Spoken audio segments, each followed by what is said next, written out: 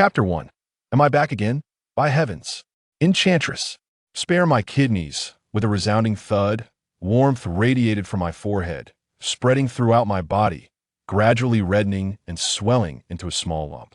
The ancient courtyard's parasol tree drooped with its leaves, and fragmented sunlight filtered through the branches, gently cascading onto the creaking bamboo chair that swayed. Slightly beneath the eaves, Su Huai rose from the ground, instinctively clutching his lower back, beads of cold sweat still lingering on his forehead, remnants of lingering trepidation. The familiar sight of blue tiles and white walls, the faint fragrance of leaves wafting in the air, the sensation of an ice blade piercing through his kidneys before his rebirth lingered in his mind. How could it be that one is murdered without so much as a proper farewell, with two ice blades thrust into his back? What manner of justice is this? Where is the decorum? Where is the law? Where is morality? Where is the compensation? To think that Su Huai, once the illustrious sixth in the realm, would face the obliteration of his reputation, were it not for the chance to return to life. To become the first ninth-tier dignitary in history to perish from kidney loss. Ah, the unpredictability of life. I managed to survive until the very end, only to meet such a fate. Drinking leads to misfortune. Drinking leads to misfortune indeed. Su Huai sighed, settling back onto the bamboo chair within the room, that he turned his head and noticed the maid in the courtyard, diligently sweeping the fallen leaves, her mouth agape, staring at him with an expression of bewilderment. Gazing upon her face, reminiscent of a star from an island film, Su Huai's heart, once saved by a kidney donor, regained a flicker of vitality. His gaze lowered slightly. Ah, it had been quite a while the girl remained as captivating as ever, her form appearing as majestic as a mountain range from different angles. As the designated heir of the Su family, once led by the former patriarch, it was essential to ensure that the maid completed her tasks of tidying up the courtyard with diligence. Moreover, it was prudent to take an interest in her physical and mental well-being. "Shall he come here?" Upon hearing his call, the young maid tightly gripped her broom, dashing to a halt 5 meters away, yet resolutely refusing to take another step closer. She stood beneath the tree, timid and bashful, her small face flushed, adorably charming. "Young master, what are your commands?" "Ahem, Shao He, I observe that your brow is dark, sweat is pouring down, and your steps are unsteady. These are unmistakable signs of impending doom." "Ah, young master, what do you mean by doom?" "Imminent catastrophe." Su Huai nodded solemnly. "Come, I am well versed in the arts of divination and can examine your situation thoroughly, while also dispelling this ominous portent." With a clatter, the broom fell to the ground, and the young maid quickly bent to retrieve it, her face aflame, fleeing the courtyard without a backward glance. "Help, help, help! The young master is truly a pervert. I, Shao He, am merely a hired maid. With no contract binding me, how can he expect me to? Oh dear, I shall never return to this courtyard." As he watched the young maid flee, as if she had seen a ghost, Su Huai couldn't help but sigh once more. In these times, living is arduous, and being a genuinely helpful person is an even greater challenge. He merely wished to alleviate the ominous aura surrounding her. What ill intentions could a 17-year-old scion of the Su family possibly harbor? Su Huai extended his hand, and upon the low table on the other side of the bamboo chair, he discovered a teapot, pouring himself a cup of clear tea. As he lowered his gaze, he beheld a distinguished and refined visage, exuding an aura of scholarly elegance, reflected in the cup. Is there truly such a handsome man in this world? Such features, such beauty, such flawless skin. Ah, it turns out to be myself, then all is well. That he raised the teacup and drank it in one gulp. That he smacked his lips, suddenly feeling a sense of dullness. Regarding the trivial matter of reincarnation, Su Huai had indeed reached a state of serene acceptance, no longer bemused by it. Do not inquire, it is simply a matter of habituation. Since his arrival from a certain world of relentless toil, he had navigated this realm, where demons and spirits coexisted, for 8 lifetimes that bore striking resemblance to one another. Once he too was a pure-hearted youth, well versed in the principles of honor and disgrace, a beacon of optimism. Yet time has a way of aging us all. Having faced death numerous times, he had come to terms with it. In the early days of his arrival in this realm, he experienced an indescribable thrill. Even though the elders of his clan deemed him a talentless waste, he still possessed the pride of a celestial being, believing that Su Huai came before the heavens, with an indomitable spirit. As a seasoned bibliophile who had frequented the literary world for a decade, none understood the tropes of the talentless better than he. From the moment of his birth, he had cautiously explored every object around him that might hold the promise of opportunity. Amulets, rings, jade pendants, even the bricks at the corner of the courtyard were subjected to his hammer scrutiny. Upon learning at the age of 17 that the legitimate daughter of a certain family intended to annul their engagement, he could not contain his excitement and exclaimed the timeless phrase that echoed through the realm of web literature. 30 years in the East, 30 years in the West. Do not underestimate the youth in poverty. Alas, after the annulment, he did not encounter the fabled twist of fate as depicted in novels. He remained an inept individual, unable to cultivate, lacking alchemical skills, devoid of any awakened talents, and utterly incapable of defying destiny. Do not underestimate the youth in poverty, gradually morphed into do not underestimate the youth in poverty, then into do not underestimate the middle-aged in poverty, and finally, do not underestimate, until he returned to the earth, a reminder that the deceased are paramount. In summary, in his first life, Su Huai spent the greater part of his existence in this small town, yet the fabled ring and its elderly guardian never materialized, nor did he ever hear the fateful ding of a binding system in his mind. The adage of 30 years in the West became a mere jest. He seemed to accept his fate, drifting through his days in a fog until he reached his 30s, when a sudden epiphany struck. Is it truly destined that without a golden finger, I must languish in this small town for the remainder of my days? Had he squandered the opportunity granted by the heavens to traverse worlds? In his original realm, he accomplished nothing of note now. Reborn into another world, he found himself still a worthless wretch. He had an awakening. Fortune favors the bold. What are those wasted years? Are there not countless tales of timely realizations and late bloomers in novels? I, Su Huai, must have a purpose. I shall not perish here. My path lies in the distance. Thus, Su Huai meticulously packed his belongings and resolutely embarked upon his path to becoming a formidable hero. Indeed, traversers are truly the chosen ones. Not far from home, he encountered the first fortuitous opportunity within a forest. It was a cave adorned with delicate azure flowers. Outside, a mountain spring flowed serenely, while inside, a radiant light illuminated the space, exuding an ethereal charm that was both enchanting and secretive. Naturally, it evoked thoughts of legendary caverns rumored to harbor unparalleled tomes and treasures, rekindling the indomitable dreams within Su Huai's weathered heart. He plunged into the depths of the cave. Initially narrow, it eventually opened to a vast expanse, where a great serpent resided, measuring 8 zhong and 6 qi. The great serpent, intrigued, inquired, Su Huai, trembling, responded, I am but a mere streamer, grant me mercy. His dreams shattered. He only recalled the fierce sunlight of that day, while the belly of the serpent offered not a trace of warmth. However, what he never anticipated was that fate seemed to play a cruel jest upon him. With a blink of an eye, he found himself once again upon the bamboo chair of his old home. On the morning of the day he was rejected, under the blazing sun, with the vigor of his 17-year-old form. Why heavens, have I reverted to a previous state? Regrettably, he had not returned to infancy, nor could he alter the innate qualities he had already developed. In this life, he stifled the excitement and joy of being reborn after his traversal, and began to meticulously plan for the future. Drawing upon the experiences of his first life, after completing the annulment process, Su Huai did not linger idly at home. At 17, he bid farewell to his doting grandfather and circumvented the nearly 30-meter-long serpent, who had little regard for dental hygiene, journeying westward. He only remembered that day the wind was fierce, and the tigers of the western mountains were formidable. Moreover, they showed no fear of sliding attacks. Dreams once again succumbed to cold, merciless fangs. Su Huai met his end once more at the age of 17. In his second rebirth, Su Huai jolted awake from a deathly nightmare, sitting dazedly on the bamboo chair for quite some time, slowly emerging from the torment that had torn at his very being. Amidst his relief, a flicker of realization dawned upon him. Had he reverted once again, could this possibly be his golden finger? Damn, who taught you to cheat like this? No one-hit kills for 999, and even calling for Deep Blue won't grant you an upgrade, just a mere revival coin. And it's not even savable.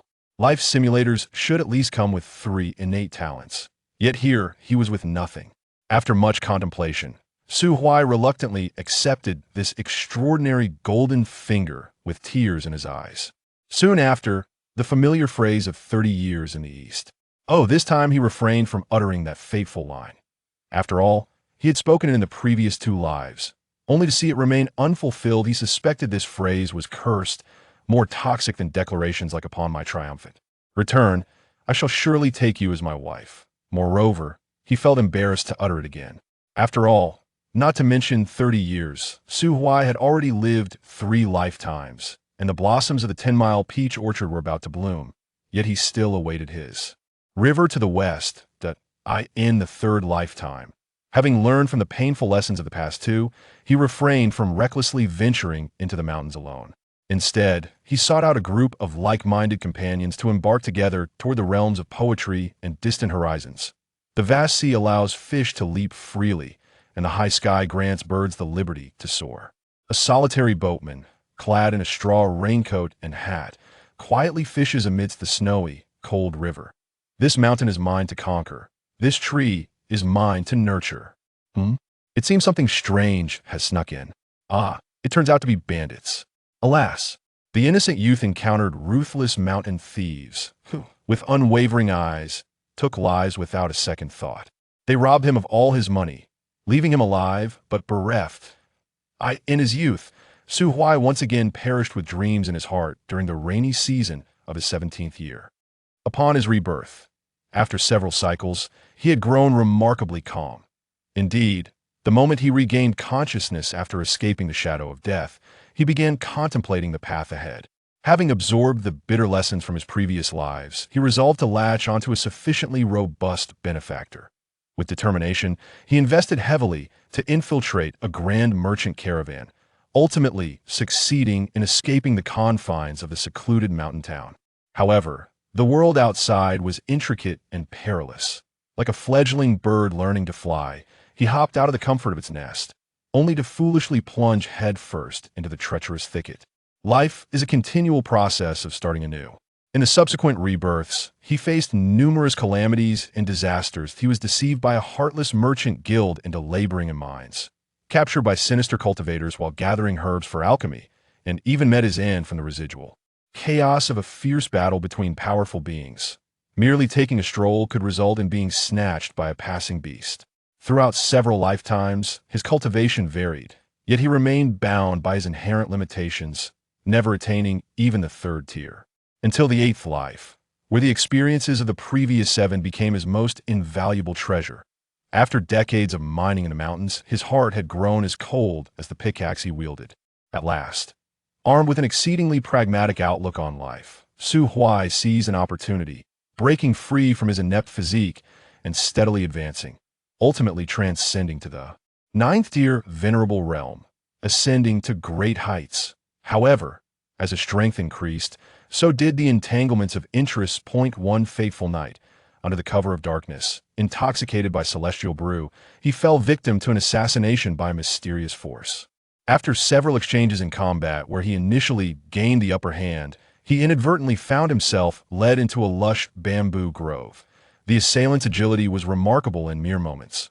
They vanished into the dense sea of bamboo, leaving no trace behind. Fueled by a tempest of suppressed rage and frustration, compounded by the potent brew he had recently consumed, Su Huai, in a moment of inebriated impulse, unleashed a wave of flames upon the bamboo forest. Then, the true master of the grove, a woman of formidable prowess, a 10th-tier martial emperor, emerged from the inferno step by step. He could not recall what he said or did afterward. All he remembered was the expressionless visage of the Empress, wrapped in a white bath towel, who swiftly dispatched him with her chilling blades. To die beneath the skirts of the Empress, even as a ghost dug. It hurts. It hurts so much. Revenge. I must have my revenge. Memories abruptly halted. Su Huai could not help but clutch his waist and let out a couple of deep sighs. At that moment, the blushing maid, Xiao He, returned, her expression fraught with anxiety as she appeared at the entrance of the courtyard. Su Huai gazed at her, reining in his drifting thoughts, and broke into a smile. Ah, Xiao, what brings you back? Have you come to a realization? After all, you wouldn't want the courtyard to remain untidy. Young master, the clan leader requests your presence in the council hall. The young maid, fearing he might utter something outrageous, pouted and spoke first. Su Huai was taken aback for a moment before raising his head to squint at the blazing sun hanging high above. Indeed, midday was fast approaching. Ah, it seems we have arrived at the much-anticipated segment of the marriage annulment. Marriage annulment? The young maid, gripping her broom, hesitated, shifting her feet as she wished to complete her task and leave, yet the young master remained sprawled on the bamboo chair, showing no inclination to rise. Indeed, you know C2 Girual, the one with whom I had a betrothal, and why unparalleled handsomeness has led this wicked woman to believe she is unworthy of me, prompting her to actively seek the dissolution of our engagement. Why, young master, please refrain from making such jest. Su Huai felt his authority as the young master was being challenged, and his expression turned serious, his gaze melancholic and profound. Xiao, in my previous life, I was an extraordinary being, my power ranking 6th in the world. Clap, clap, clap. Young master is truly impressive. The young maid clapped her hands in a show of support, yet her delicate face was unmistakably marked by a sense of perfunctory response. Do you not believe me? Su Huai pointed to the column beside him. With but a single slap upon such a stone pillar, it would shatter into pieces. Yes, indeed, quite impressive. Hiss, are you merely humoring me? Not at all. Young master, let us make a wager. Should I break the pillar, you shall come to warm my bed tonight. What say you? Xiao fervently shook her head. And no, that's not possible. Do not be so hasty in your refusal. Su Huai raised an eyebrow and continued. If I fail to break it, starting next month, your monthly allowance will be multiplied tenfold. Xiao trembled at the thought. Tenfold. What do you say? Dare to gamble? Then, I will wager. Tenfold of her monthly allowance was no trivial matter. After all, the young master could not possibly succeed. The entire Su family was aware of the eldest young master's frail constitution, incapable of lifting even a bucket of water, let alone breaking a stone pillar thicker than his waist with bare hands. The young maid's mind raced with calculations, while on the other side, Su Huai had already raised his palm. He merely aimed to tease the little maid. For a maid tasked with tidying the courtyard, tenfold of her allowance was but a mere trifling sum to him. With a light slap, his palm connected with the pillar. What transpired next was utterly unexpected. A resounding crash echoed through the air. The gusts of air surged for dozens of meters, and in an instant his dwelling, along with the bamboo chair that had accompanied him, through 9 lifetimes, was torn apart by the force, reduced to mere fragments scattered across the ground. Xiao stood frozen, his face ashen. It's over, him doomed. Meanwhile, Su Huai's eyes widened in astonishment as he felt the tumultuous surge of blood and spiritual energy within him, experiencing for the first time the fantastical, beginning that the protagonists of those enchanting tales were meant to possess. What the hell? Cultivation. At this moment, I should still be a useless layabout, merely existing without purpose. Where did this cultivation come from? Chapter 2. What are you staring at? This day marked the darkest moment in the 16 years of Cheng Xiao's life as a maid in the Su household. During her leisure hours, free from toil, she often overheard her fellow maids whispering about the predatory nature of the casino in the eastern part of the city. Sister Zhang, responsible for laundering the household garments, had a brother who was a slave to gambling. He squandered their parents' life savings in that den of vice, losing even the very trousers on his back. In the dead of winter, he was unceremoniously cast into the snow, forced to scrounge a wilted vegetable leaf to cover his modesty, and he dashed home in a state of humiliation. However, Cheng Xiaohe could never have anticipated that her first foray into such thrilling games would result in her being ensnared by the infamously notorious young master of the Su family. Her life had plunged into desolation. It was said that impoverished girls, whose innocence was taken by wealthy young masters, seldom met with favorable fates. The fortunate ones became concubines or the least esteemed handmaidens, while the less fortunate were cast out once they had lost their novelty, facing scorn from the villagers. Alas, she could only hope that the young master would possess a shred of conscience, refraining from stripping her of her last shred of dignity this frigid winter and casting her out of the Su household. Oh, how difficult it was for me. Cheng Xiaoa. Smack. Ouch. The young maid clutched her head, turning to glare at Su Huai, who had just dealt her a blow to her faith. What was she thinking? Daydreaming while walking, oblivious to the risk of stumbling into a ditch? Whoa, young master, my mother says it is wrong to strike a woman. Only scoundrels would treat women so carelessly. Your mother is deceiving you. She has not escaped your father's wrath either, often enduring his beatings behind closed doors. Crying out in agony. How can that be? How can it not be? Reflect on it carefully. During your childhood, when your parents were alone in their room, did you never hear any peculiar noises? Cheng Xiaohe was instantly taken aback. Upon reflection, she indeed recalled the faint sounds of her mother's weeping, especially in the dead of night. Good heavens, the scoundrel was my own father, beating my mother every night behind closed doors? Yet why had her mother never confided in her about such matters, instead growing increasingly tender towards her father? Cheng Xiaohe felt her mind teetering on the brink of collapse. Su Huai smirked, reaching out to pat the little girl's head, playfully pinching her chubby cheeks. Enough, your task is complete for now. I shall take it from here. Now, return to the courtyard, cleanse yourself, and await the young master's favor. Oh, as she watched Cheng Xiaohe scurry away like a timid quail, head bowed as she disappeared around the corner of the courtyard, Su Huai exhaled a sigh of exasperation, nonchalantly flicking his sleeves as he stepped onto the cobblestone path that symbolized the twists of fate. Creak. The council chamber of the Su household bore a history as ancient as the Su family ancestral hall. The weathered wooden doors had withstood centuries of trials, still burdened by the afflictions not befitting their age. Before me stood a young maiden clad in a moonlit white gown, followed closely by a tall and upright youth, and an elderly gentleman who appeared to suffer from a herniated disc. Alas, one cannot blame the elderly gentleman, who has waited so long for the ring in his first life. Indeed, this scenario of annulment bears an uncanny resemblance to the tale of the one who proclaimed 30 years of tumult. My gaze swept past my betrothed, who had been jilted 8 times, and I scrutinized the assembly of the venerable elders of the Su family. Ultimately, my eyes settled upon the middle-aged man at the head of the council chamber, who was fixating his gaze upon me. What are you staring at? What? Still staring? Dare to gaze upon me again, and I shall retaliate. Veins throbbed slowly upon Su Jingheng's forehead. Regret washed over him as he recalled the impulsive night 18 years prior, wishing he had acted sooner, perhaps slamming this misguided offspring against the wall while he was still but a mere cell. Unfilial wretch. Kneel before me.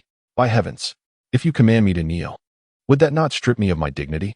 With a resounding crack, the table beside the main seat was shattered into splinters. You insufferable brat, have you grown weary of life? The middle-aged man rose, his hands trembling in fury, his spiritual energy barely contained, ready to erupt. I merely smirked, my posture remaining steadfast. Su Jingheng, once the prodigy of Black Iron City, now the head of the Su family, was my nominal father. From the moment I took my first breath, he held me in disdain, for I was a son without spiritual roots, a disgrace to his name. He had even suggested on multiple occasions to usurp my claim to the family legacy in favor of my half-brother. Yet, the patriarch of the Su family inexplicably favored this mischievous grandson, placing the primogeniture above all else. While most fathers possess a heart of compassion beneath their stern exteriors, Su Jingheng was a man of unwavering consistency, wishing fervently for this son, who had brought him so much shame, to meet an untimely demise outside. This was also the reason I had to forge my own path in previous lives, determined to carve out a name for myself in the world. As I came to annul the engagement, seated in the guest area were Si Tuzhao and her companions, observing this display of paternal affection and filial piety with great interest. The silver-haired second elder of the Su family sighed and placed a reassuring hand upon the shoulder of the clan leader, Su Jingheng. Jingheng, let us discuss these matters in private. Do not allow outsiders to witness the disgrace of our Su family. What? Disgrace? What more disgrace could there be? The reputation of the Su family has long been tarnished by this wretched child. Su Jingheng shot a cold glance at me before resuming his seat, opting to close his eyes, choosing not to see and thus not to be troubled. The second elder, weary from the exchange, took it upon himself to fulfill the duties of Su Jingheng, turning toward the nonchalant young master. Su Huai, allow me to introduce you. Those 3 over there are guests from the C2 family. As for their intentions, C2 Ji Ruo, who had been seated in silence, rose to her feet. She first offered a respectful bow towards Su Zhengheng and the second elder before turning her gaze to Su Huai. I have come to visit the Su family today to discuss the betrothal agreement my grandfather made with the late Mr. Su 17 years ago. Su Huai cast a fleeting glance at the elders of the Su family seated in high positions and let out a barely perceptible sigh. Although this was not the first time, being confronted by a junior to annul a marriage engagement, an act that could only be described as a humiliation to the family, elicited not a trace of anger from these old men. It was hard to believe that they had not gained anything substantial from this situation. This family, once united and cohesive during its prime, had long since lost that spirit. Su Huai's mother had passed away, and now the only ones who treated him as the young master of the Su family were the elderly patriarch and a few servants in the household. As for this farcical annulment, as the party involved, he had never received anything resembling a discussion. It was merely a notification of a decision already made. The engagement could be annulled, and he could choose to remain silent about the compensation offered by the C2 family, but at the very least, he should be afforded the basic respect due to him as the principal party. This so-called family truly held little worth in terms of nostalgia. He withdrew his gaze and turned towards C2 Jirua's cool, clear eyes, a faint smirk playing at the corners of his lips. Oh, the betrothal? Are you so eager to marry me? Or have you finally realized that you are unworthy of me? Upon the utterance of these words, the entire conference chamber fell into an immediate silence. The sound of a pin dropping could be heard. Moments later, the younger members of the Su family in the corner began to whisper among themselves. How dare he? He must truly believe he is the young master of the Su family. Yet, it was understandable to feel anger.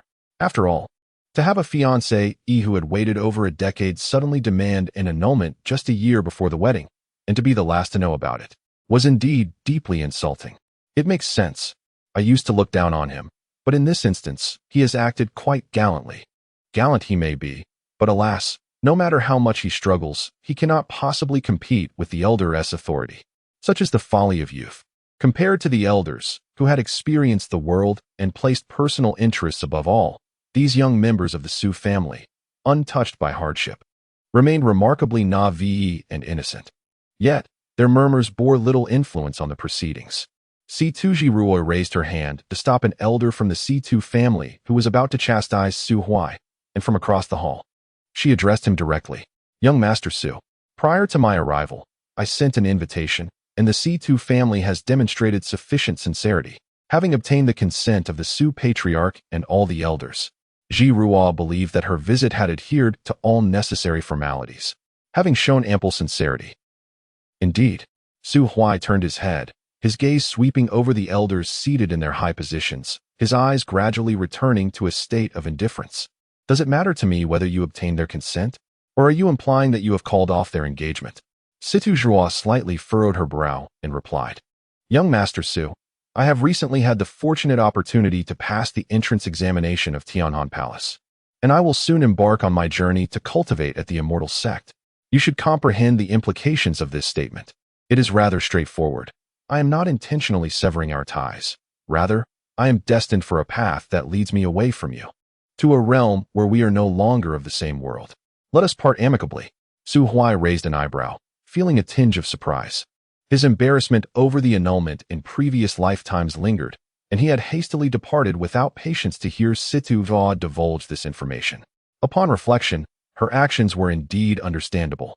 A young girl from a remote village would naturally seize the opportunity to venture into a grand city, leaving behind the childhood betrothal. What does a promise made in youth matter when faced with a future so vast? Even if the intended was the son of the village chief from the neighboring settlement, it would still pale in comparison. However, understanding her motivations does not equate to accepting the outcome as the aggrieved party. As for Su Huai, having cultivated to such elevated realms in his past lives, had never heard of Situ Zhua in the immortal domain. He could only conclude that the immortal domain was exceedingly vast. Not to mention, the Tianhan Palace, to which Situ Zhua was soon to journey, was far beyond the imagination of those hailing from humble origins. The Emperor of Tianhan, who presides over the palace, once ranked fourth on the Tianbang of the Tiangong Pavilion, and his disciples were exceptionally gifted, boldly proclaiming their imperial potential. As for Situ Zhua, she indeed possessed talent, yet at best, Her renown was confined to the remote corners of the great Yin Empire. When considering the entirety of the immortal domain, one could only exclaim in wonder, "Who are you?" Moreover, Tianhan Palace. Ah, this sect indeed holds a certain allure. Chapter 3. The Old Master of the Su family. Why does the title of the Heaven-Cold Emperor precede the fourth ranking with the character former? This inquiry necessitates a recounting of the inner disciples of the Heaven-Cold Palace who occasionally vanished, and that rebellious elder who delighted in refining elixirs from the flesh and souls of cultivators. In Su Huai's previous life, the revelation of the elder's heinous acts led to a barrage of assaults from righteous sects upon the Heaven-Cold Palace. Upon learning that his old comrade had strayed from the righteous path, the Heaven-Cold Emperor summoned the elder for a discourse of admonition. "Old friend," he lamented, "how could you commit such barbaric acts? This cannot continue." The elder, overcome with emotion, wept profusely. "Forgive me, brother, I was momentarily bewitched. The expediency of such methods to enhance my cultivation was simply irresistible." The Heaven-Cold Emperor sighed. "Alas, it is too late for regrets. I shall endeavor to preserve your life, though your cultivation is surely lost." "Thank you, dear brother. You are truly benevolent," the elder replied. As the emperor helped him to his feet, the two embraced, reminiscing about their shared past, tears streaming down their faces. Unexpectedly, as the elder turned, he plunged a blade into the noble emperor's heart, weeping as he did so. "Fear not, brother. I shall transform you into the finest elixir in existence, and we shall remain united for eternity." Ahem. Of course, the aforementioned scene was merely a figment of Su Huai's imagination. An emperor of such caliber could not be so easily slain by mere mortal hands. Even if ambushed, it would require elaborate traps and numerous arcane techniques to bring down a figure of such might. Nevertheless, the Heaven-Cold Emperor did indeed fall victim to the elder's treachery, his body subsequently taken to be refined into elixirs. By the time the Titans of the righteous path besieged the Heaven-Cold Palace, it had long been abandoned, leaving behind only rows of humanoid medicinal materials steeped in spiritual liquid within the secret chambers. Among them were both men and women. One could only wonder if Situ Zhuo ultimately became one of those figures. If that were the case, Su Huai couldn't resist casting another glance at Situ Zhuo. Humanoid medicinal materials. How peculiar. One more look. His previous lives had certainly been tragic, but if this woman truly followed through on her intentions to cultivate in the Heaven-Cold Palace, her fate would likely be no better. Upon reflecting on this, Su Huai's lingering resentment towards her dissipated entirely. What was that saying? "I shall walk my own path of sunlight, while you labor in your alchemical furnace. Unless unforeseen circumstances arise, we shall never cross paths again in this lifetime." As for warning her, that was an impossibility. Even if he were to speak, she would undoubtedly dismiss his words as mere folly. Why expend such effort to incur displeasure? It is arduous for someone to gain admission to a foreign university, only for a country bumpkin to deride it as a mere diploma mill. In such a case, the individual would be labeled as envious, leading to unnecessary disputes. How ungracious. This dream is one that many pursue with unwavering resolve. Why would one cruelly tarnish another's aspirations? Su Huai, could never be so heartless. The previously confrontational atmosphere swiftly transformed into one of gentleness and sincerity. Su Huai smiled and gave Situ Zhuo a thumbs up, expressing his approval. The Tianhan Palace is indeed a remarkable place, brimming with talent and vitality. Miss Situ, you are correct. We are no longer from the same world, and it is time we part amicably. I apologize for my earlier loud remarks. You wish to annul our engagement, don't you? Proceed with it. I wish you, Miss C2, great success in your endeavors, and may you enter your sect as an inner disciple, standing tall among the masses. C2 Jiruo raised an eyebrow, somewhat taken aback by Su Huai's sudden change in demeanor. However, after a moment of contemplation, she attributed it to his awe of the Tianhan Palace's prestige. After all, there is a significant divide between mortals and immortals. Henceforth, she would be the one he must look up to, and while he may return to dust in a century, she would remain in her prime. Surely, he must be feeling some discomfort. The calmness and acceptance he displayed must be a fade, driven by his wounded pride. C2 Jiruo pressed her lips together, her autumn-like eyes gazing into Su Huai's. Young Master Su, it is enough that you understand my intentions. Su Huai nodded emphatically. I understand. Absolutely. Si Rua continued. I am aware that this annulment may have caused you emotional distress. We were meant to unite as a couple in a year, sharing our lives together. However, matters of the heart are but fleeting joys compared to the pursuit of immortality, which is not what I seek. Ultimately, I have let you down. What do you mean by gods and demons? Su Huai's face was a canvas of confusion until Si Rua took a letter from the elder accompanying her and pressed it into his hands. This is a promise. If you are willing, wait for me for 10 years. Should I find no hope in the path of immortality after that time, I shall honor our childhood engagement and marry you, committing to a life together. Su Huai's hand trembled, nearly slapping the envelope against Si Rua's face. Wait for you for 10 years. You annul our engagement and then expect me to remain as your ultimate backup? What if you achieve greatness in those 10 years? Am I to wait in vain? Well, perhaps not entirely in vain, for you might turn into a miraculous elixir by then. But how could this woman attempt to bind a man with aspirations for the world with a vague promise? She is utterly lacking in self-awareness. Su Huai blinked and said, Miss C2, as we part, allow me to impart a piece of advice. C2 Rua nodded gently. I am all ears. A foolish girl, steaming shrimp heads.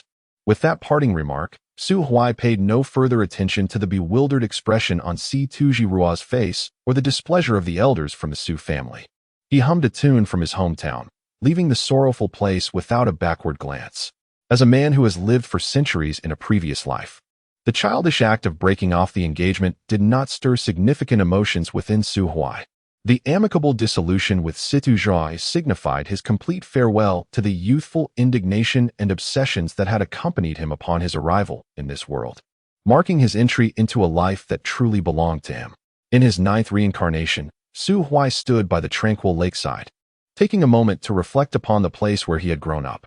The Su family, as the sole dominators of the small town known as Black Iron City, possessed a vast estate that occupied nearly 10% of the entire land. This estate boasted mountains, lakes, and even a street. Each direct descendant of the Su lineage had their own small courtyard within its bounds. At that moment, Su Huai resembled a languid dandy, meandering down a moss-covered path, straying further from the main road. After a quarter of an hour, he found himself before an old courtyard, quietly observing the ancient wooden door, weathered by time, before finally lifting his hand to knock gently. Tap, tap, tap. Stop knocking. Just come in, a voice called out. Little rascal, when did you become so polite? As soon as the wooden door opened a crack, Su Huai wrinkled his nose and inhaled deeply, his eyes suddenly sparkling as they landed on the stone table adorned with a set of exquisite, white jade wine vessels.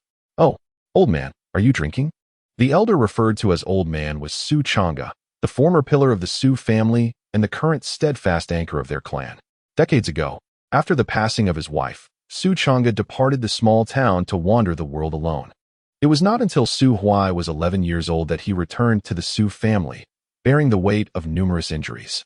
No one knew what had transpired during his absence, only that upon his return, he remained silent, secluding himself in a hidden chamber for 3 days and nights, disregarding any attempts at visitation or persuasion.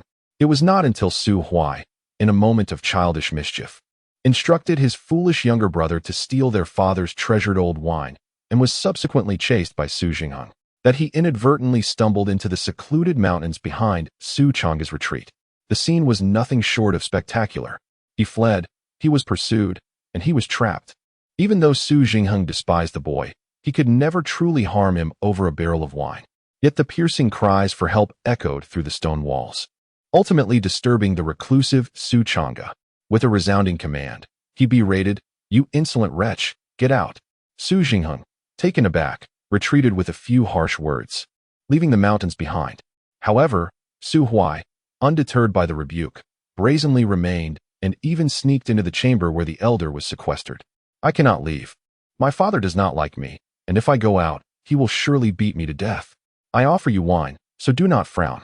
From now on, you will protect me, and I will have my brother steal my father's wine to sustain you. What do you think?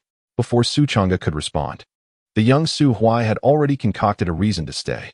Su Chang'e inquired, as an elder brother, why would you seek to harm your own sibling? Su Huai, cradling the wine jar, tugged at the corners of his mouth. It is not a matter of harm. He is my father's treasure, cherished to the point of fragility. and he could never bear to strike it. This jar of wine, in my father's eyes, when my brother retrieves it, it is merely a collection. Yet when I attempt to take it, it is deemed thievery. He can indulge without consequence, while I am branded as a vile creature. Do you understand? The elderly man gazed at the youth before him, enveloped in silence for a considerable time. What is your name? The young man lifted his head, as if he could pierce through the thick slate beneath him to behold the vast starry sky beyond the secret chamber. In the southern city, dreams linger. A pillow of Sephora provides solace. I am Su Huai. Perhaps it was the bond of blood, or perhaps the audacity of the youth that swayed him, or even the stirring clarity in his eyes. Eventually, the wrathful Su Chang'e, in an inexplicable turn of fate, embraced this previously unknown grandson. From that fateful night, after partaking in his wine, he truly began to shield him. Chapter 4. The Alchemist. As the wooden door swung fully open, Su Huai beheld the entirety of the courtyard before him. Indeed, Su Chang'e was indulging in wine, and he was not alone in his revelry beneath the tree. Opposite him sat an elderly man with hair and beard as white as snow, clad in a flowing gray robe. Before the old man stood a towering crimson alchemical furnace, intricately adorned with countless carved demons and spirits, within which azure flames danced with fervor. An alchemist?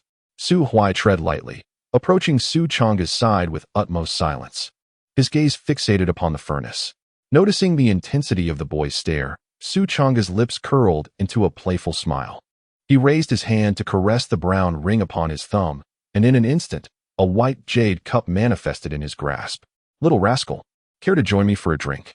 As Su Chang'e reached for the wine jug on the table, Su Huai, startled, quickly intervened, accepting the empty cup from his hand. Ah, no. It is quite unnecessary for you, esteemed elder, to serve me. I wouldn't dare impose upon you. It could shorten your lifespan. With a twinkle in his eye, Su Chang'e observed as Su Huai filled 3 cups with wine. He gestured toward the elderly man engaged in alchemy. This old fellow is my dear friend, Lu Qingmu. While his talents in cultivation may leave much to be desired, he has made significant strides in the art of alchemy. What say you? Do you harbor any interest in this craft? Su Huai paused momentarily, then shook his head with a wry smile. Not at all. I am not cut out for such endeavors. How self-aware you are. The elder chuckled.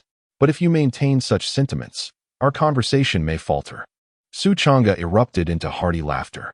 Did you not once proclaim yourself the chosen one, destined for greatness? Yet now, after the dissolution of a betrothal, has your ambition withered away? Ahem, let us steer clear of such topics. Su Huai sipped delicately from his cup, the fierce flavor flooding his mouth and causing his throat to itch. He silently set the cup down. Having anticipated a fine vintage to welcome an old friend, he was instead met with a mere jug of fire bamboo brew, worth a few coins at the market. How miserly of the old man. This fire bamboo brew, akin to the harsh spirits of his previous world, was too potent for Su Huai, whose tolerance for alcohol was limited. Moreover, to dispel the effects of intoxication, using one's cultivation was not only a waste of wine, but also an act of profound disrespect toward those sharing the table. Noticing Su Huai's subtle discomfort, Su Chang'e chose not to confront it, merely gazing at him with a knowing smile. I had assumed you came to bemoan your recent misfortunes regarding the broken engagement, but you appear quite at ease, not at all resembling someone who has faced disgrace. Have you found peace within yourself? Su Huai nodded gently. Yes, I have come to terms with it. There are countless flowers in the world. Why linger on the one that has wilted? The old man smacked his lips and lifted the wine cup from the table, saying, It's good to see you have come to terms with it. When you were born, I sat in quiet contemplation beside that old ghost, Situ, before the monument of enlightenment on Tinyun Mountain, and we forged a bond of sorts. When your father conveyed the family's situation to me, that old ghost happened to be nearby. Upon learning that I had a grandson, he shamelessly insisted on marrying off his half-year-old granddaughter to me as my granddaughter-in-law. Now, with Situ gone, it seems that girl has a mind of her own. She turned up at my house to call off the engagement. How utterly uncouth. If it weren't for this frail body of mine, I would have paid his family a visit without hesitation. The old man downed the strong liquor in one gulp, the warmth of the alcohol causing a flush to rise on his withered face. Su Huai cradled the wine jug, filling the old man's cup with a cheerful smile. Old man, don't be upset. What does a true man have to fear without a wife? If she doesn't fancy me, I'm not particularly keen on her either. In a few years, I'll find a fairy to bring home, one that will undoubtedly surpass Su Huai by thousands, if not millions, of times.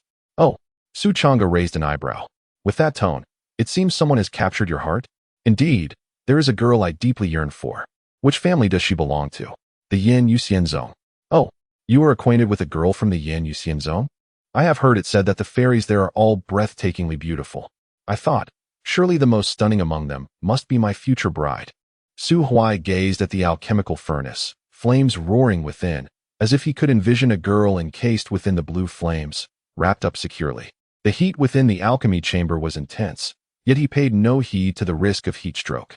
Just as the thought of approaching her and removing that thick garment crossed his mind, the girl suddenly lifted her gaze to him, a pure and radiant smile gracing her somewhat pale face. Su Huai, look, I did it. Taste it. This is my first successful creation of an 8th grade elixir. From now on, you won't need to risk your life in the secret realms to compete with those old men for resources. I'll support you with my alchemy. Goodness, that wicked rich girl. Su Huai placed a hand on his heart, feeling a faint ache there. Later, that 8th grade elixir was wrapped in spiritual crystals, fashioned into a pendant, serving as a token of love between him and the wealthy girl, worn close to his heart.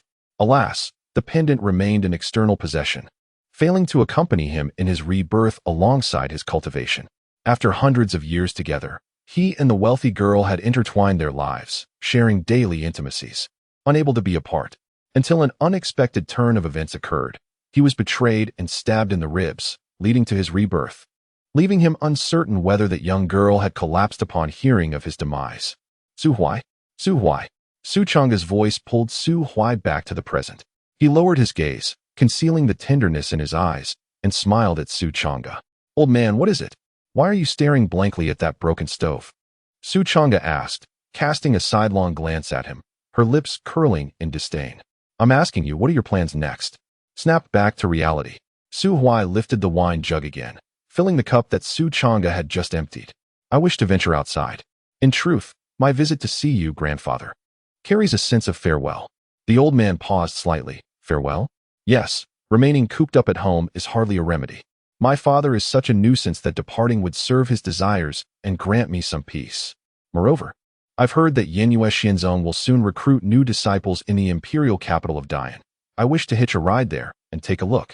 Su Chang'e sighed, saying, your father, Su Jingheng, is indeed a misguided wretch. Sooner or later, I must find a reason to loosen his hold. Alas, now that you are 17, it is well for you to explore the world. However, do not be overly ambitious. Lacking innate spiritual roots makes the path of cultivation exceedingly arduous. Take it step by step. Yin Yuxian Zone, as one of the 4 transcendent powers in the immortal realm, has stringent requirements for its disciples.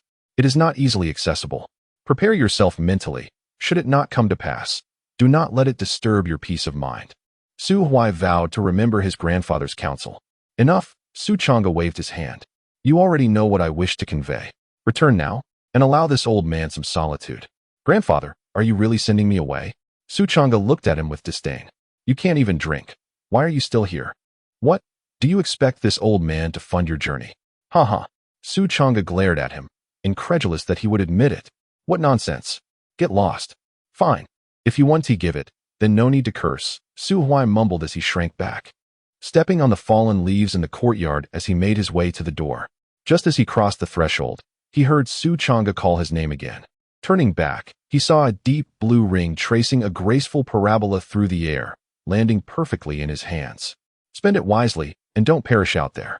This old man awaits your return to support me in my old age. Su Huai grasped the ring tightly. Fear not, grandfather. When I return, I shall have my brother steal the finest wine from my father for you. Quickly be off, you useless brat. Ha ha. With a grin, Su Huai suddenly straightened, kneeling at the entrance and bowing his head to the old man before rising to close the door behind him.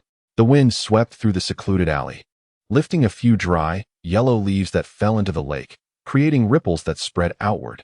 After a considerable time, when Su Huai's presence had completely faded from the small courtyard, Lu Qingmu, who had been beside the alchemy furnace, suddenly opened his eyes. The flames gradually extinguished, leaving only a residue of medicinal dregs within the furnace. Su Chang'e leaned forward to take a glance and chuckled. Oh dear, a failure, is it? After such a lengthy period of sitting there with your eyes closed, pretending to be formidable? Lu Qingmu's lips twitched slightly. If it were not for the frail old man before him, whose vitality resembled a flickering candle in the wind, he would have certainly given him a few taps on the forehead to instill a sense of the dignity of an alchemist. Taking a deep breath, Lu Qingmu turned to gaze at the courtyard's entrance. The youth had long vanished, yet despite having his eyes shut, Lu Qingmu was aware of all that had transpired moments ago. He spoke slowly. That young man possesses something peculiar. Su Chang'e moved a cup of wine before Lu Qingmu, teasingly scolding, "You old man, though your strength may be lacking, your spiritual perception is quite remarkable, truly the mark of an alchemist." "Old Su, I am not jesting." Su Chang'e shot him a sidelong glance, his tone unusually serene. "I understand what you are implying. Although my physical form is spent, my general perception remains intact. At the initial stage of the 8th-tier venerable realm, there are few in the lower celestial domain who could rival him." Lu Qingmu abruptly rose to his feet. "But you mentioned he is only 17. Moreover, I have discreetly probed. He possesses formidable cultivation, yet his bodily aptitude is dismal. What if he is possessed by a demonic sovereign?" Su Chang'e shook his head. "No, he is my grandson." "What if he is the reincarnation of an evil practitioner?" "That is also improbable." "Then how do you account for his cultivation?" Su Chang'e set down his wine cup, raised his head to meet Lu Qingmu's gaze, and enunciated each word distinctly. "I shall reiterate, he is my grandson." Lu Qingmu stuttered momentarily, rendered speechless. "Sit down. Have a drink." Oh, Chapter 5. Misunderstandings, merely misunderstandings. Upon exiting the old man's courtyard, Su Huai raised the ring, scrutinizing it under the sunlight. This was a spatial ring. And not just any ordinary one, a high-grade spatial ring. It felt cool to the touch and possessed some nourishing properties for the body. It was far superior to the one he had found in his previous life, which belonged to a certain prodigy. It seemed the old man had a glorious past of his own. Unfortunately, his vitality had waned, and his cultivation level had diminished significantly. With his current prowess, he could easily perceive the cultivation levels of the two elderly men in the courtyard.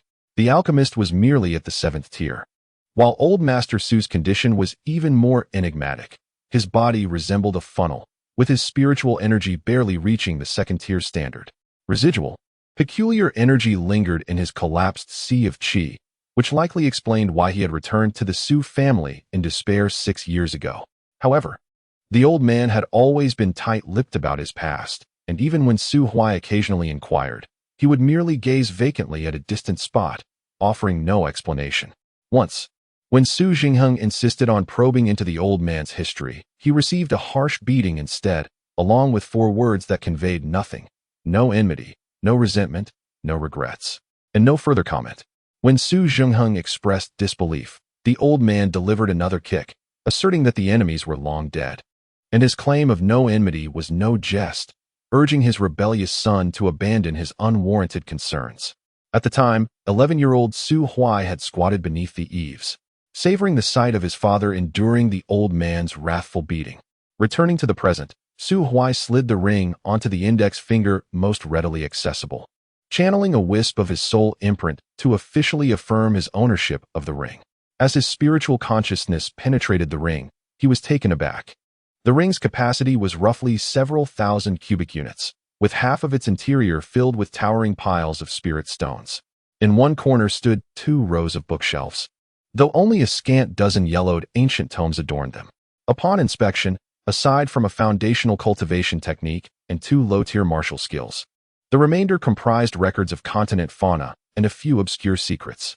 Su Huai's gaze settled on an ancient tome of secrets tucked away in the farthest corner, its cover tattered and worn, clearly having endured considerable handling. It seemed likely that this book, frequently perused by the old man, contained some forbidden secrets buried deep within a certain continent. With reverence, Su Huai withdrew it, revealing a title embossed in gold lettering: Evaluation of Otherworldly Demonesses. What a title! Upon flipping it open, Su Huai was immediately captivated by its contents.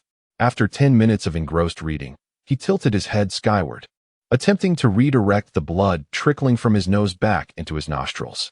Closing the ancient tome, he finally understood why the other books were well preserved while this one bore the scars of time, its pages rendered nearly illegible from constant handling. But why had the old man entrusted it to him? Could it be a form of inheritance? Rearranging the evaluation in his hands back onto the bookshelf, Su Huai let out a sigh, reflecting on the unexpected revelation that the old gentleman was, in fact, a concealed magnate. Indeed, he was a man of character, truly, living a carefree existence. Under the blazing sun, well past noon, the aroma of sumptuous dishes wafted throughout the Su residence.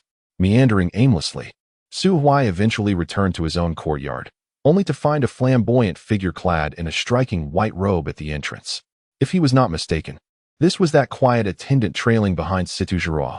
Su Huai held a favorable impression of him, as he had exhibited remarkable decorum during their engagement annulment, refraining from casting disdainful glances or hurling sarcastic jabs like some brainless antagonists.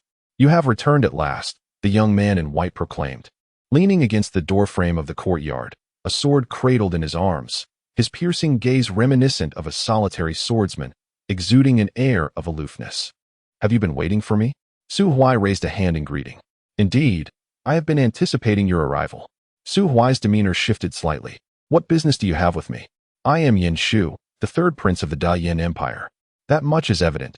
You certainly appear quite serious. Do not interrupt." Yin Shu's gaze turned frigid, his grip on the sword tightening menacingly.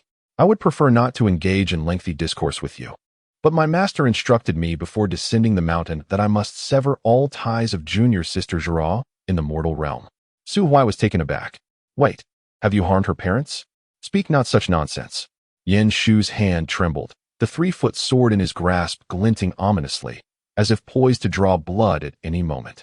"Hand over the contract junior sister bestowed upon you without delay. Do not force my hand." Su Huai paused momentarily. That so-called contract was merely a token of his secondary status, which he had utilized to clean his shoes upon exiting the council chamber, carelessly discarding it into the nearby gutter. "You want it? Go retrieve it from the gutter yourself." "What madness!" Rolling his eyes, Su Huai circumvented Yin Shu and pushed open the courtyard gate. At a glance, he spotted Cheng Xiaohe, silently seated beneath the ancient phoenix tree in the yard. A single phoenix leaf rested on her face, while her broom lay haphazardly aside. He wrinkled his nose, a faint scent of blood assaulting his senses. In an instant, an overwhelming aura of murderous intent surged forth, causing the temperature in the courtyard to plummet sharply. "Did you do this?" Feeling the chill emanating from Su Huai's icy gaze, Yin Shu shivered, sensing himself being scrutinized by a fearsome beast, his limbs growing cold and immobile. He opened his mouth to speak, but could not utter a single sound. Seeking death, Su Huai raised a hand, grasping Yin Shu by the throat and lifting him off the ground, his fingers tightening incrementally. The bones in Yin Shu's neck soon creaking under the mounting pressure. His breaths became rapid, his face flushed, and in a daze. He glimpsed his long-deceased grandfather beckoning to him. "Young master, what are you doing?" The atmosphere suddenly froze. Su Huai turned his head and discovered that Xiaohe, who should have been cold and lifeless, was now trembling beneath the tree, wide-eyed, watching her young master commit murder, as if fearing for her own life. "You're not dead?" "Ah, young master, should I have died? But I wish to live a few more years. Is that permissible?" She hurriedly shut her eyes. "I saw nothing. That person did not harm you." Xiaohe clutched her garment, swallowing hard. "Isn't he your friend?" "No, that's not right. I clearly sense the scent of blood." "Oh, I almost forgot I just had a nosebleed, so it's all right." It was all his fault. In his previous life as a wandering cultivator, he had grown accustomed to taking the initiative in sudden situations, eliminating all potential dangers before he could consider the truth of the matter. Otherwise, he might one day perish outside. He had forgotten that he was no longer in a world where lives were as cheap as grass. He was in the Su residence, and he was the esteemed young master of the Su family. Su Huai released his grip, and Yin Shu fell to the ground with a thud, gasping for breath. The instigator of this chaos twitched his lips, hurriedly offering an awkward yet polite smile as he helped him up, brushing off the dirt from his clothes. "It was a misunderstanding. A misunderstanding, Yin brother. If you hadn't acted, why didn't you just tell me? Why act so aloof? If you had spoken up earlier, I would never have laid a hand on you. Ah, it's all your fault, Yin brother, for making me mistake a good person. Are you a devil? Did you give me a chance to speak? You blame me? So I took a beating and now have to apologize." Su Huai could not fathom the grievances that weighed on Yin Shu's heart. Seeing him silent, he enthusiastically gathered the fallen sword. "Are you hurt, Yin brother? If anything feels amiss, tell me, and I shall tend to you. Let me see, is it your neck that aches? Your face is quite flushed. It's a sign of excessive blood flow. I have a method of bloodletting. Yin Shu recoiled in horror, eyes wide as he looked at Su Huai, forcing out a few words through his sore throat. I am not in pain. Not in pain. That's good. If you're not in pain, then you're fine. How about this? Yin brother, why not stay for a meal? Xiao He, go ask the kitchen to prepare some dishes. Yin Shu began to struggle. No, I am not eating. I still have matters to attend to. I must take my leave. Damn it. Standing at the door with the sword nearly got him choked. If he ate your meal, wouldn't he be scattering his ashes? Yin Shu scrambled out of the courtyard, not daring to take the sword from Su Huai's hand, and stumbled toward the resting quarters arranged for them by the Su family. Upon returning, he ordered the execution of the spy responsible for gathering intelligence on the Su family. How infuriating it was to hear that he had confidently claimed the Su family heir. Engaged to Situ Zhuruo, was an incapable waste, devoid of any martial prowess. Have you ever encountered someone so utterly inept that they could paralyze a cultivator in the condensation stage merely through their oppressive presence? He was undeniably more formidable than his father. Meanwhile, in Su Huai's modest courtyard, witnessing Yin Shu's frantic escape was akin to a ghostly apparition. Slowly coming to terms with the situation, Xiao He crouched beneath a tree, broom in hand, stifling her laughter. Admittedly, after reflecting on it, the way the young master had stood up for her was rather dashing. The thought of warming his bed didn't seem so objectionable after all. Her cheeks flushed with warmth. However, just then, Su Huai suddenly turned and shot her a glare. Laugh all you want, it's your fault. I decree that you shall have no lunch today, and you shall sit on a stool beside me and watch as I eat. Bah! The young master was both ugly and perverse, utterly detestable. She wouldn't even warm a dog's bed for him. Chapter 6. The overlooked corners. After indulging in a sumptuous lunch, Su Huai truly savored the privileges befitting a wealthy young master. The newly acquired bamboo chair swayed gently, emitting soft creaking sounds as he half closed his eyes, allowing the sparse sunlight to cascade over him. His entire being languished in a state of relaxation, devoid of any desire to move. Young master, is this acceptable? Put in more effort. It's fine. Do not spare me. I can't go on, young master. Su Huai smirked, his expression fierce. Even if you can't, you must continue. Otherwise, I shall withhold your monthly allowance and cast you out of the manor. Wah! This continued for approximately 20 minutes, until Su Huai slapped Xiao He's hand with an air of disdain. Utterly useless. Such beauty wasted, and you can't even manage a shoulder rub. How pitiful. I am just a girl. How audacious. You dare to retort against your young master? I shall deduct 3 days from your allowance. Xiao He opened her mouth, feeling feeble and helpless. It was a pity that after an afternoon of massaging the young master's shoulders, her hands were now sore and numb, compounded by the scolding. She would have preferred to simply warm the bed. Indeed, wealthy young masters are often devoid of compassion. Before the fun had even begun, he was already contemplating her dismissal. What would happen if he truly grew weary of her? Enough. Su Huai stretched lazily, loosening his muscles, and pinched Xiao He's tender face. I'm leaving. Ensure the courtyard is cleaned thoroughly. Oh. The door closed gently behind him. Su Huai departed silently, not disturbing anyone. Clad in a black robe, he slipped into the throngs of people outside the Su residence, meandering towards the civilian quarters on the other side of Black Iron City. He paused at the entrance of the civilian area, where two of the most lucrative establishments in the mundane world stood, the Qingxi Workshop and the Hongyan Pavilion. Their names evoked a sense of elegance. Yet one was a den of vice engaged in carnal dealings, while the other was a place that had led countless families to ruin. The Qingxi Workshop was detrimental to health, and the Hongyan Pavilion was a financial pitfall for the hard-working common folk striving to make a living. These two establishments at the street corner were far from desirable.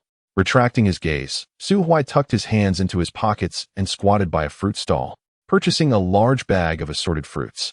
After a moment's thought, he wandered over to the small eatery owned by the Su family and emerged with a bag of candies. Then, swaying gently, he made his way into a modest household at the end of an alley. Though Black Iron City was built upon a vast iron ore vein and was somewhat remote, it was not a place of poverty. In fact, one could assert that it was considerably wealthier than over 80% of ordinary cities in the immortal realm. Yet, Even the most prosperous areas harbor corners forgotten by affluence. The Chung family represented the lowest strata of Black Iron City. The family's pillar, who had suffered an unfortunate accident while hunting, had miraculously survived thanks to the valiant efforts of his companions, but he had permanently lost the use of his legs. Meanwhile, the matriarch, frail and ailing, clung to life through bitter and inexpensive medications. Moreover, the household is home to two elderly individuals, often lost in their thoughts, and a young girl of merely 6 or 7, who can only assist her mother with the lightest of chores. The weight of existence, heavy and relentless, rests upon the frail shoulders of a mere 16 or 17-year-old maid. Fortunately, Su Jingheng, the leader of Black Iron City, despite his disdain for Su Huai, the unworthy son, is regarded as a benevolent lord by the townsfolk. The servants in the Su household are those impoverished souls on the brink of despair, hired at generous wages. For instance, Chung Xiaohe has secured a position that offers compensation far exceeding the value of her labor, merely by cleaning the courtyard of this ineffectual young master daily, thus barely ensuring her family's survival, while also accumulating a little to purchase the inexpensive herbs her mother requires. Yet, survival is but a meager existence. Her mother's ailment worsens, and to cure it would necessitate a sum of money that is astronomical.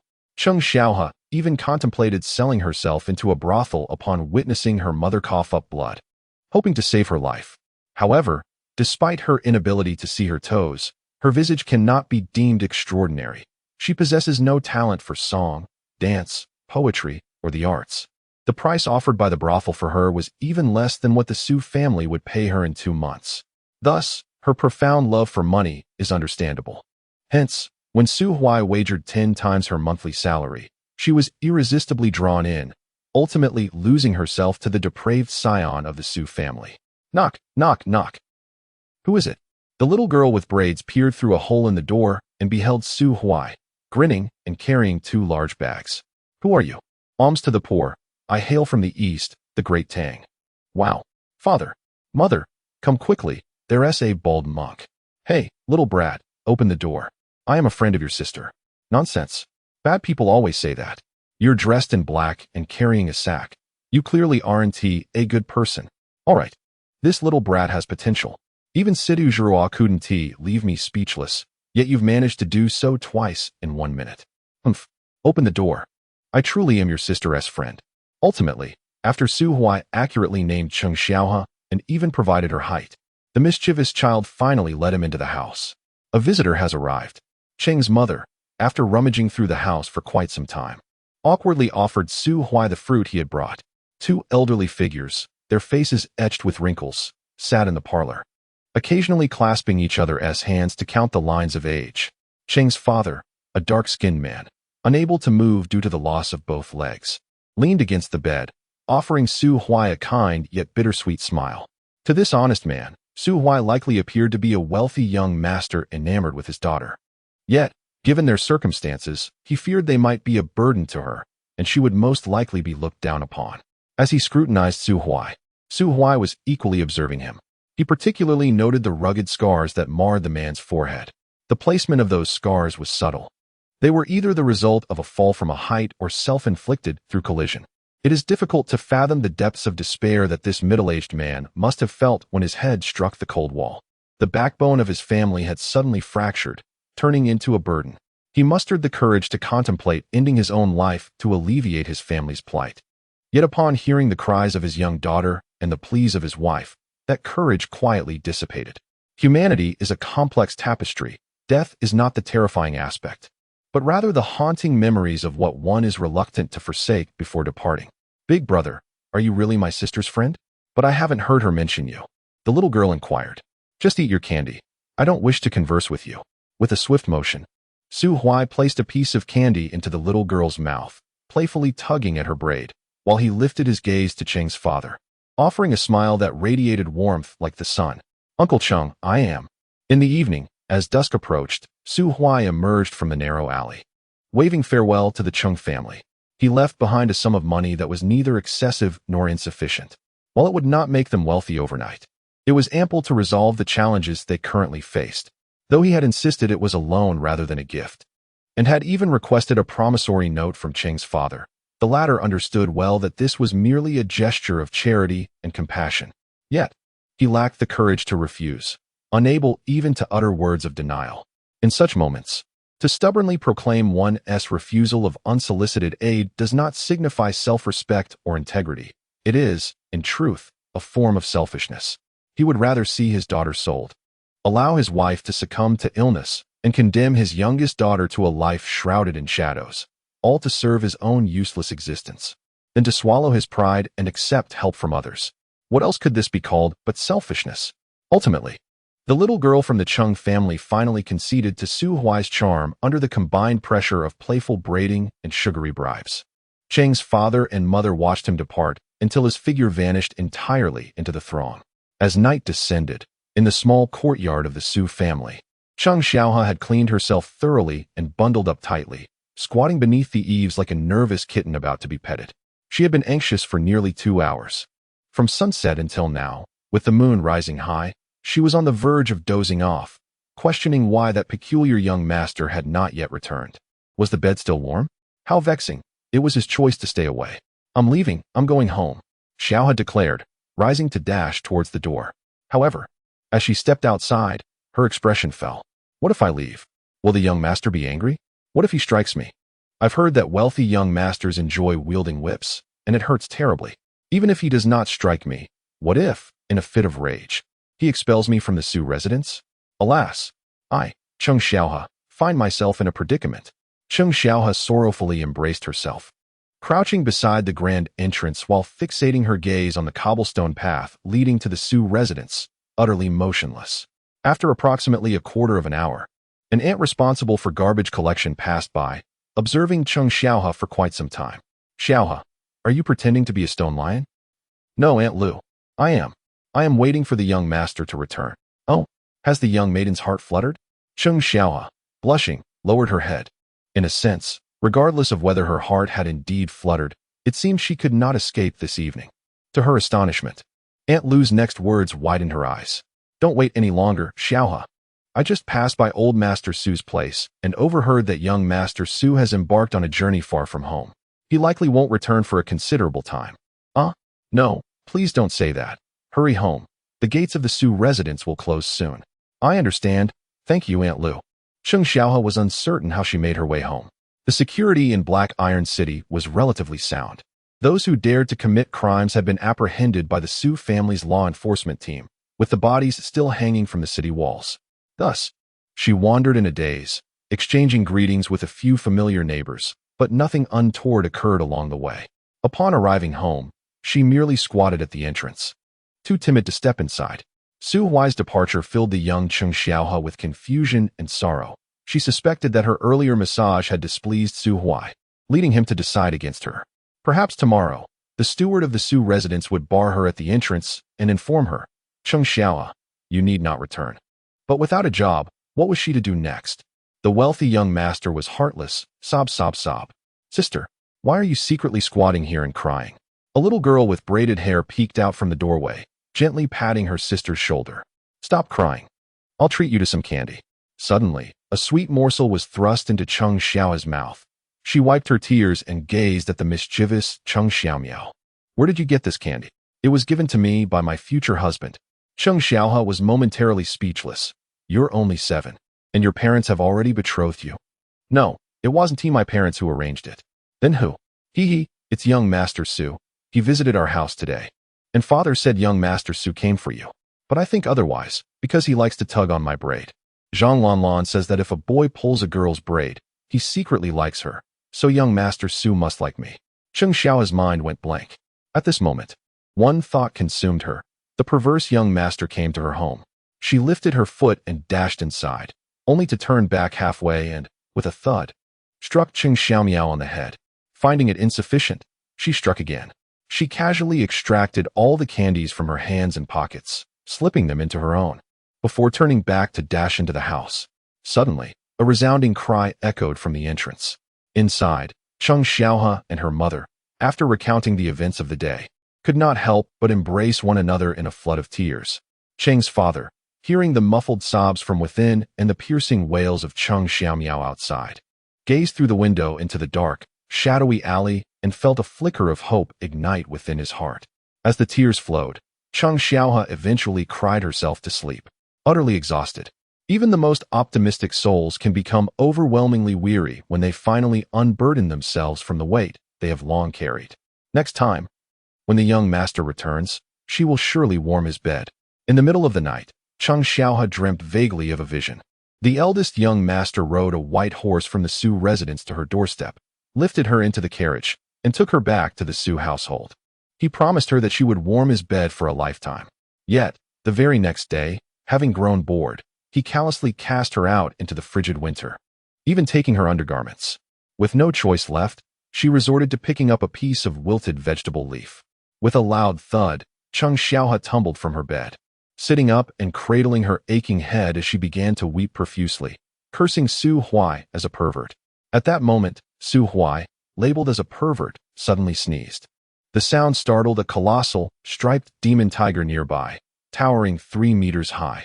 Shaking its head in annoyance, the tiger, now revealed, brandished a dagger and faced the creature, which had just finished its meal and was rudely awakened from its slumber by Su Huai. "I found you. You are the one. The culprit responsible for my demise in my second life." It roared. The fierce tiger let out a thunderous roar, then lowered its head, snorting, with white mist billowing onto the ground, stirring up a small cloud of dust. Su Huai shifted his feet. The striped tiger was a third-tier demon beast, its strength comparable to the crying Yin Shu from earlier that day. Meanwhile, he possessed the power of an immortal, equivalent to the 9th tier. The overwhelming disparity in strength dulled the thrill of vengeance. Thus, he resolved to engage in a playful duel, planning to defeat it with the same sliding maneuver he had once used, honoring his spirit in the heavens, hoping to secure his protection. Wait, something seemed amiss. Never mind such details. I shall strike. The dagger twirled elegantly in his palm as Su Huai surged forward. As the striped tiger leapt at him, he leaned back sharply, executing a splendid slide.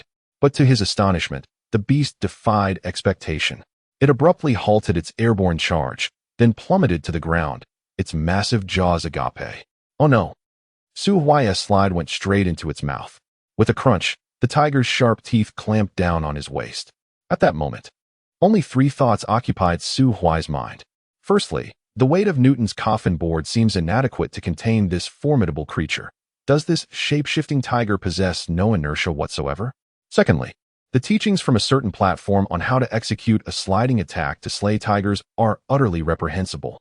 If I, a celestial being, cannot achieve such a feat, how could an ordinary person?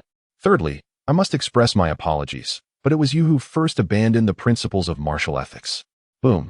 Su Huai unleashed a burst of spiritual energy, striking the tiger squarely in the face. The cunning striped demon tiger barely had the chance to commend itself before. In the next moment, its soul ascended to the heavens. Su Huai examined his waist and abdomen. His garment bore a series of significant tears, yet miraculously, not a scratch marred his skin. The tiger's display of prowess was indeed impressive, yet it failed to inflict any substantial harm. Fortunately, his cultivation was preserved in this realm. Muttering under his breath, he kicked the lifeless body of the tiger and bent down to retrieve a circular demon core, wiping it against the tiger's form before stowing it away in his spatial ring. Having completed these tasks, he let out a sigh of relief and turned to head eastward into the forest, where another serpentine companion awaited him. Chapter 7. Ouroboros. Typically, serpentine beasts prefer habitats that are dark and damp, often nestled within thickets and wetlands. However, it is not uncommon for certain anomalies to bask in the sun upon sandy deserts or to luxuriate in the embrace of molten lava. Having determined a general direction, Su Huai spent nearly half an hour before he stumbled upon the cave that had haunted his dreams, a sunlit slope revealing its entrance. He paused at the mouth of the cave, gazing at the carpet of delicate azure flowers, and could not suppress a sigh. In his first life, he had merely been an ordinary man, lacking in experience, and had simply found the wildflowers beautiful. It was only now that he recognized these were no mere wildflowers. They were, in fact, countless second-tier spiritual herbs known as moon dew chrysanthemums. The value of such herbs is rather steep. In the markets of Black Iron City, 5 moon dew chrysanthemums could easily be exchanged for a generous-hearted Cheng Xiaohe, without even the need for negotiation. Embracing a philosophy of frugality, he summoned his spiritual energy, deftly severing the stones and soil within a 5-meter radius of the cave entrance, and hastily stowed them away in his spatial ring. After surveying the barren entrance with satisfaction, he lowered his head and ventured inside. The cave was somewhat cool, with deep green moss clinging to the walls, and a faint, unpleasant odor wafted from the depths, prompting Su Huai to quicken his pace instinctively. After traversing several dozen steps, he finally caught sight of the pool where he had met his demise in his first life, illuminated by the gentle glow of the cave's small luminescent grass. In the center of the pool stood a stone pillar, etched with 8 deep grooves, each more pronounced than the last. Coiled upon the pillar was a 20-meter-long purple-striped black viper, its frigid vertical pupils fixated on the unexpected intruder armed with a long sword, who had dared to encroach upon its lair. Hiss! Hiss! A 5th-tier beast? Su Huai furrowed his brow. The immortal domain has always been a realm where mortals and immortals coexist, seemingly teeming with practitioners, yet the number of those with true cultivation talent is quite scant, comprising less than 5% of the total population. Among this small fraction, at least half of the practitioners remain perpetually at the initial stage of body refinement. The 10 stages of cultivation correspond to body refinement, foundation establishment, spirit concentration, transformation from mortal to immortal, ascension, earth immortal, heaven immortal, immortal king, immortal sovereign, and finally the immortal emperor. The first 4 stages are collectively known as the mortal realm. Only upon reaching the 5th stage, ascension, does one truly step onto the immortal path, acquiring the qualifications to establish a sect. Yet, the path to the 5th stage is fraught with difficulty. The most formidable known figure in the Yen kingdom, the ruler Yen Patian, is merely a late-stage ascendant. Most small city lords, like Su Huai's father, Su Jingheng, are typically at the spirit concentration stage, with Su Jingheng being slightly stronger, having just barely broken into the transformation stage. Who could have imagined that a 5th-tier beast would reside in a thicket less than 100 miles from Black Iron City? One might wonder why such a powerful creature would not seek to challenge Yen Patian to establish its fame, yet instead chooses to slumber here in comfort. Furthermore, it stands to reason that a 5th-tier beast possesses intelligence not vastly inferior to that of humans, for upon reaching the 6th tier, they can assume human form and articulate speech. However, Su Huai discovered that the purple-striped black viper before him appeared utterly daft, merely staring at him in a stupor. Could it be that among the beasts, there also exists the dim-witted? Su Huai emanated an aura with a strength only worthy of the ascendant realm. Yet the gargantuan serpent merely trembled slightly and remained coiled, motionless. It stared with wide eyes, neither launching an attack nor fleeing. Goodness! Is this truly a creature of limited intellect? I was devoured by such a beast in my first life.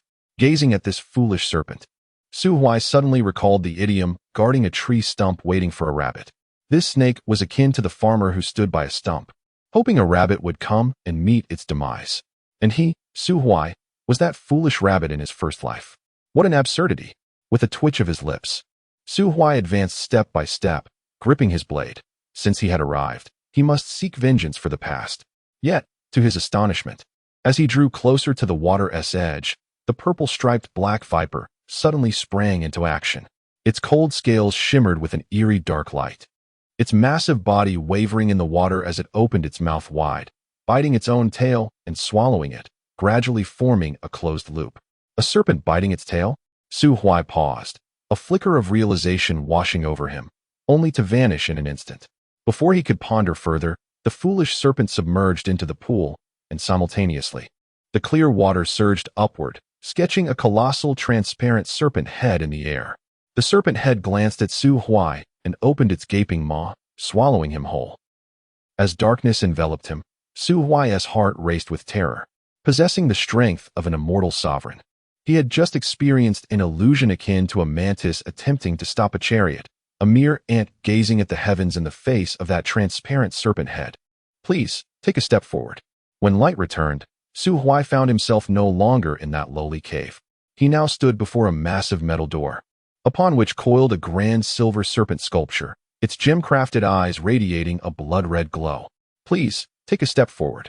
Who are you? Su Huai glared at the serpent's eye on the door, his spiritual energy swirling wildly around him, prepared to unleash his most formidable strike at any moment.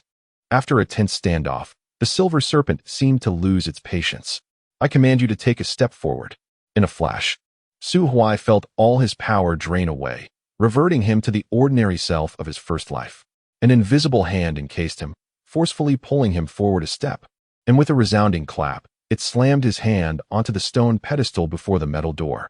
Energy level, 9, 3. Potential level, 0. Rating, 13. Unqualified. Ant-like existence. Incompetent. Waste. Rubbish. What the hell? Why the insults? Who do you think you are? Come out and face me. In the realm of vocal communication, Su Huai has never feared anyone. Even the silver serpent appeared momentarily speechless. After a prolonged silence, when it spoke again, its tone reverted to the initial monotony. 5 years. Unqualified death. How dare you? Damn. Before he could finish, Su Huai suddenly felt a push, stumbling slightly before raising his head, only to find that the imposing metallic door had vanished. In its place were the original cave, the pool of water, and that foolish snake coiled within it, staring at him with wide eyes. Clenching his fist, the power of a celestial being surged back within him.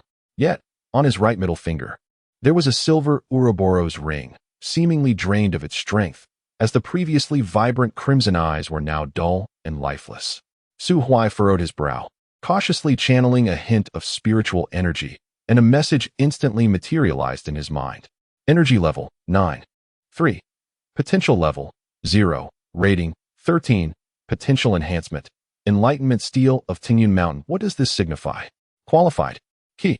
Ship escape. A key? What key? Escape from what? Suddenly, the metallic door embedded in the mountainside resurfaced in Su Huai's thoughts. Could it be that the key referred to by the Ouroboros ring is meant to unlock that door? What lies beyond it? A ship? What does escape entail? Is it a directive for him to flee, or does it imply aiding whatever resides beyond the door in its escape? Su Huai raised his hand to grasp the ring, only to find it seemingly fused to him, resisting any attempt to remove it. Never mind. He sat beside the pool, his mind processing the events that had just transpired. It appears his intuition from his first life was indeed correct. This cave harbors an immense opportunity. That dim-witted purple-striped black viper serves as the first trial, which is why, in his past life, he had rushed in carelessly as an ordinary person, leading to his immediate downfall. Now, returning with the prowess of a celestial being, he had evidently unlocked the second trial, yet it seems he still had not succeeded. The potential level must correspond to his physical aptitude. After all, while this body inherited the cultivation strength from his previous life, it did not carry over the hard-won roots and qualities he had painstakingly developed. Thus, it could be said that Su Huai remains, at best, a useless talent, a celestial-level waste. Unless he devises a means to enhance his roots and qualities, he shall forever remain at the limits of celestial cultivation, unable to advance. And the vengeance of his past life shall remain unavenged. Most crucially, he must uncover the identity of the assassin who had attempted to take his life in his previous existence, leading him to that demonist territory. Why would they conspire against an honest man like him? Shaking his head in frustration, Su Huai, enraged, dealt a slap to the foolish snake beside him. Now that this creature has become the key to unlocking the secret of the metallic door, while he could not harm it, a good thrashing should be permissible, right? Without waiting for the foolish serpent to regain its wits, Su Huai struck it again. Crack! The purple-striped black viper sighed. Ah, Tingyun Mountain. Well, it is conveniently located not far from the imperial capital of the Great Yin Kingdom. After my enlightenment, I shall make my way to the Yin Yu immortal sect. Alas, in this life, having acquired a script of invincibility, why do matters seem to multiply instead? Slap! The purple-striped black viper lamented. Life is arduous. As Su Huai exhaled deeply. Chapter 8. Luoqing the Great Yin Dynasty, one among the myriad worldly empires of the immortal realm, lies to the east of the Nether Sea, bordered by the icy expanse to the north, and adjoined to the Great Wu Dynasty in the south, while the west is dominated by the vast and mysterious Zongxing mountain range. As one of the 3 forbidden zones of the immortal realm, this mountain range is steeped in countless enigmatic legends. Within its depths, ferocious beasts roam freely, and high-ranking demon kings abound, rendering it a veritable paradise for the demon race. Indeed, danger lurks in every shadow. Yet, juxtaposed with this peril is a rich natural environment, abundant with the essence of heaven and earth. and home to numerous precious mineral veins and spiritual flora birthed from various circumstances. Where there are benefits, humans inevitably tread. Long before the establishment of the great Yin dynasty, countless ancestors gathered at the fringes of these mountains, either subsisting by hunting the demon beasts or seeking out medicinal herbs. Over time, the human presence grew, evolving from scattered encampments to villages, and eventually, in a bid to fend off the incursions of demon beasts, fortifications began to rise. Luocheng stands as the largest city near the Zhongxing Mountains. Unlike the secluded Haidi city, which is embedded within the mountains and nearly cut off from the world, Luocheng is directly governed by the royal family of the Great Yin, serving as a crucial outpost at the borders of the Zhongxing mountain range. Its bustling trade flourishes, with countless spiritual plants and materials from demon beasts flowing through Luocheng to the entirety of the immortal realm. At this moment, in the wilderness less than 50 miles from Luocheng, 5 young individuals, 2 men and 3 women, are gathered around a roaring campfire. Not far off, the carcass of a second-tier demon beast, the Senjiao, lies on the ground, its flesh significantly diminished. Brother Yin, you were only at Haidi City for half a day. Why do you return looking so disheartened? Oh, by the way, where is your sword? The speaker, Luo Yuanhe, is the sole heir of the Luocheng Lord, his cultivation nearing the 3rd tier of the spirit consolidation realm. The brother Yin he refers to is Yin Shu, the 3rd prince of the great Yin dynasty, who had departed from Haidi City only that evening. Yin Shu picked up some dry twigs from the ground, absent-mindedly tossing them into the flames, then resumed his posture, hugging his knees and gazing vacantly into the fire, his crimson eyes seemingly unable to focus. My sword, it's lost. Lost. Luo Yuanhe stammered, bewildered. A 4th-grade artifact, and you say it's just gone? Did you not mention just days ago that it was a coming-of-age gift from your father? Indeed, a coming-of-age gift. I am incompetent. Yin Shu buried his face in his hands, his palms trembling slightly. Across from him, Situ Zhiruo watched with growing concern. They were supposed to rest for a night in Haidi City before returning to the imperial capital, but yesterday noon, Yin Shu had inexplicably vanished for a time, returning in a state of disarray. Despite inquiries into what had transpired, he remained reticent, urging the group to leave in haste. The dry twigs crackled in the flames. Noticing the unusual expressions on his companions' faces, Luo Yuanhe quickly exchanged glances with the other 2 girls besides Situ Zhao. Among them, one girl was Luo Xn, the sister of Luo Yuanhe. Gifted with notable talent, she often exhibited a somewhat willful and haughty demeanor. Yet, at this moment, all her attention was fixated upon the silent Yin Shu, who concealed his face in quietude. She mused that a prince was indeed a prince. Even his melancholic aura was impeccably portrayed, making him a fitting match. As for the girl beside him, Situ Zhiruo, she was merely a woman from a small town who had fortuitously ascended to the heights of royalty. It was rumored that her former fiancé was a worthless individual. What pretense of superiority was she attempting? Bah! The other girl, Chao Yi, was the daughter of Chao Yang, a magnate of the Luo City Chamber of Commerce. As a merchant's daughter, she had been well-versed in emotional intelligence from a young age, with prenatal education emphasizing the importance of expression. Instead of rashly approaching Yin Shu, she instead seasoned a small portion of sizzling, oily beef with spices and salt, dividing it into 4 portions. She handed 2 portions to Luo Yuanhe, one to her close friend Luo Xn, and personally delivered the last portion to Situ Zhiruo. Sister Situ, do have something to eat, she offered. Thank you, replied Situ Zhiruo, accepting the grilled meat. The 2 girls quickly found common ground for conversation. Chao Yi engaged in dialogue with great tact, skillfully avoiding any topics that might encroach upon Situ Zhiruo's privacy, instead discussing trivial matters of cultivation and practical life tips. Luo Yuanhe observed the rapidly warming rapport between the 2 girls, casting a glance at his sister, who was engrossed in devouring beef, while stealing glances at Yin Shu. He couldn't help but sigh. He had previously found his sister quite endearing, but comparisons often breed discontent. Shaking his head, he dismissed the stray thoughts from his mind and, emulating Chao Yi, sought to steer the conversation away from previous unpleasant topics, reminiscing instead about some curious anecdotes from Luo City.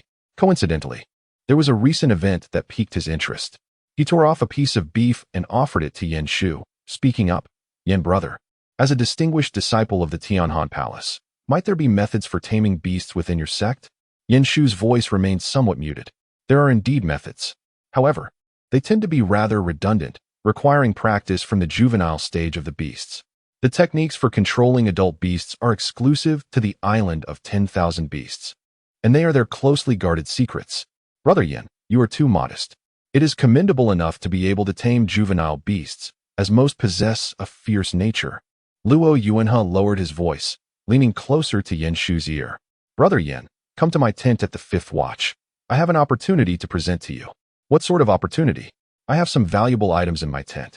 It is inconvenient to speak of it here, but you will understand upon your arrival.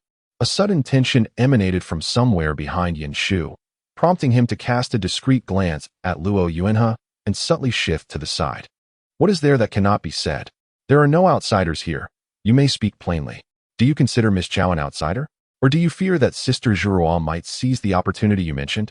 Luo Yuanhe stared, momentarily taken aback by Yen Shu's sudden outburst. He turned his head and discovered that Sister Zhuruo had cast a cold glance in his direction, while his younger sister furrowed her brows and stared at him intently. Only Chao Yi maintained her usual composure. Luo Yuanhe exclaimed, "What on earth are you shouting about?" He remained oblivious to Yen Shu's earlier misunderstanding and felt that this person's emotional intelligence was even lower than that of his own sister. Fortunately, he was a child of a concubine, sent to Tianhan Palace for training from a young age. Otherwise, with such emotional ineptitude, he might have already been secretly eliminated by his 2 half-brothers. Well, he had initially intended to discreetly share the secret information, hoping to do a favor and allow you to indulge in a unique opportunity, but since you do not value it, do not blame me for being inconsiderate. Ahem. Luo Yuanhe first added a few pieces of dry wood to the fire to alleviate his embarrassment. After clearing his throat, he spoke earnestly. This news was conveyed to me by my father this morning. In the entire Luo city, the number of people aware of it cannot exceed a handful. This matter concerns a demon king from the Zongxing mountain range. By the campfire, the group fell silent, all eyes fixed on Luo Yuanhe, with only the faint crackling of burning wood breaking the stillness. Luo Yuanhe was quite pleased with their reaction. How terrifying is a demon king? It is known that only 8th-tier demon beasts dare to claim territory deep within the Zongxing mountain range, calling themselves demon kings. Even within the formidable Tianhan Palace, there are few capable of contending with a demon king. A smile crept onto Luo Yuanhe's lips as he decided to reveal more.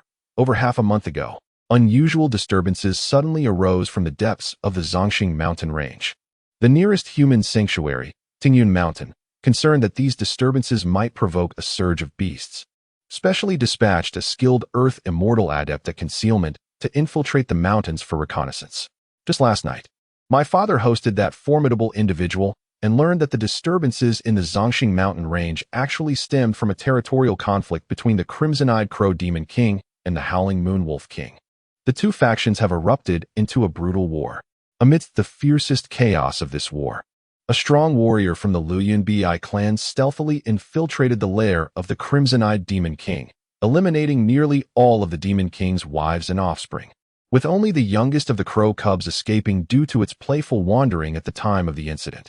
Upon learning of this, the Howling Moon Wolf King, fearing that the Crimson-Eyed Demon King might lash out in anger and bring mutual destruction, retreated hundreds of miles, promising to temporarily set aside their differences and join forces with the Crow clan to attack the unscrupulous Luyun Bi clan. Currently, the Crimson-Eyed Demon King is relentlessly slaughtering the Luyun Bi clan while dispatching numerous demon subordinates in search of that last surviving cub. After delivering this lengthy account, Luo Yuanhe felt a bit parched and took a swig from the water pouch at his waist. He glanced at Situ Zhuruo and the others, who were visibly shaken by the news, raised an eyebrow, and dropped another bombshell. Can you guess where that young Crimson-Eyed Crow cub is now? Yen Shu's breath quickened, his eyes widening in astonishment. You cannot mean, he began, only to be met with a grave affirmation. Earlier that morning, my father had learned of this news, initially dismissing it as inconsequential. However, during lunch, he suddenly recalled a troubling incident that had occurred not long before. Just the evening prior, a group of demon hunters had been ambushed by an unknown beast, resulting in the tragic loss of several lives. According to the survivors, the assailant was a creature of pitch black, with blood-red eyes, standing half a human height. Despite its diminutive size, it possessed a formidable 3rd-tier cultivation. Chapter 9. The red-eyed wyvern hatchling, small in stature and of the third tier, with its crimson eyes and ebony skin. This creature unmistakably identified itself as the offspring of the red-eyed wyvern king. Chowie cast a discreet glance at Luo Yuanhe, letting out a barely audible sigh. This indeed represented an extraordinary opportunity. A hatchling of an 8th-tier demon king, even with the most mediocre of talents, would surely mature to at least the 5th tier. With diligent nurturing, it might even reach the 6th tier, and with a stroke of fortune, the possibility of ascending to the 7th tier could not be dismissed. As for the demon king, merely contemplating it suffices to become an 8th-tier beast. One must possess not only bloodline and innate talent, but also an abundance of fortuitous circumstances. Instances of great demons producing descendants that surpass them are exceedingly rare in the realm of demon beasts. In other words, acquiring this hatchling would inevitably lead to the possession of a power capable of rivaling that of the emperor of the great Yin dynasty in the years to come. Yet, the one most likely to seize this opportunity, the Lord of Luo City, unhesitatingly relinquished such a monumental chance. Chowie easily discerned the Lord of Luo City's line of thought. Having established the hatchling's general location, finding it would not pose a challenge. Concealing its aura would also be manageable. The true difficulty lay in severing the guiding connection of the Demon King's bloodline.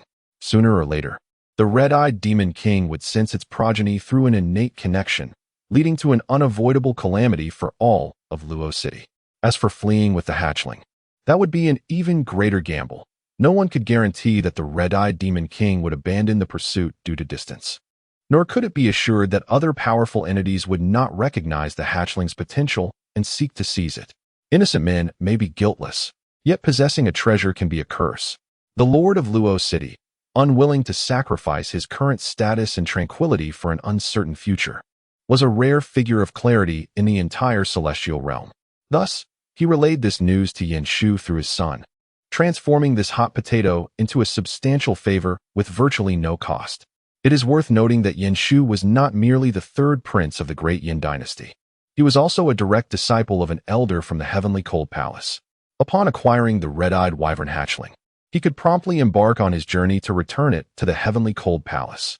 After all, the red-eyed demon king was neither a demon sovereign nor a demon emperor.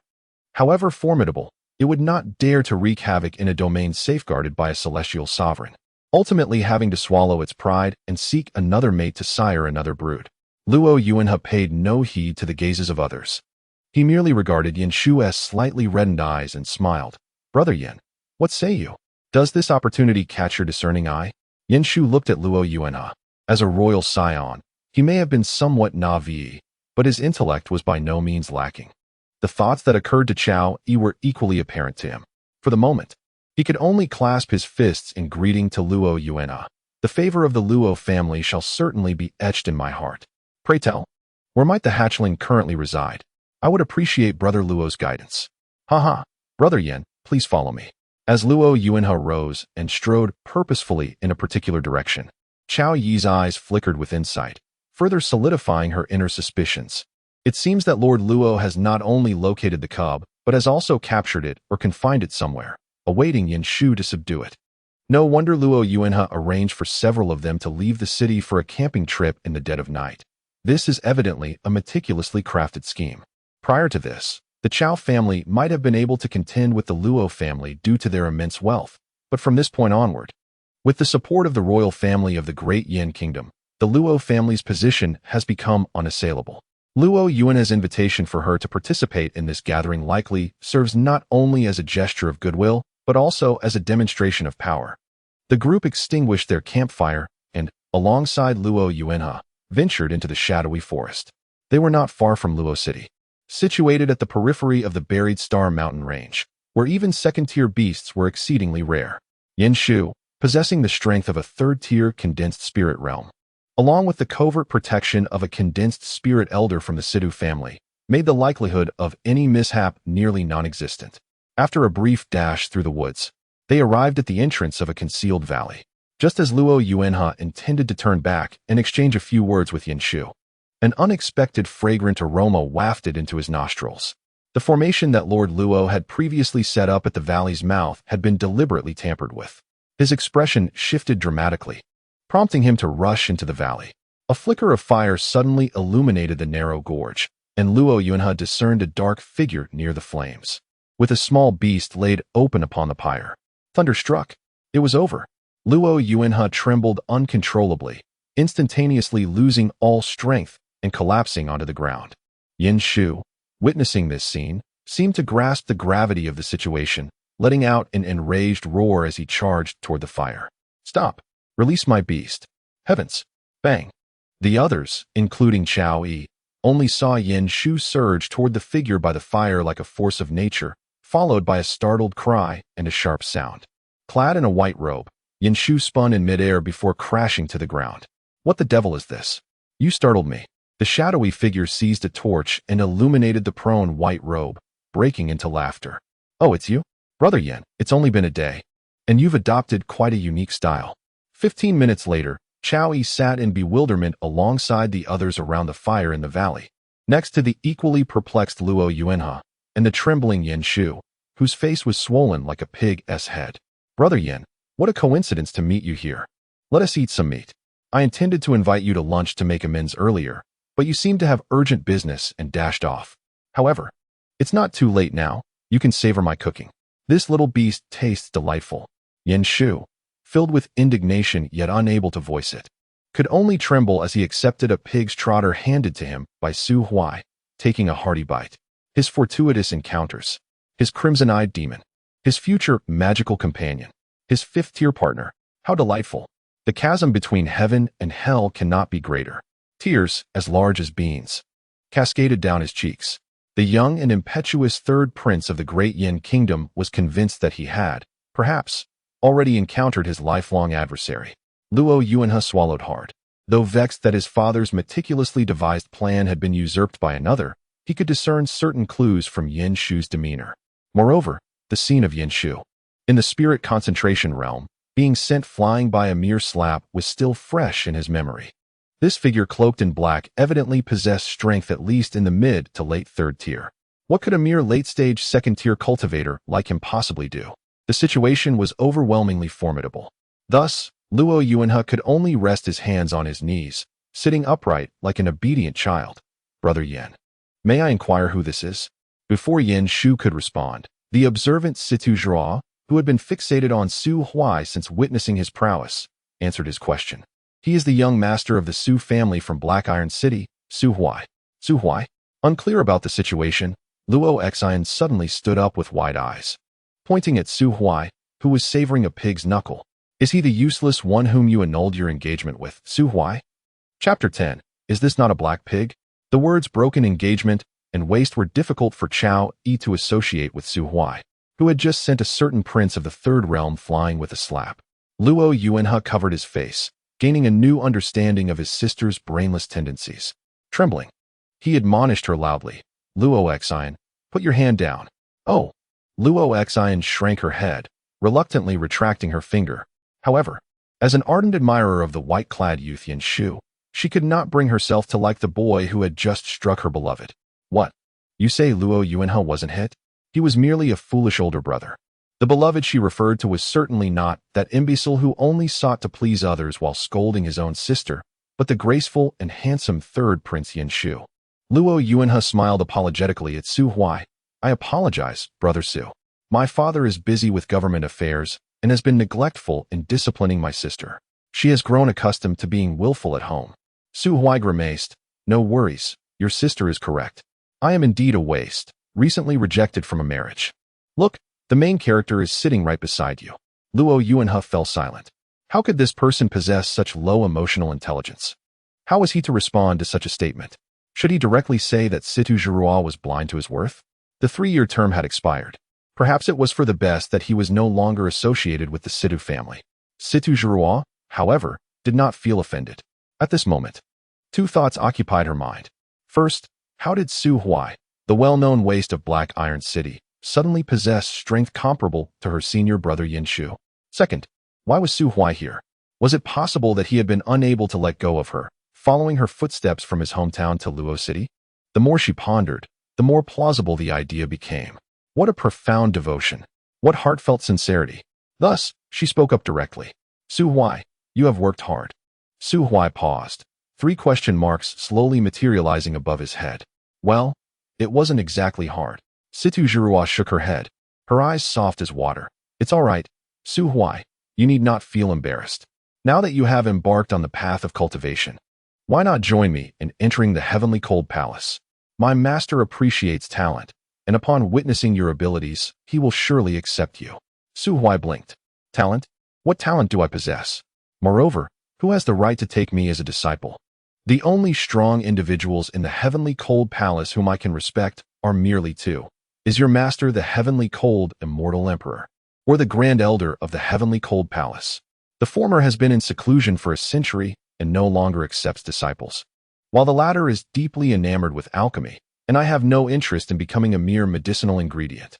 Enough said, Miss Situ. I shall not go to the heavenly cold palace.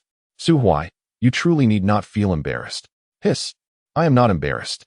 To speak frankly, I do indeed have the intention of joining a sect, but my target is not the heavenly cold palace, but rather the Yin Yu immortal sect located in the Moonshadow Valley.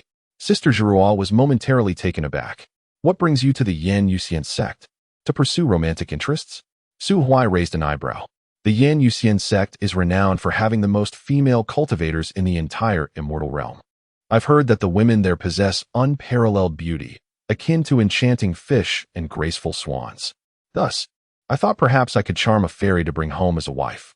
Sister Zhuruo opened her mouth to speak, yet the Tianhan Palace is not without its merits. Su Huai shot her a sidelong glance. I believe it pales in comparison. Sister Zhuruo fell silent. Although the broken engagement was her fault, it was a matter of necessity.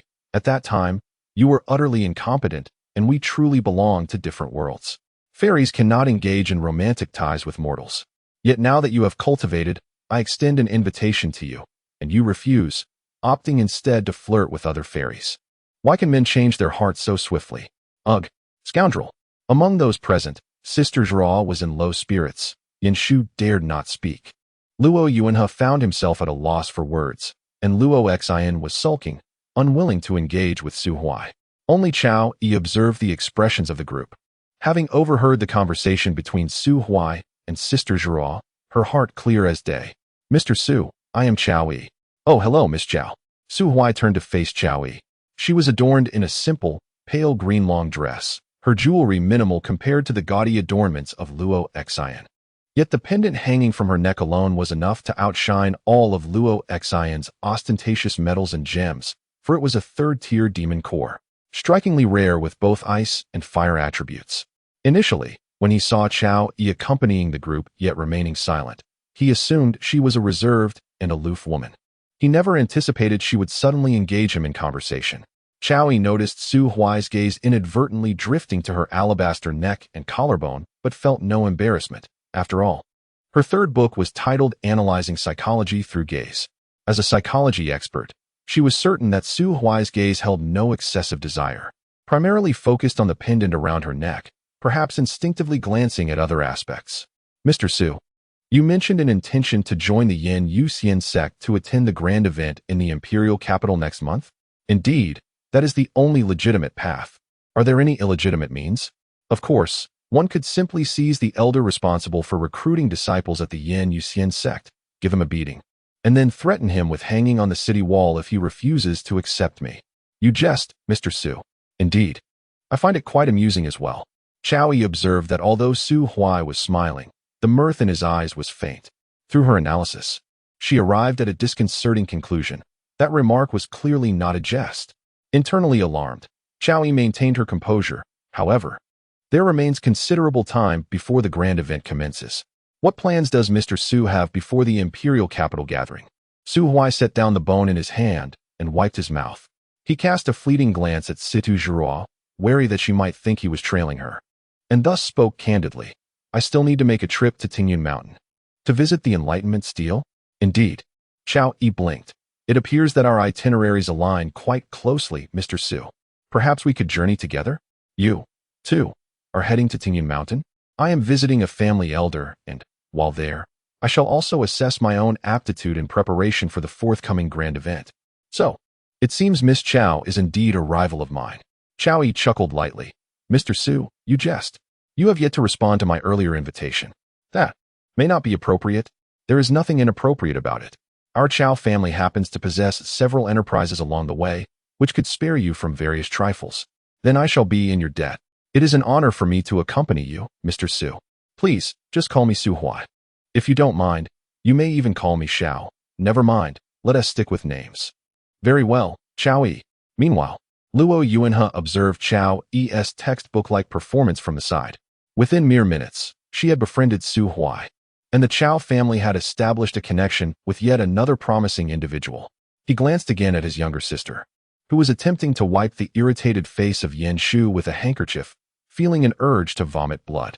Dear sister, cultivating immortality is not merely about combat or romance.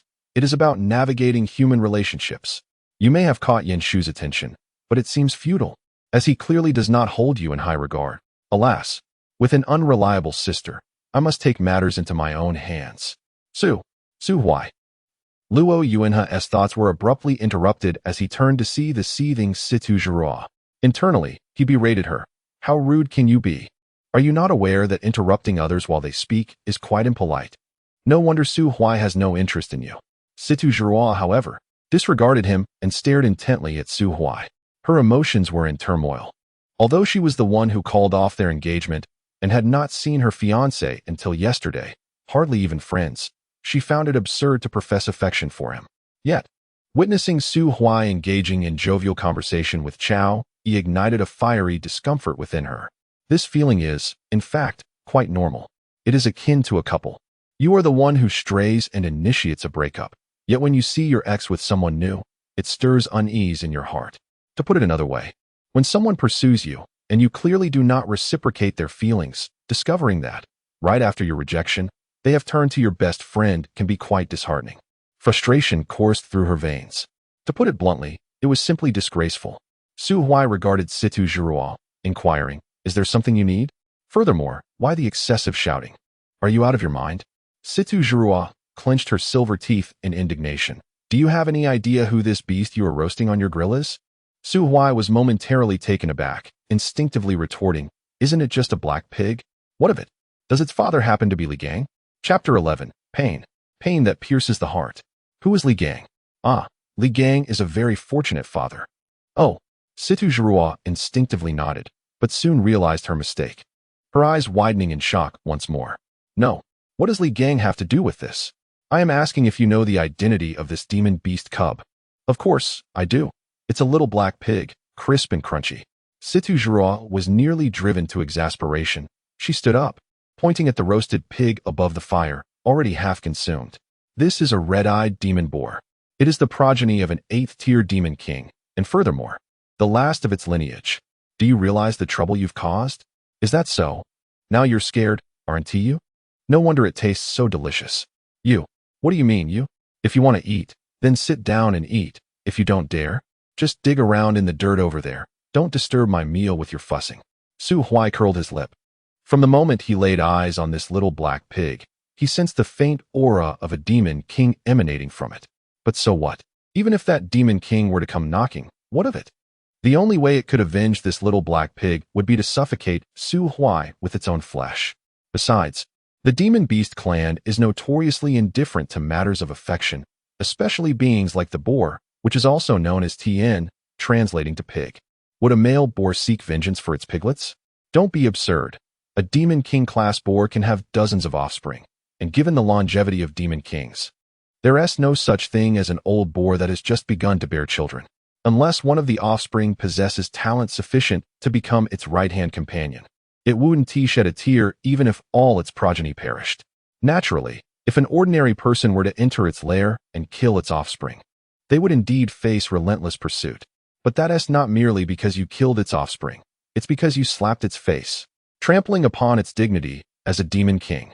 Similarly, taming one's offspring as a mount is also a form of humiliation. The saying a boar can be killed but not insulted embodies this principle. Situ Zhihua was rendered speechless by Su Huai's retorts, even her hair quivering in agitation. She simply could not comprehend how Su Huai maintained such an indifferent demeanor in the face of everything. A demon king. That is a demon king. After satisfying his hunger, Su Huai patted his belly and turned to the others. Who among you can show me the way? Luo Yuanhe finally interjected. What way? Naturally, the way to Luo City. Oh, I know, Su brother, just head. Let us go together, Su Huai. Luo Yuanha's words were interrupted once again. Chao Yi stood up, having indulged a bit too much at Su Huai's generous invitation. There were remnants of grease at the corners of her mouth, glistening under the firelight. She stretched lazily, the flickering flames casting an alluring silhouette that mirrored her movements. Just then, fatigue washed over me as well. Brother Luo, an ex-Ioner, I wish you a delightful evening with young Master Yin and Miss Situ. I shall escort Su Huai back to Luo City for some rest. Upon seeing Yin Shu nod, Chao Yi turned to leave. Although this predetermined opportunity had been disrupted by Su Huai, the Luo family's goodwill had already been extended when Luo Yuanha revealed the whereabouts of the demon offspring. With the backing of the great Yin dynasty, the Luo family's position had become unassailable. This border stronghold would never again bear the surname Chao. Thus, Chao Yi felt no need to maintain her facade of high emotional intelligence any longer.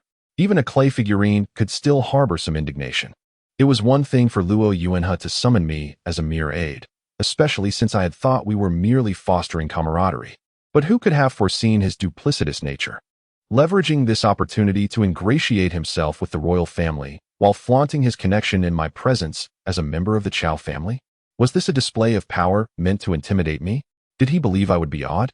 Since there was no longer any hope of contending for the position of city lord, I saw no reason to linger in this charade. It would be far more prudent to strengthen ties with this formidable figure named Su Huai. Who knows where his future might lead?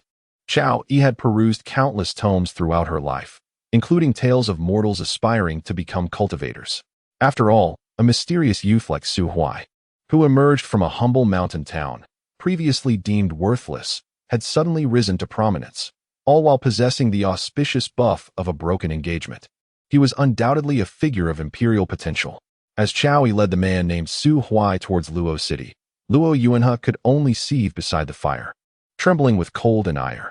As one of the two prominent families of Luo City, the Luo and Chao families possessed nearly equal strength in all respects, and their rivalry was overt. Yet, this competition had not bred animosity. Rather, the city lord of Luo and the head of the Chao family had been longtime friends. Thus, Luo Yuanha and Chao Yi could be considered childhood acquaintances. It was impossible for him to harbor no feelings towards the beautiful, slender-waisted, and emotionally astute eldest daughter of the Chao family. Now, hearing her cheerfully declare her fatigue and intent to escort another man home was akin to receiving a midnight call from a girlfriend, breathless and flustered, while munching on spicy snacks during a jog.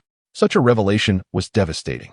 Luo Yuanha wiped away non-existent tears from the corners of his eyes and turned to observe Miss Situ, who was also fixated on the departing figures of Su Huai and Chao Yi, her expression twisted in anguish. Miss Situ, my condolences. However, Situ ignored him, instead glancing at the quietly brooding Yin Shu. Senior brother, we shall depart for the sect at dawn, she stated. Yin Shu nodded gently in agreement. Luo Yuanha, taken aback, interjected, Brother Yin and Miss Situ, will you not visit Tingyun Mountain? There is no need for that. The Wudao steel will not serve us significantly in the short term, and moreover, within the Cold Heaven Palace, there are alternative methods to enhance one's abilities. My senior brother is indeed correct. At present, my sole desire is to embark upon the path of cultivation, to transcend and ascend to immortality, leaving him to regret his choices. Situ Ziyuan's gaze fell softly, while Luo Yuanha and Yin Shu remained silent beside her. Luo Yuanha was utterly puzzled, unable to comprehend why Situ Ziyuan's ascension to immortality would cause Su Huai to feel remorse. Would she, upon gaining strength, seek out Su Huai to eliminate him, then hang his corpse on the crooked neck tree? Yin Shu, on the other hand, believed that Situ Ziyuan was merely indulging in fanciful dreams. Brother Yin Shu, shall we enjoy an orange after our meal? Luo Xian, who had eyes only for Yin Shu, noticed that he had finally ceased to convert his sorrow into appetite. She produced an orange from seemingly nowhere and presented it to him. Thank you, but I shall not partake. Ah, why not? The orange is too cold. I do not fancy it. Then shall I warm it for you before you eat? No need. A warmed orange is too sour. Oh, if Brother Yin Shu will not eat it, then Luo Yuanha, you may have it. Luo Yuanha gazed at the orange that had been tossed into his embrace, suddenly clutching his heart.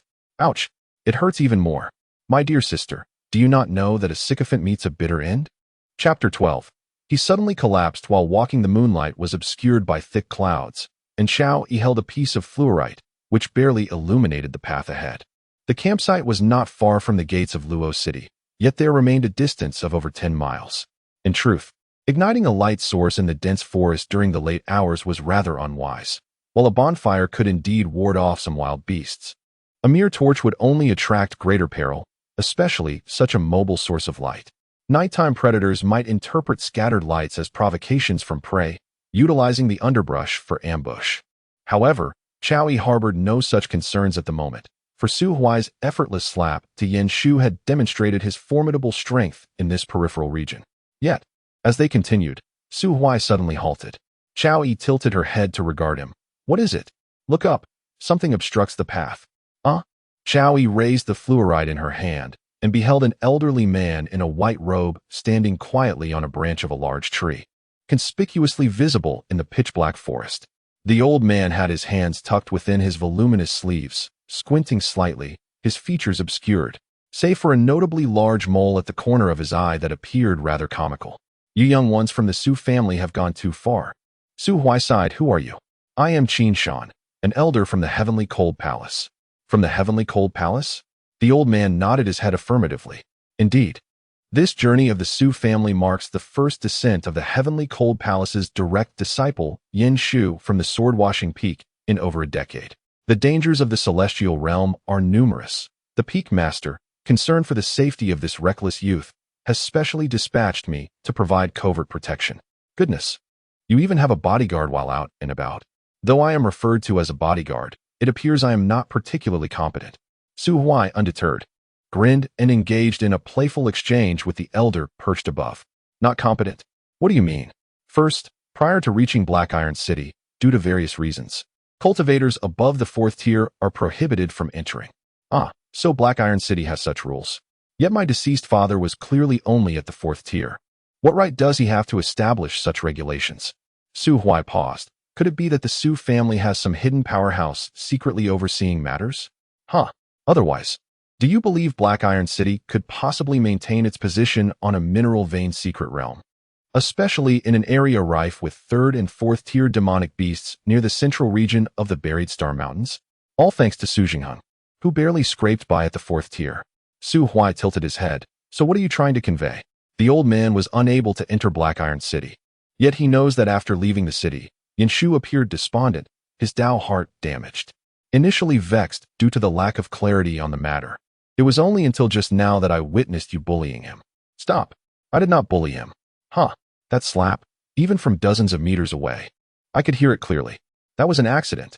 Do you comprehend the unexpected? Who prompted him to suddenly lunge at me? My strike was purely instinctual, an act of self-defense. Yet the elder ceased to argue. He lifted his foot, stepping into the void, and in the next moment, he appeared behind Su Huai. His shadowy visage bore a sinister grin as his withered hand clutched Su Huai's shoulder, a faint aroma of medicinal herbs quietly wafting from beneath his white robe. As the distance closed, the elder's countenance was fully revealed to Su Huai. His skin, pale as that of a corpse, clung tightly to his bones, with scarcely any flesh to speak of. His entire face was etched with an intricate tapestry of crimson runes, and even his deeply sunken eyes glimmered with an eerie green hue, while the corner of his eye bore not a mole, but a dark brown medicinal fungus. Xiao Yi stifled a scream, startled by his ghastly visage, and collapsed onto the ground. Su Huai, however, furrowed his brow slightly, a hint of astonishment in his voice. A practitioner of herbal arts? How intriguing. It appears that the issues plaguing Tianhan Palace are indeed considerable. At the very least, the leader of the sword-washing peak you mentioned is certainly no virtuous individual. More likely, the entire Tianhan Palace is rotten to its core. The elder, too, wore an expression of surprise. Su Huai's reaction was somewhat beyond his expectations. Yet in the next instant, he felt his wrist firmly grasped. With a crack, the bones of his arm snapped like dry twigs. Following this, a fist the size of a sandbag rapidly enlarged in his vision, crashing down with a thunderous sound, burying his head into the ground. He finally registered the situation as the eerie green spiritual energy surged forth, coalescing into a bizarre plant upon his body. This plant manifested as a large flower, its core oozing a viscous, toxic fluid, while its petals were adorned with numerous sharp barbs resembling teeth, lunging towards Su Huai's head. Oh, the bone-biting flower? Su Huai reached out to grasp the petals of the large flower, intending to tear it asunder. When the silver Ouroboros ring on his right middle finger flickered with a faint crimson glow, a chilling sensation surged through his skin into his mind, as the ring transformed into a genuine silver serpent, slithering from his fingertip into the flower's core. With a hiss, the basin-sized bone-biting flower suddenly folded into a bud. Writhing in the air, it swayed and struggled, akin to a lone vessel besieged by tempestuous waves. Finally, it abruptly froze in place, collapsing against the elder's chest, the bud gently undulating, its leaves trembling, evoking a sense of pity. Su Huai was taken aback. This scene was rather unrefined, inevitably prompting thoughts of certain pleasurable nocturnal activities. However, the juxtaposition of snake and flower seems somewhat beyond the pale, does it not? Before his musings could conclude, he beheld the silver serpent emerging from the bud, returning to his right middle finger, transforming back into the ring. Though the red glow in his eyes appeared to have intensified slightly, he instinctively lifted his right hand to caress the ring, and the serpent eye embedded within it glanced at him before transforming back into a small snake. It opened its mouth and released its tail, delivering a bite to him. Cursing under his breath, he was suddenly enveloped by a warm surge of energy that flowed through the fangs of the serpent into his fingers, radiating throughout his limbs. This sensation was truly marvelous. The meridians, nourished by this energy, emitted a faint glow, and Su Huai felt as though even his soul resonated with a melodious vibrancy.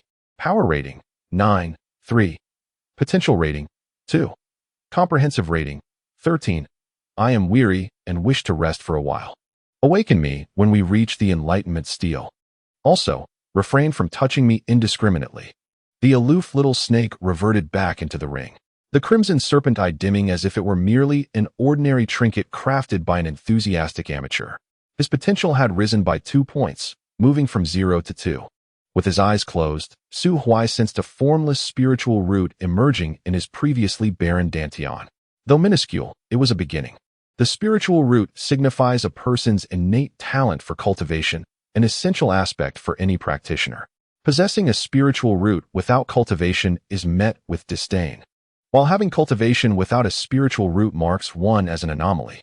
If discovered, it could attract the attention of celestial emperors, leading to dire consequences.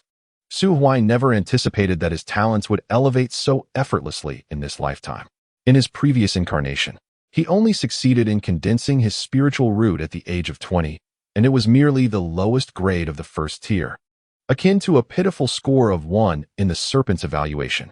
After enduring countless hardships, he eventually ascended to the 8th tier through the lavish resources provided by a wealthy benefactor, combined with serendipity and relentless effort, ultimately breaking through to celestial sovereignty.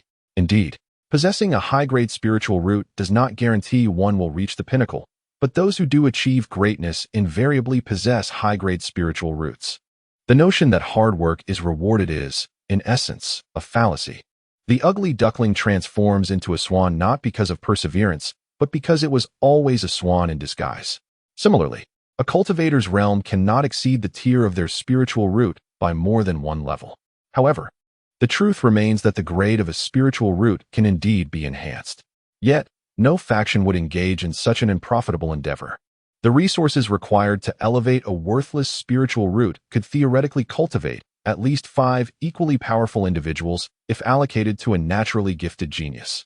Su Huai's past life serves as a testament to this. An abundance of rare materials, countless precious resources, and the unwavering support of a 9th-tier alchemist were what ultimately propelled Su Huai to his final destination. Particularly noteworthy was that 9th-tier alchemist, a woman for whom Su Huai, in his previous life, would willingly have forsaken an entire forest, choosing instead to hang himself from a crooked tree. In this lifetime, having stepped out of the door for less than a day, I have already acquired a 2nd-grade spiritual root. The future indeed holds great promise. Su Huai lowered his gaze, momentarily bypassing the hollowed-out bone-eating flower, and instead focused on the elderly man lying motionless on the ground. He had already passed away. The bone-eating flower, deprived of its soil, would not survive for long, withering away within half an hour at most. The art of creating medicinal beings is a form of malevolence, even a sinister secret technique. The most common method employed by wicked cultivators involves taking a newborn infant, endowed with potential, and planting spiritual seeds within its body. As the child matures day by day, these seeds take root and sprout within. Ultimately, when the spiritual plants reach maturity, the child, serving as their vessel, meets an untimely demise. The second method, exemplified by the elderly man before me, entails controlling the mind of a powerful individual through secret techniques, compelling them to willingly become a servant for the cultivation of medicinal plants, directly implanting the spiritual herbs into their hearts. This approach is straightforward and brutally effective, yielding quick results without the need for constant supervision. Its only drawback is the high cost, as it typically consumes one fifth-tier expert per flower. With my hands joined in prayer, I offered a tribute to the deceased elder. After all, this selfless man had recently given so generously of himself, enabling my own advancement. If everyone possessed such selflessness, I would have long since transcended to become an immortal emperor, shattering the void and reigning supreme. Yet, perhaps it is better not to seek such absolute dominion. The heights are cold and daunting, and I fear solitude. Having completed my prayers, I rummaged through my spatial ring and retrieved a small shovel, tossing it to Chow Yi. Come, Chow Yi, lend me a hand. Let us bury this unfortunate elder who unexpectedly succumbed to death while walking. Chow Yi swallowed hard. What do you mean, unexpectedly succumbed? Do you think I didn't see you strike him down with a single blow? Could you be a bit more serious with your excuses? Chapter 13. The ruthless Su Huai. The first rays of dawn permeated through the window curtains, illuminating the confines of a narrow attic. The walls of the attic were adorned with shelves brimming with a diverse array of vessels for recording knowledge, ranging from jade slips and stone carvings to bamboo strips and paper. At the center of the attic lay a soft little bed, upon which a girl reclined, clutching a book in her hand, though faint dark circles encircled her eyes. Throughout the night, Chow Yi had been utterly bewildered. Her aptitude for cultivation was commendable. While she could not be deemed a prodigy, she surpassed the average individual's definition of genius. Yet, she seldom ventured outside, preferring the company of books in her beloved attic over the chaos of combat. However, last night, in a state of confusion, she had undertaken a momentous task, digging a pit in a dimly lit grove with a man she had known for less than an hour. Laboring tirelessly for nearly half an hour while nervously glancing around, fearful of being discovered. After all, engaging in such activities at midnight was decidedly improper. The pit concealed the body of a fifth-tier ascendant cultivator, a formidable being who stood on par with the current sovereign of the great Yin kingdom. To her, the ascendant realm was a level of strength she had never dared to aspire to in her lifetime. Yet, this powerful individual had met his end from a casual punch delivered by a youth, whose smile bore a hint of mischief, causing his heart to explode, leaving behind no last words, nor even a proper gravestone, only a modest mound of earth. Nevertheless, for reasons unknown, the thought that she had meticulously piled the earth into that small grave evoked an inexplicable thrill within her. The girl closed the book in her hands. After a night of diligent searching, she had gleaned from a tome in her library the nature of a Yao Run and learned that this Yao Run hailed from the heavenly cold palace, a revered sanctum for cultivators that countless individuals yearned to reach. She tucked the volume detailing the forbidden techniques into the farthest corner of the bookshelf. Biting her lip and after much hesitation, she resolved to shake off her drowsiness and muster the energy to descend the stairs. The attic comprised 3 levels. The first floor housed the living room and training area, while the second contained a few guest rooms. Su Huai had been accommodated there. Upon descending, Chow Yi spotted Su Huai bent over a table, meticulously tending to a handful of white flowers he had gathered from the woods the previous night. "What are you doing with those?" she inquired. "They're just ordinary wildflowers, not worth much." Su Huai looked up, and upon seeing Chow Yi, smiled at her. "To you, they may indeed be commonplace wildflowers, but for some, their mere presence can bring joy that lasts the entire night." Chow Yi smiled back, refraining from contradicting him. She took a seat across from Su Huai, observing this boy who could shatter skulls with a single punch as he diligently wiped the petals and leaves clean with a piece of cloth before placing them in a vase filled with spiritual liquid. The warm sunlight graced his face, and his gaze was earnest and focused, imparting a sense of tranquil happiness that time stood still. After carefully arranging the last white flower in her hand, Su Huai placed it on the table and then leaned forward, lifting her gaze to meet Qiao Yi's. "Speak. What brings you to me?" Qiao Yi paused, then lowered her head and spoke softly. "It is about last night, concerning that alchemist." "What troubles you regarding the alchemist?" "No, it is not the alchemist who poses a concern, but rather the Tianhan Palace. I overheard him claiming to be a steward of the Tianhan Palace, secretly safeguarding Yin Shu under the directive of a certain peak master." Qiao Yi hesitated, stealing a glance at Su Huai, only to find her gaze fixed intently upon her. With a slight pursing of her lips, she finally revealed her thoughts. "I also heard you mention the name of Tianhan Palace. Hence, I wish to inquire, knowing full well the issues surrounding Tianhan Palace. Why do you not inform the other sects of immortals? Instead, you allow Tianhan Palace to maintain its fade of benevolence, permitting it to indiscriminately recruit disciples in the celestial realm." Su Huai nodded. "So that is your concern?" "Indeed, I do not intend to question your motives. However, your awareness of everything yet your silence towards both Yin Shu and Situ Zhira suggests you must have some ulterior plan. You are mistaken. I harbor no such plans." Qiao Yi was taken aback. Su Huai met her gaze directly. "Do you think I am somewhat heartless?" "No. There is no need to deny it. You are a rational being, and it is only natural for you to perceive me as lacking in compassion. After all, I understand that Tianhan Palace is a den of demons, yet I can only watch as countless young men and women, like Situ Zhira, with dreams in their hearts, regard it as a sacred ground, charging forth with hopes for the future, only to meet their demise. It appears I am indeed a selfish and unfeeling individual. Yet, Qiao Yi, there are times when individuals find themselves powerless. Until one possesses sufficient status and renown, whatever you say or do will not be believed. Humans, when considered as individuals, are indeed astute. However, when gathered in groups, particularly regarding their own futures, they become foolish and obstinate. They cling to a certain obsession, believing that their dreams and chosen paths surpass all else, viewing any dissenters as heretics." The girl lowered her head, contemplating Su Huai's words. Su Huai then continued, "I once had a friend who, upon inadvertently discovering the secrets of Tianhan Palace, shared your sentiments. Driven by fervor, he aspired to be a savior. He ventured to the capital of the Dian Kingdom to disclose this matter, only to be met with disdain, as others warned him to cease his wild proclamations, lest they break his legs and display his corpse at the city gates. Aware of his lowly status, he sought out elders from other righteous sects in the celestial realm who were recruiting disciples.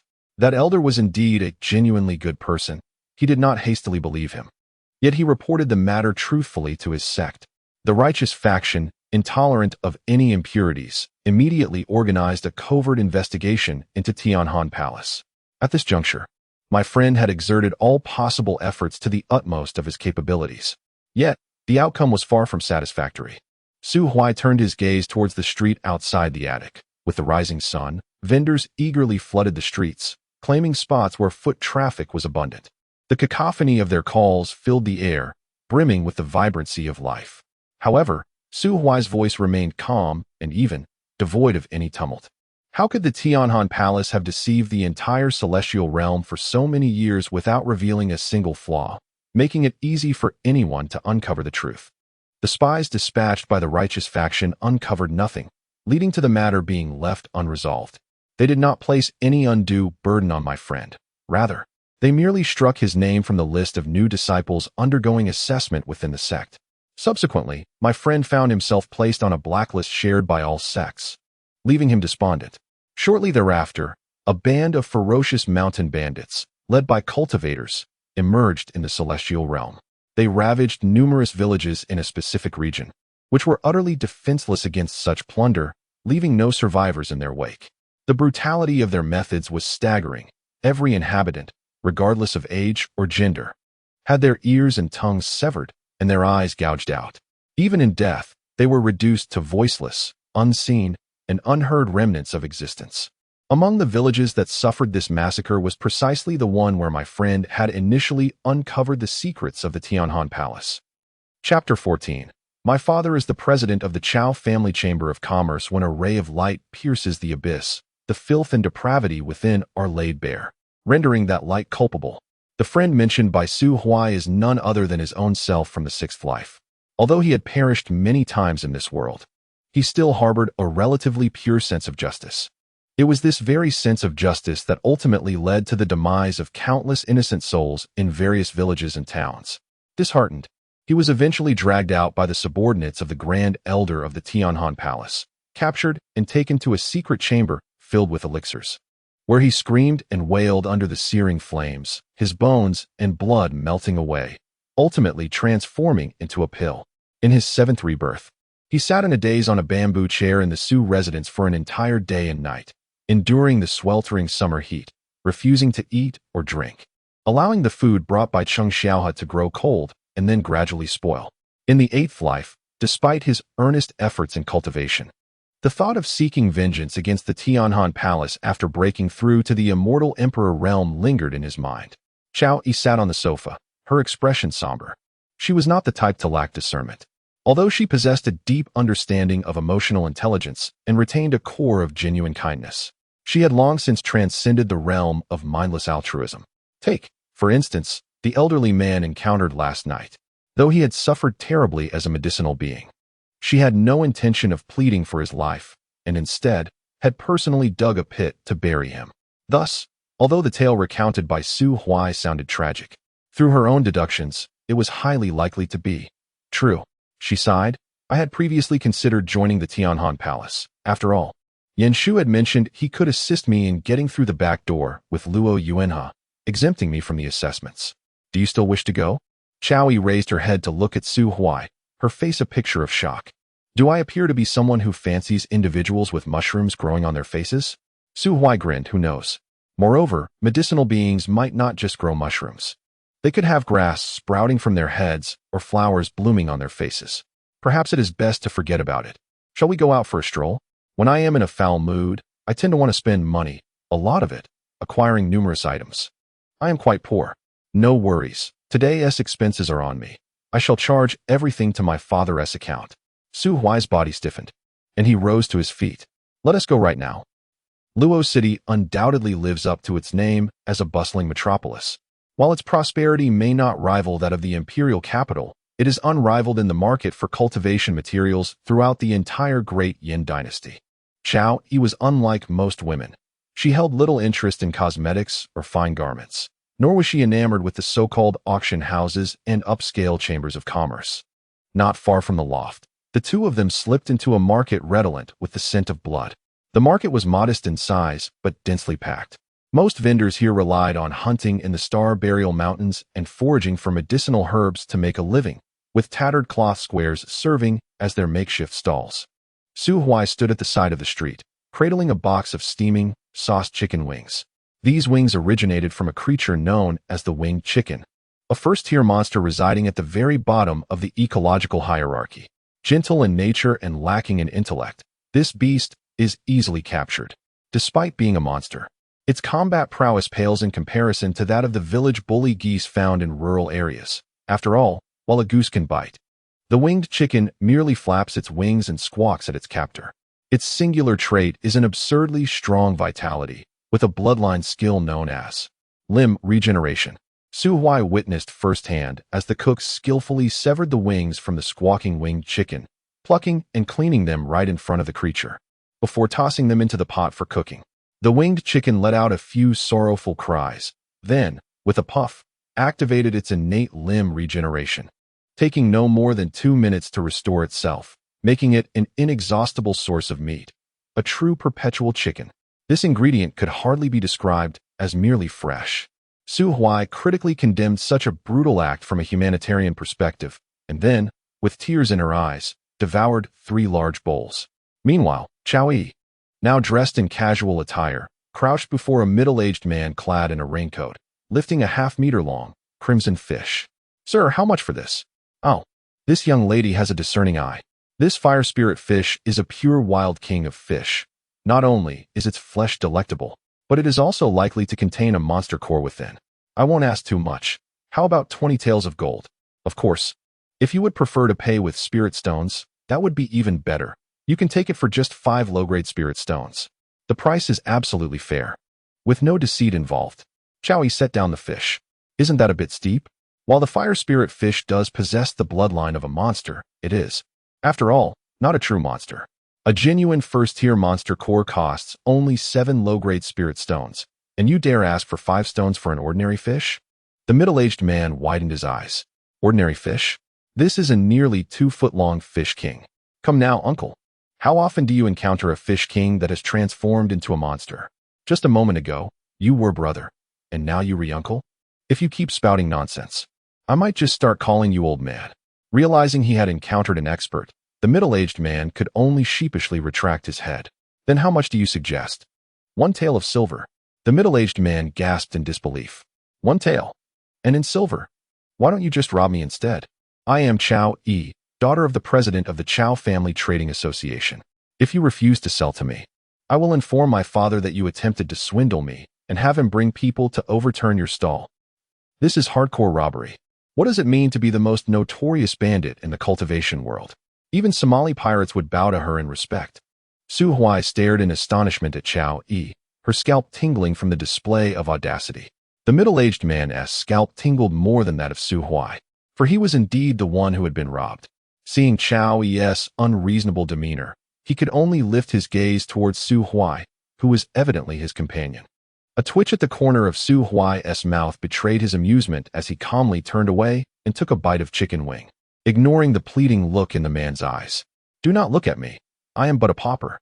Witnessing Su Huai's indifference, the owner shuddered, raising a hand to wipe away the tears from his eyes, his voice hoarse as he forced a sorrowful smile at Chow Yi. I have sold you. Thank you for your patronage, Miss Chow. You truly are a shrewd negotiator. Please, do not bargain so harshly next time. Of course, Chow Yi did not genuinely settle for merely 1 or 2 silver pieces. She would not engage in such a disgraceful transaction that would tarnish her family's reputation. 2 taels of gold, and a mere fraction of a chung xiaoa, was approximately the market price for such a fire spirit fish, which was akin to a king of fish in Luoqing. The middle-aged man made a profit, albeit not a substantial one. Noteworthy is the fact that he, who initially dared to demand 20 taels of gold, ended up expressing gratitude towards Chow Yi. Such an adept manipulation of human emotions elevated Su Huai's regard for the eldest daughter of the Chow family business by several degrees. Chapter 15. A paper worth 1,000 gold. As the sun rose high in the sky, Chow Yi, having endured a sleepless night, finally succumbed to fatigue, her pent-up frustrations gradually dissipating with the extravagant expenditure of wealth. The duo concluded their journey to Luoqing. After tossing the purchased materials for beastly cuisine to the kitchen staff, Chow Yi exchanged a brief greeting with Su Huai before retreating to the 3rd floor of the attic, clutching a few acquired old books. Su Huai could discern the faint sound of flowing water from above. His inner imp stirred with mischief, yet before it could voice its intentions, a small angel beside him, cradling a cauldron, swiftly quelled it with a forceful shove into the wall, rendering it helpless. He sighed, resigned to nestling on the sofa. Extracting the tome titled A Compendium of Alien Races and Demonic Maidens, a gift from the elder, he delved into the intricate anatomy of various races: cat ears, fox tails, serpentine waists, and the inevitable nosebleeds. Time meandered on. On the 3rd day following Su Huai's arrival in Luoqing, Chow Yi finally rapped on his door. Blushing, she observed him fiddling with a thermos containing floating goji berries, admonishing him to take care of his health, for it was time for their departure. Chow Yi harbored an almost fervent obsession with books. Upon noticing Su Huai frequently engrossed in a volume, occasionally wiping away nosebleeds, her curiosity was piqued. She inquired about the cause of his nosebleeds. Su Huai explained that he possessed an ancient tome, cursed and laden with forbidden knowledge, where each glance would invoke a curse. The nosebleeds were a side effect of this malediction. If she wished to peruse it, she could borrow it under the condition that a guardian accompany her, to safeguard her from the curse's fatal consequences. Chow Yi, believing his words, successfully secured the book. After bathing, changing, and purifying herself, she even enlisted her father's protection, reverently opening the volume, which Su Huai had meticulously bound in fine leather. Yet, the anticipated revelations never materialized.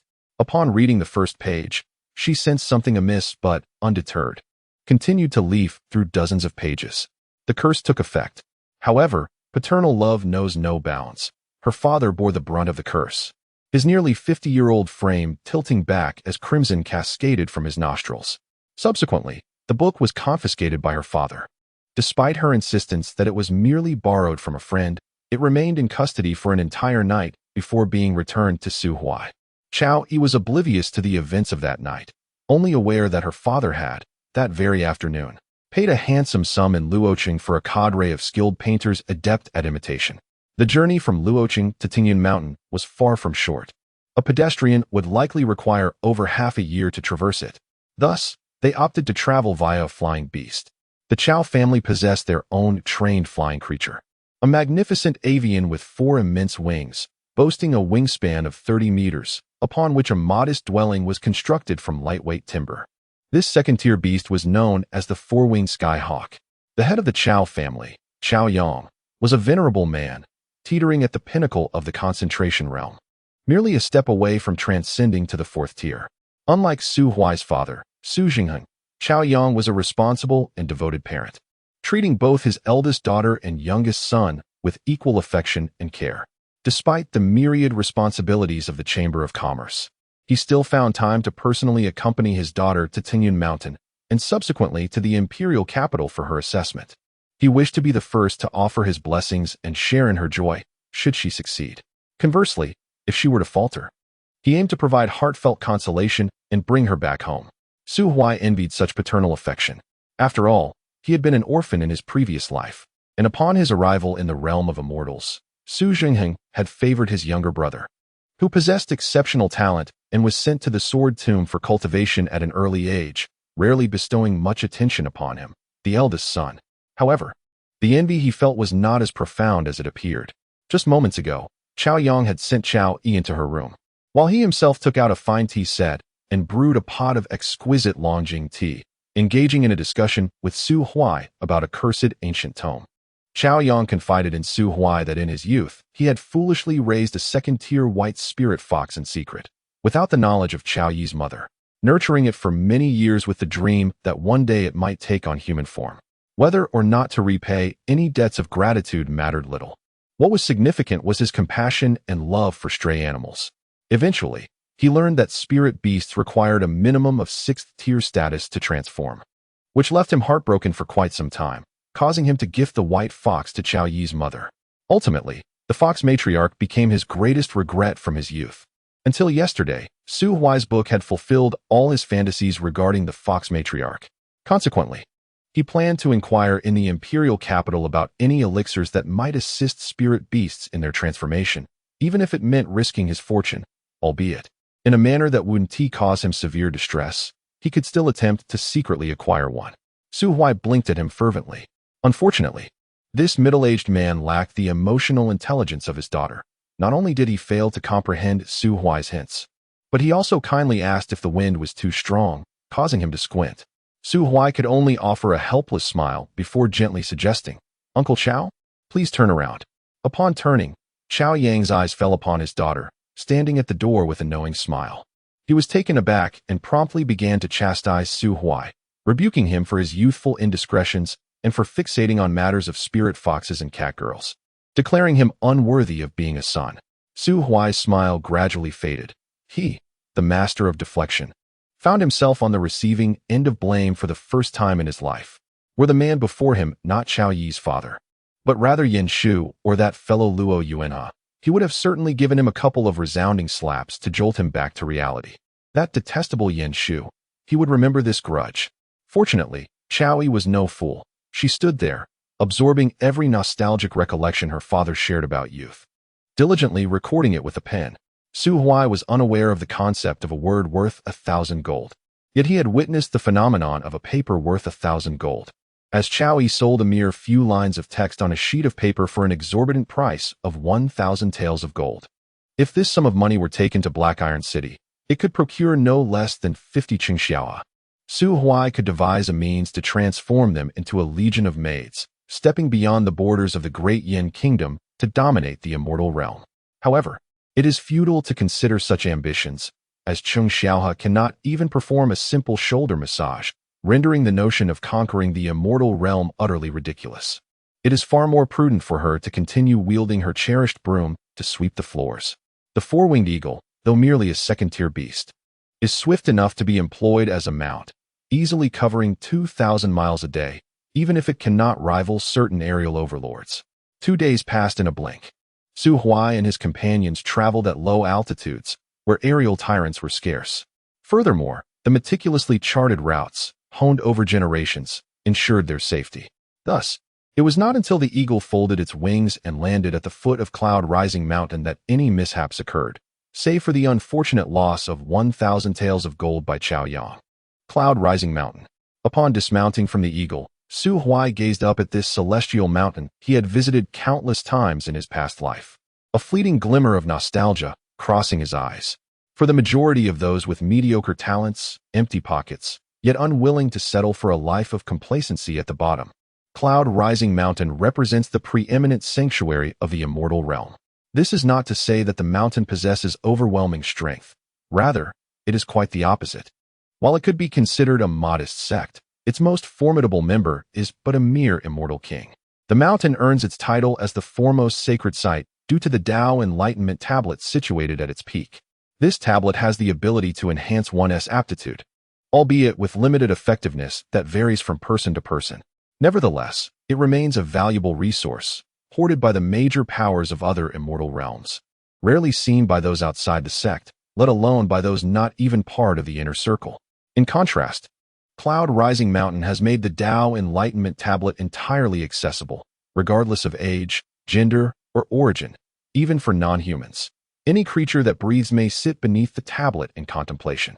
It is precisely their willingness to grant all beings a chance to defy fate that has earned them the reverence of those who have risen from the depths and those still struggling.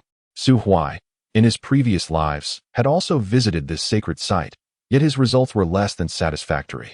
One can only wonder how much his aptitude might be enhanced in this life with the assistance of that silver serpent, gently caressing the Ouroboros ring on his finger.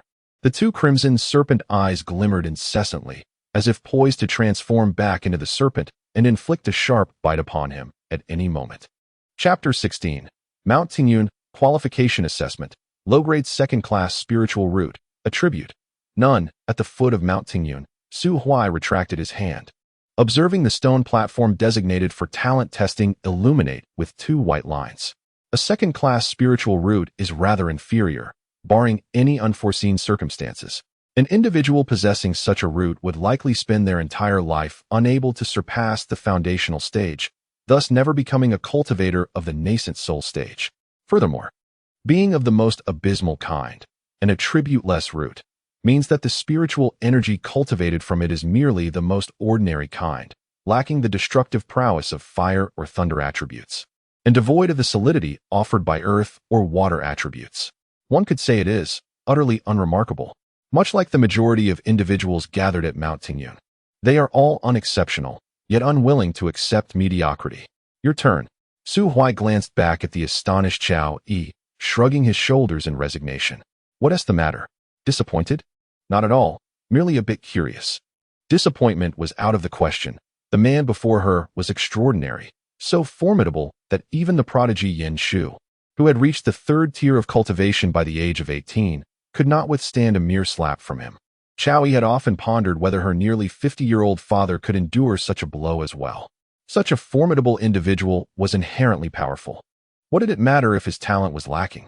Would Yin Shu, with his 6th grade golden attribute spiritual root, dare to mock him? Let him try. The outcome would likely be fatal. Chao Yi stepped forward slowly, waiting for the 2 white lines on the testing platform to dissipate before placing her hand on the same spot Su Huai had just pressed. She could feel a gentle force flowing through her palm into her meridians, circulating throughout her body before returning through her palm to the testing platform. Shortly thereafter, 4 waves of aquamarine ripples appeared on the platform. Qualification Assessment, Low-Grade 4th Class Spiritual Root, Attribute, Water. The commotion from the testing platform attracted the attention of several cultivators, some filled with envy and others with jealousy. A 4th-class spiritual root is already considered exceptionally rare in the realm of cultivation. To possess such a talent and still come to Mount Tingyun to vie for opportunities with ordinary individuals, it was as if a high school student had come to flaunt their superiority in an elementary school. Su Huai stroked his chin and smiled. Not bad. A fourth-class spiritual route means surpassing your father is a foregone conclusion. After all, my father has invested so many resources in me. Xiao Yi's face broke into a smile. If I cannot surpass him with this, it would indeed reflect poorly on my capabilities. What shall we do next? Shall we ascend the mountain? Of course. What else would we be here for? Mount Tingyun boasts a staggering 99,000 steps. From the base, one can only glimpse the summit shrouded in clouds, where the occasional silhouette of a soaring eagle can be seen gliding through the mist. With every 100 steps taken, a subtle force aids in refining the bloodlines and meridians of the climber. With every 1,000 steps, one undergoes a purifying and tempering experience for their physical foundation. It is said that reaching the summit of the mountain grants one the opportunity for a profound transformation, elevating an ordinary mortal into an extraordinary being endowed with the potential of a great emperor, capable of suppressing an entire era single-handedly. Yet, for countless generations, even the most formidable climbers have only ascended to the 94,000th step, and that was achieved by a scion of a powerful faction, who also happened to be an adversary of Su Huai, the tomb guardian of the sword crypt, Lisadeo. This is the same woman from a past life who secretly dwelled in a bamboo grove, only to have her abode ignited by Su Huai, and subsequently met her demise at the hands of two icy blades. While Su Huai remained uncertain whether Lisadeo, who had conquered the 94,000 steps, possessed the ability to dominate an era, it was undeniable that she bore the mark of an emperor, for she truly was an immortal emperor. However, individuals like Lisadeo, who made a special effort to dash to the cloud-piercing mountain to set records, were merely a minority. After achieving their goals, they would depart without hesitation. Currently, most climbers on cloud-piercing mountain congregate around the first 30,000 steps, with numbers plummeting dramatically beyond that point. Sir, would you like to purchase a climbing manual? Not long after stepping onto the stairs, a young boy clad in the mountain's robe approached Su Huai, carrying a bundle of scrolls and offering him a piece of yellow paper still damp with ink.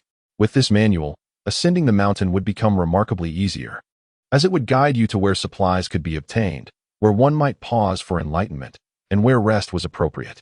Only a spirit stone, quite a bargain. Wouldn't you agree? Su Huai recognized the young acolyte before him, a talented disciple of the mountain's master, yet he was naturally rebellious and disinclined to cultivate. He had pilfered the yellow paper used for drawing talismans to doodle wildly, then descended to the foot of the mountain to con unsuspecting souls like them. Su Huai smiled and nodded, but before she could reach for the spatial ring on her finger, Xiao had already produced 2 spirit stones and placed them into the boy's hand. Meeting Su Huai's gaze, she stated matter-of-factly, "I told you I would cover all expenses along the way." With a sigh, Su Huai lamented the presence of yet another annoying wealthy patron. Once the young acolyte happily departed to seek out the next victim, Xiao scrutinized the 2 climbing manuals in her hands. The manuals included information on enlightenment platforms, supply points, resting spots, and even easier climbing routes, appearing quite authoritative. However, when she instinctively glanced at the other manual, her smile abruptly froze in disbelief. "Oh no, I've been duped." The contents of the 2 manuals were mostly different. Su Huai burst into laughter. Xiao Yi shot him a glare, gritting her teeth. "Did you know this manual was a fake all along?" "Of course, I'm not as foolish as you," he retorted. "Then why didn't you warn me? Instead, acting as if you were about to buy it yourself?" 2 spirit stones are merely a ticket fee," Su Huai replied, pocketing his hands as he began to ascend. If his memory served him correctly, this sacred site of cloud-piercing mountain would cease to exist in 5 years. The uprising in the Zongxing mountain range erupted unexpectedly, as a demon lord unleashed a torrent of beasts, engulfing nearly a quarter of the Dian Kingdom's territory within a mere half-day.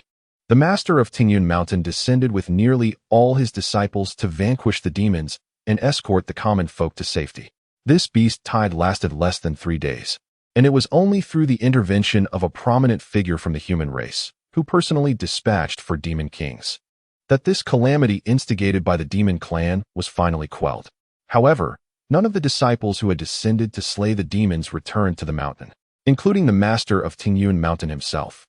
The once vibrant and joyous sacred sanctuary, the holy immortal sect, was left with countless spirit tablets, the unchanging stone steps leading up the mountain, and the silent enlightenment monument. Since that day, Tingyun Mountain has existed in name only.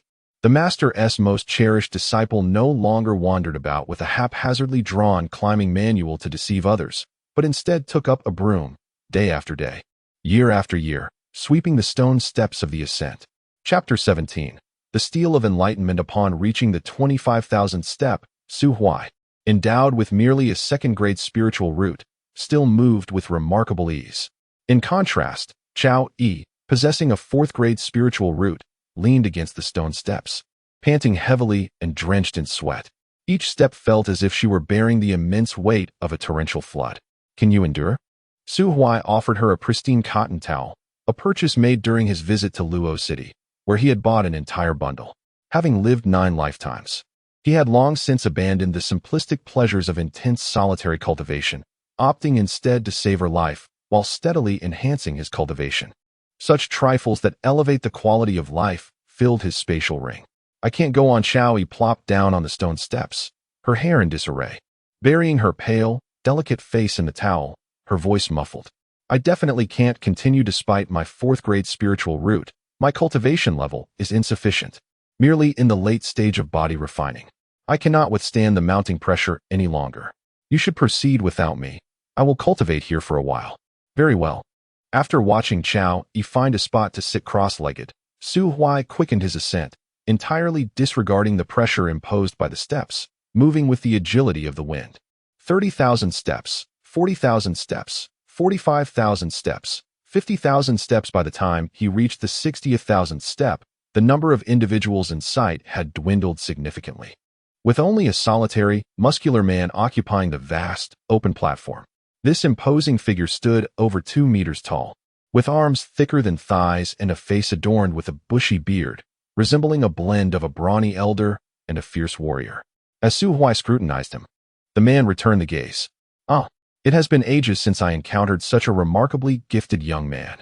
Young sir, at your age, your cultivation should not exceed 4th grade, yet you have ventured this far.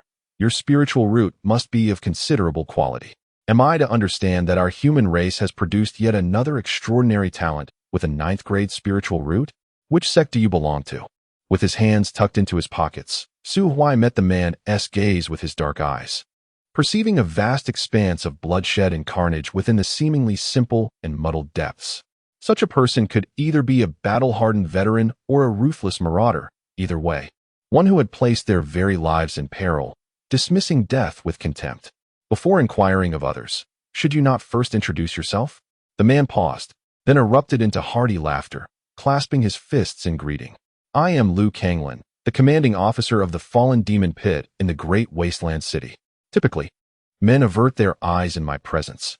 Yet you, young sir, not only dare to meet my gaze but also challenge me with a question. You are indeed to my liking.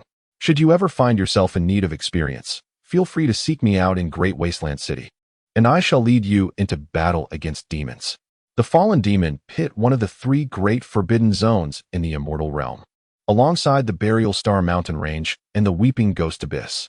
The Burial Star Mountain Range is the territory of the demon race, and for centuries, rumors have circulated that within its core lies a demon emperor in secluded cultivation, and not just one.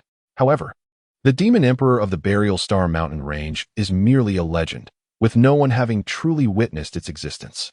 In contrast, the Fallen Demon Cave, another forbidden ground, has been undeniably confirmed to harbor a demon sovereign. The term demon in Fallen Demon Cave is not an adjective but a noun, representing the most brutal and malevolent beings of the immortal realm. The origins of the demon clan remain shrouded in mystery. 700 years ago, the Fallen Demon Cave was merely a vein of spirit stones. One fateful day, the mine ran dry, and a sudden surge of black mist erupted from the excavated cavern, followed by the emergence of countless diverse demons who wreaked havoc on all life in the immortal realm visible to their eyes. Subsequently, the human race constructed defenses around the Fallen Demon Cave, dispatching numerous powerful warriors to guard against the demon incursion, managing to restrict them to the vicinity of the cave. Upon learning the identity of the robust man, Su Huai finally withdrew his hand from his sleeve and returned a respectful gesture. "Black Iron City, Su Huai, the Su family of Black Iron." The man suddenly paused, his eyes widening in astonishment. "What is your relation to Su Chang'e? Do you know my grandfather?" Su Huai noted how the man's gaze shifted rapidly, akin to a traffic light, oscillating from admiration to fear, then to regret, and finally to a sense of inevitability. A frown crossed his brow as he sensed the complexity of the situation. Unfortunately, the man reverted to his earlier foolish demeanor, refusing to utter another word. Curse it! Can the riddlemonger leave the immortal realm already? Su Huai could not indulge him any longer. He advanced swiftly, and the man seemed to discern his intentions, yet remained unfazed. Just a young prodigy. Can he truly surpass me, a seasoned 6th-tier warrior? The youth's arrogance was excessive, and as a senior, Liu Kanglan saw fit to impart a minor lesson, teaching the young man the value of respecting his elders. Thus, when Su Huai stood before him, the man channeled his spiritual energy and swiftly made his move. With a decisive maneuver, he successfully subdued Su Huai with ease, pinning him to the ground. The man's bearded face pressed against the earth, his arms, thicker than Su Huai's thigh, restrained behind him, rendering him utterly powerless. Little brat, you, a mere 6th-tier earth immortal, presume to challenge me? Who grants you such audacity? Speak. How do you know my grandfather? Ah, not saying, are you? Then do not blame me for applying itchy powder to your back. You shall be tormented for 3 days and nights. The man's eyes widened in horror. Are you a demon from the fallen demon cave? With my muscular frame, I cannot even reach my own back, and you choose that spot to strike? To apply itchy powder to the back of a muscular giant. Was that even a feat achievable by a mere mortal? Ultimately, the man capitulated. Under a roof, one must lower their head. When confronted by the demon horde, he could face death unflinchingly, even if subjected to the 10 most excruciating tortures of the immortal realm. He would never utter a sound. Perhaps after his demise, his name and achievements will be inscribed upon the loyalty monument of the great wilderness city, etching his legacy into eternity. Yet, if he were to perish from the agony of suspense in the presence of the younger generation, how could he hope for such immortal renown? He would likely become the ultimate jest for the guards of great wilderness city to amuse their grandchildren. Upon hearing the candid confession of the burly man, Su Huai felt a sense of dissatisfaction. The man himself possessed limited knowledge, merely aware that Su Chang'e had once been the commander of the Weeping Ghost Abyss, fiercely battling the ghostly tribes in close combat, until he fell into an ambush years ago, sustaining grievous injuries that proved fatal. Cough. Yet he managed to cling to life, retiring to his hometown. However, he must undergo annual treatments to purge the lingering ghostly essence from his body. Naturally, Su Huai recalled the alchemist he had seen in the elder's courtyard prior to his departure. Surely, that was the one tasked with healing the elder. Though his skills seemed rather lacking, far inferior to those of his affluent relative, Su Huai had witnessed him laboring vigorously, transforming the concoction in the furnace into a charred mess. Yet, the alchemist appeared reluctant to acknowledge his failure, continuing to burn the mixture. Su Huai surmised that the man was unwilling to lose face before a younger generation, and thus, with his high emotional intelligence, he refrained from exposing the truth. Through a narrow lens, if such an unreliable alchemist could be entrusted with the elder's healing, it stood to reason that the elder's own prowess was not exceedingly high. Judging by the burly man's tone, the elder was certainly above the 6th rank, possibly reaching the 7th or even the 8th rank. At most, he might be at the pinnacle of the 8th rank. After all, his name did not grace the celestial rankings that featured renowned celestial beings. Surely, he could not be some hidden celestial emperor, huh? What a jest. It certainly should be. Most likely impossible. Chapter 18, The Memory of the Monument of Enlightenment. There is no need to dwell excessively on the past of the old gentleman. At worst, I can simply inquire directly upon my return to Black Iron City. As the esteemed grandson of the old man, he would surely not withhold information from me. Having come to this realization, Su Huai released his grip on Liu Kanglan, who rose from the ground, brushing away the grains of sand and dust from his face, and adjusting his dislocated jaw with a bewildered expression directed at Su Huai. Su Family Jr. HM. Noticing the slight squint in Su Huai's eyes, Liu Kanglan waved his hand and offered a sheepish smile. What power do you possess, for heaven's sake? I was utterly incapable of even a semblance of resistance. You must be at least at the 7th rank of the celestial realm, right? I truly cannot fathom what you have consumed to grow so formidable.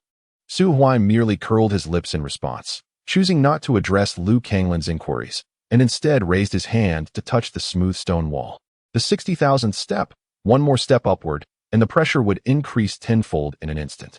Although Su Huai possessed a ninth-rank cultivation, his current spiritual root was of a significantly low level, and the newly formed root was exceedingly fragile, unable to withstand greater impacts. Should he ascend further, it would be akin to an ailing elder suddenly indulging in a millennium-old ginseng. Such an unmerited supplement could lead to dire consequences. Fortunately, while this was not the pinnacle, he was close enough to the base of the Monument of Enlightenment that it would not adversely affect his forthcoming plans. Little snake? Su Huai tapped the ring on his finger. Little snake, snake? The ring shifted again, transforming into a silver serpent that coiled around Su Huai's fingers, raising its head and flicking its tiny pink tongue repeatedly. Get a little closer. Let me touch the Monument of Enlightenment. Shall I press it directly? I truly pressed it. Are you not bored? How tiresome. Just say it. Hurry and press. The corners of Su Huai's mouth lifted slightly as his right hand rested against the dark brown stone wall, a chill radiating from his palm. The little snake's eyes glimmered with a red light as it opened its mouth, its sharp fangs leaving two minuscule holes in the stone wall, as if biting through tofu. Immediately, a tremendous force seemed to find an outlet, surging forth from the depths of the monument, converging through the openings towards Su Huai's position. Goodness. Rationality? How can I remain rational? It has been said that the unworthy cannot receive supplementation. Su Huai's face turned pale upon witnessing this scene, his hand trembling as he nearly fled. Look at your pathetic demeanor. Do not move. The immense energy did not rupture Su Huai's body. The silver serpent had blocked the openings with its mouth, absorbing at least 99% of the energy. The remaining minuscule fraction was precisely the limit that Su Huai's tender spiritual root could currently endure. As the energy surged into his body, Su Huai shuddered, his soul feeling ethereal, as if it had been lifted to the clouds. Meanwhile, a series of fragmented images surged into his consciousness along with the energy. A solitary island, a quaint pavilion. For youths, 3 males and 1 female, gathered around the pavilion, toasting and engaging in profound discussions about life. 3 parts intoxication and 7 parts sincerity, they vowed to reunite every 5 years to ascend to the pinnacle of the immortal path. In the first 5 years, all 4 gathered. Among them, a male and a female had developed deep feelings over time and became husband and wife, receiving both the protests and blessings of the other 2. However, in the second 5 years, only 3 arrived. The immortal path inherently defies the heavens, contending against humanity, demons, and all beings. The fall of a companion, though mourned by friends, was ultimately unavoidable. After the third 5 years, the city of the couple was besieged by a formidable demonic beast. The inky flames of calamity consumed everything, and the feeble human race perished like ants in the inferno. Amidst the howls of the monster, its colossal horns piercing the heavens. As one of the strongest cultivators in the city, the couple, in their noble endeavor to protect others during the evacuation, had no choice but to stand alongside several other powerful beings, confronting the godlike terror of the creature. In the fourth 5 years, snow fell heavily, and 4 goblets were set upon the pavilion in the center of the lake, yet only 1 person remained to drink alone. The youthful boy had shed his innocence. 20 years of time had weathered his once handsome visage with stubble, transforming the scholarly youth into a man marked by scars. In a drunken stupor, he gazed at the tranquil surface of the lake, laughing heartily, recounting to the empty seats the amusing encounters and adventures he had experienced over the past 5 years. He spoke of a woman he had come to love, a mere mortal with a warm and ordinary home, her face perpetually adorned with an untroubled smile. He could not bear to disrupt that simplicity. A cultivator, especially one from his world, wielded great power and earned respect, yet bore the heavy responsibility of safeguarding his domain. Death could claim him at any moment, perhaps in the next 5 years, or even tomorrow. The following morning, the pavilion by the lake lay empty, the previous night's revelry seeming but a fleeting dream. Yet upon the small table where the 4 had once animatedly pledged their promises, a line of small characters was etched. You lie beneath the spring, your bones turn to mud. I send forth to the world my snow-covered head. Indeed, the last one did not await the next 5 years. It was a magnificent and grand war. He stood bare-chested, holding up a black stone tablet, flames and lightning swirling around him. Opposite him loomed the massive demonic beast with horns, its shadow stretching infinitely, a fearsome figure nearly 1,000 meters tall, instilling despair. The creature that had slain the couple had, in a mere decade, ascended to true divinity. Behind him, the city was home to millions. The demons besieged them, cutting off all avenues of escape, leaving them with nowhere to flee. Despair spread like wildfire. One by one, the cultivators within the city ascended into the air. Before the beast, they found no room for surrender or plea for mercy. There was no escape.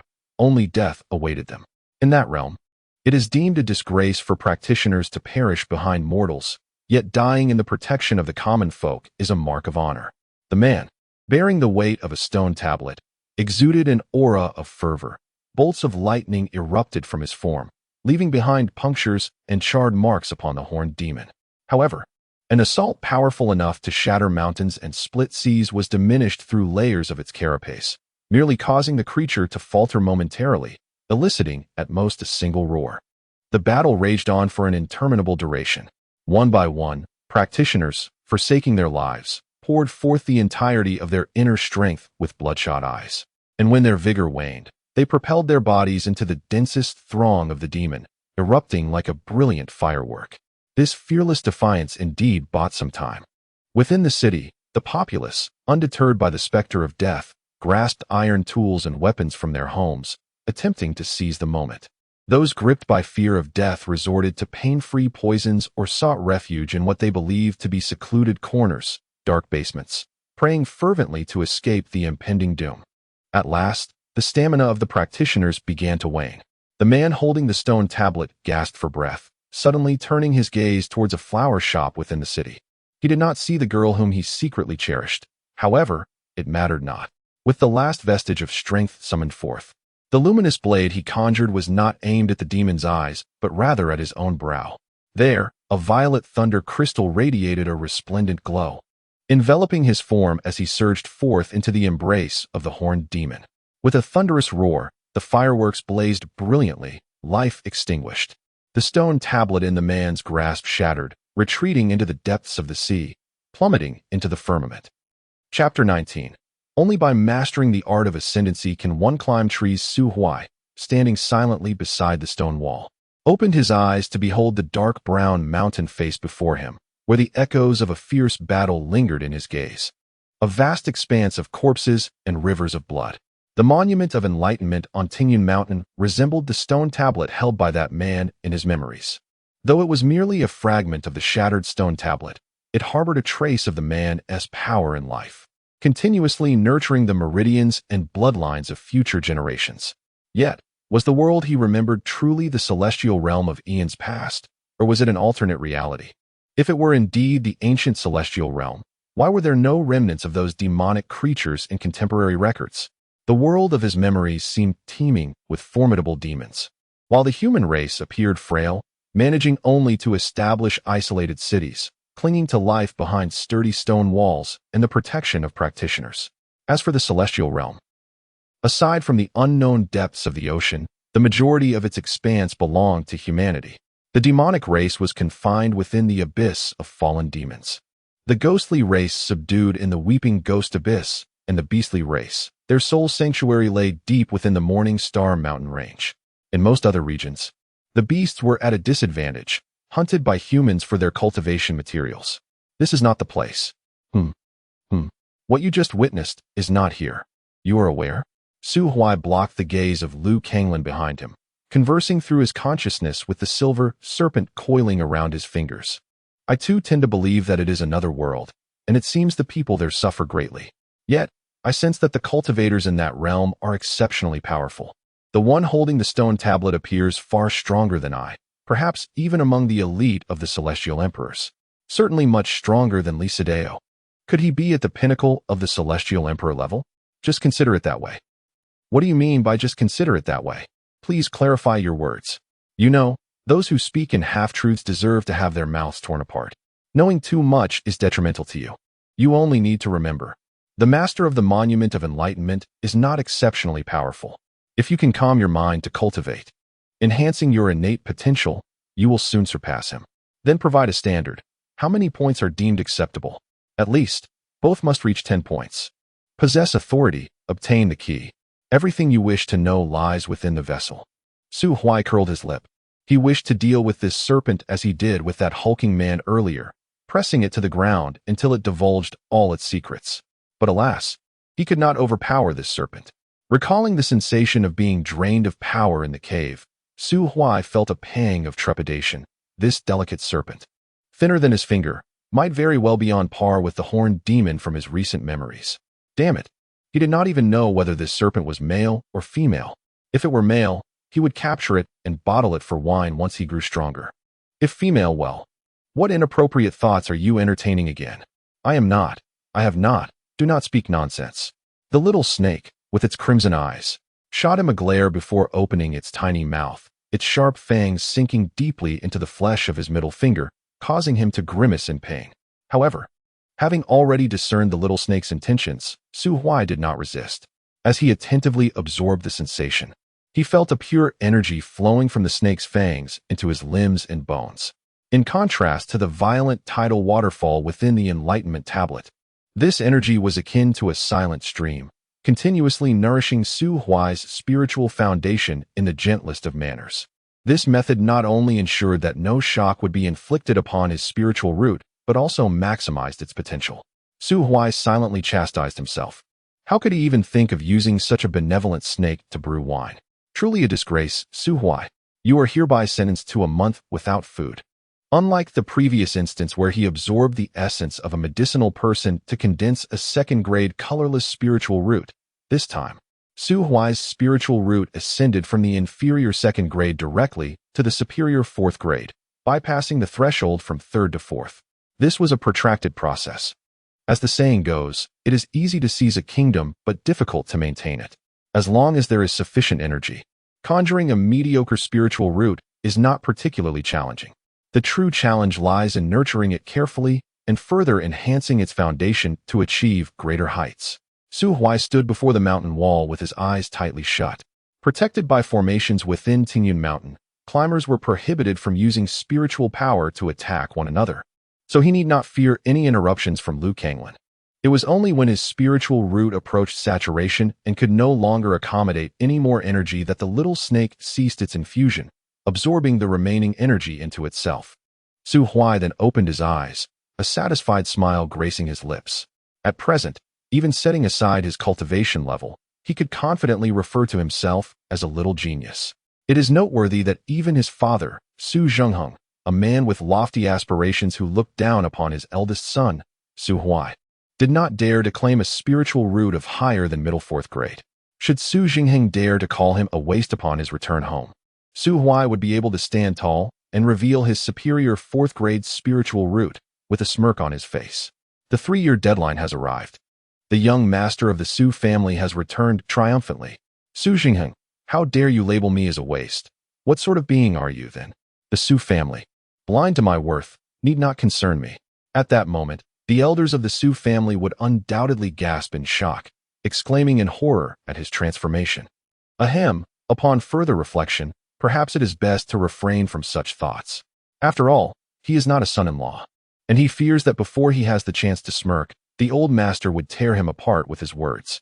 Su Huai raised his hand and stretched lazily, the sound of cracking bones resonating around him, indicating that he had indeed spent a considerable amount of time before the mountain wall. Glancing around, he noticed that the muscular and rugged Liu Kanglin had already departed, leaving behind a piece of white paper pressed to the ground by a stone, upon which a crooked address was inscribed, inviting Su Huai to visit the great wilderness city. Su Huai casually folded the paper a few times before placing it into his spatial ring. He then raised his gaze towards the ethereal mountain summit, only to lower his eyes once more as he made his way down to the foot of the mountain. 19 days had elapsed since the group arrived at Tingyun Mountain. During this span, Chao Yi, through her diligent efforts, had made considerable progress, ascending from the 25,000th step to the 28,000th step. Though her innate talent had not significantly improved, her meridians had been tempered to be broader and more resilient, resulting in a notable enhancement in her strength. Successfully advancing from the body refinement realm to the second stage of foundation establishment, she felt quite satisfied with her journey to Tingyun Mountain. Presently, she remained on the steps, merely waiting for Su Huai, who had yet to descend from higher altitudes. Descending was easy, but ascending was arduous. Upon regaining consciousness and reaching the 28,000th step, Su Huai moved with remarkable speed, almost creating an afterimage on the mountain path. Even when encountering bends in the path, he did not reduce his pace, running with the vigor reminiscent of an AE-86, merely one turn away from the drainage channel.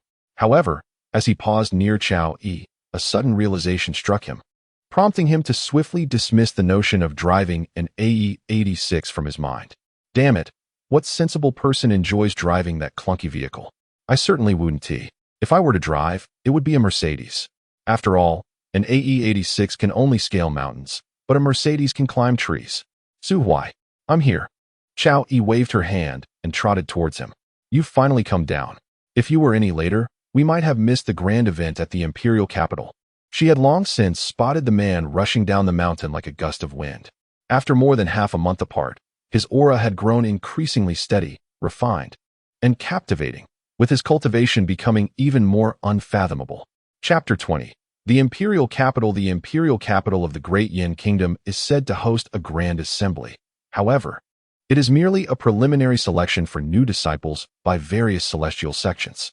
The criteria for passing are rather lenient, requiring spiritual roots of at least the 3rd grade, along with commendable character and a favorable impression from the elder responsible for the evaluation. Following the preliminary selection, only those deemed qualified may accompany the elders of their preferred sect back to their stronghold for a true assessment. Those who succeed may enter the sect, while those who fail shall be sent back. This grand event held in the imperial capital is orchestrated by the royal family of the Great Yin Kingdom, aimed at allowing promising talents within the borders to connect with one another, fostering a sense of belonging to their homeland. The intention is to ensure that should they achieve great success in the future, they will not forget their roots as citizens of the Great Yin, ready to lend a hand to their homeland in times of calamity. Su Huai and Chao Yi arrived relatively late, reaching the imperial capital on the eve of the celestial sect elders' arrival. Exhausted from their journey, they had little inclination to mingle with the so-called prodigies of the Great Yin and promptly returned to the room arranged by Chao Yi, collapsing into slumber. The Chao Family Commercial Association boasts considerable renown within the Great Yin Kingdom, with branches in numerous major cities. As the business expanded, the intricate web of connections became dauntingly complex. Consequently, upon arriving at the imperial capital, the association's president, Chao Yang, was swiftly whisked away by several city lords for drinking and socializing, leaving Chao Yi, the future heir, with little respite. She needed to familiarize herself with the circumstances of each city, ensuring that the lords held a general impression of her. This would be crucial should her pursuits in the celestial path falter, allowing her to return home and smoothly inherit the vast family fortune. Having arrived in the imperial capital shortly after noon, Su Huai, after a restful afternoon, found himself wide awake come evening. He leaped through the window, scaling the roof without a care for the dust upon the tiles, and lay back, cradling his head in his arms. Gazing up at the starry sky from the rooftop was a cherished pastime from his previous life. In that time, due to his inferior spiritual roots and limited cultivation, he had failed the celestial sect's assessment and constructed a modest 2-story dwelling at the foot of the Yinyu Immortal Mountain. The roof of his abode had been transformed into a spacious terrace, adorned with various instruments and materials for alchemy, with a small reclining chair nestled in the corner. Sometimes, a wealthy lady would, after tiring from her alchemical endeavors or facing failures, dash into his embrace seeking comfort, and together they would lounge on that chair, gazing at the stars. They would engage in gentle debates about the celestial phenomena above, with Su Huai, lacking any formal study of astrology, resorting to whimsical musings, often repeating, "Mars shines brightly tonight." When she inquired, "What is Mars?" he would fall silent, then respond, "A star that breathes fire." Though she possessed a wealth of knowledge that far surpassed his own, he always emerged victorious in their debates. The secret lay in his audacious tactics. Whenever he found himself at an impasse, he would wrap his arms around her waist and whisper softly in her ear until, in a moment of desperation, he would seal her lips with his own, undignified, yet invariably effective. After their affectionate exchange, the affluent woman would nestle in his embrace, murmuring in agreement to all his whimsical notions, such as the belief that the continent was square, the celestial realm had long been overrun by lizard folk, the impending apocalypse of 2012 or that the little monsters would devour 4 or 5 Ultramen for their meals. Those were tranquil days, where the alchemical furnace, the rocking chair, the starry sky, and everything atop the roof belonged solely to her. She was his alone. Yet, it seemed the wealthy lady was deeply enamored with his hold, for she would soon succumb to slumber under the gaze of the stars. The creaky wooden door was plagued with various issues. Over time, it developed its own security system. Whoever opened it would be greeted by a jarring buzz. A slender figure leaped onto the rooftop from where Su Huai had just ascended, clad in a resplendent purple gown, lying beside him to gaze at the cosmos. How did you know I was here? Chao Yi's face, flushed from the effects of alcohol, rolled her eyes at him. My room is directly above yours. When you came up, your footprints on my balcony were unmistakable. Damn, my shoes are so clean, yet they left footprints. Is Yurin's cleaning staff that diligent? Even scrubbing the balcony so thoroughly? Chao Yi merely pouted, ignoring him. At that moment, autumn had deepened, the evening breeze carrying a hint of chill. She adjusted her delicate gown, glancing at Su Huai's oversized black robe. Noticing her gaze, Su Huai blinked. Are you cold? Yes, this gown is made of silk. It looks beautiful, but it hardly provides warmth. Indeed, I feel quite cold as well. At this juncture, a gentleman of refinement ought to remove his coat and offer it to me. Oh, then I lack refinement. Chao Yi sighed. Su Huai, a person like you will surely remain single for life. Su Huai raised his voice. Impossible, absolutely impossible. On what grounds are you so certain? Because someone is waiting for me at the Yan Yuxian sect. You can't even part with a piece of clothing for a girl. What kind of miserly man would anyone fancy? I'm cold too. Su Huai retorted angrily, throwing off his outer garment. Come if you dare. Slip in and wear it with me. Am I really going to slip in? Come on. Am I really doing it? Yes. Chao Yi bit her lip and propped herself up to burrow into Su Huai's embrace. But instead of a warm hold, she was met with an empty robe. Having shed his coat, Su Huai stood up, tossing the garment onto Chao Yi's face, cursing, Damn it, I told you to slip in, and you actually did. Don't you understand the propriety between men and women? Chao Yi shot him a glance. I knew you would chicken out. Chicken out? What nonsense. I, Su Huai, would never back down. If I weren't afraid, why would I have hidden just now? I feared I might lose control and make you scream in pain later. Why should I scream? Mind your own business. Adult matters are not for you to inquire about.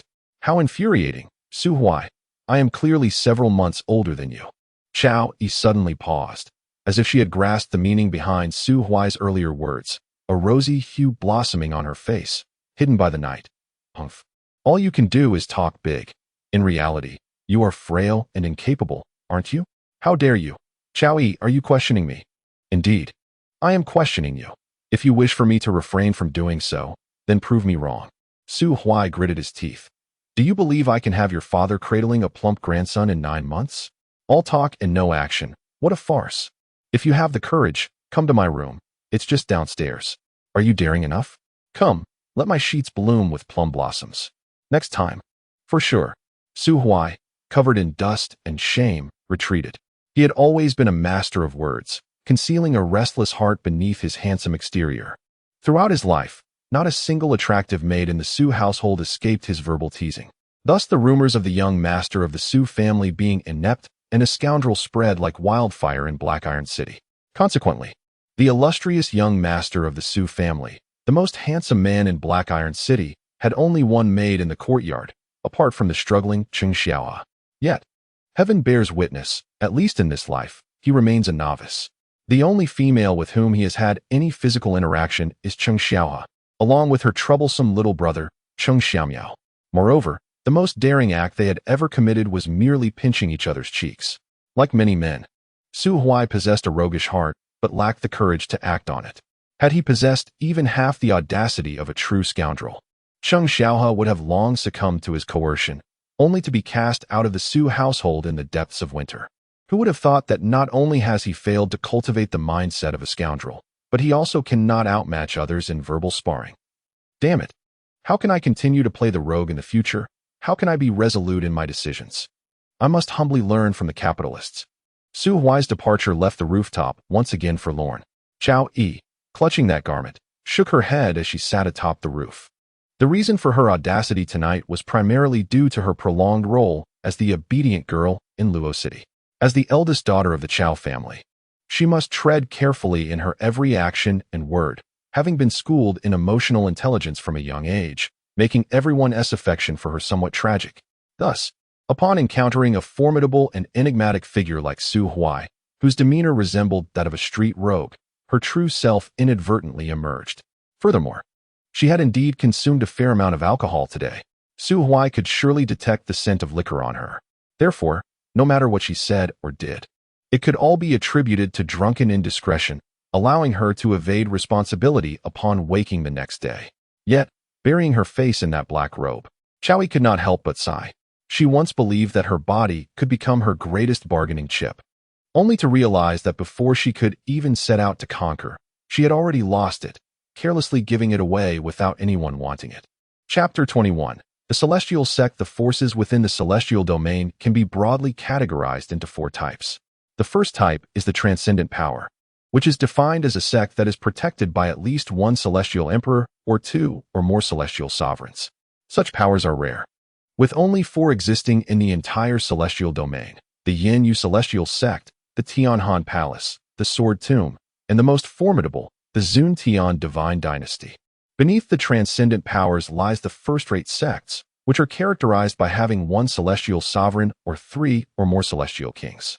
Notable representatives include the Tianji Pavilion and the Chan Mountain. Following this, we find the ordinary celestial sects, exemplified by the Tung Yun Mountain, which can be classified as a celestial sect as long as it has a celestial king in residence. The remaining myriad celestial sects, both large and small, are collectively referred to as the inconsequential powers. These factions possess little capacity for risk mitigation. A single beast tide could lead to their complete annihilation. In the perilous landscape of the celestial domain, such inconsequential entities are notably transient. What? You claim that the strongest only possesses the 5th rank in the Dayin dynasty? The Dayin dynasty is merely a secular dynasty, hardly worthy of being called a celestial sect. Its enduring prosperity is merely a result of being a tool wielded by the Zun Tian Divine Dynasty to uphold the order of the secular world. Apart from the few transcendent powers with celestial emperors, no sect dares to offend the Zun Tian Divine Dynasty by disrupting the order of the secular dynasties. Even Su Huai, who in a previous life was only at the initial stage of celestial sovereign yet possessed strength nearing invincibility, would not dare to provoke a true celestial emperor. Otherwise, the consequence would be, oh, has Su Huai already experienced the repercussions of offending a celestial emperor? Then it is of no concern. Oh, today is yet another day to contemplate the obliteration of the Sword Tomb. The Imperial Plaza of the Dayin Nation is the largest martial arts arena in the realm, and today it is devoid of military drills or blood-soaked battles. Instead, it is filled with countless talented youths from the royal family of Dayin, all yearning for the path of the celestial. For most of these young aspirants, the Imperial Gathering represents the sole opportunity in their lives to come into close contact with the esteemed celestial sections. Celestial sects, particularly the powerful ones, often prefer to reside in remote mountains, dense forests, or perilous secret realms. For instance, the Tianhan Palace is situated atop the frigid peaks of the Great Snow Mountain. To ensure their disciples receive adequate training, they allow various demonic beasts to thrive at the foot of the mountain, resulting in a vast population. A disciple of lesser cultivation attempting to reach the Tianhan Palace would likely become fodder for the snow demons before even reaching the base of the mountain. Similarly, the Yin Yu Celestial Sect is even more audacious, as it is established directly above the Sunken Moon Valley. Though named a valley, it is, in fact, an immense, boundless deep lake, rumored to be home to mysterious demon lords. Regardless of the veracity of the tales surrounding the demon lords, the ferocious water-based demon beasts inhabiting the lake are not something an ordinary person can contend with. The Yin Yu Celestial Sect happens to reside on an island at the center of this very lake.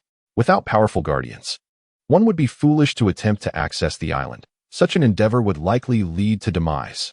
In such circumstances, who would dare venture directly to the mountain gates in search of celestial wisdom?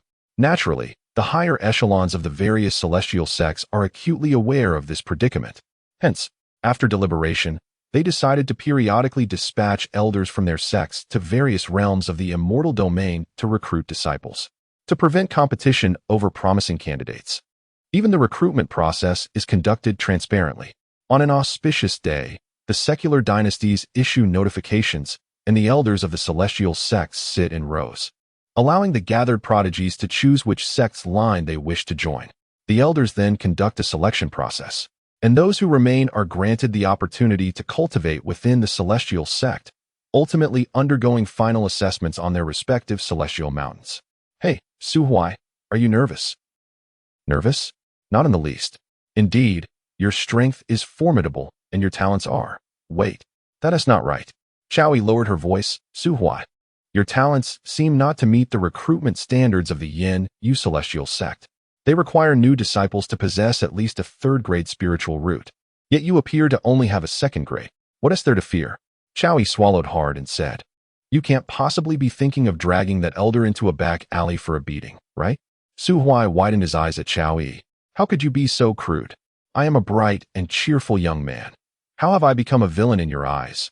Bullying the elderly. Chowie turned away. Bright and cheerful.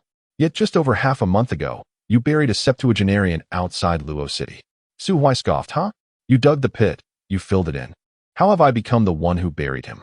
Chowie, upon reflection, was taken aback, realizing that indeed, she had done all the work that night, while Su Huai merely stood by idly. Watching her toil while he remained motionless was truly unworthy of being called a man. Most importantly, I, Chowie, have inexplicably been burdened with a monumental blame. She gritted her teeth. I buried him. I accept that, but you certainly cannot deny that you were the one who took his life.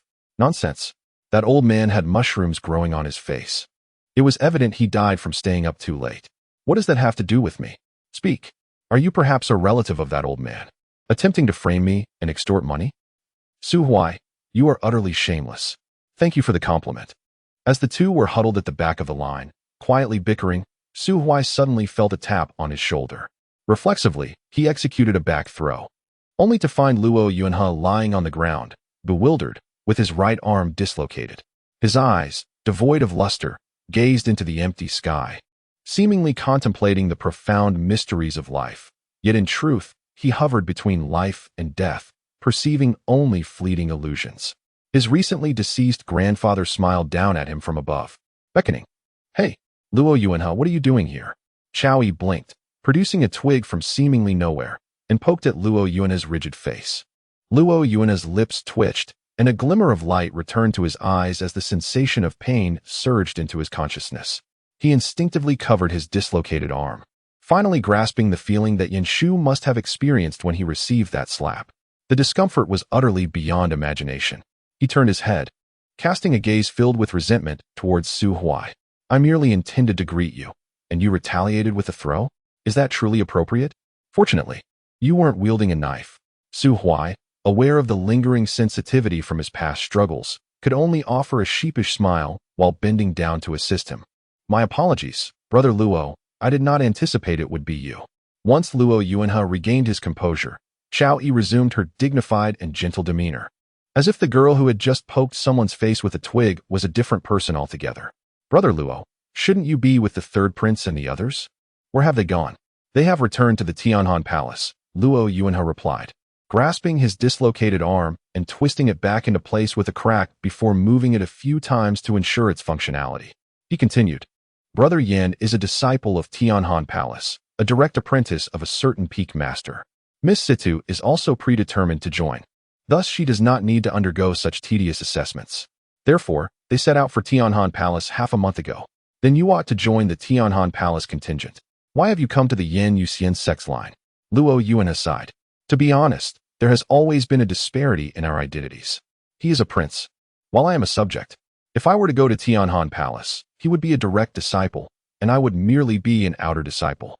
This divide would only widen, preventing us from becoming true friends. Rather than accepting favors to serve as someone else's subordinate there, it would be better to seek out another faction and strive on my own. Luo Yuanhe's candidness elevated Su Huai's opinion of him. Of course, one could not dismiss the possibility that he was fabricating excuses. It could very well be that he chose to abandon the cold for the moon after hearing Su Huai's previous remarks and discovering, through research, that the Yin Yuxian sect boasted more beautiful women. Regardless of the reason, Su Huai felt it appropriate to commend him. No matter who you are, from now on, we shall be brothers in the same sect, sharing fortunes and hardships together. After waiting in line for about half an hour, just as Su Huai was about to employ his grand deception to convince Luo Yuanhe that he hailed from Cybertron as a Super Scion, their turn finally arrived for the interview with the Elder. Chapter 22. Seeds of Light in the Royal Plaza of the Great Flame Kingdom. The foremost seats were arranged in a straight line, occupied by 22 elders representing various factions. The revered Celestial Dynasty was a family power, exclusive to its own kin. The Sword Tomb, on the other hand, was presided over by an elder who personally ventured into the world to seek children endowed with the talent for swordsmanship, never accepting the mediocre. Thus, apart from the Yenyu Immortal Sect and the Tianhan Palace, the remaining seats were filled by first-rate powers relatively close to the Great Flame Dynasty, along with a few smaller sections. In the realm of sects, those with lesser influence were destined to be overshadowed during the recruitment of disciples, often left to pick from the cast-offs of others. Consequently, while the larger sects grew ever stronger with their promising successors, the smaller ones remained ensnared in a relentless struggle. This cycle seemed inescapable. With a fourth-grade superior spiritual root, devoid of attributes, an elder from the Yenyu Immortal Sect glanced at Su Huai, hesitating for a fleeting moment before placing a red stamp of approval on his application. A root without attributes had seldom produced formidable figures. However, observing the boy's air of confidence, the elder deemed it a mere qualification assessment and decided to grant him the opportunity. Candidate Su Huai, congratulations on passing the preliminary selection. You are now qualified to proceed to the Yenyu Immortal Sect. Please wait momentarily to the side.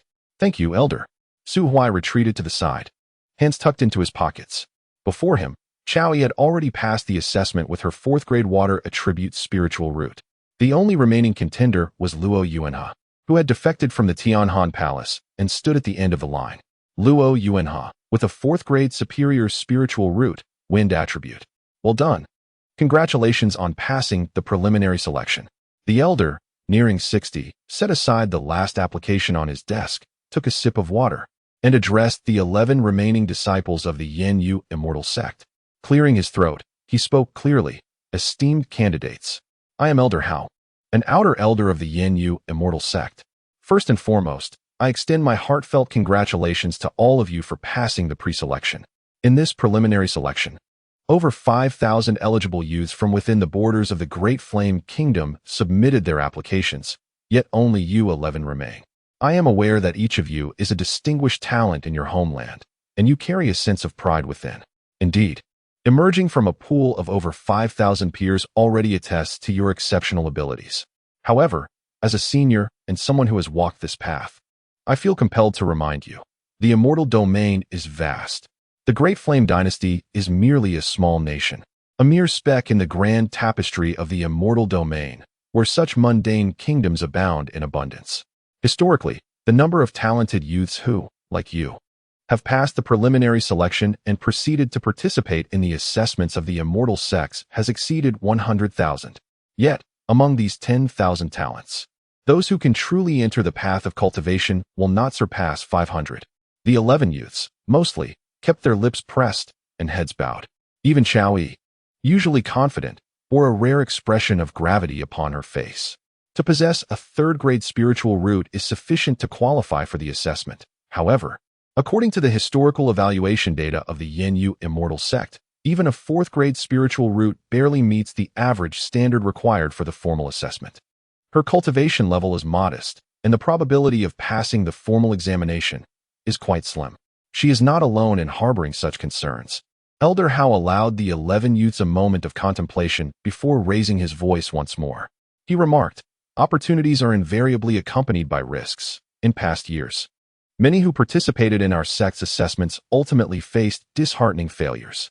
Due to certain exceptional circumstances, our sect's regulations stipulate that candidates, regardless of their success or failure, must remain within the confines of the Shunyu Valley for a duration of 3 years before being permitted to return home.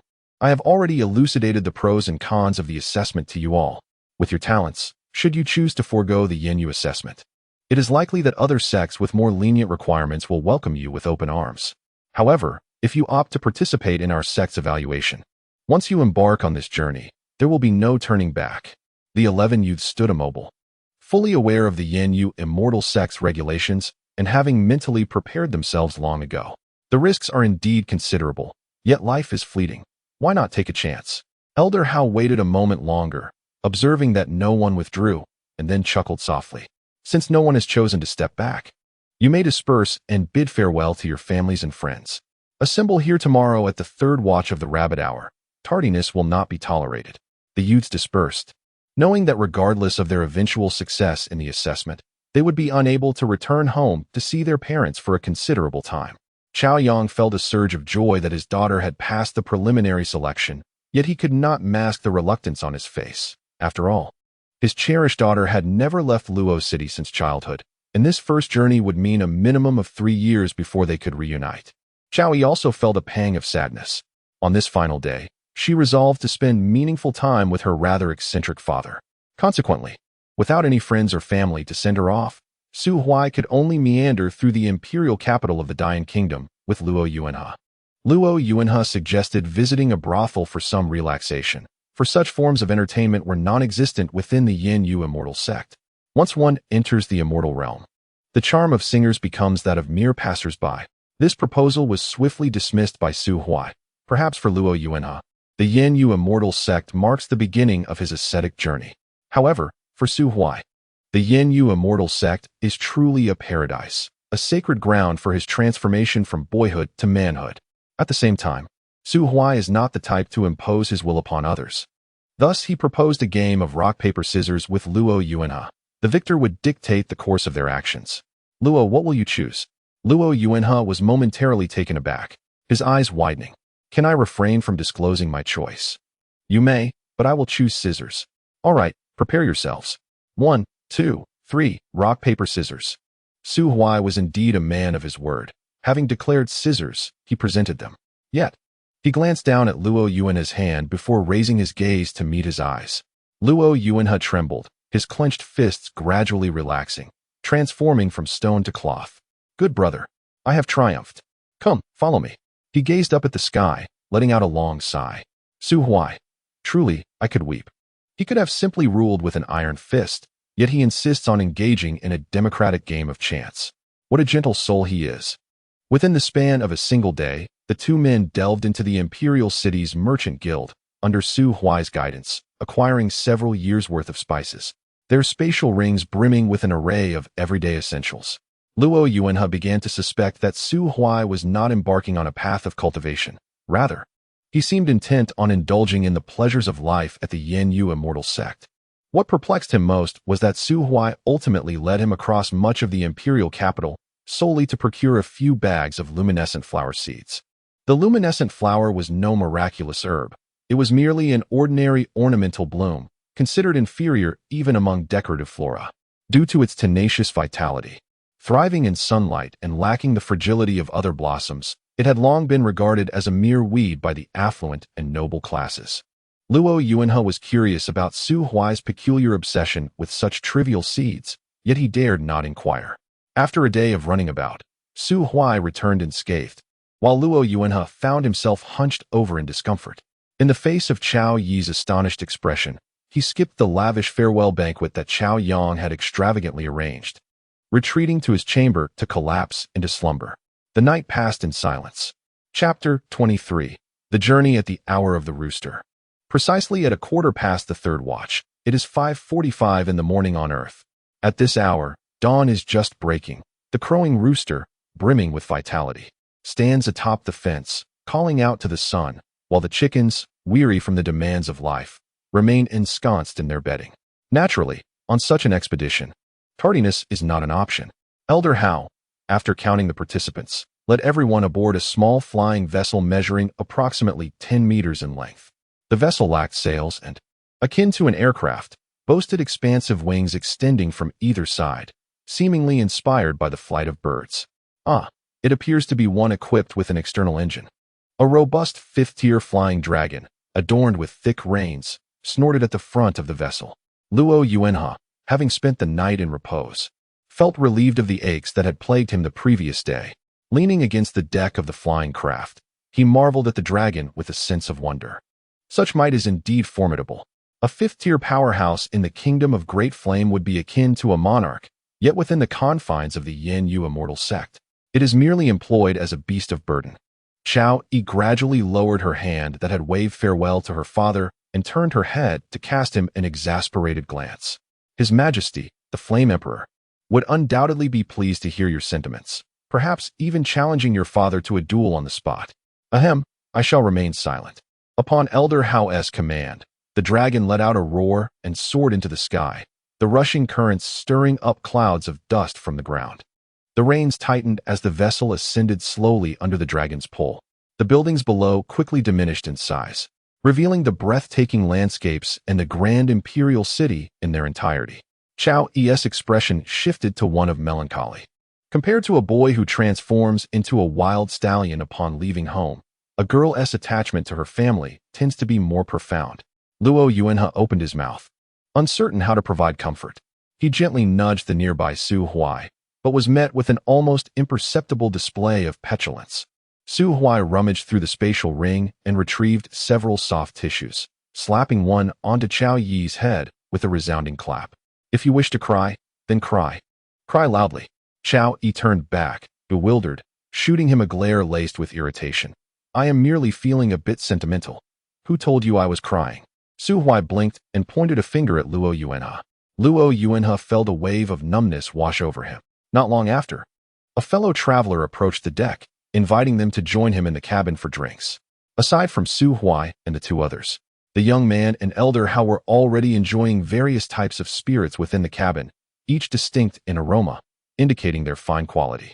The long table around which they gathered was laden with delicacies and regional specialties from the kingdom of Great Flame. It appears these youths were well prepared. Su Huai, ever the unabashed socialite, quickly integrated himself among them, mingling effortlessly with those who were once strangers. Xiao Yi, possessing high emotional intelligence, also retrieved some regional delicacies from her storage bracelet to offer as a gesture of goodwill. Only Luo Yuanhe stood at the door, trembling with cold. Thanks to Su Huai, his storage ring contained nothing but ancestral martial arts and various condiments and daily necessities, devoid of anything of value. Surely, he could not present a bottle of soy sauce to Elder Hao for a casual drink. If he were to do so, he feared he would be cast off the flying vessel before even leaving the Great Yin Kingdom. Elder Hao, a formidable figure at the 6th tier, was undoubtedly a transcendent being of the Earth immortal realm, possessing a position within the Yin Yu immortal sect that was neither high nor low.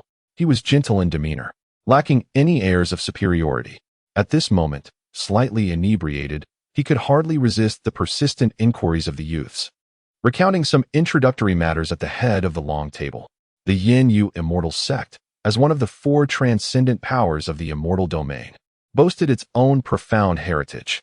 The formal assessment was devoid of any frills. After confirming the purity of intentions through the heart-knocking gate, candidates would be collectively dispatched to a secret realm.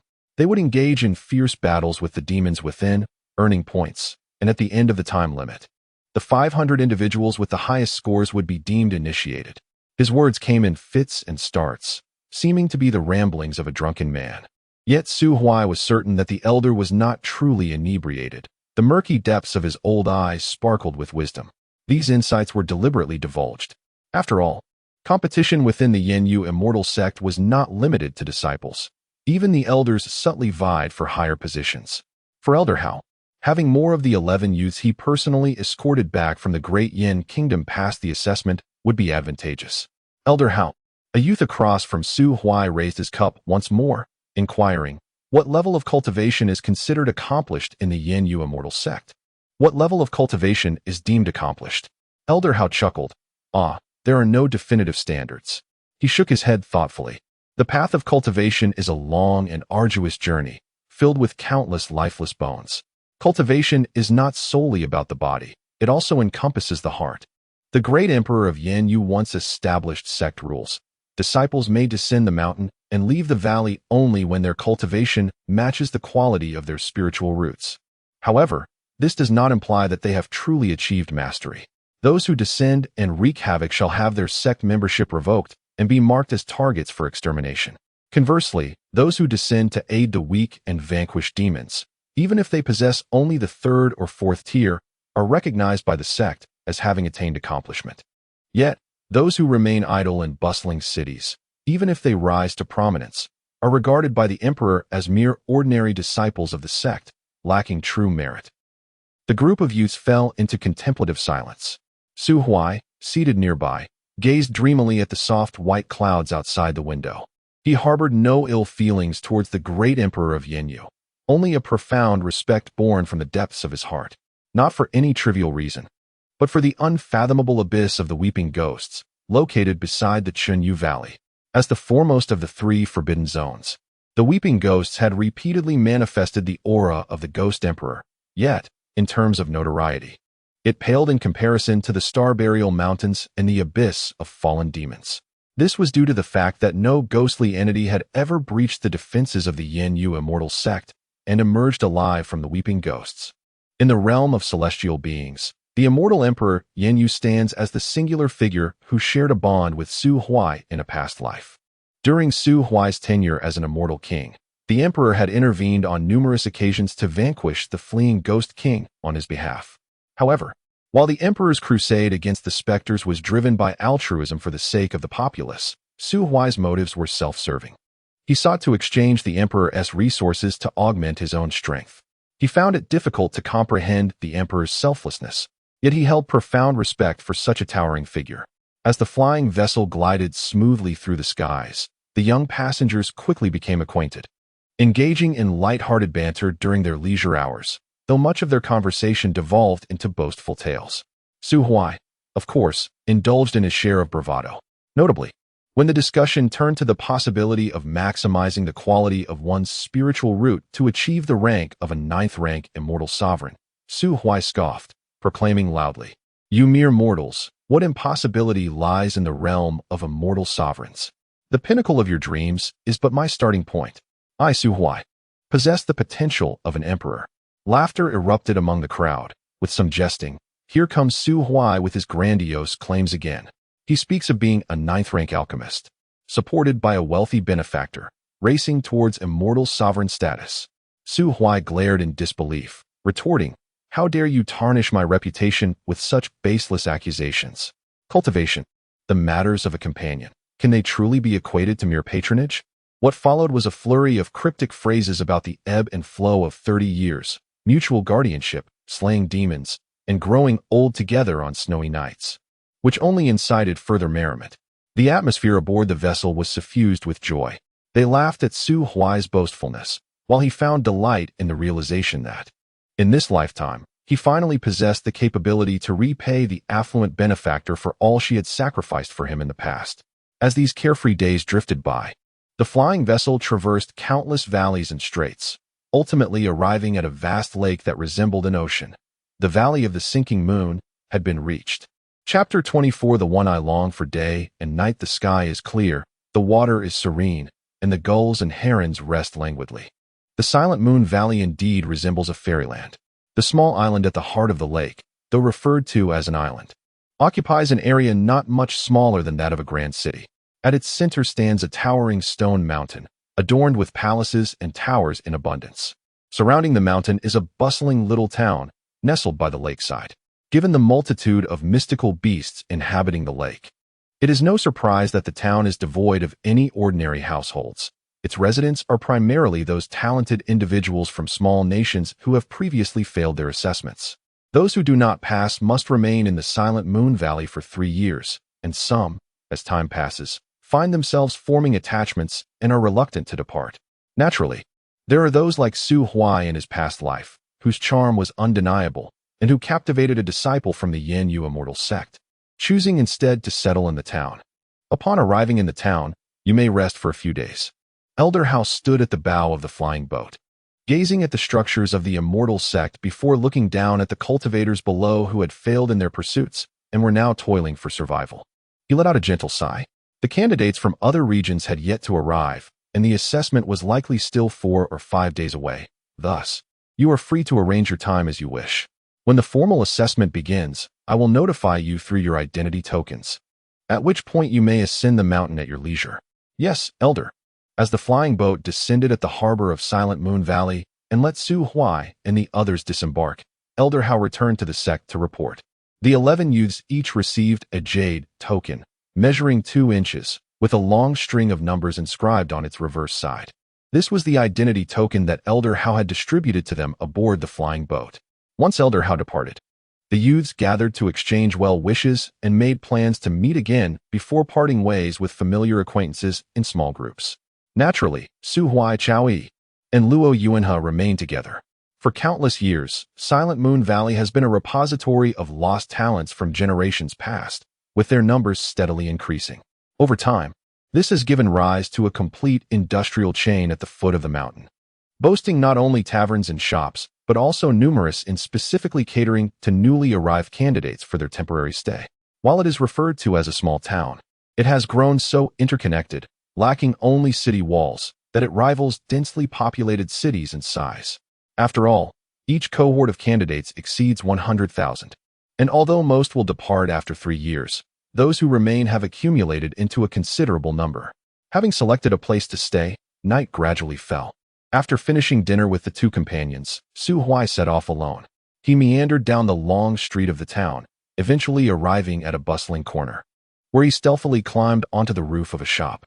This particular establishment faced an inn, and as Su Huai sat atop the rooftop, he gazed intently at a window of the inn, motionless.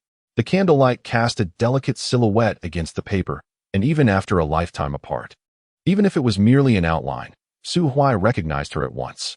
The one who had been by his side for centuries. The one he yearned for day and night. The Tingyuan Inn. Chu Siyu curled up in the corner of her hard wooden bed, hugging her knees. With her gaze cast downward, she allowed the sound of someone knocking on her door to echo sharply in the silence.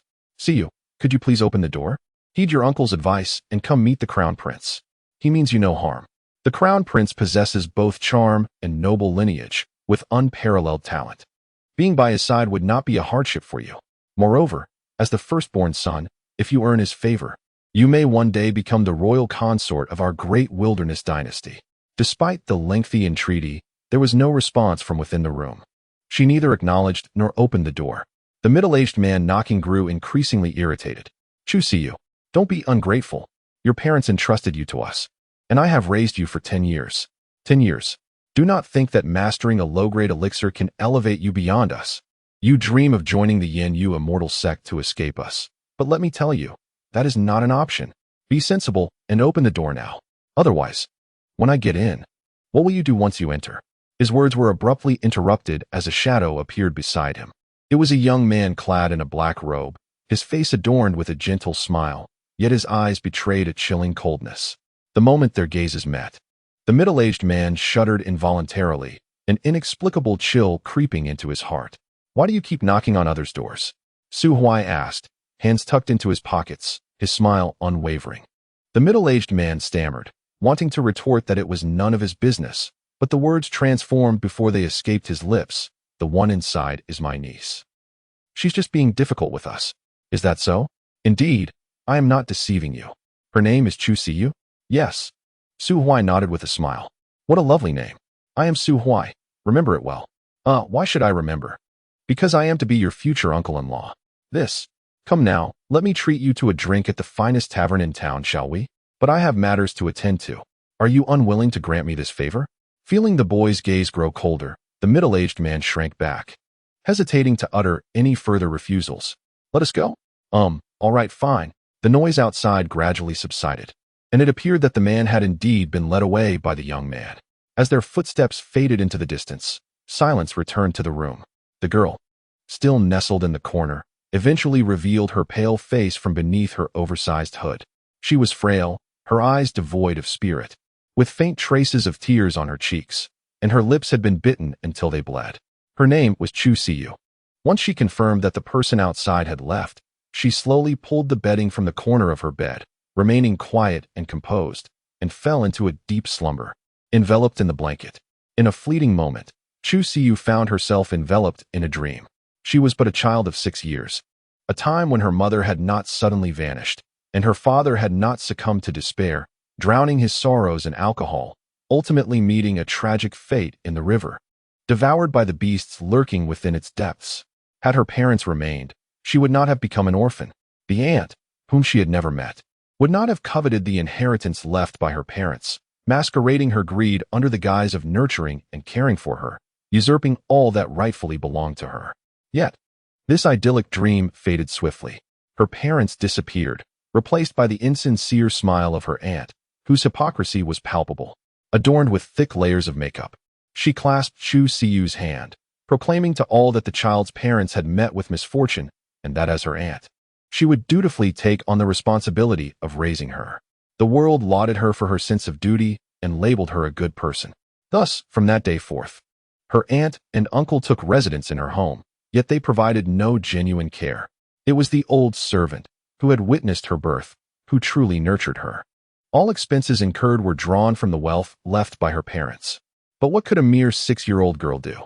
Her words would be dismissed as childish prattle. If she spoke too much, she would not only be disbelieved, but also scorned behind her back for her perceived ingratitude. The opinions of others were to be feared. Her aunt and uncle presented themselves to the outside world as graceful and virtuous swans, but within the confines of their home, they revealed their true nature. Akin to two wretched toads. Gradually, she ceased to communicate with anyone, choosing instead to conceal her thoughts deep within her heart. She longed to escape from her gilded cage. She would gladly relinquish her inheritance and reputation to her aunt, provided that she could be liberated, that she could taste freedom. Yet, even freedom was but a distant dream. One day, her aunt abruptly informed her of an arranged marriage, with the suitor being the grand prince of the great wilderness dynasty, handsome and charming. From what she had heard, the prince was indeed remarkable. At a young age, he had become the foremost disciple of the grand elder of the cold heaven palace, surpassing even the emperor of the great wilderness in cultivation, having ascended to the 6th level of earth immortal. However, this prince was already married, with his palace housing hundreds of consorts, all of whom were exceptionally beautiful. Whether they were young maidens or virtuous wives, none could escape his grasp, drawn into his harem. Chu Siyu was filled with trepidation. The prince held a lofty position within the celestial realm, and the only way to evade his clutches was to seek refuge within the transcendent sect of the Yin Yu Immortal Clan. After all, the Yin Yu Immortal Clan was indifferent to worldly matters. Indifference to the mundane meant that no one would be afforded leniency. Anyone daring to coerce a disciple of the sect would face relentless retribution. Although such a sect might lack the semblance of righteousness, it was deeply cherished by its disciples, possessing a strong sense of unity. Thus, after meticulous planning, she, having inherited her mother's talents, mastered the art of alchemy and secured her chance to join the sect, stealthily participated in the preliminary assessments. The plan unfolded smoothly. However, to her astonishment, her uncle had somehow managed to trace her from the great wilderness dynasty to the moonlit valley. A solitary tear cascaded down her cheek as Chu Siyu was suddenly enveloped in memories of her long-lost mother. Her mother, tenderly holding a handkerchief, gently wiped away the traces of sorrow from her face. Then, just as she did in her childhood, she placed a blooming, light-chasing flower in the vase at her bedside. With a smile, her mother said, "Siyu, if there comes a day when I am no longer here, you must remain resilient and joyful, just like the light-chasing flower." Chu Siyu bit her lip and nodded earnestly, tears streaming down her face like rain. Chapter 25. I saved. But to no avail. Time seemed to stretch indefinitely as the morning light filtered through the thin paper of the window, casting a soft glow upon Chu Siyu's face. Her eyelashes fluttered gently, and the unadorned features of her countenance revealed that she had finally awakened from her slumber, gazing vacantly at the ceiling of the inn-room. After her uncle had been summoned away the previous night, he did not return. Thanks to the apparition of her mother in her dreams, she enjoyed a rare, deep sleep that night, perhaps the first in a decade. Even upon waking, the lingering warmth of that sensation enveloped her, providing a sense of solace. Surprisingly, despite having wept through the night, her face bore no trace of discomfort. Instead, it felt refreshingly dry, as if she had washed her face in her dreams. After a moment of contemplation, Chu Siyu resolved to rise and seek another inn for her stay. Acting on her decision, she threw off the covers and was about to descend from the bed when her gaze was suddenly captivated by an object at the head of the bed, rendering her momentarily motionless. It was a large bouquet of pale blue, light-chasing flowers. In the bustling town square, Su Huai yawned as he returned to his inn. As he swung open the door, he was greeted by the sight of Chao Yi and Luo Yuan seated at the tea table, enjoying breakfast. He patted his legs and swiped a bun from Chao Yi's plate, then snatched a chicken leg from Luo Yuanhe's bowl before taking a hearty bite. Luo Yuanhe bared his teeth in frustration. With the chicken leg gone, he could only lower his head to sip the bland rice porridge before him. Fortunately, he still had a meat bun to indulge in. Chao Yi regarded Su Huai with a look of bemusement. Where did you sneak off to last night? You didn't return at all. Su Huai blinked, caught off guard. How do you know I didn't come back? Could it be that you were planning a midnight raid on me? Did you hear that, Luo Yuanhe? Boys must always protect themselves when out and about. Beware of rogues like Chao Yi. Chao Yi, infuriated, snatched the meat bun from Luo Yuanhe's plate and hurled it at Su Huai with a swift motion. Who would raid you? Su Huai deftly caught the bun and stuffed it into his mouth. Indeed, it's you who resembles a specter, Luo Yuanhe interjected, exasperated. You two can bicker all you want, but why must you rob me of my breakfast? What have I done to deserve this? He sighed, putting down his chopsticks. A smile plastered on his face as he turned to Su Huai. My friend, during the reign of the great Yin dynasty, I suggested we venture to a refined locale to unwind. Yet, you claimed such places were unworthy of even a dog-esque visit, so what is the reason for your nocturnal absence last night? Su Huai's lips twitched slightly. Don't slander me. I was out on a rescue mission. Luo Yuanhe and Chao Yi exclaimed in unison. A rescue mission? Su Huai nodded earnestly. Indeed, a rescue mission. Last night, while I was taking a stroll by the lake, I witnessed a middle-aged man fall into the water, crying for help. As a commendable young man, how could I stand idly by and watch him drown? That was simply out of the question. Thus, I immediately plunged into the lake to rescue him. No, to retrieve him. Chao Yi blinked. What about the person you saved? I could not bring him back, Su Huai replied, tilting his head and squeezing out a solitary tear reminiscent of a crocodile's. The water there is perilously shallow. You did not witness it at that moment. A horde of aquatic beasts surged forth as soon as they saw someone fall in. It was exceedingly dangerous. I was frightened as well. Hence, I did attempt the rescue, but it was ultimately unsuccessful. Luo Yuanhe sighed, alas. Brother Su has done his utmost. That individual was destined to face such a calamity. Do not blame yourself. There is no need for you to bear the weight of guilt throughout the night. I did not dwell on it for an entire night, Su Huai countered. Then why did you not return last night? Oh, the unfortunate man who fell into the water mentioned that he had a young niece, orphaned and pitiable, and entrusted her to me before his demise. A young niece? How young? She is merely a tender infant, barely 18. Luo Yuanhe fell silent. Chao Yi cast a disdainful glance at Su Huai and turned away to mutter a curse under her breath, calling him a beast. Beast? That is a misunderstanding. Su Huai sighed. Is he a beast? Certainly not. Have you ever seen a beast that enters a girl's room and does nothing but sits by the bedside, carefully wiping away tears for an entire night? He, Su Huai, is the embodiment of virtue and beauty. Enough. I cannot be bothered to argue with you. I have not slept all night and feel rather weary. I shall take a brief rest. Do not sleep. We are all practitioners of cultivation.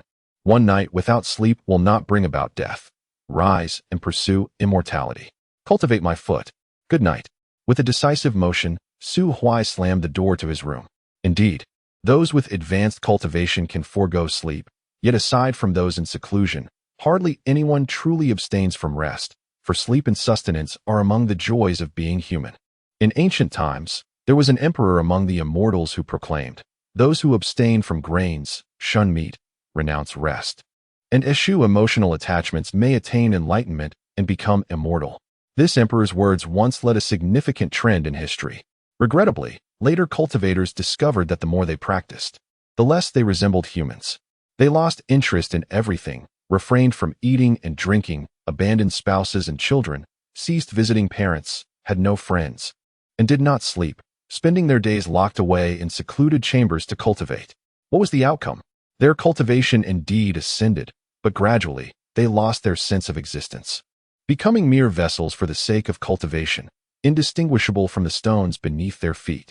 Eventually, another immortal emperor could no longer bear to witness this folly and declared to the entire celestial realm, the emperor of Immortal, being a spirit of jade, attained enlightenment and ascended. Why do you, mere mortals, imitate him? The implication was clear. The emperor of Immortal was originally a stone who attained enlightenment, inherently devoid of emotional ties and the need for sustenance or sleep. Why should you, a mere mortal, aspire to follow in the footsteps of a stone. Thus, the people realized the absurdity of their endeavors and awakened to the truth. In later generations, no one deliberately abstained from food or sleep, retaining these human habits. Preserving the 7 emotions and 6 desires indeed has the potential to breed inner demons. However, it undeniably allows one to discover the essence of existence. As the sun ascends to its zenith, Su Huai slumbers soundly in the inn, while the revelation of a floating corpse in the town's lake stirs a cacophony of commotion. Eyewitnesses assert that the victim was led to the lakeside by a figure clad in black, who then forcefully kicked him into the water. Despite the victim's palpable panic, his swimming skills were commendable, enabling him to return to shore multiple times, only to be ruthlessly sent back into the depths by the black-clad assailant. Eventually, in a state of utter despair, he cried out for help, prompting bystanders to believe that saving a life is more virtuous than constructing a pagoda of 7 levels, thus preparing to plunge into the water. Yet, the audacious black figure hovered above, raising a single finger to cleave through the waves, proclaiming in a thunderous voice, "Let water be the boundary. Those who trespass shall perish." The crowd gasped in astonishment, and the would-be rescuers retreated silently to the shore, not daring to utter another word about the rescue. Thus, the middle-aged man drifted helplessly under the watchful eyes of the onlookers, until the black figure, growing impatient, conjured a colossal hand in the void, forcefully pressing him to the lake's bottom. Truly a scene of madness. Chao Yi and Luo Yuanhe, mingling within the throng, fell into silence upon hearing the eyewitness account. Is this what Su Huai referred to as saving lives? Even the Buddha would weep and implore you not to intervene. Chuxiu, in search of a new abode, also fell silent after the recounting. Surprisingly, she did not feel sorrow. Rather, a sense of relief washed over her. Whether it was the quality of sleep she enjoyed the previous night or the inexplicable bouquet of light flowers that appeared at her bedside that morning, she found herself reluctant to part with the inn. Although curiosity and fear tugged at her heart, reason compelled her to leave, while emotion held her captive. Who among us would wish to wander restlessly if one could sleep soundly without a care each day? Yet, she remained unaware of whom her uncle had offended to incur such a brutal fate, and whether that deranged murderer might turn his wrath upon her. Chapter 26. The knock on the heart's door as night descended, the myriad lights flickered to life once more in the silent moon valley. Chu Siyu's door remained firmly shut, her fingers tightly clutching a bouquet of luminous flowers. Her mind was in turmoil. She was both curious about the enigmatic figure who had clandestinely entered her room the previous night to deliver the flowers and fearful that he might indeed be a ruthless killer. Time passed, an hour, then 2, until the moon hung low in the sky, and the entire town fell silent. Yet, the mysterious flower-bearer remained elusive. Chu Siyu, already drowsy, curled up in the corner of her wooden bed, wrapped in her blanket, her eyes closed. Her head bobbed gently, reminiscent of an ostrich foraging in the desert. As she continued to doze, her head suddenly thudded against the bed, yet she remained undisturbed and slipped into a deeper slumber. On the eaves opposite her room, Su Huai observed this scene, unable to suppress a smirk. Indeed, the wealthy heiress was as naive as ever, socially anxious, timid, and perhaps suffering from a significant depression. She refused to accept any external information. She reminded him of a whale named Alice from his former world. Throughout her existence, Alice communicated solely through song. While the normal frequency of whale sounds is around 1525 Hz, Alice's was merely 45 Hz. Thus, within her pod, she was destined to be mute, unheard amidst the throngs of her kind, a perpetual solitude. Loneliness, when prolonged, becomes a habit, leading one to live with a sense of insignificance, ultimately fading away into silence. Su Huai could easily burst into her room and jolt her awake, threateningly declaring, "I'm the one who dealt with your uncle. So heed my warning and return with me to become my captive queen, or face dire consequences." However, such an action would undoubtedly terrify her. Given her stubborn and obstinate nature, the outcome would likely be one of two. Either they would perish together, or she would take her own life. Thus, the art of wooing was indeed a delicate craft, particularly when the object of one's affections was exceedingly sensitive, akin to a drowning soul. In his past life, Su Huai had unwittingly offered her a straw, and she had come to regard him as a vast rice field, with herself as its vigilant guardian. In this lifetime, Su Huai resolved to drain the very river that threatened to engulf her. That night, he refrained from sneaking into her room again, choosing instead to sit on the rooftop across from her window throughout the night. Before dawn, having ensured that no dangers lurked in her vicinity, Su Huai strolled through the empty streets and returned to the inn where he resided. Days rolled by, and the number of people in the town increased daily, most of whom hailed from various corners of the celestial domain, arriving to pursue their dreams at the Yin-Yu immortal sect. The true prodigies began to emerge, such as Tang Seng, a name Su Huai frequently heard mentioned by Luo Yuanhe. Initially, Su Huai had thought Tang Seng was ensnared by the blue-silver grass. It was only later that he realized this Tang was not the same as the one he had presumed. Tang Seng was indeed a genuine genius, merely 18 years old, with a 4th-tier transcendence cultivation and an 8th-grade lightning attribute spiritual root. Even within the vast realm of immortals, this talent is undeniably terrifying, a quintessential protagonist's attribute, far surpassing Su Huai by leaps and bounds. However, one cannot help but wonder if other fortunate individuals like Xiao Yin would also participate in the assessment. On the 5th morning, the identity tokens bestowed upon Su Huai and his companions by Elder Hao finally flickered with a faint green light. After a brief discussion, the trio resolved to ascend the mountain. The Ling Mountain, housing the Yin-Yu immortal sect, is fortified with barriers, allowing only those bearing the identity tokens to pass through the grand formation and enter the mountain gate. The first obstacle is the imposing Knocking Heart Gate. While the name sounds grand, it is merely a tall stone door inscribed with countless runes, which cannot be traversed by those with unworthy intentions or weak minds. The principle behind this remains a mystery. Upon arriving at the mountain's base, they observed numerous youths who had successfully passed the test, stepping onto the stone steps leading to the summit. Of course, a few unfortunate souls were left standing outside the gate, their faces a mix of anger, disappointment, and resentment. Who will go first? Luo Yuanhe rubbed his hands together, feeling a bit anxious. Xiao Yi felt equally uneasy, fearing that witnessing the darker sides of humanity might lead to rejection by the stone door. Seeing their apprehension, Su Huai couldn't help but chuckle, shaking his head before confidently striding toward the stone gate. You see, hesitating at this moment only reveals your inner doubts and insecurity. Look at me. As a kind and upright individual, I am completely untroubled, for I am destined to pass. Bang! It was as though Su Huai's foot had struck an invisible iron plate, leaving him halted at the Knocking Heart Gate, unable to proceed. His smile vanished in an instant. What does this mean? Is this ridiculous Knocking Heart Gate malfunctioning? Am I of unworthy intent? What a joke! Xiao Yi and Luo Yuanhe, following him, were momentarily taken aback, their gazes towards Su Huai filled with skepticism and inquiry. Is this what you call certain passage? Su Huai's face flushed with embarrassment as he slapped the stone door in frustration. The Ouroboros ring on his right hand raised its head, its vertical pupils glowing with an eerie red light. Leaning closer to the stone door, he whispered vehemently, So, this is the Knocking Heart Gate, huh? Don't test my patience if you refuse me entry. I shall hire 100 people to come here tomorrow and smear your walls with filth. He kicked again, but the barrier remained steadfast, rendering his verbal threats ineffective. Growing frustrated, Su Huai discreetly gathered his spiritual energy at his fingertips and poked the barrier, creating a small hole. Instantly, spiderweb-like cracks radiated from the tiny breach, shattering the barrier around it. A large opening appeared before them. With an air of calm, Su Huai passed through the Knocking Heart Gate. He knew he was innocent, benevolent, and charming.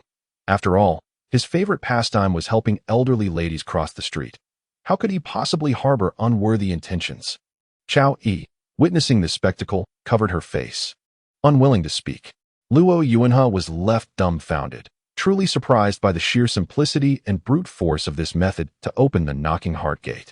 Upon careful reflection, it is indeed not surprising that the heart-knocking gate serves merely as a formation to test the disciple's temperament and cannot possibly be classified as a grand 10th-tier array. It is more than sufficient to deter practitioners of the 5th or 6th tier. However, Su Huai's prowess far surpasses that level.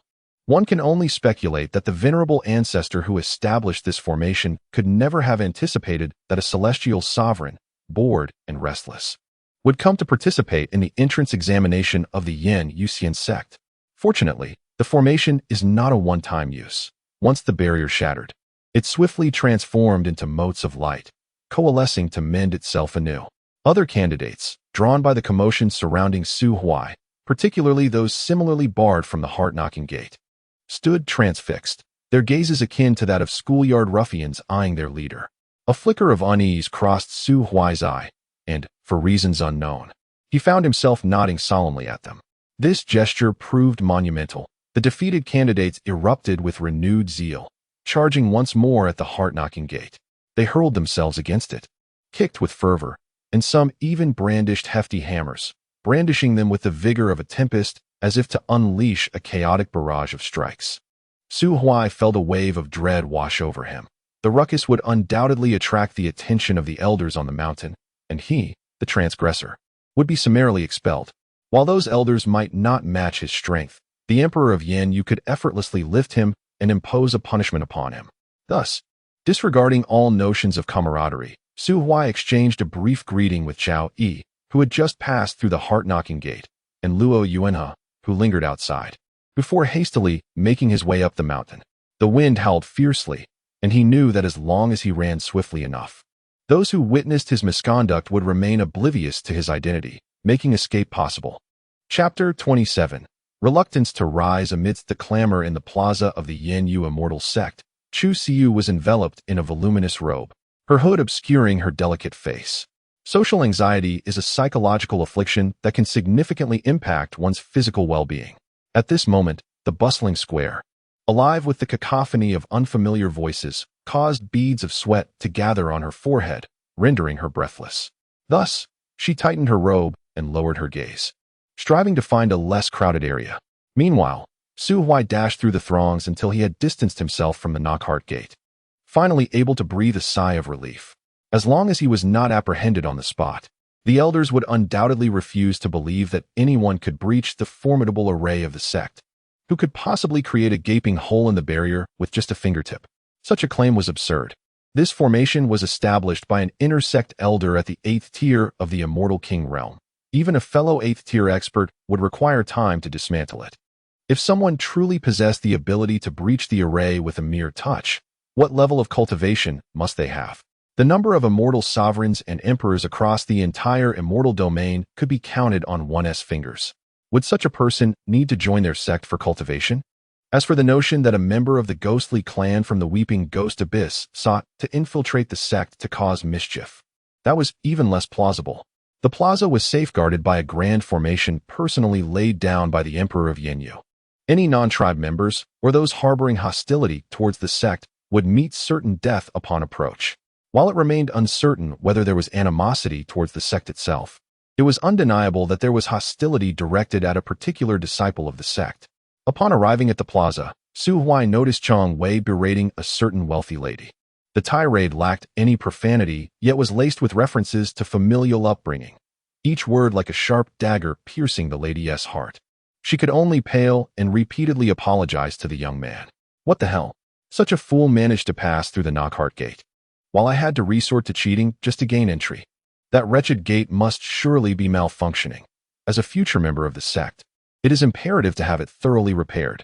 Su Huai wore a dark expression, harboring no illusions about his vengeful nature, as he stood atop the moral high ground, criticizing a mere boy for his sharp tongue. Silence. The sudden roar startled all the candidates in the vicinity. Chu Siyu, already struggling to breathe, was taken aback by the shout, even letting out a small gasp. She cautiously lifted her head to behold a boy clad in black robes striding towards her with an imposing demeanor, exuding an aura that, should he wield a blade, would make him akin to the infamous Chun Haonan of the Yin Yu immortal sect. "What is your name?" Su Huai exclaimed loudly at the boy who had been incessantly berating his wealthy companion, his voice booming and resounding. He was doing his utmost to suppress his anger, resorting to this method as an outlet for his frustration. How dare he bully his wealthy associate? Had the setting been different, had this not been the square of the Yin Yu immortal sect, within a mere quarter of an hour, Su Huai would have summoned Chao Yi to dig a grave. For Chao Yi's pits were vast and deep, the soil heaped sufficiently to ensure that even if the buried individual still breathed, they would never claw their way back to life. What? Reason? No reasoning to be had. Surely, no one truly believes that stepping in to advocate for fairness when one's girlfriend is embroiled in a dispute with a stranger is a display of gallantry? Surely not. At such a moment, even if one is aware of her wrongdoing, as long as it is not a matter of principle, one must unconditionally side with her. Discussions of right and wrong can wait until one is ensconced in the warmth of their bed. To criticize one's partner in front of others. Oh, such fools are unlikely to have a partner at all. The youth who had hurled insults was momentarily daunted by Su Huai's imposing presence, his lips trembling as he timidly uttered a few words. I am Sima Liang, the fourth prince of the Great Wilderness Dynasty. Sima Liang? Su Huai paused. From the Great Wilderness Dynasty? Yes, quite so. Su Huai raised his hand and delivered a resounding slap. Sima Liang stood there, utterly bewildered, clutching his face and gazing up with eyes full of disbelief. What are you staring at? This is your esteemed prince of the Great Wilderness Dynasty, and your elder brother owes me a debt. Do you not understand the principle of brotherly repayment? Moreover, I just heard you berating this girl. What are you afraid of? Bullying her? A girl? Sima Liang swallowed hard and glanced at Chu Siyu, thinking to himself that she was wrapped up so tightly that he couldn't even tell if she was human, let alone determine her gender. A discerning eye indeed. What are you looking at? I'm asking you a question. Sima Liang shrank back. It was she who stepped on my foot. Did she apologize? And no, I didn't hear clearly. Su Huai opened his mouth, at a loss for words. His wealthy companion spoke so softly in front of strangers. She might as well have been engaged in a whispering contest with a mosquito. It was only due to his cultivation at the level of an immortal that he could accurately discern her words, knowing she had been bowing her head and repeatedly apologizing. Yet, Sima Liang was unaware of this. With the clamor of the square, it was understandable that he could not hear the rich girl's apologies. After all, she did not bow or make any other gestures, merely standing there in a daze, which to outsiders indeed appeared as though she was unrepentant, confronting the victim. After a moment of contemplation, Su Huai inclined his head slightly towards Sima Liang. I apologize on her behalf. I am sorry. And no, it's fine. Sima Liang waved his hand, eager to depart, for the commotion had drawn quite a crowd, and as a prince who valued his dignity, he did not wish to be the subject of their amusement. However, just as he turned, a firm hand suddenly pressed down on his shoulder. I have already conveyed my apologies regarding her accidental misstep. Shouldn't we also address the unkind words you directed at her? Sima Liang's body trembled, fully aware of his own penchant for unrefined speech. As a son of a concubine, overshadowed by a remarkably exceptional elder brother, he had long recognized the futility of aspiring to the throne. Consequently, he had chosen to indulge in a life of debauchery, reveling in excesses daily. Surrounded by a plethora of dubious acquaintances, he inevitably succumbed to a multitude of vices. In the imperial city, he had grown accustomed to his foul tongue. For despite his lack of favor, he was still a prince. No one would dare to offend the royal family simply for enduring a few harsh words. However, this was not the imperial city. The figure clad in black, fully aware of his status as a prince of the Great Wilderness Dynasty, had brazenly confronted him. To suggest that he feared the royal family was utterly implausible. Not one to be foolish, Sima Liang reluctantly bowed before Su Huai. I apologize. Su Huai lifted her foot, poised to deliver a kick. Why are you apologizing to me? Apologize to her. Thus, Sima Liang redirected his plea. I apologize. Yet, Chu Siyu remained unmoved. Frowning, Su Huai seemed to have an epiphany and strode purposefully to Chu Siyu, lifting the wide-brimmed hood. The girl's complexion was ashen, her forehead glistening with perspiration, breathing rapid and shallow, her lips quivering yet unable to utter a word. Damn it, this cursed social anxiety. What a bother. Su Huai had no choice but to grasp her hand, leading her through the throngs of the bustling square and into the nearby dense forest, leaving behind a multitude of astonished participants. That girl, so beautiful. Meanwhile, Su Huai was oblivious to the number of eyes captivated by the unexpected beauty of his affluent companion. Standing amidst the woods, he felt utterly perplexed. Everyone had congregated in the square, anxious not to miss the commencement of the second assessment, leaving the forest devoid of any presence. Yet, why was this girl still trembling? He raised his hand, waving it before her eyes, causing Chu Siyu to shudder, suddenly retreating a step. Seriously? You retreating half a step is a serious matter? Such a slight movement inflicted considerable distress upon Su Huai. It dawned on him that she was not afraid of the throngs of people. She was terrified of him. Growing increasingly frustrated, Su Huai transformed into a predatory wolf of the forest, advancing step by step towards Chu Siyu. She retreated. He pursued. She attempted to flee. Hey! Chu Siyu continued to back away until her back met the trunk of a massive ancient tree, with no room left to retreat. With a thud, Su Huai pressed his hands against the tree, cornering her. Are you afraid of me? Like a rabbit trapped in a corner, Chu Siyu curled up as tightly as possible, trembling uncontrollably.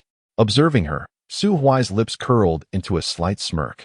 Oh, is it not the time when you cling to me, whimpering and refusing to rise? Chu Siyu's eyes widened, momentarily forgetting her fear. And no. Chapter 28. The celestial companion sent to you. Chu Siyu stared wide-eyed, her face mere inches from his. She had anticipated that the man before her would utter further outrageous remarks to torment her, or perhaps even act inappropriately with a wicked grin. Her caretaker had once admonished her that such behavior constituted the harassment of virtuous women, deserving of imprisonment. Even if she were to inadvertently harm him, she would be justified in claiming self-defense. Yet, he had just aided her. Within the confines of her ample sleeve, her pale hand gripped a small knife tightly, yet she lacked the courage to strike, trembling instead in her oversized garment. Just wait. If he dares to touch me, I shall. He reached out. Chu Siyu tightened her grip, the tip of the silvery blade peeking from her sleeve. However, the hand that was imagined to strike her face or body did not descend as expected. Su Huai sighed, gently tucking the disheveled strands of hair behind her ear. Put away your knife. Chu Siyu lifted her gaze, only to discover that the playful smile had vanished from the young man's face. He regarded her with a serene expression, his eyes reflecting a galaxy of stars. Chu Siyu, do you believe in fate? Chu Siyu lowered her head, remaining silent. Su Huai, unfazed, withdrew his hand from her face, casually plucking a leaf to chew on, then leaned beside her, gesturing toward the heavens. The way of heaven is to maintain balance among all things, to replenish what is lacking, and to restore equilibrium. The spirits abandoned by the heavens in the mortal realm are destined to feel out of place in this world. Heaven knows your life has been fraught with hardship. Therefore, when you turn 16, a knight will be sent to protect you, safeguard your well-being, listen to your innermost thoughts, and bring you joy and happiness. Chu Siyu, I am that knight sent to you by the heavens. With her lips pressed together and her eyelashes fluttering gently, she looked at him with clear eyes, exuding an air of compliance that suggested she would not dispute his words, yet would not be easily swayed. Su Huai, resigned, closed his eyes and spoke softly. I know you do not believe me, but I have proof. What proof? Su Huai spat out the leaf from his mouth and smiled. You love spicy food, yet have a mild allergy to chili peppers. Consuming something too spicy causes your entire body to flush, leaving you babbling like a drunken fool. You have an affinity for blue, as it mirrors the colors of the sky and the sea. You do not have a taste for sweets, yet you habitually add honey when concocting elixirs. You believe life is already too bitter, so you wish for others to experience a touch of sweetness, even if only a little, when consuming your potions. You possess an acute lack of security. You must hold on to something while you sleep, yet even then, your slumber is light, leaving you perpetually appearing lethargic. When you bathe, you habitually wash from top to bottom, cleansing your body before your hair, and while rinsing your mouth. You prefer to tilt your head back and gargle, often swallowing the mouthwash. Chu Siyu's lips parted slightly, her heart beginning to waver. This person knows her too well. It felt as though they had lived together for an eternity. Still not convinced. Perhaps it matters not. I also know that you have a small mole on the inner side of your left thigh. Suddenly, Chu Siyu sprang up. Her neck craned as she stumbled forward a couple of steps. Then, she took off running, her speed akin to a rabbit spotting an eagle, vanishing in the blink of an eye. Su Huai's smile froze on his face. After a long moment, he shook his head with resignation. He had indeed frightened her. However, he had left a sufficiently profound impression on her heart, and once she regained her composure, she would surely feel a curiosity towards Su Huai due to his words. Curiosity, after all, is the very beginning of love. Su Huai extended his hand toward the direction in which the wealthy lady had departed. Chu Siyu, you cannot escape. He. Realizing he was veering toward the persona of a greasy, domineering CEO, Su Huai suddenly gave himself a gentle slap. Damn, I must not be swayed any further. What if one day I inadvertently blurt out that I miss you? As noon approached, those who had the qualifications to participate in the assessment of the next level had mostly gathered, with those who had not arriving late being of little consequence. If one could be tardy for such an important examination, one might as well miss the bus entirely. Silence. A resounding command echoed throughout the square. Just returning from the grove, Su Huai, like the majority, lifted his gaze toward the sky above the square. 3 elders had mysteriously appeared on the floating platform. The one on the left wore a gray robe, his hair and beard white, high cheekbones accentuated by a half-meter-long beard braided into a fluffy twist, exuding personality. Upon closer inspection, he wore a gleaming badge on his chest, etched with a pattern resembling an alchemical furnace, with 8 small orbs shimmering within. This elder was named Chun Tairu, an 8th-grade alchemy master and the peak leader of the medicine spirit peak of the Yin-Yu Immortal sect, as well as the former master of Chu Siyu in her past life. To the right stood another figure clad in a black robe, his fiery red hair short, with a broad face bearing an expression of indifference, as if the world owed him a fortune. He was named Shangwan Shu, the hall master of the Yin-Yu Immortal sect's battle hall, an 8th-stage immortal king adept in close combat, renowned for having fought a demon king for 3 days and nights without yielding. And the elder in the center, leaning on a cane, was truly formidable. Huang Yuan, a 9th-stage immortal sovereign, ranked 9th on the immortal list, an unparalleled powerhouse, and one of the few individuals in the Yin-Yu Immortal sect whom Su Huai regarded with trepidation. Capable of victory, yet triumph would come at a bitter cost. It was he who had just called for silence. Once almost everyone had quieted down, Huang Yuan tapped his cane upon the platform and spoke slowly. Esteemed guests, I am known as Huang Yuan, the steward overseeing all affairs within and beyond the Yin-Yu Immortal sect. Graced by the sect leader's favor, I am honored to be addressed as the Grand Elder. The fact that each of you has passed through rigorous selection to arrive here serves as a testament to your status as the pride of your respective homelands. I trust that you have heard countless inspiring words throughout your lives, and thus, I shall refrain from further elaboration. Let us proceed directly to the examination rules. Huang Yuan's eyes, seemingly murky, concealed a profound brilliance as his gaze swept over a few disciples, such as Tang Sang, who possessed high-grade spiritual roots. Ultimately, his attention lingered upon the wandering Su Huai. With a 4th-grade spiritual root, he appeared frail and unremarkable. Yet, only Huang Yuan discerned that the aura of this youth starkly contrasted with the vibrant energy of the other young talents in the square, resembling more of an observer in this realm of existence. Although unable to perceive the extent of his cultivation before engagement, Huang Yuan, through years of combat experience, sensed a hint of menace emanating from him. Was it a case of a deceased soul seizing a body, or perhaps a venerable being regaining youth? Huang Yuan averted his gaze, lowering his eyes. Very well. The ability to pass the heart-knocking gate and the mountain path set by the Emperor indicates that this individual possesses commendable character, at the very least. He is of the human race and harbors no malice toward the sect. If he wishes to play, Huang Yuan shall allow him to indulge. And should he indeed become a disciple of the sect, there may arise opportunities to entice him to the front lines of the weeping ghost abyss, to fight in defense of humanity. The rules for this examination are as follows. Chapter 29, the commencement of the assessment location, the enigmatic wilderness scoring rules. Final rankings are determined by the total points accrued. There are 3 methods to obtain points. Firstly, by vanquishing magical beasts and demonic entities. 1 point is awarded for 1st-tier creatures, 5 points for 2nd tier, 20 points for 3rd tier, 1,000 points for 4th tier, and 10,000 points for 5th tier. Upon slaying these adversaries, the identity tokens worn by participants will automatically record their points. These points cannot be transferred or seized. They must be earned individually. Secondly, the quest for spirit pearls. I have instructed my disciples to conceal 20 azure spirit pearls throughout the hidden corners of the wilderness. At the conclusion of the assessment, each possessed pearl will add 1,000 points to one's total score. These pearls may be contested or exchanged in a duel. The defeated must relinquish any pearls to the victor without deceit. The entire assessment will be monitored by the Celestial Sect, so I urge all participants to conduct themselves with integrity and not succumb to momentary greed. Thirdly, the sect offers leniency to disciples who may not excel in combat, but possess expertise in crafting weapons or alchemy. The wilderness is rich in resources, abundant with spiritual materials. Those disciples dedicated to the arts of smithing or alchemy may find a safe haven to showcase their skills and thus earn points. A first-tier elixir yields 5 points. A second-tier elixir yields 50 points. A third-tier elixir yields 1,000 points, and so forth.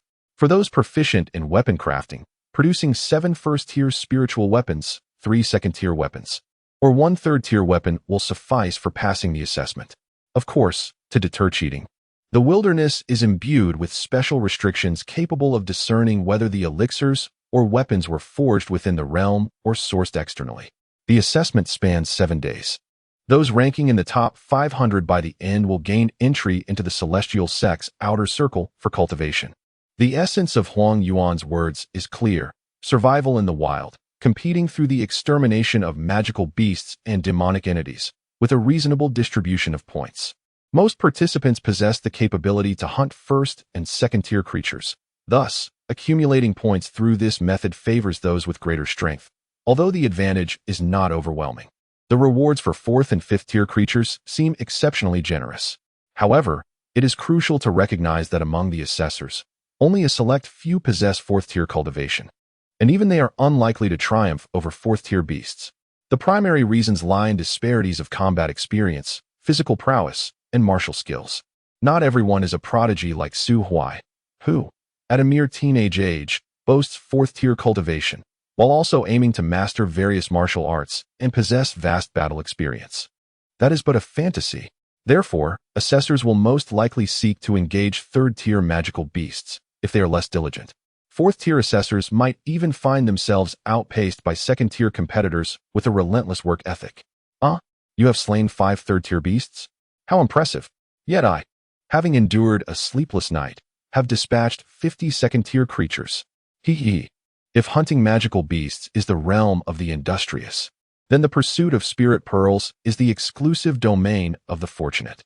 With only 20 pearls scattered throughout such an expansive wilderness, it is akin to searching for a needle in a haystack. Some may search in vain for 7 days. Yet the fortunate ones might stumble upon a spirit pearl with just a misstep. But what does it mean to plunder? If one were to pocket a spirit pearl, who could possibly ascertain its existence? It would be absurd to encounter a lunatic who challenges everyone on sight. As for the arts of refinement and alchemy, they fall under the domain of skilled trades, reliant solely on innate talent, a gift bestowed by the heavens. An ordinary first-tier alchemist requires 1 or 2 hours to concoct a single-tier elixir, typically yielding 3 to 5 pills per batch. The process of alchemy is both time-consuming and labor-intensive, placing a considerable strain on one's mental faculties. It is a feat to produce 5 batches in a single day. This is akin to hunting approximately 20 second-tier magical beasts, which over 7 days could accumulate around 700 points. Judging by previous years, passing the assessment is certainly within reach. One must not underestimate the average of 100 points per day. After all, slaying a first-tier magical beast grants but a single point. It is worth noting that even an ordinary person could scarcely manage to slaughter 100 pigs in a day. While the points awarded for alchemy are indeed substantial, they are invariably influenced by the capricious nature of success rates. Even a second-tier alchemist might occasionally falter when crafting first-tier elixirs, let alone a novice first-tier alchemist. Hence, those capable of passing the alchemical assessment must, at the very least, be second-tier alchemists, or akin to the wealthy lady from his past life, who was favored by fate, producing a staggering number of elixirs per batch. Su Huai recalls that, in her previous life, the affluent lady held a record of 481 first-tier revival elixirs in a single batch. But that was after she ascended to a 6th-tier alchemist. The situation in weapon refinement mirrors that of alchemy, albeit requiring even more time. In general, one must be at least a 2nd-tier weapon refiner to have a reasonable assurance of passing the assessment. With his hands tucked away, Su Huai was untroubled by the wealthy lady's performance. She would undoubtedly succeed. Luo Yuanhe, as the son of the city lord, possessed decent strength and had spent his youth in the outskirts of the star-bearing mountains, making the hunt for magical beasts a manageable task for him. However, Su Huai harbored concerns for Chowie. The sheltered young lady had just reached the 2nd tier of foundation cultivation and possessed virtually no combat experience. Such high-caliber players, adept in emotional intelligence and strategy, are best suited for orchestrating plans from a safe distance. Thrown into a secret realm, they would undoubtedly become mere cannon fodder. Even magical beasts of comparable rank would require no more than a single strike to dispatch her.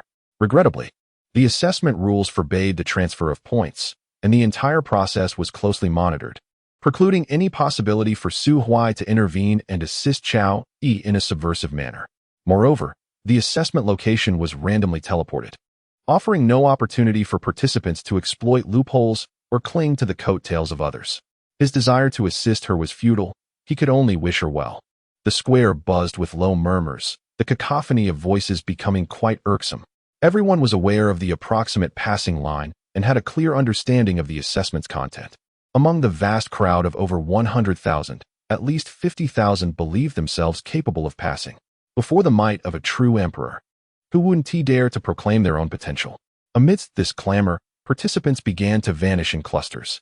The old man Huang Yuan displayed a lack of martial decorum, neglecting to announce the commencement and instead gesturing grandly to initiate a group teleportation. Su Huai lowered his gaze to the identity token in his hand, a small jade plaque emanating a faint blue glow that gradually enveloped his form. Suddenly, the silver ring on his right hand lifted its serpent head, fixating on the identity token with an insatiable urge.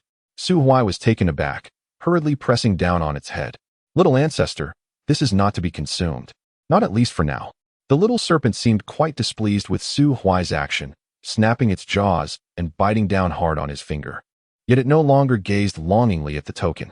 At last, the blue light completely enveloped Su Huai, and the surrounding space began to warp, tugging at his very being. When the azure glow dissipated, he found himself standing upon a desolate snowfield, where biting winds howled. Not far off stood a dilapidated wooden cabin. He surveyed his surroundings, and aside from the other 7 candidates, no other creatures inhabited this frigid expanse. Chapter 30. The Snowfield Cabin and the Spirit of Vengeance. Where is this place? A young lad rubbed his hands together. Though he had reached the second stage of foundation establishment, his physique was relatively robust, yet he could still feel the bone-chilling cold of this snowfield. Noticing that none paid him any heed, he curled his lip and made his way toward a row of dilapidated wooden cabins, seeking at least a refuge from the biting cold. There were numerous cabins, upon a quick count, at least 30. However, without exception, each door was firmly shut. If I were you, I wouldn't venture in there. A voice broke the silence. The boy turned around, only to see Su Huai leisurely retrieving a thick cotton coat from his spatial ring. Within moments, he had wrapped himself snugly, exuding warmth. Damn it! Typically, spatial rings hold only a few cubic meters of space, meant for precious and essential items. Who would carry around a bulky coat that occupied so much room and served little purpose? Observing Su Huai's content demeanor, it was impossible not to feel a twinge of envy. Ignoring Su Huai's warning, the boy drew a long sword and kicked open the door of the nearest cabin. Cautiously surveying the interior, he found it barren save for a small bed. A sigh of relief escaped him. What danger could possibly lurk here? He stepped inside, sword in hand, but for some inexplicable reason, the chill inside felt even more penetrating than outside. It must be because the door was left ajar. Yes, I'll shut the door to warm myself, and while the others are exploring, I shall bide my time and reap the rewards. What do you call this? This is called intelligence. Let those fools outside freeze. With a decisive slam, he closed the door, plunging the small cabin into a dim light, yet the cold remained unrelenting. You have come to keep me company. Who? The boy unsheathed his sword, and with a trembling arm, unleashed a flurry of icy brilliance, slicing through the shadowy figure that had silently appeared behind him into a multitude of fragments. I must admit, he certainly had some skill. No wonder he was bold enough to enter the cabin first. Unfortunately, before a confident smile could grace his lips, the fragmented shadows reassembled, forming an indistinct humanoid shape once more. At last, the boy discerned the visage of the apparition: delicate brows, thin lips, a pallid complexion devoid of pupils, hair trailing on the ground, clad in a flowing white gown. Panic surged within him. He slashed out again, scattering the specter with multiple strikes, then frantically pounded on the wooden door, kicking and hacking at it, yet it would not budge.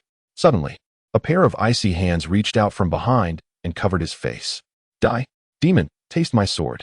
The blade flashed again, but this time, it merely passed through the apparition without inflicting any harm. Outside the cabin, Su Huai and the other 6 youths stood transfixed, watching as the boy entered, closed the door, and then heard a cacophony of sword clashes echoing from within. None knew what transpired inside. The grand door trembled for a considerable time, followed by a furious roar from within. Shortly thereafter, the door swung open, and a figure, nearly bare and bearing an expression of sheer terror, was unceremoniously cast out. The frozen form gradually dissipated, evidently due to sustaining a mortal wound, which triggered the protective mechanism of the identity tag, transporting the individual outside the secret realm. Though their life was spared, the sensation of death was unmistakable. The despair and dread would inevitably haunt them as a lifelong nightmare, potentially transforming into a malevolent inner demon should their cultivation reach a higher level. Ignoring the wise counsel of others, Su Huai observed the vanishing ice sculpture, casting a wistful glance at the row of wooden cabins. The snow wraith, also known in certain circles as the snow woman, has undergone numerous adaptations in folklore, often depicted as a beautiful spirit of the snow, enamored with humans and bestowing them with children. In truth, such portrayals are mere fantasies of the idol. Whether in the ancient text chronicles of the divine nations or the initial formal descriptions found in strange tales, the snow wraith has always been characterized as a malevolent and merciless entity. These creatures manifest during heavy snowfall, constructing wooden shelters to entice weary travelers to rest, engaging with them, and ultimately claiming their lives. Within the depths of the weeping ghost abyss, the snow wraith ranks among the lowest of the spectral beings. Despite their immunity to physical attacks, a rather egregious advantage, they possess an innate fear of flames. Even mundane fire can prove lethal against them, should one employ it persistently. However, from another perspective, in scenarios like the present, where one's life is preserved, is it not a form of twisted fortune for those youths who fail the assessment to meet their end at the hands of the legendary snow woman? Yet, of course, there remains the possibility of being spurned by the snow woman, bypassing the intermediate process entirely and leaping straight to the finality of being frozen into an ice sculpture, thus losing their life. After all, the unfortunate soul was thrown out within a mere 30 seconds of their anguished cry. What can one accomplish in 30 seconds? In any case, Su Huai could achieve nothing. He would require at least half an hour, if not half a day, or even half a month, 6 months, perhaps. The precise duration would depend on the whims of the wealthy lady. Understanding the nature of the entities within the cabin, Su Huai strode purposefully towards the largest structure. While the 6 youths exchanged glances, still claiming they could withstand the cold, and opted to observe further. Upon pushing open the door, a wave of chill enveloped him, causing Su Huai's robust frame to shudder as he stepped inside. Without uttering a word, the aura of the celestial being rapidly filled the small cabin. The snow woman, who had been hiding beneath the bed, emerged partially before retreating silently. She felt overwhelmed, but while she wished to avoid provoking Su Huai, he had no intention of letting her escape. With a firm hand, he reached beneath the bed, grasping her collar and pulling her out into the open. The snow woman's eyes brimmed with tears. "How dare you? I am a ghost, and this cabin is my home. Must you drag me out so brazenly?" Yet, there was no room for dignity in this encounter. Su Huai gazed at the frail snow woman in his grasp, feeling a profound sense of ennui. In the eyes of certain peculiar individuals, the appearance of the snow woman might be considered exotic. However, from the perspective of a discerning individual, it barely scrapes by as acceptable. But who is Su Huai? In his previous life, he was accustomed to gazing upon the captivating visage of his affluent partner, a beauty who could ensnare the hearts of many, especially when this partner was ever so compliant, never rebuffing his whimsical requests. From outfits like JK uniforms, Lolita dresses, princess gowns, evening wear, Christmas costumes, to the attire of nurses, flight attendants, and secretaries, the list was endless. Even the beloved figures from the two-dimensional realms of his former world were obliged to don whatever garments he could conjure up. With such a partner by his side, how could any ordinary woman captivate Su Huai's attention? Take for instance, Chao Yi, who possessed a modicum of beauty, certainly falling within the realm of a goddess. Yet, if one day Chao Yi were to gaze at Su Huai with longing and confess her affection, he would merely respond with a sardonic smile and a gentle pat on her shoulder, saying, "Good friend, you are a wonderful person."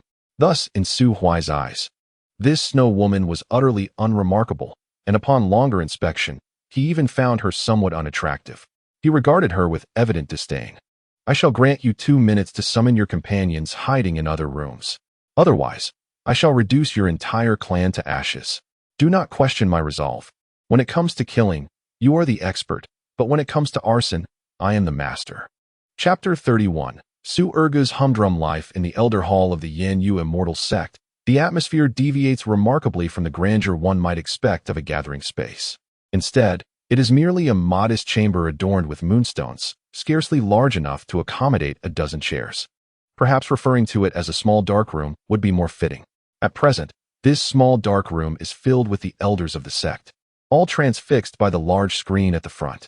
This screen, a projection stone, employs minor formations to unveil the majority of the secret realm, allowing for specific viewpoints through the identity tokens of the challengers.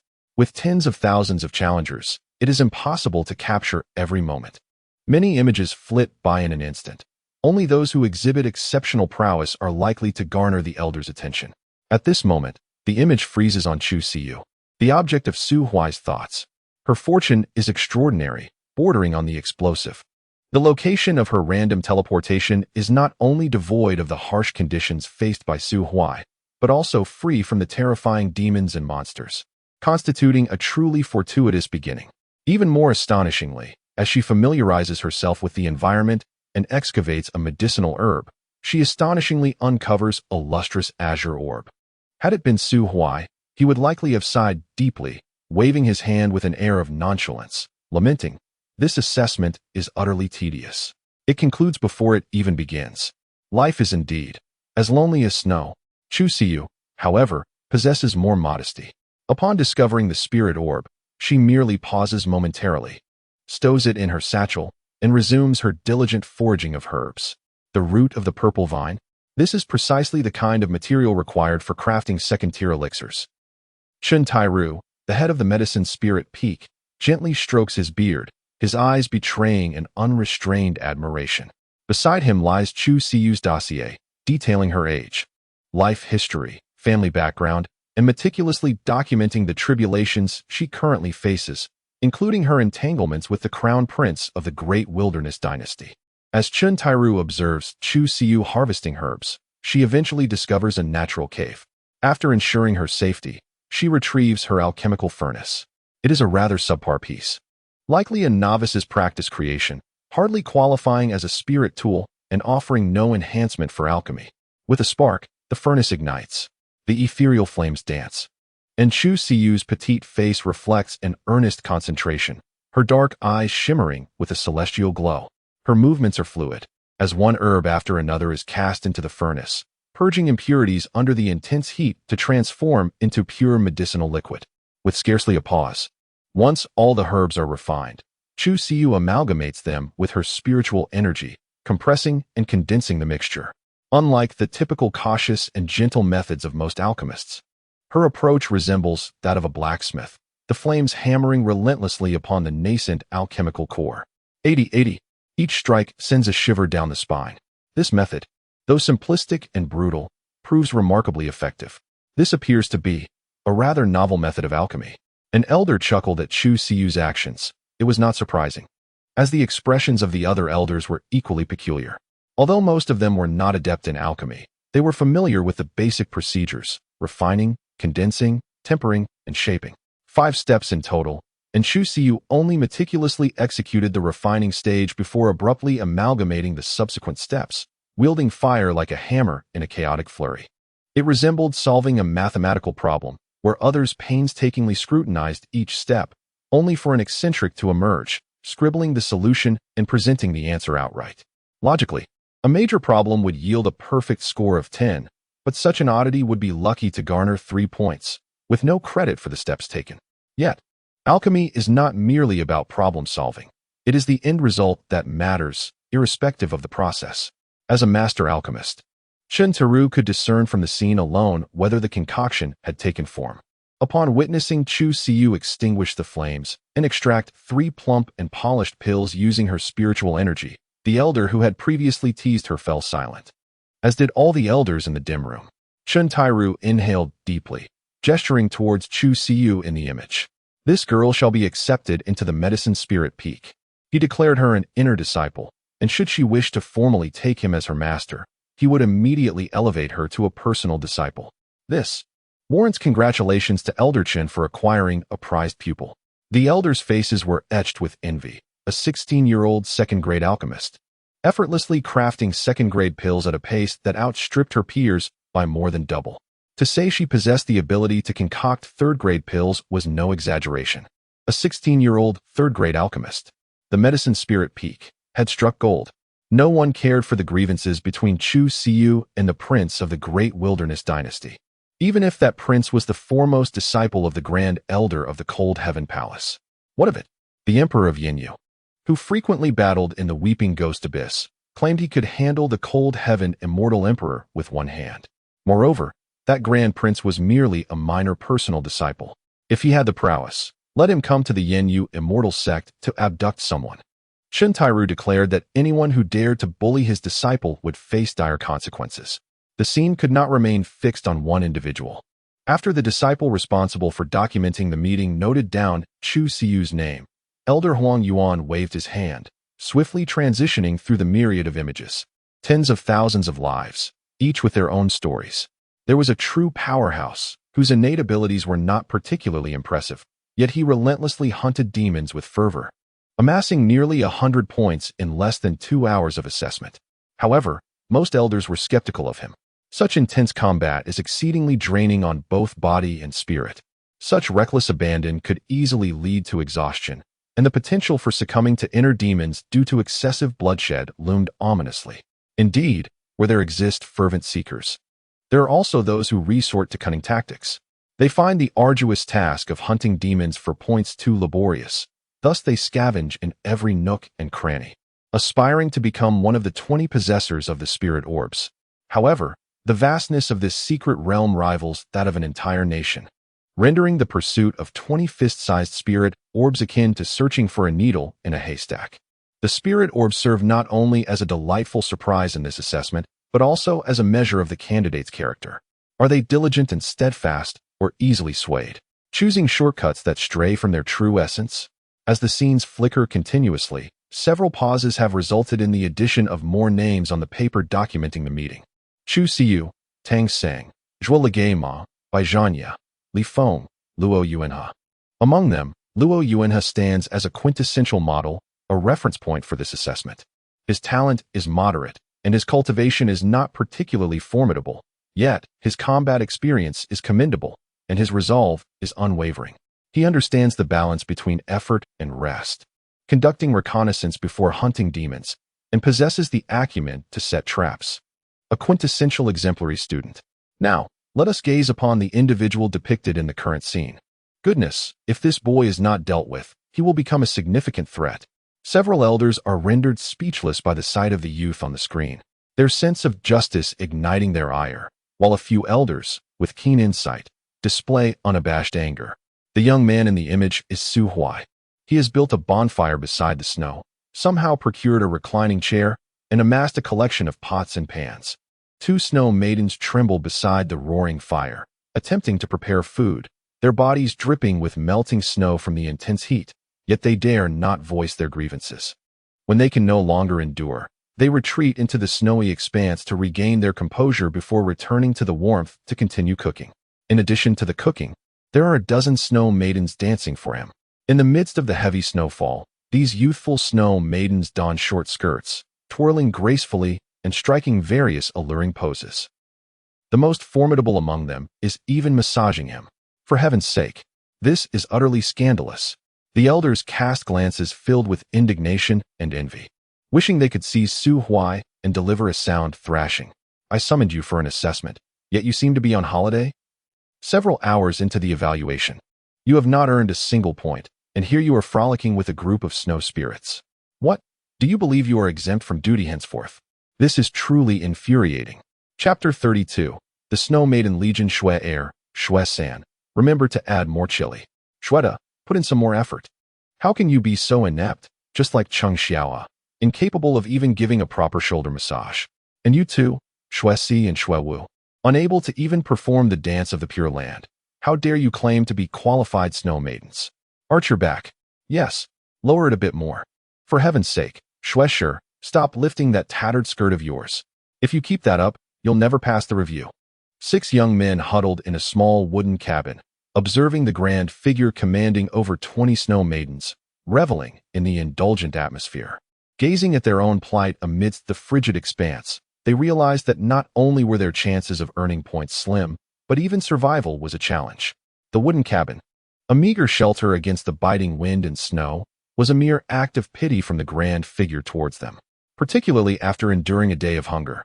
Their eyes filled with envy as they watched the delectable dishes sizzling in the snow maidens' pans, tears of longing escaping the corners of their mouths.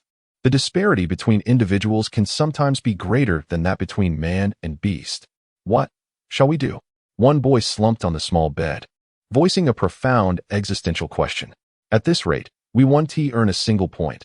How can we pass the assessment? Another boy sighed. What else can we do?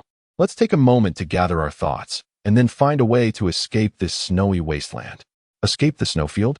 That could take ages. And so what? Staying here is merely wasting time. We won't earn any points.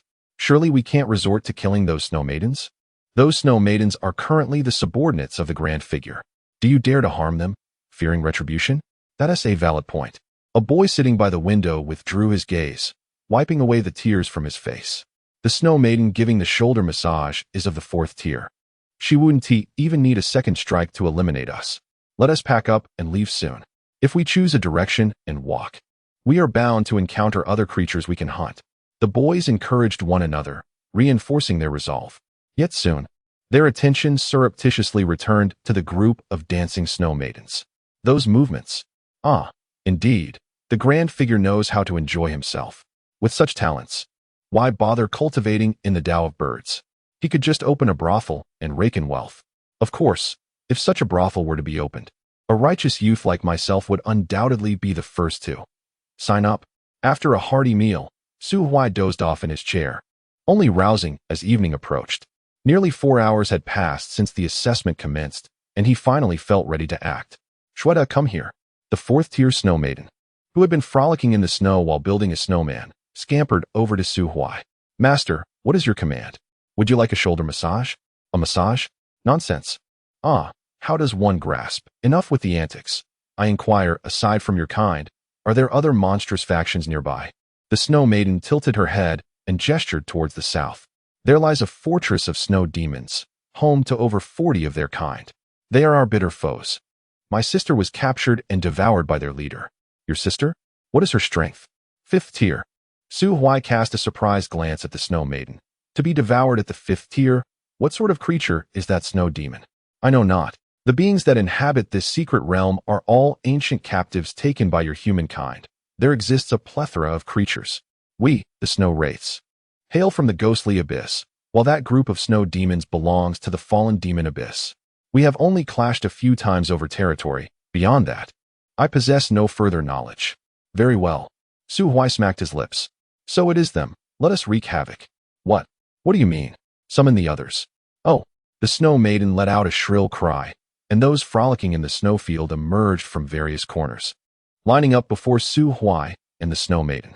To maintain a fixed territory within this realm, these monsters must possess considerable strength, including the snow maiden.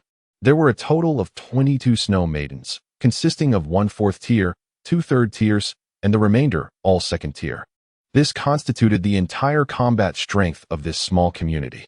If we were to liken this secret realm to a celestial domain, the Snow Maiden clan would rank as a first-rate power, not overwhelmingly strong, yet capable of influencing the tides of circumstance. Without hesitation, once the Snow Maiden gathered her forces, Su Huai led the group of Snow Maidens directly towards the south. The Snow Maidens, upon learning of the impending confrontation with the Snow Demons, were filled with excitement, instantly transforming into their fearsome wraith forms. Pale skin adorned with silver veins, sharp fangs and claws, flowing white garments, and disheveled hair. If the previous short-skirted version of the Pure Land could attract 1 million followers overnight, then after this unmasking livestream, those million would vanish without a trace. Moreover, some heartless individuals might even report and block them before leaving. The Snow Demon Fortress is a manor-like castle steeped in history. It is implausible that the brawny yet simple-minded snow demons could construct such an artistic abode. Thus, this ancient castle originally belonged to a blood demon viscount. The Snow Maiden informed Su Huai that blood demons, also known as bloodkin, are not strictly classified as demons but belong to the ghostly race. Although both the ghostly abyss and the fallen demon abyss contain bloodkin, it is well known that the most formidable bloodkin reside in the ghostly abyss, which also hosts the largest settlement of bloodkin. Therefore, it is reasonable to assert that the ghostly abyss is the birthplace of the bloodkin, is it not? It is also accurate to claim that bloodkin belong to the ghostly race, correct? Ahem. To return to the main point. That bloodkin viscount has been a close friend of the Snow Maiden's sister for several centuries. Subsequently, the vampire count fell in love with a young maiden who had ventured into this realm for training. This maiden, perpetually wielding a long sword that never left its sheath, was an exceptional combatant. Upon entering the secret realm, she bested the leaders of all biological factions, particularly the vampire count. Possessing a strength of the 6th tier and reigning as the sovereign of this territory, found himself challenged more than anyone else.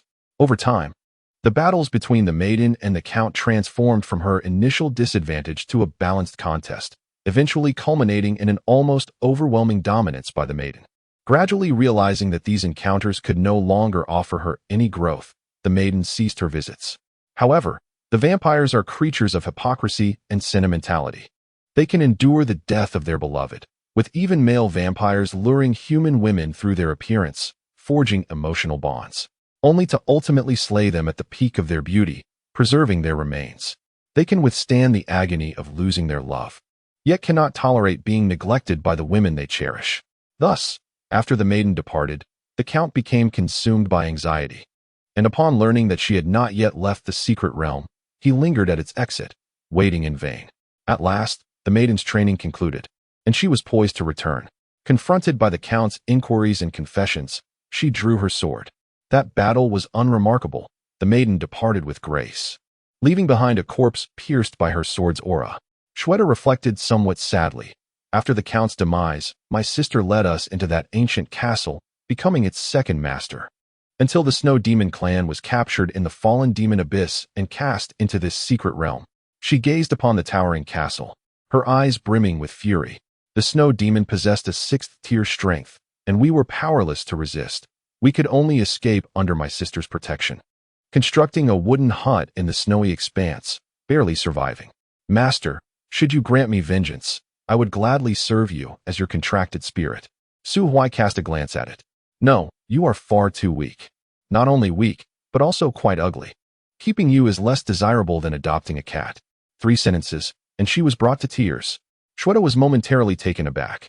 She, the formidable leader of the Snow Maidens, a 4th tier demon, voluntarily offered to work for another, only to be scorned.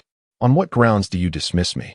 Well, the one finding fault was a formidable figure whose cultivation she could not perceive, so it mattered little if she was scorned. She blinked, appearing small, pitiable, and helpless. If I could consume that snow demon, I could immediately break through to the 5th tier. Moreover, I possess a 3rd form. In an instant, Shweta transformed into a fluffy little orb with stubby limbs, reminiscent of an adorable creature from a past game. Upon witnessing Shweta in this form, Su Huai felt a stir of interest. Of course, it was not because every strong man harbors a soft spot for the innocent, nor was it due to the Snow Maiden's docility. It was simply that his wealthy benefactress's birthday was approaching, and he was in need of a present that would impress. This charming creature, the Snow Maiden, perfectly meets the criteria. Female, reasonably powerful, adorably fluffy, obedient, capable of serving as a companion, and, most importantly, not prone to rejection. If you are merely friends with a girl, presenting her with extravagant gifts is generally inappropriate. Most women would decline such offers, as those who are overtly materialistic are but a rare breed. However, if one were to substitute an adorable creature, particularly one whose value is difficult to ascertain, it would be entirely suitable. Which girl could possibly resist a delightful little cat? These are the secrets to winning a woman's heart. Have you all taken note? Chapter 33. Oh no, he is about to distort his mouth. The Blood Demon Castle is perched upon a cliff, its base enveloped by a dense forest of dark green pine needles, beyond which lies a vast expanse of shimmering lakes. Standing by the water's edge, Su Huai inevitably recalls a certain magical academy nestled in a secluded valley of England. Alas, this ancient fortress is devoid of a bearded Dumbledore. Instead, It is inhabited by a horde of ferocious, bloodthirsty creatures. Let the challenge commence. Yes, the great snow beast returned to its true form, unleashing a piercing howl directed at the castle, a genuine wail of ghosts and wolves that sent the small creatures of the forest scattering in terror. Soon, a roar echoed from within the castle. A group of monstrous beings, resembling red apes, leapt from the cliff, confronting the snow maidens across the lake. Su Huai, are you here to meet your demise? The blood demon leader towered over 10 feet tall, a grotesque scar marring its face, with 2 coarse fangs, yellowed and grimy, indicating a lack of oral hygiene, which might very well be a deliberate tactic to maintain its foul breath for unsuspecting adversaries during battle, an insidious biological attack, indeed. Su Huai is the true name of the great snow beast. Paying no heed to the blood demon leader's roar, she stepped forward upon receiving a subtle signal from Su Huai, and the temperature around her plummeted, encasing a portion of the lake in ice. Following this, a throng of snow maidens boldly stepped onto the frozen surface, charging towards the opposing blood demons. Seeking death, roar. The blood demon leader, enraged by the lack of response, pounded the ground in fury before leaping high into the air, lunging at the great snow beast. The other blood demons, witnessing their leader's charge, followed suit with ferocious cries. The two forces collided, with the mightiest among them making contact first. Fourth rank. The blood demon leader sensed that the great snow beast's strength had not increased, its crimson tongue licking its yellowed fangs. It must be said, the flavor of the snow resentment spirit is indeed exquisite, tender and succulent, with blood as clear as crystal, rivaling the finest sashimi. Having savored it once before, it had lingered in the leader's thoughts ever since. Unfortunately, the fifth-rank snow resentment spirit it had devoured nearly to the bone had cursed it with its soul, binding it within a 10-mile radius of the castle, preventing it from leaving this place. Otherwise, these snow resentment spirits would have long been captured and raised as the utmost delicacies. Yet, it is not too late. Since Su Huai has sought her own end, it shall seize this opportunity. None shall escape. As the distance between the two parties diminished, the blood demon leader grew increasingly exhilarated, envisioning the despair and wails of Su Huai. However, as the transformed snow spirit charged halfway, she suddenly curved her lips into a smirk, her eyes filled with mockery. Having prepared for this moment, she deftly sidestepped, revealing Su Huai, who had been following closely behind her. Hey, human? The blood demon leader did not ponder much. Over the years, it had devoured numerous humans who ventured into the secret realms for training, and not all humans were as formidable as that sword-wielding woman. Ordinary humans could be crushed into a pulp with a single punch. Let them all perish. With claws clenched into fists, it raised its arms high above its head, then brought them crashing down. Su Huai felt the overwhelming pressure emanating from the blood demon leader. He drew a half-circle on the ground with his foot, inhaled deeply, and with a surge of energy, unleashed a powerful strike. Boom! The icy surface shattered, and the blood demon leader's face was etched with astonishment as its massive form staggered backward, its arms tingling as if it had slammed against a wall forged from steel. What? So formidable? Another prodigy from the human race? Then, it beheld Su Huai's own astonishment as his body was sent flying. Su Huai was merely acting, although he found the ruse of playing the fool to be rather foolish and had never concealed his strength throughout his journey. This was the entrance examination for the Yin Immortal sect. Moreover, it was highly likely to be broadcasted live. As a 17-year-old youth who had subdued a 4th-tier snow maiden, he could still be described as a genius. Engaging in a back-and-forth tussle with a 6th-tier blood demon could be attributed to his near-demonic talent. However, to dispatch an opponent in one blow, what would the elders watching think? What a clever boy, stronger than the elders. What is he doing sneaking into our sect? Quickly, reveal yourself. Are you a spy? Could Su Huai claim he was merely there to pursue romance? Absolutely not. Such an excuse would be laughable. There was no way to justify it. Exposing his full strength would undoubtedly arouse the suspicions of the elders of the Yin Immortal sect. At that point, not only would he fail the examination, but he would also be at risk of being imprisoned for research rather than being allowed to linger in the sect for romance. Thus, Su Huai had to perform. He needed to portray a character adept at patience, preferably appearing to be at a disadvantage in the battle against the blood demon, only to experience a sudden breakthrough mid-fight. Ultimately, he would secure a hard-fought victory, Then with a sly grin, it would be perfect. No one understood the Dragon King better than Su Huai. Without hesitation, he resolved to spew forth a mouthful of blood, but after biting his tongue and feeling a sting, he chose another approach. He pretended to swallow the blood forcefully, reddening his face, while his right hand trembled slightly, gritting his teeth as he glared at the blood demon. The blood demon, so powerful. The blood demon leader swallowed nervously, its expression clouded with uncertainty. At that moment, Su Huai suddenly roared, "Prodigy, come and take my life." With that, he lunged forward. The blood demon leader was enraged. Its limited intellect could not accommodate complex thoughts. Seeing the human charging at it with a roar felt like a personal affront. Thus, it too let out a roar and charged forward. What followed was a brutal brawl between man and demon, appearing evenly matched, with every punch landing with ferocity. 5 minutes passed. The blood demon leader sustained minor injuries, while Su Huai was gravely wounded, teetering on the brink of death. 10 minutes had elapsed. The blood demon leader was gravely wounded, and Su Huai was on the brink of death, teetering precariously. Half an hour passed. The blood demon leader was nearing demise, and Su Huai remained critically injured, swaying dangerously. By the heavens, Judge, there is foul play. This wretch has unlocked its blood. Even the most obtuse of creatures, the blood demon leader, discerned that this human before it was amiss. A desire to retreat welled up within it as it began to strike and withdraw simultaneously. However, at that moment, Su Huai seemed to perceive its intentions as well. With a sudden surge of power, he let out a thunderous roar, and his aura soared dramatically. He had broken through. In this final hour, he had successfully ascended to the 5th tier of strength. Heaven has not forsaken me.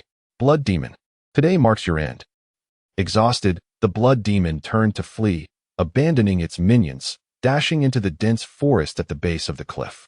It finally realized that this human was nothing short of a lunatic, deriving amusement from its plight, and had indeed broken through to the 5th tier. What does this mean? So, you were merely at the 4th tier during our battle? How could you be so unaware of your own strength? As the blood demon leader began its retreat, Su Huai hurriedly pursued into the forest, intent on complete annihilation.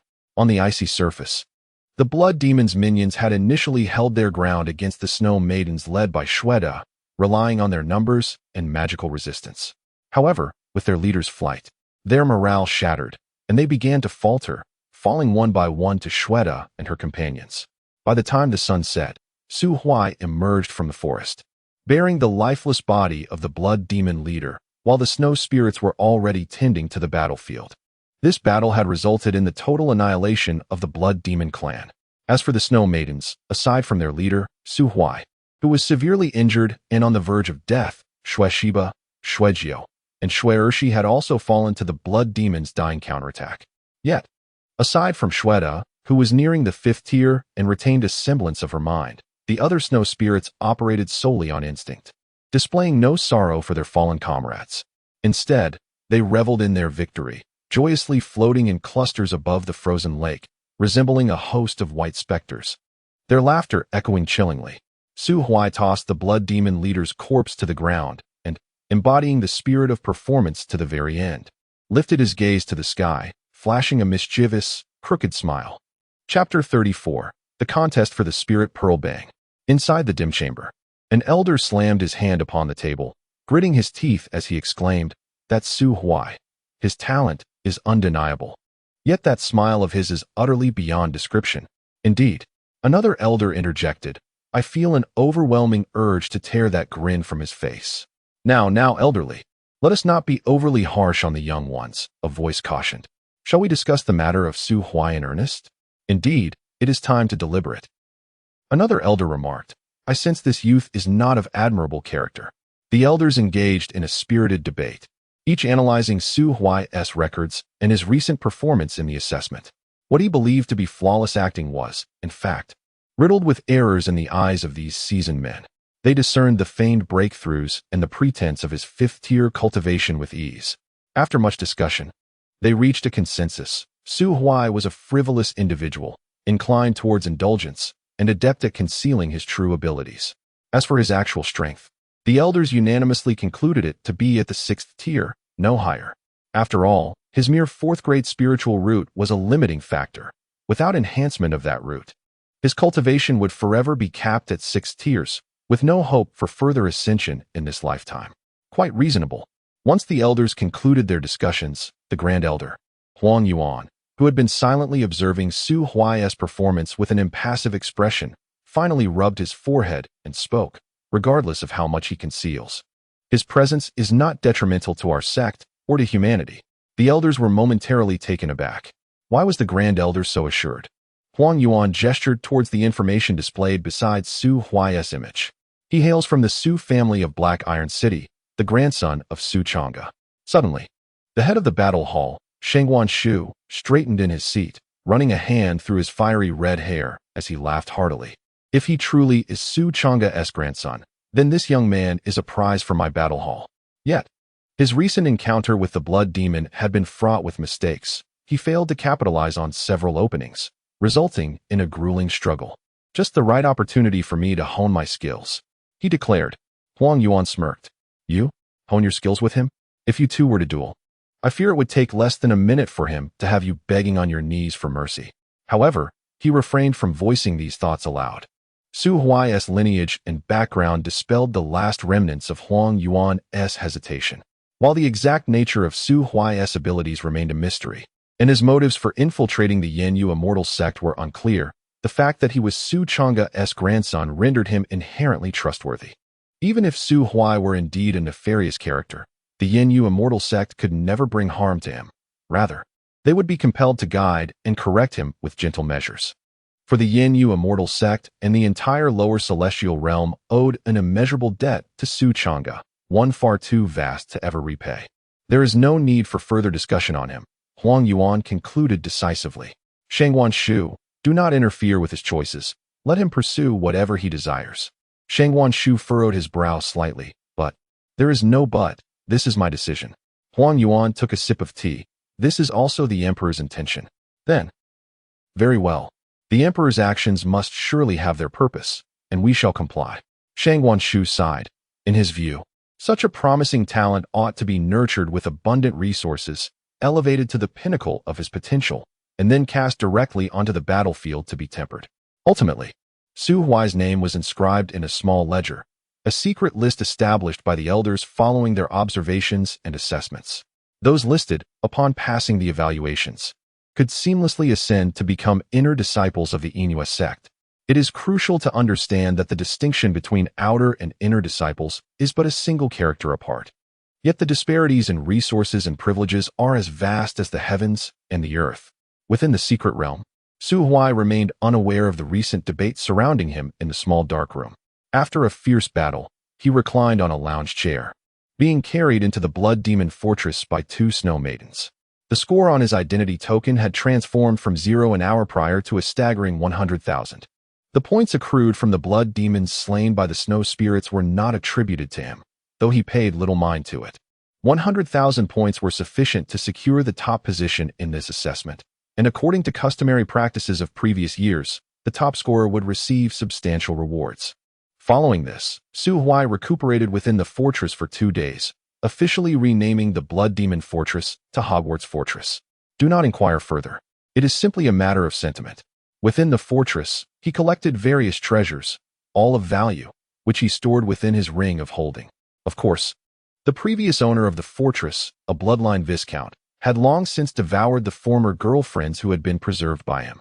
On the 3rd day of the assessment, the snow spirit successfully consumed all the essence and flesh of the blood demon leader, breaking through to the mid-level of the 5th tier, and with Su Huai's assistance, established a barrier around the fortress, claiming dominion over the snowy plains.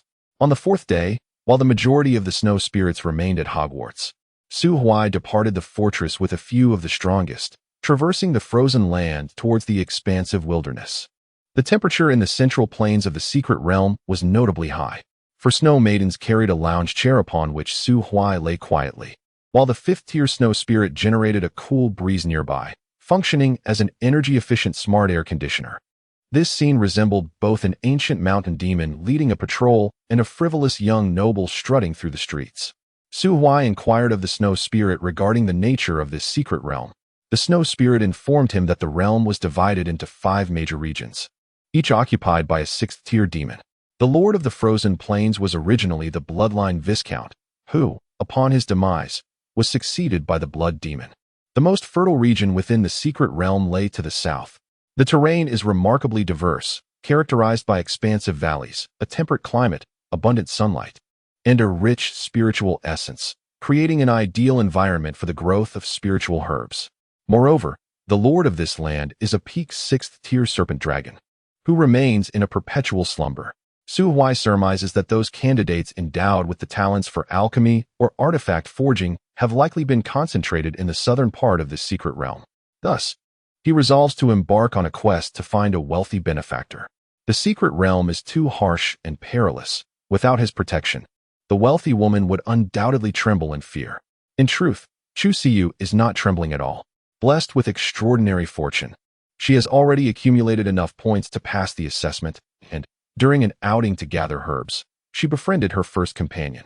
This unfortunate soul is a hapless cultivator of merely second-tier prowess.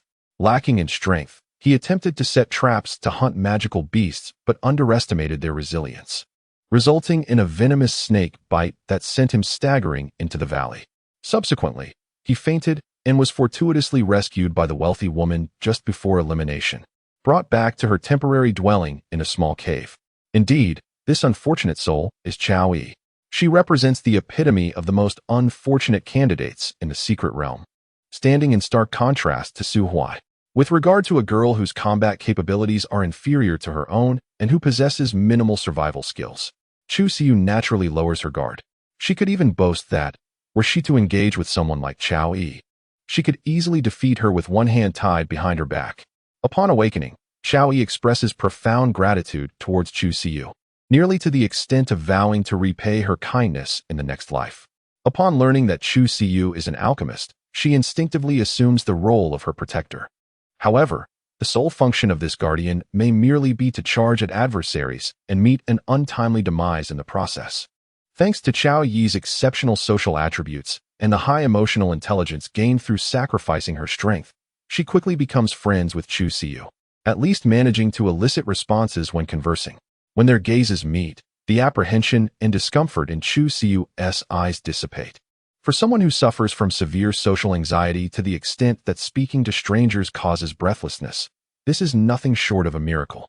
All is serene and tranquil until the evening of the 4th day, when their identity tokens suddenly flicker incessantly, conveying a message along with a map encompassing the entire secret realm. Attention, all candidates. The assessment time has surpassed the halfway mark.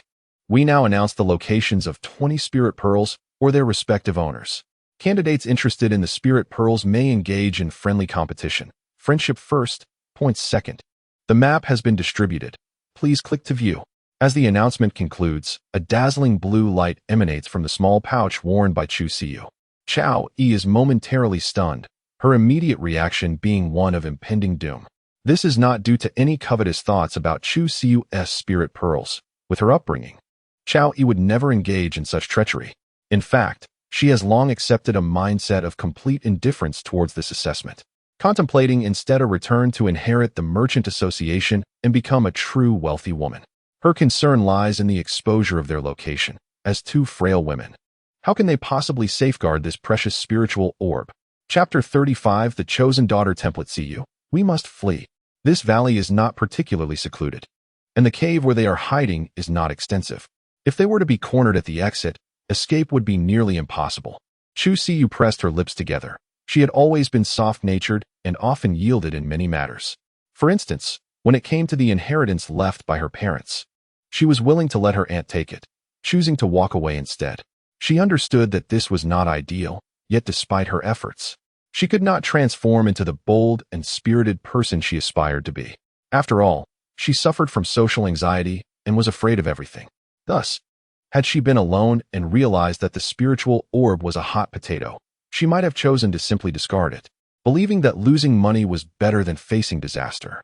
The orb's 1,000 points were negligible to her, merely equivalent to the score needed to concoct a 3rd-grade spiritual medicine.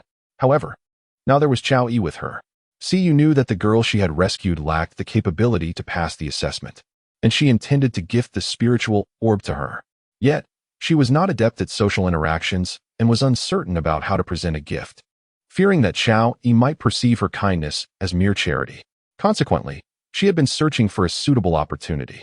This was the first time in 16 years that Chu Siyu had made a friend, and she approached everything with utmost caution, anxious that her own shortcomings might bring an end to the fragile bond they had painstakingly formed. Without the spiritual orb, Chao Yi would be unable to pass the assessment. Glancing down at her right hand, which Chao Yi was holding, she contemplated for 3 seconds before resolutely deciding to safeguard the orb with all her might. She lifted her head and whispered, I know a place. See, what did you say? Follow me. After hastily tidying up the alchemy furnace and the displayed herbs in the cave, Chu Siyu led Chao Yi swiftly out of the cave, deeper into the valley. Most of the valley was covered in grass, with spiritual herbs growing in abundance, truly a blessed land. The two girls followed a clear stream, winding their way until they reached a pond, approximately 10 meters wide and unfathomably deep. Siyu, what are we doing here? Looking for help. Who would help us? Chu Siyu crouched by the pond, retrieved a pill from her small bag, crushed it, and sprinkled the powder upon the water's surface. Within moments, the water began to roil, and purple-black scales became discernible beneath the surface, a sight that was utterly terrifying. Chao Yi felt a chill run through her limbs and hurriedly grasped Chu Siyu's arm. Siyu, quick, let us run. There's a demon beast. Do not fear, Xiaohei will not harm us. Xiaohei. At last, the creature in the pond surfaced. It was a serpent as thick as a water bucket, with a gray-white belly and scales on its back shimmering with a cold, black-purple light. Its emerald-green slit-like eyes immediately locked onto Chao Yi, the gray-bellied, purple-scaled python. Chao Yi's legs turned to jelly, and even the thought of running was now beyond her. She had read descriptions of this demon beast in books. The gray-bellied, purple-scaled python was a solitary creature, fiercely territorial, and possessed the bloodline of the earth dragon.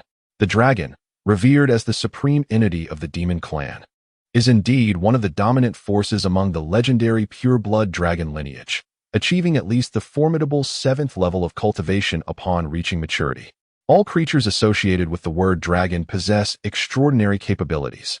Even those with diluted bloodlines, such as dragon-blooded beings, are undeniably true great demons. Among them is the gray-bellied, purple-scaled python, which boasts a notably robust lineage. According to the illustrated guide, this serpentine creature can attain 6th-level prowess upon reaching adulthood, stretching over 100 meters in length and sprouting a majestic horn, reigning over its territory. Though the purple-scaled python before us has yet to reach the standards of maturity, its prominent bulge atop its head suggests that adulthood is not far off, likely boasting at least 5th-level strength. How does Chu Siyu come to know of such a formidable demon? And it appears she is quite familiar with it?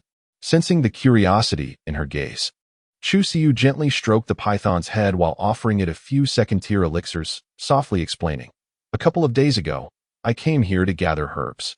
Little Black was injured and unable to move, so I fed it some healing medicine." Chao Yi's eyelid twitched. It turns out this great serpent, much like herself, was rescued by Chu Siyu. But why does this naive girl always seem to stumble upon the most peculiar things? First a spiritual peril, then an injured 5th-level demon beast, and now a poisoned and unconscious self. It wouldn't be an exaggeration to refer to Chu Siyu as a chosen one, would it? If she were male, would she not soar to great heights? With such luck, she could master alchemy, venturing out to gather herbs and rescuing a great demon, forging a contract with a spirit, and then encountering a wealthy lady, securing both a partner and a comfortable life. She truly fits the archetype of a protagonist. In Chao Yi's memory, the last individual who embodied such a protagonist template was Su Huai. However, as her relationship with Su Huai deepened, she realized she had misjudged him.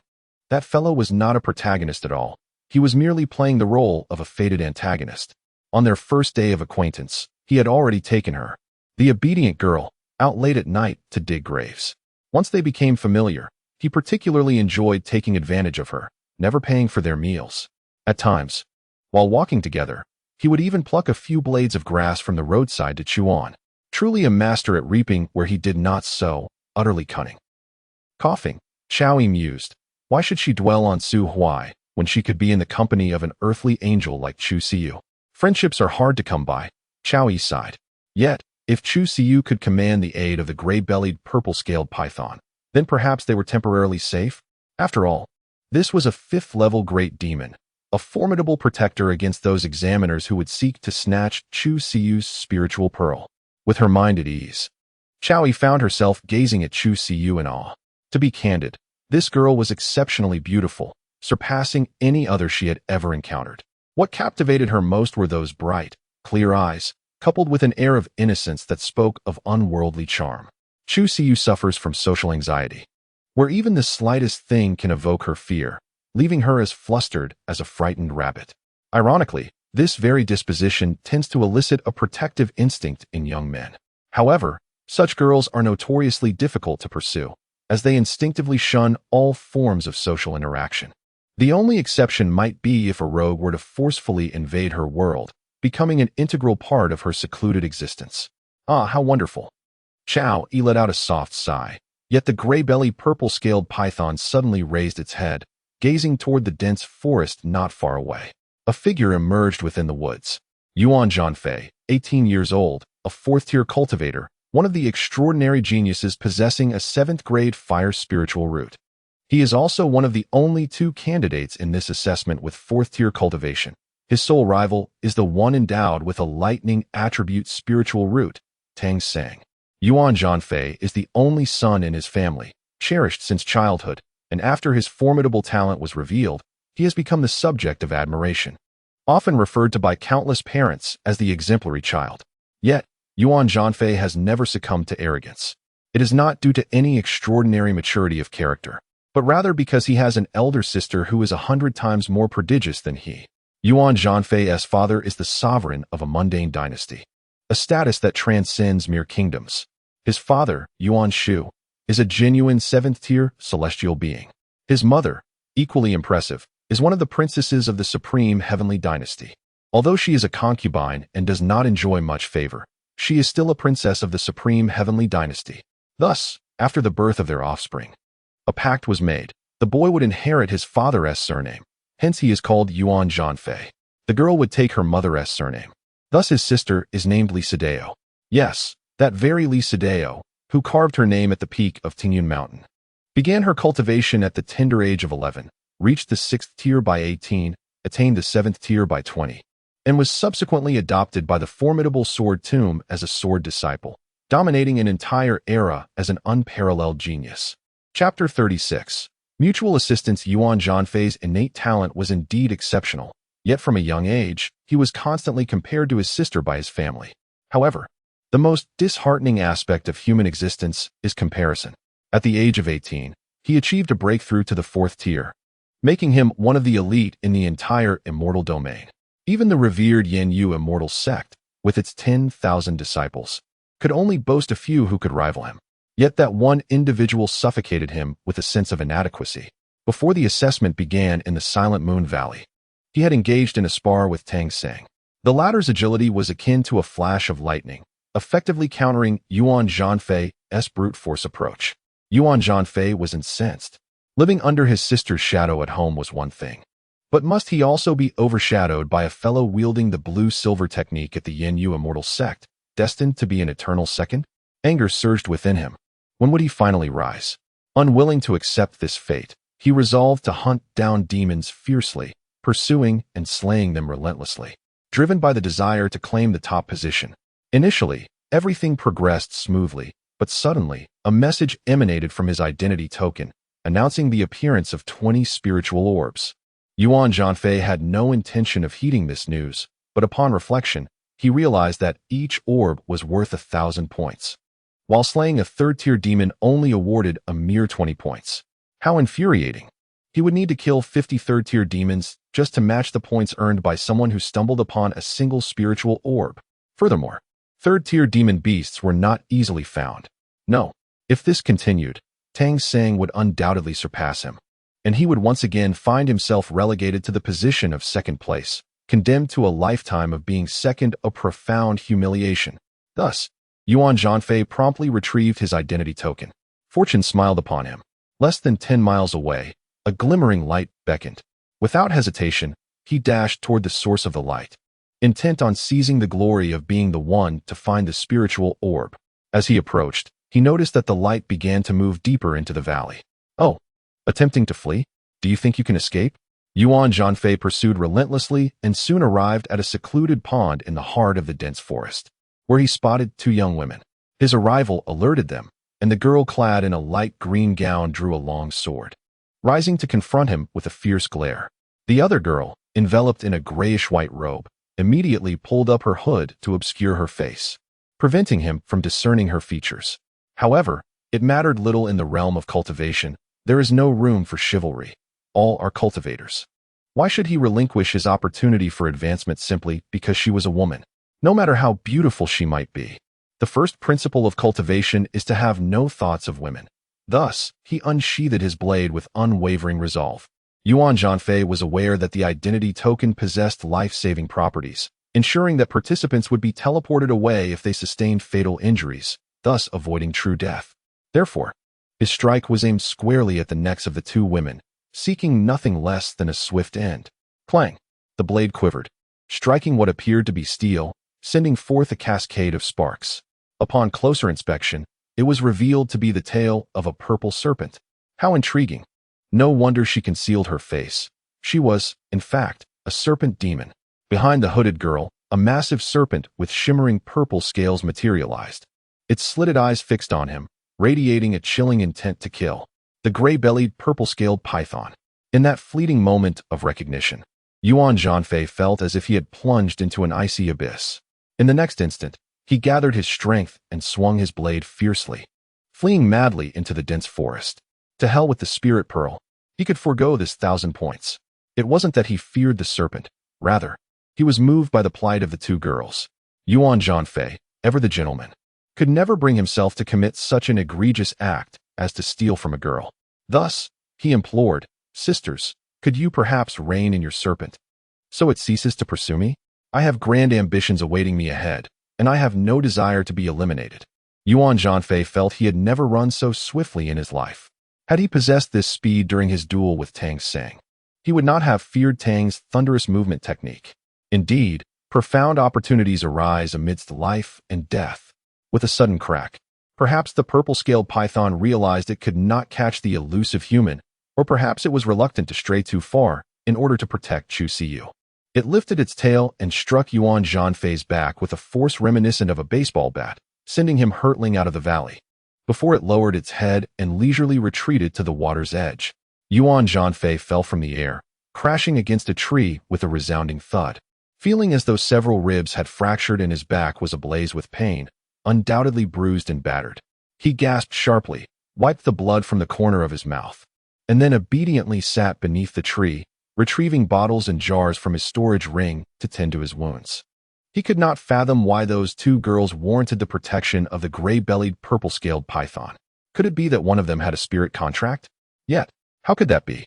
One was merely at the third stage of spirit gathering, while the other was only at the second stage of foundation building. What right did they have to command a fifth-tier beast? Controlling beasts adhered to fundamental laws. It was unthinkable for those of 2 tiers lower to dominate such a creature. Even the famed Beastmaster Island could not achieve that. Otherwise, the island's master, possessing only the strength of a celestial king, would have long since ventured into the Star Burial Mountains to tame the Beast Emperor and dominate the celestial realm. His mind was a whirlpool of confusion, and he sighed in frustration, inadvertently aggravating his wounds, eliciting a grimace of pain. Just then, a figure he had longed to see appeared before him. "Oh, Brother Yuan." Brother Tang, what brings you here?" "Haha, I was in pursuit of a 4th-tier beast and happened to pass through this area." "Uft, what nonsense. With your capabilities, are you hunting a 4th-tier beast? I suspect you are the one being hunted." "Cough, Brother Yuan, let's not speak of what is obvious." Yuan Zhanfei seemed to grasp something and paused, looking at Tang Sang with a grin. "Brother Tang, you came for that spirit pearl in the valley, did you not?" "Oh, well, I indeed came for that spirit pearl. Merely, Brother Yuan, since you arrived before me, why do you not venture inside to seek the spirit pearl, but instead choose to remain here in idle contemplation?" As Yuan Zhanfei leaned against the great tree, Tang Sang did not notice the injury on his back. He merely sensed a faint whiff of blood permeating the air. Naturally, Yuan Zhanfei would not divulge the truth to him. With a smile, he replied, "To be candid with you, Brother Tang, the spirit pearl resides with 2 frail women." "I, Yuan Zhanfei, have never laid a hand on a woman in my life. Moreover, I recently engaged in a fierce battle with a demonic beast and, in a moment of carelessness, suffered an ambush and sustained some injuries. He revealed the wound on his back to Tang Sang. They were rivals. Yet, given their prior agreement to duel, they could be considered half-friends, so he felt no apprehension that Tang Sang would take advantage of his predicament. Indeed, upon seeing his injury, Tang Sang merely furrowed his brow slightly and then inquired, "Brother Yuan, your wound is on your back, making it difficult for you to treat it yourself. Do you require my assistance in applying the medicine?" "No need. At least not at this moment." "What do you mean by that?" Yuan Zhanfei chuckled. "Brother Tang, you should first venture into the valley to retrieve the spirit pearl, lest someone else seize the opportunity before you. Once you emerge, we can assist each other." "Assist each other?" "Ahem, that was a slip of the tongue. It should be you assisting me." "Well, very well then." Tang Sang clasped his fists. "Brother Yuan, I shall take my leave then. Hee. See you shortly." With that, Tang Sang plunged into the dense forest. Yuan Zhanfei began to count in his mind. When he reached 71, flashes of lightning illuminated the forest. Upon counting to 83, he shifted slightly. 3 seconds later, a figure plummeted from the sky, crashing into a tree, spewing a mouthful of blood, with a wound on his back identical to Yuan Zhanfei's. Yuan Zhanfei grinned as he moved beside him. "Brother Tang, assist each other, assist each other." "You." Tang Sang raised his head and glared at him, his eyes filled with shock, indignation, resentment, and sorrow, which ultimately transformed into a sense of helplessness as he accepted the medicine from Yuan Zhanfei's hand. Reflecting on the situation, had he been the one to suffer first, and ensuring there was no mortal danger, he would have undoubtedly taken the opportunity to ensnare Yuan Zhanfei as well. After all, only with the strongest competitors injured would he have a chance to vie for the top position in the examination. Indeed, this truly exemplified mutual assistance. Chapter 37. The unearthing of the Celestial Emperor's tomb as a unique item that can be obtained through examinations. The allure of the spirit pearl for those who seek to pass the trials is undeniably immense, particularly since it is explicitly stated in the examination rules that these items can be contested and traded. Each spirit pearl is bound to incite a veritable storm of conflict. The one in Chu Siyu's possession is no exception. Within less than an hour of the news regarding the identity token spreading, nearly 100 candidates had gathered outside the valley, leaning against the great trees. They all shared remarkably similar experiences, first arriving at the valley, only to find the entrance shrouded in an air of inscrutability, and encountering Yuan Zhanfei and Tang Sang meditating beneath a tree. Most were unfamiliar with them. Even if they felt a twinge of curiosity, they refrained from pondering too deeply. Those who did recognize the two were met with a resolute declaration. "My companion Tang and I have already secured enough points to pass the examination, so we shall not compete with you for this opportunity. Best of luck to you all." Look at that. Such profound sense of righteousness. This is the true demeanor of the strong, the pride that befits the talented. Consequently, the candidates believed them, one by one venturing into the valley, only to be expelled in rapid succession, seated beneath the tree to recuperate. The gray-bellied, purple-scaled python seemed to have activated some peculiar mechanism.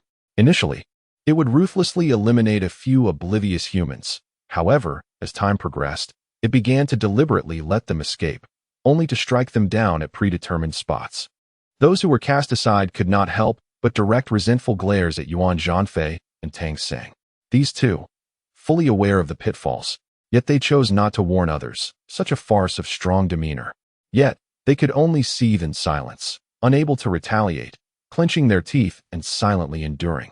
It became evident that prolonged endurance could warp one's psyche, and so, with each new candidate arriving at the valley, the prior victims morphed into new antagonists. "Damn it, we all came here vying for the spirit pearl. How can I be the only one deceived? I am injured, yet you wish to escape unscathed? By what right?" Over time, the duped became accomplices, ensnaring newcomers into their web of deceit, conning one after another, 10, 100, akin to the earliest semblance of a pyramid scheme in the cultivation world. Merely half a day had passed, and the valley's entrance had evolved into a bustling marketplace, where individuals set up stalls, exchanging various treasures acquired within the secret realm. They also deliberated on forming teams to hunt down the monsters they had previously been unable to contend with the distribution of monster trophies determined solely by merit. Simultaneously, The mysterious legends surrounding this valley began to proliferate, artfully embellished by a certain mischievous individual, spreading in all directions throughout the secret realm. The gist of the tales was as follows. Hey, have you heard? In the southern part of the secret realm lies a valley, where a spirit pearl rests within a beast's lair, filled with treasures galore. Hiss, this is a great opportunity. Brother Huang, let me share a secret with you. What? Ancient ruins discovered in the southern secret realm? With beasts guarding them and spirit pearls as markers? Remarkable. Truly remarkable. I must go see for myself. Brother, have you heard the news? I have heard that where the southern spirit pearl shines, the tomb of the celestial emperor has been unearthed. Those who enter may ascend during the day, rising directly to the realm of the celestial emperor and dominating the celestial domain. While such rumors are certainly embellished, the existence of the celestial emperor's tomb may indeed hold some truth. Let us depart at once. Huh, I knew it. Zhang is destined for greatness. The legends surrounding the valley are becoming increasingly fantastical. The water pool has transformed into the entrance of the celestial emperor's tomb, with the gray-bellied purple-scaled pythons serving as the guardian beast. As for Chu Siyu and Xiao Yi, it goes without saying that they are the chosen emissaries of the celestial emperor's tomb. Otherwise, what merit could they possess to receive protection from the spirit beast? The throng of people outside the valley is swelling. Those who have accumulated sufficient points wish to see if they can grasp a grand opportunity, while those who feel they haven't gathered enough points abandon the trials altogether, simply to behold the splendor of the emperor's tomb. The uninformed are filled with ambition, eagerly preparing for action, while those in the know maintain a prudent silence on the matter. They discreetly vacate the valley, seizing the chance to hunt demons amidst the frenzy of rumors and quietly accumulating points. Events are unfolding in a peculiar direction not far from the valley. For ethereal snow maidens float above the ground, carrying a reclined chair in the air. Nestled upon it is a languid, utterly contented young man clad in black robes. Wherever he passes, demons retreat in fear, and precious spiritual materials are stripped bare. Witnesses of this scene, who happen to recognize the snow spirit's test takers, affectionately refer to him as the snowman. What the snowman truly is anyone's guess. Perhaps he is a unique variant of the snow maidens, or the offspring of the snow spirit clan as queen. Regardless, he is regarded as an unparalleled demon. The presence of such a formidable entity heading towards the valley lends credence to the rumors of the celestial emperor's tomb hidden within. After all, even a being of such immense strength has been drawn here. However, this so-called unparalleled demon is currently gazing in exasperation at the dilapidated jade slip presented by the snow maiden. This slip, unearthed from who knows where, is emanating a visible miasma and stained with blood. Clearly, it is no good omen. Su Huai sighed, speaking earnestly. Snow, I instructed you to gather the nearby spiritual herbs to assist with household expenses, not to return with such bizarre artifacts. This jade slip is obviously cursed. What purpose does it serve to bring it back? Dispose of it at once. Feeling somewhat aggrieved, the snow maiden clutched the jade slip and casually tossed it into a nearby thicket. Su Huai shook his head at this sight, glanced at the green dot on the map, and signaled for the snow maidens to continue onward. He has always known that one should not indiscriminately claim found items. Curiosity can lead to peril. Back in his previous world during middle school, he once stumbled upon a mysterious USB drive bearing a label with indecipherable writing. Save for a single word, milk. Su Huai was overjoyed, mistakenly believing he had stumbled upon newly released study materials. He quickly seized his roommate and rushed to an internet CAF near the school, seeking a secluded corner. He inserted the USB drive, extracted the files, and opened the folder. Suddenly, a maddening advertisement for bubble milk began to flash wildly on the large screens of every computer in the CAF. I want bubble, I want bubble. That day, the wind was fierce, and he, alongside his bewildered roommate, became the most eye-catching presence in the entire CF. It wasn't until many years later that he learned of the existence of virus plugins, and from that moment on, he never felt curiosity towards items found outside. Except for that brief period of recklessness when he sought power at any cost. In his subsequent lifetimes, he became exceedingly cautious, meticulously planning every endeavor. He wouldn't even glance at a jade slip emanating dark energy. He was not skilled in curses and preferred to avoid unnecessary trouble. Even if the curses inscribed upon it posed no threat to him, it was certain that he would endure a period of discomfort. Of course, It was also possible that the curses inscribed on the jade slip truly had no effect on him, but wouldn't that merely indicate the item's lowly nature, rendering its contents utterly useless to him? Chapter 38. The sixth-order serpent Su Huai was neither a celestial being nor a prophet. He was oblivious to the fervent rumors surrounding the mystical pearl, particularly that the chosen representative of the celestial emperor's tomb was none other than his affluent companion. In fact, he did not even believe in such tales. Possessing the loyalty of the Snow Maiden, his understanding of this secret realm far surpassed that of the common folk.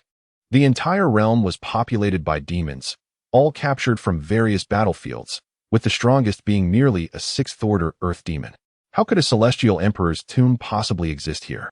So why was he venturing into the valley, fully aware of its falsehood? It was certainly not for the allure of the 1,000 points promised by the mystical pearl.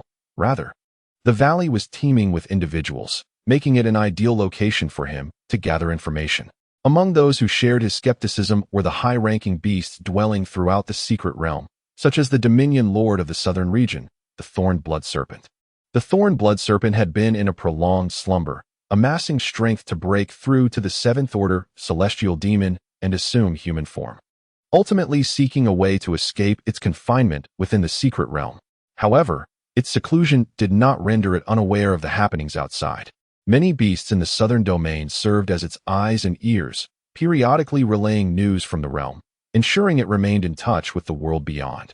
The valley rumored to house the celestial emperor's tomb was known to the Thorned Blood Serpent. After all, within it lay the gray-bellied, purple-scaled python, which, like the serpent, bore the bloodline of dragons, harboring a faint possibility of metamorphosis into a true dragon. Upon hearing the rumors, the Thorned Blood Serpent promptly dismissed the notion of the tomb's existence. The great fortune spoken of by humans was likely seen as a precursor to the python's transformation. Thus, it resolved to awaken. Yet, its intention was not to celebrate the python's evolution, but rather to hunt it down, siphon its bloodline power, and utilize it as a foundation to ascend to the seventh order. Additionally, there were other fifth-order demons in the southern region who shared its ambitions. This rumor, initially concocted to deceive, had undergone layers of amplification, evolving into a colossal falsehood that stirred unrest throughout the southern domain of the secret realm. Human trial seekers from the celestial domain, hidden formidable demons from the southern region, and lurking malevolent creatures were all drawn into this chaotic web. Chu Siyu and Chao Yi remained oblivious to the perilous and terrifying scenes that awaited them, sparked by the absurd fabrications of two fools. Chu Siyu, carefree and untroubled, was engrossed in alchemy. Upon completion, she retrieved a canvas and stood by the water's edge to paint. Her artwork depicted a lush forest, complete with water, herself, Chao Yi, and the purple-scaled python. Yet, the scene was rendered in monochrome, much like her own existence, so vibrant and colorful, yet appearing so monotonous and simplistic, devoid of any tumult. Let us charge. The assessment is nearly over. Rather than lingering here in hesitation, let us all band together and strive for opportunity. No way. That's a fifth-order demon. While we may be numerous, not one of us is even at the fourth order. Are we to rush in and meet our demise? How can that be? What about Tang Sang and Yuan Zhanfei? They had long departed, claiming to be disheartened and thoroughly disillusioned, abandoning this opportunity to hunt magical creatures elsewhere. With such a lack of spirit, how dare they call themselves prodigies? They are merely cowards. If you are not a coward, then why not be the first to step up? Why should I be the first? Bah, you are just as cowardly, trying to incite everyone else to act as cannon fodder while you cower behind, waiting to reap the benefits, aren't you? Truly despicable and revolting. To be fair, it is indeed repulsive. Gan Lin Liang, dare you utter another insult? What of it? Fool, step out for a duel. Damn, do you think I fear you?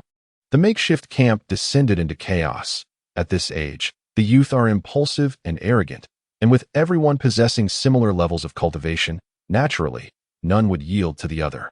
Su Huai concealed himself within the crowd, munching on the sunflower seeds he had purchased in the capital of the Great Yin Kingdom, relishing the spectacle before him. Especially whenever someone challenged another, he would hide in the throng, cheering and inciting the fight, one moment shouting to strike them low, and the next berating others for not having eaten, claiming their brawling was akin to that of women. He thrived on the discord. The 4 snow maidens who had borne him aloft had already been sent away, leaving only Shweta, draped in a large black robe he had provided, whose physique bore little distinction from that of an ordinary human. The tumult within the camp continued for quite some time, but eventually, the crowd reached a consensus, charging into the canyon together to besiege the purple-scaled serpent. As for who might successfully slip into the pool and who would meet their demise at the serpent's tail, that was left to fate. Su Huai remained mingled within the throng, searching the camp in vain for the presence of his wealthy companion. He inquired among many, yet received no useful information. After all, those who had previously entered the valley and encountered the wealthy lady were well aware of the truth and had long since slipped away to other places to secretly amass points, leaving only the oblivious onlookers to languish in the valley. Furthermore, the wealthy lady always wore a large hooded cloak when out, making it difficult for others to recognize her, even if they had seen her before. What could Su Huai do? He could only speculate that the wealthy lady was hiding in some nook, secretly refining pills, and that he could seek her out after tasting the fruits of the so-called immortal emperor's tomb in the valley. However, as the grand procession surged into the dense forest, they discovered that, amidst their endless debates, the pool had already been visited by unwelcome guests. Upon counting, there were 6 uniquely formed beasts, each at least of 5th-tier strength, occupying various positions, effectively surrounding the pool. In the clearing beside the pool, a purple-scaled serpent was entangled with a blood-red dragon, biting and constricting one another. The gray-bellied purple-scaled serpent was clearly outmatched by the spiny blood dragon, with blood seeping from its body, staining large patches of earth. The purple scales lay scattered around, glinting with a cruel brilliance under the sun. Such a spectacle of serpents battling was indeed rare. Su Huai watched with great interest, pulling out more sunflower seeds. With a resounding thud, the purple-scaled serpent was hurled away, its body crashing against a massive rock, emitting a pained cry. "Xiao He!" came a startled exclamation as a hooded girl rushed to the serpent's side, her voice thick with tears as she attempted to feed it healing pills. The thorn blood dragon, however, knew no mercy. It fully understood the significance of pursuing victory and eradicating threats. Its venomous tail lashed out violently towards the fallen serpent and the oblivious human girl. At a critical moment, the purple-scaled serpent coiled protectively around Chu Siyu. The poisonous sting pierced its body, forcing another agonizing roar from it, scattering the hard-won strength that had surged within, rendering it utterly motionless on the ground. Su Huai suddenly found the sunflower seeds in his hand unappetizing. The sound of her weeping had escaped his notice. After centuries in his past life, he had never once caused the wealthy lady to shed a tear, let alone hear her voice, so raw and heart-wrenching. Yet, in that fleeting instant, he caught sight of the girl for whom the serpent was fighting so desperately. The familiar bulky robe and the corner of her hood, lifted by the winds of battle.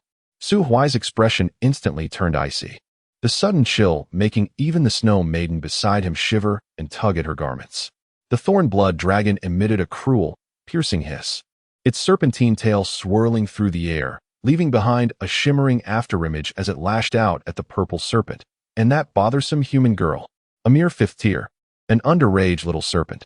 What could you possibly use to contend with me? Die! I shall devour you inch by inch, digesting you into mere remnants. With a resounding crash, the barbed tail failed to tear through the purple-scaled serpent's body as intended. It struck an arm instead, viscous venomous blood dripping from the elbow. Yet the boy who had braced against the blow showed no sign of emotion. He raised his other hand, gathering power in the air until it coalesced at his fingertips, resembling red lightning as it formed into a long, single-edged blade. The overwhelming pressure radiated outward, causing the challengers who had approached to vanquish the beast to suddenly struggle for breath, each one feeling as though they were mired in quicksand, unable to move. Sensing a deadly threat, the thorn blood dragon hastily attempted to retract its tail. But, with a sharp sound, a glimmer of cold light flashed, and a brilliant red afterimage cut through the air, severing a portion of its tail.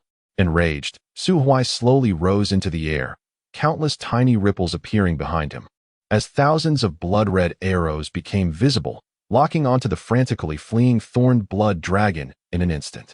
Die! In the realm, the howling winds and falling leaves came to a sudden halt.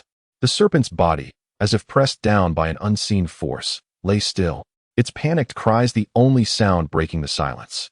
Spare me, spare me. I can become your contract spirit. I can break through to the 7th tier immediately. Go break through in hell. The indifferent voice reverberated throughout the southern domain, sending shivers down the spines of all demons and monsters alike. Immediately, the youths encircling the valley beheld a sight so bizarre that it was beyond their wildest imagination. The sound of whistling arrows pierced the air incessantly, blood-red shafts darting past like a torrential downpour, slicing through ancient trees and colossal stones, leaving deep furrows in their wake.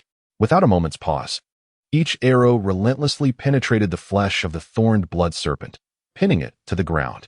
It roared, shrieked, and in its final moments, it lamented in a symphony of despair. How long does it take for a 9th-tier celestial being to slay a 6th-tier demonic beast? Merely a fraction of a second. Yet, the anguished cries of the thorned blood serpent persisted for a full 5 minutes before gradually fading into silence. Su Huai stood as a fearsome deity of death, mercilessly tormenting the mundane insects that dared to provoke divine wrath. 36,000 blood-colored arrows ravaged every scale of the thorned blood serpent, leaving a gruesome scene of bloodshed, rendering the creature's bones irreparable. Only then did the spatial confinement finally relent. The examiners lifted their gazes to witness the scene, their bodies trembling, their faces frozen in shock. It became evident this was the true prodigy, while they still naively boasted of single combat. Reveling in their ability to carve a 2 or 3 meter blade of light, there was already one who could soar into the air, single-handedly and in the most magnificent and shocking manner, annihilating a 6th-tier earth demon. Beneath the golden sunlight, the youth slowly descended from the sky. Chu Siyu gazed at that figure in a daze. Even with her severe social anxieties, she could not deny that, at that moment, her heart raced wildly within her chest. No girl could ever resist the beacon of hope that emerges in the depths of despair. He dispelled all shadows, shielding her from the storm with his not-so-brawny back, standing resolute against all darkness and danger. Moreover, this was already the 2nd time. Chapter 39. Look, isn't my wife adorable? Is everything all right? Chu Siyu shook her head, her gaze falling upon Su Huai's arm, still dripping with fresh blood. In a flurry, she rummaged through her small bag and extended her hand towards him. Nestled within her palm lay a verdant pill, roughly the size of a thumb, with delicate, intricate veins visible upon its surface. This was a 3rd-grade medicinal pill, the healing spirit pill, the sole 3rd-grade concoction that Chu Siyu had managed to refine thus far. She possessed a total of 4, 3 of which she had just administered to the purple-scaled python that had valiantly protected her. The remaining pill had originally been intended as a token to pass her assessment. Are you no longer afraid of me? Chu Siyu lowered her head, remaining silent. Su Huai smiled gently, turning away. The thorn blood serpent lay lifeless, yet its 6 minions lingered nearby, neither daring to attack nor to flee. After all, even their leader, a 6th-tier earth demon, had not escaped. Who could say what fate awaited them if they attempted to flee, possibly meeting a similarly grim end? Su Huai raised his hand, poised to unleash a massacre and eliminate the threat once and for all, only to find his sleeve being tugged. Chu Siyu bit her lip. You should eat it quickly. You're still bleeding. I assure you, I'm fine. This minor injury will heal on its own shortly. There's no need to waste a precious pill on me. Just keep it for yourself, dear. However, despite her gentle nature, Chu Siyu could be remarkably obstinate at times. Since Su Huai refused to consume her pill, she clung to his sleeve, resolute, her courage seemingly drawn from nowhere as she stood there, unwavering, watching him intently. Su Huai could hardly withstand such a beseeching gaze, struggling against the urge to pinch her cheek, ultimately accepting the pill and popping it into his mouth, chewing it vigorously. Chu Siyu's eyes widened. No, you can't chew it. The pill must be swallowed whole. You can mind your own business. I will chew it. Keep whining. And I might just chew you too. And no, you can't chew me. Humph. One day I shall swallow you whole now. Retreat behind me, and we shall settle this later. Oh. Chu Siyu shrank her head back, obediently retreating to the edge of the pond, where lay a girl named Chao Yi, her right leg broken, shock and numbness etched across her face. She had been among the first to discover the valley surrounded by several 5th-tier great demons, having even clashed with one of the 5th-tier subordinates prior to the blood serpent's assault, suffering a crushing defeat, barely escaping with her life, thanks to the timely arrival of the purple-scaled python.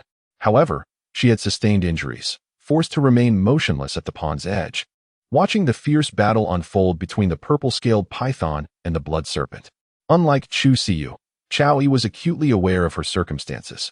While she and Chu Siyu possessed identity tokens ensuring their safety, they were far from certain of their survival. As for the purple-scaled python, its demise was all but guaranteed. One could not deny the gratitude that welled within her for having been protected by such a ferocious serpent throughout the day. However, Chao Yi found herself powerless. Chu Siyu was at the third tier, while she herself was merely a second-tier weakling, utterly incapable of influencing the battle between such formidable beasts. When the violet-scaled python was torn apart by the bloodworm, emitting a mournful wail, Chao Yi had never yearned for Su Huai to appear by her side as much as she did in that moment. She even secretly wished, willing to sacrifice a decade of her lifespan for Su Huai's timely arrival. And then, miraculously, Su Huai did appear.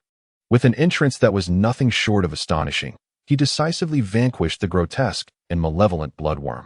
What is a world-class hero? This is what it means to be a world-class hero.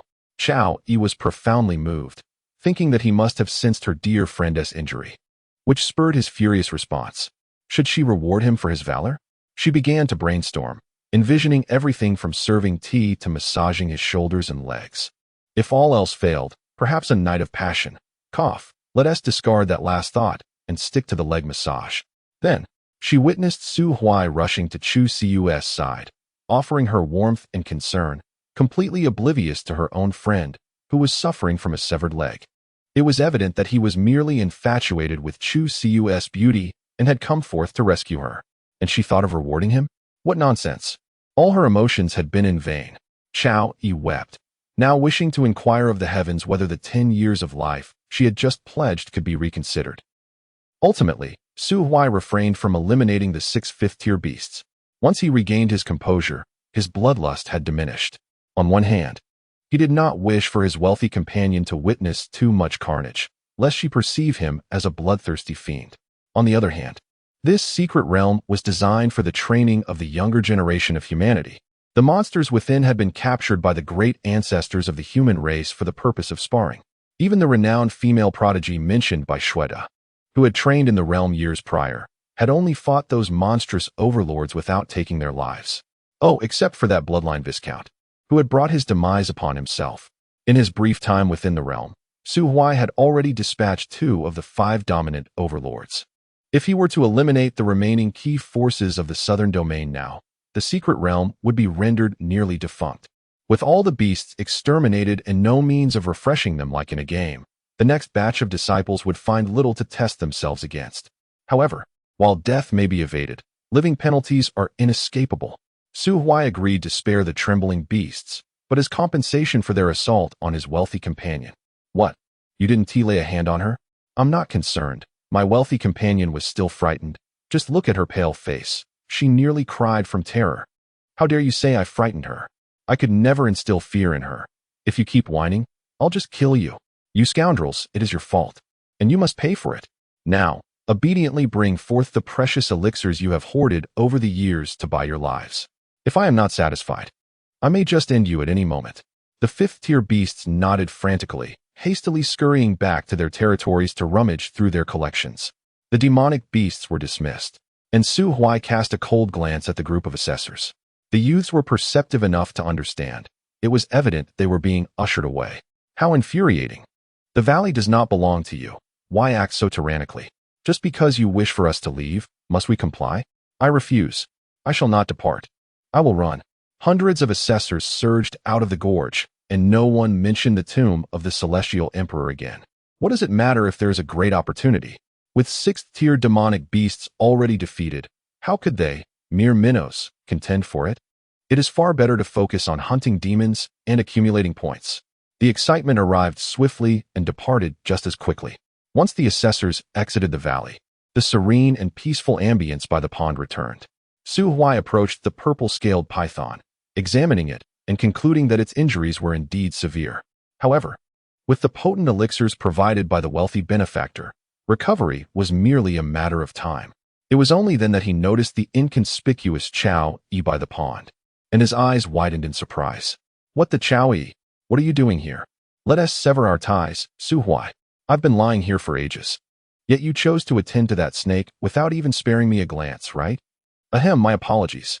Who told you to wear all green and lie motionless on the ground? Hiss. Do you even realize what you're saying? How can I move? My right leg is shattered. How do you expect me to move? But your left leg is fine. You could try hopping like a three-legged golden toad. Chao Yi was at a loss for words, gritting her teeth and glaring at Su Huai, trembling with anger. If only I could overpower you. I would endure this. Meanwhile, Chu Siu, while pouring a small vial of medicinal powder onto the python's wound, discreetly observed the banter between the two. Having spent a few days with Chao Yi, she had discerned her character, a perceptive and eloquent girl, yet with a kind heart.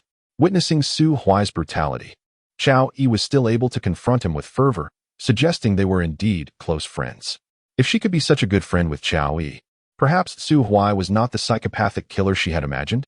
Chu Siu lowered her head and rubbed her face, and inexplicably, as she did so, a sound escaped her lips, followed by a bubble. The bickering ceased abruptly, and both Su Huai and Chao Yi turned to her with a perplexed expression. Chu Siu's face flushed crimson, and in a fluster, she pulled up her hood, bowing her head so low. She resembled an ostrich eager to bury its head in the sand. Seeing this, Su Huai nearly burst into laughter. Goodness, the rich girl is adorably foolish. He grinned widely, pointing at Chu Siu and boasting to Chao Yi. Look, my wife, isn't she adorable? Chao Yi merely responded with silence. Chu Siu, momentarily forgetting her embarrassment, quickly lifted her head and stammered as she waved her hands. No, not my wife. Please do not bully me, if you would be so kind. Chapter 40. The evaluation comes to an end. It is impossible not to bully Chu Siu. A love founded on mutual respect and personal gain belongs exclusively to adults. When dealing with a girl like Chu Siu, a more domineering approach is essential. Otherwise, one risks remaining perpetually distant, drifting further apart. However, bullying must be measured. Moderate teasing is akin to playful banter, while excessive behavior devolves into bullying, deserving of severe condemnation. Su Huai is no scoundrel. He merely wishes to elicit more conversation from Chu Siu and encourage her to engage with others. Upon learning that the adorably naive Chu Siu had befriended Chao Yi, Su Huai felt an overwhelming joy, even more exhilarating than discovering a ton of spirit stones on the road. It is crucial to understand that in her past life, Chu Siu had never possessed a true friend. She was socially anxious, reticent, submissive, and her personality was not particularly endearing. Ironically, she bore a face that could bring nations to ruin, along with a remarkable talent for alchemy. It is well known that befriending a top scholar poses significant challenges, and the difficulty increases exponentially when that scholar is also exceptionally attractive, especially when compounded by inherent personality flaws. Consequently, most female disciples who practiced alongside Chu Siu at the Medicine Spirit Peak harbored disdain for her. Occasionally, when someone spoke ill of her, they would be reprimanded by the elders of the peak, further solidifying the animosity towards Chu Siu due to the elders' favoritism. Fortunately, Chu Siu had Su Huai. Whenever she felt wronged or encountered joyous moments, she would retreat under the covers to share them with him. Sometimes, she would even throw minor tantrums, attempting to provoke Su Huai's authority as the head of the household, only to seek solace in his embrace afterward, whimpering softly. In her romantic fervor, Chu Siu became exceedingly clingy. Yet, in her past life, Su Huai was not a disciple of the Immortal sect without an invitation. He could not easily enter the Yanyu Immortal sect. Consequently, they purchased a small courtyard in the Chunyu Valley, which led to Chu Siu spending less time returning to the sect, effectively stifling her opportunities for social interaction. Throughout her past life, while Su Huai existed in Chu Siu's world, he was her sole companion. Although this arrangement satisfied his vanity, Su Huai genuinely felt that such a life was excessively monotonous and flawed for Chu Siu. After all, to him, she was a living, breathing individual, not merely an extension of himself. Fortunately, in this life, Su Huai's rebirth has set off a chain reaction. Chao Yi, who was destined for the Tianhan Palace, has been drawn to the Yanyu Immortal sect, inadvertently becoming Chu Siu's first friend. When the socially adept Chao Yi encounters the socially anxious little quail, Chu Siu, one can only hope for the best. Thankfully, Chao Yi is a woman. As time ticked by, night soon enveloped the surroundings. The purple-scaled serpent had regained consciousness, most of its body submerged in the pool as it healed, occasionally lifting its head to bellow at the spirit manifestation of Shui. "Hey, Snow Wraith, what brings you to my territory? Do you seek a duel?" Yet, upon catching a glance from Shui, the purple-scaled serpent immediately shrank back, hiding its head behind Chu Siyu. Then Chu Siyu was left trembling in fear at the sight of Shuada. Finally, Su Huai shot Shuada a glare, urging it to keep its distance from his affluent companion. The term "the snake leveraging human power" had evidently been grasped by the purple-scaled python. Shuada felt quite wronged, looking at Su Huai with an expression akin to that of a scorned lover, calling upon it sweetly when in need, yet dismissing it when it was inconvenient. Naturally, its gaze towards Chu Siyu was equally filled with melancholy. Shuada had learned from Su Huai that it was to be gifted to his future wife as a contract spirit.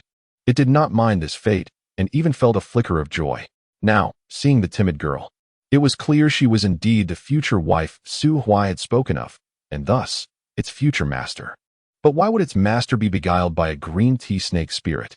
I concede that my true form is not particularly pleasing. Yet surely I cannot be considered less attractive than that serpent.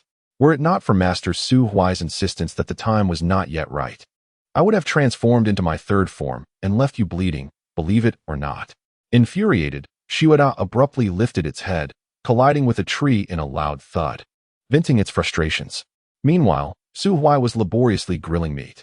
After declaring that Chu Siyu was his wife, this irritable creature had ceased speaking to him, retreating to the water's edge with a large handful of medicinal herbs to concoct potions.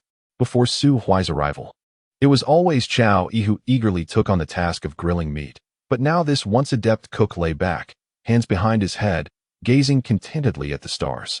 There was a valid excuse for his idleness. His right leg had suffered a compound fracture, and even with the assistance of Chu Siyu, the alchemist, recovery would take time.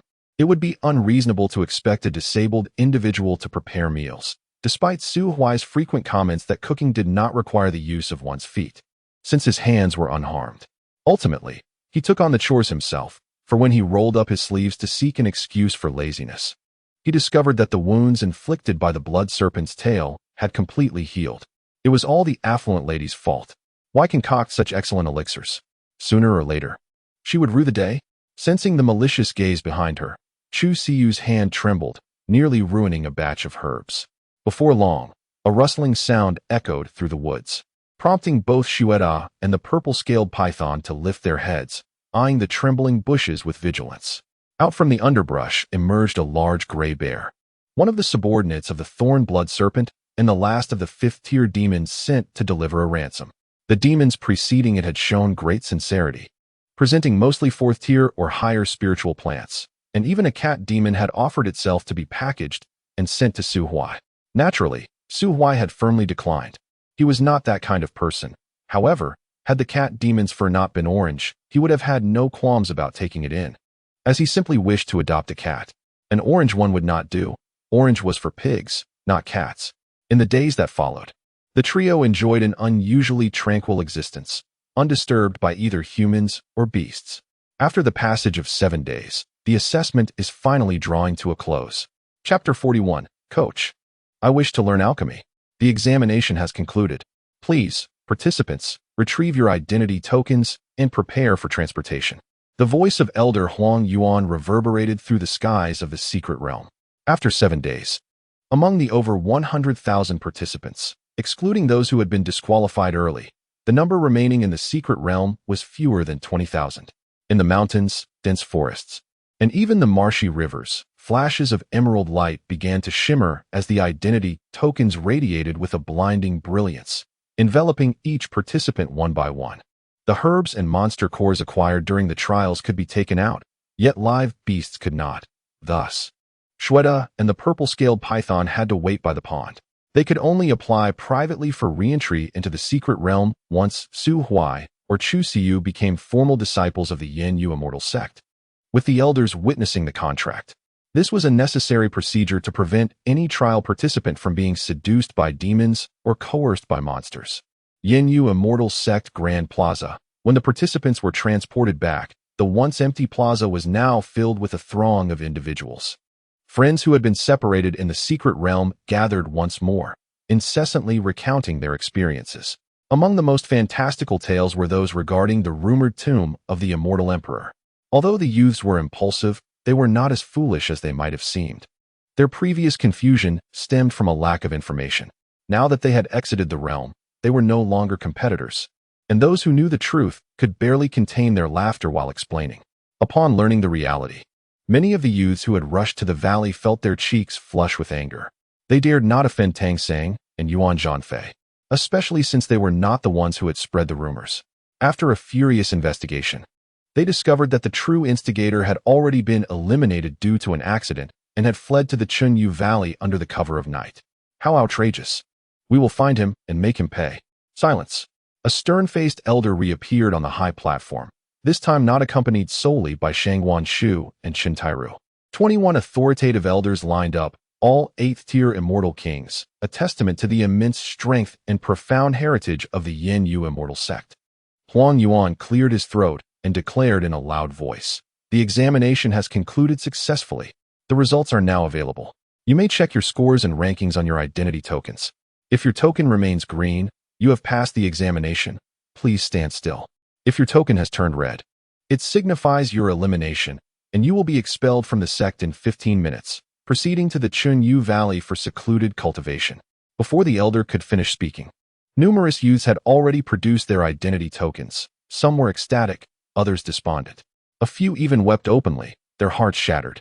In the eyes of these young aspirants, the Yin Yu Xian sect appeared akin to a fleeting dream. Some awakened to behold the dawn, while others opened their eyes only to find themselves enveloped in darkness. As countless warriors traversed a narrow bridge, fortune ultimately favored but a select few. Once the trial concluded, Su Huai grasped Chu Siyu's hand, guiding her to a secluded corner of the square. The three of them clutched tokens radiating a vibrant green light. In the end, Chu Siyu relinquished her precious spirit pearl to Chao Yi. Not one to feign modesty, Chao Yi recognized the spirit pearl's significance to her, yet understood that for Chu Siyu, a third-tier alchemist, it was merely an accessory. In gratitude, she generously bestowed most of her spirit stones upon Chu Siyu, rendering her quite affluent indeed. "Siyu, do take a look at your ranking." The two girls huddled together, and Chu Siyu's cheeks flushed, nearly on the brink of tears.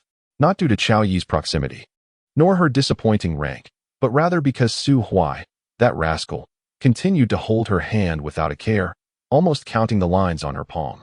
69th place. Siyu, 4,300 points. Alas, had your first batch of third-tier elixirs not been utilized, your score could have doubled, perhaps even placing you in the top 10. Chao Yi sighed, patting Su Huai's arm. "Hey, Su Huai, what rank did you achieve? Surely it must be first." Chao Yi noticed Su Huai's playful advantage over Chu Siyu, but chose to remain silent, instead attempting to ease her tension with light conversation. What constitutes a good brother? This indeed exemplifies a true brotherhood. With such camaraderie, who needs a wife? Su Huai nodded enigmatically. "It's satisfactory. My ranking is rather ordinary." "Ordinary? What does that even mean? You just claim to be first." Su Huai revealed his identity token, clearly displaying a 6-digit figure of 200,000 points. Chao Yi gasped, and even the previously anxious Chu Siyu momentarily stood in shock. 200,000. Although both girls had witnessed Su Huai swiftly dispatch a 6th-tier beast, they were still taken aback by the sheer magnitude of the number laid before them. The clamor of the square gradually subsided. The dejected, eliminated candidates wandered around the sect, yearning to etch this place, for which they had once fervently strived, into their memories during the fleeting moments they had left. With no elder to intervene, this brief quarter of an hour was intended to allow the disillusioned youths to reconcile some of their regrets. At the very least, to let them appreciate their surroundings. In the blink of an eye, the quarter hour elapsed, leaving behind only the 500 fortunate youths who had passed the assessment in the expansive square. Yuan Zhanfei was elated, for his points surpassed Tang Sang's by a mere 5, placing him just ahead in the rankings. Yuan Zhanfei felt a profound sorrow as he beheld a glaring number 2 in his ranking column. Having departed from the valley early and relentlessly hunting demons, he remained oblivious to the events that unfolded thereafter. At this moment, his heart was consumed by a mix of anger and resentment at having to toil to vanquish his rivals, only to find his home stolen from him. On the other hand, Tang Sang felt little of this turmoil, yet he harbored a flicker of curiosity about the individual who had claimed the top spot. First and foremost, Congratulations to all of you for passing the assessment. From this day forth, you shall be a part of the Immortal Sect. Keep your identity tokens close, for they will serve as your credentials for entering and exiting the sect. Huang Yuan gazed benevolently at the 500 youths remaining in the square, gesturing with his hand as the ethereal images of 13 small mountains materialized above them. Now, let us discuss the particulars of the Immortal Sect. He lightly tapped his fingers, causing the spectral mountains to rotate slowly in the air, ensuring that each youth could see clearly. The Yanyu Immortal Sect is divided into 13 principal peaks. The Sword Peak, specializing in the mastery of blades in combat. The Fist and Tent Peak, focusing on physical prowess and close-quarters combat. The Spell Peak, dedicated to magical arts and ranged assaults. The Shield Peak, emphasizing heavy weaponry and defensive tactics. And the Spirit Array Peak, which teaches the art of formations and strategic deployment. Finally, there are the Artifact Spirit Peak and the Herb Spirit Peak, which impart the techniques of artifact refinement and alchemy, respectively. Based on your performances in the Secret Realm, we have tentatively selected your respective destinations. Presenting these options is to seek your opinions. You may raise any objections after examining the symbols on your identity tokens, allowing for timely adjustments. The youths hastily flipped their tokens, revealing distinct patterns etched upon them. Qiao Yi's token bore an array diagram, indicating her assignment to the Spirit Array Peak, while Chu Siyu was unsurprisingly allocated to the Herb Spirit Peak. As for Su Huai, his token displayed two symbols. One, a flame representing magic, and the other, a simple yet potent fist. Su Huai's lips twitched in disbelief. While he had indeed engaged in close combat against the Blood Demon, it was merely a fade to conceal his true abilities. He had employed his most adept methods against the Blood Flood Dragon, making his assignment to the Spell Peak seem most reasonable. However, if given the choice, Elders, I have an objection. Su Huai's protest was anticipated by the elders, as two principal peaks were at stake. After all, such a prodigy was not to be overlooked, especially after witnessing him dispatch the Blood Flood Dragon in a single strike. The elders had already begun to regard him as a peer to the formidable sword genius Li Sideo from the Sword Tomb. Who would not desire a disciple of such caliber? The peak leaders nearly came to blows in their eagerness to claim him. Huang Yuan, left with no alternative, had to assign Su Huai to the Spell Peak based on his impressive display of strength in the Secret Realm. Yet, this decision incited discontent among the Fist and Tent Peak's master. After all, Su Huai was clearly a practitioner of the Fist. Had they not seen him engage in battle with that 6th-tier blood demon? Those punches were a true testament to a man's romance. The practitioners of the art of magic peak are merely a congregation of mages, slender-limbed and effeminate. What grounds do they have to contest with us? Upon hearing this, the master of the art of magic peak nearly unleashed his lightning technique to strike down the master of Fist and Tent Peak. Neither party yielded, and they even ventured into another secret realm to engage in combat. In the end, both were severely injured and in a state of desperation. They had no choice but to etch two patterns for Su Huai, allowing him to make his own selection. Now, Su Huai has spoken, ready to determine his path. The master of the art of magic peak, appearing as a venerable elder with an aura of ethereal grace, bestowed upon Su Huai a remarkably kind smile. Su Huai, do you have any objections? Su Huai, adopting a serious demeanor, replied, I have discovered that there are two patterns on the reverse side of this token. However, human capacity is finite. The cultivation of a single path values quality over quantity. My energy is limited, and I do not wish to be distracted by pursuing two disciplines simultaneously. The master of the art of magic peak nodded in agreement. I believe you are correct. Thus, what is your choice? Su Huai responded, the path of fist techniques, grand and expansive, is one I have dabbled in, yet I do not possess mastery. In contrast, the path of magic is far more suited to my talents. The master of the art of magic peak was already smiling. Your reasoning is sound, utterly reasonable. The master of Fist and Tent Peak was nearly beside himself with fury, glaring at Su Huai with wide eyes, wishing he could rush forth and impart the allure of close-quarters combat upon him. Therefore, esteemed elder, I wish to learn alchemy. The master of the art of magic peak exclaimed, ha, alchemy is splendid. You should indeed study under me. Wait, what did you just say? The master of the art of magic peak's voice suddenly escalated. You intend to pursue the study of alchemy. Chapter 42, The Medicine Spirit Peak and Su Huai. The master of the alchemy peak, Ma, seemed to be at a loss, or rather, all the elders present, save for Huang Yuan, appeared bewildered. Almost every elder was imploring Su Huai to reconsider, including Chun Tai Ru, the master of the medicine spirit peak, who was also attempting to dissuade him. Did you, Su Huai, come to my medicine spirit peak to learn the art of alchemy? Or are you here to pursue my future disciple? I can hardly bear to expose your intentions. Your motives are all too transparent. Yet, Su Huai, with his thick skin, remained impervious to the opinions of others. After all, if it came down to it, none of these elders could best him in a confrontation. Why should he become their disciple?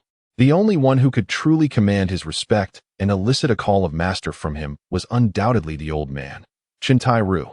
In his past life, he had also shamelessly associated with wealthy women, and though this old man was somewhat miserly, he treated his disciples exceptionally well, akin to a beloved granddaughter. Despite feigning dissatisfaction with Su Huai, the old man regularly sent cultivation resources through his wealthy benefactor, especially after Su Huai reached the 8th level in his previous life. Chun Tai Ru would occasionally present Chu Siyu with rare 8th-tier elixirs meant for celestial kings. It is worth noting that at that time, the wealthy woman was only at the 6th level.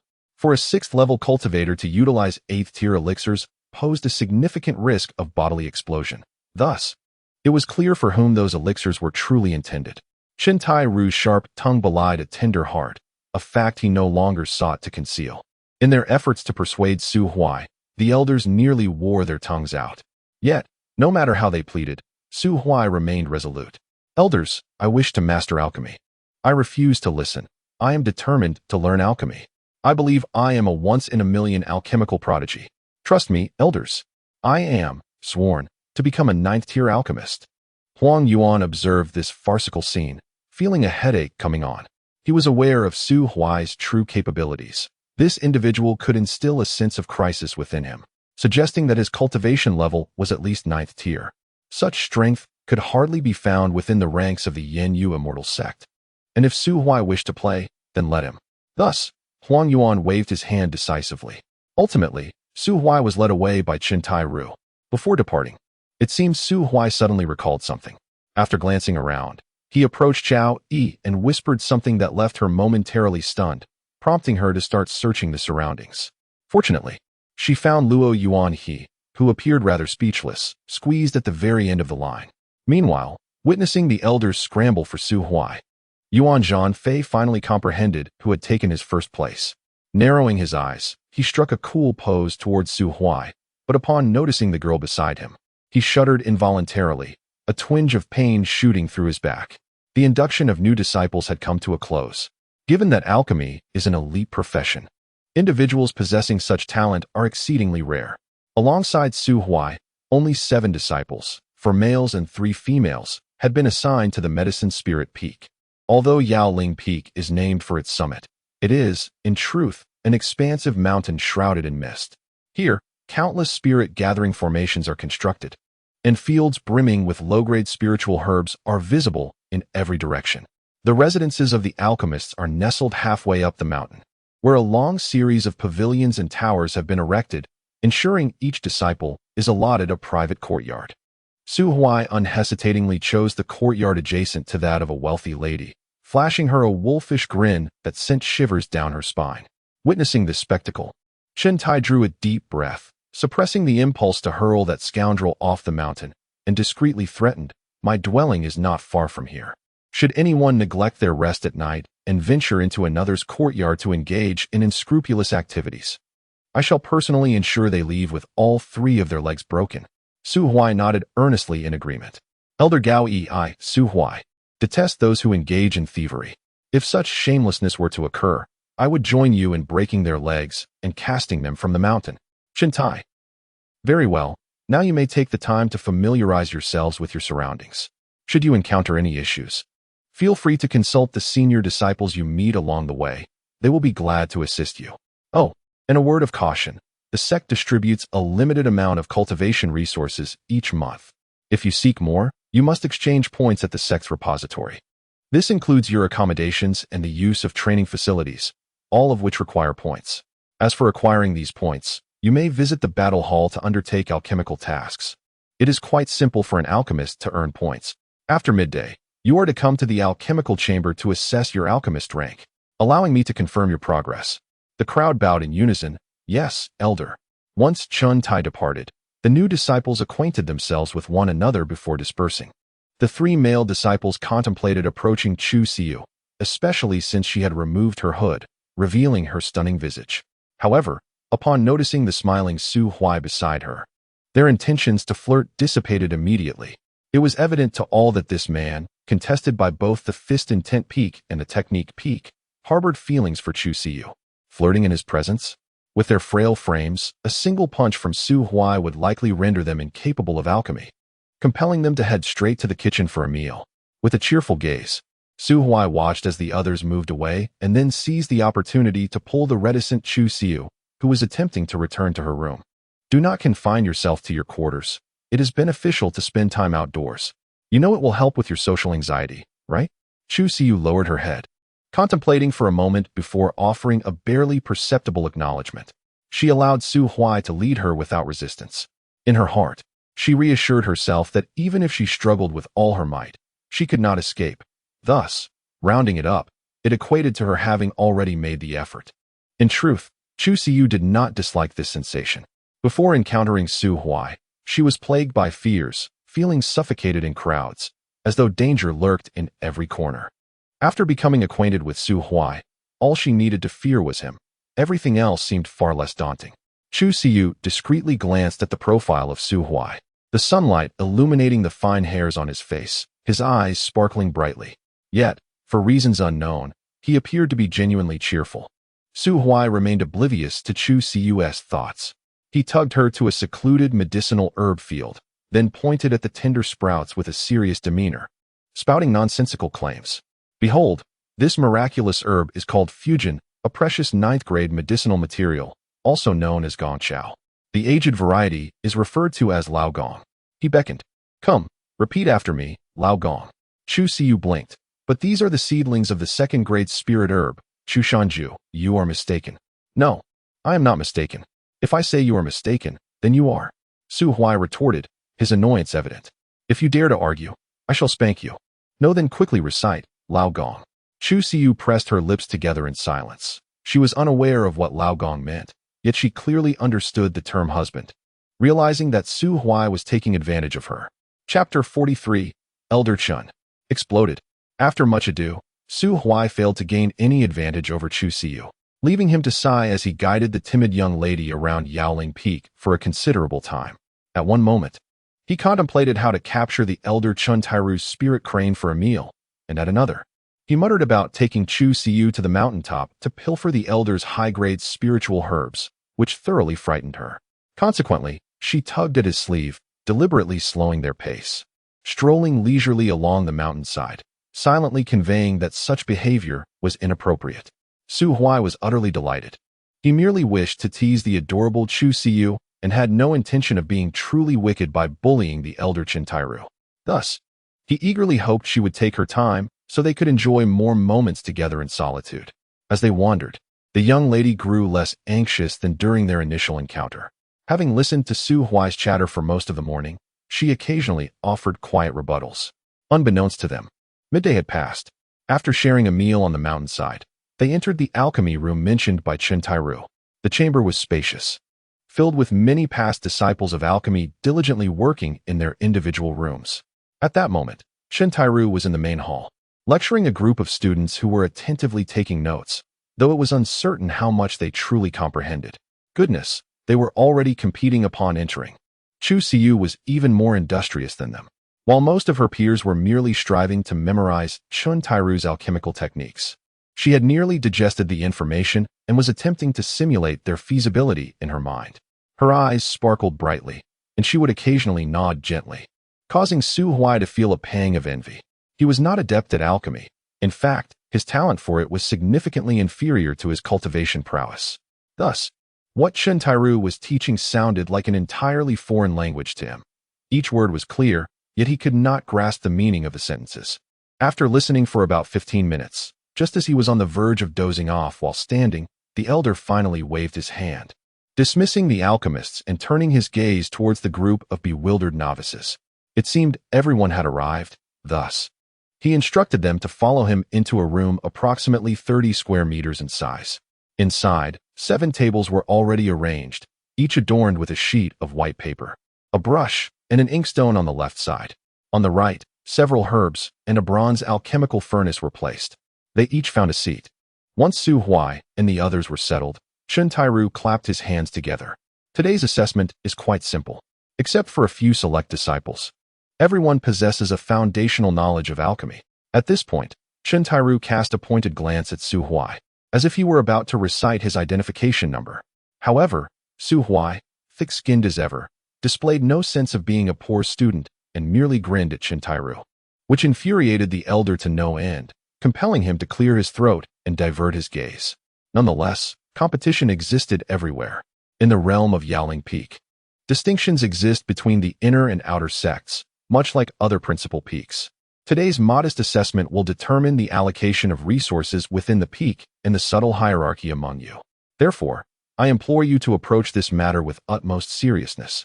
Do not be careless and jeopardize your future. With that said, you must take heed. First, complete the theoretical examination on your left. You have half an hour. Commence your answers. Su Huai opened his mouth in bewilderment. What is the situation? Here I am, having ascended to the realm of celestial supremacy in another world. Yet I cannot escape the clutches of examinations.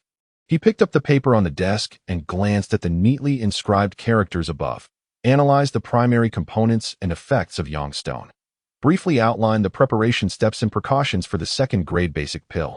The recovery pill. Discuss your understanding of alchemy. There were 3 questions in total, which appeared deceptively simple. In reality, they were not particularly difficult. As Su Huai observed that his fellow sect members were already wielding their brushes to respond, he swallowed hard, his mind filled with questions. What on earth is Yang Stone? Why have I never heard of such a medicinal ingredient despite my numerous encounters with affluent women in my past life? Alas, the recovery pill I am familiar with. I used to consume it like candy in my previous life. Not to mention, I have indulged in pills of even the 8th grade. But how on earth can I know how to concoct it? Never mind. I shall resort to a glance at my neighbor's work. With my celestial vision, a mere glance would be sufficient. He stealthily peered toward the wealthy woman beside him, only to find his line of sight obstructed by a figure clad in gray robes. Raising his head, he met the disdainful gaze of Chen Tairu, whose face was etched with annoyance. Su Huai withdrew his intent to cheat and began to scribble earnestly and haphazardly. The primary components of Yang Stone are sheep and stone. The sheep must be of the highland variety, and the stone must be of superior spiritual quality. Its effects include satiation and perhaps a modicum of spiritual recovery. Steps to concoct the recovery pill. Open the lid, place the medicinal ingredients in the alchemical furnace, ignite the fire for purification, condense the pill. Then open the lid to retrieve the pill. Precautions. Monitor the heat, lest it be scorched. Alchemy is the most exquisite form of art in the world. The most captivating profession. I adore alchemists. Having completed his work, he laid down the pen and resigned himself to a state of carefree abandon.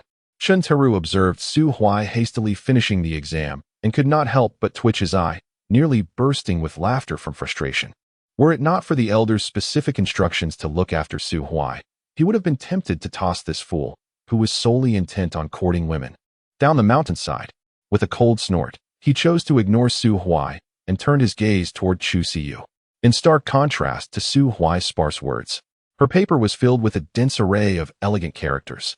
The entity known as Yang Shi, originally named Yang Shi, primarily consists of the crystallized juice of the rare herb, Sangshan Yangya, classified as a 4th-tier spiritual medicine.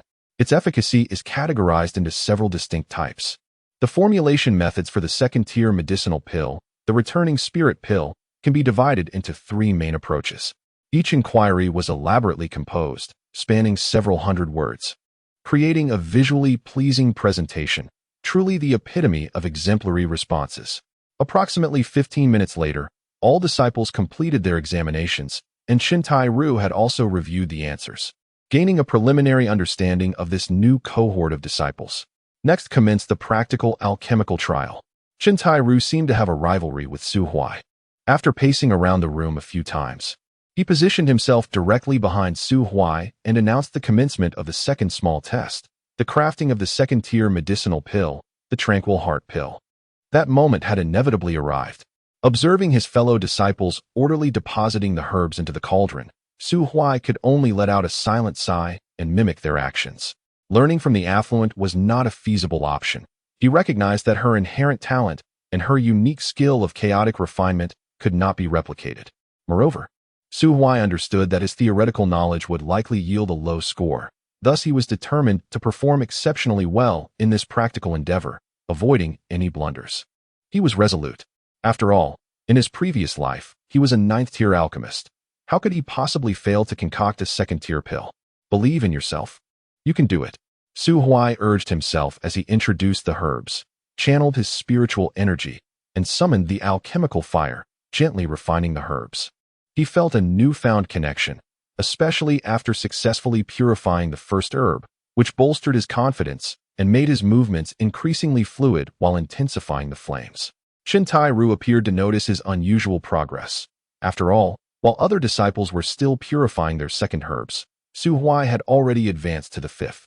This lad, could he truly be a genius in alchemy? Chen-Tai-Ru raised an eyebrow and leaned closer to the cauldron, peering through the gaps. Within the searing flames, a dark mass was swirling, contracting, and expanding. Boom! A thunderous explosion erupted. The lid of the cauldron was propelled into the air, striking the ceiling before bouncing back to the ground and rolling away. Although Chen-Tai-Ru possessed the cultivation of a celestial king, his age had diminished his reflexes, and he could scarcely fathom being caught off guard in the alchemical chamber. Thus, unprepared for the blast, he was knocked over by the shockwave and landed heavily on the ground, his back emitting a sharp crack. Trembling, he pointed a finger at Su Huai, his face pale and his beard singed. You. Su Huai swallowed hard, offering a sheepish grin.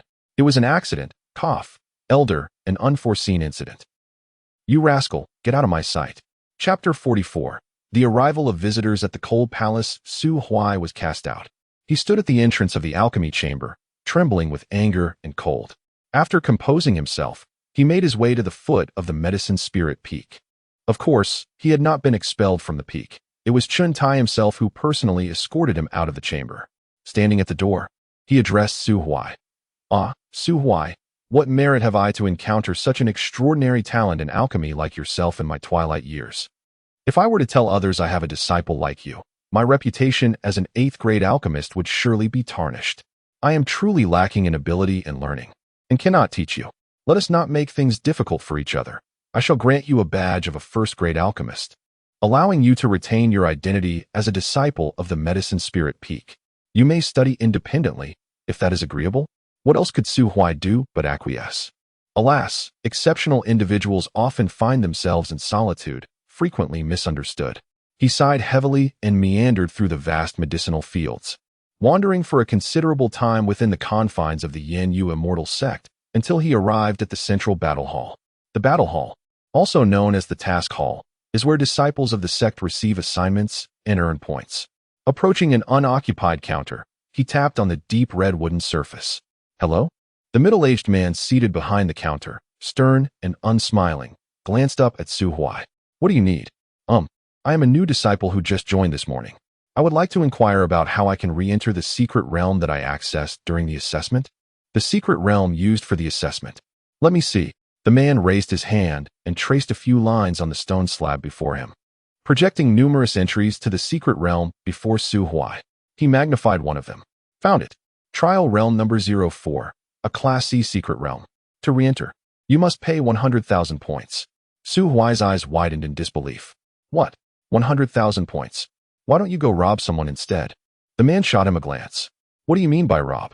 That secret realm is protected by a special barrier established by powerful beings of the human race. After enduring a lethal attack, one can be directly transported back unharmed. It is one of the safest trial grounds. Do you truly believe your life is worth less than a mere 100,000 points? Merely 100,000.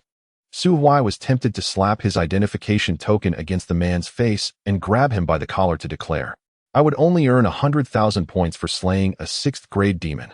6th grade. Do you even comprehend what that entails? Unfortunately, he could not. Instead, He gritted his teeth and posed the next question. Then, if I wish to bring a contract spirit out of the secret realm, what procedures must I follow? Of course, you would need to obtain the consent of at least one inner sect elder, and then prepare 100,000 points. What? Again, 100,000 points. In the mysterious realm, every demon captured was painstakingly acquired by the predecessors of humanity, and thus, should one wish to take one away, it is only reasonable to pay a fee for adoption. Just a quarter of an hour ago, Su Huai believed himself to possess 200,000 points. Truly a veritable tycoon, dismissing the costs of sustenance and accommodation within the celestial sect. However, a mere 15 minutes later, he found himself sprawled over the counter, perusing the myriad of trivial point tasks available within the sect. After some time, he suddenly pointed to a task involving the cleaning of a bathhouse and inquired of the middle-aged man, "Is this bathhouse for men or women?" The man raised an eyebrow and let out a derisive laugh. "Of course, it's a men's bathhouse. If there were such an opportunity to clean the women's bathhouse, do you truly think it would fall to you?" Clearing his throat, Su Huai conceded, "That is a fair point. Please assist me in registering for the task of fishing for spirit-patterned fish." "Very well. This task requires no formal handover. You may fish at the moonlit lake at your convenience. Simply bring the catch to me, 100 points per fish, with no cap on the quantity." "Thank you." Upon exiting the task hall, Su Huai meandered towards the Sword and Blade Peak. He was not merely there to dawdle. Oh no. He was there to invite Luo Yuanhe to descend the mountain for a heart-to-heart conversation. The Sword and Blade Peak was a grand establishment, having admitted over 200 new disciples in the recent entrance examination, nearly half of the required number. However, this was to be expected, as practitioners often harbored dreams of soaring through the skies on swords, envisioning themselves as figures capable of slaying foes at 10 paces and traversing 1,000 miles with ease. They longed for the majestic sword energy that could sweep across vast distances, radiating an unparalleled aura. Indeed, sword cultivation is a popular discipline within the realm of cultivation. However, with a large number of disciples, the Sword and Blade Peak could not adopt the elite approach of the Medicine Spirit Peak, where each disciple was personally instructed by the Peak Master. Instead, they adhered to a principle of self-cultivation. In essence, apart from a weekly sermon, disciples at the Sword and Blade Peak were left to their own devices to cultivate. Those who excelled would become inner disciples, while those who did not would persist in their solitary training, truly a bastion of freedom. Thus, it was quite effortless for Su Huai to coax the idler Luo Yuanhe out. Su Huai, under the guise of fostering artistic sensibilities through fishing, led Luo Yuanhe down the mountain to fish. The moonlit lake was teeming with life, said to be a remnant of a great ocean that had long since dried up, concealing within it a plethora of rare demonic beasts. Among them was the spirit-patterned fish, a third-tier demonic creature.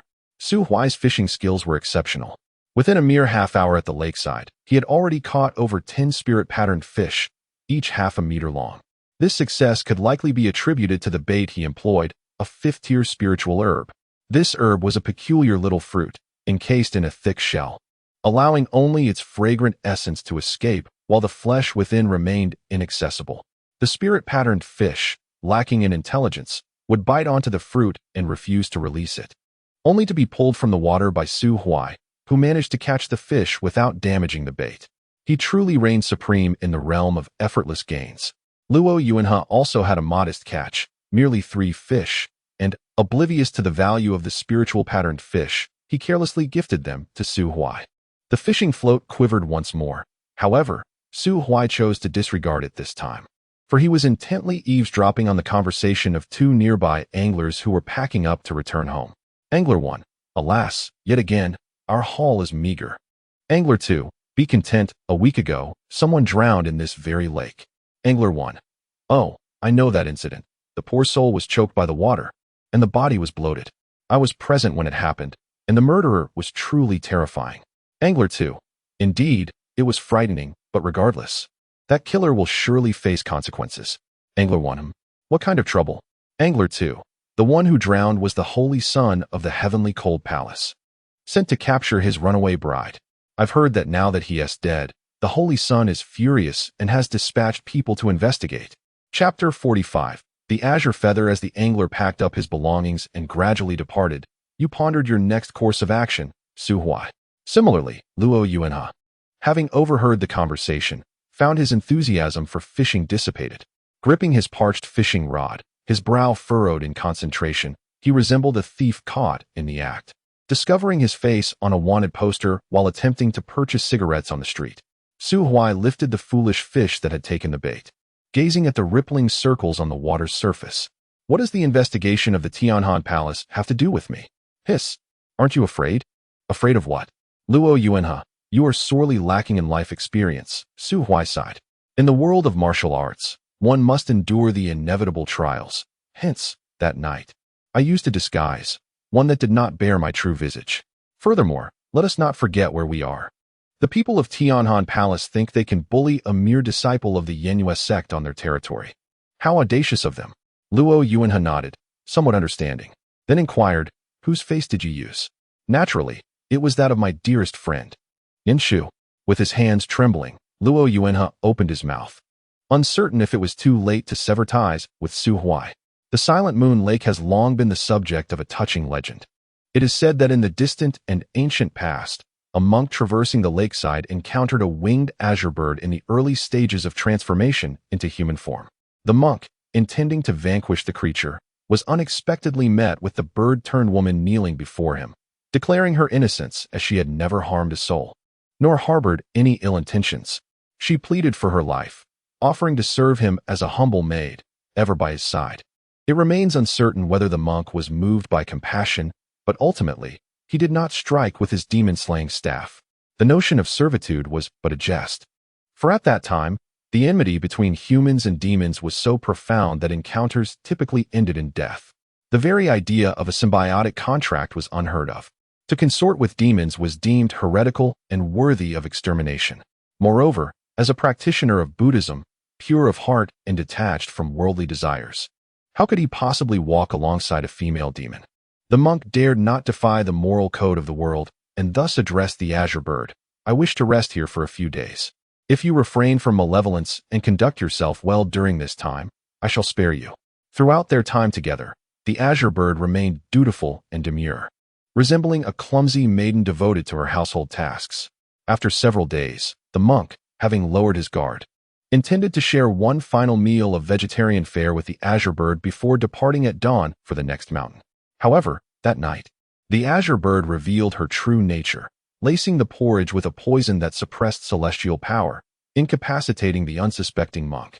That night, he broke for precepts. When he regained consciousness the following day, the demoness had long since vanished into the wilderness, leaving no trace behind.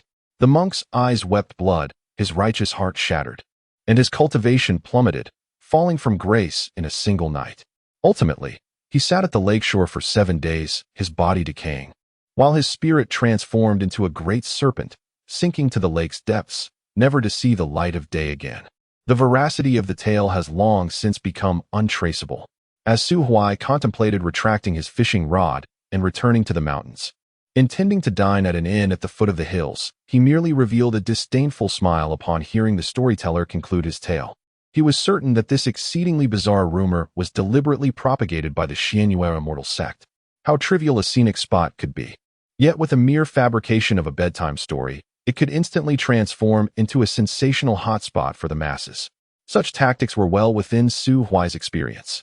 However, this scorn transformed into sheer astonishment when the innkeeper presented a piece of azure feather, especially as he felt the long-dormant silver snake ring on his fingers suddenly constrict. The astonishment was particularly pronounced. Azure feather. Diwana. Find it. Find it. Kill it. The serpent's anguished cries echoed deep within his mind as Su Huai gently caressed the ring. He knew not the identity of the azure bird in the story, nor did he know who Diwana was, but the fact that it could evoke such heart-wrenching agony from the typically composed serpent. It could only suggest an entanglement between a snake and a bird akin to vengeance for a slain father or the wrath of a stolen wife. I promise you, I will help you find it. I swear. Gradually, the serpent quieted, its ruby-like eyes growing ever more crimson and enchanting. Innkeeper.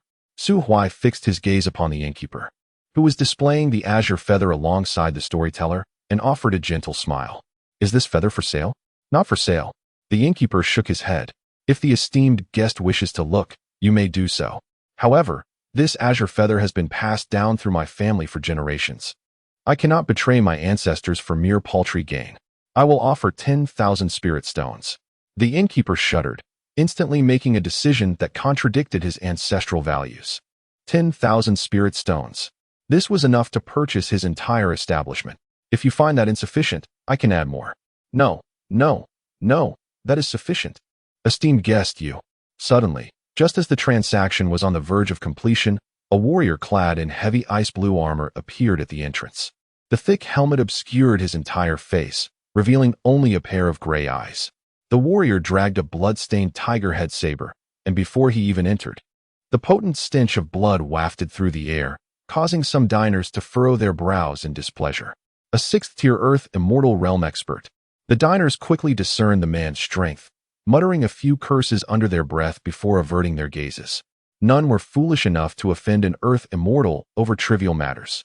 Benefiting from the intimidation that came with his cultivation, the warrior strode into the inn, reaching for the azure feather held by the innkeeper. With a sharp crack, his wrist was seized by another. He looked up to meet the dark gaze of Su Huai. "Release me." "Huh? Are you out of your mind? I warned you one last time. Let go." Su Huai was nearly driven to laughter by anger. He gripped the warrior's hand, not only refusing to let go, but also gradually tightening his hold, contorting the bracer on the warrior's arm. "You dare to seize my belongings and still believe yourself justified? How audacious!" The warrior narrowed his eyes, finally turning to face Su Huai directly. He enunciated each word with gravitas. "I hail from the Law Enforcement Brigade of the Heavenly Cold Palace. This azure feather pertains to a clandestine affair of my esteemed palace. Before you intervene, I advise you to ponder whether you can withstand the wrath of the Heavenly Cold Palace. You still dare to threaten me?" With a sudden, fierce grip, Su Huai tightened his hand, yet the warrior seemed to have anticipated his intention. With a swift twist of his arm, the bracer was disengaged, executing a masterful escape.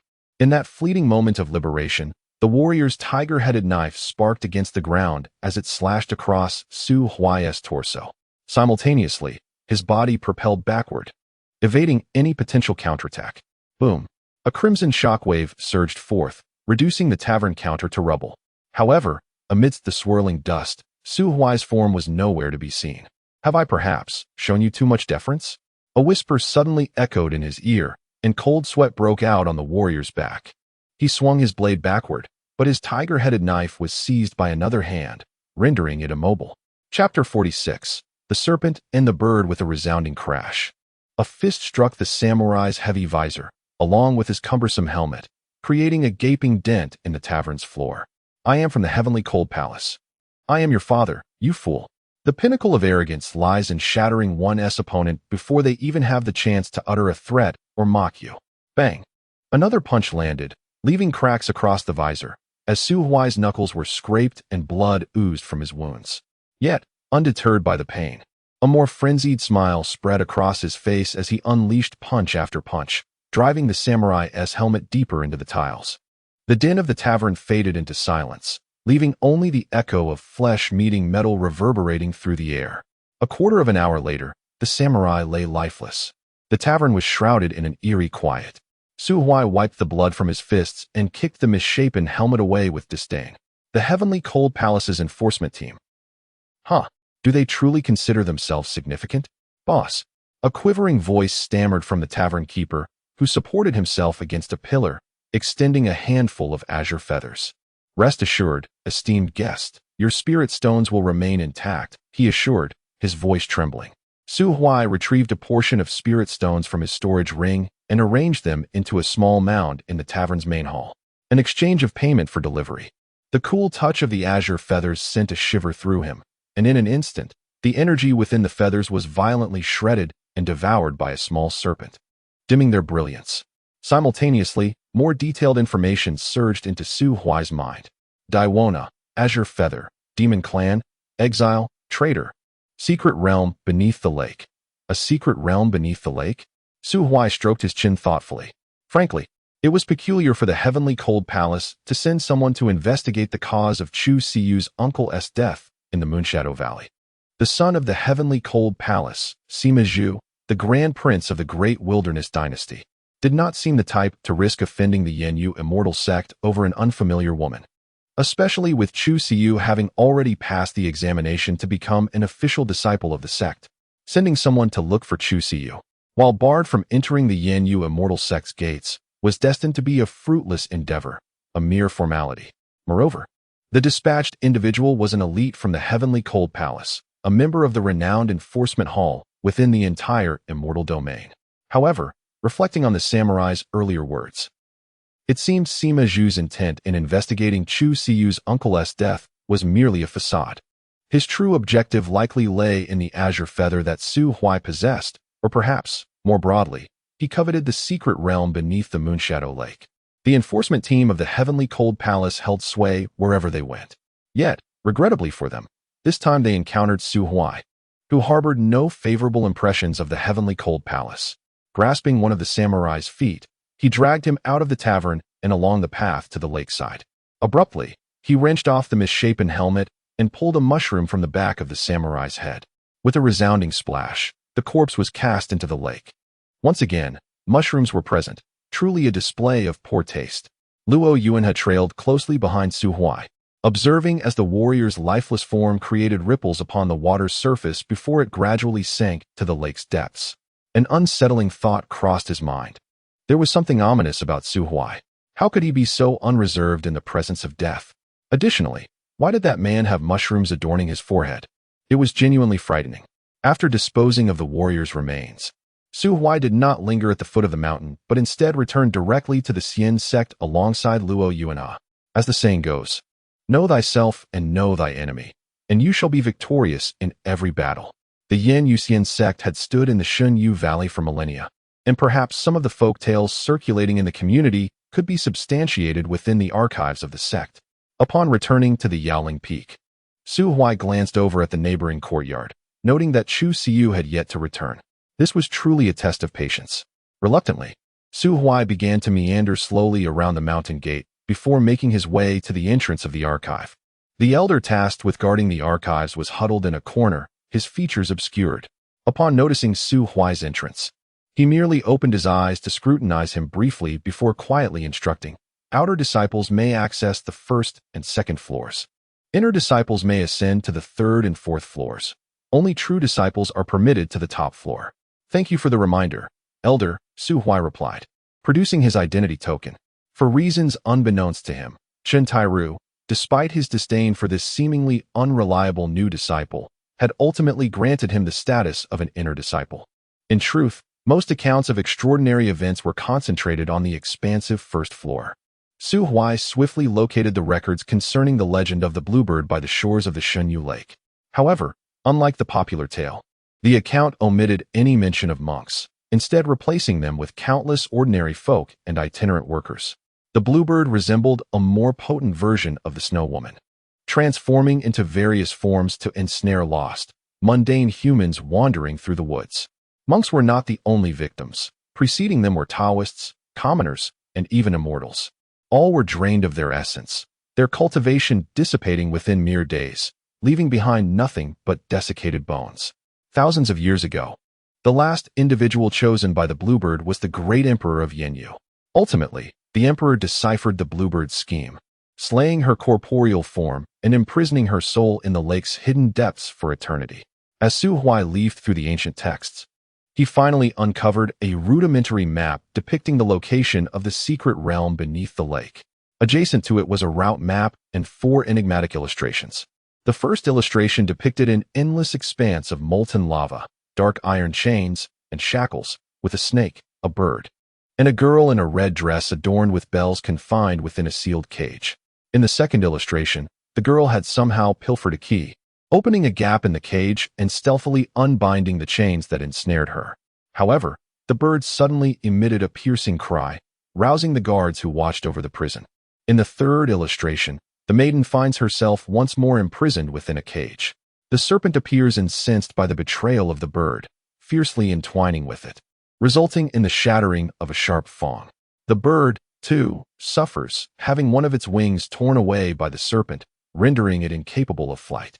In the final illustration, the cage is devoid of both the bird and the barefoot maiden adorned with a bell, Only a single-fanged serpent lies coiled within, utterly motionless. Su Huai has begun to discern the connection between the silver serpent ring and the azure bird it once held in its jaws. After registering the tome with the elder of the library, he returned to his modest courtyard, the moon now perched delicately in the night sky. The adjacent courtyard has ignited with candlelight, suggesting that Chu Siu has returned from her alchemical chamber and is preparing for rest. Su Huai retrieves a food box from his storage ring and knocks on the door of the neighboring courtyard. "Who is it?" "It is I."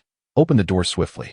Upon hearing Su Huai's voice, Chu Siu cracks open the door just a sliver, her bright eyes shimmering like clear water in the darkness. The air is infused with a subtle fragrance of gardenia, and Su Huai notices that Chu Siu has just bathed, her damp hair cascading over her shoulders, giving her a charmingly innocent demeanor. "Please, open the door quickly." As the door fully opens, Su Huai strides to the small table in the courtyard, placing the food box down before beckoning to Chu Siu. "Come here." Once she approaches, he gently urges her to sit on the stool while he stands behind her, his fingers weaving a small formation in the air. Before long, a warm breeze begins to blow from the formation. As Su Huai brushes back Chu Siu's hair to accelerate the drying process, his mind wanders to their upcoming journey, contemplating how to infiltrate the depths of the moonlit lake. Hidden within the starry mountain range is the little serpent that resides at his fingertips. What secrets might lie beneath the lake's surface? The azure bird? Or perhaps the person depicted in the cage alongside it? Su Huai's thoughts drift amidst the moonlight cascading down. Chu Siu sits on the stool, wrinkling her nose, her eyes glistening like water, her ears flushed with warmth. Chapter 47. The Holy Son of the Yanyu Immortal Sect. In the Elder Hall of the Yanyu Immortal Sect, the atmosphere remained shrouded in dimness. A row of white candles flickered atop the long table in the center of the room, encircled by the prominent elders seated on either side. The pallid walls reflected the ghostly candlelight, evoking the semblance of a sinister cult gathering. Unlike the previous raucous meeting, the room was now enveloped in an oppressive silence, with all eyes fixated upon the elder at the head of the table. The elder, stooped and with sunken eyes, possessed a gaze that was both ethereal and penetrating, as if he could glimpse the vast continuum of time and space, witnessing events yet to unfold. "Lu Qinghai, how progresses the task I entrusted to you?" Reporting to the emperor, the elder known as Lu Qinghai rose and bowed respectfully to the elder. Were Su Huai present, he would undoubtedly recognize Lu Qinghai as the elder he deemed a scheming merchant, now radiating profound reverence. "I have successfully lured the Holy Sun down the mountain and arranged for someone to deliberately display the feather of that abominable creature from the lakebed before him." Placing it into his hands, another elder from the library stood. "The ancient scroll that the emperor instructed me to deliver has been taken by him in the evening. He must have already read it and discovered its hidden secrets." "Very well," the elder responded with a slight nod. "However, esteemed elder, I have one query. Speak freely." All eyes turned to the elder of the library, who straightened himself and inquired, "Since our sect's establishment, there has never been a precedent for appointing a holy son. Why this time?" "I must concede, Su Huai indeed boasts remarkable talent, possessing sixth-tier strength at such a tender age. But the Grand Elder has only observed him from the shadows. His character remains somewhat ambiguous. Should the matter of the Holy Son not be further deliberated?" The elder fell silent for a moment before replying. "The appointment of the Holy Son is not Huang Yuan's will. It is my decision." "Then, I have no objections." "Esteemed colleagues." The head elder concealed his hands within the voluminous sleeves of his robe, his eyes shimmering with an icy blue luminescence. "Concerning the Holy Son, you need not worry. Trust those you employ, and do not doubt them. Su Huai is astute, harboring more secrets than you can imagine." The situation in the Weeping Ghost Abyss grows increasingly dire. 6 years ago, Su Chang'e fought valiantly to slay a ghost emperor, yet he himself suffered irreparable injuries. "I am merely a frail old man, a flickering candle nearing its end. We, the bearers of the flame, resemble the white candles upon this table, steady yet feeble, capable of casting some light, yet long deprived of the vigor to ignite a conflagration." The elder raised his head, as if his gaze could penetrate stone walls. Reaching out to distant old friends, "You are aware of my condition. I am but a spent candle, liable to be extinguished at any moment. Ultimately, the future belongs to the youth." The atmosphere in the dim chamber was thick with sorrow as the elders bowed their heads. Yet, The elder withdrew his gaze and shook his head. Enough. You are all ancient beings, some even hundreds or thousands of years old. You are hardly in a position to display such mournful expressions, as if to whom would you reveal such a lamentable visage? The somber mood immediately lightened. The celestial emperor of the waning moon let out a light chuckle, his form gradually dissipating into a wisp of smoke, vanishing without a trace. Once the celestial emperor departed, the elders turned their attention to the grand elder, Huang Yuan. After all, the emperor had long resided in the weeping ghost abyss, and any communication was merely a projection of his essence. The management of the sect's affairs rested solely upon the grand elder's shoulders. My esteemed colleagues, Huang Yuan cleared his throat, narrowing his eyes into slits. I am aware that many of you harbor discontent regarding the establishment of a saint son within our celestial sect. His gaze swept across the assembly of elders. Some seemed indifferent, others bowed their heads in silence, while a few raised their eyes to meet his. Huang Yuan sighed, continuing, in the entirety of the celestial domain, there are but 4 powers of profound heritage, with the divine Immortal Dynasty being the mightiest. However, in terms of depth and strength, our waning moon celestial sect is by no means inferior. For centuries, our sect has stood at the pinnacle of the celestial domain, never surpassed nor replaced. Especially with the Emperor's unwavering presence, the waning moon remains secure, leading many among you to lose the vigilance of caution, even before learning of the Emperor's injuries. Some of you were preoccupied with ambitions of dominance in the celestial domain. It is only natural that having grown accustomed to power and supremacy, you find it difficult to accept the sudden emergence of a saint's son above you. Am I not correct? The elders remained silent, unwilling to speak. If given a choice, who would not aspire to be the strongest? All present were aged, with hair graying, and the slightly younger among them were merely outer sect elders still vying for status, lacking even the qualification to enter this dim chamber. Then, one day, a position of saint's son appeared within the sect, wielding power and status that even surpassed that of these inner sect elders, second only to the emperor, especially since this saint's son was a newly initiated disciple, whose strength, though formidable, was still hard to accept. Huang Yuan observed the assembly of elders, fell into silence for a moment, and extinguished the white candle upon the table. Life, like a candle, flickers and fades. The emperor has protected the waning moon celestial sect for over 2,300 years, with more than 1,000 of those years spent battling the alien ghost emperor deep within the weeping ghost abyss. Celestial emperors do not age, yet they can tire, sustain injuries, and even fall victim to death. An emperor at the pinnacle is not invincible nor immortal. 6 years ago, the heavily injured and near-death celestial emperor, Su Huai, in the weeping ghost abyss, has that not awakened you? Have you not relinquished a shred of your pride? Among you, who dares to assure that our waning moon emperor will not become the next Su Huai? Elder Lu, can you guarantee that? Do you dare to assure us, elderly? No one spoke. Those named were the elders who had previously voiced the strongest opposition, now compelled to bow their heads in silence. Huang Yuan rapped his fingers upon the table and continued, since this issue has been raised today, let us speak candidly. The divine celestial dynasty boasts princely Ao, who at the age of 27 has ascended to the 7th tier of the celestial immortal realm, capable of battling against demon kings. The cold heaven palace has the 6th tier saint son, Sima Zhu, who possesses the 9-yang divine body, able to sever mountains and drain rivers. The sword tomb is home to the astonishing swordsman Li Sideo, whose prowess has recently transcended to the 8th tier, surpassing all of you. Now, esteemed elders, I implore you to tell me, what does the Yin Yu immortal sect possess? A lack of successors. To put it bluntly, a century from now, a millennium from now, should the emperor meet an untimely demise, who among us will be able to uphold the sect? Is it I, the grand elder, who has languished in the mid-stage of celestial sovereign for a lifetime, or you, the inner sect elders who have long since lost hope of breaking through and can only cling to the sect? Reflect upon this, my esteemed colleagues. Huang Yuan's voice reverberated within the small chamber. While his words were harsh, they rang true. After this outburst, an oppressive silence ensued. Huang Yuan chose not to disturb the elders, but instead sat quietly in his seat, meditating.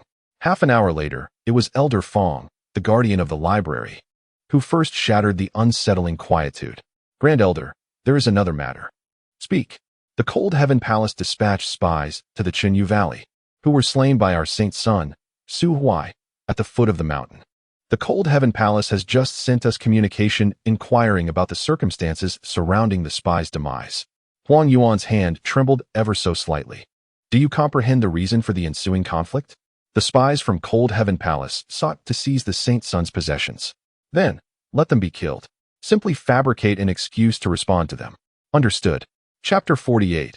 The Tragic Drowning of a Noble Sect Disciple. Announcement from the Yanyue Immortal Sect. In light of the unfortunate demise of our sect's enforcer, all disciples express profound sorrow. Following an investigation, we have concluded that the cause of death was an accidental drowning. Please accept our condolences. Tianhan Palace. Our enforcer, a 6th-tier Earth Immortal practitioner, could not have drowned. We kindly request a reinvestigation from your sect. Thank you. Announcement from the Yanyue Immortal Sect. Our investigation is entirely truthful and reliable. We ask that your sect refrain from causing unnecessary disturbances. Tianhan Palace. Tianhan Palace. For the sake of enduring friendship between our two sects, we have decided to dispatch a law enforcement team to conduct an independent investigation in the Chenyu Valley. We kindly ask for your cooperation. Announcement from the Yanyue Immortal Sect. Do not provoke us. Should a significant number of personnel from Tianhan Palace enter our territory without permission, we have grounds to suspect that your actions may involve the theft of our secrets. Tianhan Palace. What constitutes a significant number? Announcement from the Yanyue Immortal Sect. More than one person is considered significant. As a friendly reminder, our Grand Elder has recently remarked on the increasingly emaciated spirit-patterned fish in the Chenyu Lake. Announcement from the Yanyue Immortal Sect. If your sect insists on sending a law enforcement team into the Chenyu Valley, we cannot guarantee that they will not also meet with an accidental drowning. Crack. Within Tianhan Palace, the elder responsible for communication with the Yanyue Immortal Sect crushed the communication crystal in his hand, nearly grinding his molars to dust. A threat. The Yanyue Immortal Sect is making an unabashed threat. Accidental drowning, my foot. The corpse's face was battered beyond recognition. Is your lake truly that formidable? Drowning a person and reducing their face to pulp with mere water? Moreover, he was a 6th-tier Earth Immortal, equipped with a 6th-grade spirit artifact, armed to the teeth. How could he possibly drown? If you must fabricate a reason, at least make it plausible. You could even say he inadvertently provoked a passing powerful being and was slain, with his body sunk to the lake's depths. What is the response from the Yanyue Immortal Sect? A calm yet hoarse voice resonated in the elder's ear. The elder turned, bowing slightly to the young man who had appeared behind him, and whispered, the Yanyue Immortal Sect's attitude is quite dismissive, and they do not permit us to send our own people to investigate. Huh. As expected, the young man reclined against the plush, ornate chair, crossing his legs and idly playing with a 7th-tier beast's crystal core. Do you think it's possible that those old geezers from the Yanyue Immortal Sect could be the ones responsible? Your Highness, please be cautious with your words. The communication elder hastily gestured for silence, glancing at the crystals on the counter linking to various sects to ensure they were all turned off before sighing in relief. After all, the Yanyue Immortal Sect is a righteous power. It is unlikely they would act against our people. Of course, even if it were indeed the Yanyue Immortal Sect's doing, we would have no recourse. After all, he was merely an ordinary enforcer. In any case, it would not be worth it to provoke enmity with the Yanyue Immortal Sect over him. I hope your Highness will refrain from discussing such speculations with others in the future. I understand.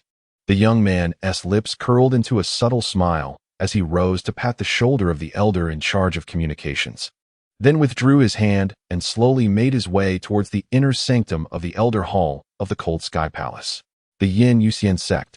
Sima Zhu recalled that the woman he had set his sights on in the Great Wilderness Dynasty had fled to that very place. Her uncle had assured him that he would bring her back to him, prompting Sima Zhu to leverage his connections to send that despicable middle-aged man to the Chenyu Valley. Yet, the following day, her uncle was found dead, murdered under mysterious circumstances, with his body cast into the Chenyu Lake. The enforcer dispatched this time, aside from his mission to gather intelligence regarding the secret realm of Chenyu Lake, was also entrusted with investigating the woman's current situation. But he too met a similar fate, his life extinguished in a similarly obscure manner, and his body discarded in the same lake. Sima Zhu clicked his tongue, a glimmer of intrigue flashing in his eyes. He had long since transcended the base pleasures of the flesh. It was the process of women transitioning from resistance to humiliation, from tears to despair, that provided him with profound spiritual delight. Thus, only when his chosen prey struggled desperately would Sima Zhu find heightened exhilaration upon capturing her. Su Huai, of course, was not as twisted as Sima Zhu. However, if one were to speak candidly, he was no paragon either. In the dead of night, he lingered in Chu Cu's small courtyard, seizing moments while drying her hair to mischievously tousle the head of the affluent lady. Chu Cu remained meek. Having become acquainted with Su Huai, having been rescued by him twice, and later discovering a peculiar sense of security when holding his hand, she had long since lost the courage she once possessed to confront this rogue with a knife in hand. Now, when bullied, she dared not retaliate, merely glaring as he ruffled her hair into an exceedingly grotesque braid. Chu, village flower, see you. You, be gentle. Humph, Chu see you. Such words are better reserved for later. They are not quite appropriate now. Why? Because at present, you do not yet acknowledge yourself as my wife, thus I cannot make you squeal. No, don't say that. Chu Siyu lowered her head, her small hands covering her flushed face. She realized that the rogue before her possessed an astonishingly thick skin. He could utter such frivolous remarks in a girl's courtyard at night without the slightest hint of embarrassment. Truly shameless. Finally, the brazen Su released her luxurious tresses, retrieving the food box he had brought from the table. It was filled to the brim with delectable pastries. The reason he had taken a long detour to dine in the small town below the mountain in the evening was to visit the little tavern frequented by the wealthy lady in his previous life. Their spicy chicken was a culinary masterpiece, renowned for its numbing spiciness and crisp texture, and it was the affluent lady's favorite dish. In the past, whenever he had angered her, he would storm out and head to that tavern to purchase a lavish plate of spicy chicken. Upon returning home, he would do nothing but sit at the dining table, and within a minute, the lady would appear by his side. Crispy, spicy chicken, a favorite of Chu Siyu, possesses a glaring flaw: its overwhelming and piquant flavor. It is well known that the human body has numerous sensitive areas that cannot withstand such stimulation. When forced, it can result in redness and swelling, particularly on delicate areas like the lips. Chu Siyu, with her insatiable craving for fiery food, akin to a Guangdong native with a penchant for extreme spiciness, would emerge with her lips inflamed after each indulgence. As for Su Huai, he returned with an assortment of pastries favored by affluent women from his past life. Indeed, as soon as the food box was opened, the tantalizing aroma of spice wafted through the air, instantly captivating Chu Siyu. Su Huai observed her swallowing discreetly, curiosity evident in her eyes. "What is this?" she inquired. "Crispy, spicy chicken. Do you want to try some?" Chu Siyu nodded. "Call me hubby and you can have it." She recoiled, deliberately averting her gaze to the barren sapling in the courtyard. "No, I want tea. Without the magic words, there's no food for you. I have money and can buy my own. You won't find anywhere to purchase it. There's Chow E." Su Huai realized he had underestimated the challenge of coaxing the wealthy lady into calling him hubby. Even the allure of crispy, spicy chicken proved insufficient. What could he do? Should he truly take the entire box of pastries back for himself? With a sigh, he lamented the arduous journey ahead and casually pushed the food box towards Chu Siyu. Chu Siyu was a rather peculiar girl. Initially reserved, she nibbled delicately, but soon succumbed to the temptation, devouring pieces whole. Within 3 minutes, tears streamed down her face from the heat, yet she continued to clutch the chicken. Perhaps this was what it meant to find joy amidst pain? In truth, the gate to the small courtyard had always been open. Despite the solitude of a man and a woman, Su Huai perceived their bond as one akin to a couple who had shared lifetimes together. However, from Chu Siyu's perspective, they were merely friends for the time being. The open gate was meant to assure her. Thus, when Huang Yuan approached the courtyard in search of Su Huai, he was met with a startling scene. Su Huai stood, his gaze fixed on a girl, a foolish grin plastered across his face. He was heard uttering words about the chicken's deliciousness, encouraging her to take her time, asking if it was too large to swallow, and making other remarks that sounded decidedly unhealthy. And what of the girl? Her cheeks were flushed, tears staining her face, resembling a rain-soaked pear blossom. Beads of sweat dotting her forehead, her voice faltering. This was outrageous. As the esteemed elder of the Xianyue sect, Huang Yuan's anger flared uncontrollably. How could Su Chang'e, a figure of great wisdom, have such a lewd and despicable grandson? In the dead of night, he intruded into the courtyard of a female disciple, leaving her in tears. Yet he had the audacity to inquire if the meal was enjoyable. Today, I shall teach you a lesson on behalf of Su Chang'e. Huang Yuan raised his hand, unleashing a stream of spiritual energy that lashed mercilessly at Su Huai's back. Just as the ambush seemed destined to succeed, Su Huai suddenly turned his head, dispersing the attack with a swift gesture. In the next instant, his figure had already appeared behind Huang Yuan, delivering a powerful punch to his vulnerable back. As a fellow 9th-level immortal sovereign, Huang Yuan was certainly quick to react. He raised his hand, conjuring a spiritual shield to protect his heart. However, to his astonishment, Su Huai unexpectedly altered his trajectory, redirecting his iron fist mid-strike, and it landed squarely on Huang Yuan's gaunt face. Bang! Cracks appeared on the courtyard wall. Huang Yuan found himself embedded within it, his eyes wide with shock. That bizarre punch was inescapable, and to some extent, it defied the very laws of nature, bearing the essence of an imperial-grade martial technique. Yet, it did not resemble any existing form of such esteemed martial arts. Fortunately, Su Huai had the foresight to restrain himself, refraining from infusing the strike with celestial power, opting instead to rely solely on his physical strength. Had he not acted with such restraint, Huang Yuan would surely have sustained grievous injuries, caught unawares. This young man is terrifyingly formidable, though he lacks a sense of martial ethics, resorting to deceit and ambush against an old man of over 1,000 years. Chapter 49. The Grand Elder Huang Yuan remained utterly bewildered until Su Huai pried him off the wall and assisted him into the small courtyard. His gaze shifted from initial disgust at Su Huai's eccentricity to a more nuanced aversion, tinged with a begrudging admiration for the bizarre charm he exuded. Grand Elder, how did you end up here? Su Huai chuckled, devoid of any remorse for having bullied the elderly man.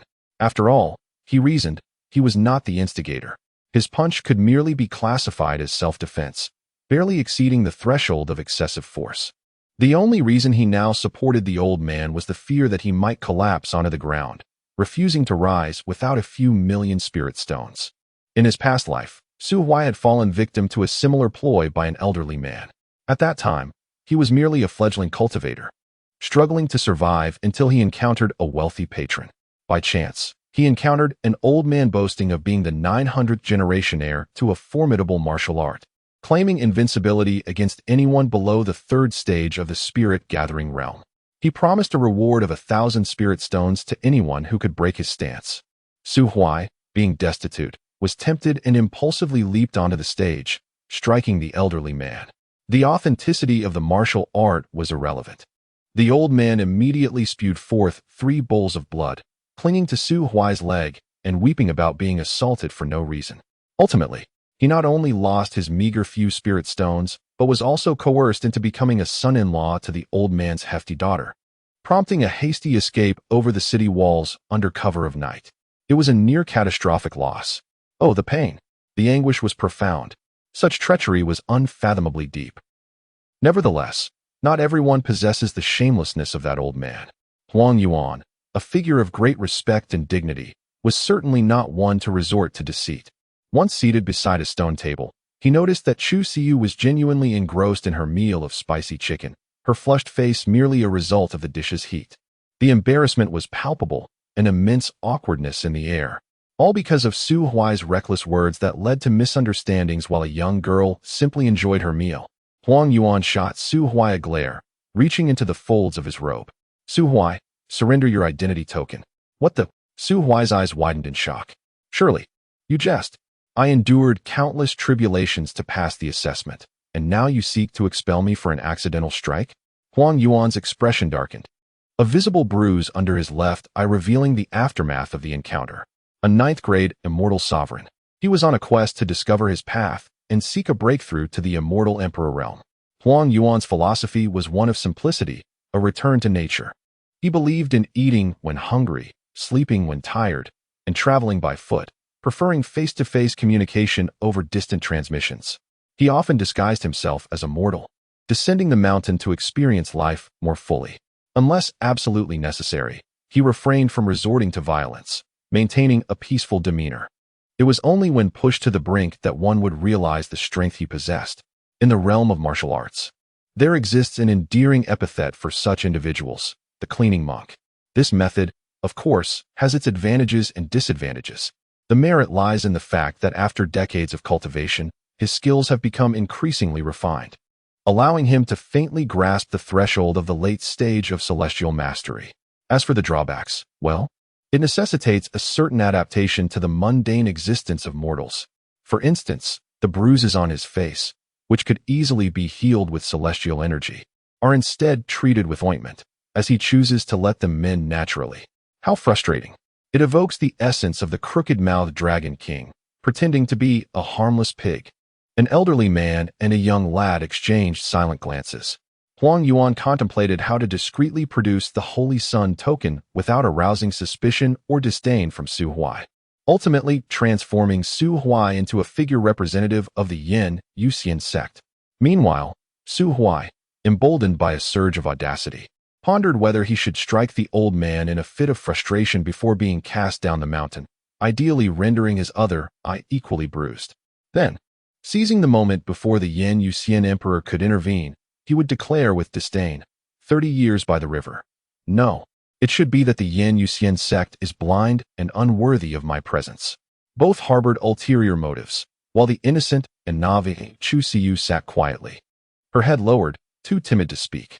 With Huang Yuan, an outsider, present, her social anxiety flared up, compelling her to diminish her presence, occasionally sneaking morsels of pastry into her mouth.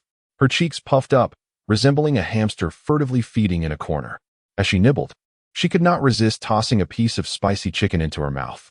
The small belch that followed, although soft, resonated distinctly in the silence of the room.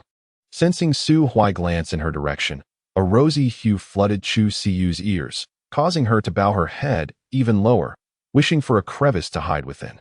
Huang Yuan, on the other hand, released a quiet sigh of relief. The previous silence had left him feeling anxious, plagued by an ominous premonition.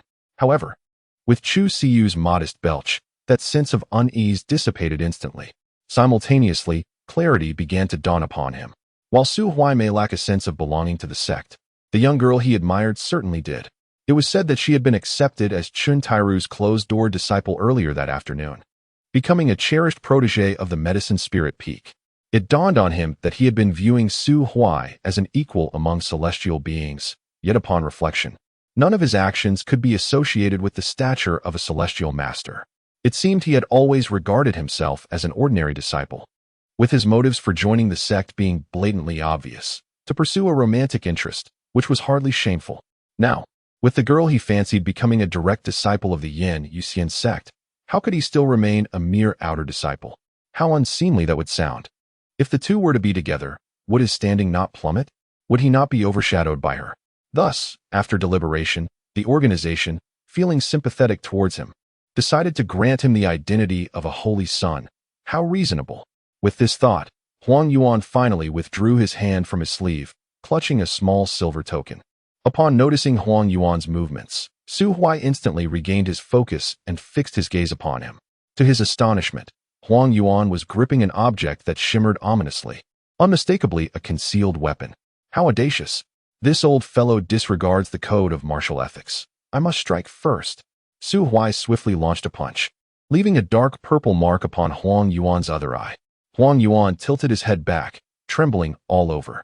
After centuries, since his ascension to the 9th tier as an immortal, he had not endured such indignity for hundreds of years. Here I am, visiting you in the dead of night to offer you promotion and wealth, and this is how you repay me. Is this truly gratitude or mere assault? If I do not demonstrate my prowess today, how shall I, as the Grand Elder, continue to oversee the immortal sect? He inhaled deeply, his robes billowing as if moved by an unseen wind. Descendant of the Su family, do you dare to enter the secret realm and confront me? What is there to fear? Bring it on. Huang Yuan formed hand seals, creating a rift at the entrance of the courtyard leading into the secret realm, and he was the first to plunge in. Su Huai let out a cold chuckle, poised to follow, when his sleeve was suddenly grasped by Chu Siyu. She blinked her large, watery eyes, remaining silent. Although she did not comprehend why Su Huai persistently bullied the elderly man, she was aware of his esteemed status. Having seen him during the assessment yesterday, the Grand Elder of the Yinyu Immortal Sect. Grand Elders must possess immense strength. Su Huai gently ruffled her hair. It's nothing to worry about. He is just an old man. If you're not hungry, take a break and don't overexert yourself. If you feel like eating later, I'll buy you something tomorrow. If I am not back shortly, you should head back inside and sleep. Remember to secure the doors and windows, all right? Chu Siyu pressed her lips together, seemingly unfazed by Su Huai's gesture, yet she made an effort to meet his gaze, her voice barely above a whisper. You must be cautious. Chapter 50. The Battle of the Celestial Sovereign. How formidable is the Grand Elder of the Yinyu Immortal Sect? 60 years ago, amidst the escalating turmoil of the Weeping Ghost Abyss, the majority of the elders from the Yinyu Immortal Sect marched forth alongside the Yinyu Emperor. One demon sovereign, upon learning of this, attempted to infiltrate the moonlit valley for plunder, but never returned. The events that transpired within the valley remained shrouded in mystery. But in the year that followed, the Grand Elder Huang Yuan was often seen toying with a crimson ninth-tier demon core. Within the trial's secret realm, a thunderous roar shattered the darkness of the night, illuminating it with azure and silver light. Two colossal spiritual discs hovered miles apart, resembling two distinct moons of varying hues. Su Huai, have you ceased your charade?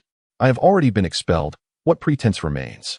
Suspended in midair, Su Huai, in this rebirth, unleashed his full potential for the first time, feeling his blood surge with fervor. Yet, the once colorless celestial energy of his previous life inexplicably bore a hint of silvery white. Upon release, it exhibited both the lightness of wind attributes and the sharpness of gold attributes, its true nature remaining elusive. In stark contrast, Huang Yuan's attributes were readily apparent.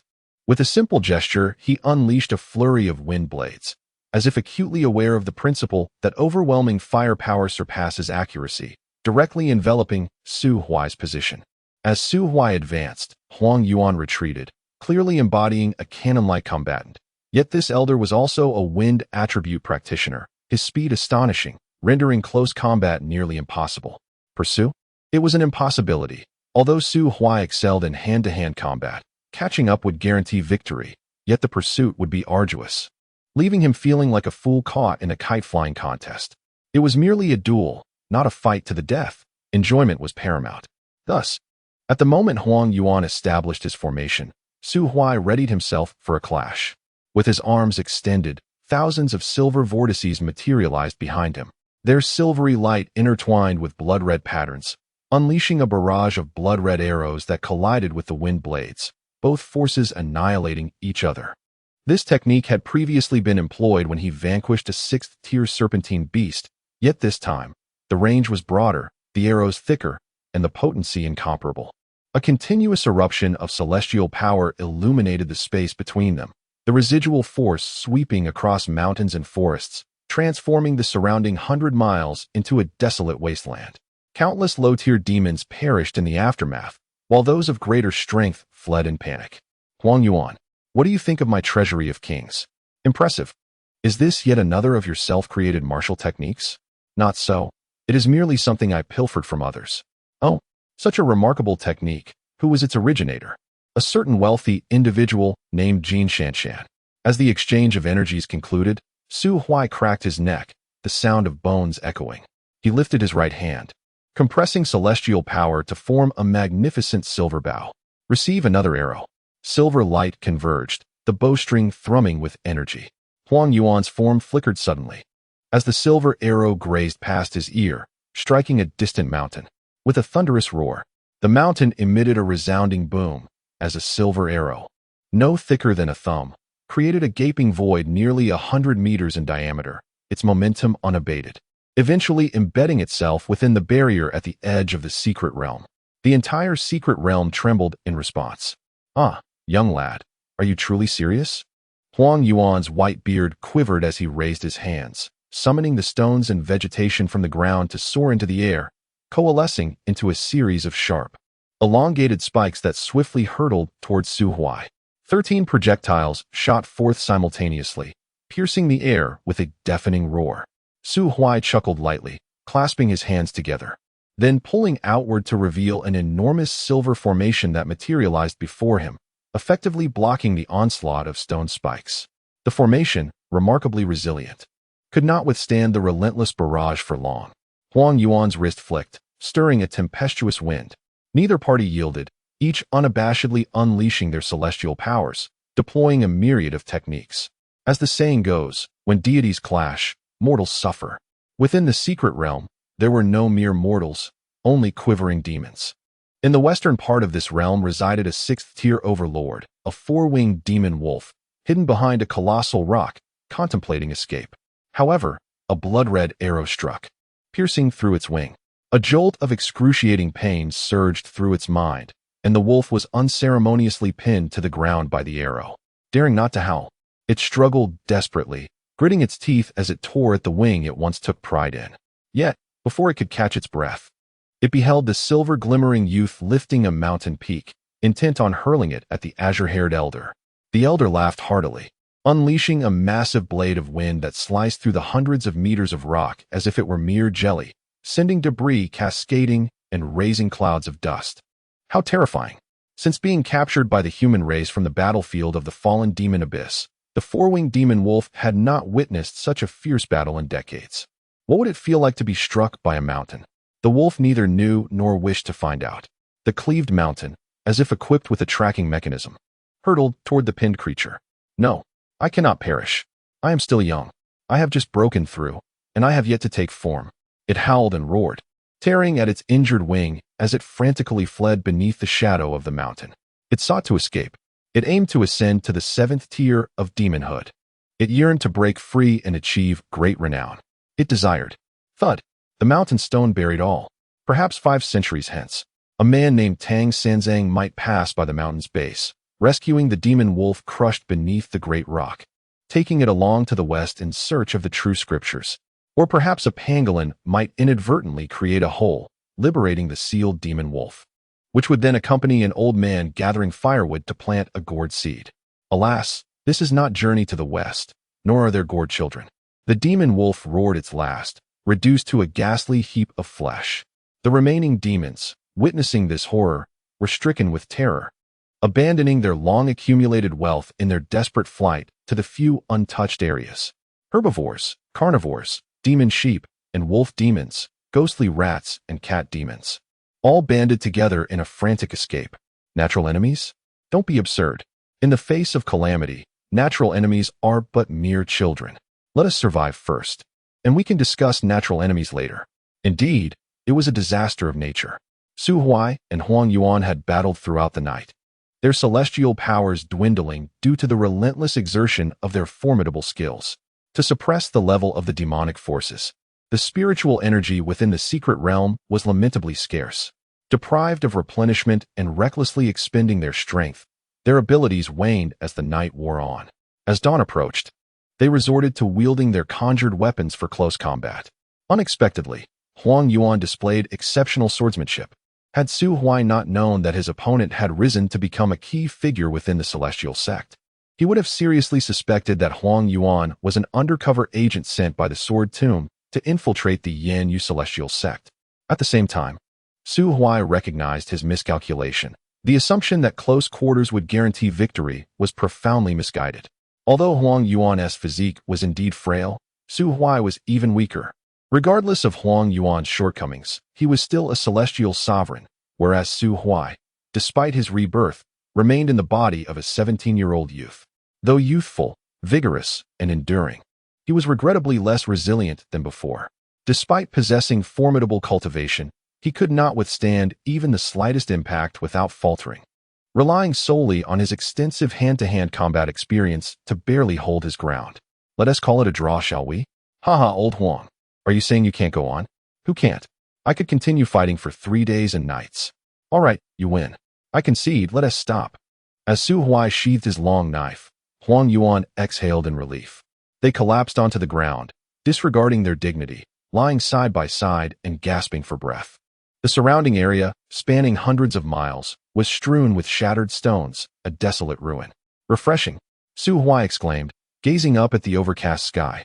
This battle reminded him of the arduous years of cultivation in his previous life. The realization that his powers had indeed endured filled him with immense satisfaction. The hardships and pains he had endured were not in vain. Huang Yuan laughed heartily. As the Grand Elder of the Celestial Sect, he had many responsibilities to consider. While the Emperor waged war in the Ghost Abyss, he, as the second in command, was tasked with safeguarding the sect. After being pinned up for decades, the release felt liberating and invigorating. After all, his path was one of following nature, and he was not incapable of taking action. Here, take this. Su Huai noticed Huang Yuan tossing him a silver token. He raised it, observing the 13 distinct patterns engraved upon it, each corresponding to the 13 main peaks of the Yin Yu Celestial Sect. Flipping it over, he discovered the characters, Yin Yu, inscribed prominently. Old Huang, what is this? The saint token of the Yin Yu Celestial Sect. Huang Yuan gazed at the dim sky. From this moment on, you are the saint of the Celestial Sect. Within the sect, you may represent the Emperor in deciding significant matters. Externally, you hold full authority to command all elders and disciples of the sect. Is this truly suitable for me? This is the Emperor's decree. Su Huai set down the token, falling silent. After a moment of contemplation, Huang Yuan inquired, at this moment, what are your thoughts? Nothing much. Old Huang, I have a question for you. Speak. Since my power as the Holy Sun is so immense, might I relocate to reside in the residence of Chu Siyu? Su Huai clicked his tongue. As a Holy Sun, is it not quite reasonable for me to guide the disciples of Yaoling Peak in alchemy during the night? Are you truly going to guide them in alchemy? I have no desire to expose your intentions. Chapter 51. Is there a ghost? An elderly man and a young girl seemed to have cast aside their previous grievances, conversing like old friends within the secret realm. Their discussion ranged from the responsibilities and obligations of the saint to the powers and ambitions he wielded. During their conversation, Su Huai mentioned the matter of the azure bird at the moon-settling lake, to which Huang Yuan merely advised him not to dwell too much on it, assuring him that someone would provide a report during the Elder Council meeting in 7 days. As the dawn light spread across the earth, the two finally departed from the secret realm, with a newfound understanding of Su Huai's strength. Huang Yuan resolved to leave the immortal sect for 2 days to venture into the Weeping Ghost Abyss and capture some members of the Ghost Clan. After all, due to their battle, nearly 1/3 of the Trial Secret Realm had been destroyed, affecting a significant number of low-tier demons, and even resulting in the demise of a 6th-tier overlord. Moreover, Su Huai had stealthily taken away a 5th-tier gray-bellied purple-scaled python and the new overlord, the Snow Wraith. From the northern part of the Secret Realm, the already wounded realm was further imperiled. If they did not replenish the demons soon, it would likely be rendered unfit for the next immortal sect assessment. As for Su Huai, he naturally returned to the small courtyard of Chu Siyu. The young girl, clutching a prepared food box, had her head resting on the stone table in the courtyard, soundly asleep. Su Huai retrieved a robe from his storage ring and draped it over her. He then sat across from her, quietly admiring her sleeping face. Occasionally, she would mumble in her sleep, and he wondered if she had rinsed her mouth after indulging in such spicy and sweet food the previous night. Unable to resist the temptation, Su Huai leaned in, contemplating whether to steal a kiss while she remained asleep. However, the young girl's slumber was light. Just as he was about to act, she fluttered her eyelashes and opened her dreamy eyes. Su Huai's lips twitched, and he offered an awkward smile. Ahem, I just noticed something on your face and was going to help you remove it. Chu Siyu shrank her neck slightly. You're back? Indeed, I just returned. You should go inside and sleep. All right, Chu Siyu, still in a daze, clutched Su Huai's coat and made her way into the house. She didn't even close the door behind her, flopping onto the bed, rubbing her head against the pillow before promptly falling asleep again. Su Huai sighed. After much deliberation, he abandoned the idea of sneaking in to share the bed with her and instead closed the door. This girl's guard against him was lowering increasingly, and he could not predict when he might succumb to his baser instincts. He constantly reminded himself that the time was not yet right. Chu Siyu was only 16, with nearly a month until her 17th birthday. Despite her seemingly naive demeanor, the absence of parental love in her upbringing, coupled with relatives coveting her family's fortune, had rendered her deeply sensitive. Su Huai felt it appropriate to engage in some intimate gestures that were not overly forward, such as holding hands or ruffling her hair. However, he wished to wait for the moment when she would willingly reciprocate. After all, Chu Siyu was not merely a character to be effortlessly conquered in a romantic game. She was the partner he envisioned sharing his life with. This was not mere infatuation, but rather a profound respect. Much like Su Huai in his previous life, where Chu Siyu was a renowned ninth-grade alchemist specializing in concoctions aimed at enhancing the quality of spiritual roots. True love is a mutual endeavor.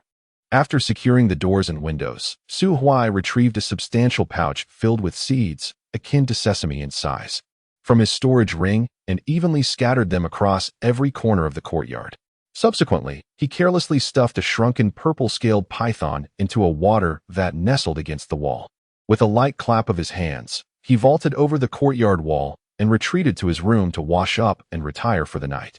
Awakening only at dusk, Su Huai was roused by a persistent knocking on the door. Rubbing his disheveled hair, he opened the large gate of the courtyard. Outside stood an unfamiliar elder, who first bowed and addressed him as Holy Son, before presenting a storage ring to him.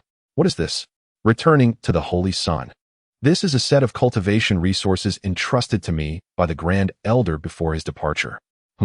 Su Huai accepted the unclaimed ring, allowing a sliver of his consciousness to delve into its depths. The ring, modest in size with a capacity of merely 1 cubic meter, contained 2 white jade boxes and a plethora of vials and jars. The boxes held 7th-grade elixirs designed to enhance spiritual root quality, while the vials contained medicines for purifying the meridians and strengthening the body. Indeed, those who understand you best may not always be friends. They could very well be adversaries with whom you have clashed. Just last evening, he had exposed the flaw of insufficient physical strength during a skirmish, and now, in the afternoon, Elder Huang had dispatched someone with elixirs to nurture his physical body and meridians. The 2 gentle 7th-grade medicinal herbs were perfectly aligned with the limits of what his 4th-grade spiritual root could endure. Is this the treatment befitting a holy son of a major power? Love it. Holy son. Su Huai grinned, nearly wearing his joy on his sleeve. Is there anything else, Elder? The Heavenly Cold Palace has sent someone to the Moonlit Valley. Before the Grand Elder left the sect, he instructed us to heed the Holy Son's commands. How do you believe this matter should be resolved? Su Huai raised an eyebrow. Who exactly has come? There are indeed some disciples, but the leader is Zhang Zhentian, the master of the sword-washing peak from the Heavenly Cold Palace. The elder paused before adding, he is a formidable 8th-tier Immortal King. 8th-tier Immortal King? Su Huai squinted. What is their purpose? They claim to bring new disciples for the sake of exchange and learning. Exchange and learning, you say? That is easily managed. Please compile their itinerary and send it to me. You need not concern yourselves with the subsequent matters. I shall personally ensure a thorough exchange with them. Su Huai's expression darkened, lost in thought. Very well. By the way, find someone to spread some news in the Moonlit Valley shortly. May I inquire, Holy Son, what news should be disseminated? Su Huai leaned closer to the elder's ear and shared a tale. Upon hearing the words, the elder swallowed hard and hurried down the mountain. As the moon waned, the diligent Chu Siyu returned from the alchemy chamber to her small courtyard. Her master, Chen Tairu, informed her that she need not practice in the alchemy chamber the following day. The reason was that the Tianhan Palace was bringing disciples for an exchange, and as a direct disciple, she was required to represent the Yaoling Peak in this event. Initially, Chu Siyu was reluctant. As someone who was merely skilled in alchemy and lacked social confidence, how could she engage with others? Would it be a competition to see whose fire burned brighter? However, her master mentioned that the rogue Su Huai, who lived next door, was also on the list with Chao Yi from the Lingzhen Peak. With this revelation, Chu Siyu felt emboldened. It presented a perfect opportunity to descend the mountain and also scout for the shop that sold spicy chicken and pastries. Such vital information needed to be gathered to prevent Su Huai from using it against her in the future. After all, her master was right. Su Huai was a rogue, and he thought she was oblivious to his intentions. Just that morning, he had leaned in too close, attempting to take liberties with her. Outrageous. After sitting in the courtyard for a while, Chu Siyu hugged her knees and gazed at the courtyard wall. She felt as if she might be under some sort of spell. That evening, Su Huai had not come to torment her, and she found herself strangely unaccustomed to it, experiencing an odd sense of boredom, unsure of what to do.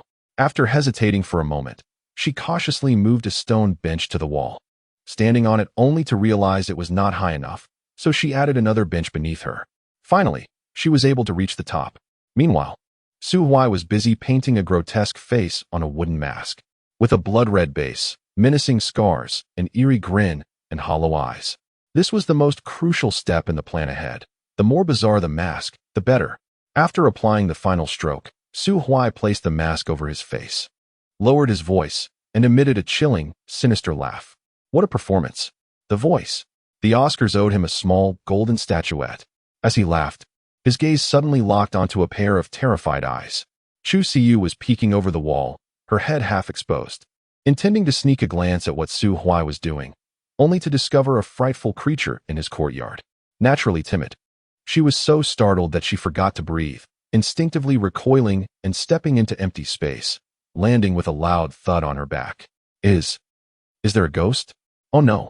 Hearing Chu Siyu's trembling voice, Su Huai quickly threw off the black cloth draped over him, shoved the mask into his storage ring, and leaped over the courtyard wall to protect the frightened lady. There's no ghost. Fear not, my lady. I am here to protect you. Chapter 52. With a mask of fear, no one is loved. Some individuals are inherently audacious, unafraid of anything, while others are born timid, fearful of all. Chu Siyu's courage lies somewhere in between, akin to Char Dinger's bravery. As a person grappling with social anxiety, she experiences rapid breathing and overwhelming tension upon entering crowded spaces. Yet, paradoxically, this very individual dared to stealthily escape from the great wilderness dynasty, following a stranger, an elder, to the Yin-Yu immortal sect to seek mentorship.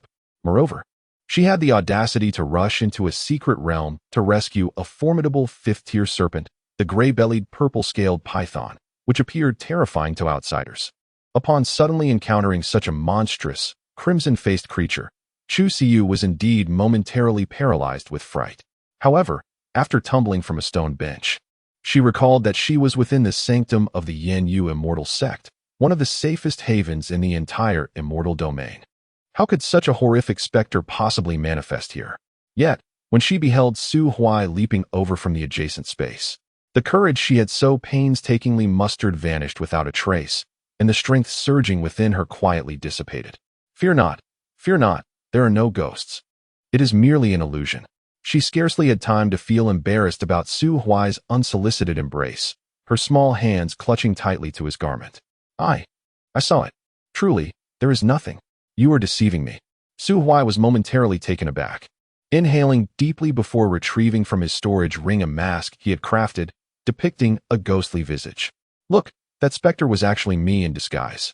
The moment Chu Siyu glimpsed the mask, she involuntarily shuddered, biting her lip as she turned her gaze upon Su Huai. Why did you scare me? I had no intention of frightening you. You were the one peeking at me. I was not peeking.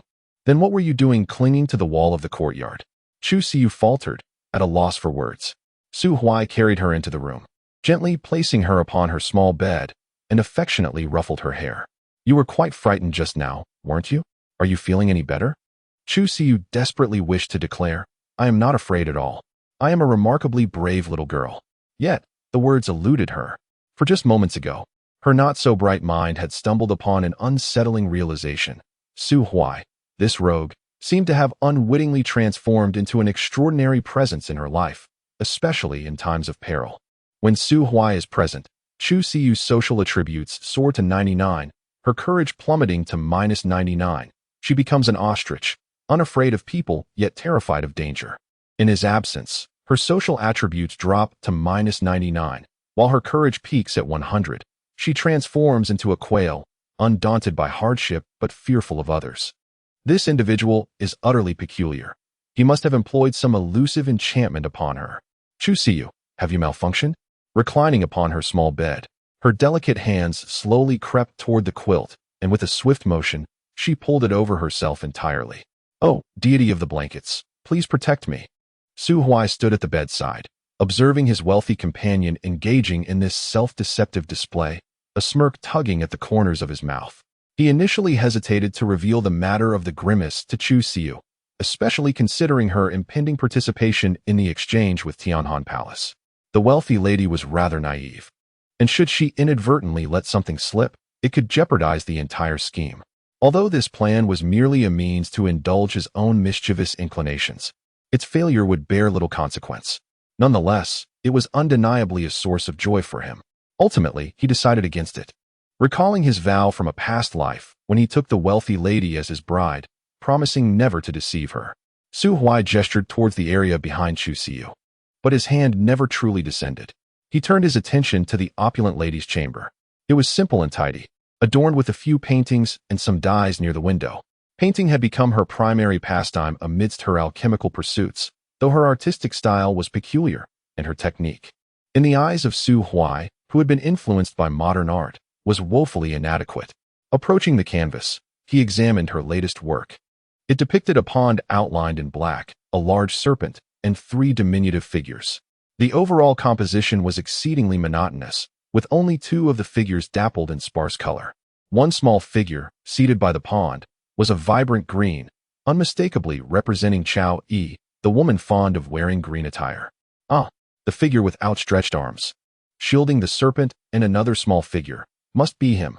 Indeed, he appeared striking and commanding, even if the crooked lines could not conceal Su Huai's extraordinary handsomeness. Yet, why was his clothing painted in black while his head was filled with yellow? What an affront! Your Honor, she defames me. To his surprise, Chu Siyu, seemingly naive and charming, harbored such a cunning nature. Was she subtly mocking him, insinuating that his mind was filled with yellow refuse? Su Huai stealthily picked up a paintbrush and fiddled with the canvas for a while. He then returned to the bedside, gently tapping the edge of the bed. Wealthy lady, sleep well, I shall take my leave. A muffled sound emanated from beneath the blankets, and a small hand emerged, clutching a tiny porcelain vial. Here, what is this? Surely it isn't poison? The small hand gradually retreated, evidently reluctant to part with it. Su Huai nearly chastised himself for his own impulsiveness. His tongue had betrayed him, and he failed to react in time. He quickly grasped her small hand, prying the vial from her grasp, and promptly swallowed a pill from it. It was sweet, an exquisite 3rd-grade healing elixir. The wealthy lady, a true prodigy in alchemy, had mastered the formulation of such high-quality pills in just 2 days since joining Yaoling Peak. After chewing and swallowing the elixir, Su Huai intentionally made audible swallowing sounds. Once something was given, it should not be reclaimed. Even if it were poison, he had consumed it. It seemed the wealthy lady had quickly learned to be coy in bed. How far could she be from lying there, indulging in soft murmurs? He gestured towards the blankets once more. I truly must take my leave. I shall call for you in the morning. The door was gently closed behind him. Moments later, a small head emerged from beneath the quilt. Chu Siyu stealthily climbed out of bed, peered through the crack of the door at the empty courtyard, then securely locked the door before dashing towards her canvas. The figure representing Su Huai remained as unattractive as ever, though now it clutched a delicate blue flower. In contrast, the figure symbolizing Chu Siyu had been adorned with a light blue dress, exquisite features, and a pair of vibrant wings behind it. The painted version of her wore a sweet smile, gazing intently at the unsightly yellow-faced man before her. Chu Siyu reached out and poked the man's head, unable to stifle a soft laugh. In the depths of the moonlit valley, Su Huai certainly could not obey the call of slumber. At 17 years of age, rest was a luxury he could scarcely afford. Moreover, the people from the Cold Moon Palace had arrived at the moonlit valley, and as the esteemed son of the Yin Yu immortal sect, it was his duty to extend a warm welcome to the distinguished guests who had traveled from afar. With iron chains in his left hand and a steel hook in his right, his ghostly mask donned, he felt averse to affection.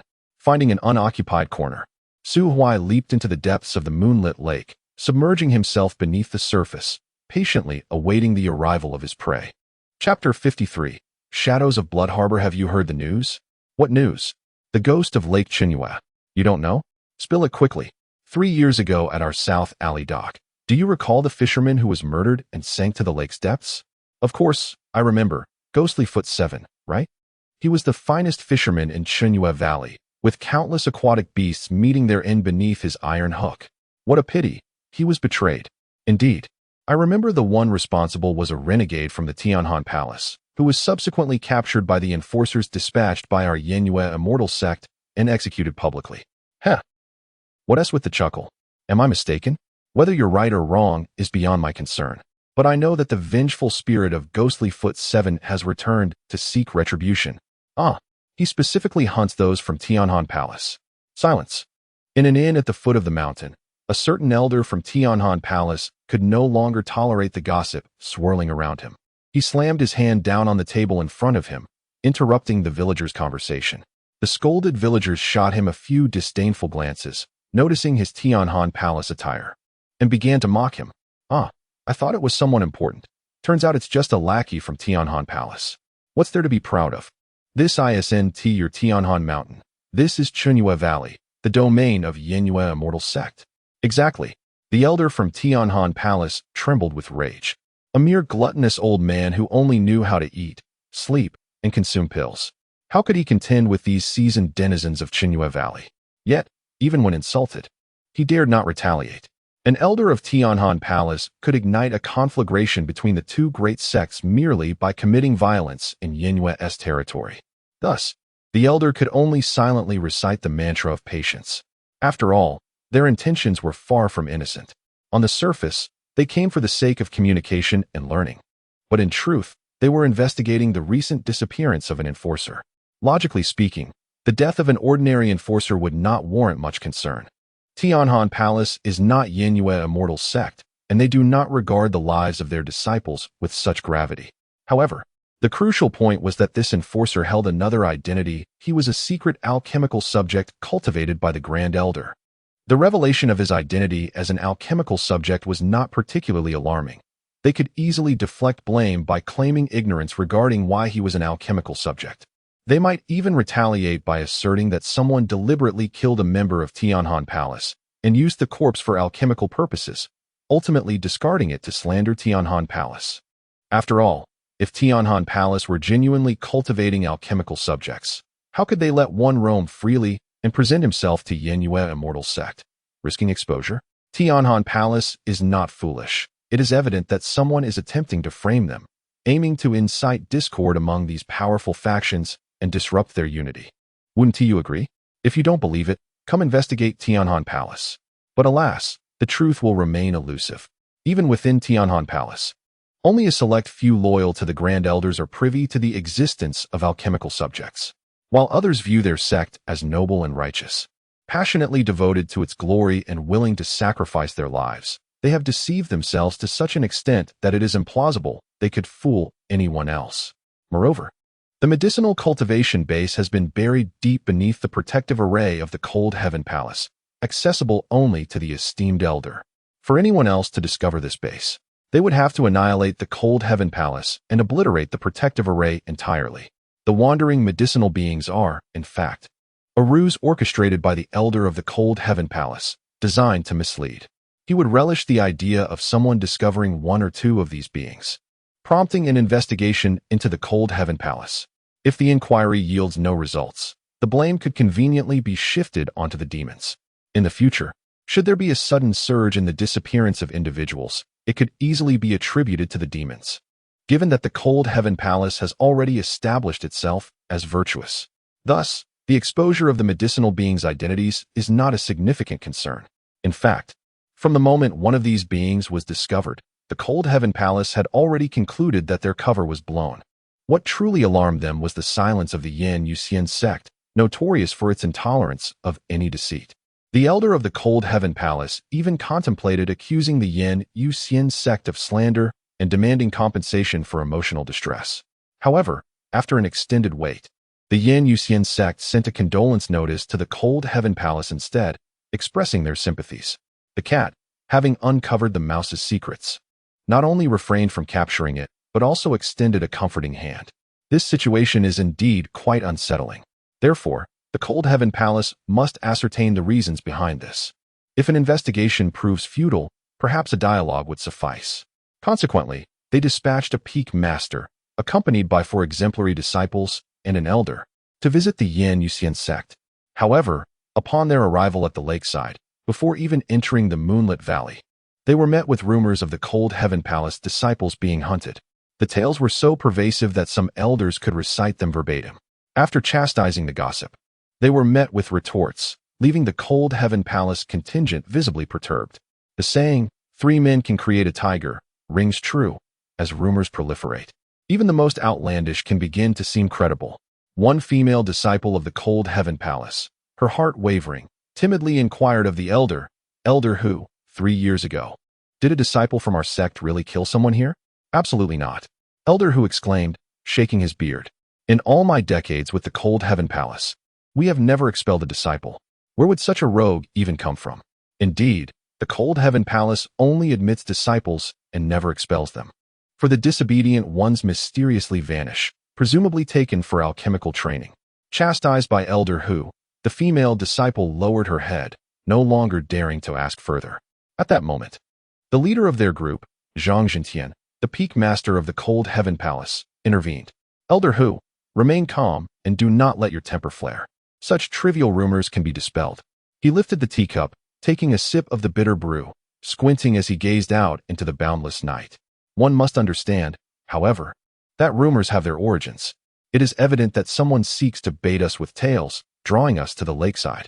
After a moment of contemplation, Elder Hu suddenly grasped the situation. Lowering his head, he respectfully inquired, Peak Master, shall I venture to the lakeside for an investigation? Zhang Jintian nodded gently. The Grand Elder has informed me that around noon today, Huang Yuan appeared on the battlefield of Weeping Ghost Abyss. This implies that the Yanyu Immortal sect currently lacks a celestial sovereign, and their strongest member is merely on par with me. Those elders will undoubtedly be wary of my strength and will not provoke me at such a time. Thus, your journey will surely be safe. You may take Shuer and Zhuo along to broaden their horizons. Yes, Peak Master. Elder Hu led the two lowest-ranked disciples in the group in a respectful farewell. A young man and woman, they were none other than Yin Shu and Situ Zhuo. Yin Shu was faring relatively well, having been apart from Su Huai for over a month. Upon returning to the heavenly cold palace, he had regained his determination and vigor. After receiving a mysterious elixir from his master, he successfully broke through to the 4th tier. This journey might also serve as an opportunity for him to redeem himself against Su Huai. Even if he were to fall short, he should at least be able to exchange a few blows, avoiding another humiliating defeat at the hands of a mere flick.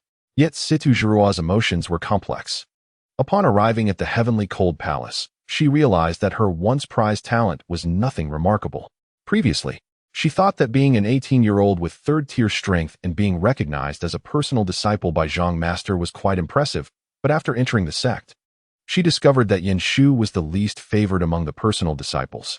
His words were few and meek. Oh, but wait, Yin Shu is now second to last. She has taken the bottom position. Junior sister Zhuo, do not overthink it. Take it step by step. At least I believe you are doing remarkably well. Yin Shu said, noticing Situ Zhuo with her head bowed. After a moment's hesitation, he decided to offer her some comfort. Elder Hu, walking ahead, caught wind of Yin Shu's words. He turned to glance at Situ Zhuo, having gathered some understanding of this personally chosen disciple of the sword-washing Peak Master. He was aware that she had an utterly transformed fiancé who had recently entered the Yanyu Immortal sect. Elder Hu chuckled lightly and remarked, Situ Zhuo, there is no need for undue self-deprecation.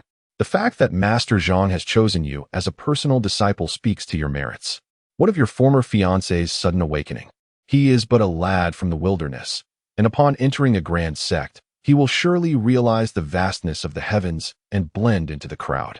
Not everyone is fortunate enough to leap directly from the outer sect to the inner sanctum and become a personal disciple like you. Should fate allow you both to meet again, he will undoubtedly be lurking in an inconspicuous corner, secretly envying the brilliance you exude on the stage. Situ Zhuo pressed her lips together and nodded emphatically. Indeed, the cold heaven palace is vast, yet the Yanyu Immortal sect is equally expansive. No matter how formidable Su Huai may be, he is merely prominent within the Immortal Dynasty. Upon entering the Immortal sect, he must commence his journey from the outer disciples. Even if he were to encounter extraordinary opportunities, he would at most attain the status of an inner disciple, standing on equal footing with herself. So why should she feel inferior? Chapter 54 Gurgle. With clarity settling in her heart, Situ Zhuo finally exhaled. Lifting her head from her previous gloom, the trio made no unnecessary stops along the way and soon arrived at the South Dock, as referred to by the valley dwellers. Yin Shu and Situ Zhuo proceeded with a measure of caution, whereas Elder Hu, after scanning the tranquil surface of the lake with his spiritual energy, remained largely indifferent. In his assessment, the lake harbored only a handful of spirit fish and a few aquatic beasts of the 2nd and 3rd tiers. It is worth noting that he himself was at the 7th tier of cultivation. To elude his scrutiny would require at least an 8th tier celestial sovereign. Beings of great renown who resided far above, revered by all. It was inconceivable for such entities to conceal themselves beneath the waters and ambush others. Elder Hu chuckled, stroking his beard as he gazed at Yin Shu and Situ Zhuo. There is no need for such trepidation. Rumors are merely whispers in the wind. Once we sit peacefully by the shore for a night, the tales of vengeful spirits preying upon disciples of the Tianhan Palace will soon dissipate on their own. Gurgle. Before Elder Hu could finish his sentence, the lake suddenly erupted with a multitude of bubbles, and the faint sound of clanking chains could be discerned. Elder Hu, do not fear. It is but the trickery of a charlatan. At that moment, with a swift motion, a steel hook the size of a human head burst forth from the water. Elder Hu scoffed, raising his hand to form a seal, conjuring a verdant array that enveloped him completely. However, as he turned to impress Yin Shu and Situ Zhuo with his prowess, a sharp crack sounded from the array, and the large hook twisted beside his neck, the accompanying iron chain wrapping tightly around him several times. In an instant, with a sickening thud, it plunged deeply into his shoulder. Elder Hu howled in agony, reaching to dislodge the hook, only to find the chain suddenly constricting with a violent snap. It seemed as though a beastly sovereign lurked beneath the surface, inexorably pulling Elder Hu deeper into the lake. Situ Zhuo and Yin Shu watched in horror as Elder Hu struggled, screamed, and ultimately succumbed to despair, his cries swallowed by the water. Rescue? How could they possibly save him? One was barely at the 4th tier, and the other not even reaching the 3rd. What could they do to assist? Yin Shu contemplated rushing forward to help remove the hook, yet having spent too long at the Jian washing peak. He had been ingrained with the self-serving philosophy of a dead comrade does not hinder a living one. This moment of hesitation cost him the chance to act. What would he say if their master inquired about the incident upon their return? Do not ask. We attempted a rescue but failed. And what of Situ Zhuo? Despite her lingering empathy and sincere desire to save Elder Hu, who had just offered her words of comfort, she found herself paralyzed by fear. This sheltered young woman had only ever witnessed the most brutal act of collectively hunting a 3rd-tier beast. She had never encountered a vengeful spirit demanding a life. The target of this grim fate was none other than a 7th-tier elder with whom she had just shared laughter. Forgive me, Elder Hu. My legs have turned to jelly. I cannot save you. Cackling, the elder sank to the depths of the lake, disappearing without a trace. Yet the surface erupted once more with a multitude of bubbles, revealing an exceedingly eerie visage. Veiled by the cloak of night, its features were indistinct, discernible only as red skin, oversized black eyes, and a scarred face that appeared to be grinning. Su Huai peered through the gaps of the ghostly mask at Yin Shu and Situ Zhuo on the shore, deliberately altering his voice to a hoarse and menacing tone. Dust to dust, earth to earth. The silt at the lake's bottom shall consume you all. Cackling, he hurled a steel nail, embedding it into a massive boulder by the lakeside, then grinned wickedly as he descended into the depths. As for the reason for sparing them, it is known that sometimes the living can instill far greater fear than the dead, and indeed, this proved true. When the two, Yin Shu and Situ Zhuo, returned to the inn in the early hours, steel nail in hand, even Zhang Jintian found himself somewhat skeptical of the legends surrounding the valley. Elder Hu had lingered in the 7th-tier celestial realm for decades, with profound skills, having consumed numerous elixirs provided by the great elders. Even one possessing the strength of a celestial king like himself could not claim to defeat him with a mere flick of the wrist. If Yin Shu and his companion had not exaggerated, then what manner of entity lurked within the lake? Surely it could not be that old Huang Yuan had secretly returned to the Yin Yu celestial sect, conjuring such a spectacle for some ulterior motive? What could he possibly gain? Merely to eliminate a 7th-tier elder? To frighten those who came to the Yin Yu celestial sect for amicable exchange? Huang Yuan hardly seemed the type to indulge in such amusement, particularly concerning the steel hook that Yin Shu had brought back, inscribed with Zhang Jintian's name, smeared with foul blood. Damn it! Even Zhang Jintian felt a tinge of panic. After a prolonged silence, he instructed his 4 disciples to steer clear of the lakeside. In the dead of night, Zhang Jintian sat cross-legged on his bed, reflecting upon the myriad of strange occurrences encountered along the journey, attempting to unearth clues regarding the so-called specter of Blood Alley. As he pondered, a sudden tempest swept through the streets. Doors and windows rattled, producing a cacophony of sound. The metallic clanging against the ground began to reverberate throughout the thoroughfare.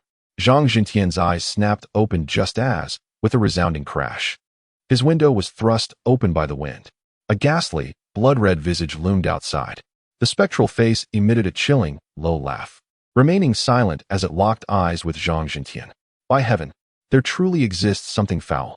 Zhang Jintian reacted with astonishing swiftness, channeling his celestial power. He struck towards the window with a palm. The sound of rushing water echoed through the street, yet his attack met with emptiness. The wind ceased, and the street gradually returned to silence, as if all that had transpired was merely an illusion. However, Zhang Jintian discovered a pool of blood on the wall, next to which his name was scrawled in a crooked manner. This game cannot continue. The essence of that ghostly entity was certainly not Huang Yuan, yet it was undoubtedly far stronger than himself. Zhang Jintian swallowed hard, overwhelmed by an immediate urge to retreat. The Yin Yuxian sect harbors something sinister. Exchange? What nonsense. It is advisable to quickly drain the Chenyu Lake. However, retreating is out of the question. If the communication with the Yin Yuxian sect has yet to commence and they are frightened away, it would turn the Tianhan Palace into a complete laughingstock in the immortal realm. From now on, the disciples would bear the shame of this encounter. Thus, Zhang Jintian could only force himself to find solace in the thought that the entity was merely a specter from the Qi Gui abyss, lurking in the depths of Chenyu Lake, unnoticed until now. With Huang Yuan absent, the Yin Yuxian sect's high-level combat prowess was diminished, allowing it to emerge and stir chaos. In this light, it seems rather plausible. So, had he unwittingly stumbled into a predicament, suffering an undeserved calamity? How reasonable. No, the Tianhan Palace has shielded the Yin Yuxian sect from disaster, and even lost an elder in the process. Surely, they ought to provide some form of compensation? After a series of logically coherent deductions, the fear within Zhang Jintian's heart finally waned somewhat, yet he dared not move freely, resigning himself to waiting patiently at the inn for the Yin Yuxian sect's representatives to escort them to the mountain. Chapter 55. Cast him aside as the first light of dawn broke. Su Huai returned to his modest courtyard, his mood somewhat clouded. The elder he had dragged into the water the previous day possessed nothing of value apart from a few elixirs. He had refrained from consuming them, for even a casual reflection would reveal their likely origin, crafted from human resources. Alas, could this be considered an unconventional form of fishing? After stowing away the equipment in his spatial ring, he hurried to the bath to cleanse himself of the grime, ultimately donning the attire prepared for him by Huang Yuan, a robe of purest white, adorned only with scale patterns at the waist and delicate crescent embroidery at the cuffs. Clad in this garb, he did indeed resemble a refined gentleman, a paragon of elegance. Of course, it would have been even better had he not been scaling the walls of young ladies' courtyards in such attire upon leaping down from the wall. Su Huai was surprised to find a considerable gathering in the opulent courtyard of his affluent companion. The onlookers regarded him with astonishment as he effortlessly emerged from the neighboring yard, their gazes then shifting, wide-eyed, towards the blushing and silent Chu Siyu. Goodness, was being a holy son such a source of joy? Su Huai felt an overwhelming desire to proclaim, "Do not misunderstand. The joy of the Holy Son is beyond your imagination." However, he was unashamed, but Chu Siyu was not. To spare his wealthy companion the embarrassment of suffocating from shyness, he swallowed his words in silence. Chu Siyu, Chao Yi, Yuan Zhanfei, and Tang Seng. Apart from an elder assisting Su Huai, they were all distinguished disciples of this generation. Chu Siyu specialized in alchemy, while Yuan Zhanfei and Tang Seng excelled in combat, with Chao Yi responsible for social interactions well. She was merely a companion for Su Huai to attend to his affluent friend. The absence of previous disciples was due to their rarity in the sect, most of them honing their skills in the Weeping Ghost Abyss, battling against the ghostly clans. The elder, surnamed Su, was the one who had delivered items to Su Huai the day before. The rumors surrounding the blood-soaked alley were indeed disseminated by him. At this moment, Elder Su wore an expression of exasperation, pondering for a while before finally uttering a greeting. "Holy Son, you truly tread an unusual path." Coughing lightly, Su Huai responded, "Elder, please do not jest. I merely sought to save time. I typically enter through the front." Indeed, he always returned through the affluent courtyard, only scaling back to his own room after his wealthy companion had retired. However, this remark inadvertently revealed the Holy Son's shameless habit of frequently visiting female disciples. Noticing the increasingly peculiar gazes of the disciples, Su Huai realized he had misspoken yet again and hastily sought to divert the conversation. "Pray tell, why do you all gather here?" "Elder Su, maintaining a stoic demeanor, replied, "We intended to wait at the Holy Sun's residence, but alas, it appears you have not yet returned from your outing thus. We must take refuge in the courtyard of Master Chu for a brief respite." Su Huai nodded. "Since all is prepared, let us descend the mountain together to welcome our esteemed guests." "Very well," Elder Su concurred. Elder Su raised his hand and let out a whistle. And suddenly, the sky echoed with the cries of eagles. Shadows, each several meters in size, darted through the clouds, spiraling down before converging outside the courtyard with their wings folded. They were fifth-tier spirit beasts, the divine symbol eagles. In the past, the descent from the mountain was a matter of course. After all, none among them were slothful, and physical exertion could only bolster one's strength. However, with guests visiting the Tianhan Palace today, everything needed to exude grandeur.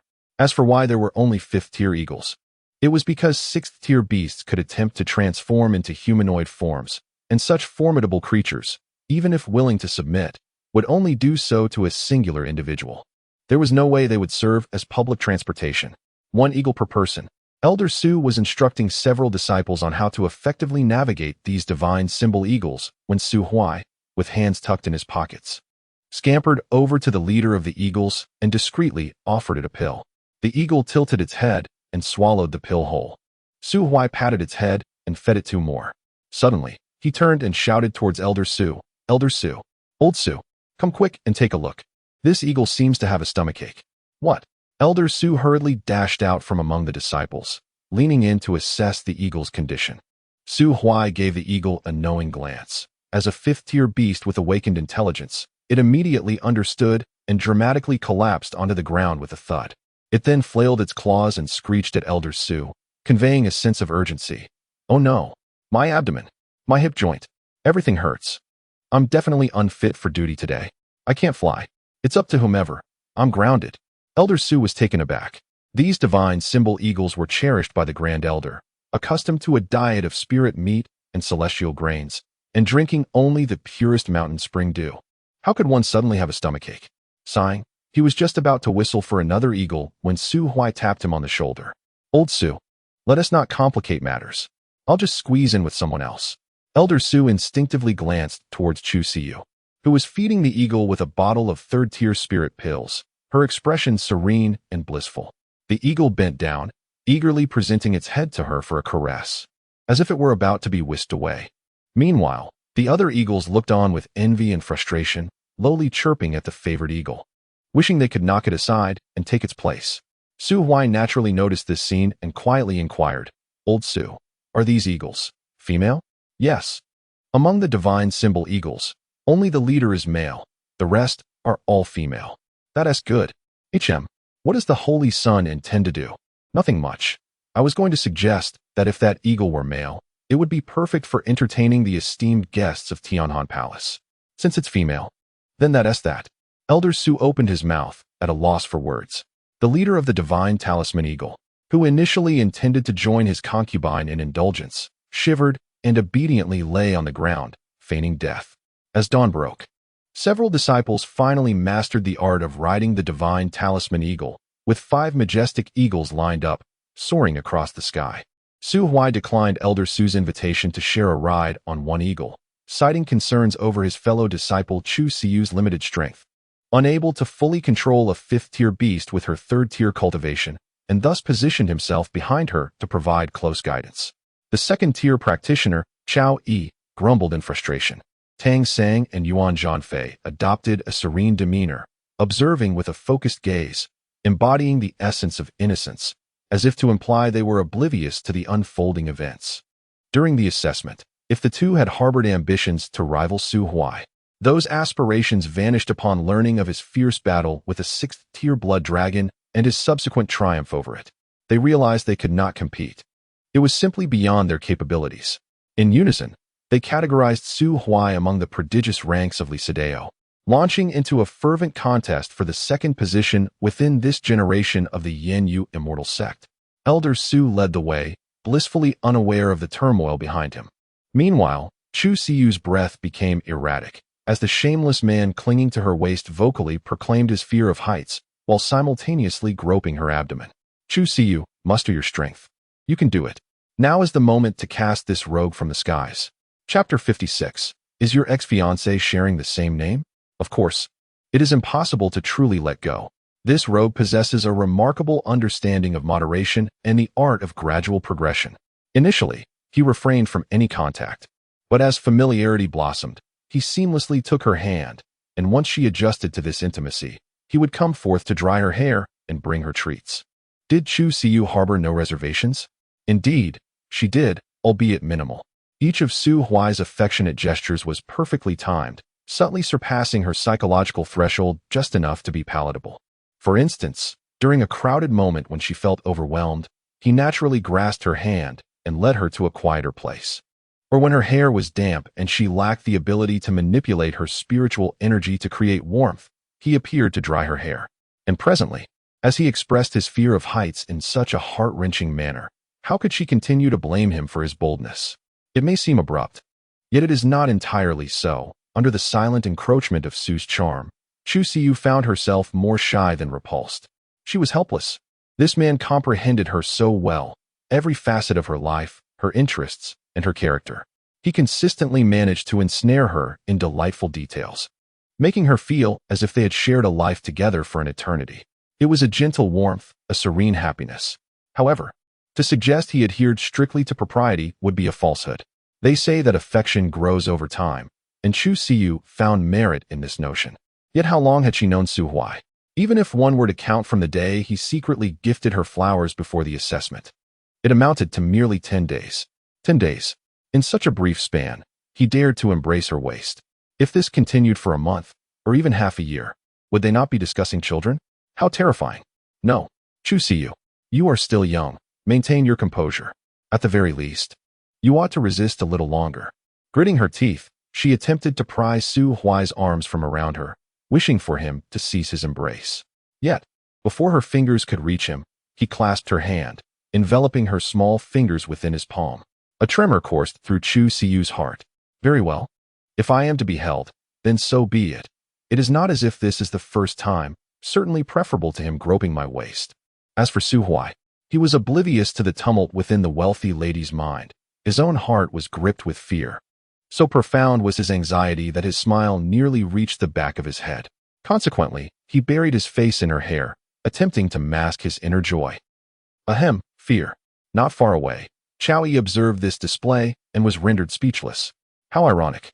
Back in the day, he was a man who would wrap himself tightly in his coat while watching girls shiver in the cold.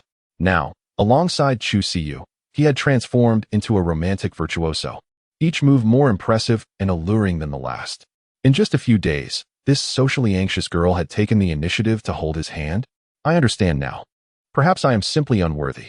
Chowie clenched her teeth and shot a fierce glare at Su Huai, who, noticing her gaze, responded with a smug smile that infuriated her even more. How despicable. The anger coursed through her veins. Yet, he was the Holy Sun.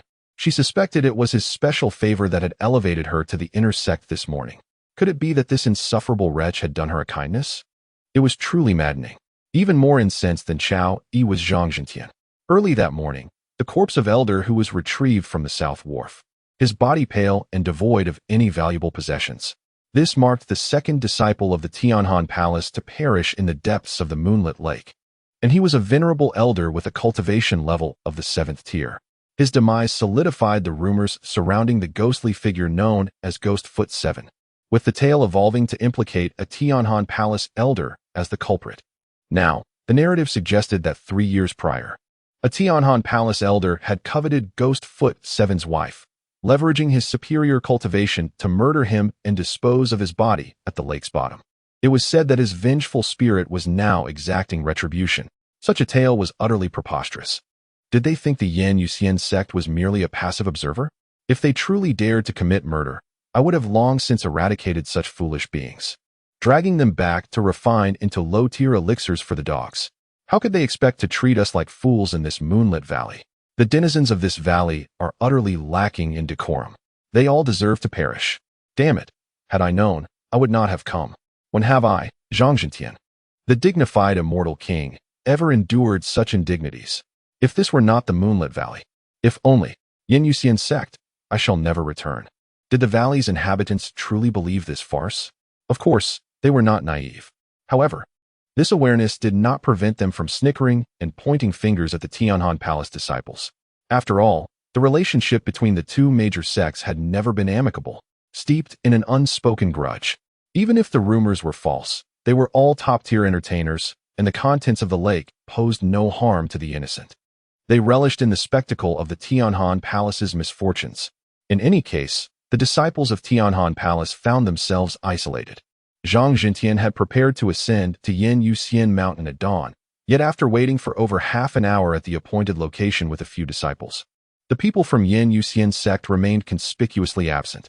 His impatience grew, and so did the flames of his anger. At that moment, a hawk's cry pierced the air.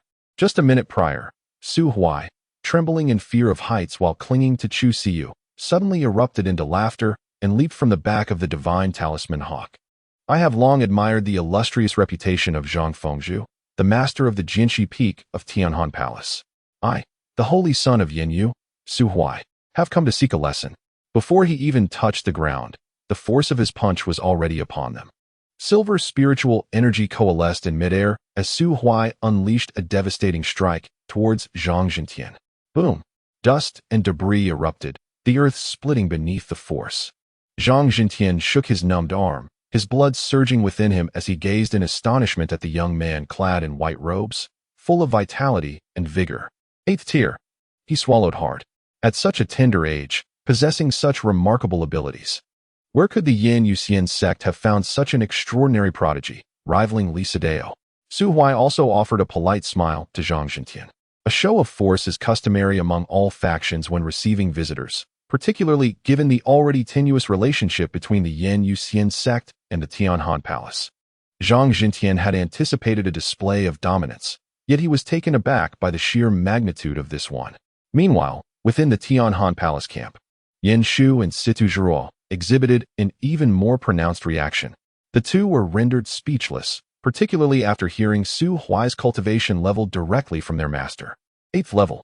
Yin Shu recalled his earlier act of drawing his sword against Su Huai and suddenly felt an overwhelming sense of pride. Years later, he would be able to boast, I, Yin Shu, once faced an 8th level powerhouse with my 3rd level strength and emerged unscathed, merely sustaining a minor bruise. With a wry smile, he felt a wave of despondency wash over him. Situ Zhuo, on the other hand, covered her mouth, trembling with emotion. The Holy Sun. 8th level. Elder Hu, did you not say he would observe me shining on the stage from a quiet corner? The Holy Sun of the Yin Yuxian sect. How formidable. Situ Zhuo's senior brothers and sisters gasped in astonishment. An 8th level cultivation. Far surpassing that of our Holy Sun, right? Indeed, our Holy Sun is still preparing to break through to the 7th level. Su Huai. That name seems familiar. Suddenly, a female disciple slapped her forehead and turned to the silent Situ Zhuo. Junior sister, I recall that your former fiancé, whom you rejected, is also named Su Huai. What a coincidence. Yes, indeed, it's the same name. Such a gifted individual. Coincidentally, among those participating in this exchange, why don't we go and make his acquaintance later? A male disciple scoffed. Make his acquaintance? He is a true dragon soaring in the heavens, not someone you common folk can simply approach. Best to abandon that notion. The female disciple shot him a glare. Mind your own business. Perhaps he prefers my type. Just an ordinary girl, dreaming of grandeur. The word struck Situ Zhuo's heart like arrows. Suddenly, she crouched down, beginning to sob quietly. Chapter 57. Practicing a little horn and acting heroically, is Situ Zhuo pitiable? Indeed she is. At least, this is how Yin Shu perceives it. In her youthful exuberance, she believed that having gained admission to a prestigious sect, she could boldly defy her grandfather's dying wish and break off her engagement with the simple-minded son of the village chief from the neighboring village. After all, she was destined for greatness. How could a phoenix in waiting be content to perch on a once familiar utility pole, chattering with other sparrows? Thus, when Situ Zhuo went to annul the engagement, she outwardly performed the necessary rituals, yet internally, her pride remained unyielding. Although her words were couched in gentle terms, an unmistakable air of superiority permeated her message. He was no longer worthy of her. However, as fate would have it, during her train journey to the big city, she discovered that the village chief's son sought to apprentice himself and seemed to possess considerable strength. In that moment, Situ Zhuruo mused. Perhaps he is not as lacking as she had imagined. Perhaps a reluctant reconciliation was not entirely out of the question.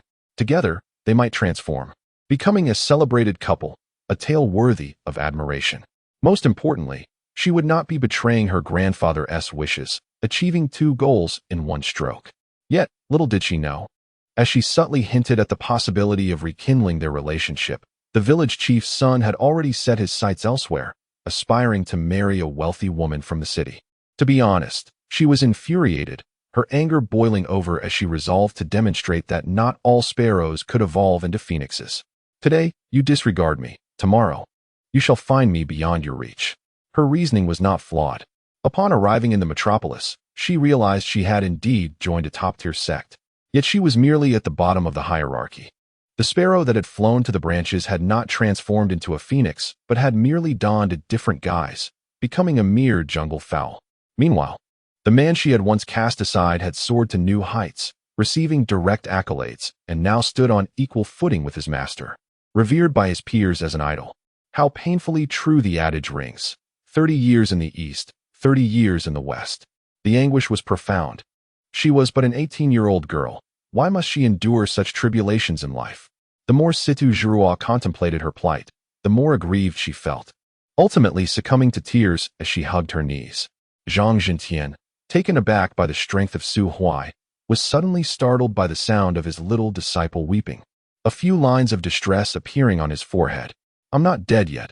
Why are you crying? Who the hell is crying for you? His fierce reprimand only deepened her sense of injustice. Nonetheless, Zhang Jintian's fearsome reputation silenced her sobs, leaving her to ponder. Alas, seeing herself in such a state. That man must be feeling quite smug, wouldn't he? She lifted her tear-filled eyes to gaze at the source of her sorrow, only to find that he seemed oblivious to her presence, instead eagerly approaching a newly landed divine talisman eagle. He smiled as he extended both hands, seemingly intent on bringing down the girl with her head bowed on the eagle's back. A soft chuckle escaped, and Situ Zhuruo pouted. Indeed, he was quite honest. Coming to the Yin Yuxian sect was genuinely about flirting, and it appeared he had already succeeded. After asserting his dominance over Zhang Jintian, Su Huai promptly set off to seek out Chu Siyu. His role and purpose had been fulfilled. With Huang Yuan absent from the sect, the Yin Yuxian sect needed to assert its dominance over Zhang Jintian, seizing the initiative in this exchange. Thus, the Holy Son Su Huai had to make an appearance, showcasing his prodigious strength to demonstrate to Tianhan Palace that the future of Yin Yuxian sect was indeed bright. The underlying message was clear. Our Yin Yuxian sect is no longer the same as your Tianhan Palace. After all, our Holy Son could break through at any moment, becoming one of the elite few in the world, unlike your sixth-tier mediocre talents. Should conflicts arise, we could easily overpower you. Therefore, everyone must behave during this exchange, understood? Simultaneously, Su Huai could not afford excessive interaction with Zhang Jintian. The plan of the Blood Alley Ghost Shadow had yet to conclude, and the vendetta against Tianhan Palace for the transformation of his sixth incarnation into an elixir had not been avenged. Zhang Jintian had to die. Engaging too closely with this centuries-old cunning figure could easily reveal the shared traits between Su Huai and Gui Jiaoqi. Moreover, Su Huai feared that further contact might provoke him to eliminate Zhang Jintian on the spot. If the news of the Holy Son of Yin Yuxian sect openly slaying the peak master of Tianhan Palace were to spread, it would inevitably lead to an all-out war between the two sections.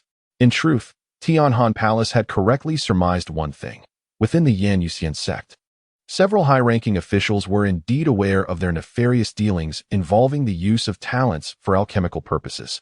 After all, Su Huai was no fool, adhering to the notion that he alone must seek vengeance. The previous morning, after the Grand Elder Huang Yuan had entrusted the Holy Son's token to Su Huai in the trial's secret realm, Su Huai disclosed this clandestine information to him, sharing most of his conjectures regarding Tianhan Palace. In his view, if this matter were communicated to the Yin Yuxian Emperor, who would then relay it to the Tianhan Emperor, the latter would undoubtedly take it seriously and make provisions, rendering the Grand Elder, who secretly concocted human elixirs, incapable of causing any significant disturbance. However, Huang Yuan promptly dismissed this suggestion. Gazing into the night, still not fully dispelled by the dawn, the elder uttered a few words that sent shivers down Su Huai's spine. The Emperor once made it clear to me. The Tianhan Emperor, stagnant for nearly a millennium, has recently begun to exhibit a rising aura with increasing pressure. These few utterances suddenly illuminated Su Huai's mind. He had previously regarded the Tianhan Emperor, who had been manipulated by the Grand Elder to the point of soul incineration and subsequent demise, as merely a victim. However, upon reflection, it became apparent that the Tianhan Emperor might not have been oblivious to the actions of his good brother.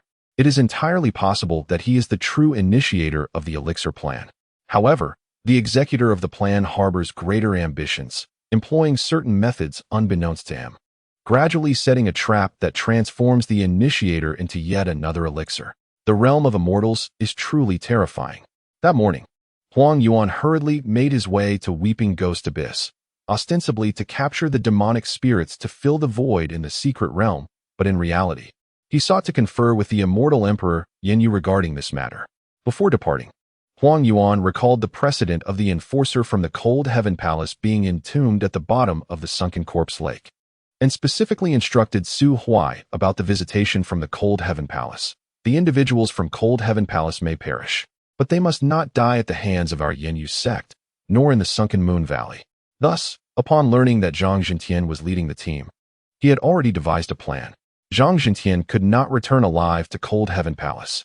Ideally, he would perish en route back to Cold Heaven Palace, falling victim to the hands of Ghost Foot 7.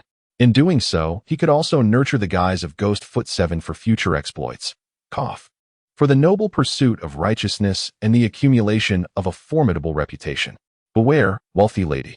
Just leap down. I shall catch you.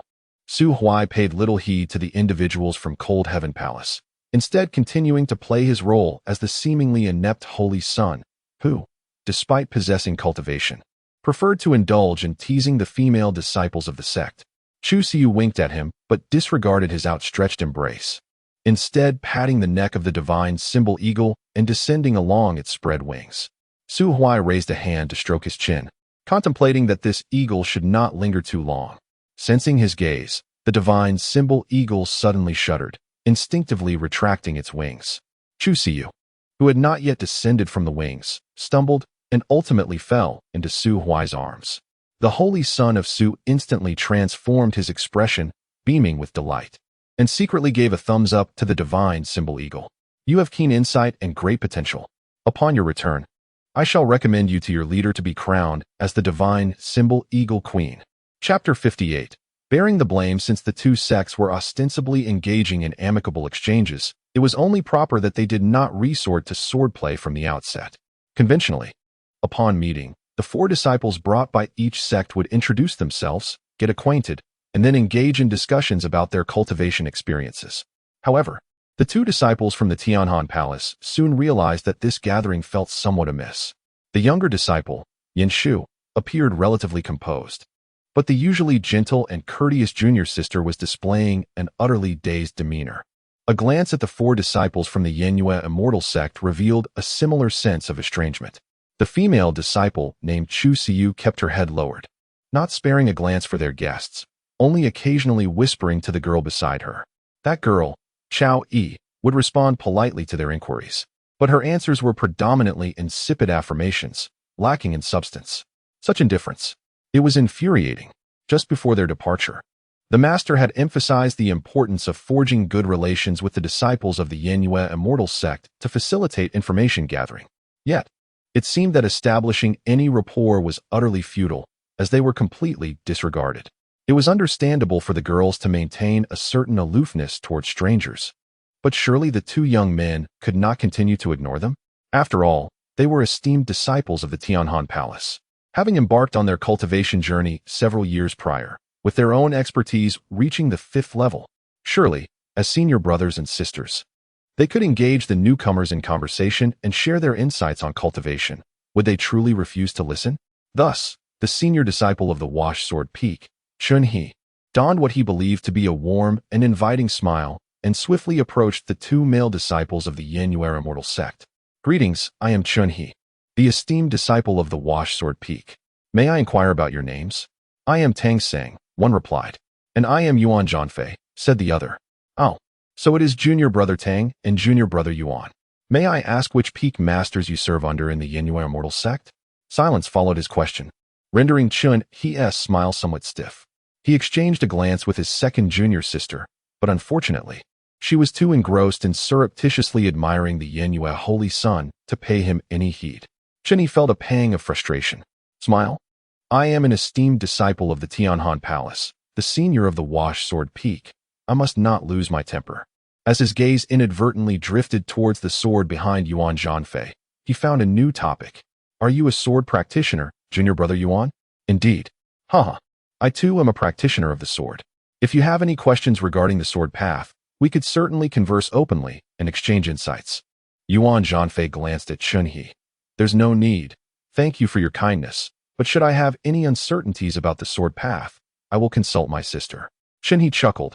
The path of the sword is interconnected. Exchanging ideas is always beneficial. My swordsmanship may not be inferior to that of your sister.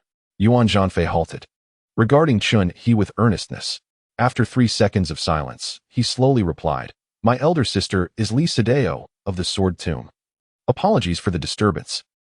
Chun He covered his face, quickening his pace to distance himself from the 2 junior disciples of the Yin Yuxian sect. He was utterly disinclined to engage in conversation. Damn it, your sister, Li Sadeo, is the holy son of the Sword Tomb, so why are you, of all people, not seeking her favor there, but instead coming to the Yin Yuxian sect as a novice? Your sister bears the surname Li, yet you, for some inexplicable reason, are named Yuan? Here you are, deceiving and bullying a man in his 20s. And what of the others? Are all disciples of the Yin Yuxian sect so lacking in decorum?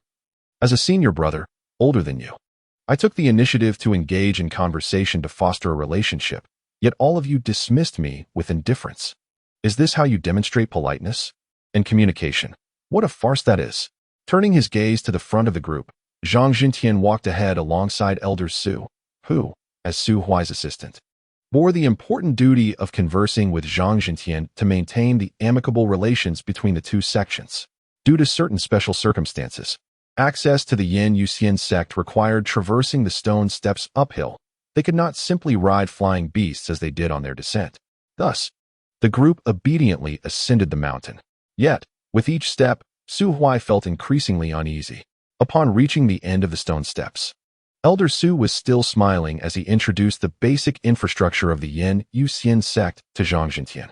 Haha, sect leader Zhang, behold. Ahead lies the first line of defense we have established, known as the Heart's Inquiry Gate. Zhang Jintian looked up and marveled. Indeed, the Yin Yuxian sect is remarkable. Such a grand formation is truly exquisite. But I wonder why there is a conspicuous large hole left intentionally. Haha, that is certainly 4. Wait. A large hole? What large hole? Elder Su paused, glancing in the direction Zhang Jintian was pointing, and his face turned pale. With a heart-wrenching cry, he stumbled towards the shattered large hole in the Heart's Inquiry Gate barrier. The hole stood over 2 meters high, clearly a product of human tampering. How could this be? How could this happen? Master, I am so sorry. Elder Su, being a senior elder of the Spirit Array Peak, was responsible for setting up the Heart's Inquiry formation, established by his master, the former peak master who fell in battle at the Chigue Abyss. Seeing such a significant breach in the formation left by his master, which would likely take 3 to 5 years to mend, he felt an overwhelming sense of sorrow and indignation. Su Huai also felt a profound sense of sorrow. As the holy son of Yinyu, he did not wish to damage his own spirit array, but it was unavoidable. The damned formation had repeatedly barred him at the mountain gate under the pretext of improper intentions. There was undoubtedly a problem that warranted repair, without creating a substantial opening. How could he gain entry? It was one thing to be obstructed during assessments, but having become the holy son of the Yin Yuxian sect, how could he still be denied entry? Is it conceivable that a holy son could be unable to enter the mountain gate? Su Huai felt wronged, yet he could not voice his grievances. After all, setting aside the walls of the inner courtyard for female disciples, in the brief span of merely 10 days, 3 corpses had been cast into the moonlit lake, leaving him uncertain of his own moral compass. Thus, in such dire circumstances, he could only don a fade of sorrow and approach Elder Su to offer solace. Elder Su, do not grieve excessively. This cavern appears fresh. The nefarious intruder must not have fled far. We can investigate further. Elder Su, wiping away his tears, clenched his teeth and declared, "You are right, Holy Son. We must investigate. I shall ensure that the thief experiences a fate worse than death. Indeed, I too wish for him to suffer greatly. Therefore, Elder Su, have there been any suspicious individuals appearing around our sect recently? Suspicious individuals. Could it be that some villagers from the moonlit valley below, consumed by their obsessions, seek to ascend the mountain?" Su Huai shook his head. "That is implausible. To break this grand formation unnoticed would require at least an 8th tier strength." 8th tier. Among the unfamiliar 8th tier powerhouses that have recently emerged outside the sect, there is but one. Elder Su turned sharply, his gaze fixed intently on Zhang Jintian. Just moments before, Zhang Jintian had been reveling in the misfortunes of others, but now his laughter had abruptly ceased. He felt an unshakable weight upon his shoulders, as if he were burdened with an invisible, incriminating load. Damn it, what does this have to do with me? Chapter 59. The secret realm beneath the lake. Elder Su was acutely aware that Zhang Jintian's suspicion was minimal, for he lacked any motive. The knocking heart formation was not a protective array. Its sole purpose was to select disciples. Even if it were completely destroyed, it would have little impact on the Yin Yu immortal sect. Why would Zhang Jintian take such a tremendous risk merely to facilitate fewer obstacles during the next recruitment of disciples? It simply did not make sense. However, aside from him, Elder Su could not conceive of any other suspects. The only individuals remaining in the Silent Moon Valley capable of breaching the knocking heart formation were the sect masters and elders themselves, and recently, only the Holy Sun had been frequenting the sect. Would the Holy Sun break the formation? Certainly not. He was not insane. In his profound despair, Elder Su failed to notice that their esteemed Holy Sun had skillfully slipped through the entrance under the pretense of inspecting the fissures in the cave. Ultimately, Elder Su had no choice but to muster his spirits, step through the knocking heart gate, and enter the immortal sect. Several disciples followed suit, and among them, the only one privy to the truth, Chao Yi, lowered her head, once again astonished by Su Huai's shamelessness. Zhang Jintian lingered at the back. Unlike his disciples, he did not choose to enter through the main gate. Instead, he covertly emulated Su Huai, seizing the opportunity presented by the fissures to slip inside. In truth, when he first heard Elder Su describe the effects of the knocking heart gate, a flicker of panic surged within him. After all, a person capable of using even their own disciples for alchemical purposes certainly had questionable intentions. The elder from Tianhan Palace, who previously liaised with the Yin Yu immortal sect, never mentioned that the knocking heart gate would remain open indefinitely. He had assumed it would close once the assessments concluded. Oh, it turned out that the elder responsible for interactions with the Yin Yu immortal sect belonged to a different faction than those engaged in talent research. They were regular cultivators, so perhaps there was no cause for concern. What a relief. Although I did not create this hole, I must express my gratitude to the one who did, for preventing me from facing social embarrassment by being obstructed at this wretched knocking heart gate. Thank you, stranger. Zhang Jintian believed his subtle maneuver went unnoticed. Yet he was oblivious to the fact that Su Huai had been observing him, both intentionally and inadvertently. Those blocked by the knocking heart gate were not necessarily malevolent. They could be quick-tempered, selfish, overly lustful, or excessively greedy, among other flaws. Su Huai was uncertain which category he fell into, but he was confident of his own conscience, albeit perhaps not in abundance. Moreover, during his 8th life's assessment, he did not fail at the knocking heart gate. Rather, he was vanquished within the secret realm, having been unfortunate enough to be eliminated by a passing 4th-tier beast on the very first day of the assessment due to his own weakness. Hence, when he first approached the knocking heart gate in this life, he did not simply enter physically. Instead, he boldly charged straight into it. Facts bear out that everything is subject to change. Indeed, it was the knocking heart gate that had transformed, thus denying entrance to him, a still innocent and benevolent youth. Being obstructed by the gate is not shameful, but those who dare not even pass through the gate, opting instead to burrow through a hole, surely harbor secrets of their own. At that moment, as he withdrew his gaze, Su Huai solidified the list of targets in his mind. Zhang Jintian's 4 disciples were all capable of surviving.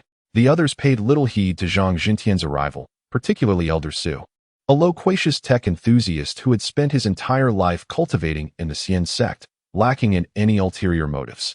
At this moment, he was solely focused on hastening back to Lingjin Peak to request repairs for the Harnock array leaving him little inclination to continue entertaining guests. Thus, upon entering the sect, he arranged accommodations for Zhang Jintian and his companions, briefly outlined some essential precautions, and then hurriedly took his leave. He trusted that the Holy Sun would manage everything splendidly. In truth, Su Huai did not disappoint him. Barely 5 minutes after Elder Su departed, Su Huai, pointing at the blazing sun above, addressed Zhang Jintian. The hour grows late. Chief Zhang, I shall arrange for lunch to be sent to you shortly. As for today's exchange, let us conclude here, shall we? Oh, and do bear in mind that many areas within the Yin Yuxian sect are strictly confidential, so I kindly ask you not to wander about indiscriminately. Otherwise, should any misunderstandings arise, it would be detrimental to our amicable relations, don't you think, Chief Zhang? What could Zhang Jintian say? He could only nod in agreement. In the past, he might have boldly criticized the Yin Yuxian sect for their lackluster hospitality, then dramatically turned on his heel and departed. But this was a different time. Beneath the Chunyue Lake lay threats that could spell his demise, and he had not slept a wink the previous night, eagerly awaiting entry into the Yin Yuxian sect to ensure his safety. Moreover, the primary objective of his visit, alongside a covert investigative mission, remained unfulfilled. Could he leave? He could not. He must endure, bide his time, and weather the storm, for there was still hope. Su Huai, however, was oblivious to Zhang Jintian's inner turmoil. He led Chu Siyu and the others out of the guest quarters and, upon reaching a secluded corner, patted Yuan Zhanfei and Tang Sang on the shoulders. Junior brother Yuan, junior brother Tang, I have a task for you. Yuan Zhanfei and Tang Sang stood tall, their spirits high. Please, Holy Sun, command us. Excellent. Your enthusiasm is commendable. Henceforth, I would like you both to set aside 1 or 2 hours each day, starting tomorrow, to show the 4 disciples from Tianhan Palace around. You may explore anywhere except for the sect's secret locations or the female disciples' quarters.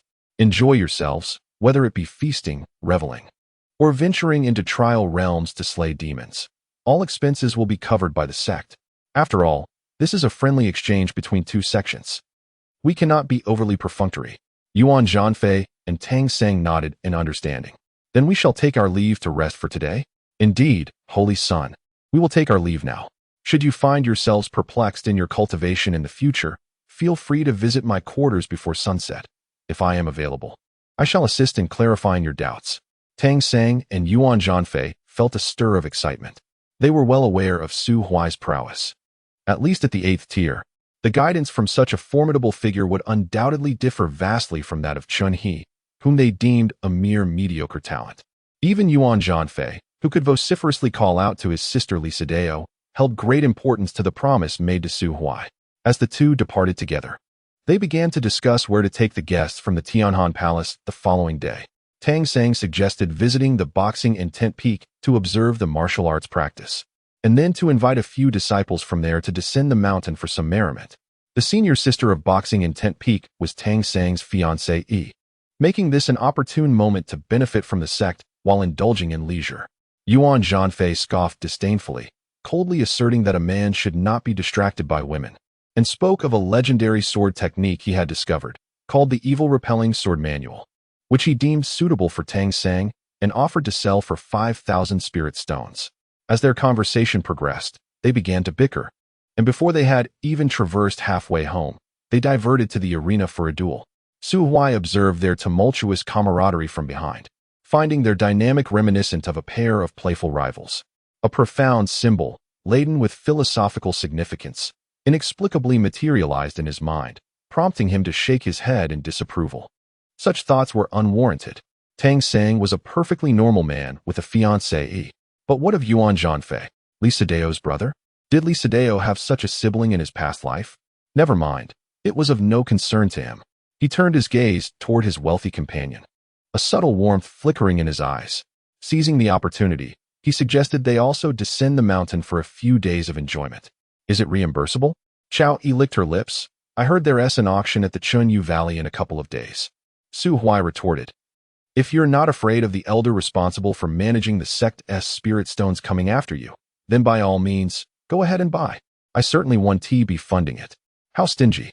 Chao Yi exclaimed. I'm not some merchant tycoon like your father, if I want to spend. I'll need to ask him. Chao Yi's eyes gleamed with mischief as she began to contemplate how to swindle her father. Su Huai silently mourned for Chao Yang for 2 seconds before pulling Chu Siyu aside. We need to discuss something. What is it? Do you remember that mask from last night? The red one? Remember, no matter what you hear down the mountain, do not mention anything about the mask to anyone. Let us keep it as our little secret, all right? Chu Siyu looked up at Su Huai and nodded gently, having no intention of sharing it with anyone. Su Huai smiled, reaching out to ruffle the top of her head, and softly asked, "Do you want to go to the auction that Chao Yi mentioned?" After a moment's hesitation, she replied, "I've never been." "Then you should accompany Chao Yi for a look. The location is at Chinyu Valley, quite safe." "Wealthy lady, hand me your storage bracelet." "Oh." Chu Siyu removed her bracelet and handed it to Su Huai. It was merely an ordinary storage spirit tool, lacking the function to record soul imprints. However, Su Huai did not intend to invade Chu Siyu's privacy. He merely transferred a substantial amount of spirit stones, then assisted her in putting them back on her hand. "Take these spirit stones for now. If you come across anything you fancy, purchase it for me. Of course, if there is something you desire, feel free to buy it as well. Consider it in advance on my betrothal gifts." Chu Siyu immediately panicked, repeatedly shaking her head. No betrothal gifts. "It's essential to have betrothal gifts when marrying," Su Huai retorted. Chu Siyu grew even more flustered. "I don't want to get married. Once I say you are to marry, you shall marry. I am the saint's son. You must obey me, understand? Or else I shall spank you. You are a rogue." "You are the rogue." Su Huai rolled his eyes and patted the wealthy lady's head. "All right, I was merely jesting. You need not marry now. You can postpone it for later." "Not even later." Chu Siyu suddenly fell silent, realizing that if she were to voice her refusal to marry in this current context, she might very well find herself regretting it in the future. Better not to say anything at all. Su Huai noticed the lady's subtle apprehension and felt a surge of joy, attempting to pinch her cheek. She merely shivered but did not withdraw. Wow, what significant progress. Having pinched her cheek, how far can it be until I can gaze upon her legs? After pinching twice, Su Huai reluctantly withdrew his hand. "Ahem, I must take my leave now. You should join Chao Yi for some fun." Be careful." "I will." As Su Huai made his way from the Yin Yu guest house to the Elder's Hall, a radiant smile adorned his face. It was not until he knocked on the grand door of the Elder's Hall and settled into the Saint's son's seat in the dimly lit room that his smile gradually faded. The influential elders of the Yin Yu immortal sect, along with the peak masters, had gathered here.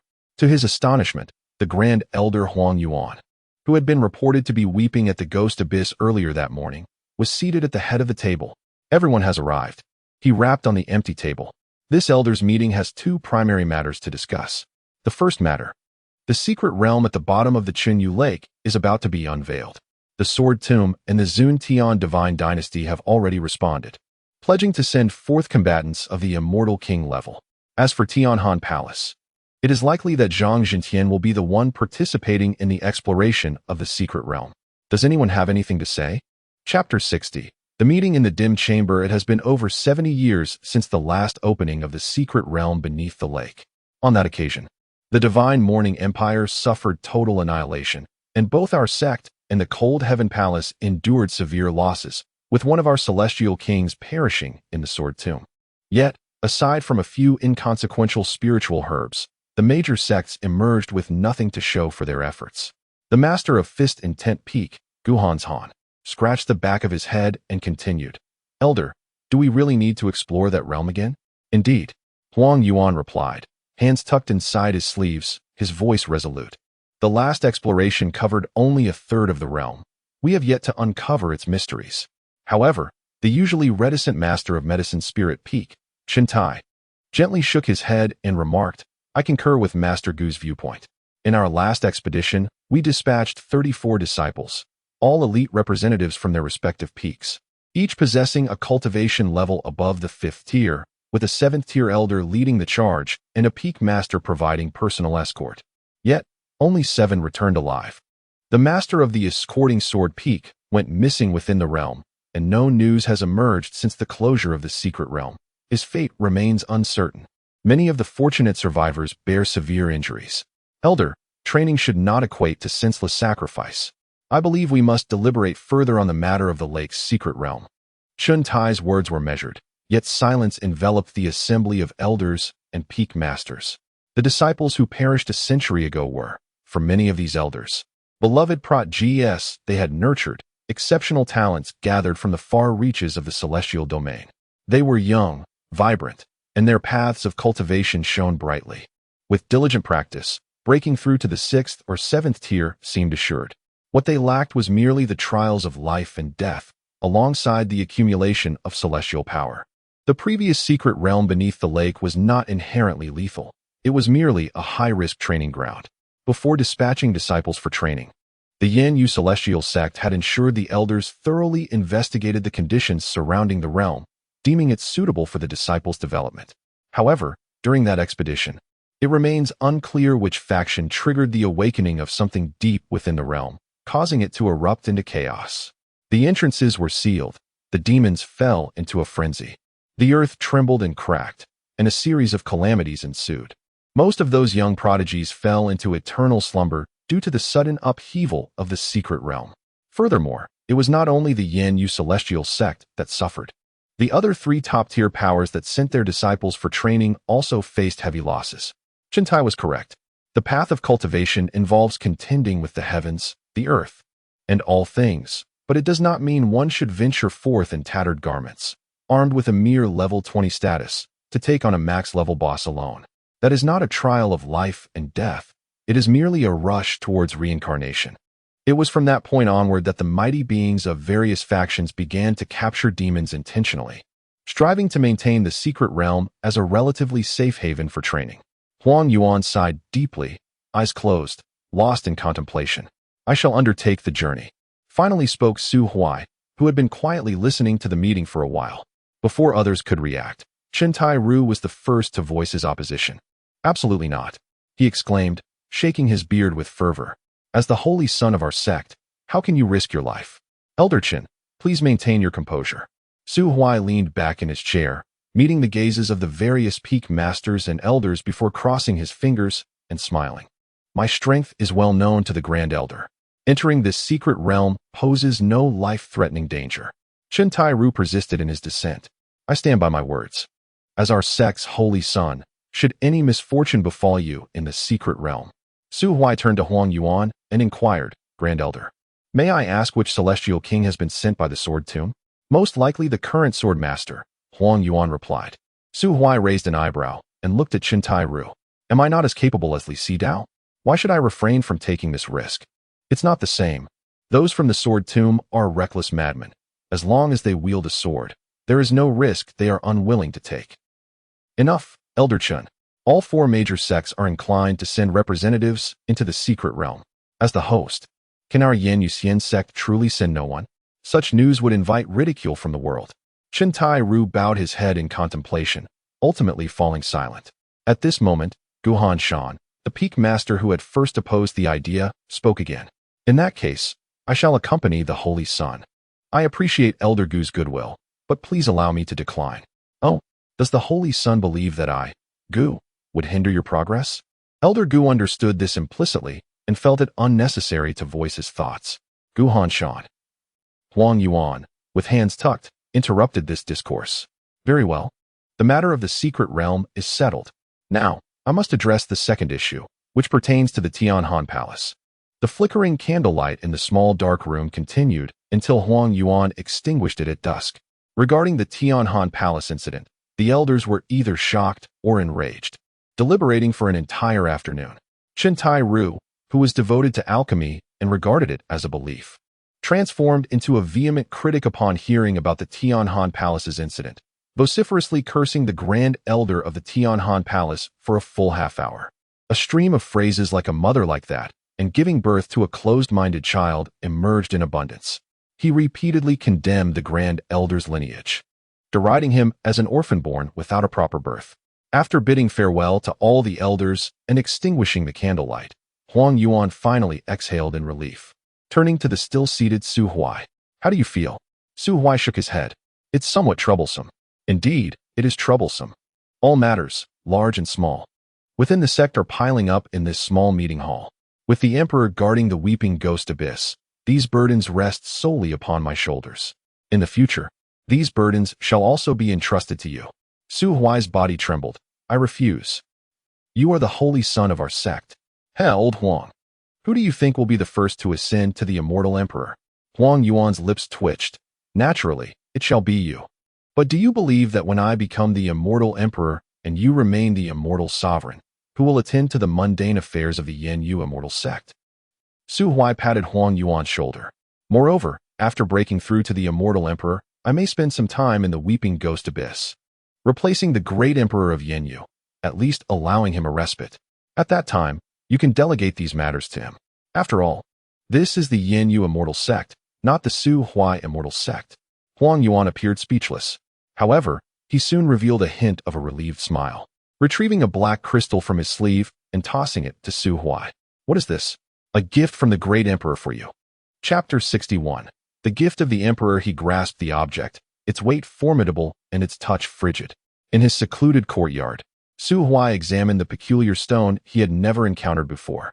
When he inquired with Huang Yuan, the latter expressed his ignorance about its nature, only affirming its status as a treasure of great significance. Suddenly, a faint sound emanated from the ring on his finger, transforming into a silver serpent that raised its head to meet Su Huai's gaze. You are awake? This is a strange stone. Su Huai paused momentarily. Strange stone. What could it be? A key. A key? How is it used? Hold it in your mouth. Ugh, how unsanitary. Su Huai swallowed hard, pondering whether this object had ever been used by that old coot, Yin Yu, and the thought of putting it in his mouth was utterly repugnant. Press it to your forehead. That will suffice. Why didn't you say so earlier? Su Huai exhaled in relief, closing his eyes as he lifted the strange stone from his palm and gently pressed it to his forehead. 1 minute, 2 minutes, 5 minutes. Just as Su Huai was about to open his eyes and question whether the little serpent was playing a trick on him, he felt a sudden weight in his head, as if his soul was being violently tugged by an unseen force, plunging him into a void of consciousness. When he awoke once more, Su Huai was utterly bewildered. 2 blood moons hung in the sky, surrounded by an expanse of darkness, and he could barely discern that he was in a desolate wilderness. He found himself in the very heart of this wasteland, clad in striking white robes that glimmered under the moonlight.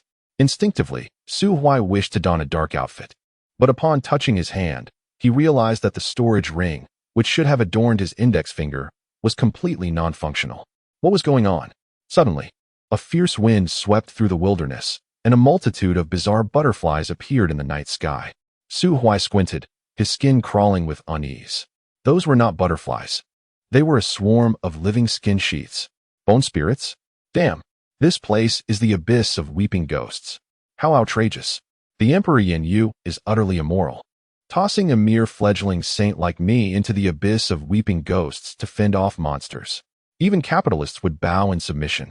Never mind, let us fight for now. Su Huai extended his hands, but the torrent of celestial energy he envisioned failed to materialize. He felt like an imposter, striking poses while utterly devoid of power. If I were you, I would run first. Damn, the storage ring is useless, yet your counterfeit ring is operational? Without the serpent's warning, Su Huai was already in flight. Unfortunately, his earlier bold attack had revealed his position, and clad in white, he could not blend into the night. The myriad of skin sheaths surged towards him like bats pursuing a moth. Within 10 minutes, he was overwhelmed by the onslaught of skin. Damn it. In the courtyard of the Yin Yu immortal sect, Su Huai stumbled, his eyes wide open, gasping for breath. Just moments ago, he had experienced yet another novel manner of demise.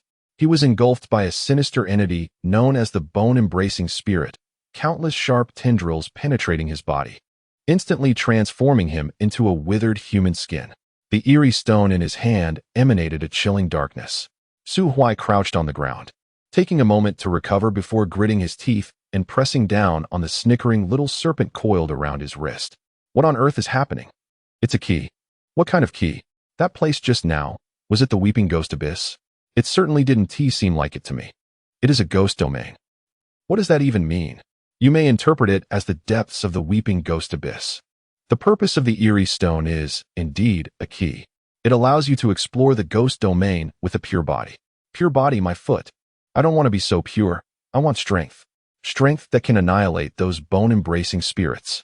Then you can directly kill your way into the Weeping Ghost Abyss. Forget I said anything. Su Huai tossed the eerie stone onto the table. To hell with the ghost domain. Why should I, a dignified celestial lord, venture into someone else's territory like a weakling? I'm not a masochist. Damn, it's terrifying. Strength rating, 9, 7. Potential rating, 499? No. What do you mean by that? Through the eerie stone, you can refine the strength of your soul. The opportunities your consciousness gains in the ghost domain can also be reflected back to your body, enhancing your strength and talents. Is it feasible even with different cultivation systems?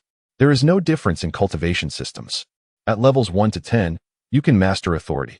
Upon such contemplation, it made sense. No ghost emperor had ever emerged from the weeping ghost abyss, and everyone was roughly on par, their strengths almost equivalent. Su Huai silently retrieved the eerie stone from the table. What a marvelous item. I misjudged Emperor Yenyu. Emperor Yenyu, my eternal good brother. It was still evening, not entirely dark, and the wealthy lady was diligently studying alchemy in her chamber. Su Huai took a deep breath, resolved to try again. He retrieved the blood-red ghost mask from his storage ring and donned a black robe. Then he pressed the eerie stone against his forehead, his consciousness once more being drawn away. Exhaling a breath of murky air, he lowered his stance, selecting a direction and moving slowly under the cover of night. The wind began to stir again. Yet, this time, the multitude of bone-embracing spirits did not detect the motionless Su Huai, cloaked in black. They drifted away with the wind, quickly vanishing into the horizon. Su Huai exhaled in relief, tightening his robe as his shadow seemed to shiver in tandem. Something feels off. He glanced down at his shadow, only to see it suddenly extend its arms, cradling its own head, and with a sickening crack, twist its head off and hold it in its embrace. Su Huai. Boom. Su Huai violently overturned the stone table before him. This is unplayable. There are too many filthy things. It's utterly unmanageable. First came the first-order bone skin, followed by the second-order shadow spirit. Ever since Su Huai successfully transcended from the mundane to the celestial, when had he ever endured such indignity? In less than 10 minutes, he had sent 2 messages in succession. If he continued, his mental state would surely falter. He dutifully stored away the enigmatic stone, pushed open the courtyard door, and stood before Chu Siyu, contemplating the intricacies of life. At this moment, only a wealthy patron could offer him a modicum of warmth. Yet, after much waiting, the sun lingered stubbornly in the sky. After deep reflection, Su Huai resolved to pay a visit to the esteemed guests of the Tianhan Palace. If he could not resort to violence, perhaps he could instill a sense of dread instead. Since he was displeased, why not share that discomfort with the individual at Tianhan Palace? Such shared sentiments could indeed foster a unique form of communication. Yes, quite reasonable. Adorning a ghostly mask and draping himself in a dark robe, Su Huai concealed his presence and slipped through the shadows into the guest quarters of the Yin Yuxian sect. At that moment, Zhang Jintian was savoring tea in the small courtyard. A gentle breeze swept through, causing a few golden leaves to fall from the apricot tree, creating an exquisite atmosphere. Zhang Jintian, seeking to soothe his spirit, was just about to compose a poem when he suddenly caught sight of a blood-red head emerging from the wall. Goodness! A shiver coursed through him. He thought he was hallucinating and rubbed his eyes, yet the crimson head remained. The ghastly figure displayed a peculiar grin before vanishing into the shadows, leaving no trace behind. It seemed as though it had come solely to confront him. However, Zhang Jintian was thoroughly unsettled. His hands trembled, and he lost all desire for tea. Who knew when that creature might spring forth to strike him down? To his astonishment, even the grand formation of the Yin Yuxian sect could not deter such an entity. Right, the Yin Yuxian sect. I must inform them of this matter. There is something foul lurking within your mountain gates. You must conduct an immediate search. Chapter 62. Crafting elixirs. The main alchemy chamber of Yaoling Peak is not particularly small. To accommodate the newly initiated disciples, every evening at sunset, a Dan Master of at least the 6th rank showcases the method for concocting a commonly used elixir in the Grand Hall. Chu Siyu learned to create her 3rd-grade elixirs through these observatory sessions. As for her mentor, Chen Taru had yet to begin instructing her in alchemy. On her first day of apprenticeship, when she formally took Chen Taru as her master, he gifted her a spark of fire. This flame, a soft blue hue, radiated a contained warmth. When Su Huai first encountered it, she mistakenly believed it to be a rare celestial fire. Upon inquiry, she discovered that it was merely a spirit fire that Chun had extracted from the depths of a volcano and nurtured with his celestial energy. far less remarkable than the legendary exotic flames. In recent days, Shintairu has been teaching his little disciple to control the spirit fire while imparting some insights along the way. As Su Huai stealthily slipped into the hall, the elder from Yaoling Peak was engaged in the preparation of the 4th grade Qingxindan. This elixir serves as a life-saving remedy that can dispel most ordinary toxins found in the immortal realm, with a market price of approximately 1,000 spirit stones per pill. Indeed, the profession of alchemy is a lucrative pursuit. The crux of refining the Qingxindan lies in the final step. During the congealing phase, the addition of a petal from the clear water lotus is essential to activate the elixir's efficacy. However, the esteemed master of Yaoling Peak, Elder Chun, also adds a sprig of ziyun grass during this process. Although this makes the elixir taste bitter, it enhances its potency by an additional 10%. The elder's gestures shifted continuously, channeling spirit energy into the alchemical furnace, refining the nascent form of the elixir within.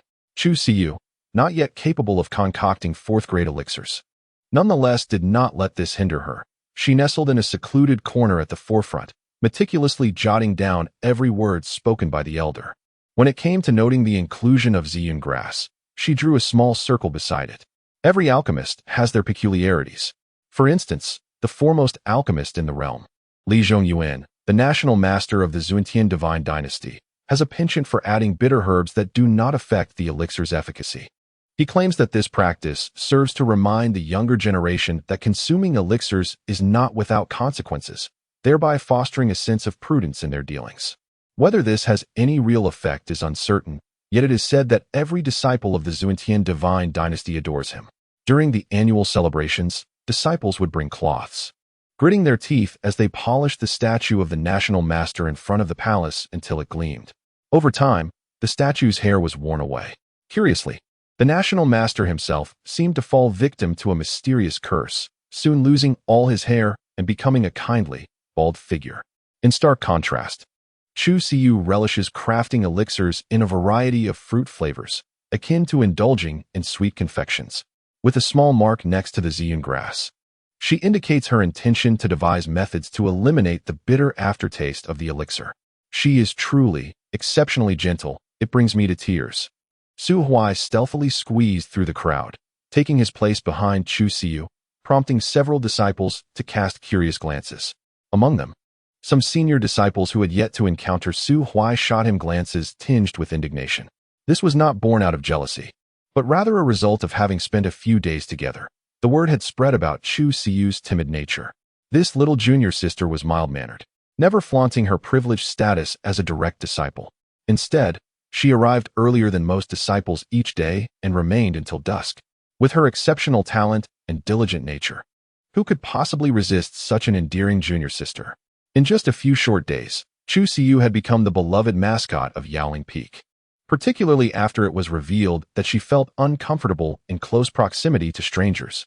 Everyone made a conscious effort to leave a small vacant area during the public alchemy demonstrations held by the elders.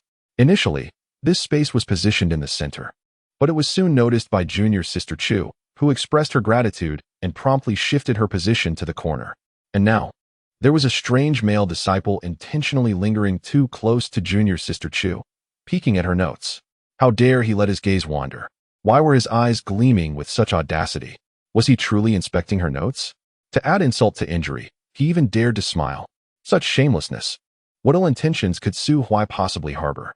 Initially, he was indeed attempting to decipher the notes of the affluent lady. However, he found them rather perplexing. The notes were filled with illustrations and annotations, and he could barely recognize that the large circle depicted an alchemical furnace, with the chicken foot symbolizing a hand and the leaf representing a specific spirit herb. A modern-day Picasso. How terrifying. Unable to comprehend the drawings, he resorted to observing other aspects.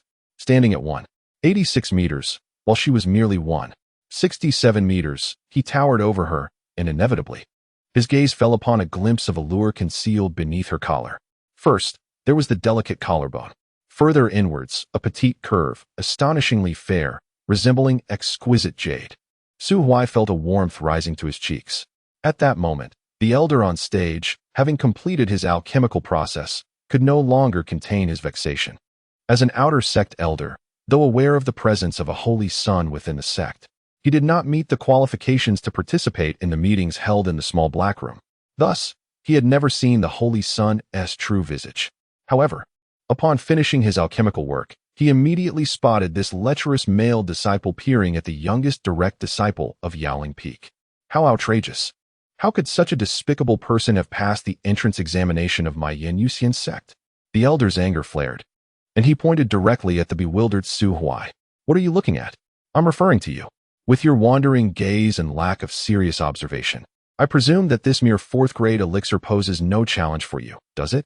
Cough, elder, There's no need for excuses. You, come up here and demonstrate the method for refining the Qingxin Dan. Should you fail, do not blame me for recording your name, for I shall inscribe a resounding failure beside it during your year-end assessment, ensuring you shall never ascend to the ranks of the inner disciples.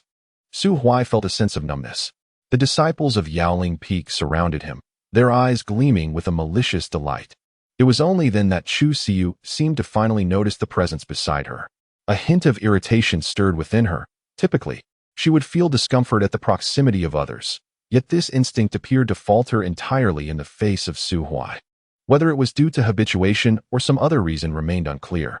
Upon hearing the elder compel Su Huai to refine pills, she unexpectedly revealed a trace of schadenfreude, as if the timid little rabbit had unwittingly adopted a touch of the cunning of a fox. Su Huai opened his mouth, contemplating retrieving the sacred sun token from his ring to Empress, but upon meeting Chu Siu's gaze, he withdrew his hand.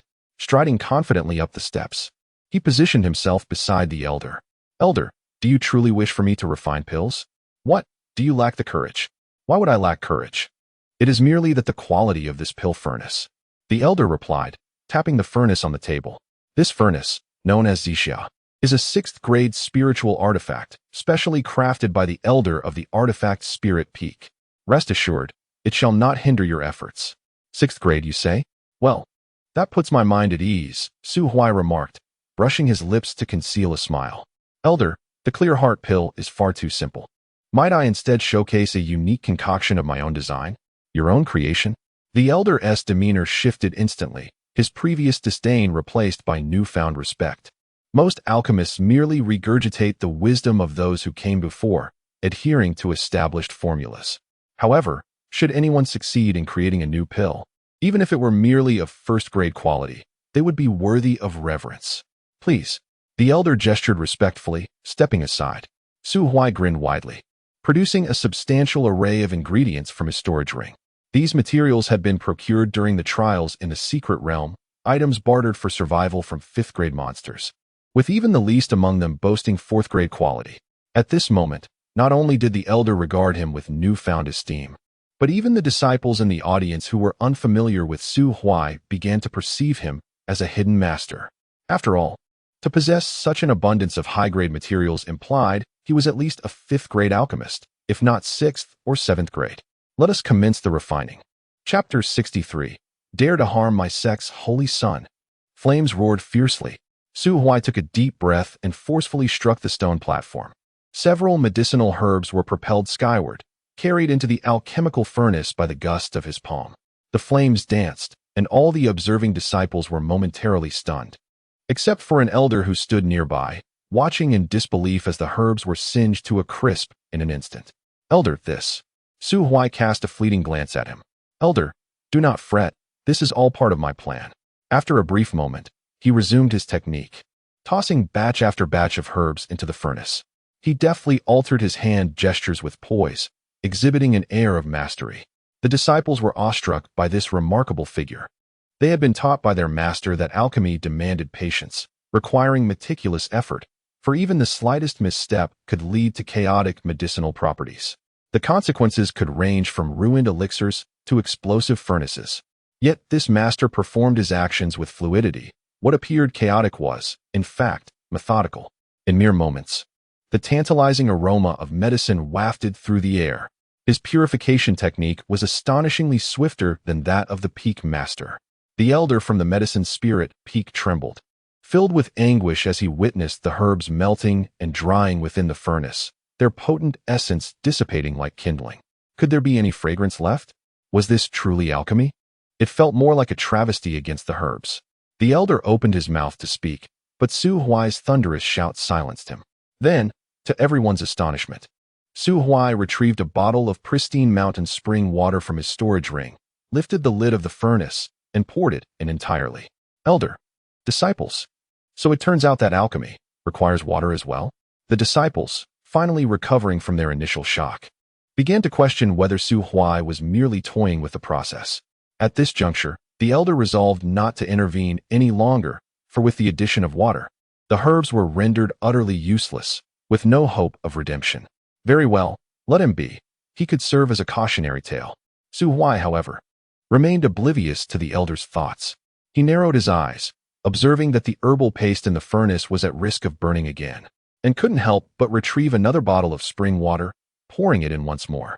He repeated this process 4 times until the herbal paste transformed into an unrecognizable mush.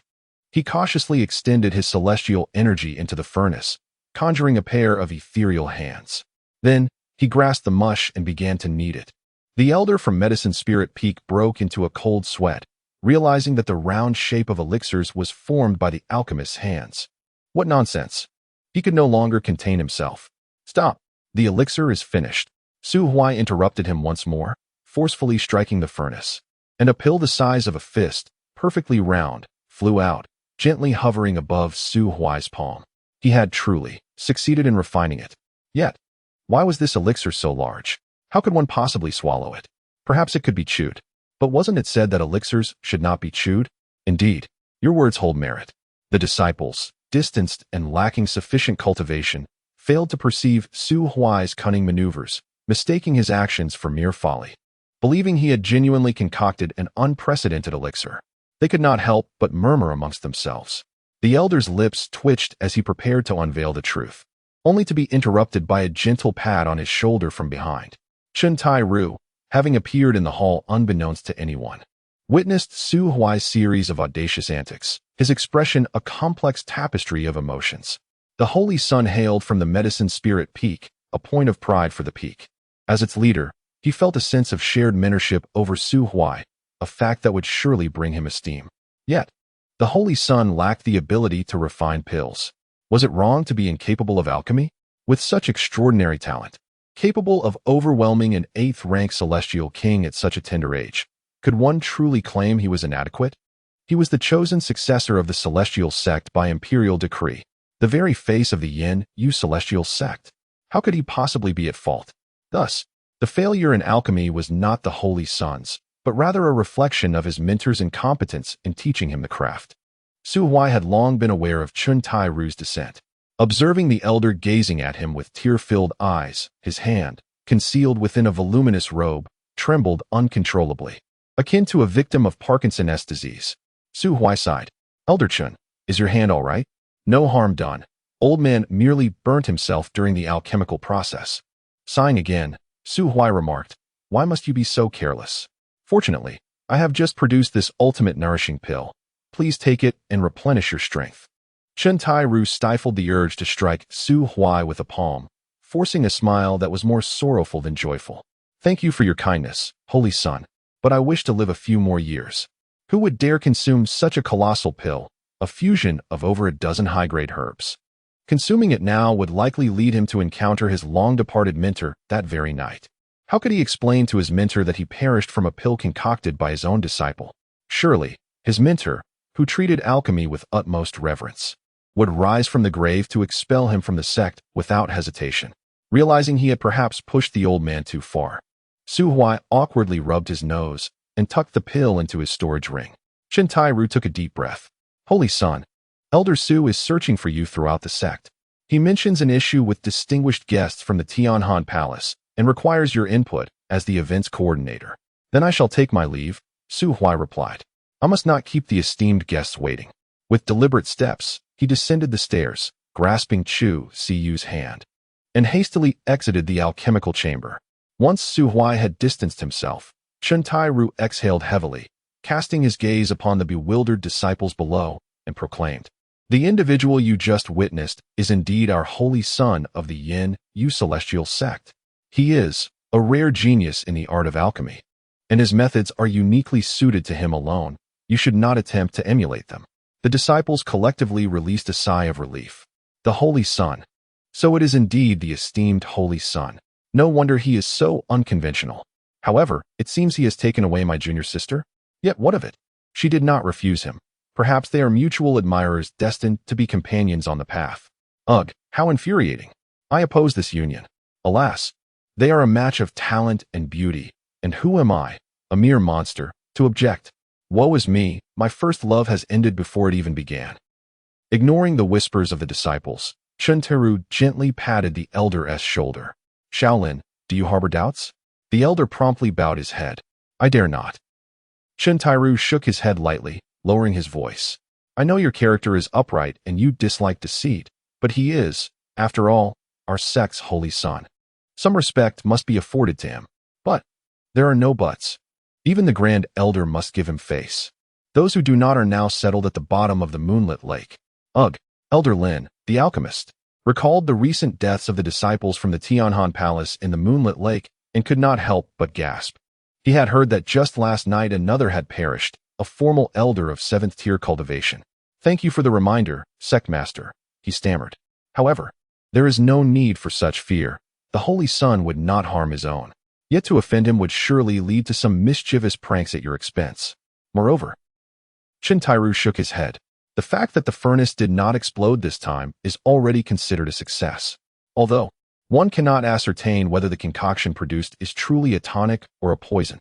Su Huai was unaware that Chuntaru was secretly slandering him. Otherwise, he would have vehemently protested, asserting himself to be a magnanimous and virtuous youth. Do you doubt it? Asked Zhang Jintian from the Tianhan Palace. Just as Su Huai and Chu Siyu approached the entrance of the guest house, the sound of an argument reached their ears. Elder Su I Zhang, swear I did not deceive you. It was right there, a blood-red head, exactly like the rumored ghostly figure of the ghostly foot 7 from the foot of the mountain. It must have escaped from the weeping ghost abyss. Elder Su replied calmly, Sect Master Zhang, do not seek to trouble the elderly with baseless claims. Our sect's grand formation has been continuously active, and it is impossible for a high-tier demon to infiltrate silently. It is true. Believe me, your celestial sect is truly unsafe. The heart-knocking formation at the mountain gate has been compromised. Is that not the best evidence? Elder Su countered, Sect Master Zhang, do not create unnecessary discord. The heart-knocking formation is merely a 7th-tier spiritual array, one that you two are capable of breaking, are you not? Do you suspect me? This is simply a reasonable deduction. I did not do it. I did not do it. Smack. Su Huai emerged from around the corner, his spiritual energy surging. His expression fierce as he glared at Zhang Jintian. Zhang Feng, is this an attempt to murder the elder of my Yin Yuxian sect? Zhang Jintian, Su Elder. Su Huai narrowed his eyes and pointed at Su Elder's leg. Su Elder instantly understood, and with a loud thud, he collapsed onto the ground, clutching his thigh and began to wail. Oh dear, Zhang Jintian, I welcomed you from afar with sincerity, merely expressing my suspicions regarding the damage to the heart-connecting array. How could you be so enraged, resorting to such brutality against me? Zhang Jintian was utterly bewildered. In the next moment, Su Huai lunged from the corner, delivering a punch aimed at his face. Zhang Jintian was furious. He was genuinely infuriated. The Yin Yuxian sect had gone too far. He finally ceased to conceal his cultivation level, gritting his teeth as he engaged Su Huai in combat. Su Huai grinned, quietly using his celestial power to erect a barrier, shielding Chu Siyu and Su Elder. He then deliberately suppressed his own realm to around the 8th level, beginning to incite the furious Zhang Jintian, who wreaked havoc on the surrounding structures. Within 10 seconds of their battle, the area outside the guest house was devastated. Su Huai suddenly smiled broadly, enduring a powerful blow from Zhang Jintian, his body being smashed into the ruins. It was at this moment that Zhang Jintian suddenly hesitated. 1, 2, 3, 4. 13. 13 celestial king-level auras locked onto him. The 13 peak masters residing in the Yin Yuxian sect had sealed off all his escape routes.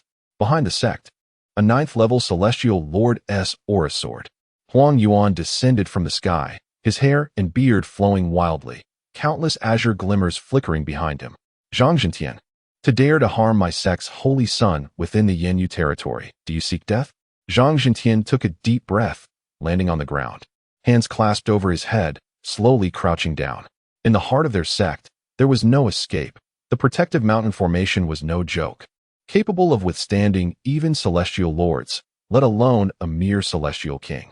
To not surrender meant death, a death so complete that not even remnants would remain. The ancients did not deceive me. Impulsiveness is indeed a devil. His mind was a tangled mess, and the clues in his brain began to connect, leading him to suspect that the entire affair was part of a grand conspiracy. Yet, he wondered about the origins of the red-faced ghost Foot 7. Could it be that the Yin Yuxian sect, like them, was engaged in some forbidden practices? They refined people into pills, while the Yin Yuxian sect secretly nurtured demons, and even at the 9th level, Zhang Jintian felt certain he had uncovered a dark secret of the Yin Yuxian sect, leading him into this trap to silence him. Chapter 64 Announcement from the Yin Yu Immortal Sect. Announcement from Yin Yu Immortal Sect to the Tianhan Palace. In the year 2023 of the Divine Morning Era, the great emperor of Yin Yu attained enlightenment in the Shun Yu Valley and subsequently established the Yin Yu Immortal Sect in June of the same year. To this day, our sect has endured for over 14,000 years. Following the fall of the Weeping Ghost Abyss, our sect resolutely took on the heavy responsibility of guarding this realm. For millennia, countless elders and disciples have bravely fought and bled in foreign lands. The theoretical lifespan of a 6th-tier Earth Immortal is 3,600 years. However, the average lifespan of our sect's 6th-tier disciples is less than 500 years.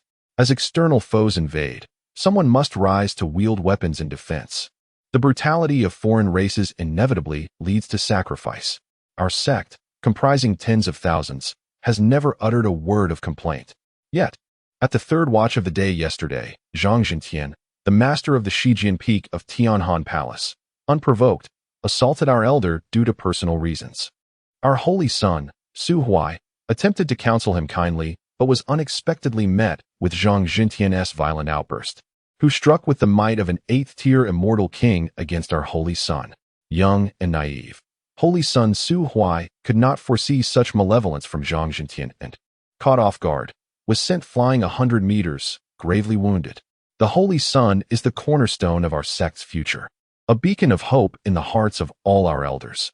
We have reason to suspect that Zhang Jintian's actions were premeditated, instigated by clandestine orders from Tianhan Palace, aimed at crippling the future of the Yin Yu Immortal Sect. Upon learning of this incident, all elders and disciples stationed at the Weeping Ghost Abyss were filled with righteous fury. To defend against external threats, one must first ensure internal stability. Given the grave implications for the survival of our sect, the Great Emperor is currently managing military affairs and will soon return to the sect to launch a punitive campaign against Tianhan Palace. This is hereby announced. This announcement fell like a colossal stone cast into a tranquil pond, stirring waves that resonated throughout the entire immortal domain. Countless individuals were stirred with excitement. The Yin Yu Immortal Sect guards the Weeping Ghost Abyss, while the Sword Tomb suppresses the fallen demon abyss. The Divine Morning Era has established numerous dynasties, governing the mundane order of the world and monitoring the Burial Star mountain range. These three great powers have long been revered by all cultivators in the immortal domain for their respective responsibilities. Only Tianhan Palace, as the most recently established transcendent force, although formidable in strength and possessing some depth, has occasionally dispatched disciples to engage in battles within forbidden lands. However, many perceive matters without heeding the details. They focus solely on the broader picture. From this perspective, Tianhan Palace indeed lacks noteworthy achievements.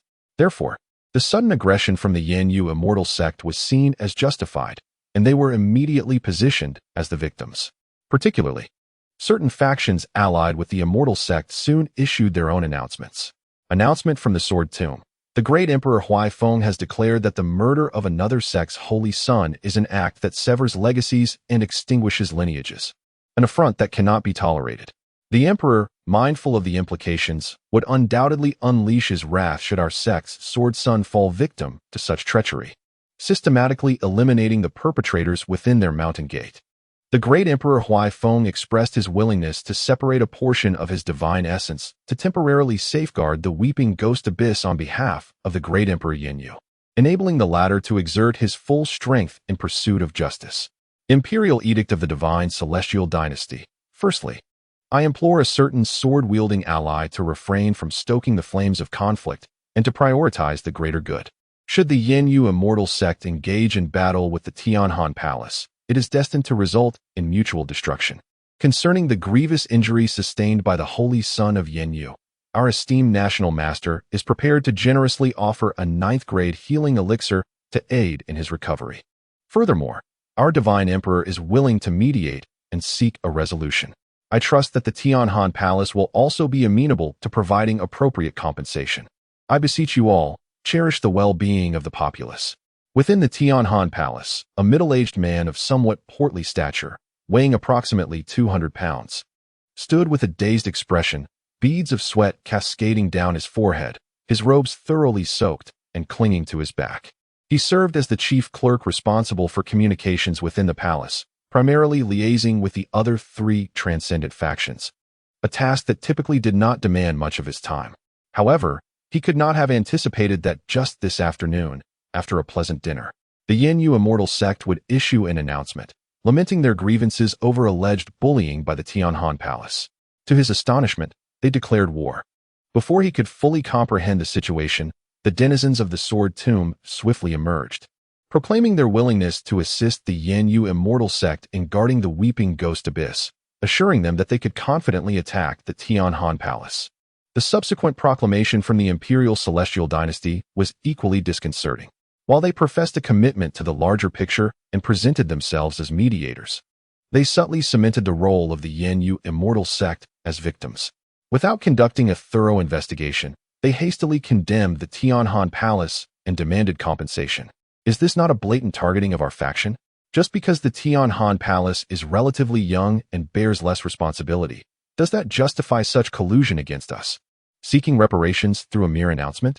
Previously, when an elder from our sect met with an untimely demise, we sought your assistance in investigating the matter, only to be met with the dismissive excuse of accidental drowning.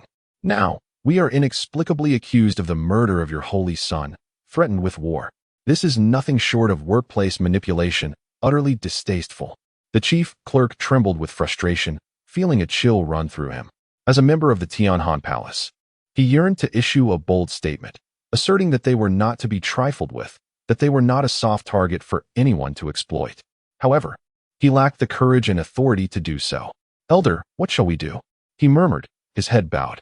Before him stood a dilapidated wooden hut, merely 30 square meters in size.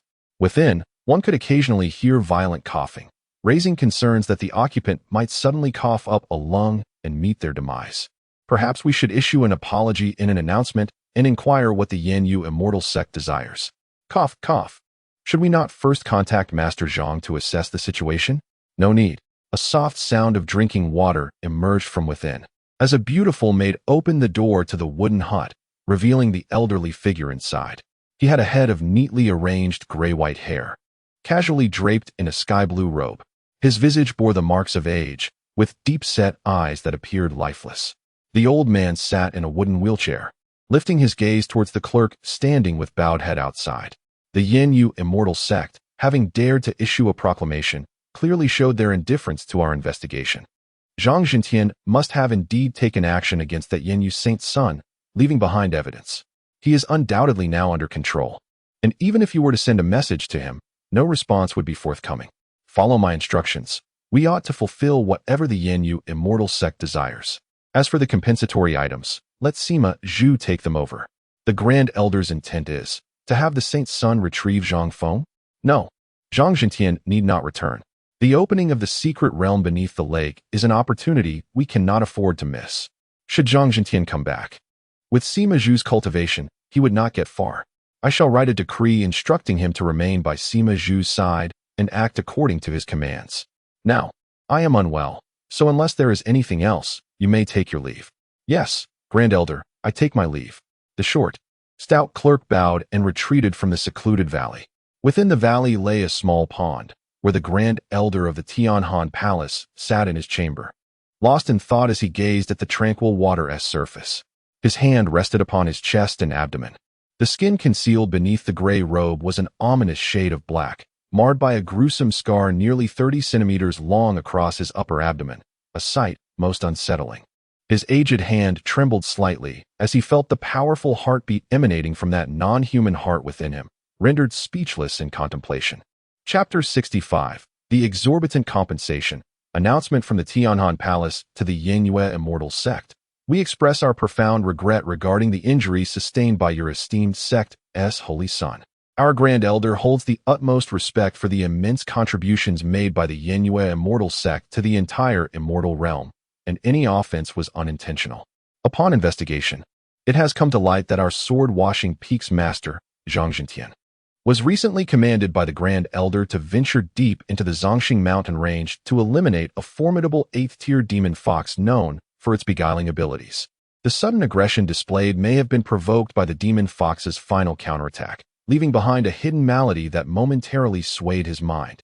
We are willing to provide compensation for the unintended consequences resulting from his moment of madness, and we beseech your sect to spare his life. Considering Master Zhang's efforts in exterminating demons for humanity. Sincerely, Tianhan Palace. Announcement from the Yanyue Immortal Sect. In light of your sect's sincere contrition and the circumstances surrounding the incident, we are prepared to make concessions for the sake of all beings. However, our holy son, Su Huai, has suffered grievous injuries, with shattered meridians and a damaged foundation. His painstakingly attained cultivation has unfortunately regressed due to this blow. After deliberation among the elders, we request the following compensation from your esteemed sect. 1. 1 9th-tier continuation pill for the restoration of meridians. 2. 2 9th-tier foundation solidification pills to mend his foundation. 3. 5 9th-tier ascension pills necessary for the recovery of his cultivation. 4. A compensation of 10 million high-grade spirit stones for the mental anguish endured by our holy son. Furthermore, during Zhang Jintian's maltreatment of our holy son, he destroyed numerous structures that were painstakingly constructed by our ancestors at the inception of our sect, rich in historical significance. As our finances are strained, we also request an additional 10 million high-grade spirit stones for the restoration of these edifices. This is our formal announcement. Gasp! The chief scribe of Tianhan Palace inhaled sharply. 8 9th-tier pills. Do you think those are mere cabbages? The entire Immortal Realm's 9th-tier alchemists combined could scarcely produce a handful, and our Tianhan Palace lacks a legitimate 9th-tier alchemist. Would you dare accept the pills crafted by our Grand Elder? Moreover, an additional 20 million high-grade spirit stones. Converted, that amounts to 2 billion low-grade spirit stones. Has the Yanyue Immortal Sect lost its sanity? Why not simply resort to robbery instead? The entire world knows that Yanyue Immortal Sect is demanding an exorbitant price. Yet, it is deemed reasonable by all, as they sought to assassinate their holy son. Haven't you heard that his foundation has been damaged? Such a setback can severely impact one's potential. What's wrong with demanding a bit more compensation? However, what the world could not fathom was that the very Su Huai, whom they pitied, sat in a small attic of the Yanyue Immortal Sect, reclining with an air of amusement as he issued announcements through a communication crystal. Indeed, those announcements were dispatched by his own hand. The full force of Zhang Jintian's strike had barely breached his defenses, leaving only a faint red mark on his chest, which had nearly faded by now. This entire charade was orchestrated for the blatant purpose of extortion. In the future, when the affairs of the Tianhan Palace are exposed, the Yan Yuxian sect certainly cannot hope to monopolize this lucrative opportunity. After all, the Tianhan Palace is by no means a soft target. It is highly probable that a coalition of all righteous individuals across the realm will unite to combat the treacherous. The spoils of war will naturally be shared among all. If not now, then when? Seated opposite Su Huai, Huang Yuan silently sipped his tea, letting out a soft sigh.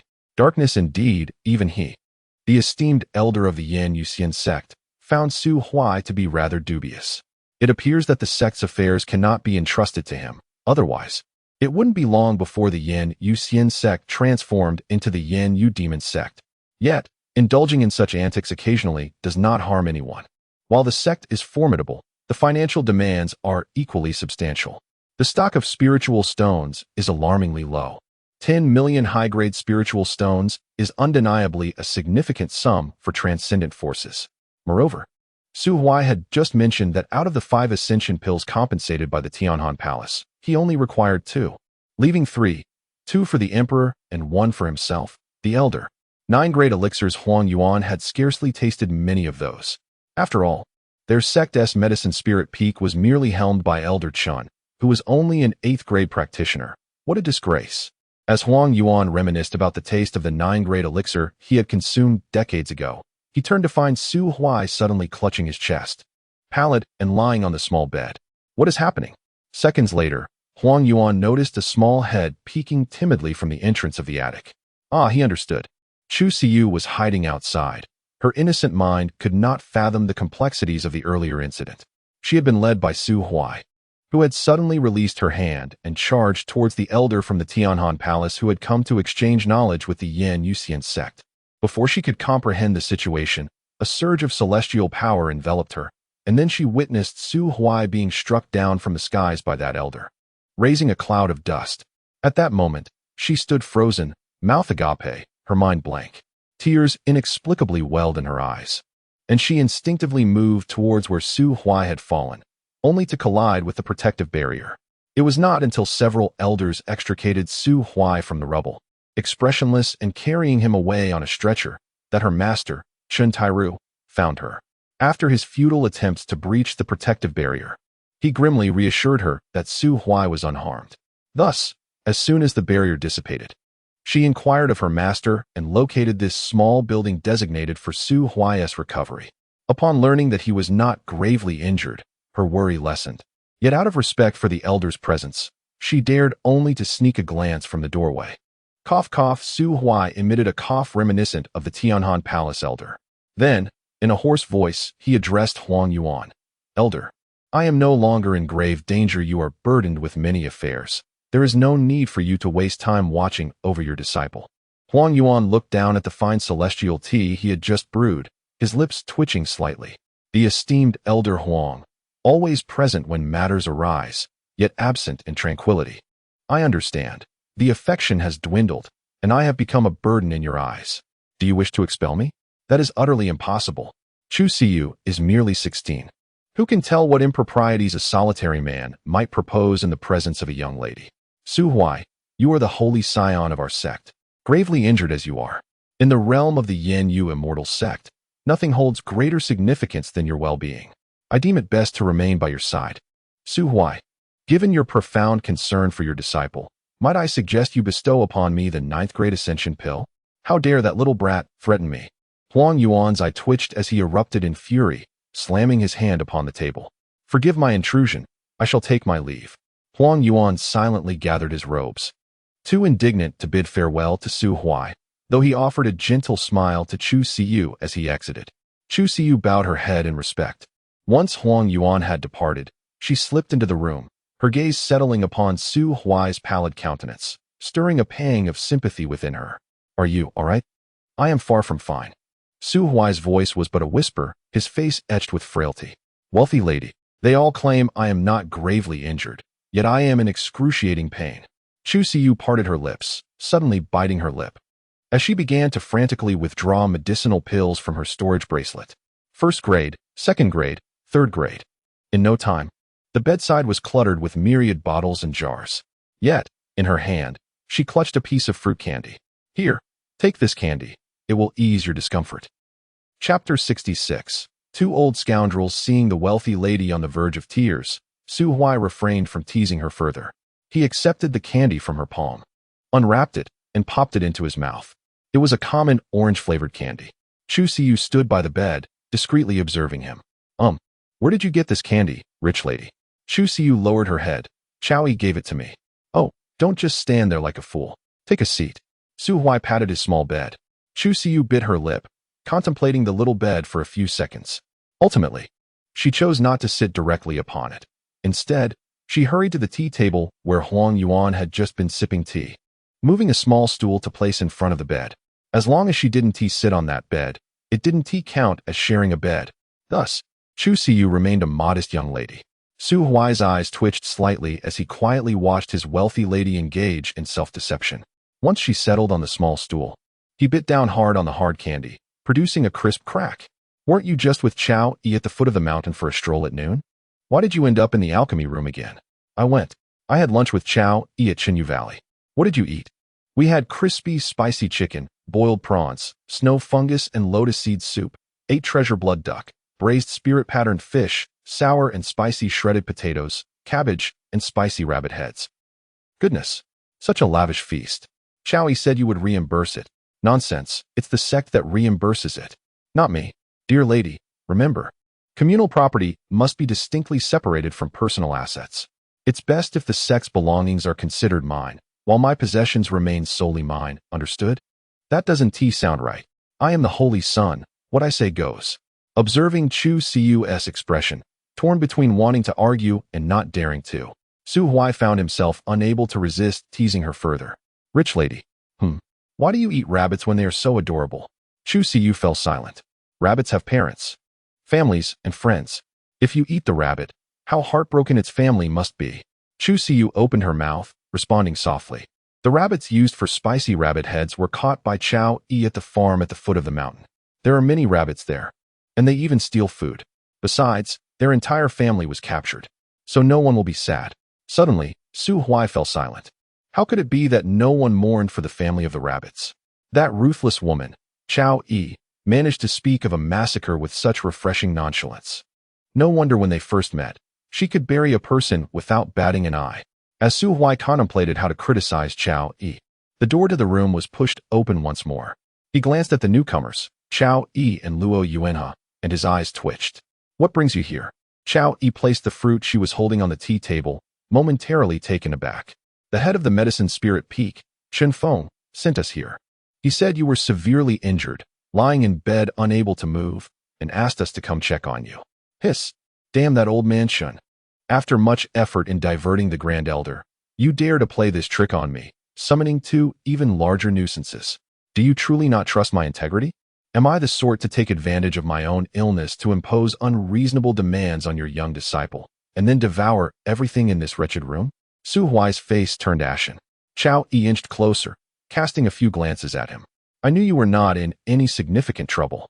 My situation is dire. I nearly lost my life. TSK, you can only fool the Navi Shiyu. Chow E clicked her tongue, plucking an orange from the fruit basket and peeling it nonchalantly. The Holy Son is gravely injured. If such a calamity were to occur, the people from Yaoling Peak would undoubtedly do everything in their power to stay by your side, seeking ways to save you and preserve your life. The Peak Master of Yaoling would never personally come to find me and Luo Yuanhe, 2 mere disciples. Nor would he ask us to bring you anything during our visit. Here, a bottle of tranquil heart elixir. Damn, what is the old man implying with this tranquil heart elixir? Su Huai sighed. Indeed, Chow E is clever. Yet, it matters little. The entire scheme is inherently shoddy, and anyone with discernment can see that it is a blatant act. The secret realm at the bottom of the lake is about to open. Even if the Zun Tian Divine Dynasty and the Sword Tomb harbor suspicions regarding this extortion, they would never send anyone to investigate the Yanyu Immortal Sect. Everyone is unfamiliar with the Tianhan Palace.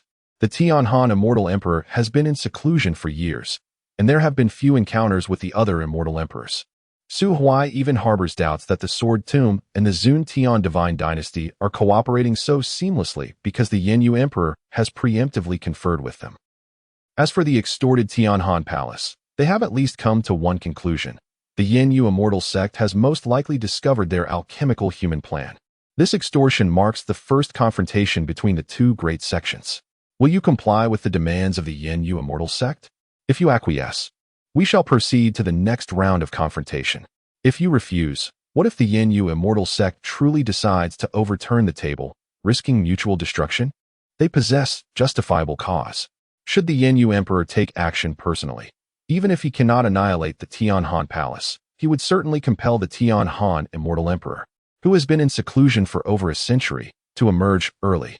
At that juncture, all those covert arrangements made by the Grand Elder against the Tianhan Immortal Emperor could be unveiled, rendering their efforts futile. After all, to conspire against an immortal emperor. How exceedingly difficult it is. In summary, acquiescing to the extortion of the Yanyu Immortal Sect would result in significant losses for the Tianhan Palace.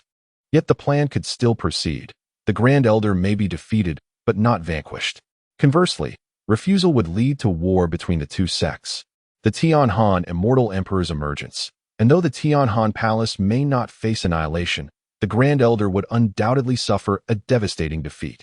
If you were the Grand Elder of the Tianhan Palace, what would you choose? Su Huai is certain that the Grand Elder does not wish to fail. This is a tacit understanding between two cunning old foxes. Luo Yuanhe felt somewhat reserved. He and Su Huai were not particularly familiar, neither akin to the candid friendship he shared with Chao Yi nor resembling the affection Su Huai held for Chu Siyu. At best, they could be considered mere compatriots. It is often said that compatriots greet one another with tears in their eyes. Yet Luo Yuanhe had witnessed firsthand how Su Huai had deceived that very compatriot, Yin Shu. With Su Huai ascending to the status of a holy son, his trepidation only deepened, extinguishing any notions of seeking favor. Who could predict what unscrupulous deeds Su Huai might commit outside, only to suddenly proclaim, "I am Luo Yuanhe of the Yanyu. Come forth and challenge me at the Xian sect." He feared that before he could even step beyond the mountain gate, tales of Luo Yuanhe would begin to circulate across the world. Noticing his discomfort, Su Huai offered him a smile. "Brother Luo, it has been a while. How have you been?" "Quite well indeed." "Su brother, it is truly commendable. In just a few days, you have become the holy son of Yanyu. Upon this news reaching the great Yin dynasty, you shall surely become a paragon sung by all." "Ahem, it is merely fortune, merely fortune. However, Brother Luo, in a few days, I will require your assistance with a small matter." Chapter 67. The Holy Son's name is Su Huai. The conflict between the two great celestial sects reached a resolution when the heavenly cold palace conceded, voluntarily ceding territory and compensating, thus bringing an end to what appeared to be a tumultuous storm threatening the entire celestial realm. The gravely injured Holy Son of Yanyu, akin to a fleeting glimpse of a flower, has seemingly vanished entirely from the sight of the denizens of the celestial domain, with no further news emerging. 5 days later, the Holy Son of the Heavenly Cold Palace, Sima Zhu, ventured alone to the Yanyu sect, bearing all the reparations. Rumors suggest that the Heavenly Cold Palace paid a hefty price, enlisting the assistance of the National Master of the Divine Tian God Dynasty to gather the few Grade 9 elixirs demanded by the Yanyu sect. However, upon his visit to the Holy Son of Yanyu, he was turned away by the elder on guard, who cited the Holy Son's severe injuries as the reason for his unavailability. The celestial realm gradually returned to tranquility. Various sects, alongside solitary cultivators without support, continued to struggle at the bottom of the cultivation world, day after day hunting demons, practicing their skills, and dreaming of the day they would rise to prominence. In the Great Flame Dynasty, at the Iron Black City, the Su family estate was bustling with activity today. Shortly after Situ Jirua's visit to annul the engagement, the elders of the Su family gathered once more to welcome a distinguished guest who had traveled from the Yanyu sect. This guest was none other than Luo Yuanhe, the son of the city lord of Luo Cheng, who had recently been accepted into the Yanyu sect. He was tasked with a mission assigned by Su Huai, escorted back to the Great Flame Dynasty by a 7th-tier elder. Initially, he thought of himself merely as an accompaniment, with the elder handling the primary responsibilities. However, to his astonishment, the elder halted outside the city of Iron Black, informing him, "Those above the 4th tier are doomed upon entering."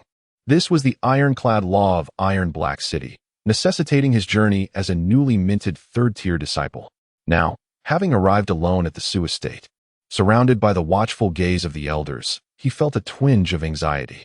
Although Su Huai had instructed him not to show deference to these elder statesmen, he was not as socially inept as his sister, Luo Xian, to take such advice literally. "What brings the esteemed disciple of Yanyu to my Su family?" The man seated at the head of the hall broke the awkward silence. Luo Yuanhe looked up at him and clasped his hands in respect. "City Lord Su, I have come at the behest of the Holy Son of Yanyu to convey some items." "The Holy Son of Yanyu?" Su Jingheng raised an eyebrow. "My Su family has no ties with the Yanyu sect. Why would your sect's holy son bestow gifts upon us? And what treasures might these be?" Luo Yuanhe felt a twitch at the corner of his eye. He could understand the remoteness of Iron Black City, but was it too much to expect Su Jingheng to inquire about his own son's affairs? His son had already secured a high position within the sect, practically on par with the Grand Elder, and yet this father could still utter such absurdity about having no connections with the Yanyu sect. No wonder Su Huai had instructed him to return with such valuable gifts. It seemed they did not even include the portion meant for his own father. Or, rather, there was indeed a share for him. A fourth-grade heart-cleansing pill has been gifted. However, since the other party does not care for his own son, Luo Yuanhe naturally refrained from speaking further. He retrieved a wooden box from his storage ring. Lord Su, this is a gift from the Holy Sun. The wooden box was received by a nearby maid and presented to the seated Su Jingheng. Frowning, Su Jingheng opened the box and beheld the heart-cleansing pill, a fourth-grade medicinal pill. Su Jingheng was filled with questions. The Su family, having control over a vast black iron ore vein, was indeed wealthy, and he had consumed his fair share of fourth-grade pills, thus recognizing its type at a glance. Yet, the holy son of the Yin Yu immortal sect traveled a great distance to deliver a poison-cleansing pill to me, the minor lord of this small city? What could this mean? Is he cursing me with poison? Su Huai was not so malicious. He merely recalled that he had a father while delivering gifts to the elder. As a father, Su Jingheng was lacking in virtue. Thus, as a son, he could not act unjustly. While he felt no remorse in sending several ninth-grade pills to the elder, sending them to Su Jingheng, he could not bear it at all. Coincidentally, Chen Tairu had asked Chao Yi to deliver a bottle of heart-cleansing pills to him, and he took the opportunity to present one in a box that Luo Yuanhe had specially gone to fetch from the foot of the mountain. Su Jingheng regarded him as a bane, yet he bestowed upon him the invaluable fourth-grade pill, repaying grievance with kindness. Truly, Su Huai was exceedingly filial. Su Jingheng, perplexed, was met once again by Luo Yuanhe, who rose to perform a junior-esque salute. Lord Su, I also need to convey some items to Su Chang'e, the elder. May I inquire where the elder resides? And what about my father's share? Su Jingheng felt he had grasped a thread of insight. His father, Su Chang'e, had traveled for a time, but that period remained a blank, unknown to anyone. Now, the Yin Yu immortal sect unexpectedly sends gifts. Could it be that the Holy Son has some connection to his father? Given that he is a holy son, he must be quite young and unlikely to be an old friend. So, could he be a descendant of an old acquaintance, or perhaps? The visage of Su Huai flashed briefly in Su Jingheng's mind, but he quickly shook his head, dismissing that notion. Although that bane had displayed considerable strength over a month ago, surprising him, he had been away from home for less than 2 months. It was implausible for him to have transformed into the holy son of the Yin Yu immortal sect. Even the most mundane tales would not dare to write such a plot. With those options ruled out, a terrifying and astonishing conjecture began to surface in Su Jingheng's mind. It was well known that both he and the elder were young widowers. Could it be that the elder, like himself, found another woman after his loss and had another son?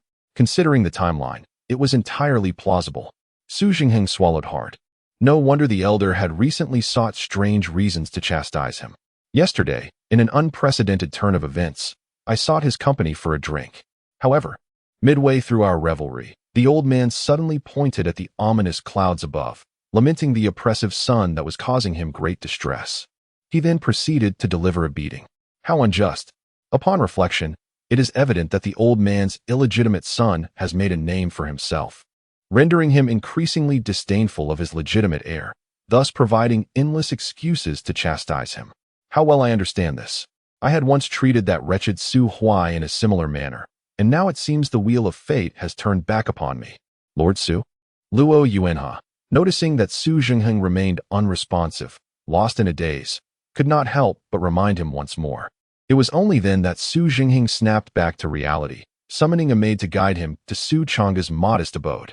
Yet, just as Luo Yuanhe was about to exit the guest hall, he paused, his heart filled with trepidation, and inquired, "May I ask the esteemed name of your sect's holy son?" Luo Yuanhe regarded him with a puzzled expression. The esteemed son is surnamed Su Huai, as in the locust tree. Bang!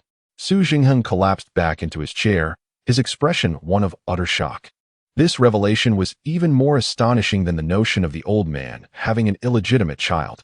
Su Jingheng's emotions were tumultuous. He was torn between pride for his eldest son and sorrow for his own past. The assembly of elders fell into a profound silence. In the guest hall, one could hear a pin drop. Only the retreating footsteps of Luo Yuanhe echoed, seemingly etched into their hearts, as if they were being trampled upon. Chapter 68. The young eagle returns to nurture. A series of knocks echoed against the weathered door, accompanied by a hoarse and aged voice from within the courtyard. "Come in, little one. Forgive the intrusion, esteemed elder." Creak. Despite his cautious approach, The wooden door emitted a mournful groan, causing Luo Yuanhe to feel somewhat embarrassed. Underneath the ancient tree in the yard stood a recliner. Su Chang'e, a gaunt figure, reclined there, seemingly roused from slumber, his half-closed eyes revealing a kind smile directed at Luo Yuanhe.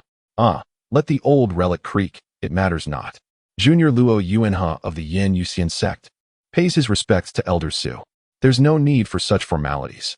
Su Chang'e waved his hand, and the kettle on the table began to gurgle, releasing wisps of steam. "Little one, did that rascal Su Huai send you?" "Indeed." Luo Yuanhe raised his hand in a salute, but Su Chang'e merely gestured toward a stone bench beside him. "Please, have a seat. I have little fondness for tea, and I suspect that at your tender age, you might not be accustomed to my old spirits. Thus, I shall offer you plain water. I hope you do not take offense." Junior would not dare. "Elder Su, I am here on an errand, entrusted to deliver some items to you." "Delivering something? Oh, what might it be?" Luo Yuanhe edged closer to the bench, sitting up straight, and began to extract items from his storage ring. First, he produced 3 crystal jars, each the size of a human head, nearly transparent. Through the walls of the jars, one could see a remarkably clear liquid, slightly viscous in nature. "This is the elixir brewed by the medicine spirit peak of our sect. A precious concoction procured at great expense by the Holy Sun." The cost had indeed been substantial, as Su Huai had directly approached Master Chun in Luo Yuanhe's presence. If Chen Tai Ru had refused, Su Huai would have wielded his identity as the Holy Sun to forcibly occupy the quarters of Chen Tai Ru's young disciple, sharing a bed. In the midst of the day, Master Chun had shaken with anger, his hands and feet icy, gritting his teeth as he presented 3 jars of the elixir. However, Su Chang'e merely smiled silently, his eyes reflecting a deep sense of warmth and affection. "Is it not said that the Holy Sun is quite fond of wine?" Luo Yuanhe mused with a hint of confusion, producing 10 earthen red-sealed wine jars in quick succession. "This is a gift from our sect's Grand Elder. It is brewed by the Chunyu Valley Winery. The Grand Elder specifically instructed me to convey a message. He mentioned that the wretched wine from Chunyu Valley has increased in price. It now costs 2 spirit stones for 5 jars. This collection cost the Grand Elder 4 spirit stones, and he is rather pained by it." Luo Yuanhe stumbled over his words, unsure of how to proceed. But upon hearing this, Su Chang'e burst into hearty laughter. "Haha, that old Huang is as miserly as ever. However, when it comes to wine, he truly understands me." Noticing Luo Yuanhe's bewilderment, Su Chang'e rocked in his recliner, chuckling as he began to explain, "Child, at your tender age, you may not yet grasp the nuances. In the bygone days, I fought valiantly alongside my comrades at the Weeping Ghost Abyss, while you, the esteemed elder, managed the logistics. After each resounding victory, the group would split into 2 factions, taking turns to host a celebratory feast. The inexpensive Chunyu wine, with its robust potency, was favored by the soldiers. In times of urgency, one could disperse its effects using celestial power without lamenting the waste of fine liquor. Thus it became a staple among the troops, gathered together to guard the abyss. The expenses incurred during these festivities were recorded under the auspices of the Yin Yu Immortal sect. At that time, the battlefield was vast, with over 80,000 warriors stationed, making the expenses anything but trivial. As time passed, these costs accumulated significantly, much to the chagrin of the old logistics chief, Huang. He incessantly bellowed for a ban on alcohol while secretly expanding the scale of the wine venue beneath the mountain. Truly a paradox. Su Chang'e's murky eyes were filled with nostalgia as he uncorked a jar of wine. The red seal lifted and drank heartily. After a few gulps, he glanced at the 3 jars of precious medicinal brews and chuckled, feeling increasingly pleased with his grandson, Su Huai. After 6 or 7 years of companionship, how could the young rascal not know his grandfather's fondness for spicy spirits? The elaborate offerings, which were not particularly high in alcohol content, were merely an effort to allow the old man to indulge in finer things. Though the intentions behind the wine gifted by his grandson differed from those of his comrades, both warmed Su Chang'e's heart, filling him with joy. Meanwhile, Luo Yuanhe sat at the edge of his seat, outwardly compliant, but inwardly numb. No wonder there existed such peculiar rules forbidding entry to Black Iron City for those above the 4th tier. It turned out that this elder from the Su family was indeed a hero who had once defended the Weeping Ghost Abyss. And to dare address the Grand Elder as Old Huang one could surmise that his cultivation was at least on par with the Grand Elderess. This humble black iron city truly harbors hidden talents. Did the Holy Sun know of Su's remarkable past? No, the Holy Sun certainly must have known. The ninth-grade elixirs could only be consumed by those of at least 8th-tier cultivation.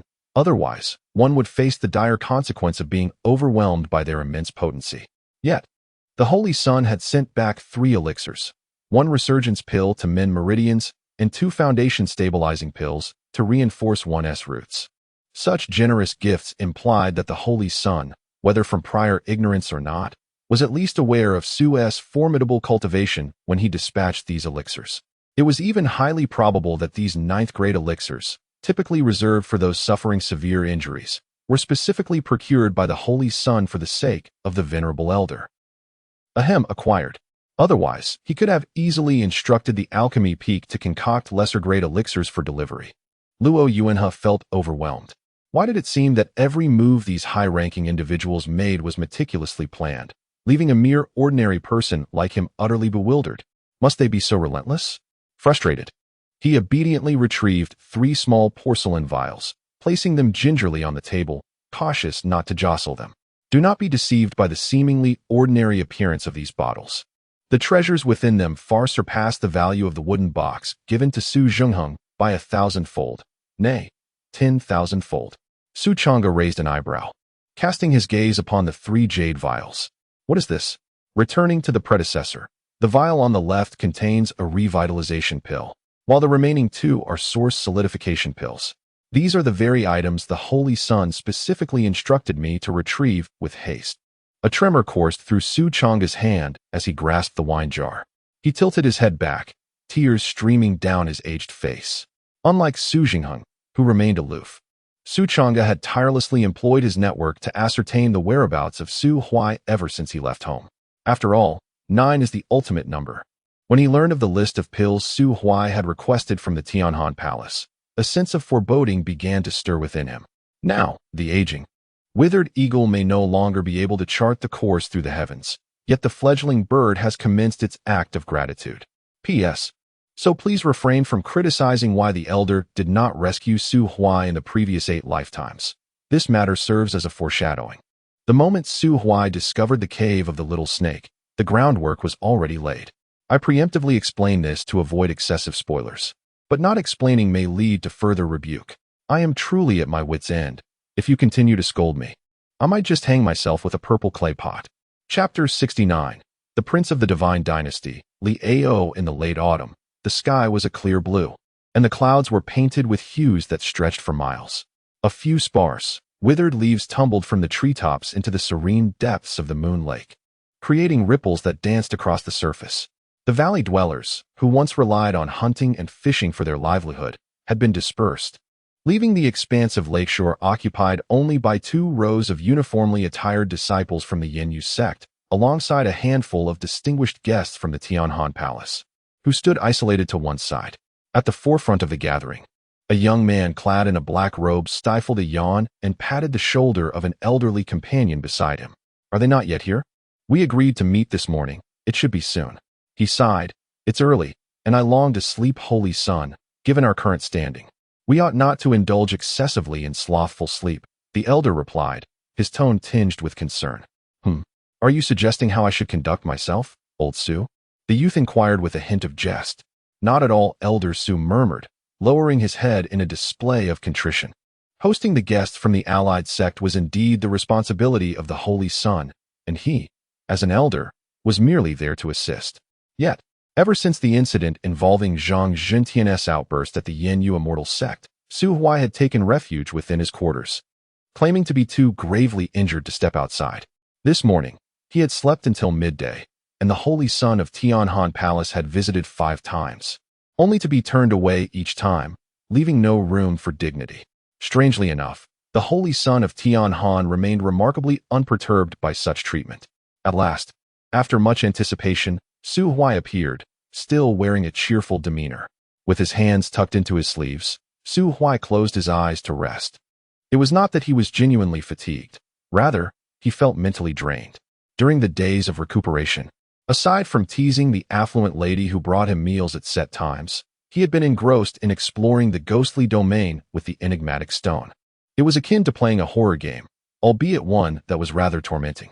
He had lost count of how many times he had perished within that realm. Nevertheless, he had grown accustomed to it over time.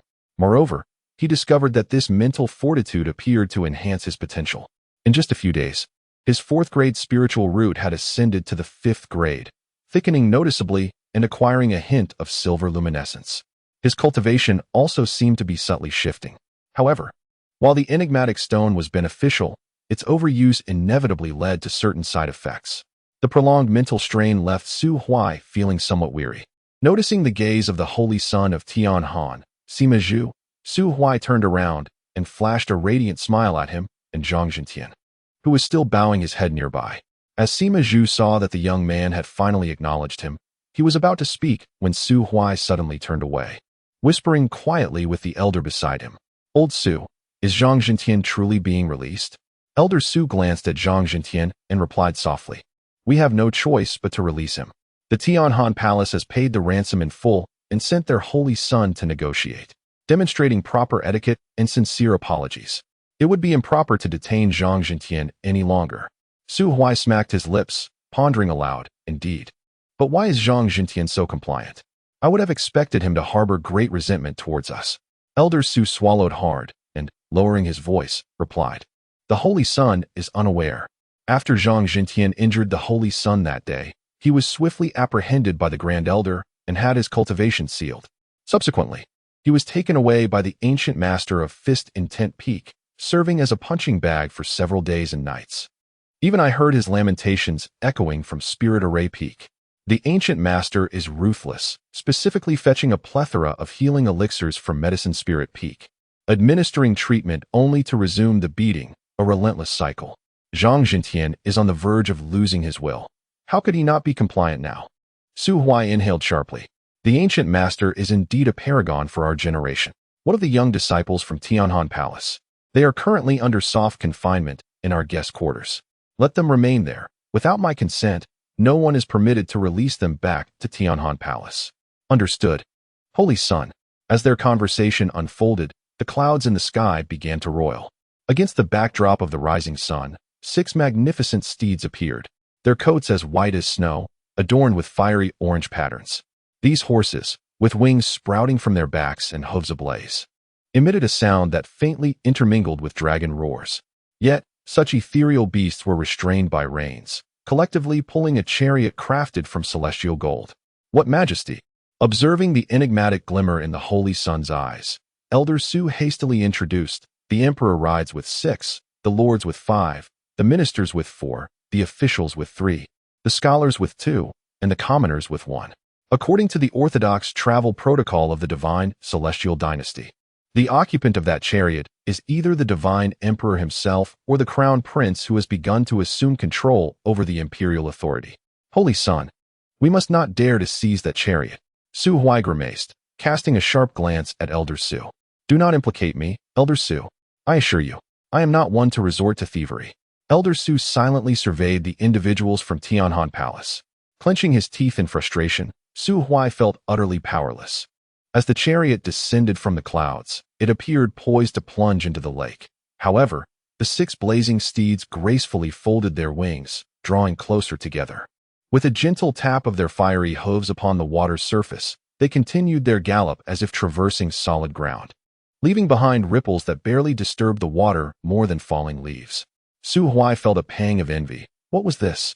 This was truly the pinnacle of vehicles in the realm of cultivation, both striking and stable. Unable to contain himself, he let out a gasp of admiration. Truly a triad of land, sea, and sky. Holy Son, we really cannot. Silence, Elder Su. Su Huai was well aware that they must not steal. The blazing steeds were unique beasts of the divine celestial dynasty, said to be offspring of the white dragon and the winged horse. As for the specifics of their birth, that remained a mystery, one he dared not inquire about. Su Huai had spent most of his previous life in the Silent Moon Valley, venturing out only when flying on his own. Alas, there are no options available. Even the esteemed immortal has no surplus provisions at home. In his previous life, he was merely a wandering cultivator, and even if he possessed valuable items, They were undoubtedly shared with his wealthy companion. The notion of acquiring a steed is far-fetched. The lower-tier mounts lack excitement, while the higher-tier ones are beyond his means. Unlike this blazing flame steed, which possesses great potential and a striking appearance, its sole disadvantage lies in its low intelligence and apparent bloodline flaws. Even if it were to ascend to the 6th or 7th tier, it could never take on a corporeal form. As the steed trod upon the lake's edge, it let out a resonant snort, and the carriage came to a steady halt before the assembly. With a soft click, the carriage door was opened from within, revealing a young man adorned with a purple golden crown and clad in dark silver, dragon-embroidered armor. He was the first to alight from the carriage, followed closely by 2 towering generals, exuding an aura of vigor and authority, reminiscent of brutes who dwell on the battlefield. Yet, both generals were of the 8th tier. Oh, my apologies, esteemed guests. We encountered some unforeseen circumstances on our way, which delayed our arrival, the young man in the purple crown remarked nonchalantly as he surveyed the lakeshore, swiftly deducing the identities of those present. He then approached Su Huai directly. You must be the saint son of Yin, Su Huai, correct? Indeed, it is I. I have long heard of the illustrious name of Prince Li, Su Huai replied, extending his hand, only to be taken aback as the youth unexpectedly opened his arms and embraced him. How forward! The cold armor separated them almost instantly. I am Liao, the prince of the divine celestial dynasty. Su Huai, saint son of Yin, he introduced himself, a slight smile tugging at his lips as he noticed the saint son of the cold heaven palace, Sima Zhu, approaching with a stoic demeanor. He halted and offered a respectful nod to Liao. Li brother, it has been quite some time. Upon seeing him, Liao raised an eyebrow, exclaiming, Oh, is this not the renowned saint son of the cold heaven palace? Sima Zhu, we are all transcendent forces. Your palace should not show favoritism. When will you send someone to our divine celestial imperial city for an exchange? I find that fellow named Zhang Jintian quite commendable. Send him, and our divine dynasty shall certainly treat him with honor. Sima Zhu's gaze flickered. He was well aware of Liao's mockery. Yet the smile on his face remained unchanged as he replied softly, Li brother, you jest. The matter of intersect exchanges is beyond my purview. However, I shall mention your suggestion to the Grand Elder for thorough consideration. Enough pretense, Sima Zhu. Do you not realize that the one thing this prince despises the most in the world is your hypocritical, smiling visage? Liao suddenly chuckled and playfully patted Sima Zhu's cheek. As for the affairs of the great wilderness dynasty, I have no intention of letting them slide so easily. This exceedingly insulting gesture prompted Zhang Jintian, standing behind Sima Zhu, to raise his head. However, before he could make a move, the 2 generals accompanying Liao silently drew their weapons. Zhang Jintian hesitated for a moment before lowering his gaze once more. In the past, he would have insisted on standing his ground and engaging in a fight, for even if he could not win in a 1-on-2 scenario, he could certainly escape without facing death here. After experiencing the conspiracy of the Yin immortal sect, Zhang Jun was deeply apprehensive that the moment he took action, those seemingly formidable generals would find themselves sprawled on the ground, unable to rise without several 9th-grade elixirs. Observing Zhang Jun's capitulation, Liao let out a derisive snort and took it upon himself to adjust Sima Zhu's collar. Sima Zhu, we shall take our time to play, he remarked, leaving Sima Zhu perplexed, unable to comprehend the crown prince's intentions. Su Huai, unaware of the underlying tensions between the heirs of these 2 powerful factions, was taken aback as he witnessed Liao suddenly hurling insults and subsequently engaging in acts of humiliation. Nevertheless, this did not deter him from quietly enjoying his melon seeds, particularly when he saw Sima Zhu remaining calm and collected, conversing with Liao in a composed manner. He couldn't help but commend the young saint of Tianhan Palace. Such forbearance must surely rival that of the divine tortoise. The ninja tortoise, indeed, is formidable. Sima Zhu continued to feign ignorance, while Liao remained unperturbed. He clapped his hands, prompting a general behind him to suddenly turn and dive into the carriage, emerging moments later with a small horse in tow. Chapter 70. The sword tomb. The horse was remarkably diminutive, its coat a disarray of colors, lacking any trace of beastly lineage. It was evidently a mundane steed of inferior quality. The general led it before Sima Zhu. Liao pointed at it and addressed Sima Zhu. It has been quite a while since we last met. and I have nothing to present to you. This horse, I believe, complements your essence splendidly. May I gift it to you? Thank you, Your Highness. Suddenly, before Sima Zhu could finish his sentence, a few splatters of thick blood erupted, staining his face. Turning his head, he witnessed Li Ao withdrawing a short blade from the diminutive horse's neck, meeting Sima Zhu's gaze as he jested.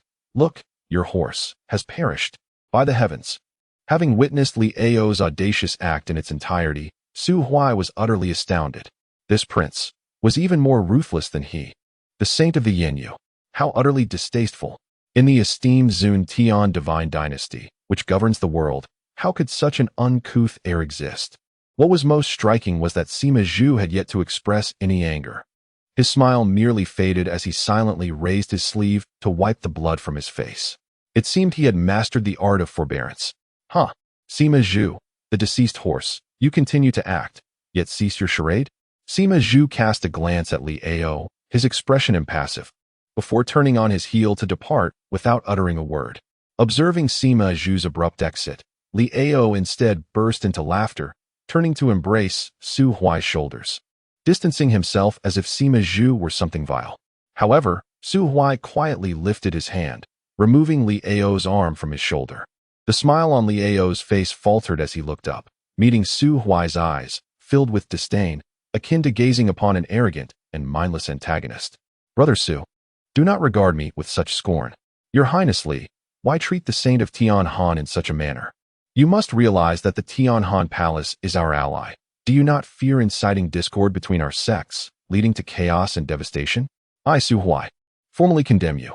Li Ao was momentarily taken aback. Is this truly the time for your Yin-Yu sect to be clamoring for war? Is it not you who sought to extort the Tianhan Palace under the pretense of your saint's grievous injury? And now you acknowledge Tianhan Palace as an ally? What audacity have you, a lively and nearly lifeless saint, to condemn me? Grinding his teeth, Li Ao began to explain, Brother Su, you are unaware. This is a personal grievance between myself and that hypocritical Sima Zhu. Personal grievance? What grievance? Our Zun Tian divine dynasty has a remarkably ruthless and stringent process for selecting heirs. Each royal offspring is secretly sent to the mundane realm at the age of 5, concealing their identity, entrusted to ordinary families for upbringing. It is not until they reach 16 that they are returned to the palace. During these 11 years, the fate of the imperial offspring has rested solely upon themselves and their foster parents. Even if the princes and grandsons were to perish from hunger or cold, the divine dynasty would merely observe and record, intervening not in the slightest. Su Huai sighed. How ruthless. Li Ao echoed the sentiment with a sigh. Indeed, it is quite harsh. However, our dynasty bears the responsibility of governing the realm. Those who grow up in the opulence of the imperial palace, enveloped in fine garments and delicacies, may possess knowledge of the world, yet remain ignorant of its true nature. Such royal progeny may serve as generals, nobles, or lords, yet they are categorically barred from ascending to the throne or claiming kingship. This is a decree established by His Divine Majesty. Su Huai nodded. So, how did you come to be at odds with Sima Zhu? Li Ao lowered his gaze. The place to which I was sent was the kingdom ruled by Sima Zhu's father, the Great Wilderness Dynasty. The couple who raised me welcomed a daughter when I was 9. When I departed at 16, she was but 7. Su Huai's entire being trembled. Surely you didn't. Li Ao paused, and upon comprehending Su Huai's implication, his eyes widened in disbelief. How dare you insult me? Ahem, please continue. Li Ao clenched his teeth and continued. Upon my return to the imperial city, I was severed from all external connections and sent to a secluded place for training. Thus, I had little connection with that girl.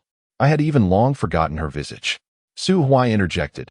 Goodness, how heartless the royal family is. What heartlessness? Not all siblings are destined to cherish one another. That girl did not harbor any affection for me either. Ahem, you are right. Please carry on. 2 years ago, through my own efforts, I was proclaimed the crown prince of the divine dynasty.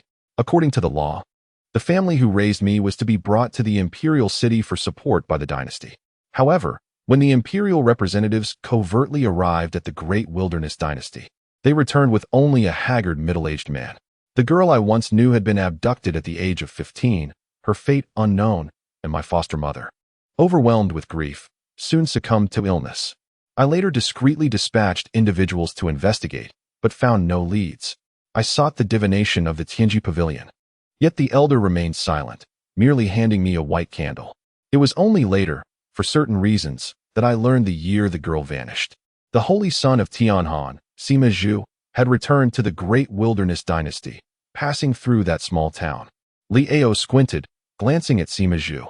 The elements provided by the Tianji Pavilion, a white candle, a youthful and beautiful maiden, and her disappearance, unmistakably linked to the lascivious and twisted Sima Zhu. The answer was painfully evident. Alas, the Tianji Pavilion dared not provoke the Tianhan Palace and was unwilling to testify. Without leads or evidence, the dynasty would never wage war against the Tianhan Palace for an ordinary girl from the great wilderness dynasty. Thus this matter must remain unresolved. Yet the imperial dynasty may remain indifferent, but I cannot. After all, I am merely a prince, unable to embody the selflessness and ruthlessness of His Majesty. Should the opportunity arise, I shall personally eradicate that scoundrel Sima Zhu, reducing him to mere fragments.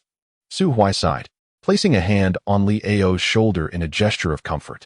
Then, suddenly turning, he shouted, Sima Zhu, Li Ao declares he shall slay you in the future. Prepare for your reckoning. Li Ao was momentarily taken aback, yet he was not one to shy away, and so he licked his lips, making a gesture across his throat towards Sima Zhu.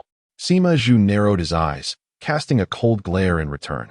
As they locked gazes, Su Huai, with his small hands clasped, chuckled heartily. However, his mirth was short-lived. At that moment, a chilling aura quietly enveloped the area. From the depths of the silent moon lake emerged a figure clad in white. A woman with a serene countenance held an ancient sword. With each step she took, a thick layer of frost formed upon the tranquil surface of the lake.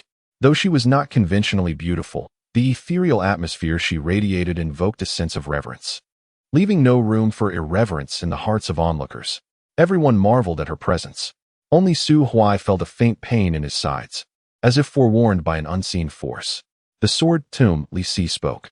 Chapter 71. The unknown secret realm. The water's surface mirrored the moon, while the figures above it appeared as ethereal as frost and snow. Li Sideo, with a sword in hand, stood resolutely in the water, her cold gaze sweeping over the crowd. After a gentle nod, she remained still. However, since her arrival, Su Huai could distinctly sense a significant diminishment in the aura of Li Ao beside him. Even Sima Zhu, not far off, bowed his head, reluctant to gaze upon the serene figure standing in the lake. This was the formidable presence of the era's foremost prodigy. Unlike Su Huai, who bore the scars of being grievously injured by Zhang Jintian despite his 8th-tier cultivation, Li Sideo had already carved her illustrious name in the celestial realm with an ancient sword.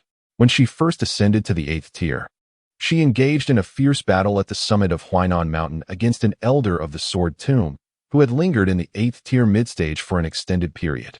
With a single, resounding strike, she emerged victorious. Such achievements were tangible and undeniable. An esteemed celestial being present to witness her prowess could not help but exclaim a long sigh, asserting that within a millennium, another supreme celestial emperor would surely arise in the celestial realm. When that time came, with 2 emperors from the Sword Tomb, the sect would dominate for the next 10 millennia, standing unrivaled at the pinnacle of power. This was an epoch ruled by Li Sideo, where all other prodigies struggled to breathe under her shadow, though Su Huai was not among them. In his previous life, at this very age, Su Huai was still grappling with how to enhance his innate talent and break through to the 2nd tier of power. The name Li Sideo was as distant to him as the full moon in the sky. Over the following centuries, as he gradually rose to prominence in the celestial realm, Li Sideo had faded from the public eye, residing for years in the abyss of the fallen demons. Furthermore, the envisioned dual emperors of the Sword Tomb never materialized. The former celestial emperor, Emperor Huifeng, had ventured alone into the abyss after Li Sideo ascended to celestial emperor, and thereafter, he vanished without a trace. Su Huai's 2 impressions of Li Sideo were her distinguished ranking among the top 5 on the celestial list and the chilling aura of her 2 icy celestial blades. Saint Sun, everyone is gathered. Shall we now activate the grand formation to unveil the secret realm beneath the lake? Elder Su inquired softly to Su Huai. Indeed, Su Huai replied. He then rubbed his side, retrieving a dim orb from his bosom and channeling celestial energy into it. As the energy saturated the orb, It suddenly erupted in a resplendent deep blue light, soaring from Su Huai's hand and vanishing into the clouds. Buzz! A massive formation enveloping the entirety of the moonlit valley quietly materialized, golden patterns swirling and emanating from every corner of the valley, converging into the depths of the lake. The secret realm of the moonlit lake featured two entrances. The first had been opened a century ago, unleashing countless beasts that had caused considerable distress to the Yin Yu celestial sect. Following this, Huang Yuan, with the aid of the Emperor's corporeal form, had utilized the protective grand formation of the sect to add a new sealed door to the secret realm. A few days prior, the original entrance had been activated. Now, Su Huai was about to open the second door established by the celestial sect using the orb. With a resounding crash, as the golden patterns dissipated, a colossal whirlpool suddenly emerged in the lake. An overwhelming surge of heavenly and earthly spiritual energy poured forth from the vortex, enveloping the entire moonlit valley. The inhabitants of the valley, along with the young disciples recently eliminated from the entrance examination and left stranded, swiftly received the news and hastily found a place to sit cross-legged, attempting to seize this fortuitous opportunity bestowed by the heavens. The Grand Elder of the Celestial Sect appeared at the mountain gate, hands tucked into his sleeves, exuding the aura of a ninth-tier celestial sovereign. His duty was to maintain the operation of the Grand Formation during the secret realm's opening and to intimidate the various lesser celestial domains. "Everyone, you may enter," Huang Yuan announced, and as soon as the words left his lips, Sima Zhu, under the guidance of Zhang Zhentian, was the first to soar from the lakeside, unhesitatingly leaping into the whirlpool at the lake's center. Su Huai smacked his lips, pondering why such a cautious individual would dare to go first. First? Do you think this coward let Zhang Zhentian jump first for no reason? Trash is still trash. Li Ao spat disdainfully onto the ground. Suddenly, Su Huai extended a hand towards him, palm up. What does Brother Su mean? Spitting on the ground incurs a fine of 200 high-grade spirit stones. Do not jest. Brother Su, do you think I am joking? Uphold civility and establish new customs. This is the ironclad rule of our Yin Yu celestial sect, is it not? Elder Su? Elder Su's lips twitched as he lowered his head in silence. If the Holy Sun says so, then it must be true. Seeing Li Ao, his face darkened, reluctantly pulling out the fine, Su Huai patted him on the shoulder, a smile gracing his features. Brotherly, this is for your own good. After all, as a prince of the divine dynasty, it is prudent to maintain your image while out and about. We cannot bring shame to the dynasty. Should I then thank Brother Su? Not at all. Ugh. Li Ao inhaled sharply. Brother Su, after this matter is settled, do come visit me in Zuntian Divine City. I shall cover all expenses. I can also introduce you to a few princesses, in their prime, breathtakingly beautiful. Spare me. Why? Could it be that Brother Su has no interest in princesses? No, I simply believe, judging by your appearance, that your sisters may not be a suitable match for me. Brother Su, I am indeed far more handsome than you. I can tolerate the insults to my soul, but I shall never allow anyone to disparage my looks. Just as Su Huai was about to turn around and demonstrate the wrath of a celestial sovereign to Li Ao, he noticed that Li Ao seemed to have anticipated this, already dashing forward into the whirlpool ahead, accompanied by two generals from the dynasty. Meanwhile, the taciturn Li Si Dao had set off even before Li Ao. With a sigh, Su Huai turned to Elder Su. Old Su, this expedition I embark upon is fraught with peril, and I know not when I shall return. Could you assist me with a small favor? Please, do instruct me. Su Huai handed Elder Su a key. I have enclosed a valley on the eastern outskirts of the Chunyu Valley, where I have constructed a small dwelling and planted some ordinary flowers and plants. Would you like me to take care of them in your absence? Indeed, those flowers possess an extraordinary vitality, and ideally, they should thrive without excessive care. However, I desire them to bloom within a month. Elder Su nodded in understanding. It is true that mundane flora cannot endure an overwhelming infusion of spiritual spring water all at once. To hasten their maturation, one must nurture them with caution and simultaneously eliminate the weeds that sprout from the same source. I shall undertake this task on behalf of the Holy Sun. I am grateful, Elder Su. It is of no consequence. It is merely a small courtyard. Who said I planted them in a courtyard? Did I not mention that I have enclosed a valley? Elder Su's mouth fell agape. Su Huai gave his shoulder a reassuring pat. Old Su, your efforts shall not go unrewarded. Should I find success in this endeavor, I shall not forget your share. Then I shall express my gratitude in advance. Holy Sun. Very well, I shall embark now. Su Huai turned, casting his gaze over the multitude of structures, greenery, and briefly meeting the eyes of Huang Yuan, who stood silently at the mountain gate. With a swift motion, he vanished into the whirlpool of the lake. Chapter 72. The lethal veil of souls. The dome above was shrouded in ominous, heavy clouds, while a gossamer mist veiled the surroundings. A solitary ray of sunlight pierced through the gaps in the ancient trees, casting dappled shadows upon the ground. Amidst the verdant thickets enveloped in shade, dense vines, resembling living tendrils, ensnared an unknown colossal skeleton. Su Huai crushed a venomous insect that had been hiding beneath the fallen leaves and gazed upon this unfamiliar forest. Perhaps due to the richer aura of heaven and earth within this realm, the trees, flowers, and even the recently squashed insect appeared considerably larger than those found in the outside world. The entry points to the secret realm were all situated at the periphery, yet Su Huai had not detected any trace of Li Ao and the others. Of course, he had no intention of searching for them. From his storage ring, he retrieved a formation plate, observing the small green dot that represented himself and the receding red dot of Zhang Jintian with a faint chuckle.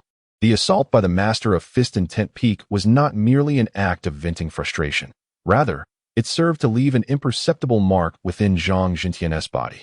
Once within the secret realm, this mark would guide Su Huai toward him. However, he was not yet ready to act. A pig must be fattened before slaughter.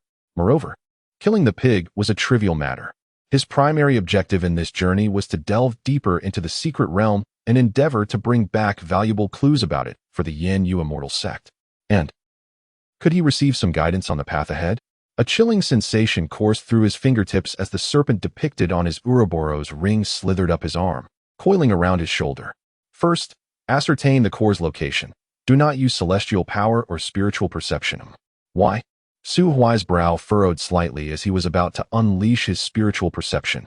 This is its territory. Its perception is exceptionally keen. Your strength poses a threat to it. If it detects your presence, it will flee immediately. Su Huai gazed up at the gloomy sky, convinced that the entire secret realm was enshrouded in thick mist.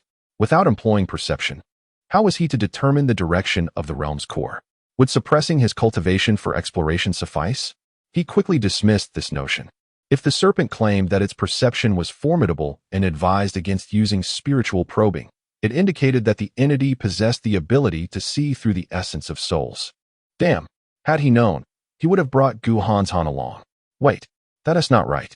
He almost forgot that although he did not have Gu Hanshan now, he did have Zhang Jintian.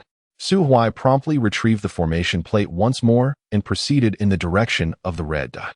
To his astonishment, this seemingly insignificant Zhang Jintian had not only become a beacon for the Yin Yu immortal sect positioned beside Sima Zhu, but now he could also guide Su Huai forward. The Jintian map, continually providing you with navigation? Now, that is a true brother. To show his gratitude, he would surely grant him a swift end when the time came. For reasons unbeknownst to him, Zhang Jintian, racing through the dense forest, suddenly shuddered, his steps faltering momentarily. His pause was mirrored by Sima Zhu, who followed closely behind.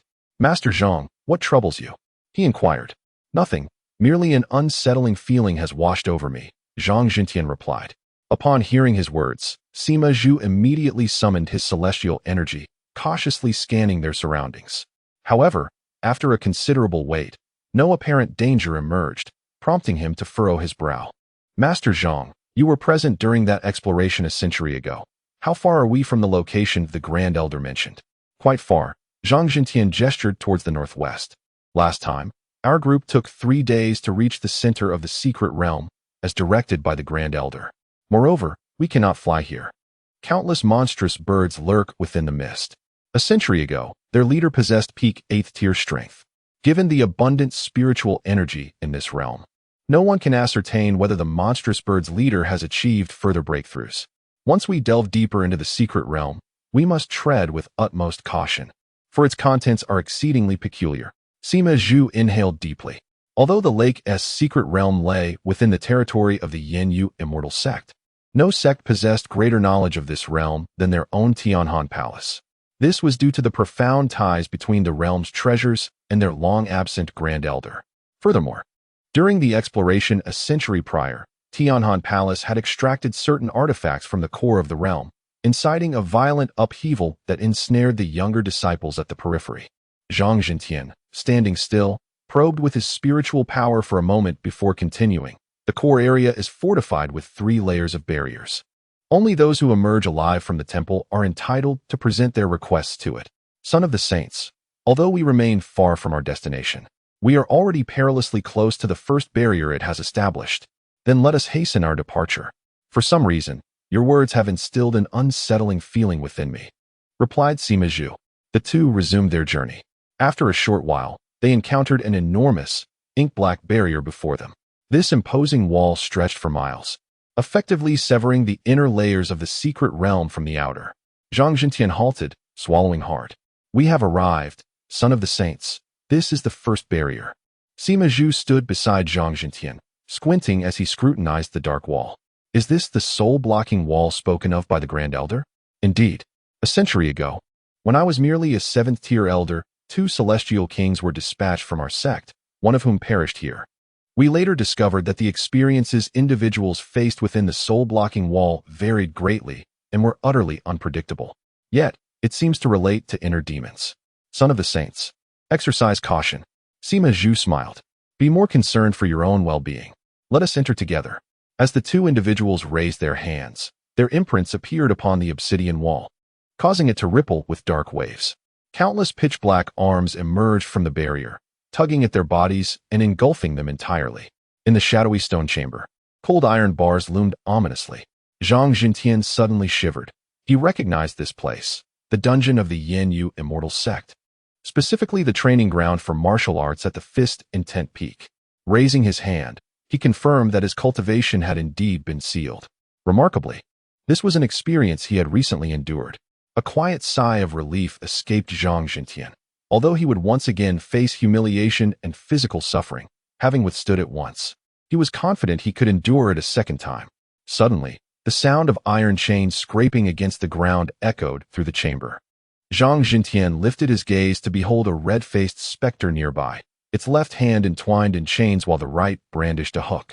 A tremor coursed through his body uncontrollably. Why was it not the master of Fist Intent Peak? A sinister laugh erupted from the red-faced specter as it swung the steel hook, which, from a distance of 5 or 6 meters, swiftly ensnared Zhang Jintian's head with a resounding thud.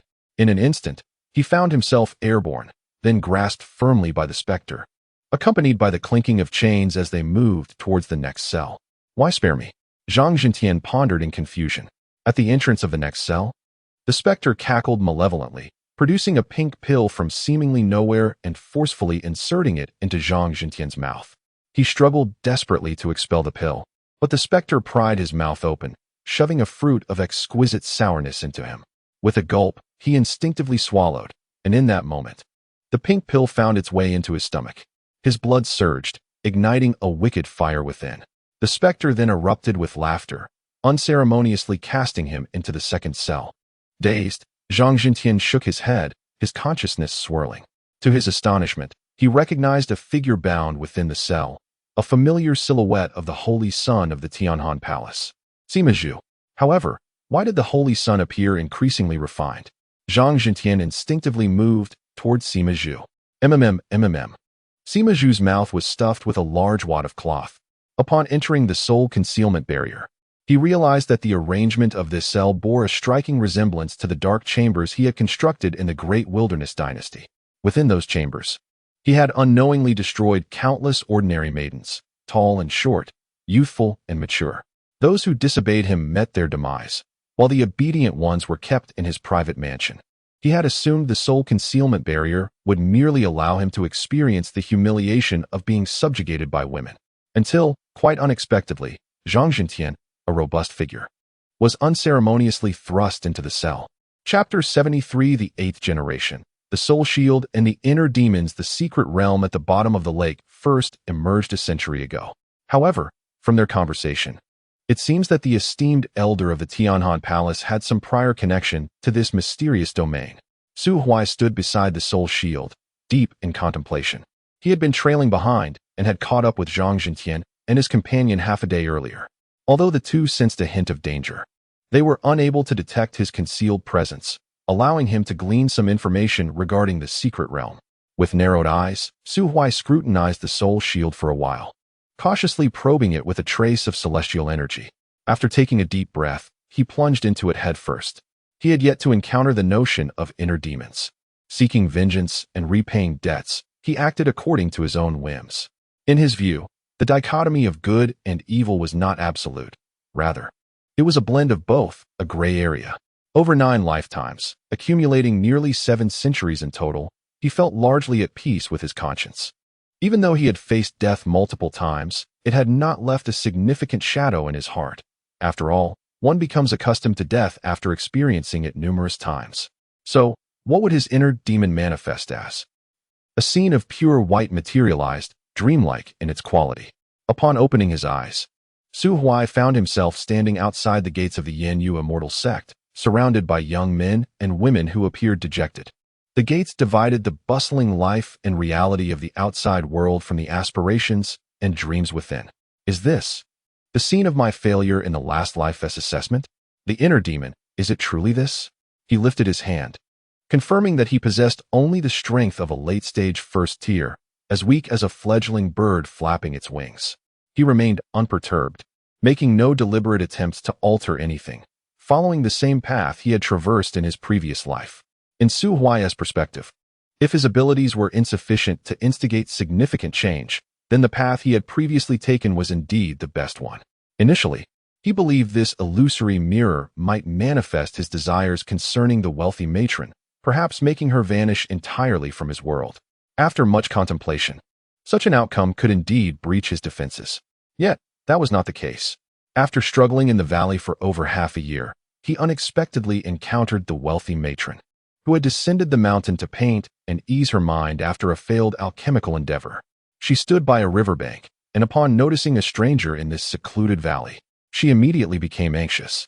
However, with her painting still incomplete, she hesitated to simply abandon her work.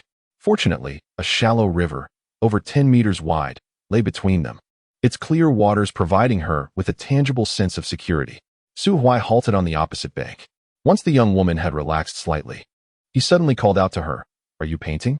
Chu Siyu trembled slightly and nodded. "Could you help me create a painting?"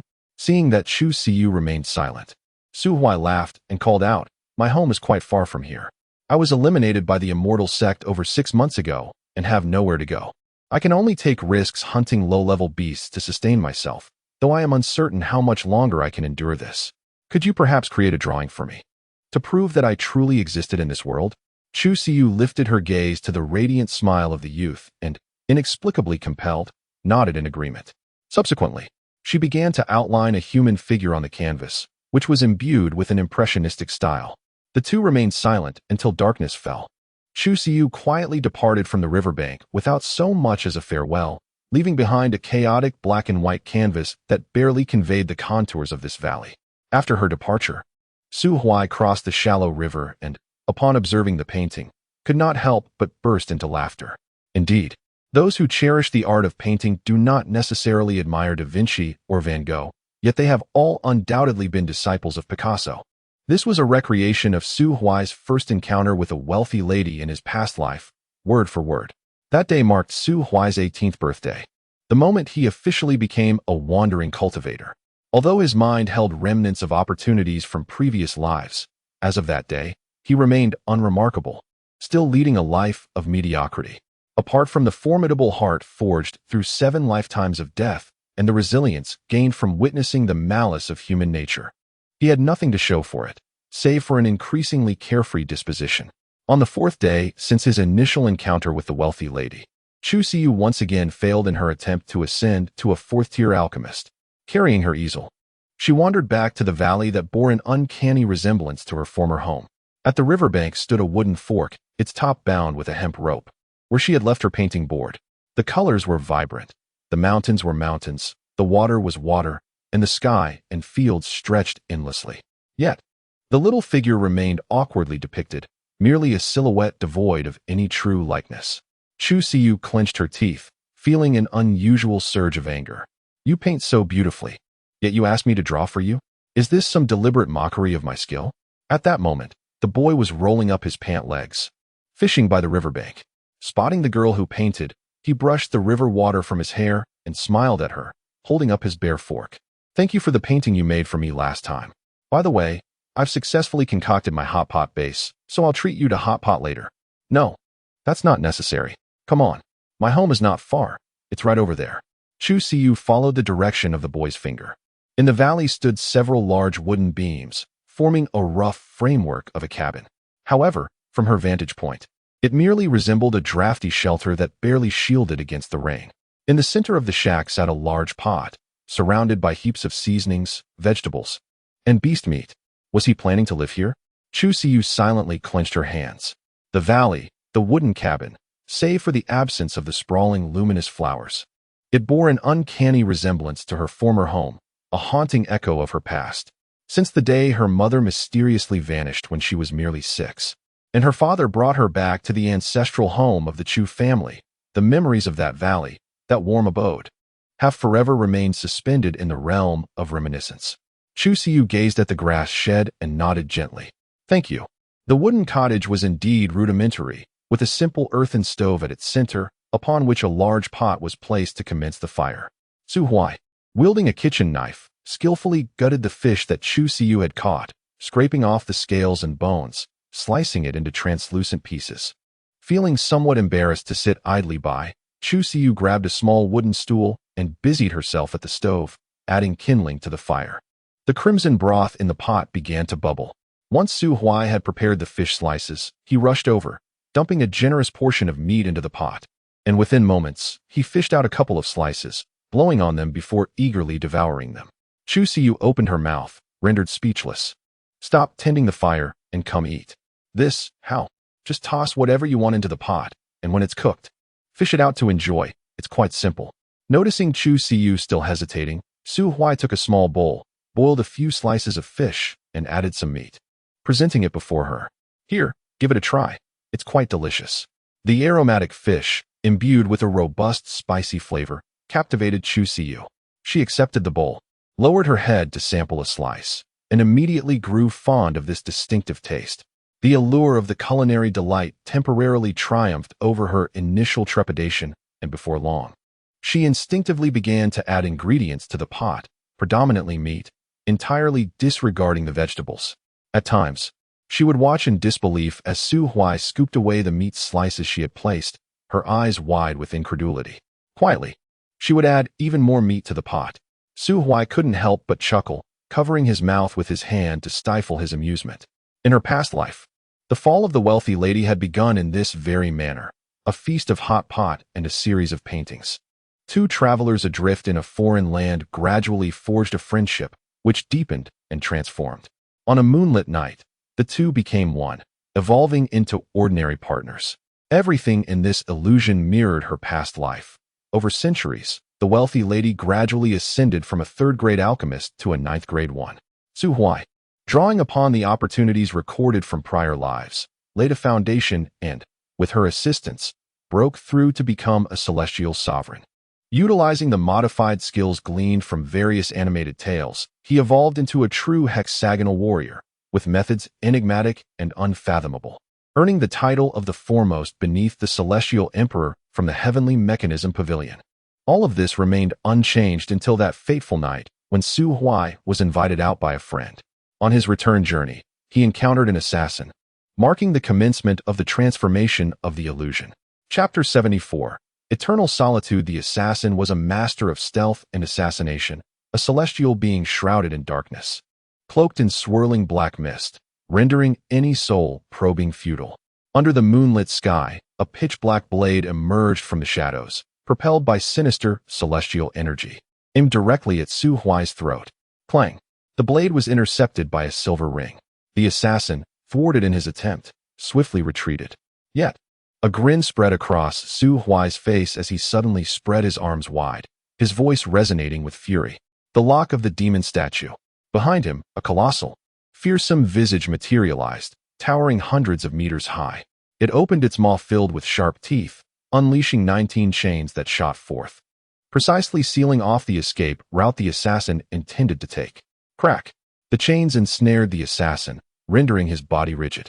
The lock of the demon statue, a technique Su Huai had pilfered from an anime, was not as overwhelming as its original form. Though he unleashed 19 chains at once, they lacked the ability to pursue a target. In battles against foes of comparable strength, one could hardly be caught off guard. Thus, despite its formidable power, this maneuver often missed its mark. However, in this instance, against an assassin whose escape route had been anticipated, it proved to be an authentic lethal strike. With a whoosh, the celestial energy chains summoned by the demon statue were gradually retracted. Su Huai crouched before the assassin, devoid of any superfluous words, and directly yanked off his mask. What he beheld caused his pupils to constrict. There was no face. He reached out to probe the assassin's skull, discovering it to be a mere oval shape, devoid of a jawbone, eye sockets, or even breathing holes. What was this being? A creature of the demon race? A ghost? Or perhaps a fiend? Or was it simply that, having never encountered this assassin before, the illusion could not render his true visage? Damn! If that were the case, then this soul veil was utterly worthless, its reputation inflated by Zhang Jintian's grandiose claims, leaving Su Huai feeling deceived after all this time spent on it. He stood up, exhaling heavily. Seizing the black dagger, he thrust it into the assassin's heart, then retrieved a vial of 8th-grade bone transformation water from his storage ring, evenly sprinkling it over the assassin's form.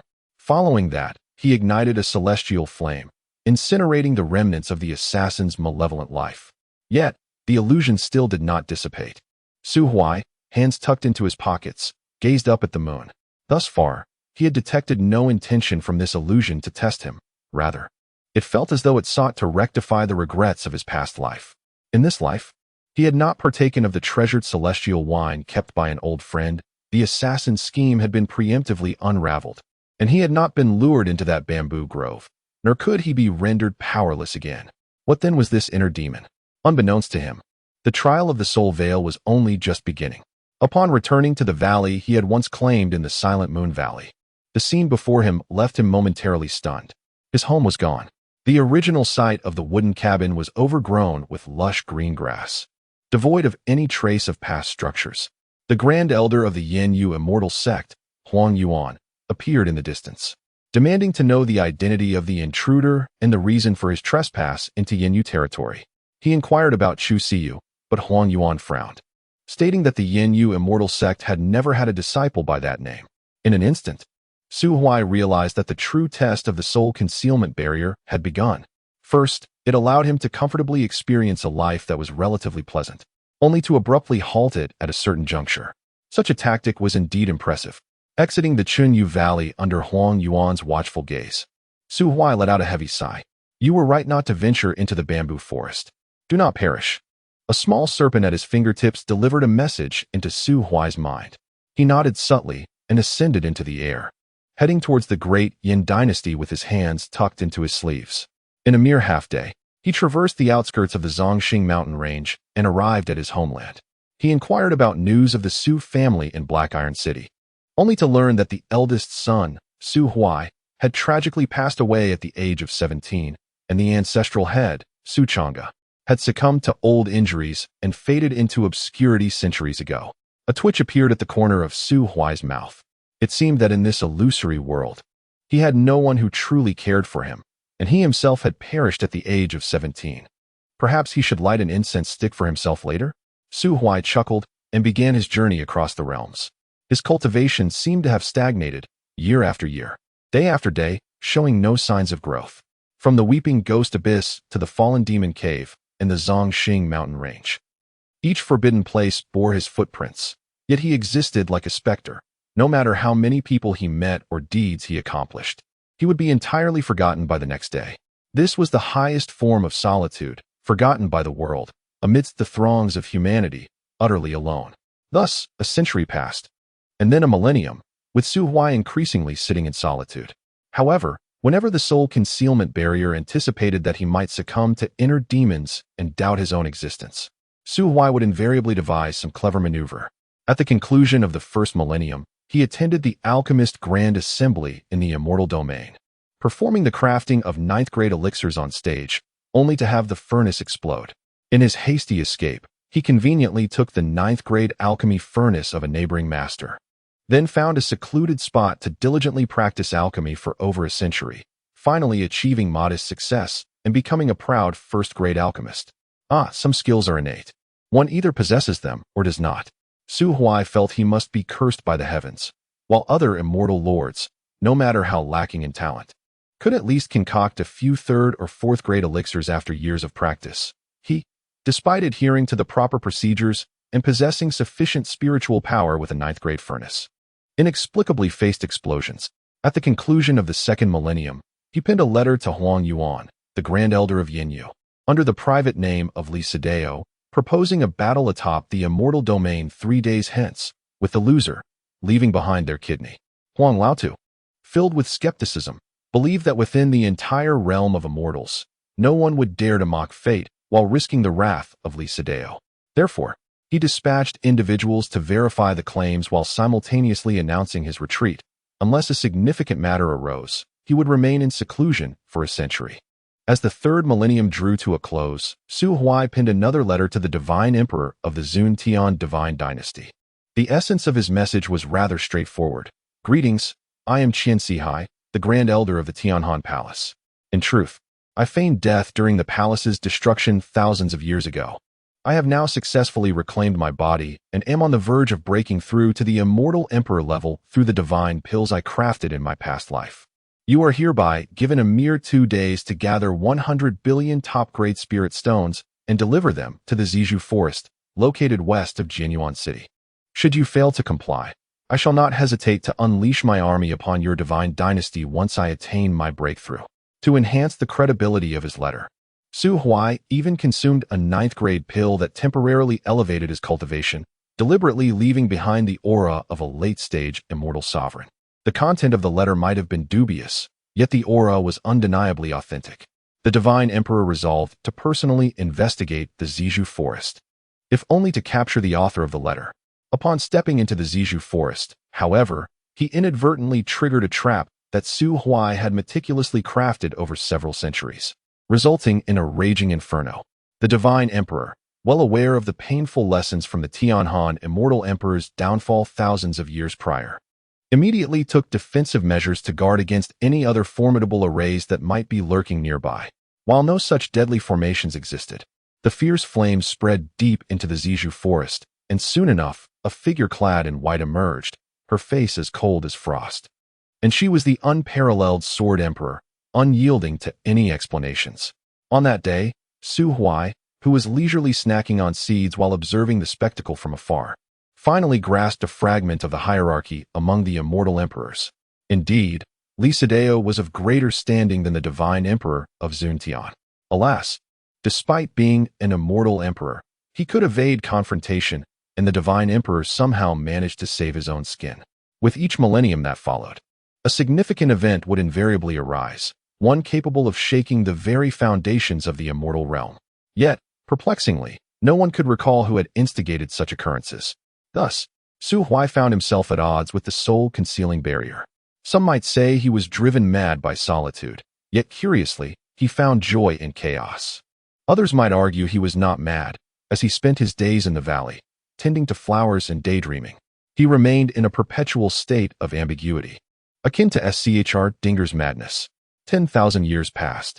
Su Huai, with a blade of dogtail grass in his mouth, reclined amidst the boundless sea of Zhiguang flowers, contemplating what amusement he might seek at the impending conclusion of the 10th millennium.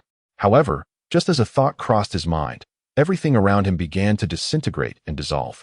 The soul-concealing barrier expressed its desire to cease playing with him. Chapter 75, Zhang Jintian, I am the holy son of the Yinyu. With a sudden expulsion, the inky soul shield wall convulsed as if it had ingested something vile, and a figure was regurgitated. Su Huai stumbled, his weary gaze scanning the surroundings before he sighed and closed his eyes in silence. As one ages, the perception of the world can undergo 2 distinct transformations. One path leads to an increasingly composed and introspective demeanor, akin to a sage who sees through all, rendering the trivialities of life mere fleeting shadows. This disposition is prevalent among the majority.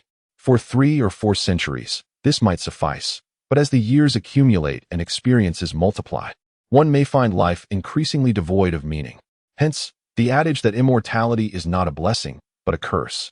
The other path, however, is that of those who, despite enduring the trials of life, become more open-hearted. They embrace certain truths with a lightness, while simultaneously nurturing a deeper love for particular aspects of existence. With time, their characters become more carefree and whimsical, evolving into what society may affectionately label as the old rascal. Su Huai belonged to this latter category, yet he remained youthful and had not transformed into a mere jester. Upon reopening his eyes, the profound loneliness buried within began to dissipate. He smirked slightly and turned to the soul shield wall, raising a middle finger in defiance. The wall surged once more, seemingly on the verge of expelling something foul again. Su Huai's gaze flickered, and he hastily retreated, concealing his form.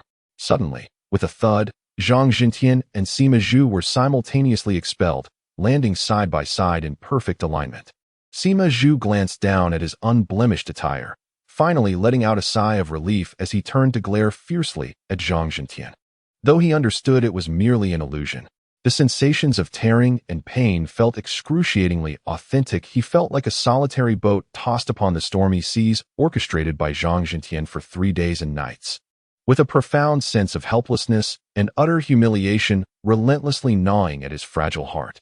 Thankfully, he had borne the humiliation and persevered. Moreover, each person's illusion was isolated. Even after enduring such a deeply humiliating experience, it would remain a secret, never to be revealed to another. Otherwise, it would be imperative for Zhang Feng to experience that hellish sensation as well. Meanwhile, Zhang Jintian found himself equally bewildered. 3 days and nights that beast with the red ghost mask had forced him to ingest a pink pill every 5 hours. His rationality persisted. Yet he could not quell the rising malevolence nor control his own body. The specifics of his actions had blurred into obscurity, and he had no desire to recall them. He only remembered that as he neared the exit, his waist had been in excruciating pain. Zhang Jintian cast a glance at Sima Zhu, suddenly overcome with an urge to retch. Fortunately, the illusions were separate. Otherwise, after such an ordeal, given Sima Zhu's temperament, he would undoubtedly ensure that Zhang Jintian, his unfortunate companion, would not survive. In due time, one must take the initiative, devising a method to eliminate the esteemed son. Ahem, dear son, let us proceed. Zhang Fengzhu, for now, refrain from conversing with me. Sima Zhu's voice bore a raspy quality. Where to next? Simply lead the way, you shall walk ahead whilst I follow. Then, I beseech the sun to keep pace. Zhang Jintian exhaled deeply, dashing forth once more into the distance. After they had traversed a considerable stretch, Su Huai emerged from the shadows, stroking his chin in contemplation. Little snake, how long has elapsed in the outside world during my time within the soul shield? A mere moment. A moment?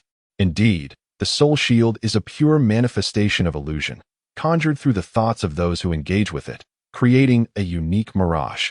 As long as one does not lose their essence, regardless of how long one remains inside, only a moment transpires in reality. It is akin to the span of a single step. Su Huai nodded thoughtfully before inquiring, what of Zhang Jintian and Sima Zhu? They entered before me. Yet they emerged later, because they exhibited signs of losing their way. However, they ultimately extricated themselves. The more one becomes lost, the longer their duration within, until complete disorientation ensues, leading to self-dissolution within the illusion, from which there is no return. Upon hearing the explanation from Little Snake, Su Huai could not help but glance at the soul shield. Devious indeed, he averted his gaze, retrieving Zhang Jintian's navigation device, continuing to follow the path of the duo from Tianhan Palace towards the heart of the secret realm. Meanwhile, at the core of the secret realm, Li Sideo clutched a bloodied ancient sword, fleeing desperately. Behind her, a 9th-tier 3-headed demon bear pursued relentlessly. The bear's massive form had undoubtedly shattered countless ancient trees, stirring up clouds of yellow dust, all the while unleashing dark beams of light towards the provocateur ahead. Gritting her teeth, Li Sideo had no choice but to abandon her exploration, turning to flee toward the soul shield.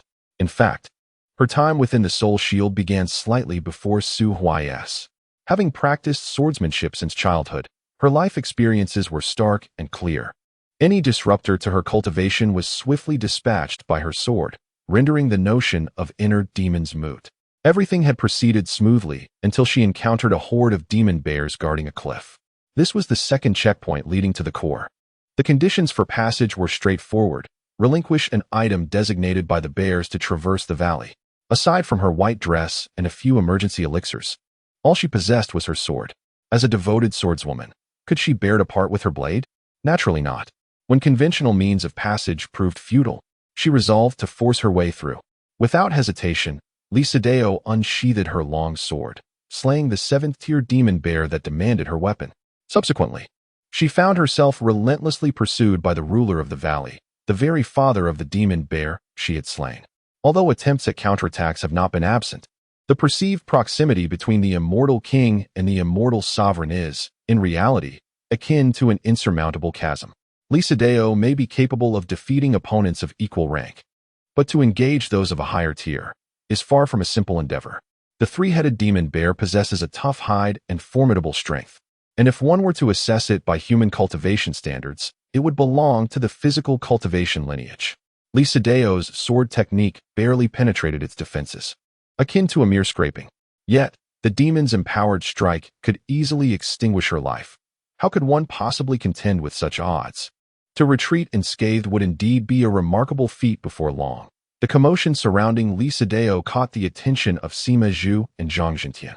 Upon discerning the situation, and learning that Lisadeo was being pursued by a 9th-tier demon, Sima Zhu immediately raised an eyebrow and whispered a few words to Zhang Jintian. After listening, Zhang Jintian pursed his lips, took a gray robe from Sima Zhu, enveloping himself completely, and then suddenly ascended into the sky, liberally unleashing his power. Countless corpses of strange birds rained down from the heavens.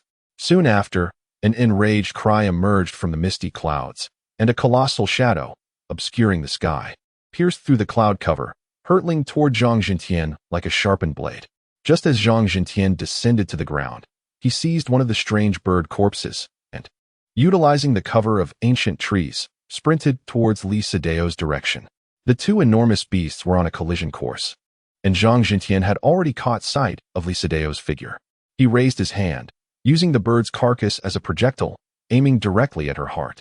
Lisadeo too sensed the disturbance in the clouds. However, faced with the sudden onslaught, her body reacted instinctively with a sword strike. The bird's corpse was cleaved in two. Zhang Jintian drew his black robe around him, emitting a peculiar laugh, and with a hoarse voice shouted, "Lisadeo, I am Su Huai, the holy son of the moon's evolution. Today, you shall perish at the hands of a demon, and from henceforth, the title of the world's foremost genius shall belong to me. By heavens!" Su Huai, hidden behind a great tree and watching the spectacle, felt a jolt of displeasure upon hearing Zhang Jintian's exclamation, causing him to drop the sunflower seeds in his hand. "Zhang Jintian, damn you! And Sima Zhu, it seems. You shall not be spared." Gritting his teeth, Su Huai flicked his wrist, conjuring a silver light sword, and surged forth towards Sima Zhu's hiding place. Chapter 76. The cunning and cautious Sima Zhu. Zhang Jintian remained oblivious to the furious holy sun nearby, who was incensed by an impersonation. After shouting, he swiftly vanished into the forest. It was unclear what he had consumed, but his presence faded away entirely in an instant. The leader of the monstrous birds in the sky, having lost its target, turned its dark eyes and fixated on Lisadeo. Lisadeo's eyes burned with rage as the path to the soul-shielding wall was sealed by the avian leader. She was forced to alter her course once more, fleeing towards another region at the heart of the secret realm. Being pursued by a 9th-tier and an 8th-tier top demon, her journey was fraught with peril. Observing her fleeing figure, Zhang Jintian smirked slightly and darted back to the hiding place of Sima Zhu. At that moment, Sima Zhu sat beneath a tree with his head bowed, his expression obscured. "Holy Sun, the mission is accomplished." Sima Zhu offered no response. "Holy Sun, do not call me. I am aware." Sima Zhu remained motionless, his voice faint. A sense of foreboding surged within Zhang Jintian, who wrinkled his nose at the faint scent of blood. Narrowing his eyes, he discerned that the earth beneath the holy sun had turned crimson. His footsteps halted abruptly. "Hello there." A shadow suddenly materialized behind him. The hair on Zhang Jintian's body stood on end. Startled, he spun around and struck with his palm. Crack! The ancient tree behind him shattered, its massive trunk crashing to the ground and stirring up a cloud of dust. Yet, before he could launch another attack, a hand abruptly covered his face, clenching tightly. In an instant, overwhelming celestial energy surged forth from the palm. Boom! The air rippled violently. Zhang Jintian's body trembled violently, his bones crackling, while crimson blood seeped through his skin, transforming him into a figure drenched in blood. TSK, TSK. Zhang Fengzhu, long time no see. Zhang Jintian's eyes, engorged with blood, burst from the pressure, but the taunting tone was indelibly etched in his mind. It's you. Indeed, it is I, Zhang Fengzhu. Were you not just uttering my name? Since you yearn for my presence, as a courteous and cultured individual, I simply had to make an appearance, didn't I? Su Huai tilted his head. Oh, by the way, I must thank you for guiding me along the way. Upon hearing this, the motionless Sima Zhu immediately directed his gaze toward Zhang Jintian, his eyes filled with a torrent of murderous intent. He had been pondering why, despite their caution, Su Huai could so easily uncover their hiding place. Now it all became clear. One among them was a traitor, dragging the nearly lifeless Zhang Jintian. Su Huai slowly approached Sima Zhu. He discarded Zhang Jintian to the side and wiped his hands clean. Then, wielding his spiritual power like a blade, he severed the fallen tree, creating two stumps. He sat upon one, placing the other beside Sima Zhu. Cold, holy sun, shall we converse? Sima Zhu lifted his head, bracing his wounded body with his hands to sit upright.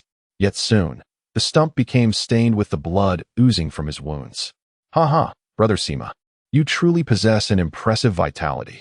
Sima Zhu ignored Su Huai's jest, his gaze fixated on the remarkably youthful countenance before him. Coupled with the strength to incapacitate Zhang Jintian with a single blow, myriad thoughts swirled in his mind. An insatiable desire to uncover the secrets that shrouded Su Huai enveloped him. Alas, he found himself not as the blade, but as the meat on the chopping block. Su Huai, what is it you wish to know? Sima Zhu inhaled deeply, deliberately avoiding the horrific gash on his torso, his focus entirely on Su Huai's eyes. Su Huai met his gaze, a slight smile gracing his lips. Will you divulge what I seek? There is nothing I cannot share. It is merely a transaction. With sufficient leverage, no secret remains absolute. Su Huai could not help but applaud Sima Zhu's realization. Then let us discuss the alchemical techniques that Tianhan Palace keeps under wraps. Heh, the Yin Yu immortal sect is indeed well informed. Sima Zhu narrowed his eyes. Only the Grand Elder knows the precise location of the alchemy chamber. Those alchemists responsible have long severed ties with the outside world, leaving no trace. The other peak masters loyal to the Grand Elder and I are tasked with identifying cultivators suitable for transformation into alchemists. Subsequently, designated individuals orchestrate accidents to discreetly transport them to the location specified by the Grand Elder for exchange. Zhang Jintian was responsible for the previous operations. In return, on the 12th day of each month, we receive clandestine deliveries of certain elixirs. As for the other secrets concealed within this matter, I am less informed.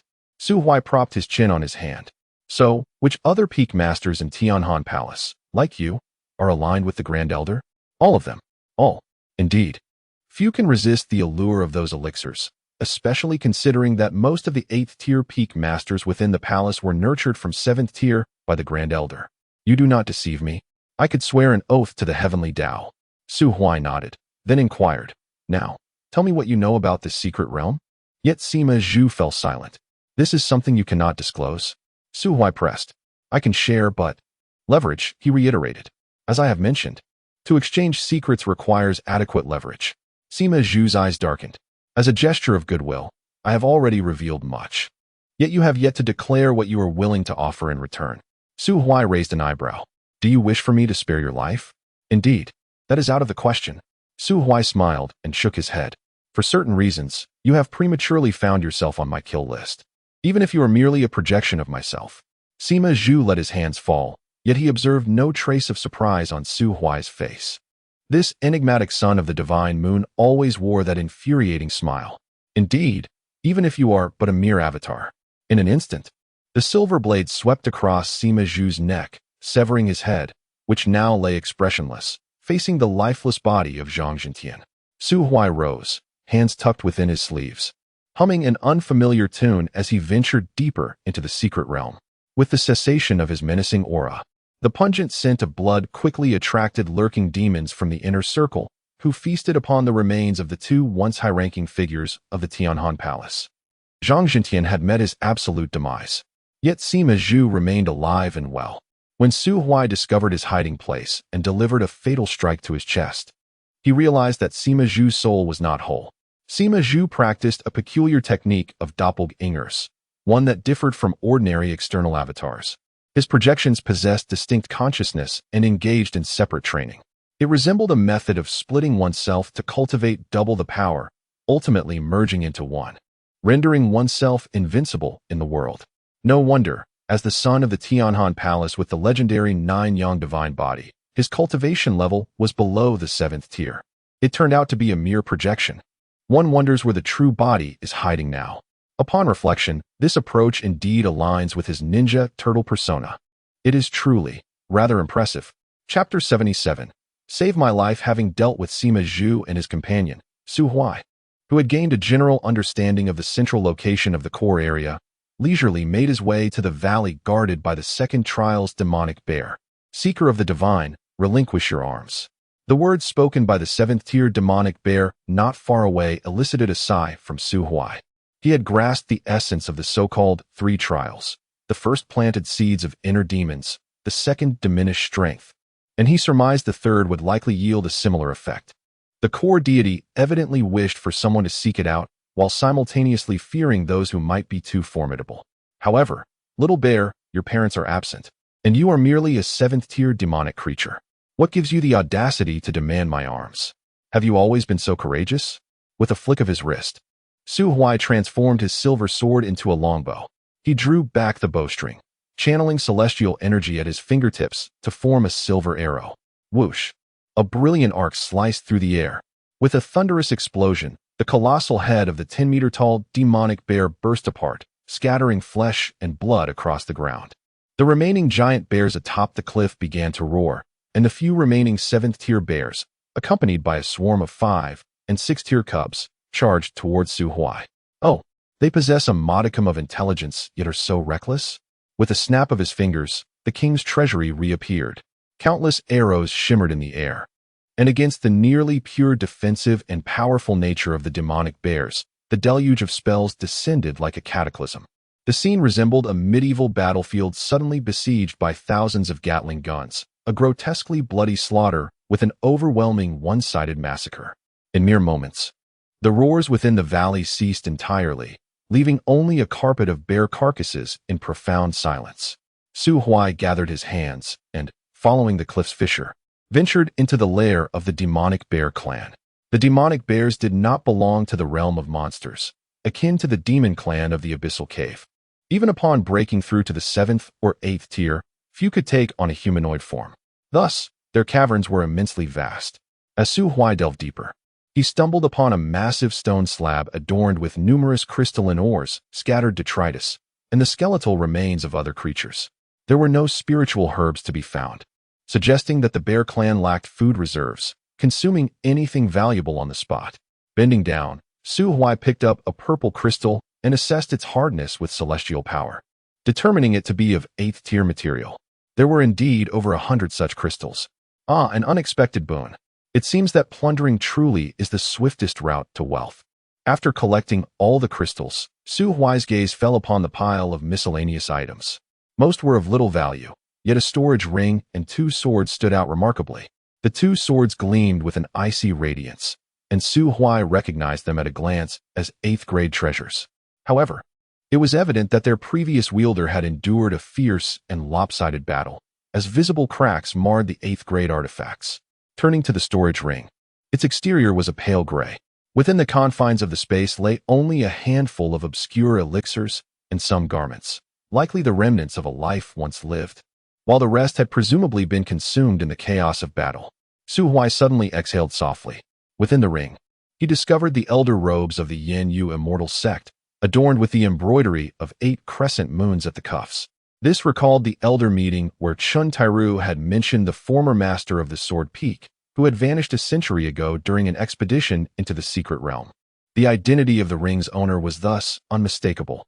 Turning to sift through the pile of bones, he found many fragments that were incomplete. he managed to piece together two rough skeletal structures, which he placed into the storage ring. As the saint son of Yinyu, it was his solemn duty to return the remains of the sect's elder for a proper burial. As for the other skeleton, amidst the clutter, he found two swords, yet the previous master of the sword peak was not known for wielding dual blades. Thus, it was highly probable that one of the swords belonged to the other skeleton in life. Those capable of wielding an 8th-grade treasure were limited to the 4 preeminent powers permitted within the secret realm.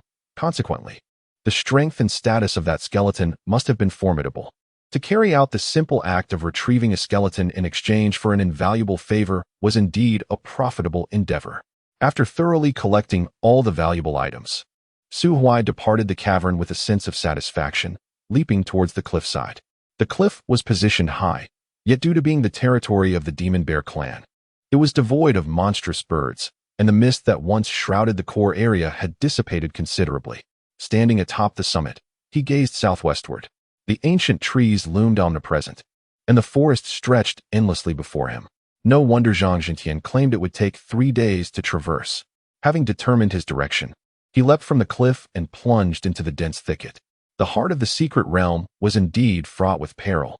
The clearing was rife with man-eating flowers, distorted thorns dripping with lethal venom, and serpentine creatures several meters long, silently slithering across the ground. 6th and 7th-tier plants and monsters were ubiquitous. In the span of 2 days, as a towering fire-red phoenix tree, standing 1,000 feet high and over 100 feet in diameter, came into view. Su Huai's hands were already stained with the blood of 5 8th-tier and dozens of 7th-tier demons. Finally, he was nearing his destination. Stretching his limbs, he gazed at the majestic ancient tree, which stood out majestically among its peers. If there was a place within the core area where the so-called deity was most likely to reside, it would undoubtedly be this ancient tree. After all, good birds choose the right tree to roost upon. However, to confront a deity, one must pass through 3 trials. He had already traversed the soul concealment barrier and the demon bear cliff. Now, he pondered where the 3rd trial lay. Suddenly, a sharp cry resonated from the tree's crown, echoing throughout the heavens. In the forest, the great demons concealed in various nooks unleashed a collective roar, seemingly answering the deity's summons.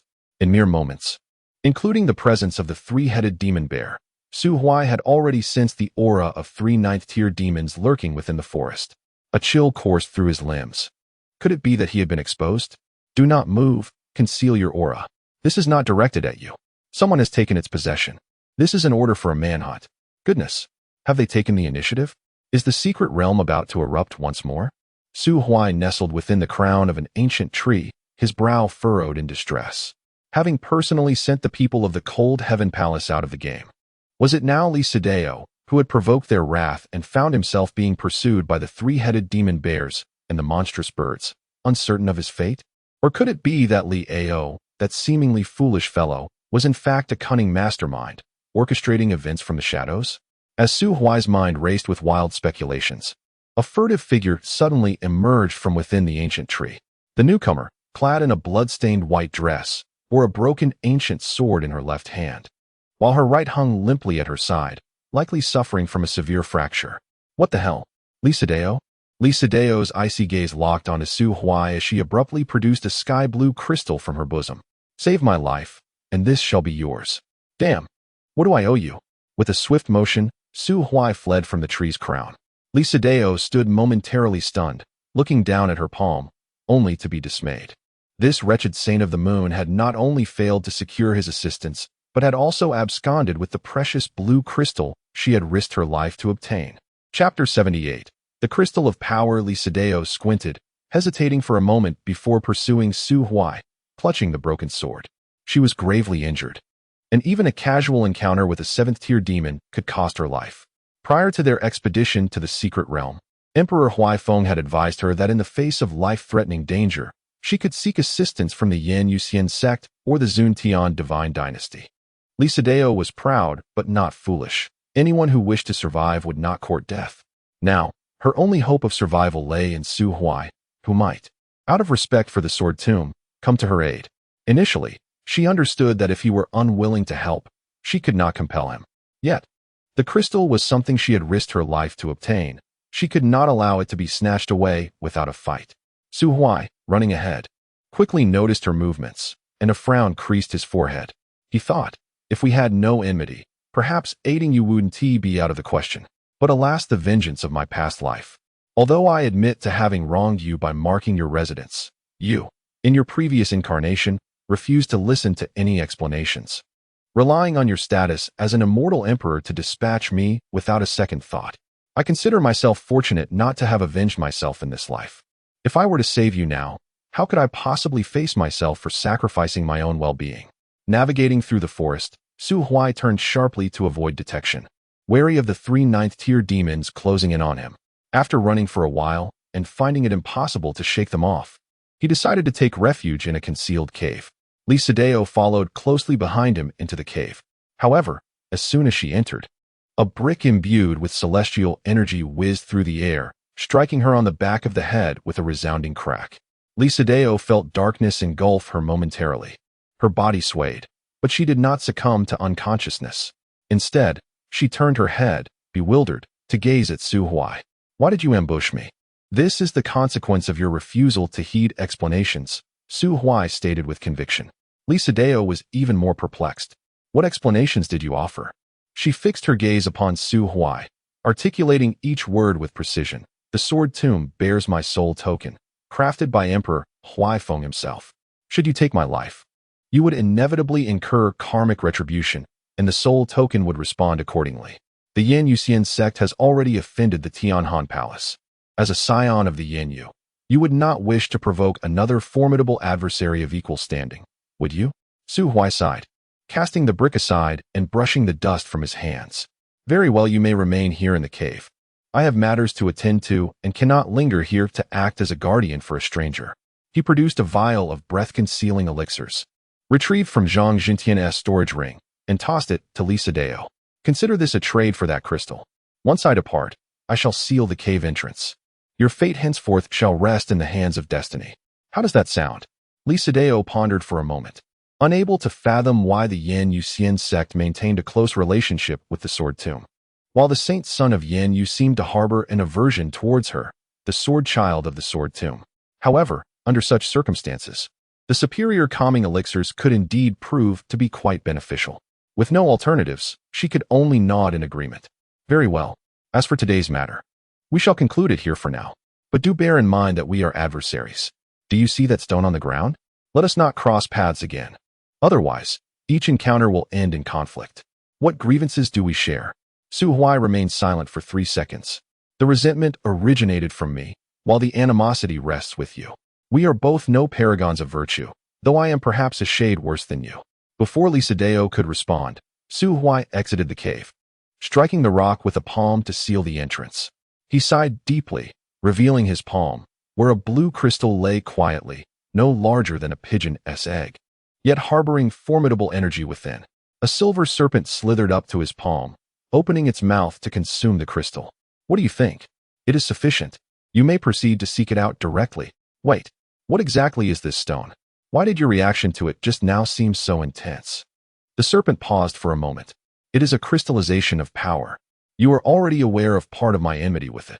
In the past, when it betrayed me, we engaged in a fierce battle, resulting in mutual destruction and damage to our origins. It escaped, and I could not pursue it.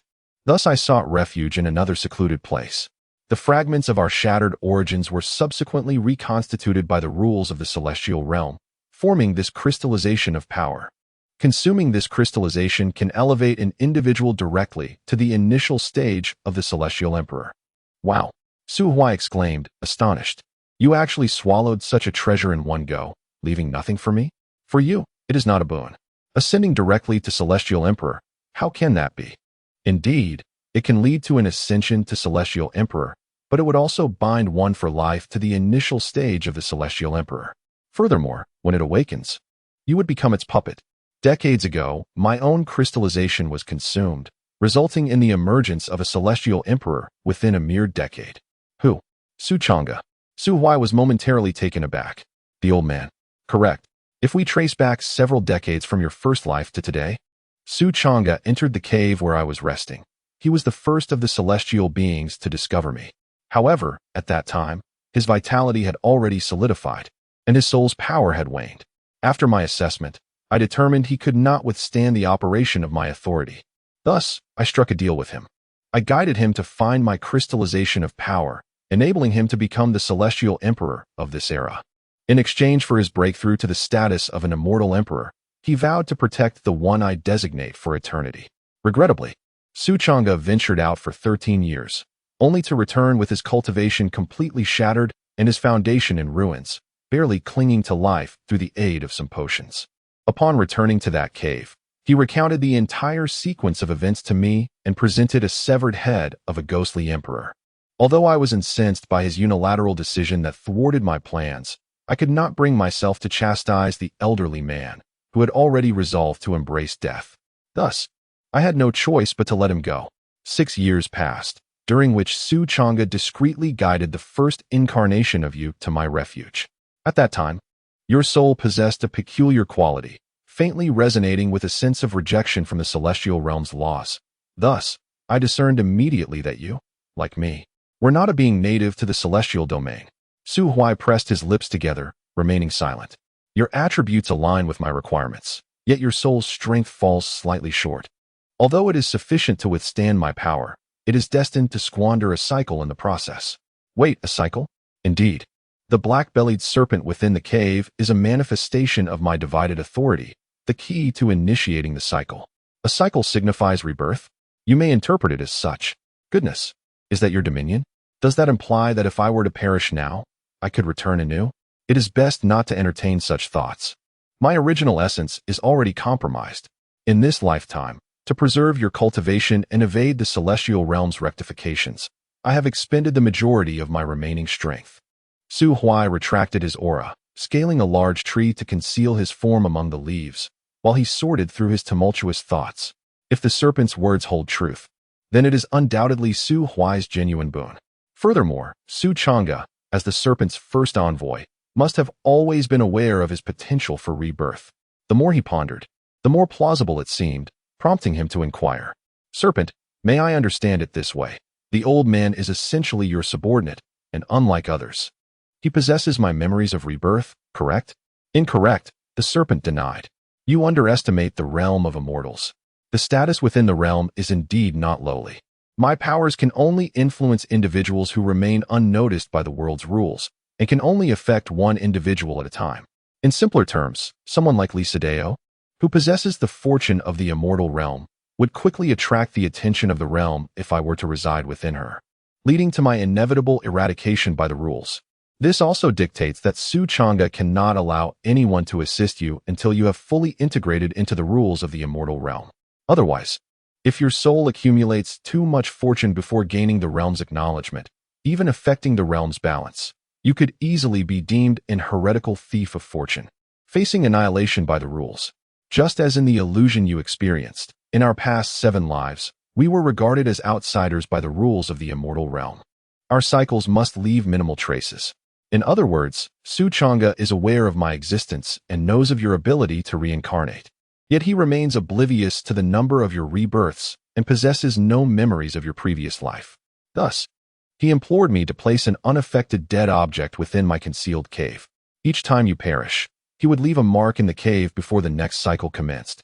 It was not until the 8th life, after you fought valiantly in the weeping ghost abyss for over a century, that you barely gained the realm's recognition and became a true denizen of the immortal domain. Hence, in the 9th life, I was able to emerge openly from my hidden sanctuary and inhabit your being. Simultaneously, Su Chang'e could finally leverage some of the connections he had previously amassed to pave the way for you. Otherwise, how could you, a suddenly emerged immortal sovereign, expect to earn the trust of the Yen-Yu immortal sect so swiftly and become their holy son in just a few days? Based on your self-proclaimed title of handsome? Su Huai swallowed hard. He recalled the peculiar stone pillar he had seen upon visiting the serpent's cave in this life, marked with 8 deep grooves, each more powerful than the last. It turned out to be a signal left by the old man, who, despite his frail condition sustained by elixirs, had shown him immense kindness. Without the serpent cycle, as an outcast rejected by the world's rules, his best fate would likely have been a mundane life, dying in Black Iron City. Given the inexplicable disasters he had encountered in previous lives, It seemed he might not even live to an old age. Perhaps this truly is the ultimate fate of a traveler through realms. Chapter 79. The bear who has read the art of war, Su Huai, sat silently on a tree branch for a considerable time before he heaved a deep sigh and raised his gaze towards the distant towering parasol tree. Can the old man's injury be treated? It is quite difficult, unless you can find a bearer of authority regarding resurrection. What is the authority of that blue bird? Illusion. Can one at the Emperor's realm wield authority? They can only grasp its embryonic form. Why did you not inform me of these matters earlier? Only to reveal everything when we arrived at the scene? Because you are right here, on the verge of entering the Emperor realm. It has ignited, good brother. By the way, do you have a name? She always calls me Silver. She. Is she your former companion? The woman depicted in the album who was with you and the bluebird? Do you have any other questions? Cough. No more. Old Silver, let us depart. Su Huai cleared his throat, no longer inquiring about the little snake's gossip.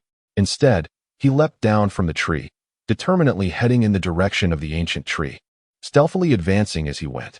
Within the mountains and forests, numerous high-ranking demons were continuously spreading towards the periphery of the secret realm, while the sky was filled with grotesque, menacing birds, all in search of the thief who had stolen their divine object. Such an event had transpired a century ago.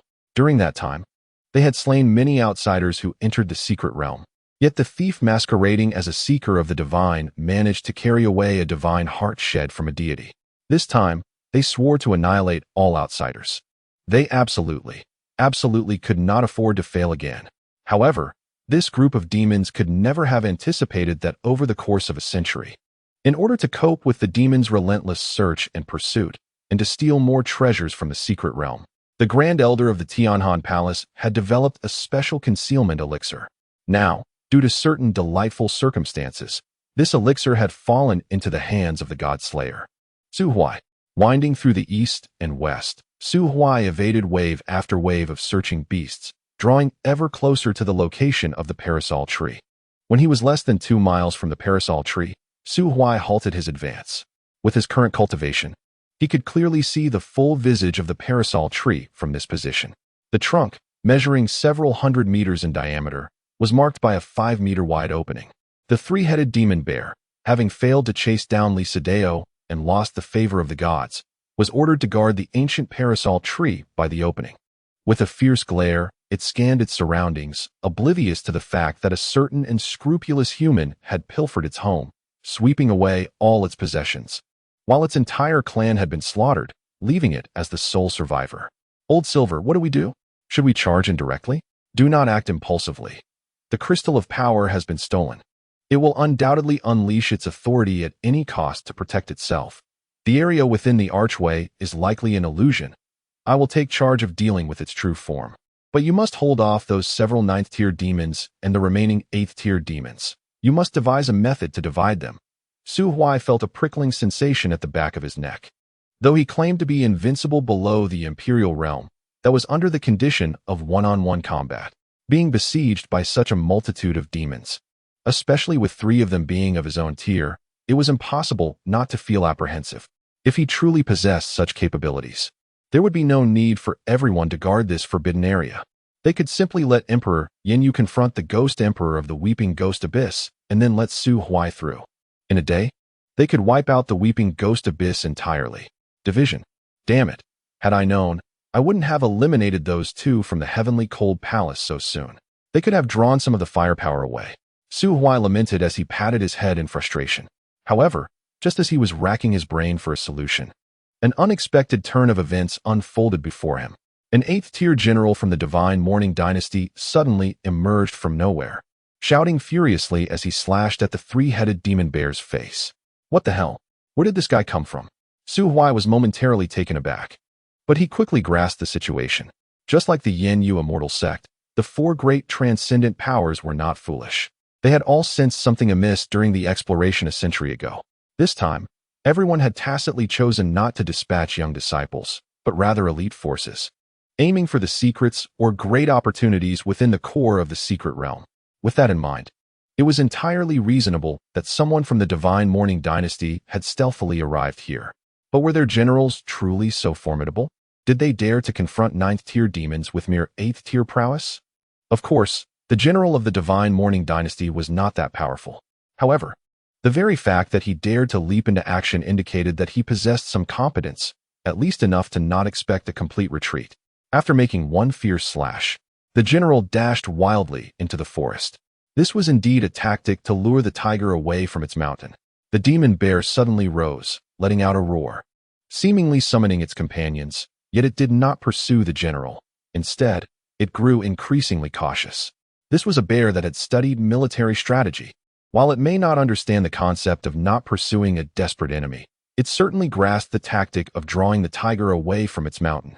Su Huai opened his mouth in astonishment. Concealed elsewhere, Prince Liao of the Divine Dynasty also gasped in shock. He pointed at the demon bear, gritting his teeth. Damn it! Wasn't it said that the demon bear clan was strong yet brainless? Why had they never encountered such a cunning demon bear in the millennium that the sword tomb had guarded the fallen demon cave? The general beside him also twitched at the corners of his mouth. Aside from certain special varieties, such as succubi and intelligent demons, the demon race as a whole indeed had low intelligence. Especially with power-driven creatures like the magic bear, they typically do not engage in extensive contemplation.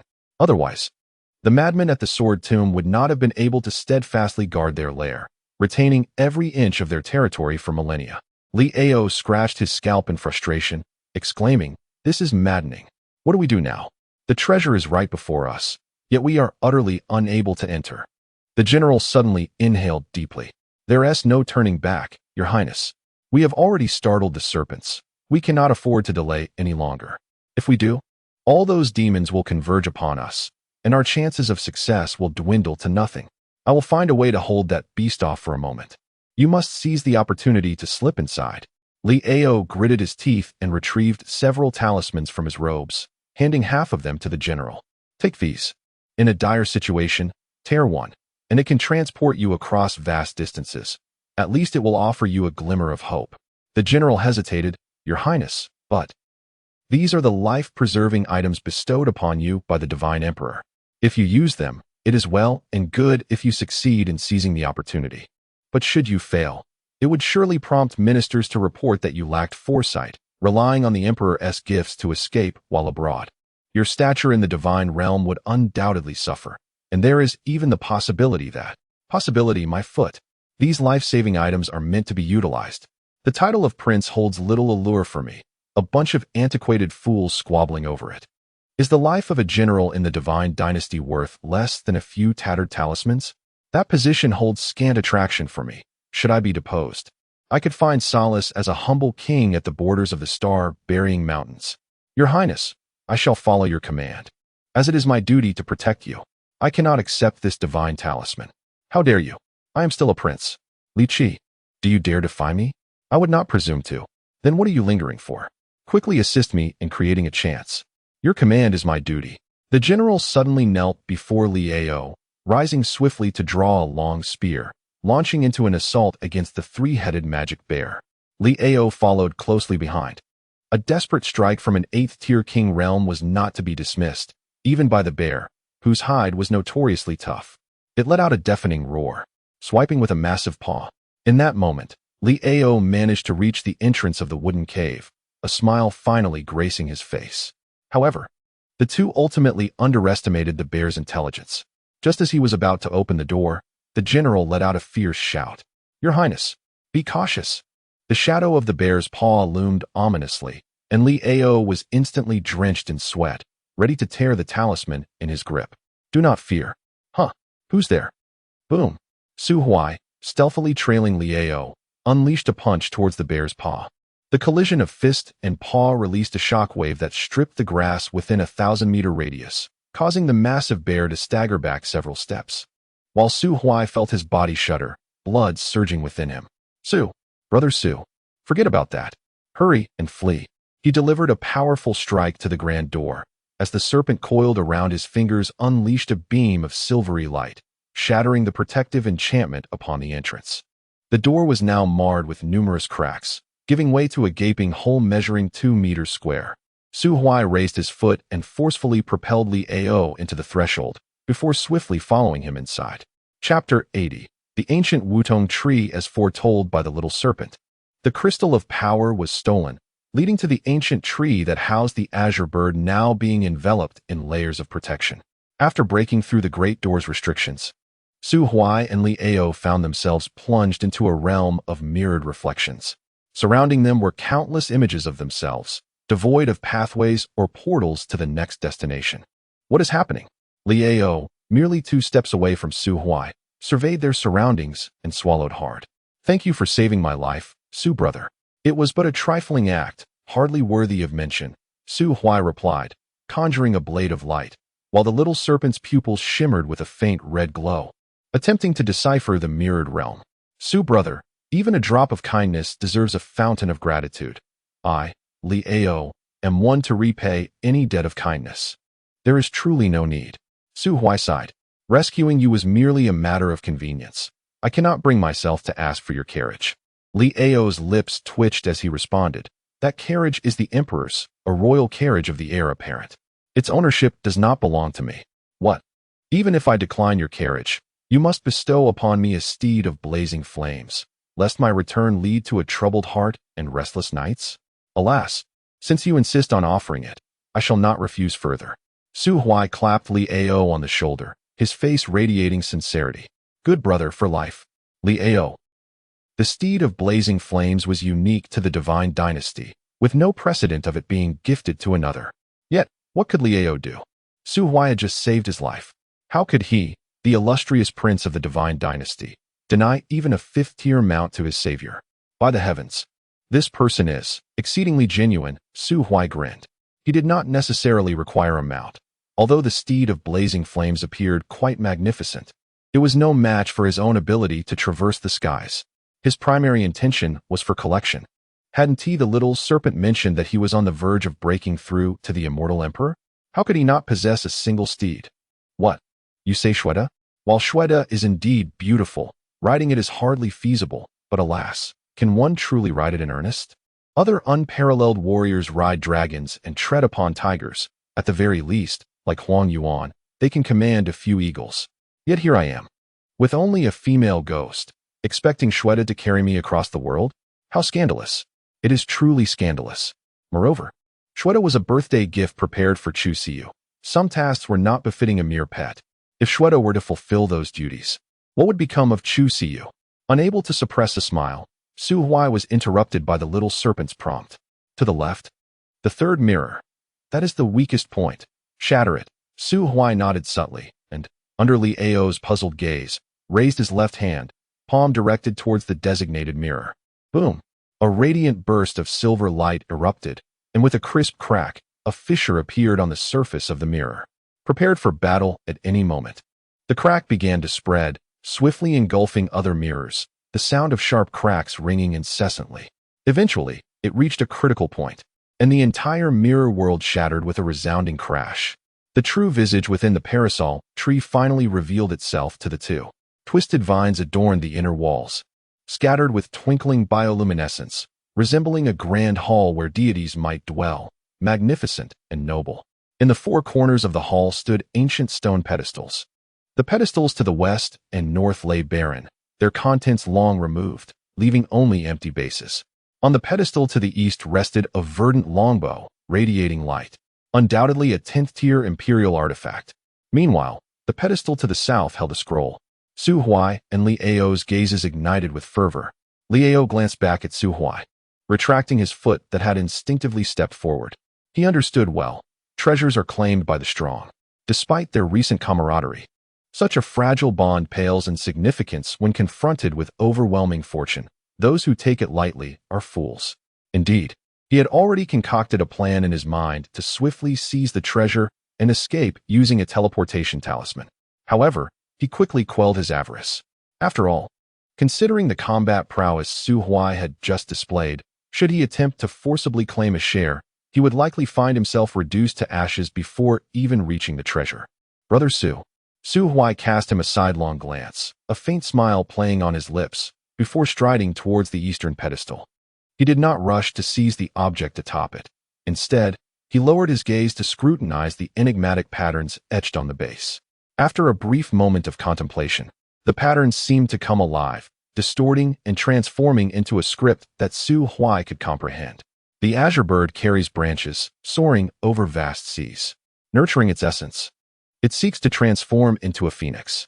Having obtained the method to ascend to divinity, it reflects upon its flawed self, burdened by guilt, its techniques imperfect, its bones marred. After much deliberation, it ultimately excavates its old heart, disperses its former methods, and extracts its flawed bones. What remains, unyielding, is heart, method, and bone. Refined into a demonic heart, a record of techniques, and a divine bow, each a separate entity. Rekindling the old flame, it forges a new self. Su Huai stroked his chin, finding the passage quite comprehensible. The azure bird, a creature of spirit, traversed great distances to accumulate its essence, aspiring to one day metamorphose into a phoenix. Upon acquiring the means for transformation and ascension, it realized its corporeal flaws rendered it unworthy of divinity.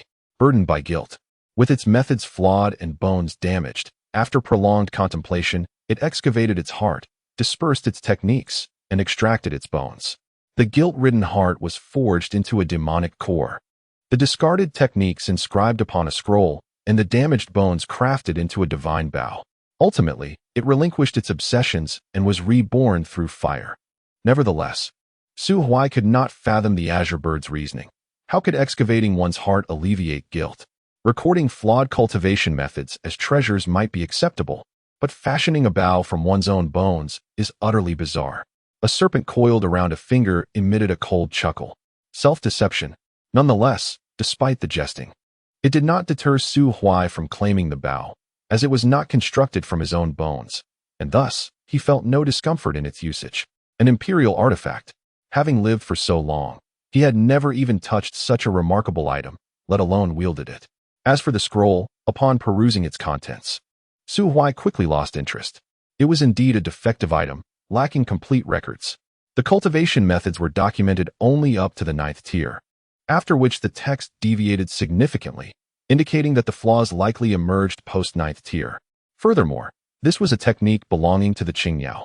It was uncertain whether it would yield any issues for a human practitioner. Su Huai turned to Liao. Brotherly, do you have any interest in this scroll? Indeed. Would Brother Su be willing to part with it? Liao's eyes sparkled with excitement. He had noted the treasures upon the stone platform, and without a doubt, the imperial artifact was the most valuable. Yet the scroll held its own merit, although Su Huai's willingness to offer it suggested potential issues. As a prince of the divine dynasty, Liao was solely concerned with bringing it back for the sake of duty. Any problems with the item would be the concern of those responsible for recording the methods. Then I shall give it to you. However, before you commence your training, it would be prudent to have your divine emperor review it first. I have noted that. Thank you for the reminder, Brother Su. The scroll was handed over to Liao, who accepted it with great solemnity. This time, he refrained from mentioning any form of gratitude, fearing Su Huai might request something beyond his means to provide. As for how to reciprocate, that could wait until they were outside, where the divine emperor could adjudicate. After bestowing the scroll, Su Huai diverted his gaze. Having already examined the scroll, he could reproduce its contents at will. A worthless scroll exchanged for a favor from a divine emperor was quite the profitable transaction. Moreover, he had established a reputation for sharing, embodying the nuances of human relationships. However, Su Huai raised his head, gazing at the convergence of the 4 stone platforms.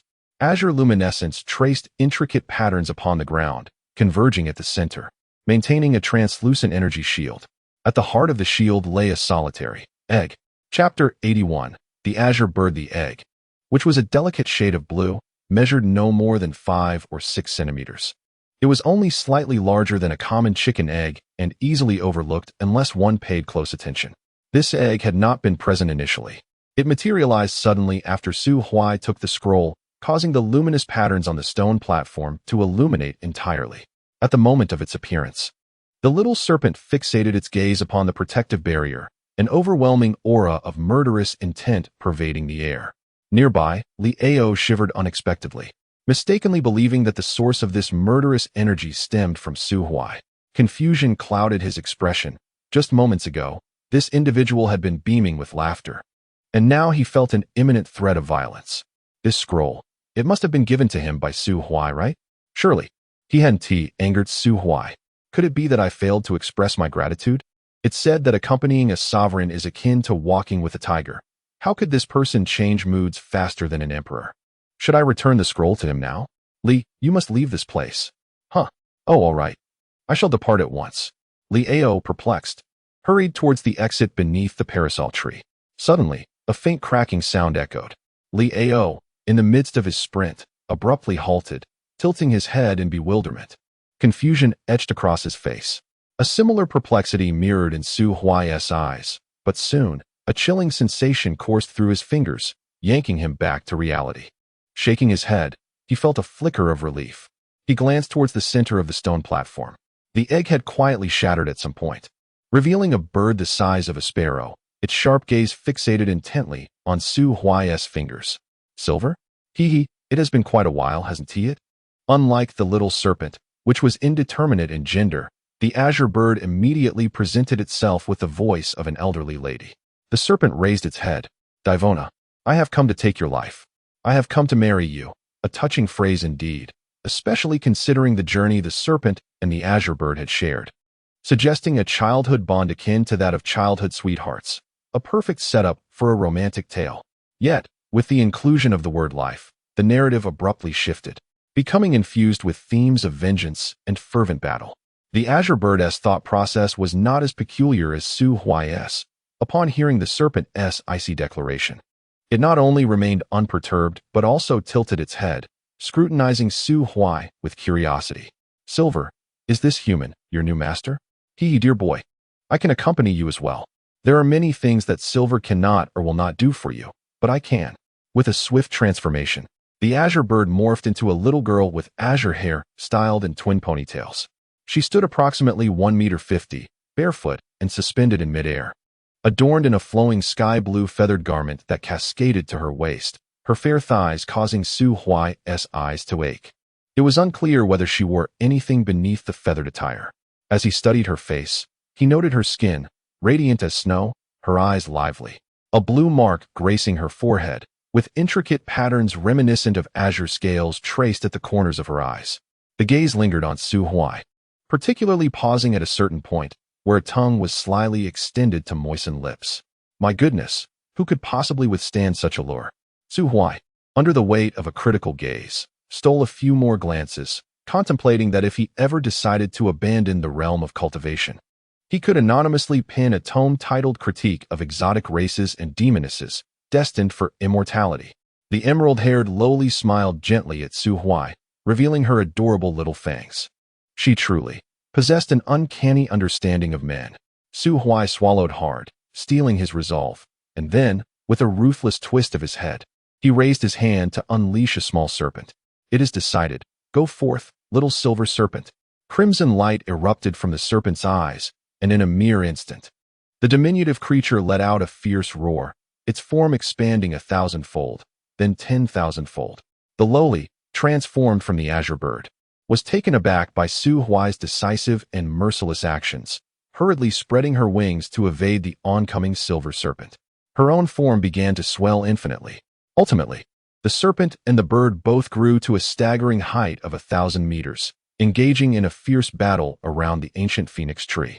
The ancient wood splintered, dust billowing into the air. The spectacle appeared grand and tumultuous, evoking a sense of cataclysmic upheaval. Yet Su Huai increasingly felt that something was amiss. It was far too weak. Both the serpent and the azure bird seemed abysmally frail in his eyes. The azure bird fared slightly better, managing to occasionally employ skills reminiscent of multiple shadow clones to trouble the serpent. But the serpent? It was purely a physical brawl. The sensation was akin to witnessing two mighty tigers fighting in a zoo. The imagery was indeed thrilling, but it did not align with his preferred style. Couldn't they at least display some skills? It was no wonder the serpent had previously claimed that the azure bird feared Su Huai, as he surmised he indeed possessed the capacity to vanquish her. Yet, he found himself perplexed. How could such a feeble creature command 3 heads of 9th-tier demons? Of course, had the serpent still been in his possession, it would have disdainfully informed him that a profession known as support existed in this world. The serpent's true form was that of an Ouroboros. Upon acquiring something, it would inevitably sacrifice another. The Ouroboros possessed a formidable cycle ability, yet it was fundamentally a support entity. Not to mention, it was not at its peak. Most of its remaining power was devoted to resisting the rules of the celestial realm, aiding Su Huai in his rebirth. Even so, Su Huai still deemed it weak. Truly, what a scoundrel! On the other side, the Azure Bird was not faring any better. While it did possess a degree of offensive capability, it had unfortunately fallen out with the Serpent centuries ago due to a certain incident. At the height of its power, the Serpent had been terrifyingly formidable, and their clash had left both parties grievously wounded. In a panic, the Azure Bird had fled into the celestial realm. However, upon entering that domain, the Azure Bird encountered the oppressive rules of the celestial realm, causing its cultivation to plummet, and was subsequently confronted and thoroughly beaten by the Moonlight Celestial Emperor. Ultimately, it found itself hiding in this secret realm, clinging to life while hoping to quietly cultivate anew. Fortunately, the treasure the Azure Bird had desperately sought, even at the cost of its master, had not been lost. Yet, what deepens its sorrow is that, tainted by the stigma of the devourer, the entity steadfastly refuses to acknowledge it, severing its path to divinity. Even with the most profound sacrifices, excising its heart, extracting its bones, undergoing a rebirth, no matter how fervently it repents, recognition eludes it. But this is not the pinnacle of despair. The most harrowing realization is that its very essence is being assimilated by the celestial realm. This assimilation does not signify acceptance, but rather denotes a relentless stripping away of its power. The entire world seems to conspire against this charming little Azure Bird. Chapter 82. One man at the gate. After a prolonged battle between the serpent and the bird, Su Huai discerned certain subtleties. For instance, when the small serpent was magnified to a kilometer in length, it became evident that one of its fangs was noticeably smaller than the other. This immediately reminded Su Huai of the 4 illustrations he had once seen at the Yin Yu Immortal sect. These depicted the initial confrontation between the serpent and the bird, where the serpent's scales were torn and one of its fangs was broken, while the Azure Bird suffered a broken wing and plummeted into the abyss. The bird's condition corresponded precisely with the illustrations. It circled low in the air, resembling a grounded blue fowl, having lost its aerial advantage and resorting to clawing and pecking at the serpent's scales. In contrast, the small serpent, having consumed the crystallized power of the Azure Bird, was not subdued like an ordinary individual. It possessed a resistance to the ethereal forces.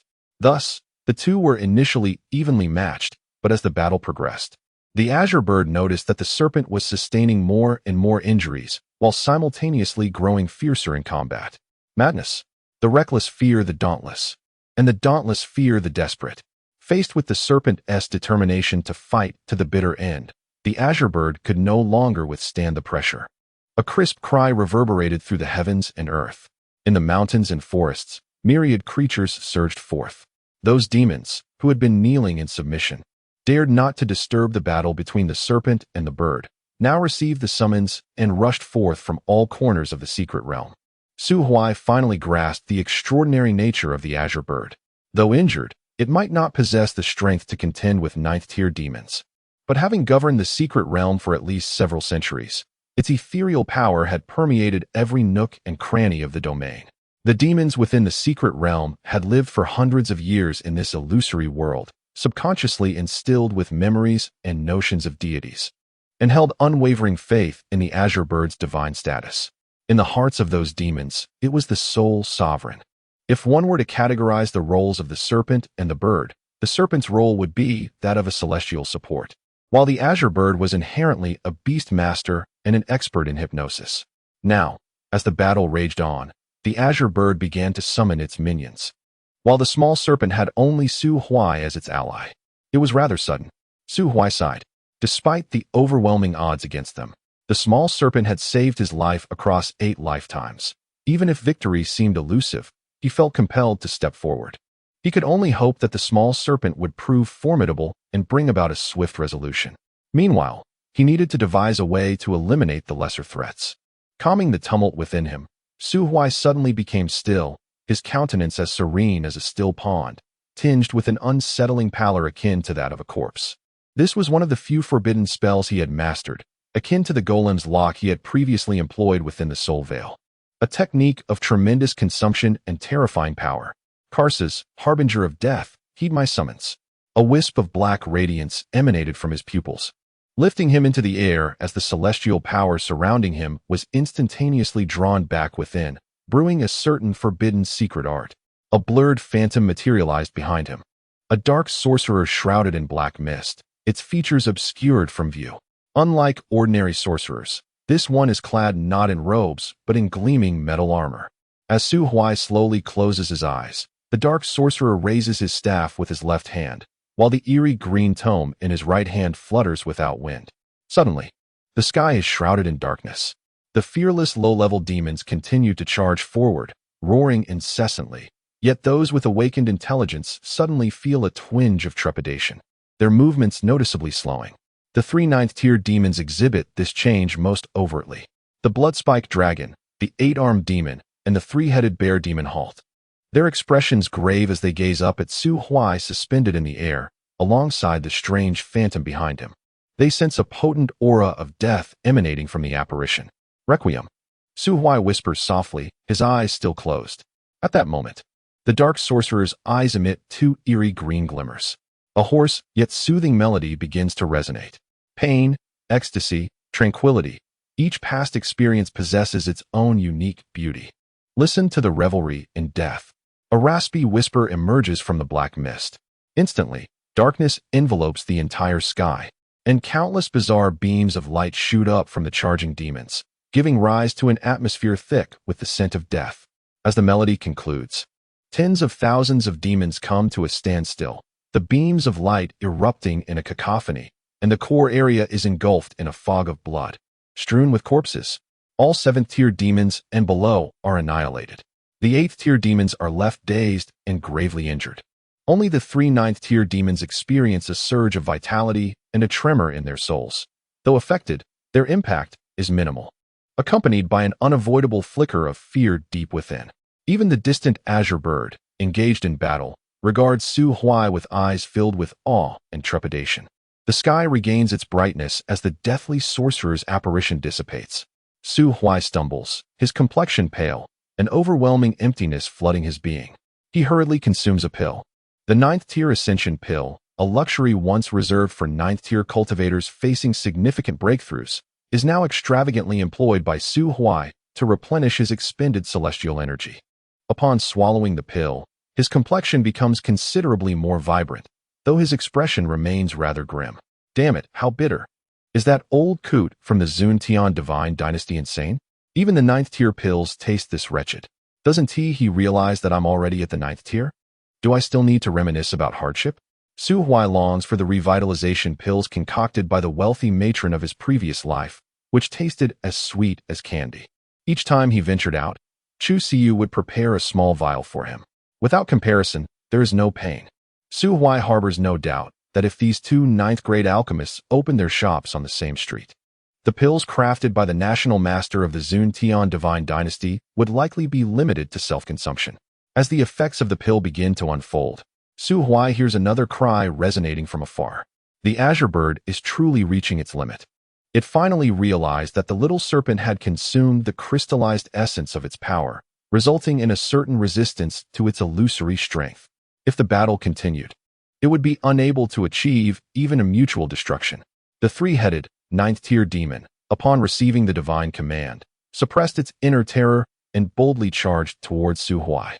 Although Su Huai's maneuver was astonishing in its coverage and indeed terrifying in its might, it was ultimately a wide-area attack, which had limited effect against fellow 9th-tier beings with formidable defenses.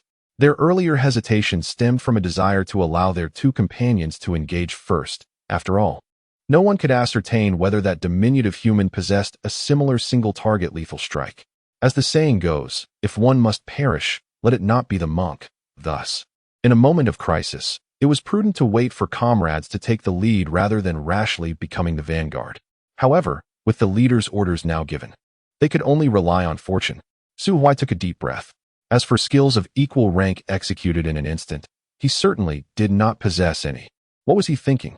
What creature capable of reaching the 9th tier lacked their share of prowess? At this level, if one wished to flee, fellow cultivators of the same rank could hardly impede them. Although Su Huai, armed with numerous peculiar skills, had the capability to eliminate opponents of equal rank, this required a certain amount of time for strategy and preparation. to execute a decisive strike head-on. Unless one possessed the prowess of a 10th-tier emperor to forcibly strip away the celestial energy surrounding a 9th-tier cultivator and then employ imperial might to seal all avenues of retreat. No one understood how an emperor could slay a venerable being better than Su Huai. After all, he had experienced it firsthand in his previous life. With a snap, once the imperial might was locked in, the venerable being could only be manipulated like a mere toy by the emperor. Roar! The three-headed demon bear opened its cavernous maw, unleashing a beam of light over 3 meters wide, hurtling towards Su Huai's precarious form. Su Huai conjured a shield of celestial energy, bracing himself with his arm in defense. Yet, his gaze subtly shifted towards the 8-armed demon ape beside the 3-headed bear. His earlier period of concealment had not been in vain. While seeking a way into the phoenix tree, he had also been observing the characteristics of these 3 9th-tier demons. The blood dragon was self-evident. Dragon breath was a fundamental skill for all dragonkind, while the 3-headed bear had somehow learned the art of distant vocal assault. Only the 8-armed demon ape was purely a brute, adept at striking, smashing, and stealing, embodying raw violence with a remarkably resilient physique. Such a clumsy creature, with its overwhelming vitality and daunting defenses, was the most challenging to kill. However, if the goal was merely to restrain it, the task became deceptively simple. Remaining motionless, Su Huai blocked the bear's assault while unleashing a blade of celestial energy that struck fiercely against the face of the ape. Chapter 83. Block Everything, Humanity. Seeking Death. The ape demon roared, spitting forth a spray of saliva. You allow a bear to strike you without retaliation, yet you dare to hurl your skills at me? What does this imply? Do I appear to be the easiest target? The resilient ape demon could no longer endure the provocation. Among the 3 demons, it harbored the least apprehension towards Su Huai. With centuries devoted to physical refinement, its strength ranks just beneath the divine, making it nearly impervious to even the mighty bear demon's assaults. Even if Su Huai were to harbor some lethal technique, it would at most inflict severe injury, but could never deliver a fatal blow. Thus, incited by the challenge, it accelerated, swiftly distancing itself from the bear demon and the blood dragon. 8 massive hands descended upon Su Huai, vowing to reduce him to mere pulp. However, as its attack was about to strike, Su Huai slowly etched a wicked smile upon his face. Fool, you've fallen into my trap. Soul binding. Su Huai forcefully brought his palms together. Buzz. The space froze, and a grand formation rose into existence. The battle between the little snake and the azure bird had persisted for some time, and as a cunning strategist who had navigated the depths for so long, Su Huai could not simply stand idly by, observing others engage in conflict. From the azure bird summoning demons, to releasing the soothing melody to exorcise foes, and then hardening his defenses against the bear demon's verbal onslaught, he had remained motionless throughout. Save for elevating his stature, was it that he lacked the ability to evade? Certainly not. His prolonged stillness was strategically employed to establish this binding formation. One must express gratitude to the Tianhan Palace and the 3-headed bear demon. Had he not extorted a wealth of high-grade spirit stones from the former and uncovered an abundance of energy-rich high-tier ores within the bear's lair, he would have never been able to set up this formation. Within the soul veil of a millennium's solitude lay both disaster and a concealed opportunity for him. Seizing the moment, he ventured to numerous places and perused countless tomes, acquiring a wealth of knowledge regarding the celestial realm. Among these, he particularly excelled in the formation arts, which harmonized splendidly with his cunning nature. Of course, his alchemical skills remained consistently reliable. The 3-headed bear demon continued to roar and thrash against the golden light barrier that ensnared it. As a one-time, 9th-tier formation, the Binding Earth formation's sole purpose is to immobilize those who dare to breach it. When an object of singular function, with a name as unassuming as this, possesses a rank that far exceeds its purpose, its potency often becomes exceedingly formidable. The Binding Earth formation exemplifies this principle. Anything ensnared by it, unless possessing strength vastly superior to the 9th tier, will invariably find itself bound, with the duration of confinement ranging from a mere tease brewing time to an eternity. Su Huai even speculated that within the series of cataclysmic killing formations laid by the Grand Elder of Tianhan Palace against the Emperor Tianhan, the Binding Earth formation was likely present. According to Su Huai's calculations, although the materials he employed to establish this formation were not of the highest caliber, it was still entirely feasible to confine the 8-armed ape demon for several days and nights. Should the little snake fail to resolve the conflict within such a time frame, Su Huai would undoubtedly need to contemplate a forced retreat. Now, with one of the 3 9th-tier demon beasts vanquished, the remaining 2 would have to rely solely on raw strength. Su Huai glanced back at the frenzied little serpent, flicked his arm, and conjured a broad blade along with a light shield. Gladiator Su Huai. Alas, there was no choice. Facing 2 foes, neither of whom were fragile, he had but a single elixir of ascension left in his pocket. Thus, he had to select the most energy-efficient approach. Come, let us battle. The blood dragon and the demon bear exchanged a knowing glance. Understanding his intention to stall, they split into 2 directions, aiming to circumvent him and charge directly towards the little serpent. Without hesitation, Su Huai ascended into the air, raised his shield to block the incoming dragon's breath, and retaliated with a swift strike aimed at the blood dragon's head. A sharp sound echoed as sparks flew, leaving a shallow crimson mark upon the blood dragon's skull. It rolled in the air and clashed blades with Su Huai once more, both being forced back several meters. Roar. Human, you are destined to fail. The 3-headed beast has already arrived on the battlefield, believing it can single-handedly thwart us. What a dream. It shall return on its own. Huh. Deceiving oneself. Do you doubt it? Su Huai suddenly smiled, flipping his right hand, and a massive bear head soared out, impaled upon his blade. Drawing in a deep breath, he turned his back to the demon bear, lifted his long knife high, and bellowed, 3-headed demon bear. Behold, what is this? The 3-headed demon bear instinctively turned its head to glance, and upon recognizing the large bear, head upon Su Huai's blade, it abruptly slowed its advance. It recognized it as one of its 7 offspring. Not long ago, I passed by a cliff. There, a pack of 7th-tier demon bears demanded I cripple my own arms. I was terrified. Su Huai paused for a moment. Therefore, I killed every last one of them.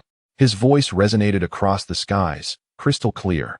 The bluebird watched in disbelief as the demon bear, poised to charge into battle to alleviate its own pressure, halted in its tracks. 3-headed demon bear. Do not heed his nonsensical words. Merely a few demon offspring. After this battle, I shall grant you 3,000 demon consorts. You shall breed freely. The demon bear stood upright, its broad chest heaving. Once, it was a 7th-tier lord of the demon domain. Approximately 4,000 years ago, the cataclysmic abyss erupted into a grand war of emperors. The aftermath wreaked havoc, resulting in unstable spatial rifts between the demon domain and the celestial domain. The demon bear, upon discovering these rifts, convened with other demon kin, circumventing the abyss to stealthily infiltrate the celestial domain. Initially, they disguised themselves as monsters, wreaking havoc in the mortal realm, even annihilating a small sect guarding the mountains, indulging in the flesh and blood of human cultivators.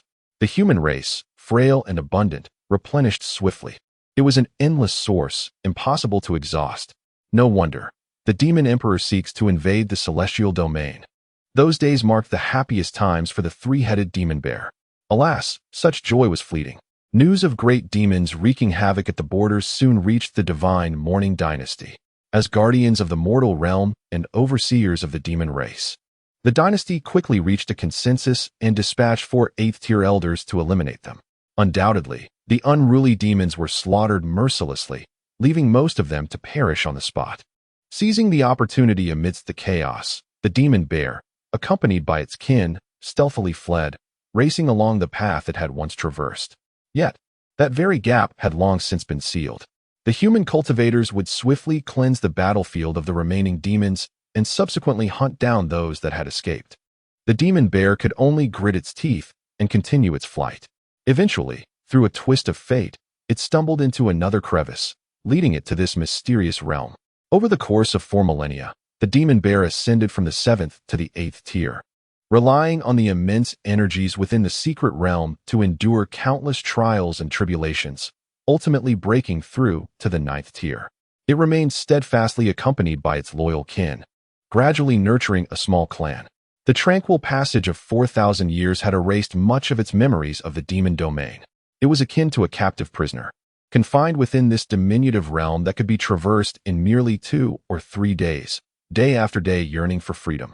Its kin, along with the offspring born over the past 4 millennia, became its sole source of solace, even surpassing faith itself. In that moment, the bluebird gazed in despair as the three-headed demon bear turned and fled, filled with an overwhelming intent to kill as it charged toward Su Huai. Chapter 84. The burdensome ally at times. Emotions wield the sharpness of a blade. Su Huai could not fathom the profound attachment that the three-headed demon bear harbored for its kin. For beings of sovereign stature, the delineation of hierarchy is strikingly apparent. Even partners who share offspring must maintain a respectful distance from the dominant entity. How could one dare to slumber beside the sovereign's resting place? Yet, within the cavern that served as the three-headed demon bear's lair, Su Huai discovered numerous signs of other demon bears taking their repose, alarmingly close to the sovereign's den. Coupled with the bear's decision to forsake its stronghold at Demon Bear Cliff to pursue Lisadeo, it became evident that this creature possessed a deep-seated affection for its tribe. To slay its kin and provoke it further by presenting the severed head of its offspring was indeed an act most vile. However, the animosity between humankind and the demon race is steeped in the hatred of annihilation. In the early days following the emergence of the demon abyss, a multitude of demons flooded into the immortal realm, launching relentless assaults and treating human beings as mere livestock, slaughtering and devouring men, women, and children alike. The enmity between humans and demons transcends territorial disputes and competition for resources. It is a primal struggle for survival, a matter of life and death, with the demons as the aggressors. In this conflict, there exists no moral high ground, only mutual enslavement and slaughter. Thus, Su Huai grappled with intense self-reproach and profound reflection concerning his ruthless actions. Yet, given the chance once more, he would still opt for an overwhelming offensive to obliterate his foes. Boom! The wrathful strike of the three-headed demon bear shattered the shield forged from Su Huai's celestial energy, propelling him hundreds of meters away. Shaking his numbed arm, he conjured a new radiant shield and, with a swift motion, directed his attention back to the blood-spiked dragon. By drawing the ire of the three-headed bear, he merely needed to hold off the dragon until the little serpent could free itself, thereby alleviating the pressure and dismantling the threat one by one. The three-headed demon bear had descended into madness, its attacks indiscriminately targeting both Su Huai and the blood-spiked dragon, creating an atmosphere of utter confusion. This was an unexpected turn for Su Huai. In a moment of clarity, he relinquished his blade, producing a chain instead, bravely withstanding several strikes from the blood-spiked dragon while successfully ensnaring its neck. With a deft maneuver, he secured himself firmly upon the dragon's back. The gladiator evolved into Dragon Knight Su Huai. The blood-spiked dragon, feeling deeply insulted by Su Huai's audacity to treat it as a mere steed, retaliated with a fierce breath of fire. Su Huai grinned, raising his shield in defense, entirely forsaking his offensive stance to devote all his spiritual energy to fortifying his protective barrier. Initially perplexed, the dragon questioned the utility of this human clinging to its nape. Was it merely a bid to insult its draconic dignity? Until boom, with eyes ablaze, the three-headed demon bear unleashed a powerful roar, staggering the blood-spiked dragon and causing a searing pain to throb at the back of its neck. The protective shield of Su Huai was struck by a shockwave, instantly dimming in intensity. It was evident that with just a few more dozen or even 100 strikes, this shield he had conjured would shatter before his eyes. However, once his shield broke, the bloodthorn dragon would likely be on the brink of death as well.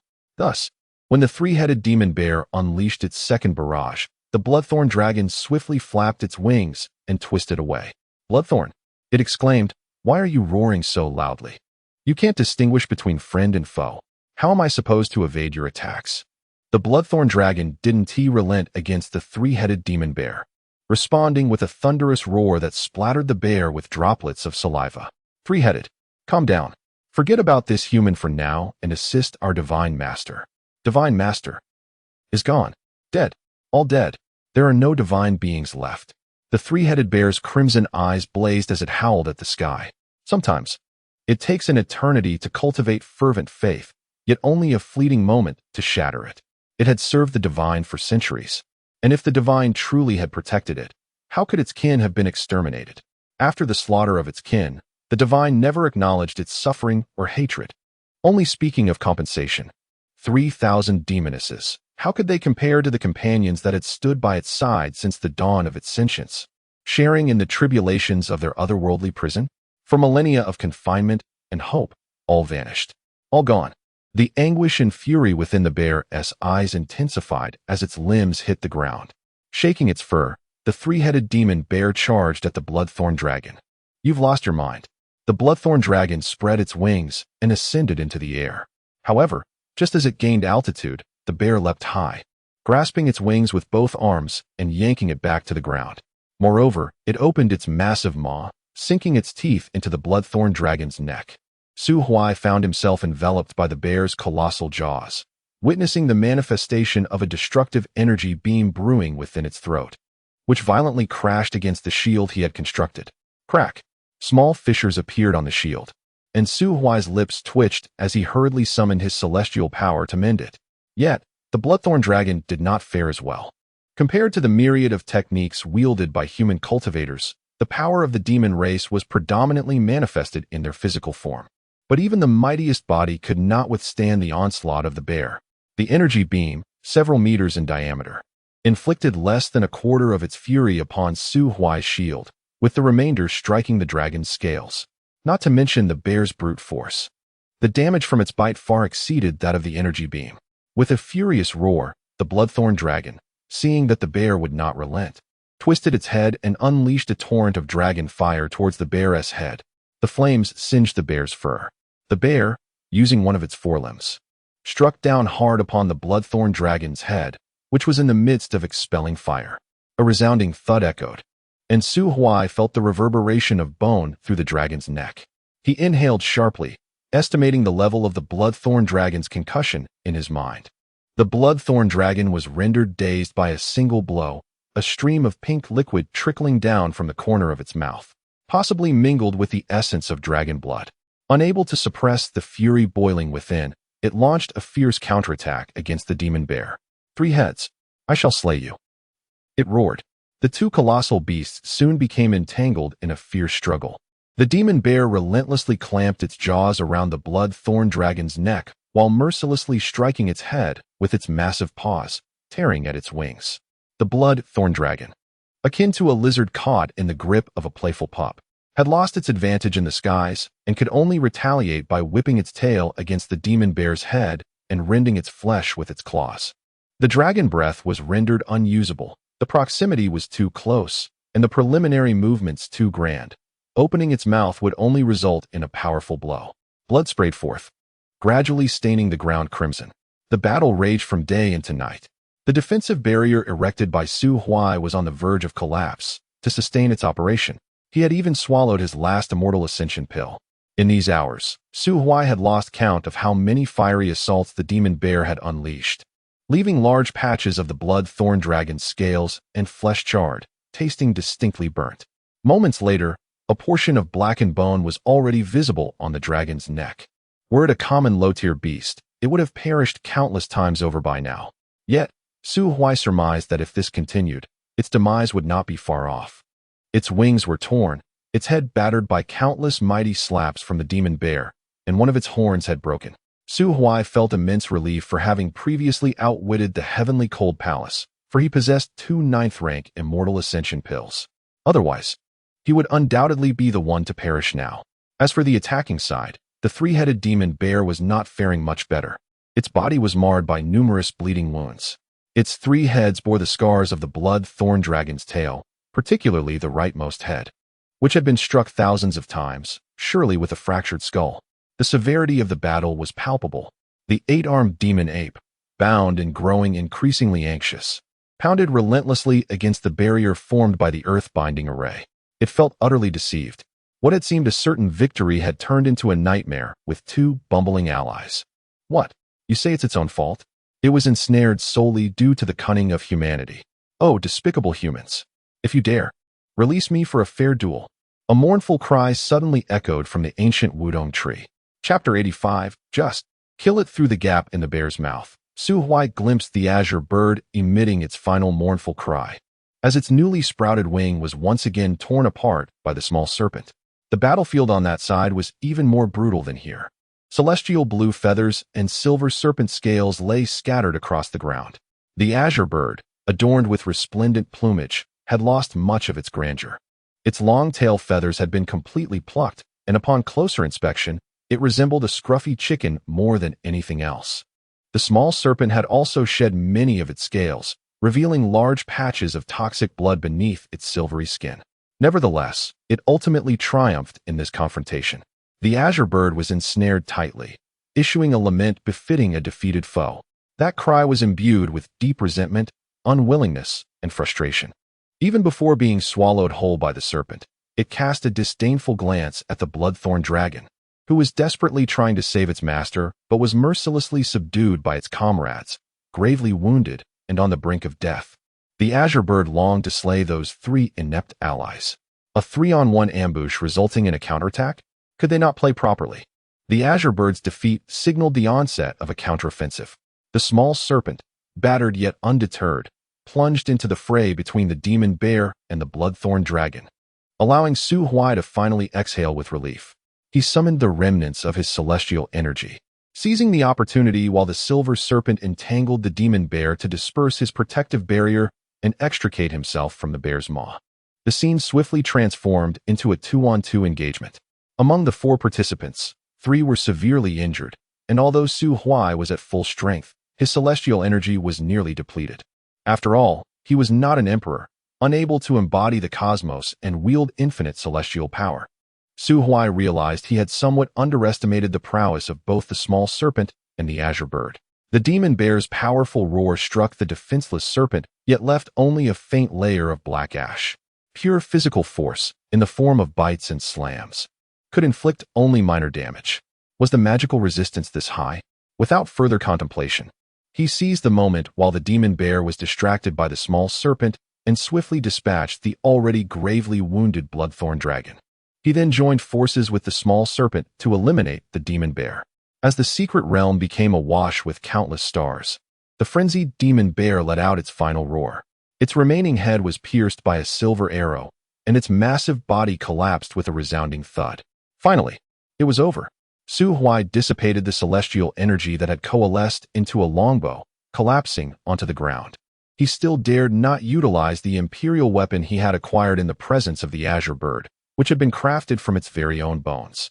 Who knew if it held any hidden traps? After all, were he in the azure bird's position, he would surely have tampered with the bow. Perhaps it would explode upon being drawn, or anyone who wielded it would become a slave. Old Silver. Su Huai inhaled deeply, the air thick with the scent of blood, his eyes reflecting the stars, a faint smile gracing his lips. With revenge finally fulfilled, what were his thoughts? The silver serpent glanced at him with its crimson eyes, shrinking to a length of 1 meter, and suddenly opened its mouth, regurgitating the azure bird from its belly. The power of the azure bird appears to have been sealed by the little snake through some peculiar means, rendering it remarkably docile upon landing. It first cast a glance at the little snake, then turned its gaze to Su Huai, transforming back into the form of a double-tailed loli. However, the dress fashioned from feathers was considerably tattered, revealing swathes of pristine white, whether by design or happenstance remained unclear. Su Huai, lying on the ground, regarded her with a curious eye. You did not slay it? What? The little snake coiled itself around a stone. Both it and I are auxiliary beings. We embody a unique existence, typically opting to attach ourselves to the powerful. It possesses considerable secrets and knowledge. Keeping it alive could prove beneficial to you. Su Huai propped himself up, directing his gaze towards the little snake. Do you not harbor any hatred towards it? The little snake lowered its head, remaining silent. Su Huai then turned his attention back to the azure bird in its lowly form. With a tender physique, it was indeed a fine mount, especially in its double-tailed guise. The azure bird bowed its head, quietly exhaling in relief. Moments ago, it had narrowly escaped death, fervently pleading with the little snake for its life, claiming that its survival would be of great significance to both the snake and Su Huai. It had even sworn by its true name never to betray again, offering Su Huai the opportunity to leave a soul imprint upon it. Perhaps by a stroke of fortune, the little snake truly spared its life, allowing it to continue existing. As for Su Huai, a lecherous human cultivator, quite easy to manage. Is Su Huai lecherous? Indeed he is. Merely gazing was insufficient. He, Su, even produced an ancient tome and a pen, flipping to a blank page to commence sketching the azure bird in its lowly form. The secret realm was enveloped in silence. interrupted only by the frantic pounding of the octoped demon upon the array and the faint rustle of the pen gliding over yellowed paper. A quarter of an hour later, Su Huai, thoroughly satisfied, ceased his drawing. Then, under the indifferent gaze of the little snake, he squatted before the lowly. In the sycamore tree where you reside, there are 4 stone platforms. Upon them lie a bow, a scroll of techniques, an energy crystal, and a heart, correct? The azure bird in lowly form nodded. Yes, could you enlighten me as to the specific function of your heart? It contains a substantial portion of my knowledge. How obedient. Now, one more question. The stone platform indicates that you have acquired the method to ascend to divinity. What is that method? Gazing at Su Huai, whose demeanor appeared overly amiable, the azure bird suddenly sensed an unsettling shift in his tone. It tentatively replied, I can gradually divulge all these details to you in due course tonight. We might engage in other endeavors. Su Huai blinked. What endeavors? Merely what men such as yourselves often enjoy. Oh. But I am eager to learn the method of ascension to divinity right now. The azure bird confirmed its inner suspicion, suddenly finding it hard to believe. If you kill me, you shall never uncover the secrets of the ascension. Only I know where it lies. Su Huai sighed. So? You have decided not to reveal it to me then? If you spare my life, I shall tell you in due time. But you have no future left. The azure bird trembled.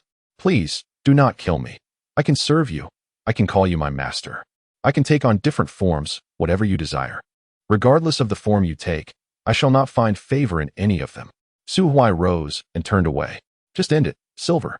A brief mournful cry echoed behind him, followed by the sound of bones shattering and a faint swallowing noise. Su Huai sat down on the ground, and after a moment, a chilling sensation coursed through his middle finger. He raised his hand to stroke the head of the Ouroboros ring. Why not keep it? In life, one must make choices. But you often said in your previous lives that only children make choices, while adults seek to have it all. That was youthful folly, lacking understanding. Only upon maturing does one realize that children desire everything, while adults comprehend the weight of limitations. One can be shameless, adept at scheming, and take unconventional paths. Yet, no matter the actions taken or deceit employed, one must always remain true to their conscience. As you once said, in my past lives, I achieved nothing, yet foolishly thought I could indulge in a harem as if life were so trivial. Then I met Chu Siyu.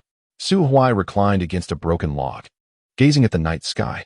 The esteemed disciple of the medicine spirit peak of the Yin Yu immortal sect, possessing remarkable alchemical skills at such a young age.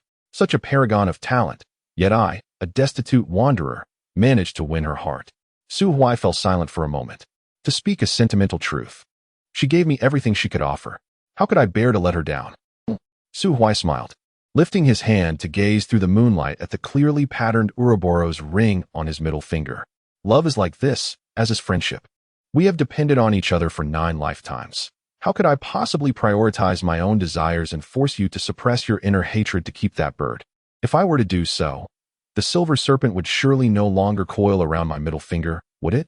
Chapter 86. The prodigal son's return. The moonlight was cold and clear, and the surviving demons in the forest had long since retreated silently, each finding refuge in their hidden lairs, too fearful to make a sound. The gemstone-like eyes of the serpent on the ring flickered with a faint crimson glow. The little serpent did not deny Su Huai's words. Do you truly not wish to know the path to ascendance? Indeed, I do. Su Huai lowered his raised hand. Ascendance, though the meaning eluded him, the term itself carried an air of magnificence. However, the desire to know did not necessitate the obligation to learn. The birds sought to use the path to ascendance as bait for my mercy. But what would ensue after I spared it? It would still leverage this matter against me. Perhaps it was best to eliminate it decisively. I would feign ignorance of the term ascendance. Contentment begets happiness. You are quite astute, the serpent remarked. Ah, this is the first time you have praised me. Do not recline any longer. Rise. Why? Let us venture to the ancient phoenix tree. The spiritual essence of heaven and earth there is the most concentrated within this secret realm. I have promised you this. Once this matter is concluded, I shall assist you in becoming an emperor. At the serpent's words, Su Huai was momentarily taken aback, and then he straightened with renewed vigor, his heart pounding wildly. Right here in the secret realm? This is the most suitable place. Understood. I shall hasten to the phoenix tree. With a clap of his hands against the ground, Su Huai transformed into a streak of light, racing towards the hollow of the ancient tree. Liao, the prince of the divine heaven, lay quietly at the entrance of the tree hollow. He had first been ensnared by the illusory power of the azure bird, plunging into an endless realm of illusions. Only after the azure bird's demise did he emerge from that hazy sensation. Yet, he remained dazed, his eyes vacant. Su Huai halted before him, raising a hand to wave in front of his face. Old Silver, is he, all right? It was merely an experience of a false world. If the mind is resolute, there is no grave danger, the serpent assured. I shall shortly send all humans from the secret realm and then seal it entirely. You may focus on your breakthrough. Very well. Observing the vacant gaze of Liao, Su Huai pressed his lips together and suddenly raised his hand to deliver a resounding slap. With a sharp sound, Liao's head tilted, and a flicker of awareness returned to his eyes. Still not awake? 2 more slaps followed, and Liao blinked, finally emerging from the concluded illusion. Staring blankly at Su Huai before him. Su, brother Su. Ah, dear brother, you have finally awakened. What has happened to me? Su Huai placed a hand on his shoulder. You have just fallen victim to an illusion. Brotherly, to be brief, this exploration of the secret realm has come to an end. Soon, you and the others will be sent out, but I must remain to address some subsequent matters. Therefore, could I trouble you to convey my safety to the Yenyu immortal sect once you are outside? Liao remained somewhat bewildered, yet upon hearing Su Huai's request, he instinctively nodded. Such trivial matters are certainly acceptable, good brother. Su Huai produced an 8th-tier magic core and placed it into Liao's hand. This is your reward. No, I cannot accept this from you. Su brother, take it and don't hesitate. Once we exit, there may be other matters for you to assist with. Li brother Su Huai patted him on the shoulder. Take care, Li brother. And you as well. Su brother Liao stared blankly as Su Huai entered the ancient parasol tree, which then reformed a layer of silver protective barrier around its perimeter. Simultaneously, a beam of silver light emanated from the tree, sweeping across the entire secret realm. Outside the tree, Liao, the meditating Li Sideo, nursing his injuries in the cave, and even the 2 generals of the divine dynasty who had narrowly escaped by utilizing the Godspeed talisman, were enveloped by this silver light. Vanishing without a trace in the blink of an eye, the secret realm gradually returned to tranquility. Only the ancient parasol tree, once a sanctuary for deities, silently absorbed the spiritual essence of the entire realm, seemingly nurturing the emergence of a new divinity in the celestial domain. More than half a month slipped by unnoticed. It has now been 3 full weeks since the exploration of the submerged secret realm at the bottom of the moonlit lake concluded. During these 3 weeks, numerous events transpired within the celestial domain. Firstly, the renowned genius Li Sideo narrowly escaped death in the secret realm. Upon returning heavily injured, he retreated to the Sword Tomb, announcing his seclusion. Then, the peak master of Tianhan Palace, Zhang Jintian, perished when his soul lamp extinguished within the secret realm, while the holy son, Sima Zhu, vanished without a trace. Tianhan Palace, in a furious uproar, pieced together fragmented information and discovered that the crown prince of the Zhuantian divine dynasty, Liao, had openly declared his intent to kill Sima Zhu before entering the secret realm.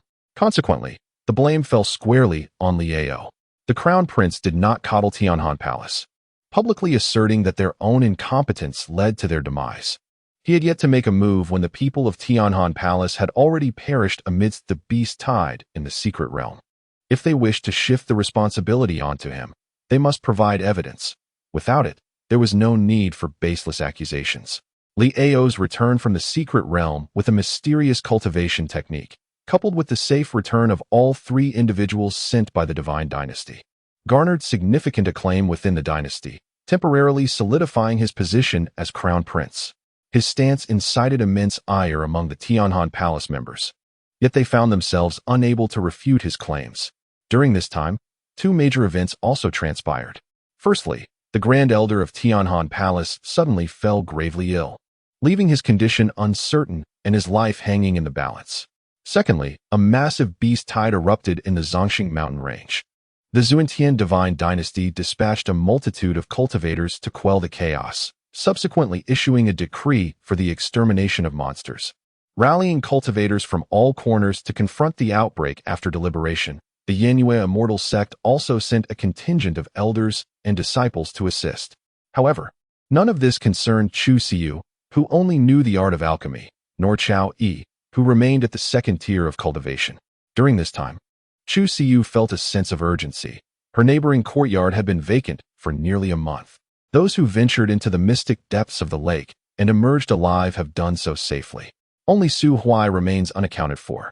Although her master, Chen Tairu, privately reassured her that Su Huai was safe after others from the Zuntian divine dynasty returned, her heart remained troubled. Her anxiety intensified with each passing moment, as she had yet to see him emerge alive. "See you, cease your gaze. Did not the elder assure us that Su Huai is alive? He remains in the secret realm merely to attend to certain matters," Chao Yi interjected thoughtfully. "There exists an ancient adage in the celestial domain. Good people do not live long. While calamities endure for millennia, a being of Su Huai's caliber is destined to exist for tens of thousands of years. He cannot perish so easily. Let us dine first. The Shaji restaurant has devised a new method for their spicy chicken. Let us savor it together." Chu Siyu stood by the lakeside, lost in contemplation as she gazed upon the tranquil waters. This state of reverie had persisted for over a fortnight.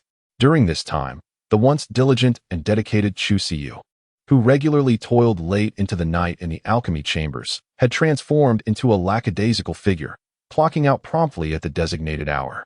The numerous disciples of the medicine spirit peak lamented the loss of their youthful exuberance. Concerned senior brothers and sisters inquired about her plight, but she remained reticent. It was only when some discovered her habit of wandering down the mountain to stand by the lake during her free time that the truth became evident. Some disciples, fond of romantic pairings and aware of the connection between Chu Siyu and the Holy Sun, began fervently concocting fanciful love stories. In no time, rumors of the Holy Sun's demise and the heartbroken Chu Siyu's tragic devotion spread throughout the medicine spirit peak. Despite the elders' attempts to quell the sensationalism, the narrative only gained momentum, for as the first rule of gossip dictates, the more vehemently the elders deny something, the more likely it is to be true. Their insistence on silence only served to shroud the truth in further mystery. Upon overhearing friends from the Spirit Array Peak recounting this tale, Chao Yi was startled, nearly dropping her book. She, too, was aware of Su Huai's absence from the secret realm, yet she possessed a remarkable knack for discerning the hearts of others.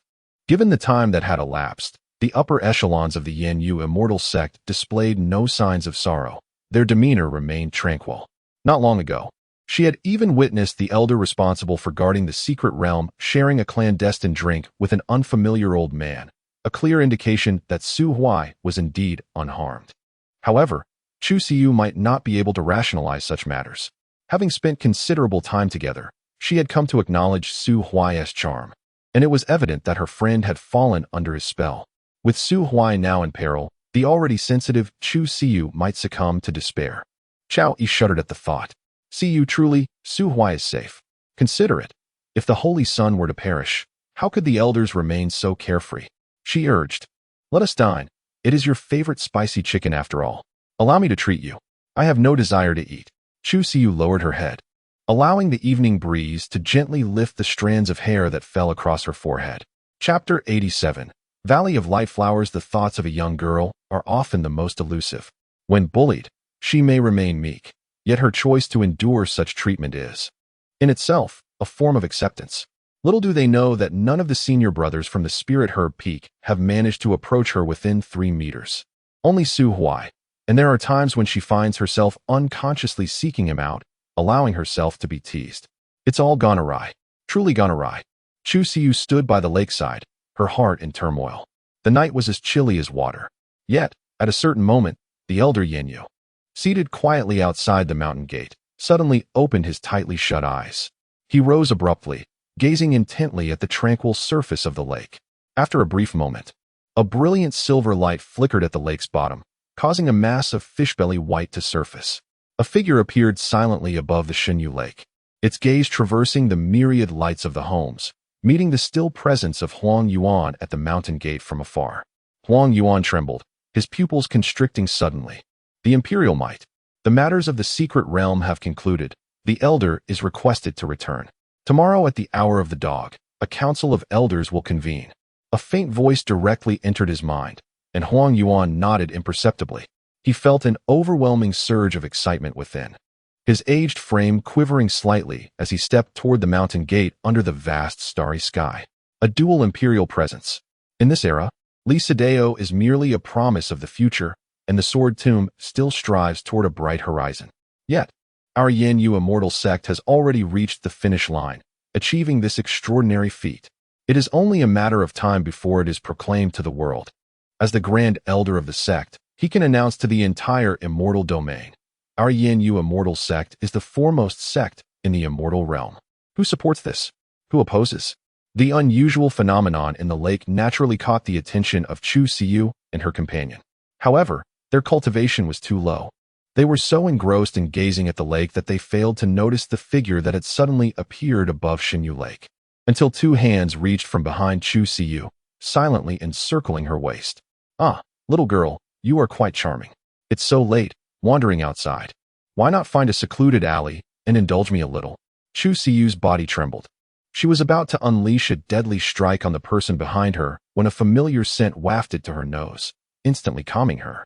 Su Huai sensed the quiver of the person in his embrace, and thinking he might have gone too far and frightened her, he instinctively started to release her. However, to his surprise, the timid Chu Siyu suddenly turned around, embracing him instead. Thump, thump.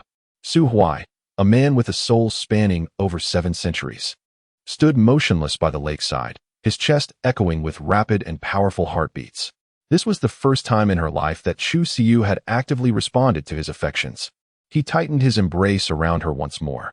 Moonlight cascaded down, and the two of them, entwined together, formed a warm and serene tableau of beauty.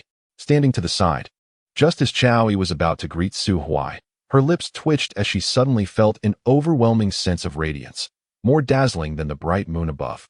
Is there truly no decorum left, even when it comes to a mere dog? With unwavering resolve, Chao Yi remained rooted in place, determined that as long as she was not embarrassed, it would be others who felt the awkwardness. Yet, her gaze towards Chu Siyu was tinged with a hint of envy. This was not to say that she harbored a deep affection for Su Huai. After all, this was the real world, not some Mary Sue romance where individuals inexplicably fall head over heels for one another.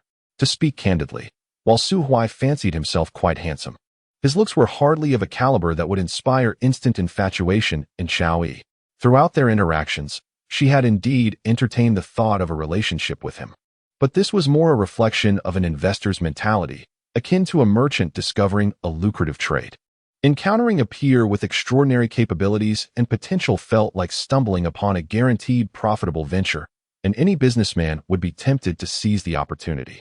However, she soon realized that this promising opportunity had already been monopolized by someone fortunate, and her fleeting thoughts dissipated accordingly. Her feelings for Su Huai resembled the camaraderie shared with a desk mate from school, rooted in the bonds of friendship forged in shared experiences rather than romantic love. In truth, where does love spring from without reason? Take, for instance, the currently detained Situ Zhuo at the Yan Yuxian Zone. Though she is riddled with regret, can it be claimed that she loved Su Huai? Hardly. It's merely a matter of unwillingness to accept her fate. As for envy, it is a natural human emotion. One must remember that even her father, Chao Yang, known for his fear of his wife, has indulged in extramarital affairs. Polygamy is rather commonplace in the realm of immortals, especially among the powerful. Yet, the Navi Chu Siyu somehow manages to monopolize a man like Su Huai. How could one not feel envious? After a brief embrace, Chu Siyu's courage was entirely depleted, yet she still dared not release her hold. This was due to the sudden realization that Chao Yi was nearby, and she feared that a mere glance could invite Chao Yi's teasing remarks. Thus, she remained utterly still, feigning unconsciousness. Su Huai also noticed this and signaled to Chao Yi with his eyes, "If you are a good friend, retreat quickly and do not hinder my pursuit of romance."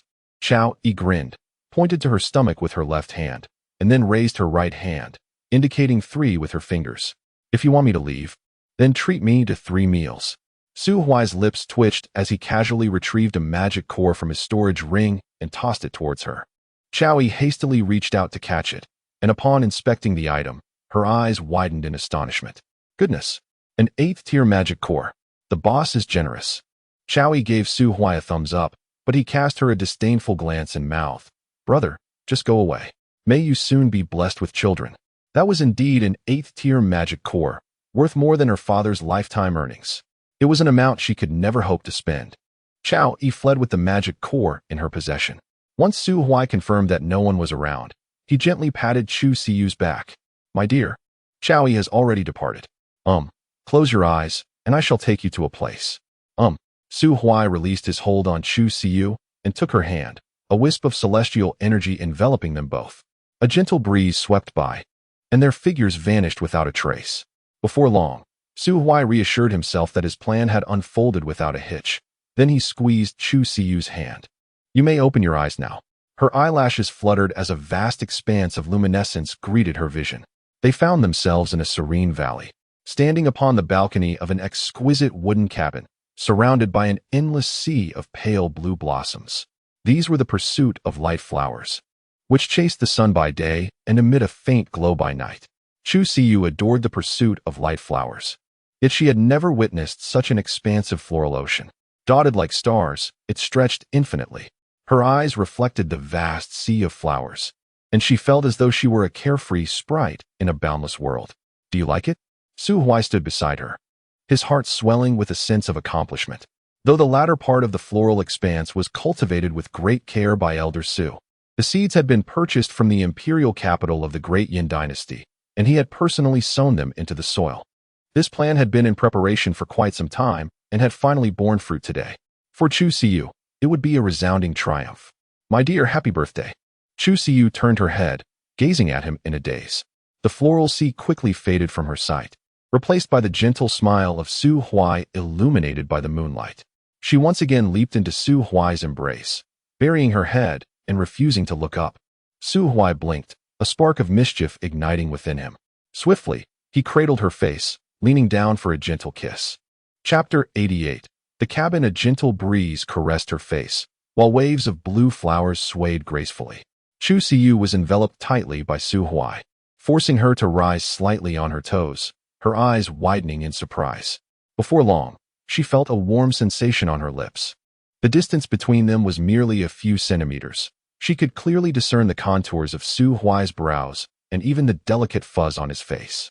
An indescribable sensation surged from her heart, coursing through her limbs, igniting a subtle warmth within her, compelling her to shift her body restlessly.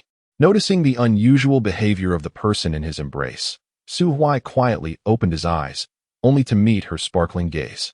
As their lips parted, Su Huai felt his cheeks flush with embarrassment. Why aren't you closing your eyes? Is it really necessary to close them? I'm not sure, but everyone usually does at times like this. Then, I'll close my eyes and give it another try. Chu Siyu declared, shutting her eyes, leaving Su Huai utterly flummoxed. Perhaps due to her lack of experience in such matters, this shy girl displayed a surprising boldness, bolder than most. With that in mind, Su Huai leaned down once more. 1 minute, 2 minutes, 5 minutes. When he dared to open his eyes again, he found himself gazing into her enchanting orbs. Why are you opening your eyes again? I'm sorry, I forgot. Shall we try again? All right. The little serpent coiled around Su Huai's fingers caught a whiff of the sweet aroma of dog food, casting a disdainful glance at him before silently slithering away, gliding into the sea of blooming flowers below. According to its judgment, these two were highly likely to continue their progression, perhaps even venturing into a mundane act of reproduction, especially with Su Huai's insistent nature. Just moments ago, the creature had already felt Su Huai's hand tugging at it. The little serpent understood the situation well. Rather than being discarded by Su Huai, it preferred to make an escape on its own. With the little serpent no longer a presence, Su Huai felt emboldened. This time, their embrace lasted significantly longer, extending over a quarter of an hour. He refrained from opening his eyes again, fearing the guilt that would arise upon meeting her innocent gaze once more. In the end, it was Chu Siyu who pushed him away, her cheeks flushed crimson, as if they might bleed. She clutched her collar tightly, having experienced an uncontrollable force that had caused her garment to become askew. Ahem, it's not my fault. It's my hand. It has a mind of its own. Chu Siyu lowered her head, refusing to speak. Su Huai clicked his tongue, aware that the moment had not yet arrived, and could only softly coax her, assuring her that he would manage his hands better. He took her hand, explaining that this terrace had been created for her, with a central space designated for a cauldron. and he promised to carve protective formations around it to shield her from the elements. Inside the wooden cabin, a cozy dwelling has been arranged as a two-bedroom suite. Should Chu Siyu feel frightened at night, the partition can be removed to create a spacious room. Outside, there is a separate doghouse designed to accommodate charming little creatures such as the fiery Pegasus, the purple-scaled serpent, and the snow spirit. Speaking of the snow spirit, Su Huai entered the cabin, emerging with a large, snow-like creature resembling a giant snow dumpling, which he placed, much to its bewilderment, into the equally bewildered arms of Chu Siyu. "This is a birthday gift." Chu Siyu blinked, cradling the soft and fluffy creature in her hands and lifting it up. Its touch was icy yet pleasantly cool, not enough to chill her fingers. This represented the third form of the snow spirit, the most primitive state of its kind. The oldest snow spirits originated from the snowfields, feeding on ice and snow, with combat abilities that were nearly negligible. When faced with predators, they could only bury themselves in the snow, disguising themselves to evade danger. Eventually, in the struggle for survival, they evolved into their second form, which is the true essence of the snow spirit. Subsequently, the snow spirit clan was sent to the battlefield of the Weeping Ghost Abyss as cannon fodder by the Ghost Emperor and gradually learned to mimic their surroundings, acquiring the third form of the Snow Woman, using this form to entice humans, attempting to infiltrate the lower ranks of humanity as spies. However, this strategy proved ineffective, easily discerned. The snow spirits could truly be considered a disgrace to their kind, with such an ancient lineage. Yet the most powerful among them barely reached the 8th rank, and not a single 9th rank elder existed within the entire clan. The large snow creature, a symbol of shame among the shameful, had taken millions of years of evolution to achieve combat prowess, only to revert to its primitive form, surviving by being adorable. Yet, the large snow creature took pride in its appearance, extending its pink tongue to lick Chu Siyu's hand when she lifted it. Amused, Chu Siyu giggled, momentarily forgetting to adjust her collar, much to Su Huai's delight.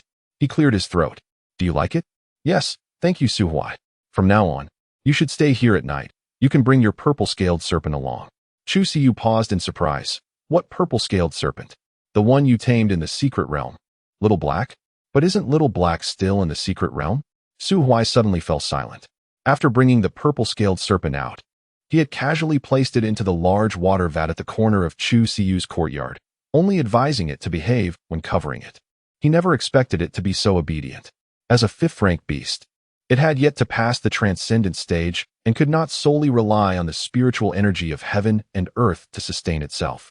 Moreover, the purple-scaled serpent was in a critical stage of transformation, requiring immense energy. Over a month without food or water, he wondered if it had perished in the water vat. "Ahem, I know it's in the secret realm. I will help you bring it out tomorrow morning." Chu Siyu lowered her head and slowly walked towards Su Huai, resting her forehead against his chest. In the past month, Su Huai noticed that she had become much more clingy, exuding a hint of the infatuation typical of a young girl in love. The night passed in silence. It was only when the evening glow spread across the sky that Su Huai lazily stretched and sat up. For him, sleep was a delightful indulgence. Gazing at the familiar surroundings and arrangements, he felt as if he had stepped into a previous life. The only downside was that in the early hours, when he expressed that his bed was spacious and invited Chu Siyu to experience it with him, he was met with a merciless refusal. Even Chu Siyu, though somewhat naive, understood that the promise of merely sleeping, ensuring nothing else would occur, was not to be believed. Having read numerous tales of love recommended by Chao Yi, she was aware that such assurances quickly devolved into a situation where intentions blurred, leading to unrestrained cries. Although she had tacitly accepted her direct relationship with Su Huai, taking that leap was still too daunting for someone like her, plagued by social anxiety. After sitting on the bed in a daze for a while, Su Huai glanced at the small snake that had returned to his right middle finger, then retrieved a jar of spiritual essence from his storage ring. Bringing it to his lips, he suddenly realized that he had ascended to the Emperor realm, his physical form now pure and untainted, rendering his previous rituals of daily life unnecessary. Stretching once more, he pushed open the door, only to find the adjacent room empty, the bedding meticulously arranged. Had they already gone to the sect's alchemy chamber for lessons? With his hands tucked into his sleeves, he concentrated and soon found himself at the entrance of the Yin Yu immortal sect. He poked the already repaired heart-knocking gate, which opened smoothly. Though he couldn't determine whether it was due to fear or simply ineffectiveness against practitioners of the Emperor realm. Bah, what a cowardly thing. Upon entering the mountain gate, he distinctly felt a subtle wave sweep over his body, gradually dissipating into nothingness. This wave was the sect's strongest protective barrier. Meandering back to his small courtyard on the Medicine Spirit Peak, the excitement and novelty of his breakthrough into the Emperor realm had nearly been exhausted in the secret realm. Thanks to the 8-armed demon monkey, he had learned to control his newfound power adeptly. With a leap, he easily vaulted over the courtyard wall, landing with effortless grace. His skill in scaling the female disciple's wall was indeed remarkable. Su Huai swaggered over to the corner, lifting the lid of a large water vat. Inside lay a gaunt snake. It proved that some creatures, when famished, would even resort to consuming themselves. For instance, the purple-scaled python was currently gripping its own tail, seemingly attempting to imitate the Ouroboros, performing a rather self-consuming act.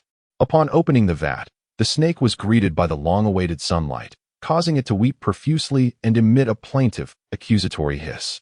Su Huai's lips twitched, and he had no choice but to reach in and pull it out, subsequently placing 2 low-tier pills into its mouth. Chapter 89 Elder Chun. Do you not wish to refine pills during this time? At the hour of the dog, the last rays of the setting sun lingered at the horizon. In the dim confines of the Yanyu immortal sect's small black room, a row of white candles flickered to life, casting haunting shadows upon the aged faces flanking the long table. Huang Yuan stood at the entrance alongside Su Huai, both wearing expressions that were difficult to articulate as they gazed inside. Have the female disciples of our sect and the humanoid snow spirit failed to satisfy you? Or has your palate shifted after your recent breakthrough, now refusing even serpents, particularly one so slender? The small serpent ring on Su Huai's finger turned its gaze toward Huang Yuan, its crimson eyes glimmering with an unsettling light. Su Huai widened his eyes. Old Huang, I advise you to choose your words with care. Huang Yuan cleared his throat and hastily pushed open the door to the small black room, stepping inside first. Upon Su Huai's entrance, the elders within the room rose in unison from their seats and bowed their heads in respect. The seating arrangement had also undergone significant changes. The seat of the Holy Sun, which Su Huai had occupied previously, had been removed, and in its place sat a benevolent-looking elder at the head of the table, beside whom was an identical chair. Under Huang Yuan's guidance, Su Huai took his seat in the chair and then turned to the elder beside him, offering a faint smile. This marked Su Huai's inaugural meeting with the Emperor of Yanyu in this lifetime. He discerned that the figure before him was merely a manifestation of the Emperor's essence. I apologize, Dao friend Su. Recent disturbances in the immortal domain may have caught the attention of the crying ghost abyss, and the mountain peak Ghost Emperor watches with keen interest. I am unable to detach myself and can only meet you in this form. I hope for your understanding. Su Huai clasped his hands in reverence.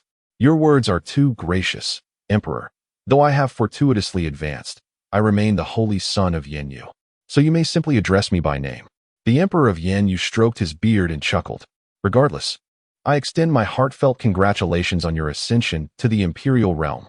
As the Emperor's words resonated, a chorus of elders in the room echoed, proclaiming, congratulations to the Holy Son on reaching the imperial realm.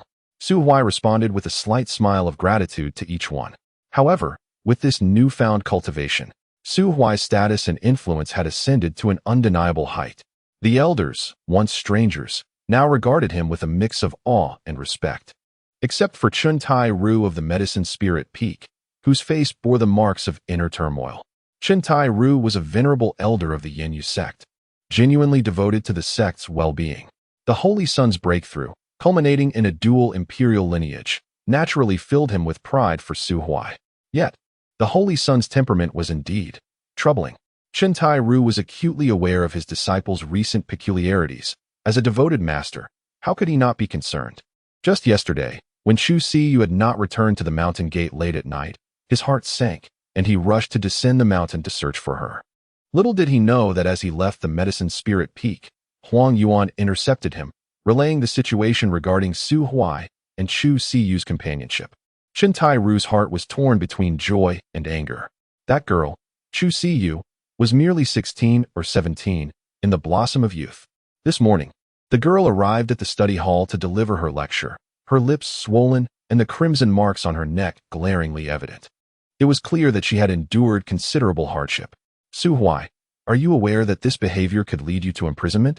Su Huai could sense the resentment emanating from Chen Tai-ru, knowing full well that the old man had discovered he had completely absconded with his treasured disciple. Yet, for reasons unknown, he not only smiled at Chen Tai-ru but also raised an eyebrow. This nearly caused Chen Tai-ru to spit out a mouthful of blood in fury. Cough. Huang Yuan, witnessing his old companion's face flush with anger, could not help but offer some solace. Today's assembly was convened by the Holy Sun. Aside from announcing the Holy Sun's breakthrough, there must be other significant matters to discuss. Only then did Su Huai retract his gaze. Indeed, the primary agenda for this gathering was to deliberate on how to address the situation concerning the Tianhan Palace. Elder Gu Hanshan of Fist and Tent Peak was the first to respond. The Holy Sun's implication is to initiate direct conflict? No.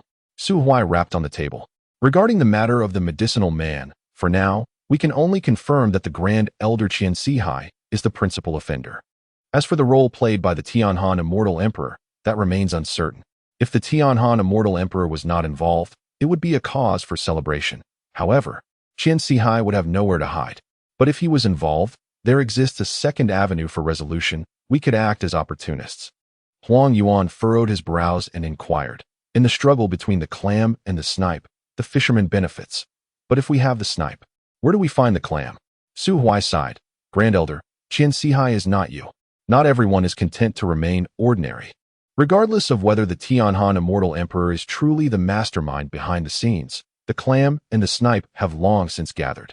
The elders present were not fools. With a slight nudge from Su Huai, they quickly grasped the crux of the matter. In an instant, gasps filled the small dark room, and even the flames of the white candles on the table flickered restlessly. Su Huai rapped the table once more, drawing everyone's attention back to him. Therefore, the first task before us is to ascertain the stance of the Tianhan Immortal Emperor.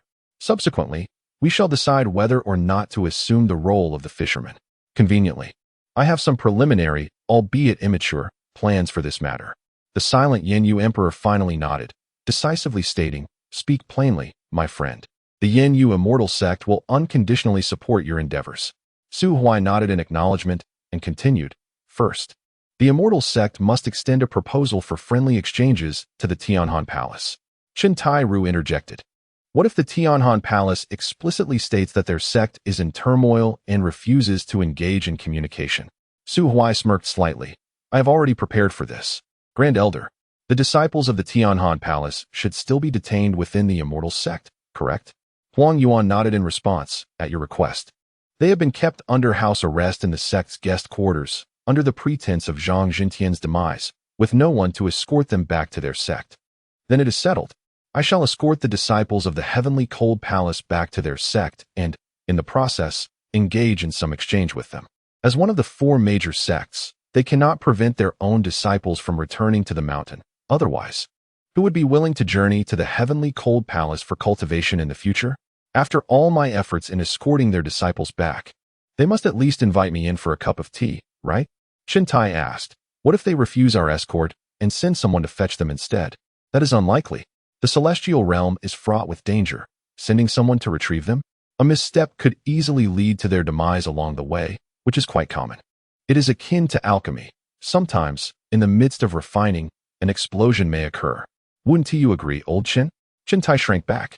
He was particularly spirited today, fully aware that Su Huai's proposed plan surely had few flaws, yet he still chose to argue. Now, with Su Huai's statement, the underlying message was clear. Old Chen, should you continue to contest me, be cautious when demonstrating alchemy in front of the disciples in the future. Having recognized the gravity of the situation, Chen Tai dared not press further. If one day he were to demonstrate alchemy and an explosion occurred, his reputation would be irreparably tarnished. Seeing that old Chen had finally quieted down, Su Huai tucked his hands into his sleeves and cast a glance at him. If there were no objections from anyone, we could issue the announcement shortly. 7 days hence, this disciple shall set forth for the Heavenly Cold Palace. Indeed, Chapter 90. Tingyun Mountain. In the span of 7 days, Su Huai found himself nearly inseparable from Chu Siyu. often accompanying her to the medicine spirit peak to observe Chun Tairu's alchemy lessons. Unfortunately, the old man appeared genuinely apprehensive about Su Huai's potential interference during his demonstrations, choosing instead to dwell on theoretical knowledge for several consecutive days without providing any practical examples. Su Huai sighed. He comprehended the theories well, having a depth of knowledge surpassing that of an average 8th-grade alchemist. Yet, while his mind grasped the concepts, his hands remained untrained. After several days of this monotonous instruction, he grew disinterested and decided to wander the immortal domain during the intervals when Chu Siyu was engaged in her studies. During a recent clandestine meeting in a dim room, following the establishment of a strategy against the Tianhan Palace, discussions ensued regarding the circumstances within the immortal domain. One particular issue caused Su Huai to furrow his brow: the beast tide. It was uncertain whether his reincarnation had unduly influenced the immortal domain, but the beast tide, which was expected to erupt in 5 years, had inexplicably manifested ahead of schedule. In the western region of the Zhongxing mountain range, adjacent to a mundane kingdom, a sudden surge of monstrous beasts emerged. Most of these creatures bore crimson eyes and exhibited extreme ferocity. Even the 6th-tier beasts seemed to have lost their sentience, charging instinctively towards human territories. Although the Zhuantian divine dynasty promptly dispatched a multitude of cultivators to maintain the defensive line, several mundane kingdoms still suffered devastating blows. Su Huai promptly suggested that he could discreetly intervene to quell the calamity instigated by the Zhongxing mountain range. However, he was met with resistance from Emperor Yinhua. The Zhongxing mountain range was home to a beast emperor. Before Su Huai ascended to the imperial realm, the immortal domain was governed by 5 emperors: the Yinhua immortal sect, the Zhuantian divine dynasty, the Tianhan palace, and the sword tomb, each representing one of the great transcendent forces. The final emperor resided within the Zhongxing mountain range. Surrounding and annihilating an emperor is an arduous task, especially when the Zhongxing mountain range is the domain of that beast emperor. This ancient being, far older than the other emperors, is a true primordial anomaly. Despite its longevity, no one could ascertain its true strength or the number of hidden resources within the mountains. Moreover, thousands of years prior, the divine emperor of the Zhuantian dynasty had engaged in battle with the beast emperor. Following that confrontation, the divine emperor ordered the establishment of a defensive line around the Zhongxing mountain range, delineating territorial governance. It is widely believed that the battle ended in a stalemate. However, only a few high-ranking human emperors are privy to the truth. The divine emperor narrowly escaped from the mountain's core after suffering defeat, taking centuries to fully recuperate. Before entering seclusion for healing, he conveyed a poignant message to a select few friends. Between emperors, there exist disparities. To utterly vanquish the beast emperor, the collective effort of at least 3 human immortal emperors would be required.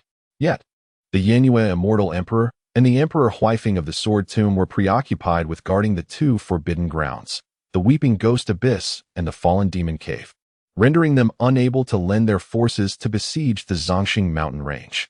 As for the Tianhan Palace, its position remains ambiguous. In times of significant disaster within the immortal domain, the upper echelons of the Tianhan Palace often choose to feign indifference, while simultaneously dispatching numerous disciples to quell the unrest. To claim they lack a sense of responsibility is paradoxical, as they have indeed participated in the suppression of chaos. To assert their concern for the populace is equally true, yet their assistance is undeniably quite limited. This is the very reason why the remaining 3 major powers hold the heavenly cold palace in such low regard. Due to these various factors, the human race can only maintain a relatively peaceful coexistence with the demon race. As long as the 9th-tier demonic beasts refrain from invading human territory to commit mass slaughter, the humans are likewise prohibited from dispatching cultivators of the exalted realm or above to butcher the demons, thereby interfering in the battlefield between the 2 races. As for those below the 9th tier, each must rely on their own abilities. Su Huai felt somewhat vexed.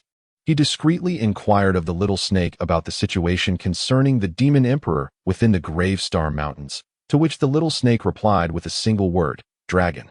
When Su Huai further questioned, between it and me, who is stronger? The response was, in other places, it is evenly matched. In the Grave Star Mountains, you would undoubtedly be defeated. I know what you intend to do, the little snake continued, but I must still caution you. Do not interfere with the beast tide. When true calamity strikes, you cannot protect everyone. What does that imply? The demon race and the human race are, in fact, potential allies.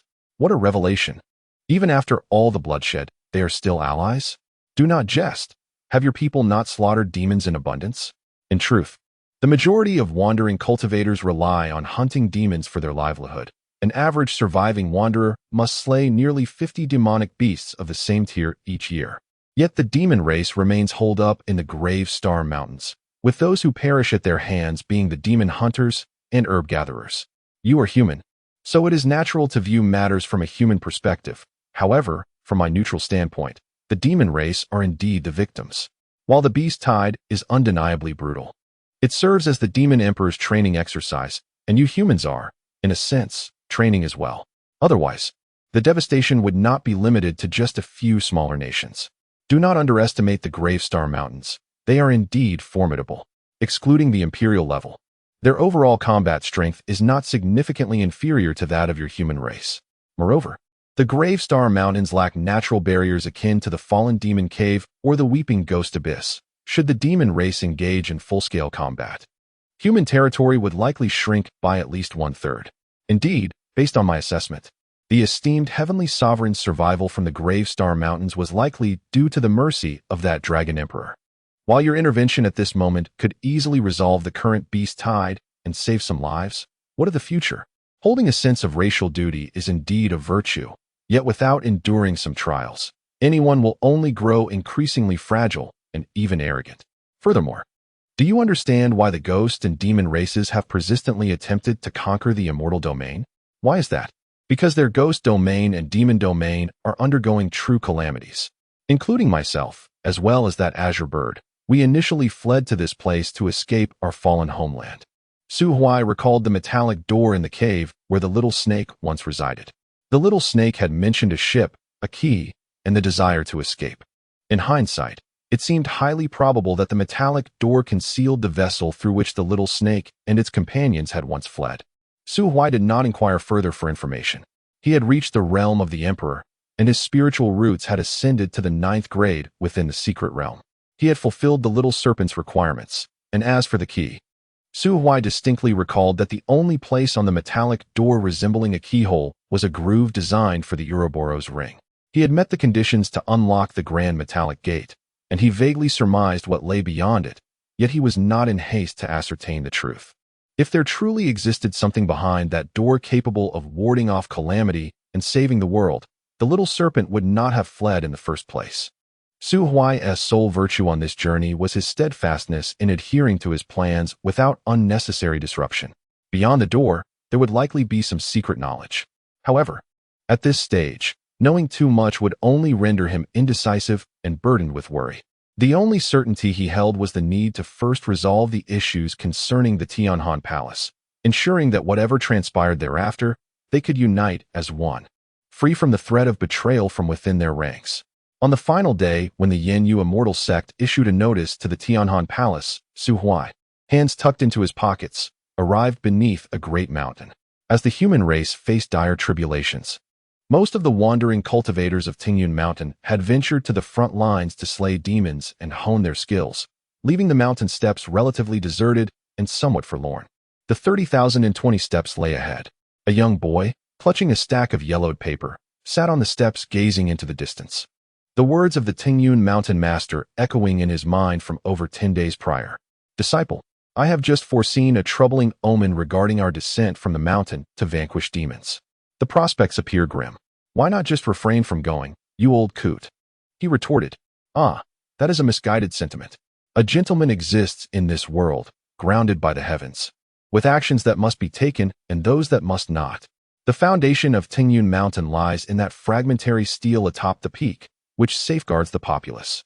To dare face death for others is the only meaning I can glean from that steel.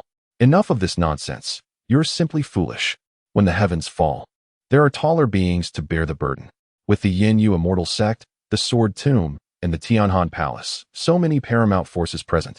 Your presence as an 8th grade minor immortal king is utterly inconsequential. Moreover, even if you do go, it will hardly sway the outcome of the battle. I believe you're merely eager to lead everyone to their demise to bolster your own empty reputation. The Tengyun Mountain Master was unperturbed, still smiling as he replied leisurely. Those taller beings have their responsibilities, and we, too, have our duties to fulfill. Disciple, what do you perceive when you gaze upon that mountain? Isn't it merely a mountain? He chuckled, ruffling the boy's hair, only to have it swatted away with a look of disdain. He withdrew his hand, cradling his slightly yellowed whisk, still wearing a benevolent smile. When you perceive it as anything other than a mountain, you will come to understand my actions, as well as those of your senior brothers and sisters. At present, I fully comprehend. You're all simply dull-witted. The master and all the disciples of the mountain had departed. 11 days passed without a whisper of news. The entire mountain gate, apart from those wandering cultivators seeking opportunities, was left with only a solitary child, not yet 9 years of age. Please provide a mountaineering manual. Chapter 91. The mountain is a mountain. The mountain is not a mountain. The young boy lifted his head and glanced at the youth beside him, who sat with his robes neatly gathered and hands tucked away. Clutching a stack of yellow paper, he shook his head. Today, he felt restless. He would not sell. What caused this unrest? The boy pointed towards the distant mountains. What do you perceive that to be? Su Huai raised his gaze. It is a mountain. The boy shook his head. No, it is not a mountain.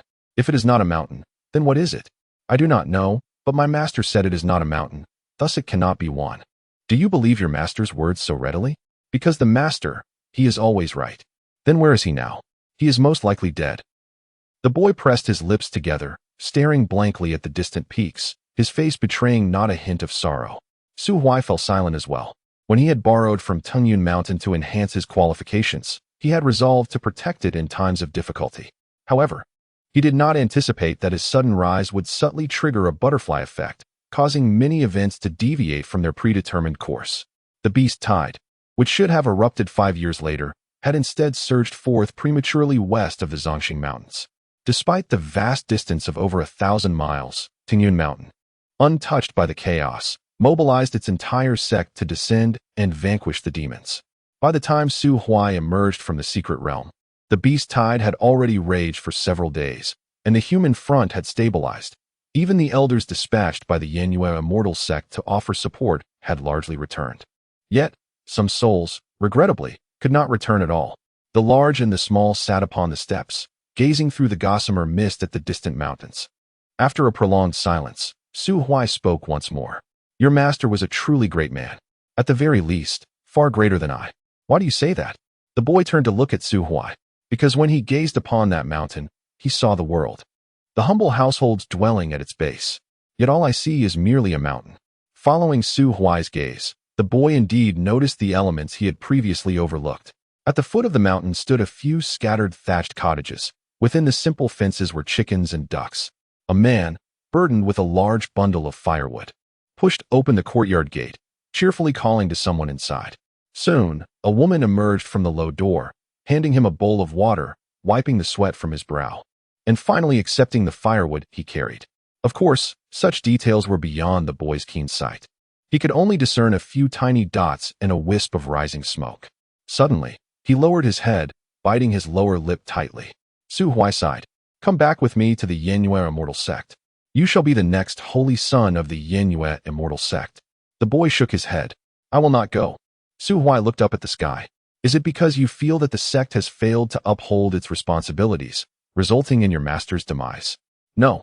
The master once remarked that those of greater stature bear their own burdens. Often, the mightier one becomes, the heavier the weight they must endure. The strong owe nothing to the weak. I possess neither the position nor the right to cast blame upon you. So why do you not accompany me? I wish to remain here, awaiting my master's return. You just mentioned that they have already. But I am still alive. As long as I exist, Tengyun Mountain shall not perish. At the very least, my master, along with my senior brothers and sisters, still have souls that can find solace. Su Huai turned to glance at the young boy, remaining silent for a long while before breaking into a smile. Is your mountain climbing manual still for sale? I have the last copy. Do you want it? Yes. It will cost you 2 spirit stones. The mountain path was expansive, yet Su Huai did not ascend further. Instead, he descended from the mountainside like an ordinary cultivator, step by step, until the clouds dispersed and the winds calmed. The final copy of the climbing manual was carefully placed within the compartment of his storage ring. Its crooked characters were filled with the aspirations for the future of Tingyun Mountain. Upon returning to his valley residence, dusk was nearing. Su Huai felt a multitude of emotions welling within him. Nevertheless, it remained true that he admired all great individuals, yet he found himself incapable of becoming one of them. Su Huai possessed a profound self-awareness. Selfishness, or perhaps it could be termed as such, is a trait shared by nearly all who have clawed their way from the depths of despair to survive in this precarious world. Only after spending considerable time in the Yenyu Immortal sect, receiving support and spiritual enlightenment, did he occasionally ponder matters from the perspective of humanity as a whole. Yet, should calamity strike one day, the first thoughts that would cross his mind would not be for the common populace, but rather for elders Su, Chusiyu, a few friends, and that foolish younger brother of his, whom he had inadvertently led astray since childhood and who was now cultivating in the Sword Tomb. Perhaps, out of consideration for Elder Su and his foolish sibling, he might also think of Su Jingheng, that wretched father. Saint Sun, the expedition team is ready. Elder Su reported as he stood before the wooden cabin, flanked by Situ Zhao and others, addressing Su Huai on the balcony above. Su Huai approached the edge of the terrace and nodded gently at Elder Su. A fiery steed and 5 divine Talon eagles stood neatly beside Elder Su. Zhang Jintian's eldest and second disciples appeared lost, still reeling from the sorrow and terror of their master's demise. However, Yin Shu had continued to eat and drink, gaining weight over the past month, which was indeed filial. Situ Zhurua harbored little affection for Zhang Jintian. Her despondency stemmed from Su Huai. Regret, above all, overwhelming regret. With his newfound status and enhanced abilities, Su Huai's visage had become increasingly appealing in her eyes. Throughout this month, she often found herself dreaming of the past, envisioning a scenario where she did not return to the Su family to call off the engagement, but rather, as Su Huai had once mockingly suggested, went to hasten their marriage. Subsequently, they did not proceed to the Cold Heaven Palace, but instead accompanied Su Huai to the Yenyu Immortal sect, journeying together side by side. Upon hearing that Su Huai intended to personally escort them back to the Cold Heaven Palace, she hoped to ease the relationship between them. Even if they could not become romantic partners, cultivating a friendship would suffice. Then, she noticed a small head peeking out beside Su Huai.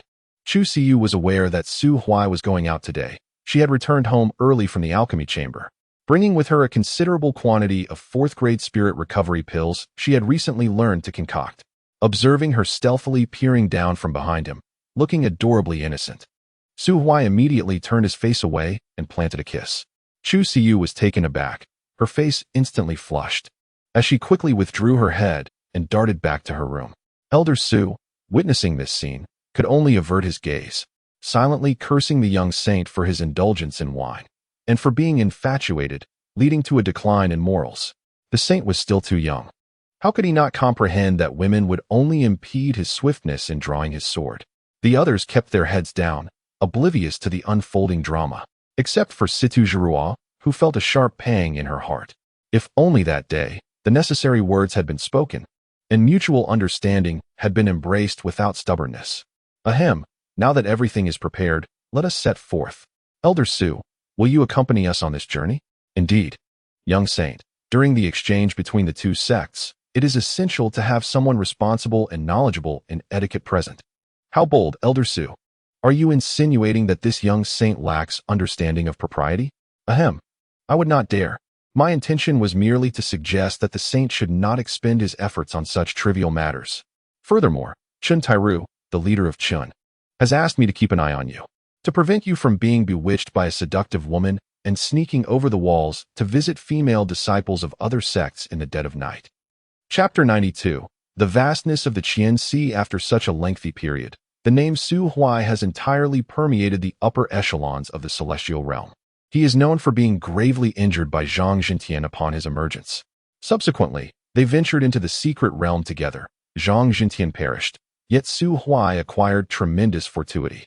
The usually reserved Yan Yu Xianzong suddenly proclaimed that their holy son had attained enlightenment within the secret realm, having secluded himself for over 20 days, and subsequently shattered his limitations, ascending to the 9th-tier sovereign realm. This blatant display of triumph elicited a spectrum of belief, Some accepted it, while others remained skeptical. Nevertheless, it acted like a deep water bomb, stirring tumultuous waves in the long-quiet celestial realm. For instance, Li Ao, who had witnessed Su Huai repel a ninth-tier demon. The three-headed demon bear, with a single strike, found it implausible that Su Huai, at the time merely an 8th-tier practitioner, could have achieved such a feat. If Su Huai truly attained enlightenment and secluded himself for a month, how could his cultivation possibly remain stagnant? Yin Yu Xianzong, you are deceiving the masses. Su Huai has evidently broken through to the mid-stage of the sovereign realm. Li Ao felt that while all factions stood at the first level, he and Yin Yu Xianzong occupied the 5th. He discreetly relayed this information to the upper echelons of the Zun Tian Divine Dynasty, urging them to collaborate with Yin Yu Xianzong in this charade, and they promptly sent out congratulatory messages. Following suit, the Sword Tomb and other first-rate factions quickly aligned with this narrative. After all, there were no grievances or enmities. The emergence of a new human powerhouse was undeniably beneficial. Only the Tianhan Palace found itself thrown into disarray. Within the Tianhan Palace, by the valley and the icy lake, an elder responsible for receiving guests stood with bowed head by the lakeside, listening to the coughs of the elder within the wooden cabin, feeling an unsettling sense of dread in his heart. Beside him, a short and plump scribe was drenched in perspiration. Cough, cough. Elder Han, have you thoroughly investigated the matter concerning the holy son of Yenyu? Elder Han respectfully responded, to the great elder, the majority of the information has been clarified. Su Huai is the grandson of the previously obscure emperor of the Tiger, Su Chang'e, who emerged over a decade ago. Su Chang'e? Indeed. It is said that this youth was utterly unremarkable and incapable of cultivation until the age of 17.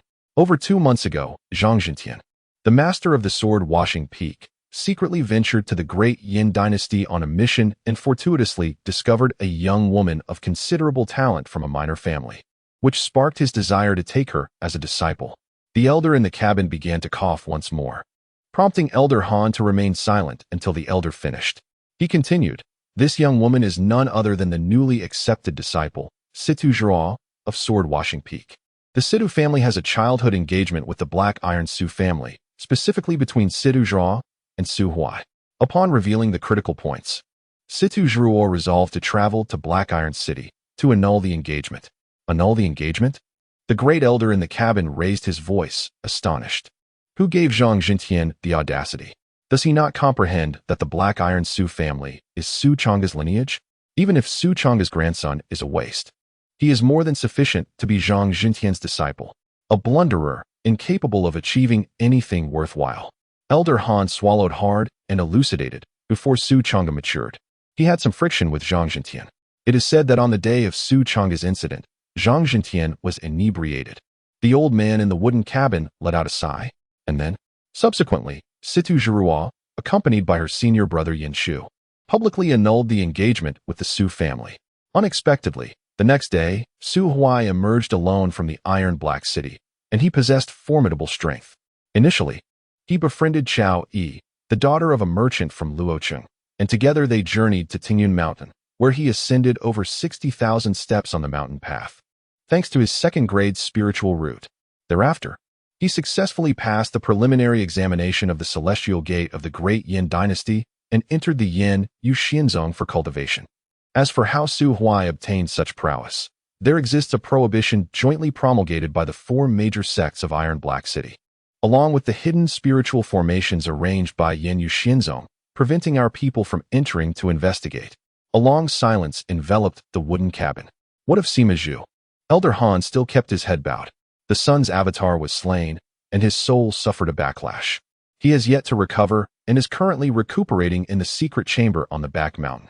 According to the sun, Su Huai's current strength may indeed have reached the 9th tier. Enough, I understand. You may withdraw. Elder, do you have further matters? Elder Han trembled slightly, yet gritted his teeth to inquire. How should we respond to Su Huai's visit? We must tread carefully. His strength is formidable, and by publicly revealing his revered realm before arriving at the Tianhan Palace, he is undoubtedly issuing a blatant threat. Do not engage in any unnecessary maneuvers. Understood. Elder Han bowed and retreated with the stout, rotund scribe. Once the two departed, the elderly man seated within the cabin, with the assistance of a maid, emerged. He stood by the lake, gazing blankly at the tranquil surface. Su Huai was the elder's true name. He was the brother of the great Emperor Tianhan, sharing the same mother and father, a true, blood-bound sibling. The two brothers were born into a fallen mundane dynasty, under extraordinary circumstances marked by auspicious omens as they entered the world, with purple qi rising from the east. Both possessed extraordinary talents for cultivation.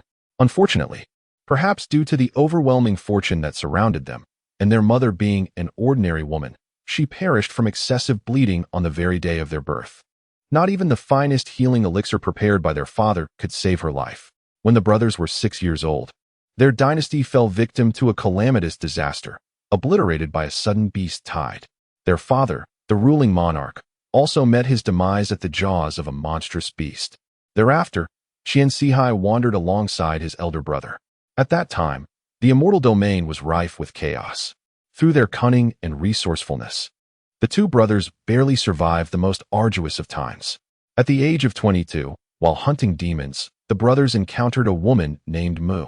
This woman was as gentle as flowing water, and upon learning of their lineage, she consistently regarded herself as their elder sister, and the three traveled together, experiencing a period that could be considered peaceful. After years of companionship, akin to the majority of melodramatic tales, the two brothers developed feelings for the same woman. However, it appeared that the lady harbored affections solely for his elder brother. After much contemplation, Su Huai chose to facilitate their union, stepping back in sorrow. For the subsequent millennium, he immersed himself in cultivation. Regrettably, his brother seemed to have an extraordinary fortune. Not only did he thrive in romantic pursuits, but his strength also ascended rapidly. By the age of 600, Su Huai's brother, Qin Shinghan, soared to greatness, achieving the imperial realm and becoming the 5th grand emperor of his time, known as the Heavenly Cold Emperor. Meanwhile, Su Huai had merely reached the late stage of the 8th realm. Envy, jealousy, and perhaps a trace of resentment brewed within him. In Su Huai's eyes, life was meant to unfold in a tranquil manner, until the year he turned 670. An elderly woman, claiming to be a steward from the divine domain's medicine dynasty, approached the brothers. She revealed that the woman surnamed Mu was a descendant of the Empress of the medicine dynasty, bearing the sacred duty to succeed the dynasty, which was currently facing grave peril and needed her return to restore order. This was akin to a day when an alien robot appears before you, proclaiming that a family member is the savior of their Cybertron planet and must be taken back to save the world. Regardless of belief, one could not consent to such a matter if there were still feelings for their kin. Your planet is on the brink of destruction. What concern is that to me? Su Huai was wholly unaware of what the divine domain entailed or its relation to the immortal domain. All he knew was that the old woman possessed merely mid-9th level cultivation, and his brother could easily subdue her with a mere finger. The old woman conversed privately with Qin Shinghan for an extended period. He was oblivious to the details, only aware that, in the end, his brother gravely pushed his wife toward the old woman. He attempted to intervene, but was suppressed by his brother's hand. Cough, cough. The elder by the lakeside accepted the handkerchief offered by a maid, wiping the blood from the corner of his mouth. It had been nearly 8,000 years since that woman surnamed Mu was taken away. Su Huai could scarcely recall her visage or laughter. The only memory that lingered was of an eternally gentle outline and the profound sense of helplessness he felt at the time, alongside the indifference etched upon his brother's face. All of this resembled an indelible obsession, sealing off his path to the imperial realm. Chapter 93. The Holy Sun's Peculiar Preference. Great Elder. It is rather chilly outside. Shall we retreat indoors? I wish to be alone for a moment. Cough. Just a little while longer. Very well. The maid lowered her head and entered the wooden cabin, leaving Su Huai alone to endure the bone-chilling wind that rushed into his nostrils. After her departure, Su Huai suddenly smiled at the empty lake surface. Soon, success will be within reach, at the foot of the heavenly cold palace. As the flame steed landed with a powerful hoof, the snow at the base of the mountain rapidly melted, forming a small puddle measuring 10 square meters. Su Huai clasped his hands together, a potent aura of 9th-tier intensity emanating, causing the beasts dwelling in the snowy fields to tremble and flee in panic. Is this the heavenly cold palace? Indeed, Holy Sun. Elder Su patted the neck of the spirit symbol eagle, feeding it a few low-grade pills before dismounting.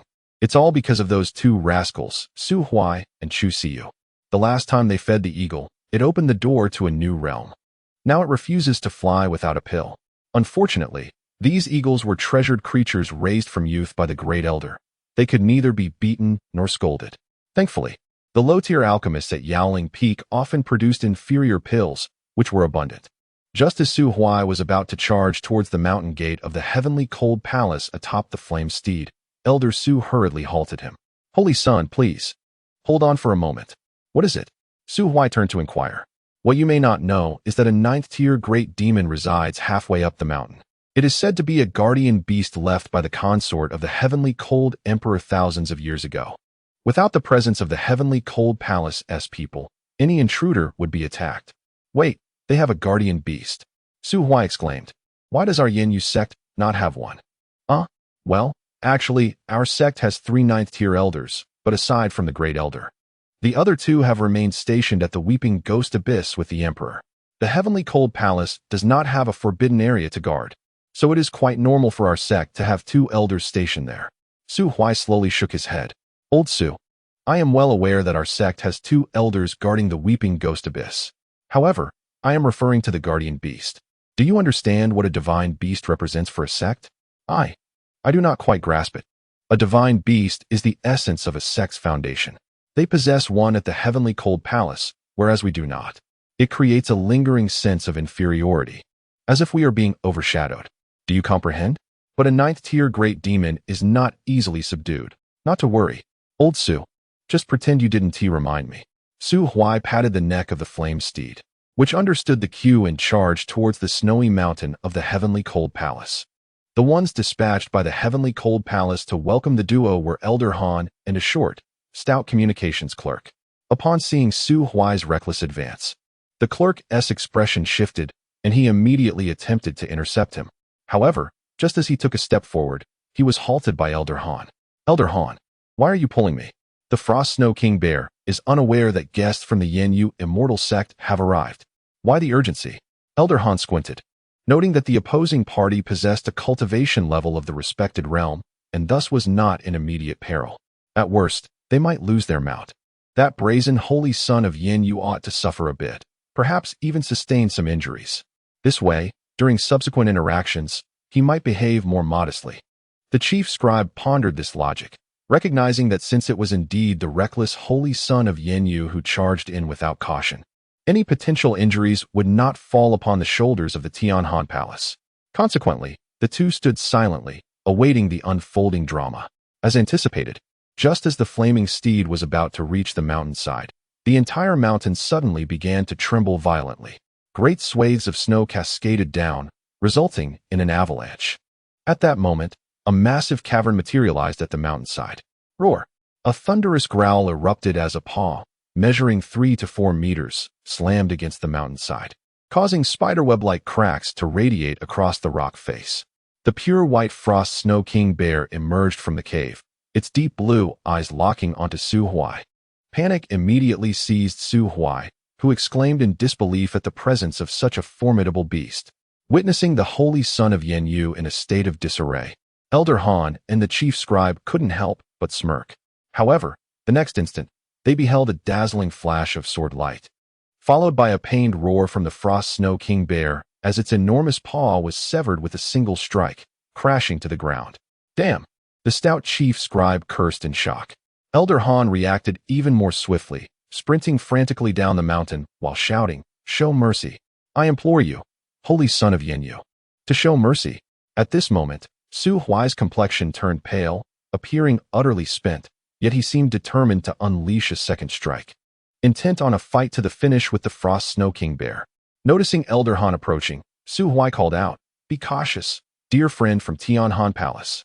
This vile creature must have been lurking here for quite some time, surely intending harm upon Tianhan Palace. Today, I shall rid you of this menace. No need for thanks. Wait, holy son, show mercy. This is our guardian beast at Tianhan Palace, not a menace."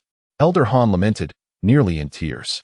He discerned at a glance that Su Huai was merely performing. For while the existence of the Frost Snow King Bear was indeed a closely guarded secret among the masses of the immortal realm, could the higher-ups of the Yin-Yu Immortal sect truly be unaware? Though young and newly inducted into the sect, it was understandable that he might not know of some undisclosed matters. Yet, he was here for an exchange with Tianhan Palace. Such a crucial detail as having a guardian beast surely must have been communicated to him by the elders of the Yin Immortal sect. In truth, there has been no prior warning. The elders are generally aware that Su Huai has already transcended to the imperial realm. His visit to the Tianhan Palace is undoubtedly aimed at confronting the great emperor of Tianhan. It would be rather absurd for them to specifically caution him about a ninth-tier beast. This situation is akin to a mathematics teacher never elaborating on the first multiple-choice question of an examination, as it poses no challenge whatsoever. Only Elder Su, the naive soul kept in the dark, believed that Su Huai had just recently ascended to the ninth tier, which is why he attempted to impede him during his initial charge. However, regardless of whether Su Huai was genuinely unaware, Elder Han could only lament and reiterate his warnings. After all, it was the duty of the Tianhan Palace disciples assigned to receive them to have directly stopped Su Huai moments ago. Su Huai remained resolute, gripping his gleaming sword with intent focus while attentively listening to Elder Han's explanations. Meanwhile, he subtly shifted his position, and by the time Elder Han concluded, Su Huai had already moved beside the massive paw of the bear. In the presence of Elder Han and the Frost Snow King Bear, he deftly stowed the paw into his storage ring. Witnessing this scene, the Frost Snow Demon Bear emitted a low grunt and retreated into its lair. That previous strike was formidable. Possessing the might of a late-stage venerable, it was certain it could not contend with Su Huai. Elder Han, too, found it inappropriate to comment further. Su Huai's pallor indicated that the astonishing strike had likely employed a highly taxing secret technique. It could very well be the ultimate skill that this saint son of the Yin sect utilizes for self-preservation, which would explain its terrifying potency. Thus, his acquisition of the bear's paw was justifiable, especially since even the Frost Snow King Bear had not intervened. It was only at this moment that Elder Su and the others at the foot of the mountain finally ascended to the midpoint. Elder Su was thoroughly shaken. Being merely at the 7th tier, he could not discern whether the saint's son had truly overexerted himself. Upon arrival, he frantically presented Su Huai with various bottles and vials, clearly worried about the saint's son's well-being. This display further solidified Elder Han's conviction that Su Huai must indeed be fatigued. Once assured that Su Huai was uninjured, Elder Su recalled he still needed to maintain appearances and turned to Elder Han with a respectful bow. "My apologies, esteemed friend. Our sect's saint son, in his youthful exuberance, possesses scant knowledge of certain matters. He was unaware of such a magnificent beast residing within the Tianhan Palace. It is said that your sect's female disciples are exceptionally beautiful, and he hastily charged forward without delay. I, an old fool, failed to provide a timely warning." Su Huai's eyes widened in astonishment. "What on earth, old Su, are you tarnishing my reputation?" Elder Han was equally taken aback. He had not heard of the Yin saint's son having any proclivities towards lust. However, upon reflection, it was understandable that the information regarding Su Huai largely stemmed from the announcements of the Yin Immortal sect, which tended to conceal familial blemishes. It was akin to the Tianhan Palace, where the saint's son, Sima Zhu, was known for his indiscretions and numerous consorts, even displaying a penchant for coercion. Yet, the image presented by the Tianhan Palace to the outside world depicted Sima Zhu as a quintessentially inspiring youth who had risen from a minor dynasty through sheer determination. Upon hearing Elder Su's words, Elder Han immediately comprehended. He smiled at Su Huai, remarking that since Saint Yin possesses such refined interests, he could certainly engage with the female cultivators of our sect. If a genuine bond as partners were to form, it would indeed be a delightful tale. Elder Su continued. No, the esteemed saint does not favor the conventional path. He prefers to scale walls. Su Huai. Chapter 94. Stewing a bear paw. Su Huai never anticipated that upon arriving at Tianhan Palace, even before crossing the threshold, his undergarments would be laid bare by Elder Su. However, he would stake his very integrity on the fact that Elder Su's words were nothing but slander.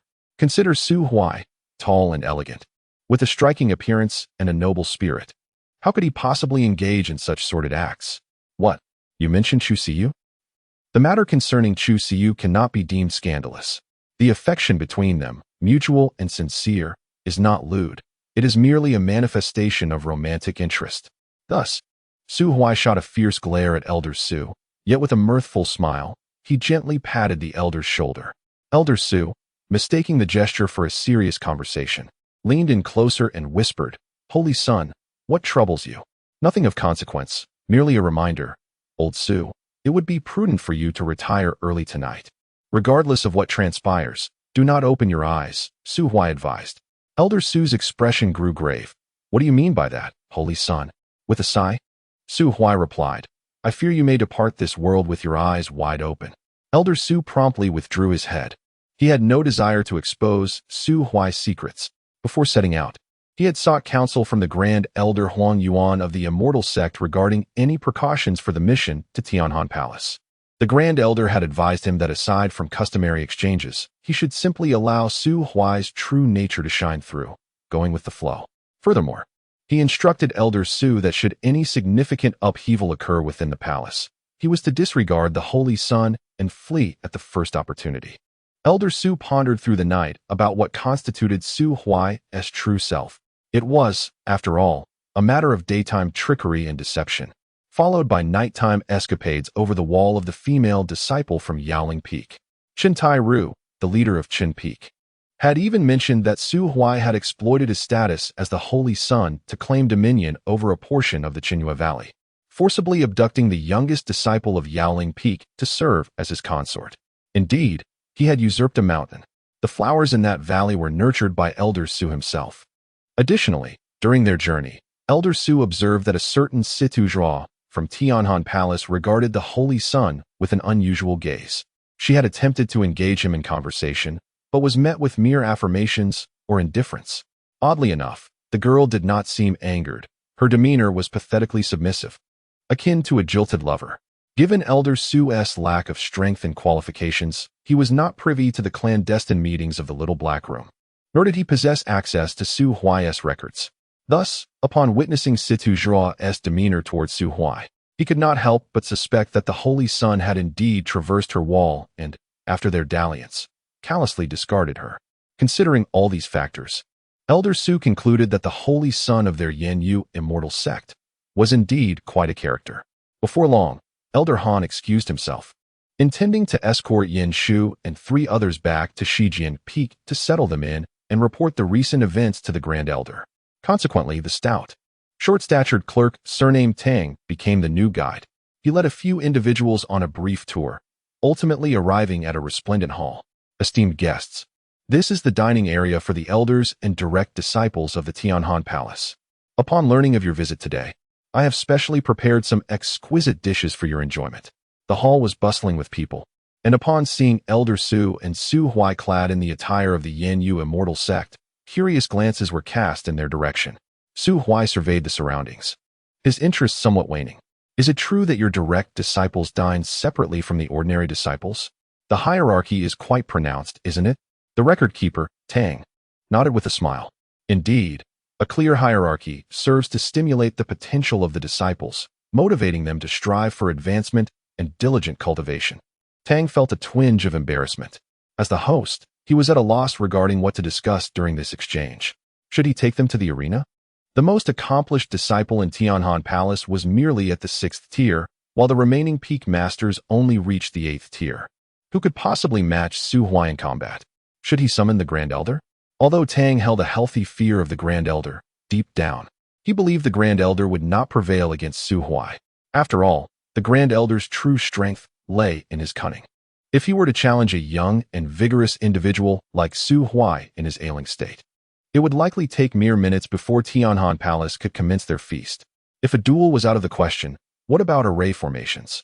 That too was unfeasible.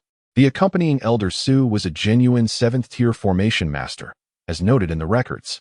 Meanwhile, the renowned array masters of Tianhan Palace had been discreetly summoned by the Grand Elder to prepare for an impending significant event. Presenting lesser talents on stage would only result in embarrassment. What about alchemy? That was even more absurd. The Holy Son of Yanyu was a distinguished disciple of the Yaoling Peak, having received recognition from the 8th-tier alchemist Chen Tai-ru. His alchemical skills were undoubtedly exceptional. Given these circumstances, all 6th-tier and above alchemists in Tianhan Palace had been sequestered by the Grand Elder to concoct a mysterious elixir, leaving the remaining ones hardly worth comparing.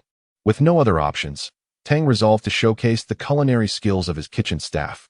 At least he had confidence in the chefs of Tianhan Palace. Otherwise, how could he have ended up in his current state?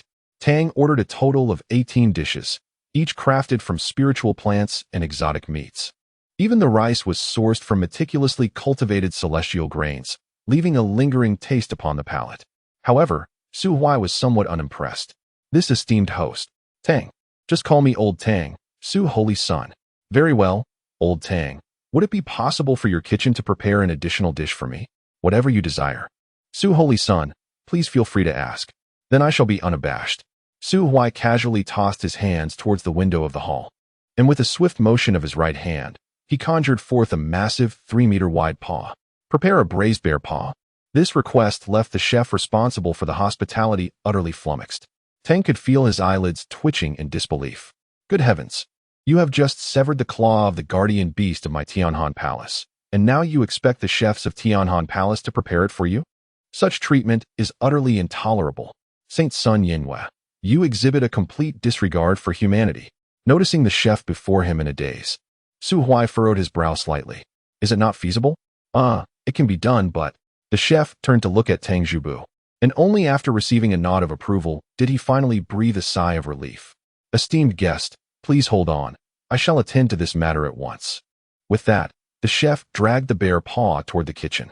Once Su Huai returned to his seat, Elder Su discreetly cast a soundproofing array, lowering his voice to speak. In truth, such a divine object. The Saint Sun could very well take it back to the sect and request our celestial chef to prepare it with utmost care. Entrusting it to the hands of Tianhan Palace may not guarantee the use of superior ingredients, which would be a considerable waste for that bear paw. Su Huai cast a sidelong glance at Elder Su and lowered his voice as well. This bear paw is the left one. What does the Saint Sun mean? The one who consumes the bear paw should select the right one for preparation. Just now, I deliberately severed the left paw, firstly to showcase a portion of my strength, and secondly, I indeed wish to savor the flavor of this 9th-tier bear paw. If it proves delectable, we shall discreetly slay the bear when we depart from Tianhan Palace, procure the right paw, and upon our return to the immortal sect, treat everyone to an exquisite feast. Elder Su shivered slightly and quietly extended his thumb in admiration. Impressive, Saint Sun, truly impressive. Is it any wonder that you are the Saint Sun? Old Su, I shall not conceal from you that this visit to Tianhan Palace carries certain dangers. For now, you should speak and act sparingly, and simply indulge alongside me in luxury. Should any disturbances arise within Tianhan Palace, you need not concern yourself with anything. Just flee without hesitation, for I cannot afford to be distracted while protecting you. I understand. Saint Sun, the Grand Elder instructed me similarly before we came. Good, as long as you comprehend. We are here for exchange, but we will undoubtedly be monitored. For the next few days, I am unable to make my presence known. I must trouble you to divert their attention and grant me some private time. Understood. As per the Saint Sun's command. Chapter 95. A stroll in the market. The chefs of the Heavenly Cold Palace truly possess remarkable skills. With snow mushrooms, ice bamboo shoots, and a selection of 4th and 5th grade spiritual ingredients, they create a delectable dish simmered over celestial flames. In no time, the forepaw of their guardian mountain beast is transformed into a tender, flavorful delicacy, its appearance irresistibly enticing, bursting with collagen in every bite. As the Registrar Tang observes the 2 guests from the Yanyu immortal sect savoring the bear paw with great delight, he suddenly finds the array of mountain delicacies before him rather uninspiring. However, he dares not partake in the same meal as Su Huai and his companions, for that is indeed the guardian beast of the Heavenly Cold Palace. The 9th grade demon meat is too rich for Elder Su, who refrains from indulging excessively, leaving nearly 90% of the portion to Su Huai. Once their hunger is satiated, Registrar Tang finds himself in a quandary. Lunch has been consumed, but what shall they do next? Should they hasten to afternoon tea? He cannot allow Su Huai to wander freely, especially since many areas of the Heavenly Cold Palace are quietly being arranged with formations. The consequences of an accidental breach by Su Huai are too dire to contemplate. Fortunately, Su Huai seems to sense his predicament and stretches lazily, inadvertently providing him with an escape. Say, Old Tang, where is the accommodation you've arranged for us at the Heavenly Cold Palace? I feel quite weary after my meal. It's time for a nap. Ah, well. Registrar Tang clenches his fists, his mind racing. Initially, the Heavenly Cold Palace assigned accommodations on the outskirts of the sect, intending to instill a sense of deterrence with the nearby Frost Snow King Bear. However, given the current circumstances, with the Saint Son of Yin Yu having already severed a claw from the King Bear, it is unclear who is truly intimidating whom. Perhaps it would be wiser to place him in a more standard living area where numerous disciples of the sect reside, allowing some to devise reasons to occupy Su Huai's attention, diverting his focus. It would be ideal to employ the charms of a beautiful disciple. Since Su Huai has a penchant for allure, he may indeed be swayed. There is no need for him to be so enraptured that he forgets his surroundings. Merely having a female disciple accompany him at all times would suffice. By heavens, I am truly clever. Registrar Tang's face quivers with delight, his lips stretching into a grin akin to that of a jovial Buddha. Very well. A midday nap is also a habit of mine. A short rest can indeed refresh the spirit. Now, Saint Sun Su, Elder Su, please follow me. Registrar Tang shifts his chair and leads the way. The Heavenly Cold Palace differs from the Yin Yu Immortal sect. Although disciples of the Heavenly Cold Palace are also assigned to various peaks for different training. Apart from direct disciples, neither the inner nor outer disciples are permitted to stay overnight on the mountains.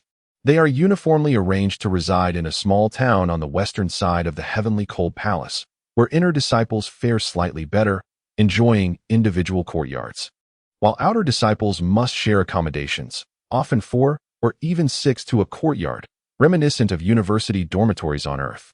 The Tianhan Palace occupies a substantial area, and it cannot be said that they lack the funds to maintain their grounds. Their arrangement serves merely to delineate the hierarchy among the disciples within the sect, showcasing their mastery of stratification concepts. Su Huai and his companion were led to a quaint 3-story building. Sushengzi. This is a standalone residence designated solely for the direct disciples of Tianhan Palace. Why does it seem that this area is mostly uninhabited? Su Huai inquired. Upon hearing his question, Tang Zhubu cleared his throat and replied, many direct disciples have descended the mountain to combat the beast tide. The remaining disciples are mostly engrossed in their cultivation, often neglecting their rest and meals, and seldom return to their quarters. Oh, so they send disciples to resist the beast tide, do they? Tang Zhubu quickly shifted the topic, gesturing towards the building. Sushengzi. This residence is the closest to the female disciples' quarters. The other nearby buildings have been allocated to the remaining female direct disciples. Merely a few meters to the west lies the female disciples' dormitory. Should you find a suitable match, do not hesitate to pursue her. Hehe. Tianhan Palace is quite liberal in such matters and shall not hinder disciples from seeking companions. Of course, during leisure hours.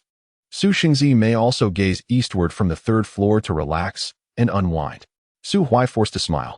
How brazenly they have placed me next to the female disciples' quarters. I have never enjoyed such treatment, even within my own sect. No wonder the Tianhan Palace, despite its poor reputation, still attracts countless cultivators eager to gain entry. After a thorough introduction, Tang Zhubu noticed Su Huai yawning, realizing that he was subtly urging him to leave. Finding an excuse, he departed. Exchanging glances with Elder Su, Su Huai entered the building, followed closely behind. An intangible sensation of spiritual awareness swept across the entire structure, confirming that no peculiar items had been arranged within. Only then did Su Huai lean back and collapse into the soft chair in the living room. Elder, next. I shall take a stroll around their female disciples' dormitory. Elder Su twitched at the corners of his mouth. This. Su Huai sighed, retrieving several 7th-tier magic cores from his storage ring and placing them on the table. Today, you shall remain here and digest that bear paw you just consumed. Hold on to these magic cores and see if you can break through to a new realm. Moreover, while I do not care how you perceive me, once we return to the Yinhua Xinzong, I hope you understand what should and should not be said. Clarify who holds the greater authority between myself and old Chun, understood? Elder Su nodded vigorously. Understood, understood. Well, I shall take my leave. With his hands tucked into his pockets, Su Huai exited the small building before he had even warmed the chair, making his way toward the female disciples' dormitory. Not far away, in another small building, Elder Han, who had just returned from the Qian Sihai wooden house, let out a chuckle. The Grand Elder seemed unperturbed by Su Huai's skirmish with Wang Xiong and offered no commentary on Su Huai's apparent infatuations. He merely instructed Elder Han to keep a close watch on Su Huai. Upon learning that Su Huai had been assigned to reside in this building, Elder Han couldn't help but commend Tang Zhu for his choice. However, it has become apparent that Su Huai's lascivious tendencies are indeed genuine. He had just mentioned taking an afternoon nap, yet within mere moments after Tang Zhu departed, he stealthily slipped into the women's dormitory. If any scandal were to unfold, the Tianhan Palace could certainly exploit it to tarnish the reputation of the Yanyu immortal sect once Su Huai departed. With his hands tucked away, Su Huai immediately sensed the distant gaze upon him. Flashing a grin, he discreetly slipped into a courtyard with tightly shut doors. This courtyard, belonging to 4 individuals, exuded a sense of camaraderie, as they were found meditating in the same room during the midday sun. Thanks to Su Huai's preemptive concealment of his aura, the quartet of female cultivators remained blissfully unaware until he entered and quietly closed the door behind him. From a distant high-rise, Elder Han observed the door shutting, and a smile of satisfaction spread across his face. Little did he know that at the very moment the door closed, Su Huai retracted all of his presence and, utilizing the shadows within, deftly escaped through a window. In his previous life, after attaining the status of a revered master, the Tianhan Palace had already been obliterated for over a century. He had been fortunate enough to gaze upon the ruins of the Tianhan Palace and retained a rough mental map of its layout. Navigating through the shadows and evading hundreds of various spirit formations, Su Huai quietly arrived at a dim valley. The Tianhan Palace was situated in an exceedingly frigid region, blanketed in ice and snow, yet at the heart of the valley lay a serene, crystal-clear lake. Beside this tranquil body of water stood a modest wooden cabin. Chapter 96. The first encounter with Qian Sihai. Leaning against his cold, worn wheelchair, Qian Sihai suddenly widened his eyes in a moment of realization, his frail right hand pressing firmly against his chest. The demonic heart within him throbbed violently, as if it had encountered a formidable foe. "Mu, take me outside." The creaking wooden door opened slightly, and the biting cold wind rushed in. Qian Sihai immediately spotted the young man sitting quietly by the lake. He gestured to the maid, signaling her to remain calm, before gradually maneuvering his wheelchair closer to the youth with her assistance. The young man held a fishing rod in his hand. Beside him lay a wooden bucket of unknown origin. Inside the bucket were several ice spirit fish that Qian Sihai had meticulously nurtured in the lake. He never expected that the much-discussed Saint of the Moon, Yanyu, had a penchant for stealing other spirit fish. Su Huai shook the rod in his hand. "I also did not foresee that the esteemed elder of the Cold Temple would turn out to be an old cripple confined to a wheelchair." Qian Sihai glanced down at the swimming fish in the bucket. "How long have you been here?" "About half a quarter of an hour." "Half a quarter of an hour? And you've caught 6 fish?" As he spoke, Su Huai flicked his wrist, raising the rod sharply to reel in a large fish over half a meter long.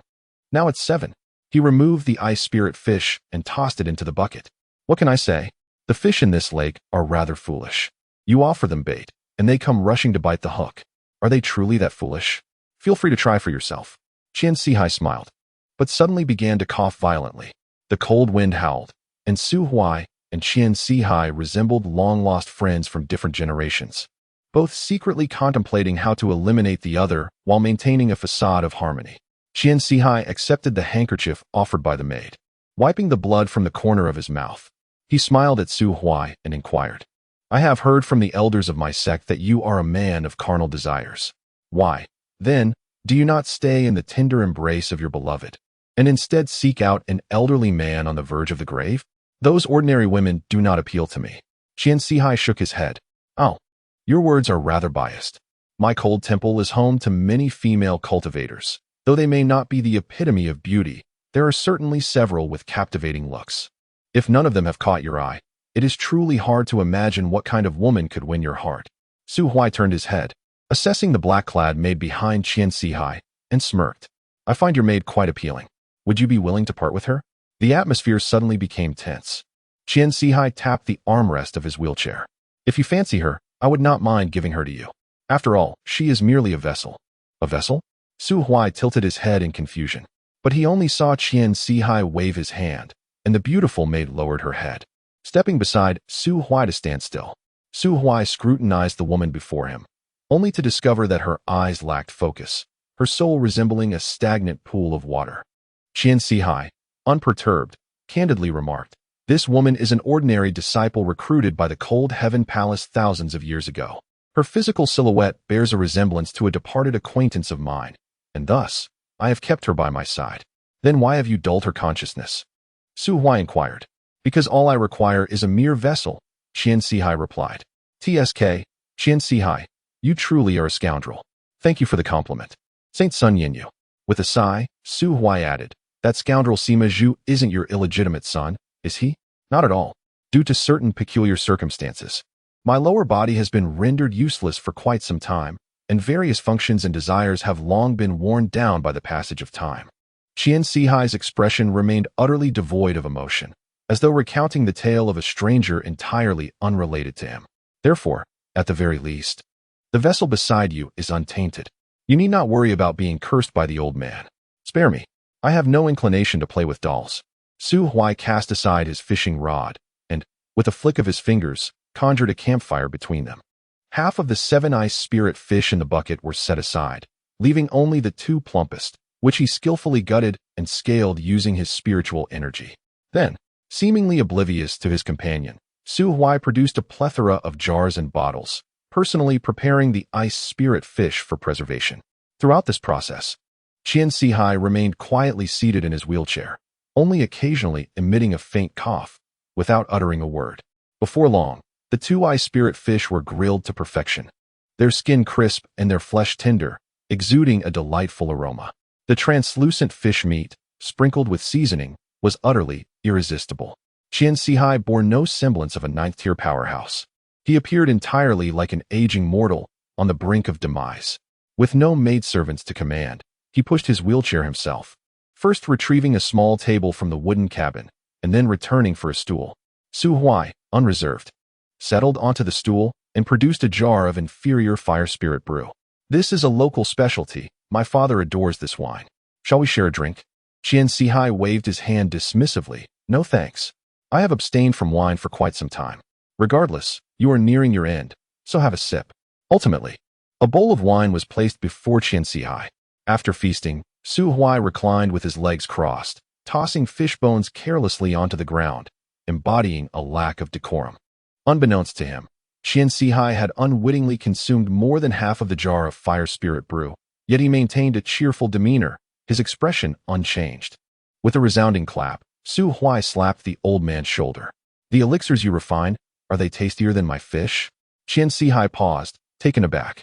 Although he had long suspected that the Yinyu immortal sect was aware of his clandestine concoction of elixirs, he had not anticipated Su Huai to so brazenly expose this matter.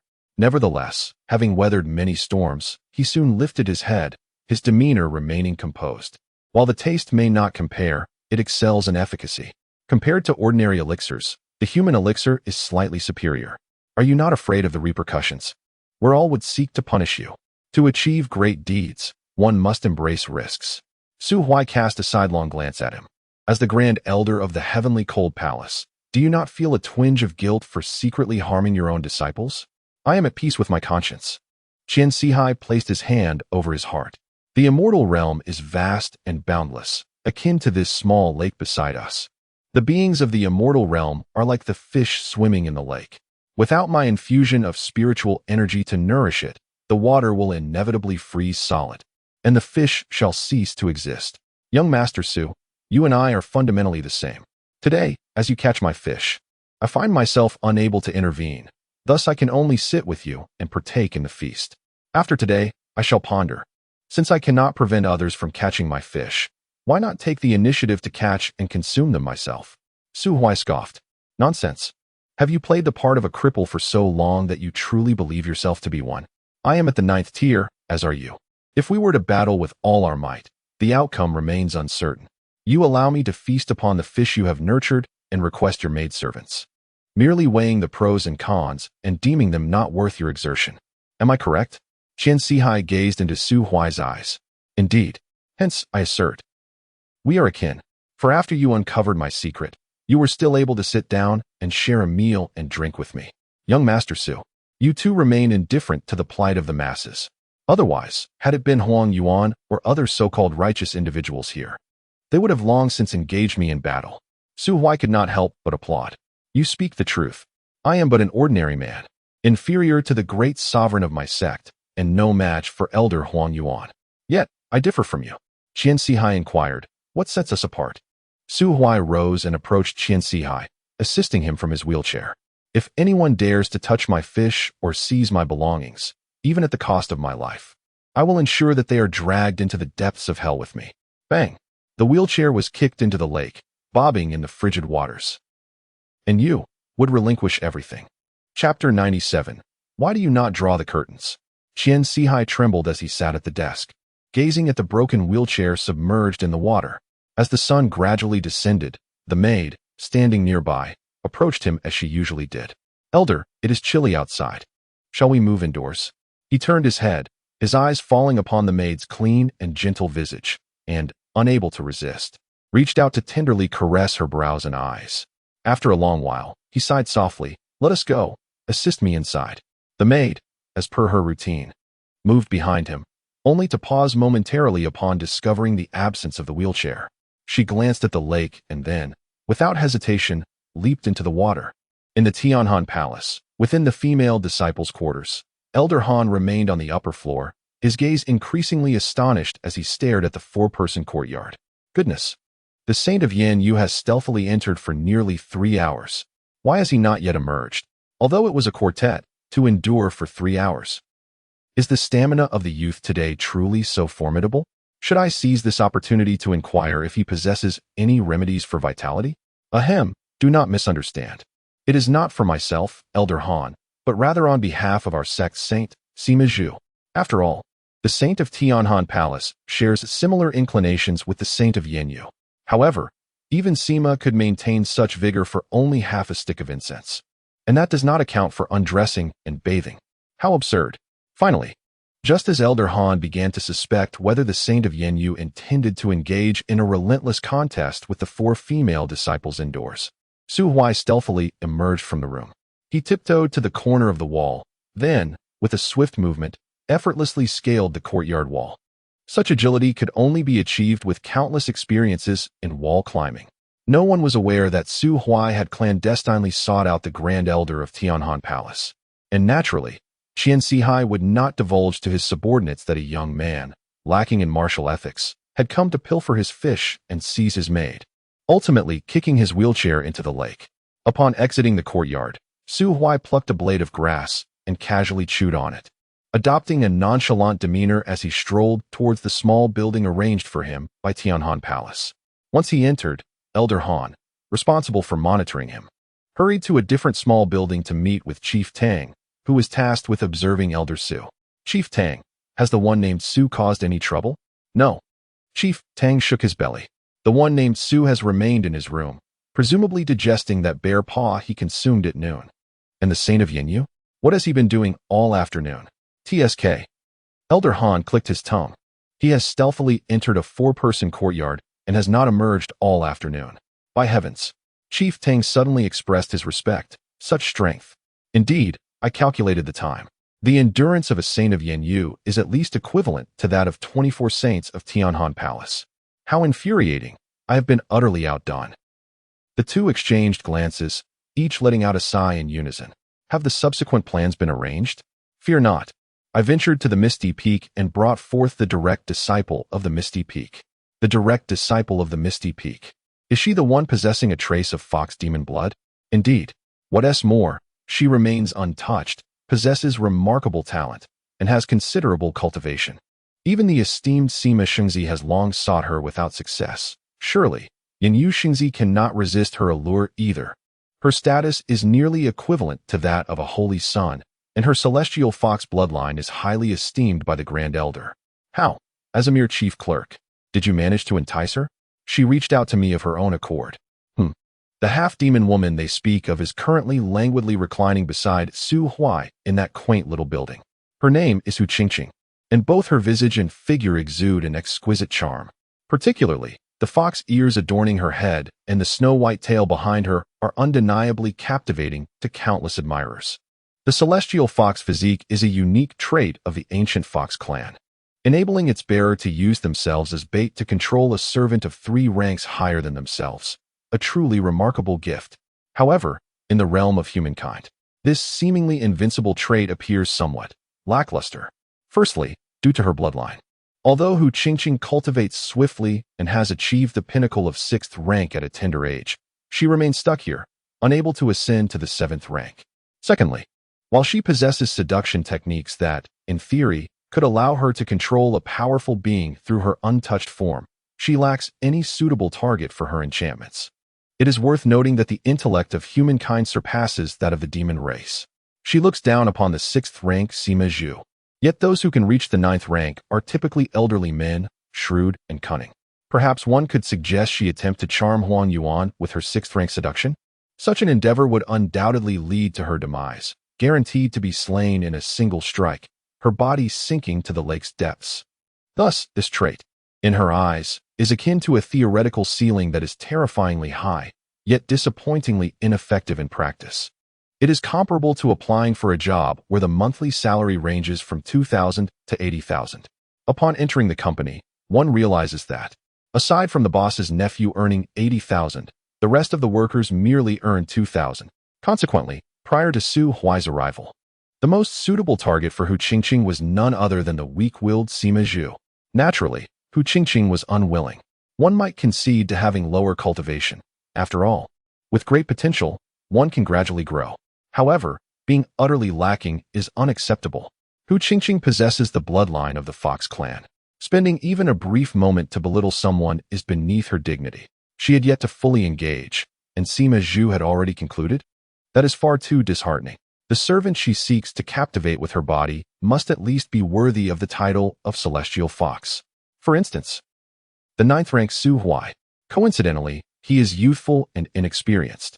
Unlike those stoic old men, the young man is driven by desire, exceedingly lecherous, and moreover, can endure 3 hours with 4 women, perfectly suiting Hu Qingqing's tastes.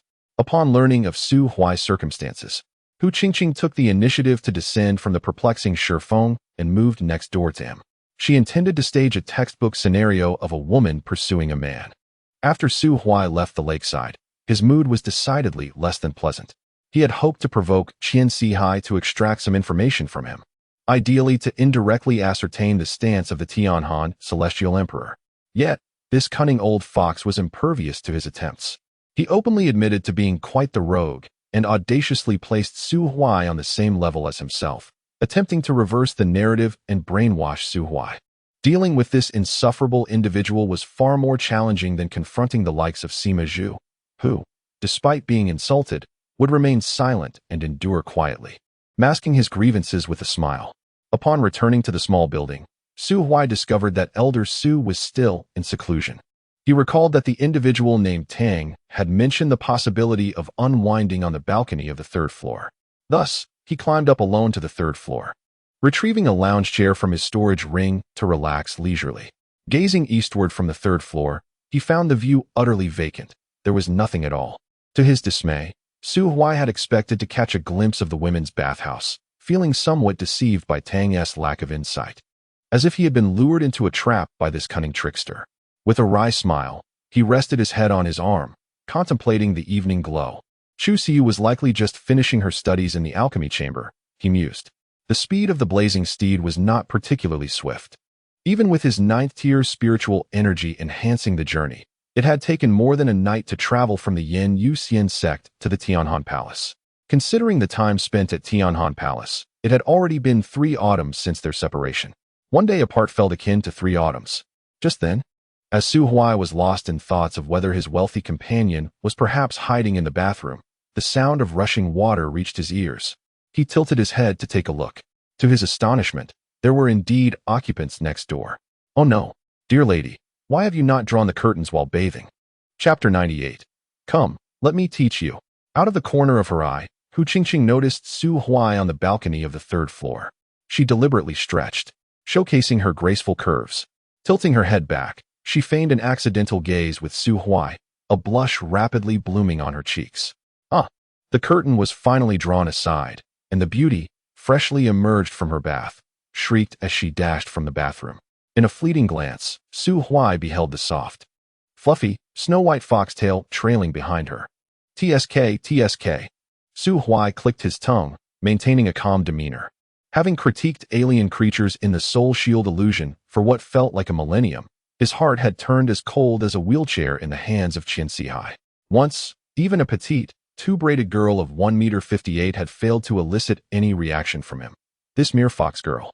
His heart stirred not at all, and he even felt a hint of amusement. If he were to capture this fox girl, would he be able to exchange her for half of the estate with Chao Yi's father, who had a penchant for fox girls? Retracting his gaze, Su Huai continued to gaze skyward. Just as he was about to utter a few words of contemplation, the balcony next door suddenly swung open with a loud bang. The fox girl timidly poked her head out, gazing at him with trepidation. You saw everything, didn't you? My mother says that whoever sees my body must marry me.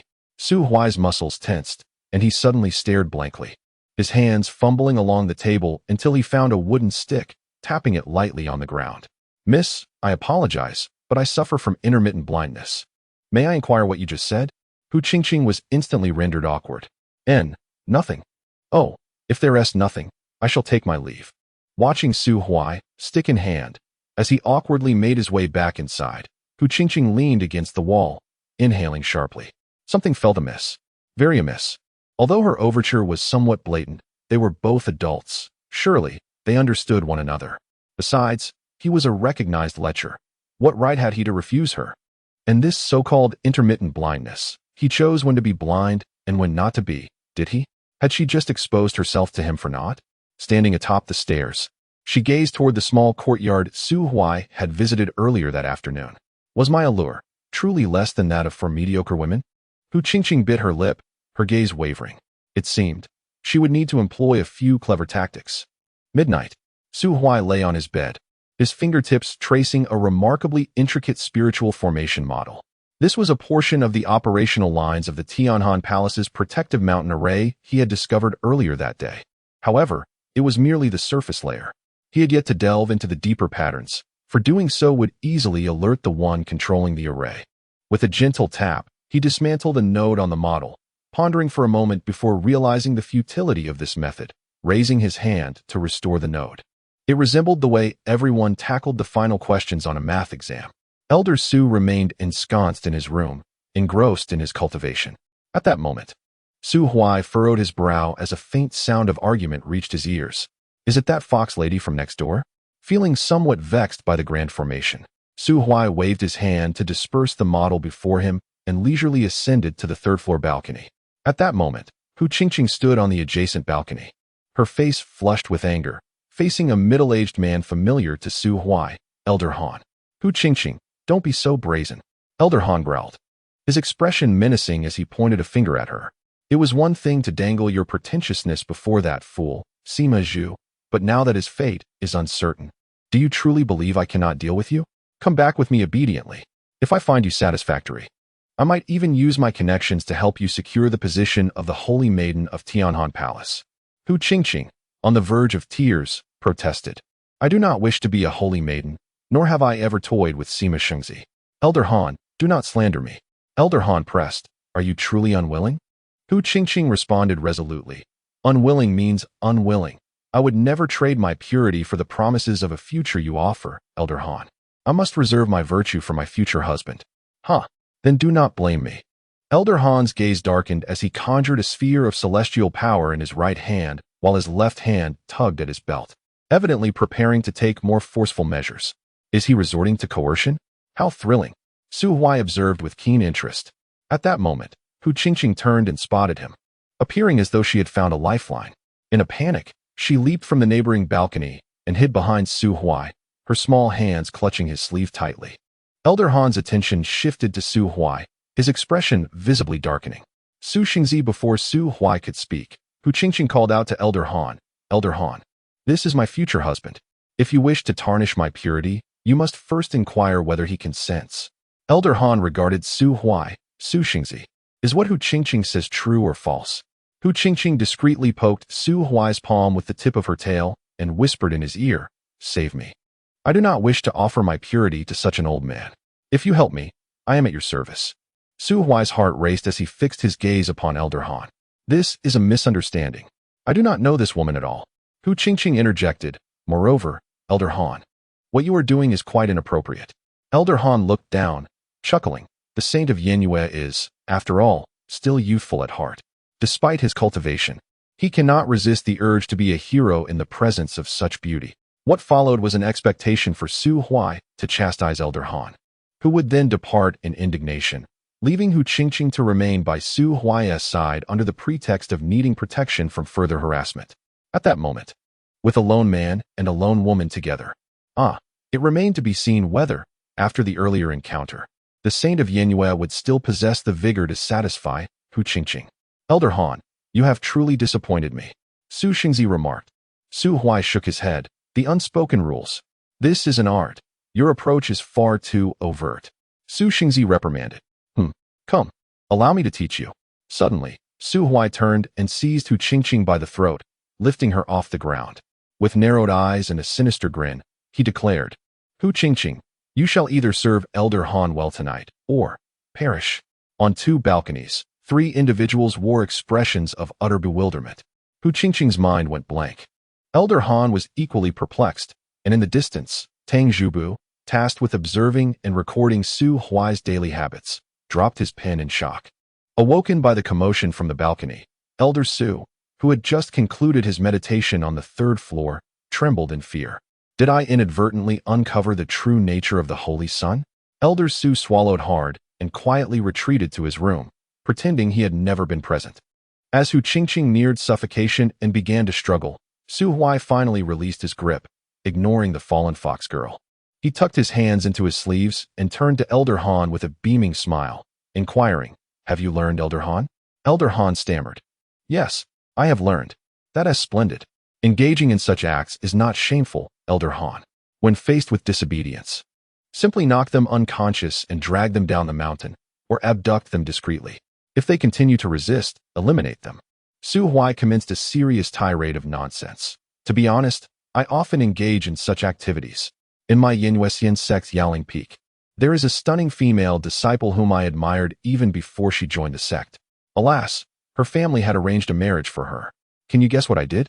Elder Han felt something was amiss, yet instinctively followed Su Huai's lead. What did Holy Sun do? A wicked smile crept across Su Huai's face. I lured her beloved uncle to the lakeside and tossed him into the water. He was a mere mortal. I held his head beneath the surface, ensuring he could not breathe, and let his body sink to the lake's depths. That very night, I infiltrated the girl's chamber, witnessing her weep on her bed for the entire night. Su Huai continued. Later, in an attempt to escape my grasp, that girl even took the peak master of Yaoling Peak as her mentor.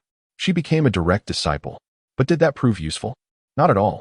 My talents are exceptional, and my strength formidable. I swiftly ascended to the position of Holy Sun, and before the peak master, I bound her and brought her to the valley below, confining her in a wooden cabin where I tormented her daily. Who dares to utter a single word against me? His laughter, chilling and sinister, echoed ominously. At that moment, within a certain valley of the Chunyu Valley, Chu Siu, who was humming a tune while refining pills, suddenly sneezed. The embryonic form of the medicinal concoction in the alchemical furnace quivered and turned into a mass of useless clay. Irritated, she lightly kicked the furnace, then quickly covered her face, whispering an apology to the 6th-grade furnace bestowed upon her by her master. She had never attributed her failures to the furnace of alchemy. Yet after spending an extended period with a certain individual, she inexplicably acquired the undesirable habit of shifting blame, disengaging the protective array from the elements.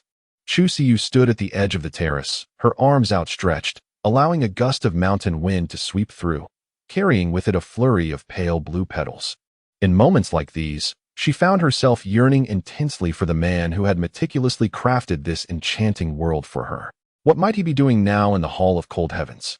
Chapter 99. My dear girl, do you crave power? Su Huai was instructing others on the art of villainy within the confines of the Cold Heaven Palace. Regardless of whether others grasped the lessons, Elder Han and Hu Qingqing were thoroughly perplexed. Elder Han had initially believed that in the realm of scoundrels, Sima Zhu possessed unparalleled mastery.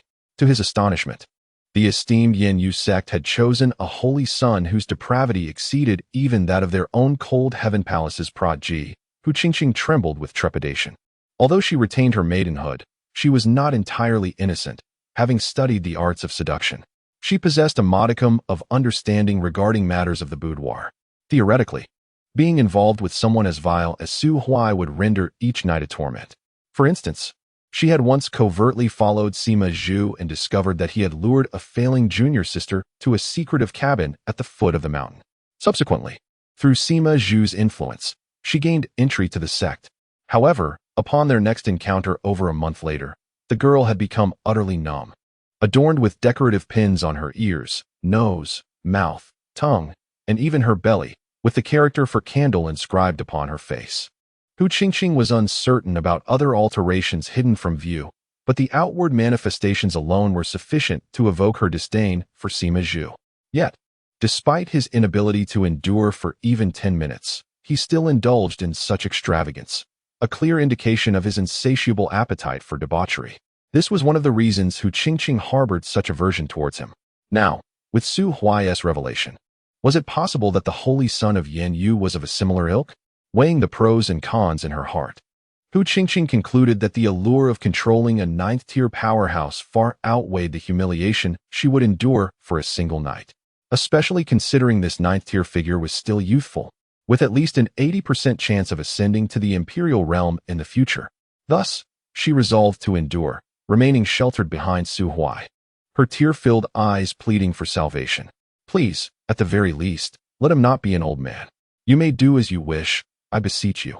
By heavens, even a pervert refuses to accompany me?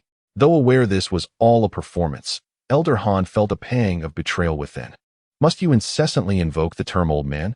I, Han, am but 97 years young, in the prime of my life. Only those ancient 8th-tier peak masters, several hundred or even thousands of years old, deserve that moniker. As Su Huai scoffed, seemingly about to utter something astonishing, Elder Han hastily interjected with a cold huff. Today, I shall spare you for the sake of Holy Sun Su. Hu Qingqing, individuals of such caliber as the Holy Sun are not meant for you, a mere half-demon. While I may refrain from intervening while you are in his company, surely there will be times when Holy Sun Su is absent. TSK. Su Huai's lip curled in irritation. Damn it. Why do your words always incite an urge to kick you? With that, Elder Han made his retreat. He ran swiftly, disappearing into the darkness in the blink of an eye, covering 3 or 4 miles in mere moments. Su Huai shook his head and turned back to enter the living room, with Hu Qingqing trailing closely behind. He then settled into a plush chair, his fingers deftly counting, causing the tea set on the table to seemingly come to life, brewing tea in an orderly fashion. Leaning back against the chair's backrest, Su Huai retrieved an ancient tome, its pages worn and tattered, and flipped to the page depicting the Fox Maiden, comparing it with Hu Qingqing before him. The more he looked, the more disdainful he became. Setting aside looks for a moment, Hu Qingqing did possess a modicum of beauty, yet at best, she resembled Chu Siyu when she first arrived at the Yan Yuxian sect, thin, awkward, often hunching her shoulders and bowing her head like a quail. In contrast, Chu Siyu had blossomed over time, her life stabilizing after a month in the spirit-rich environment of the Yan Yuxian sect, fully unveiling her previously sealed beauty. Objectively speaking, Hu Qingqing's attractiveness could only be rated around 90 or 92, slightly surpassing Chao Yi, while Chu Siyu undoubtedly exceeded 95. As for Su Huai, while he might be perceived as possessing merely 80 points in the eyes of the masses in the celestial realm, such judgments stemmed from a lack of refined taste. Regarding allure, the fox maidens depicted in the illustrations were far more captivating than the real Hu Qingqing. After all, the former boasted 9 tails, while Hu Qingqing had but 1, her fur lacking the luster of those in the illustrations, and her figure paled in comparison. What made her think she could entice him? Did she truly believe he was oblivious to their clumsy schemes? He was well versed in the art of manipulation, having engaged in mutual exploitation with their elder Qianxi. He could see through the juvenile plots of these insignificant characters with ease. Utterly pathetic, utterly presumptuous, Hu Qingqing was on the verge of despair. As Su Huai entered and began making comparisons with the ancient text, his expression grew increasingly disdainful, akin to viewing plastic in a jade shop. When had she, Hu Qingqing, ever endured such indignity? Just then, she noticed Su Huai retrieving a jade box from his storage ring. Upon opening it, she discovered a round, fist-sized elixir lying quietly inside. adorned with intricate, colorful patterns. My dear girl, do you desire power? Hu Qingqing. Su Huai pointed at the elixir. I am well versed in alchemy. As you should know. Hu Qingqing nodded, yes. This is my proudest creation, the ultimate spiral pill of my own invention. He declared. Indeed, you heard correctly. Its size is due to its being a pill of a higher tier than the usual ones. The patterns on it, I've named spiral markings. Consuming it will undoubtedly bring about a tremendous transformation in your body, awakening your bloodline, completing your 9 tails, allowing you to become your true self. As he spoke, he displayed the page of the Fox Maiden to Hu Qingqing. This is the pinnacle of your bloodline evolution. Though I, Su Huai, have an appreciation for beauty, I am rather discerning when it comes to women. In your current state, you fail to capture my interest. Discerning? Is this not the same as picking a courtyard to engage in a 1 versus 4 scenario? Ignoring the subtle shift in Hu Qingqing's expression, Su Huai sighed softly and continued. No man can resist awakening to the embrace of an exquisite beauty, entwined with 9 fluffy, snow-white fox tails. Yet you, at present, lack allure. Indeed, Hu Qingqing found herself captivated by the fox maiden depicted in the image. She did not notice the title of the book, but could tell from the aged paper that it was an ancient tome, often perused, a rare treasure passed down since antiquity. However, could that so-called spiral pill truly be consumed? After a moment of contemplation, Hu Qingqing resolved firmly. As a 6th-tier fox maiden, apart from this corporeal form, she possessed little else that would attract Su Huai's attention. Moreover, being endowed with the celestial fox physique, she was immune to all forms of soul manipulation and harbored no fear of any mind-altering elixirs he might offer. If these were indeed substances designed to incite desire, she could cleverly turn the tables. One must take risks to reap rewards. Although Su Huai appeared lecherous, his vigilance was pronounced. To earn his trust, she would have to ingest that pill. Hu Qingqing took the spiral pill, cradling it in her palm before decisively biting into it. Within 5 minutes, she felt an overwhelming itch throughout her body, her head growing heavy. Signs of impending transformation were indeed manifesting. Su Huai smiled and nodded at her. Sleep now, and upon awakening, you shall become the most perfect fox spirit in the world. Hu Qingqing instinctively nodded, her strength gradually draining away.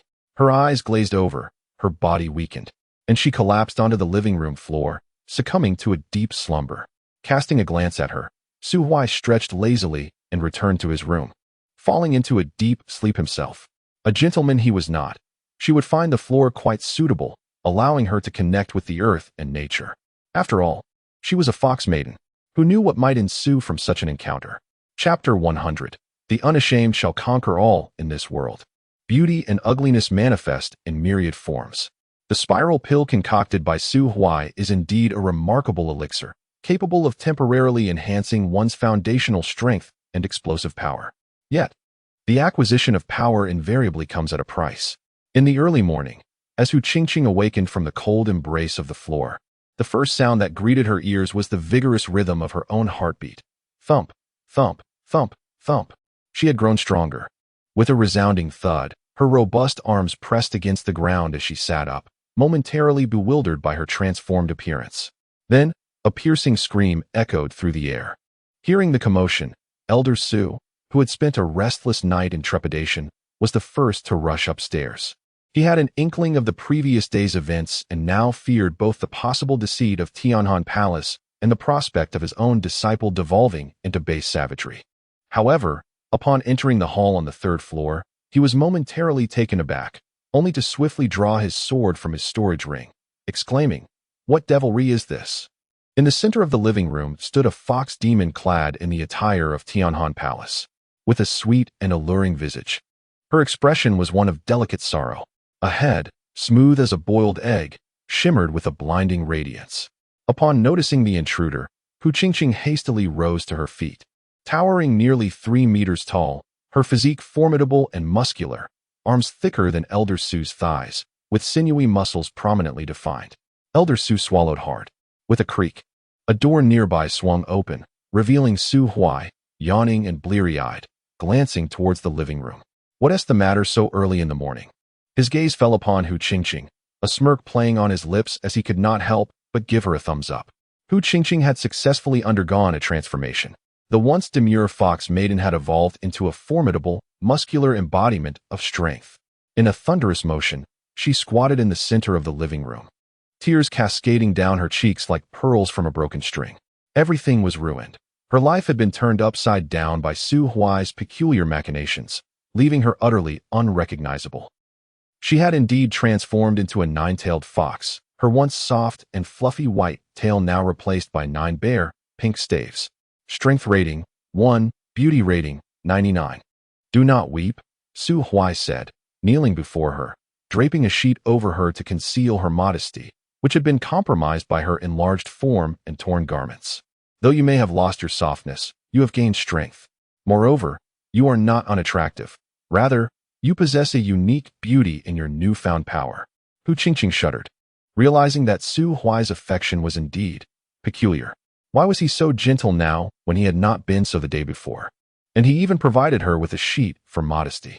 A chill ran down her spine. Amongst their ranks, the young master of Tianhan Palace relished in the torment of women, while the preferences of the holy son of the Yin Yu immortal sect were rather unique. Which could be understood, perhaps. Su Huai wore a smile that did not reach his eyes. He draped the bedsheet over Hu Qingqing, not out of any particular affection, but simply because her current appearance was exceedingly unseemly, especially with those 9 bare tails that sent shivers down his spine. However, a mere quarter of an hour later, Su Huai's sudden shift in demeanor brought a wave of relief to Hu Qingqing's heart, although her looks had diminished, breeding within her a deep-seated resentment towards Su Huai, a desire to consume him entirely. The unexpected gentleness he now displayed kindled a glimmer of hope within her regarding the success of her plans. The prospect of a young servant at the 9th tier and a vast future beckoned enticingly. As for her appearance, once her plans bore fruit and her own cultivation advanced, she could employ her spiritual power to revert her form or perhaps procure a shaping elixir. Ding! The dawn light streamed in, its rays reflecting off her mirror-like head, nearly blinding Elder Su. He pulled Su Huai outside, his expression fraught with worry. My lord, the one inside. Is she the girl who ran over from next door last night? Indeed. Elder Su closed his eyes, lamenting the situation. What a calamity. Su Huai raised his hand, casting a soundproofing array, his demeanor devoid of any guilt. What calamity? If one wishes to scheme against others, one must be prepared for retribution. Moreover, I did indeed facilitate her bloodline's evolution. While some mutations may have occurred, evolution is evolution. It is an undeniable fact. With a narrowing of his eyes and a smirk, Su Huai continued, How did you know she came over last night, old Su? Elder Su's body trembled. I merely guessed. Your guess is quite astute. Su Huai patted his shoulder. Old Su, in this life, I despise those who fabricate lies and slander others. As I have said, upon our return to the immortal sect, you must discern what is appropriate to say and what is not. I understand. Elder Su replied. By the way, I shall take that fox lady out for a stroll shortly. The matter of communication with the Tianhan Palace is entirely in your hands. Yes, my lord. Su Huai then returned to the parlor, retrieving a large black robe which he tossed to Hu Qingqing. Miss Hu, as this is my first visit, I am unfamiliar with your Tianhan Palace and do not wish to wander alone. Would you do me the honor of accompanying me for a walk? Hu Qingqing took the robe, pausing in silence for a few seconds. It is indeed my honor. Thus, the two departed the villa together. Beneath the black robe, Hu Qingqing felt she had unraveled Su Huai's secret. Just yesterday, he had shown her indifference. Yet today, he was suddenly both gentle and attentive, aware of her reluctance to face the world in her current state, and had thoughtfully provided her with a robe that concealed her entirely. His tastes were indeed peculiar, perhaps reflecting an interest entirely opposite to that of Sima Zhu. Throughout their journey, Hu Qingqing's mind was a whirlwind of thoughts when suddenly, Su Huai tapped her arm. Miss Qingqing, I am rather fatigued from walking. Let us rest here for a moment. As you wish, my lord, replied Qingqing. As Hu Qingqing turned her head, she was taken aback to see Su Huai unexpectedly extract a small stool from his storage ring, sitting by the roadside with his chin resting on his hand.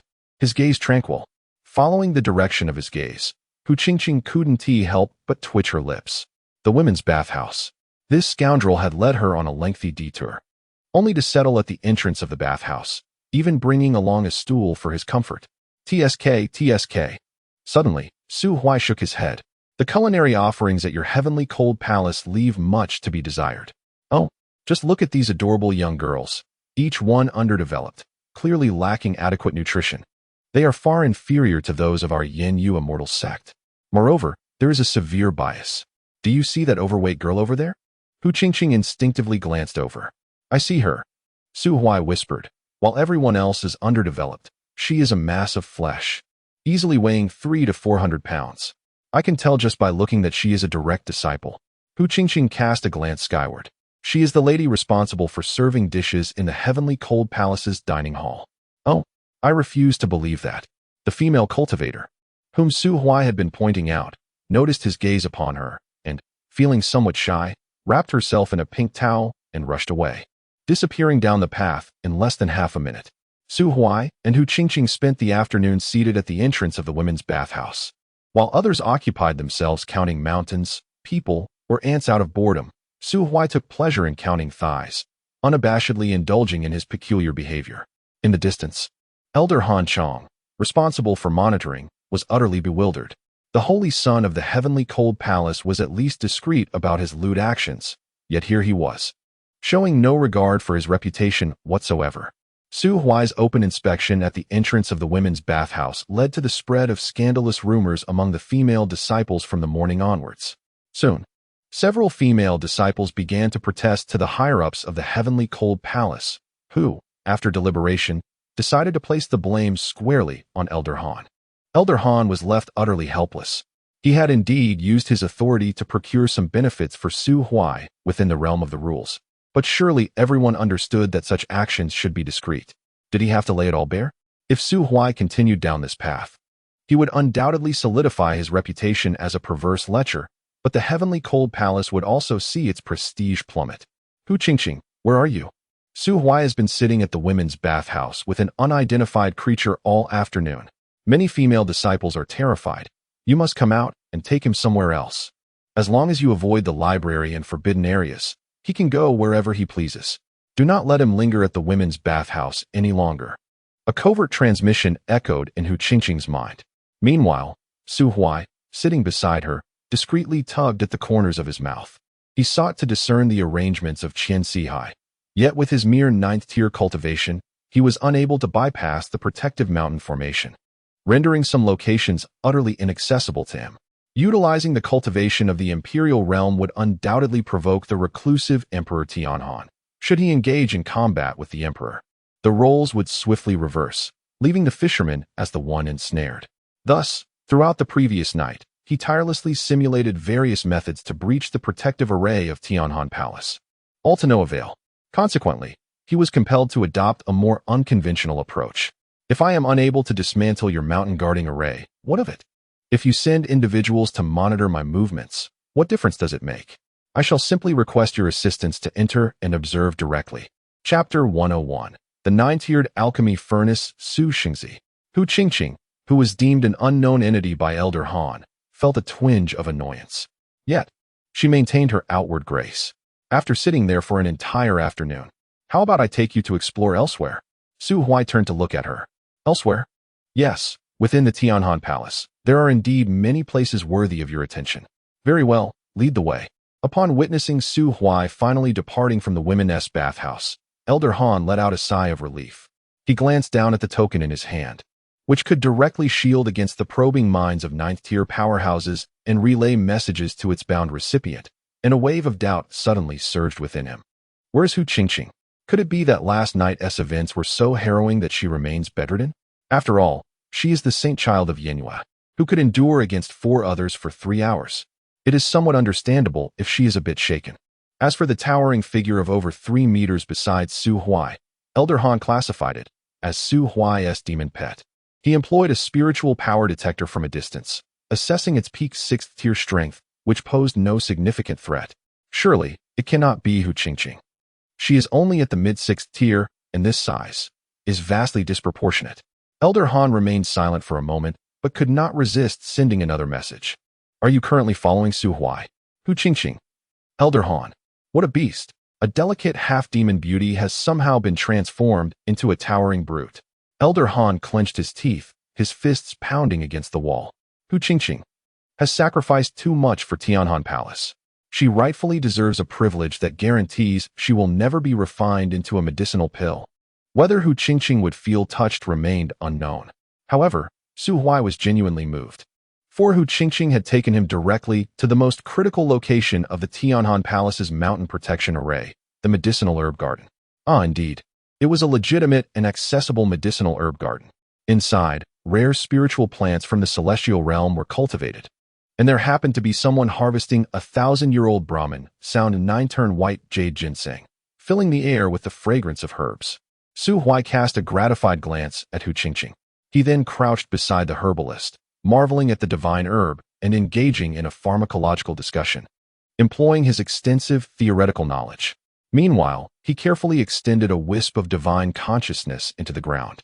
Hu Qingqing had brought him to the herb garden, considering Su Huai's identity as an alchemist, attempting to create common ground for conversation. Yet, she was unaware, indeed. Everyone in the celestial realm aside from Su Huai and Qian Sihai was oblivious to the fact that, beneath this herb garden lay Qian Sihai's secret alchemical chamber. Thus, although this location was not the center of the mountain protection array, it was densely packed with spiritual formations, the most intricate array of special spiritual formations. In less than 5 minutes of crouching, Su Huai sensed over 230 overlapping spiritual formations. Some of these formations were even unknown to him.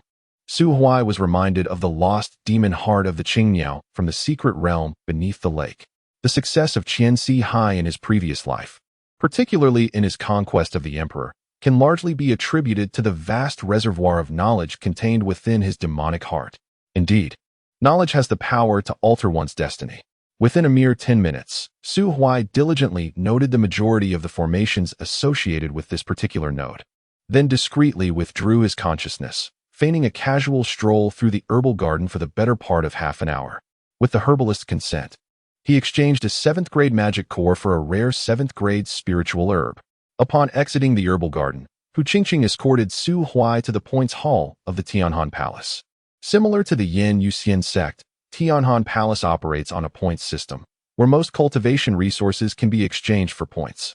However, in addition to task rewards, there exists a rather straightforward method for acquiring points: monetary expenditure. Points can be exchanged on a one-to-one basis with low-grade spirit stones, as well as with demon cores. The Points Hall is expansive, encompassing 4 floors, and since it contains nothing inappropriate, it permits free entry for all. It must be said that the quality of the disciples at Tianhan Palace is commendably high. Throughout their journey, they encountered none of those mindless individuals who would leap forth to challenge Su Huai simply for his handsome appearance. Everyone was engrossed in their own pursuits. Hu Qingqing quietly introduced Su Huai to the workings of the Points Hall, occasionally interjecting with subtle, flirtatious remarks. Yet, each time Su Huai heard her, a shiver ran down his spine. The sensation of a soft, adorable girl whispering about spending the evening in her room discussing life is both tantalizing and intoxicating, easily igniting one's passions. However, if that sweet girl were to transform into a formidable presence, the atmosphere would swiftly shift from a luring suggestion to a menacing threat, evoking a distinct sense of underlying intimidation and stirring one's ire. Su Huai clenched his fists tightly. Fortunately, upon reaching the 4th floor, his attention was captivated by 2 resplendent alchemical furnaces. Standing before them, his voice brimmed with astonishment. 9th-grade alchemical furnaces, and 2 of them? Hu Qingqing glanced up, yet her expression remained largely unfazed.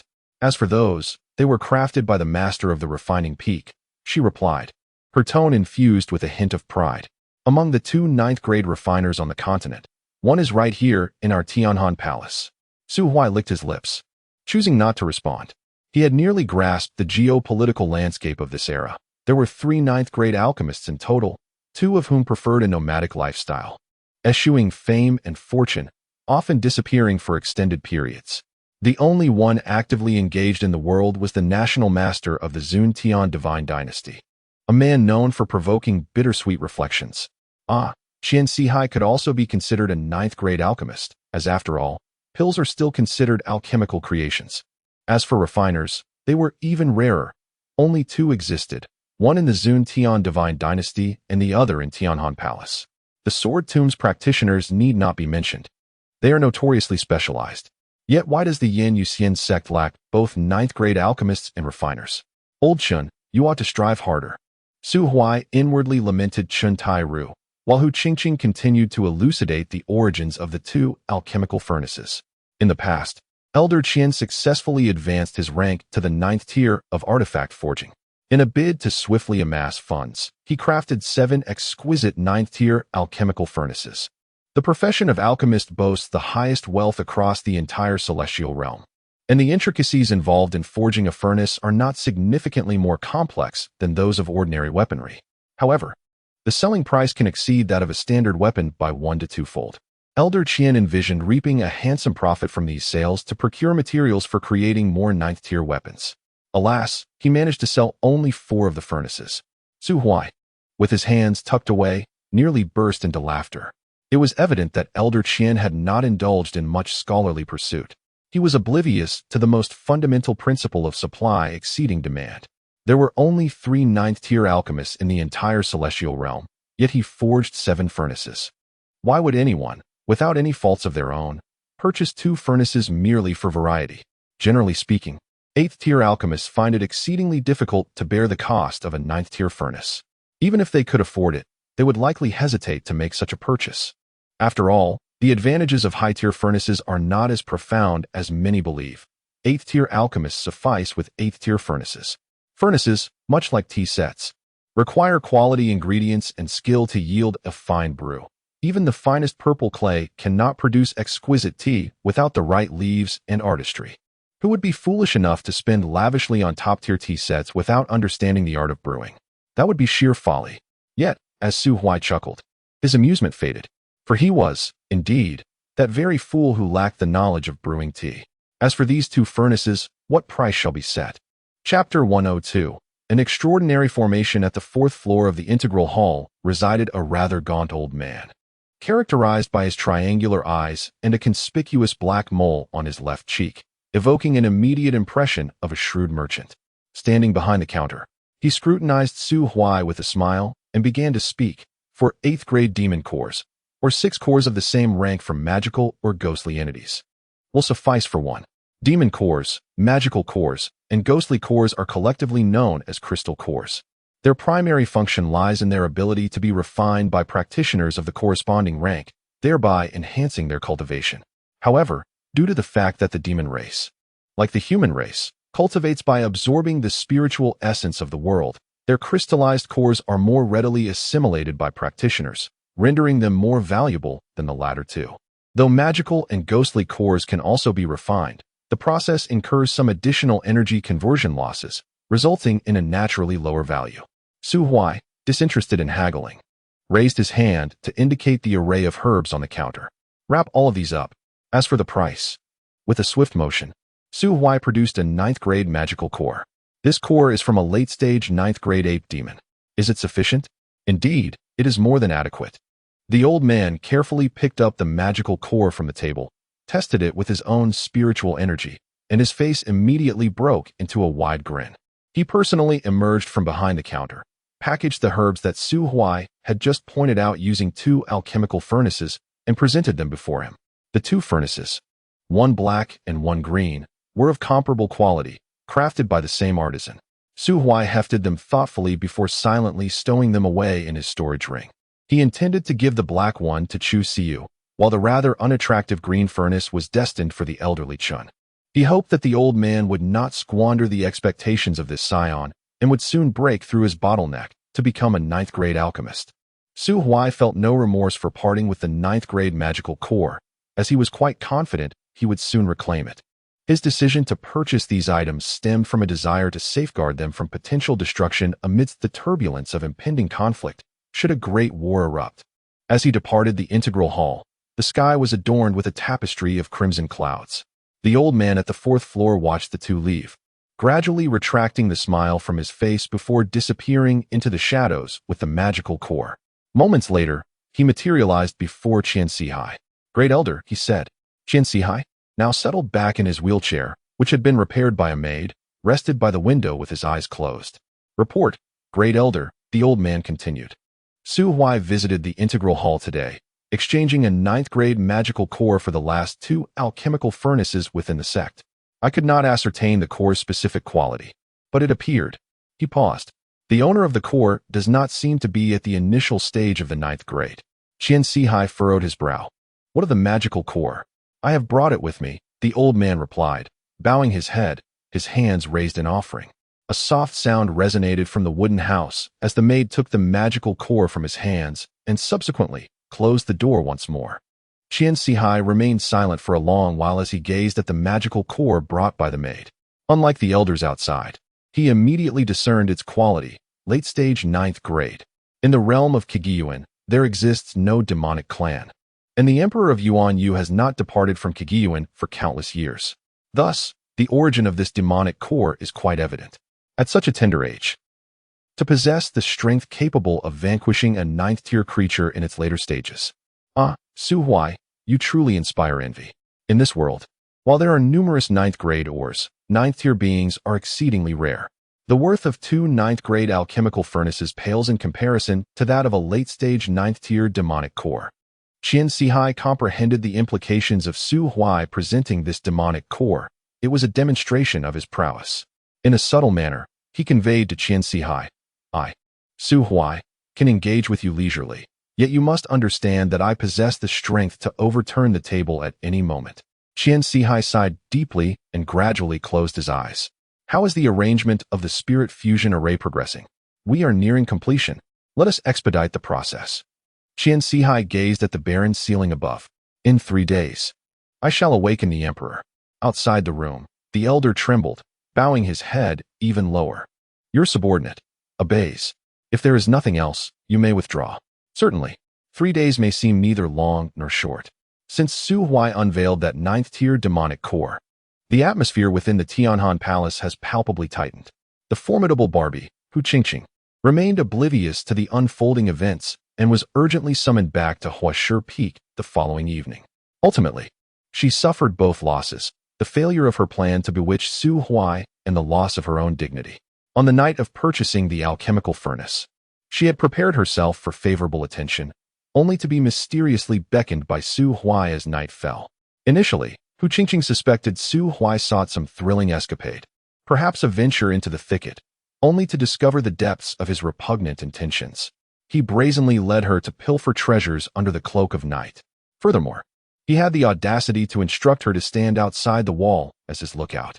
The target was that familiar courtyard of 4, leaving her bewildered as to what captivated Su Huai so.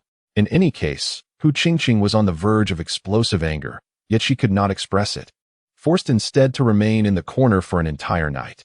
Once again employing his cunning, Su Huai slipped out through the window upon entering and concealed his presence, gliding about the Tianhan Palace like a specter.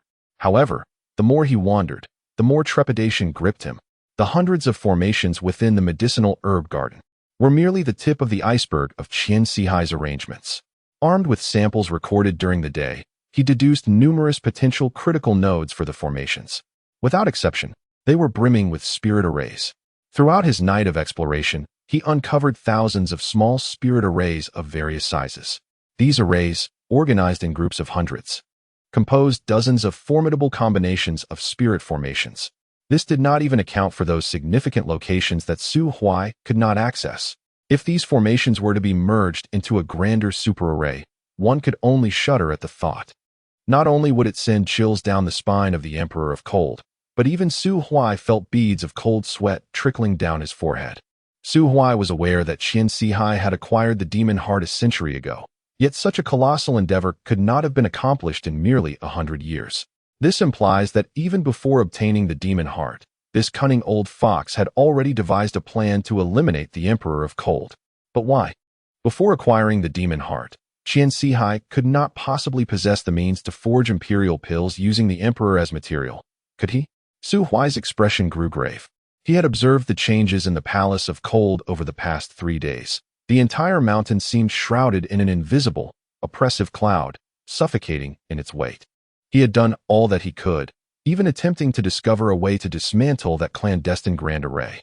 Alas, the intricate designs that Su Huai had woven over millennia were not easily unraveled. Moreover, during this past century since acquiring the demon heart, He had established some unique formations unheard of in the realm of immortals, building upon the existing grand array. Su Huai had lost half of his initiative. Now, he could only rely on his undisclosed strength. He dared not reveal it, for who could fathom whether Su Huai, driven to desperation, might use those very tactics intended for the Emperor against him? Su Huai was not intimately acquainted with the Emperor of Cold. Why should he willingly step forward to shield him from calamity? As the saying goes, if a friend dies, the Taoist shall not perish. Farewell, fellow Taoist of Cold. Regardless of your nature, may your journey be smooth. Shortly after Hu Qingqing's departure, he found an excuse to send Elder Su out of the Palace of Cold. Then, he quietly awaited the tempest that had been brewing for millennia to arrive in his humble abode. On the fourth morning, Elder Han brought him a letter. Dear Taoist Su, might you visit my humble abode for a discussion? Su Huai. Su Huai gazed at Elder Han, who had delivered the letter. Your Grand Elder wishes to see me? Indeed. Elder Han responded with a respectful gesture, sweat glistening on his brow. Chapter 103. The Battle of the Cold Palace, Prelude. Han Shichuan. At the initial stage of the 8th rank, though affiliated with the faction of the Grand Elder, found himself relegated to the periphery due to his insufficient abilities and limited experience. He had been unable to discern the reasons behind the various occurrences within the Cold Palace. Su Huai leaned back in his chair, his gaze flickering with uncertainty. The 9th grade late-stage demon core he had deliberately thrown out was indeed a strategic move. After thorough investigation, it appeared that no information related to the Cold Emperor could be found within the Cold Palace. The plans of Su Huai were meticulously concealed, and the grand formation was impervious to analysis or destruction, resulting in a stalemate. He could not linger in the Cold Palace for long. Thus, he resorted to casting a potent bait to stir the stagnant waters rife with toxins. In truth, Su Huai had grasped his intent. The message was unmistakably a trap. Yet if it were merely that wooden house, Su Huai found no reason to decline. While he could not decipher the grand formation enveloping the center of the Cold Palace, he was capable of unraveling the one concealed beneath the wooden house. Senior Han, please lead the way. Yes. Han Shichuan lowered his head and guided the way. It had been a few days since Su Huai had refrained from causing any disturbances, and he found himself somewhat unaccustomed to the tranquility. After all, Elder Han was unaware that Su Huai had merely attracted his attention under the guise of petty thievery, while he had quietly explored every accessible corner of the Cold Palace. After a winding journey that consumed nearly a quarter of an hour, Elder Han finally brought Su Huai to the wooden house. Unlike their previous encounter, this time Su Huai sat by the lake, holding a fishing rod. His earlier words resonated. Since he could not prevent others from catching his fish, he might as well catch them himself. Upon arriving, Elder Han withdrew, and Su Huai, unceremoniously, walked directly to Su Huai's side. A glance at the wheelchair, which bore evident signs of repair, sparked a smirk within him. At the 9th rank of the venerable realm, even if his legs were entirely useless, he could still levitate using spiritual power. Yet, this old man insisted on using a wheelchair, unable to simply replace it when broken, but rather opting to salvage and reuse it, making Su Huai feel as though he were an antagonist bullying an old man. Turning his gaze to the wooden bucket beside the wheelchair, Su Huai couldn't help but chuckle. Old man, how long have you been fishing? Su Huai shook his wrist. Half an hour, and not a single fish caught? The joy of fishing lies not in the catch, but in the act of fishing itself. Su Huai scoffed lightly. What was the purpose of summoning me here so early in the morning? Su Huai turned to look at him. I hold you in high regard. In what way? With courage and strategy, unparalleled talent, formidable strength, and most importantly, a thick skin. Su Huai was left speechless. Thank you for the compliment. Su Huai withdrew his gaze, finally choosing not to push the wheelchair to fetch a stool himself. Instead, with a wave of his hand, a table, 2 chairs, and a wine stove floated out from the wooden house. In the hearth, a mystical flame ignited as Su Huai retrieved a set of wine vessels, subsequently placing a jug of wine upon the fire to warm. Su Huai found himself somewhat perplexed. What does this signify? Is it a matter of brewing wine to discuss heroes? Taoist Su, do you believe, in the realm of immortals, what is deemed righteous, and what is considered wicked? Enlightenment dawned upon him. This old schemer intended to indoctrinate him. With his hands tucked into his sleeves, Su Huai replied without hesitation. I am righteous, while you are wicked. You are righteous? Su Huai shook his head. Zhang Jintian was elevated from a humble village by my hand. He has diligently cultivated his path and, despite his rise, has not forgotten his roots. He is a hero to that village. Zhang once had a wife who fell gravely ill. He knelt before me, pleading for her salvation, offering everything in exchange to become my instrument.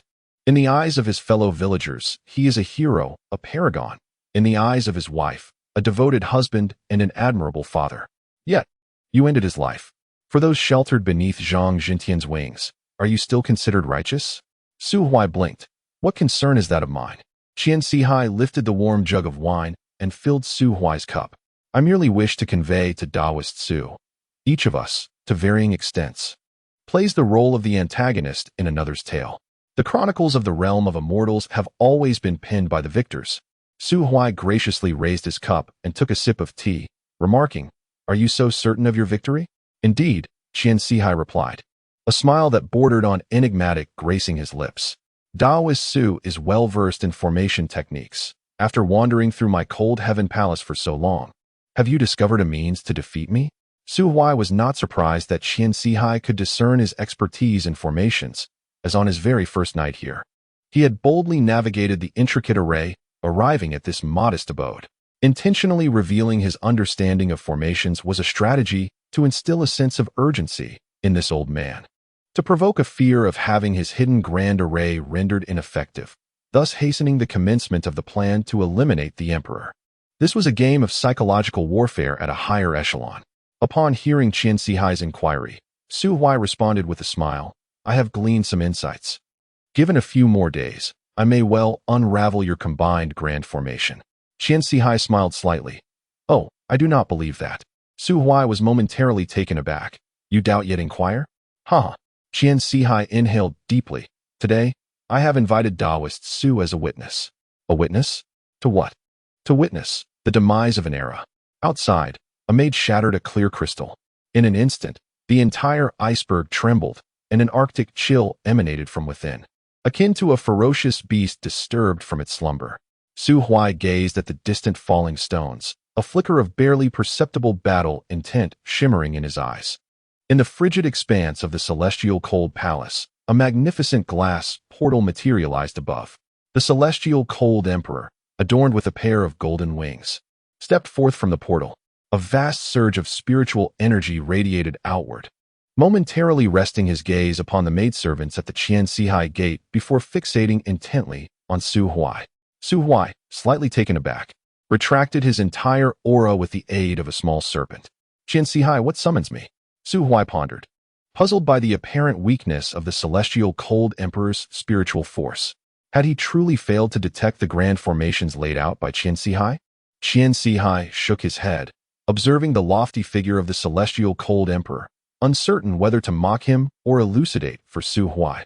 For 8 millennia, the celestial cold emperor has devoted nearly all his time to studying that artifact obtained through the sale of his wife. It is no wonder he remains oblivious to the myriad formations surrounding him.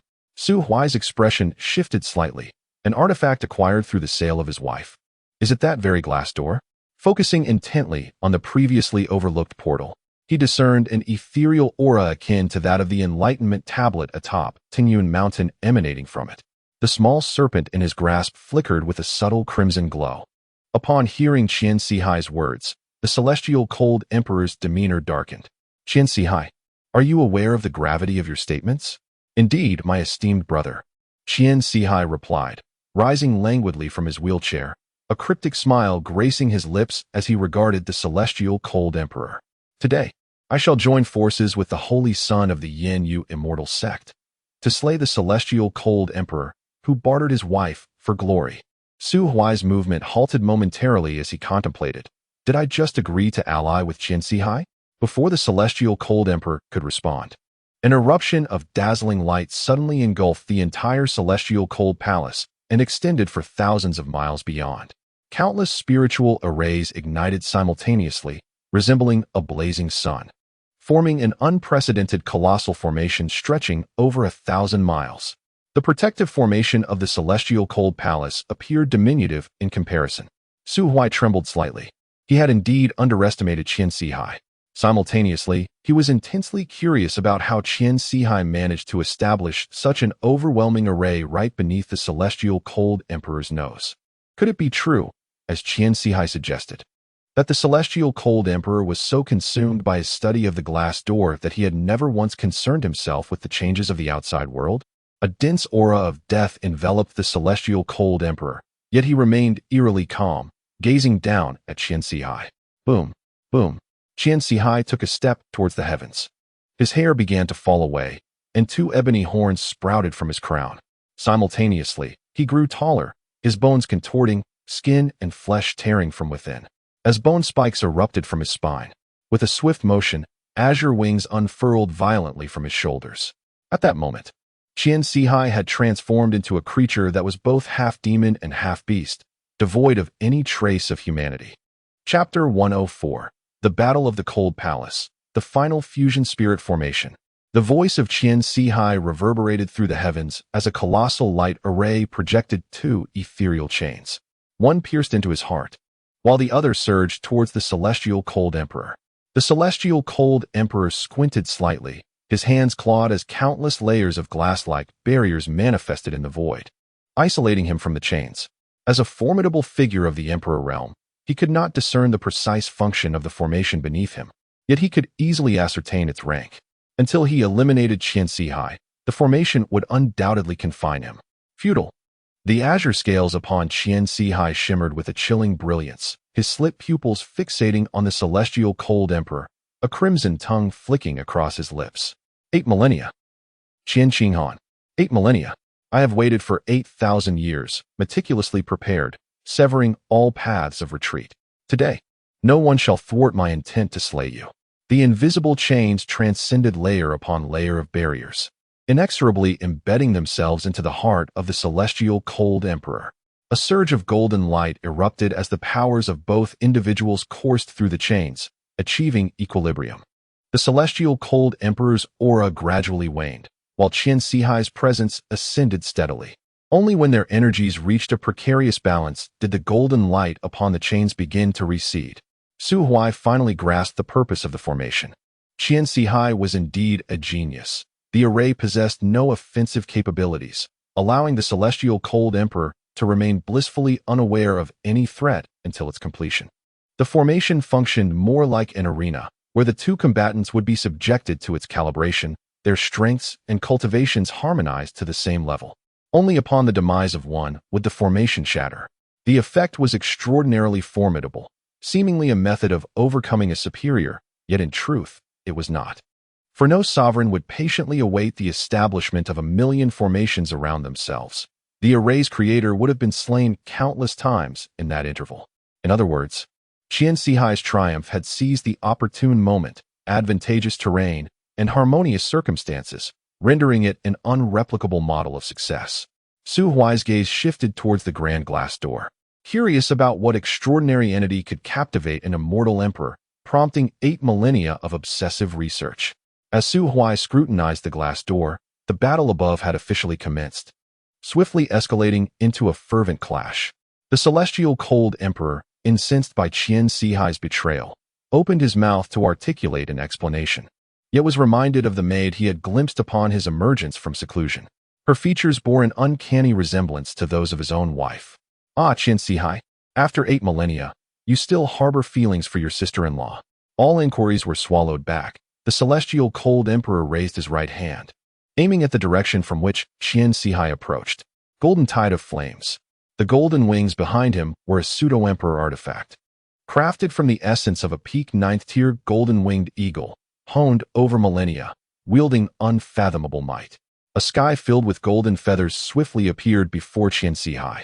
He halted in his tracks, his azure wings curving forward to envelop him in a protective sphere at the center. His greatest reliance stemmed from the heart of the blue bird. After the demise of the blue bird within the secret realm, its heart lost its original constraints and devoured a substantial amount of Qian Sihai's essence, leaving him weakened for a considerable time. However, since that incident, he discovered that the heart had acquired numerous functionalities, and his own form had sprouted azure scales and feathers. The protective capabilities of these scales were formidable, rivaling the defense of an imperial armor. Golden arrows rained down incessantly upon the cerulean sphere. The sounds of spiritual energy clashing, exploding, and dissolving echoed continuously. The convergence of these two distinctly different forces resulted in a momentary stalemate. With a fierce expression, the Emperor of Coldness drew back his arms, raised his left foot, and concentrated a golden light at his toes. Su Huai, sipping wine and watching the battle from the wooden cabin, narrowed his eyes slightly, sensing a hint of threat from the Emperor's impending strike. Boom! The Emperor of Coldness brought his right foot down, unleashing successive waves of energy across the horizon. Su Huai was struck, and the azure scales on his body began to shatter. With a thunderous sound, he was driven into the ground. Witnessing this scene, Su Huai couldn't help but shake his head. Cultivation was never the sole measure of combat prowess. The Emperor of Coldness was a true sovereign. Having dwelled in this realm for thousands of years, his methods were far beyond what a pseudo-emperor like Su Huai could compare to. Not everyone, after all, possessed the flamboyant imagination of Su Huai, who had conceived numerous potent techniques during his time in the revered realm, ones that could only be fully realized by true sovereigns. Su Huai's lack of imagination and combat experience against sovereigns made it entirely reasonable for him to be pinned down and overwhelmed by the Emperor of Coldness. He realized that there was but one way to defeat the Emperor. This old wretch had a backup plan. True to his thoughts, at the very moment Su Huai was thrust into the earth, a blood-red formation re-emerged within the cold palace, and hundreds of ice coffins burst forth from the ground. Each coffin housed a corpse, clad in various attires belonging to different races, be it demons, spirits, or even humans adorned in the garb of the four major sections. The commonality among these bodies was their cultivation level, all exceeding the 8th tier before death. The foremost four were even likely at the 9th tier. Su Huai had truly exhumed the ancestral graves of the four major sections. Yet, upon reflection, it made sense. This old fiend was unscrupulous, and the human race had been embroiled in relentless conflict with the other three races, suffering heavy casualties. Over the span of 8,000 years, with his cunning, acquiring several hundred 8th-tier corpses was hardly an insurmountable feat. Su Huai let out a gasp of astonishment. To speak bluntly, in his previous life, he too had secretly exhumed the graves of 2 or 3 powerful figures for resources. After all, as a loose cultivator, it was not something to be ashamed of. However, Su Huai was not as heartless as Su Huai, who would even go so far as to utilize the corpses themselves once more. The icy crown shattered, and hundreds of corpses, each with a distinct form, withered in an instant, their remaining power devoured by the blood-red formation. A crimson spear gradually took shape. The Emperor of Cold, Tianhan, felt the hair on his body stand on end. This blood spear possessed a locking characteristic, rendering evasion impossible. He could only brace for impact. The humming crimson spear, exceeding 2 meters in length, bore no overwhelming might, nor did it shatter the void. It steadily pierced through the illusory giant foot conjured by the Emperor, gently aiming for his head. The heavens were obscured by a mirror. Golden wings continually converged before the Emperor, forming a golden round shield. Crack! The golden shield appeared fissured, as the blood spear seemed capable of penetrating all, creating a small hole upon the shield, before suddenly vanishing without a trace. Qin perish! Su Huai had appeared not far behind Qin. Gripping the blood spear tightly, he suddenly gathered his strength and hurled it forth. The blood light erupted across the horizon. The Emperor of Cold's head was pierced, a horrific blood hole exploding from his right eye. With a single strike, he was gravely wounded. Flesh and muscle writhed frantically at the sight of the wound. Yet the blood spear seemed to carry a unique affliction, restraining the immense regenerative powers of a sovereign being. Su Huai shook his arm, recognizing this as true combat. 2 formidable adversaries, destined for demise, fought without concealing their strength, eschewing any pretense of testing one another. Each strike was a lethal blow, with no quarter given. The stronger party feared that delay could lead to unforeseen changes, while the weaker party dreaded being slowly overwhelmed. Both sides rushed to unleash their full potential in the shortest time possible, with no time for hesitation. Unless truly evenly matched or engaged in friendly sparring, battles could not linger for long. Su Huai, what a cunning strategy. Ha ha. Qin, you should have known, when we were born. The heavens granted you formidable talents and fortunes, while bestowing upon me unparalleled wisdom. Qian Sihai gestured to his head. Wisdom is far more useful than brute strength. Is it? Qian Qinghan sneered, suddenly raising his hand, curling his claws into a fist. But these 8,000 years have not been wasted. Void Gate. Exile. Qian Sihai's hair stood on end, but the anticipated fatal blow from Qian Qinghan did not arrive. Qian Qinghan's smile froze on his face as he turned around, suddenly realizing he had not fully refined his power, and so the ethereal Azure Gate, meant to control the battlefield from above, had been unexpectedly entwined by a massive silver serpent. A youth clad in the robes of the sacred son of the Yin Yu immortal sect bore a warm smile as he drew a cerulean bow towards him. Emperor of Cold, a pleasure to make your acquaintance. I am Su Huai, sacred son of Yin Yu. Whoosh. A bolt of arrow shot through the emperor's chest, and the already grievously wounded figure erupted into a torrential downpour of blood. This is not the end. Following the swift arrow, an endless array of silver-white grinding discs emerged from the void, absorbing all the scattered flesh and blood. The young man tilted his head to glance at the bewildered Qian Sihai, once again drawing his longbow. The arrow, infused with a silvery radiance, aimed directly at the center of Qian Sihai's forehead, sending a chill from the depths of his soul.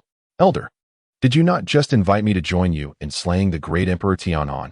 After much contemplation, I have agreed to ally with you. However, dear ally, it would be wise for you to remain still. Chapter 105. Inquire of her mother whether she bears the surname Mu. The great Emperor of Coldness was ensnared by the first grand formation of Qian Sihai, resulting in a significant decline in his power from mid-stage Immortal Emperor to the initial stage. Following this, he fell victim to the second grand formation, which temporarily damaged his imperial artifact and severely injured his corporeal form. Meanwhile, Su Huai, having spent considerable time indulging in melons before the wooden house of Qian Sihai, was not idle. He applied his own reasoning alongside the intelligence from his past life to contemplate Qian Sihai's next move, inadvertently uncovering the third grand formation. This formation was one of absolute annihilation, requiring the sacrifice of countless cultivators within the heavenly cold palace. It utilized mountains as furnaces and humans as materials to refine the gravely wounded heavenly cold emperor into a pill. At that moment, Qian Sihai would ascend to the true realm of emperors, inheriting all that the great Emperor of Coldness had left behind in the shortest possible time. However, Su Huai discerned a fatal flaw within this grand formation, the level of celestial power possessed by its master. Both of the latter formations required the mastery of Imperial Realm cultivation to be manipulated flawlessly. So, where did Qian Sihai derive his imperial strength? It stemmed from the effects of the first grand formation, which bound him to the great Emperor of Coldness, allowing them to share the Emperor's cultivation and celestial power equally. Qian Sihai's plan was meticulous. The gravely injured great Emperor of Coldness would be unable to withstand the suppression brought forth by the third grand formation and would be refined alive. But what if the great Emperor of Coldness were to perish before that? In such a scenario, Qian Sihai would lose his source of power, and his cultivation would plummet back to the ninth stage, rendering him incapable of activating the third grand formation. Every step taken by Qian Sihai was deliberate and grounded, his plan seamless, even accounting for Su Huai with a 9-rank binding formation laid within the small wooden house. Indeed, this was the very formation Su Huai had utilized to ensnare the 8-armed demon ape in the secret realm. Qian Sihai had employed high-grade materials, which, under normal circumstances, would ensnare even an immortal emperor like Su Huai for a time. Yet, familiarity with the formation proved advantageous. Su Huai quickly pinpointed its core. Su Huai, being resolute, stealthily directed a small snake to entwine the glass door while he himself concealed behind it, drawing the imperial bow and quietly gathering strength aimed at the heavens. The arrow he loosed was devoid of any embellishment, compressing 80% of the celestial power stored within his body. Shot forth by the imperial artifact, it struck true. How could the already suppressed and grievously wounded great Emperor of Coldness possibly survive such an assault? Thus, the assertion that Qian Sihai and Su Huai collaborated to slay the great Emperor of Coldness holds no flaw. Indeed, Qian Sihai's contribution far surpassed that of Su Huai. Thud, thud. The demonic heart within his chest thumped violently, as the final morsel of flesh was ground away by the silver-white millstone. The great Emperor of Coldness truly met his demise. Qian Sihai's 8,000-year scheme, coupled with the lethal intervention of Su Huai, an imperial realm powerhouse capable of besting him in a duel, rendered the emperor's death not in vain, albeit somewhat hasty. 4. Under normal narrative progression, there should have been a moment of profound communion between him and Qian Sihai before his passing. The two brothers opened up to each other, and Qian Qinghan confided in Qian Sihai some secrets that could not be spoken of. Their past grievances were resolved, and Qian Qinghan willingly chose to transform himself into a Dan to aid Qian Sihai in his future plans. Alas, the gossipy Su Huai, lacking in decorum, tore the script apart. Qian Sihai felt an emptiness within, his mind a blank slate. His power was quietly waning, and after 8,000 years of meticulous plotting, it all crumbled due to Su Huai's intervention. He had countless questions for Qian Qinghan, yearning to confront him about why he had sought fame at the cost of his wife 8,000 years ago. Yet, all of that was now lost. He had yet to recover from the sudden upheaval when Su Huai's arrow was already aimed at his head. Qian Sihai sighed. He could not truly blame himself. He had done everything within his capability, and his plans had indeed been seamless. Yet, just as Wang Mang's army of 430,000 could not surpass Lu Xiu's 30,000, Qian Sihai could not comprehend how Su Huai could be an emperor. How could there be a 17-year-old emperor in this world? Such extraordinary circumstances were unfathomable.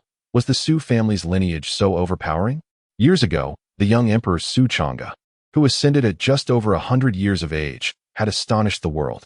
The legacy of Su Chang'e still lingered, and now emerged another youthful emperor, Su Huai. Regrettably, Qian Sihai had never married and had no descendants. Otherwise, he would have inquired whether Su Huai would consider an alliance with his female offspring.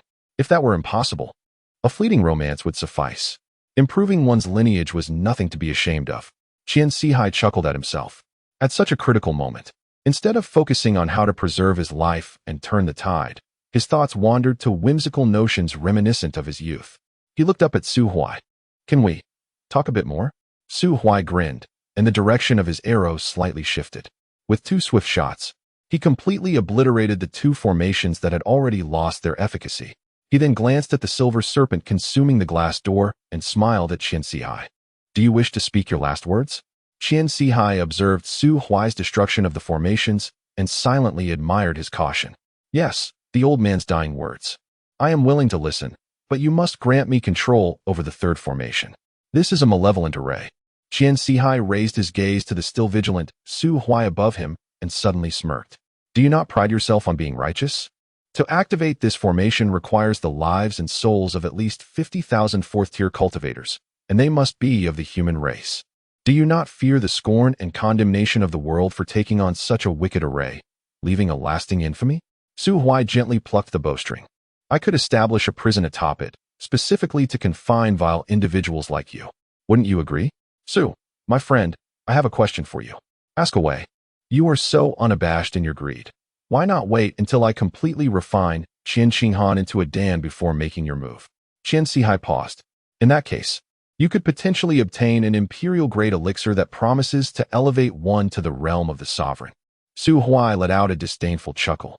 "I cannot be certain that the 3rd grand formation laid by a cunning old fox like you has not ensnared an innocent like me within its grasp. Rather than risk acquiring a potion whose side effects are unknown, I prefer to take the initiative. It's always prudent to err on the side of caution. After all, villains perish from greed and are defeated by their own verbosity." Qian Sihai gazed into Su Huai's eyes. "Are you now admitting that you have strayed from the righteous path?" Su Huai chuckled lightly. "One must not be too rigid. Even the virtuous can err. As long as one does not cross the line, my moral standards are adaptable." Qian Sihai lowered his head in contemplation for a moment, then retrieved a blood-red crystal from his bosom and tossed it to Su Huai. Su Huai caught it and, upon sensing its energy, smiled. He stepped forward and appeared beside Qian Sihai. "Do you have any last words?" Qian Sihai descended to the lakeside, his form slowly returning to that of a human, though his withered face still bore some remnants of azure feathers. "I would like to ask for your assistance." "What kind of assistance?" Qian Sihai turned and entered a wooden cabin. Upon emerging, he was seated once more in the dilapidated wheelchair, holding a small jade vial, which he gently placed before Su Huai. The vial appeared aged, its surface slightly yellowed, and contained a pill exhibiting signs of decay. "What is this?" It is a 7th-tier spirit fusion pill. A spirit fusion pill? Yes. Su Huai leaned back against the chair. I wish to entrust you with this vial. Once you reach the divine realm, please deliver it to a woman named Muji Xin. In return, I can divulge a secret. Regarding the method of ascension to godhood, Su Huai's pupils dilated sharply. The method of becoming a god, in a world devoid of deities. Emperors reign supreme. Yet, this marks the second occasion Su Huai has encountered the alluring phrase method of ascension to godhood. The first time was when that azure bird in the secret realm used it as a bargaining chip for its life, a proposal he regrettably declined. Now, hearing the term again from Su Huai's lips, he pondered its implications. Upon reflection, it made sense. Although the azure bird insisted that only it knew the whereabouts of the method of ascension, it was unaware that Su Huai had pilfered its demonic heart and infused it into his own being. To inherit the demonic heart is to inherit its knowledge. Thus, it stands to reason that Su Huai possesses this secret. However, Su Huai furrowed his brow, contemplating for a moment before shaking his head at Su Huai. You are on the brink of death. I have no reason to deceive you. While I have long suspected the existence of several parallel continents beyond the celestial domain, I have no intention of leaving the celestial domain to seek trouble in foreign lands. Su Huai smiled faintly. Some matters cannot simply be evaded by mere desire. He pointed to his heart. Through this heart, I have come to uncover numerous secrets. The celestial realm serves as the stronghold for both the human race and the demon race. Within its confines, many individuals from the divine domain have sought refuge, entrusted with the duty of perpetuating their bloodlines.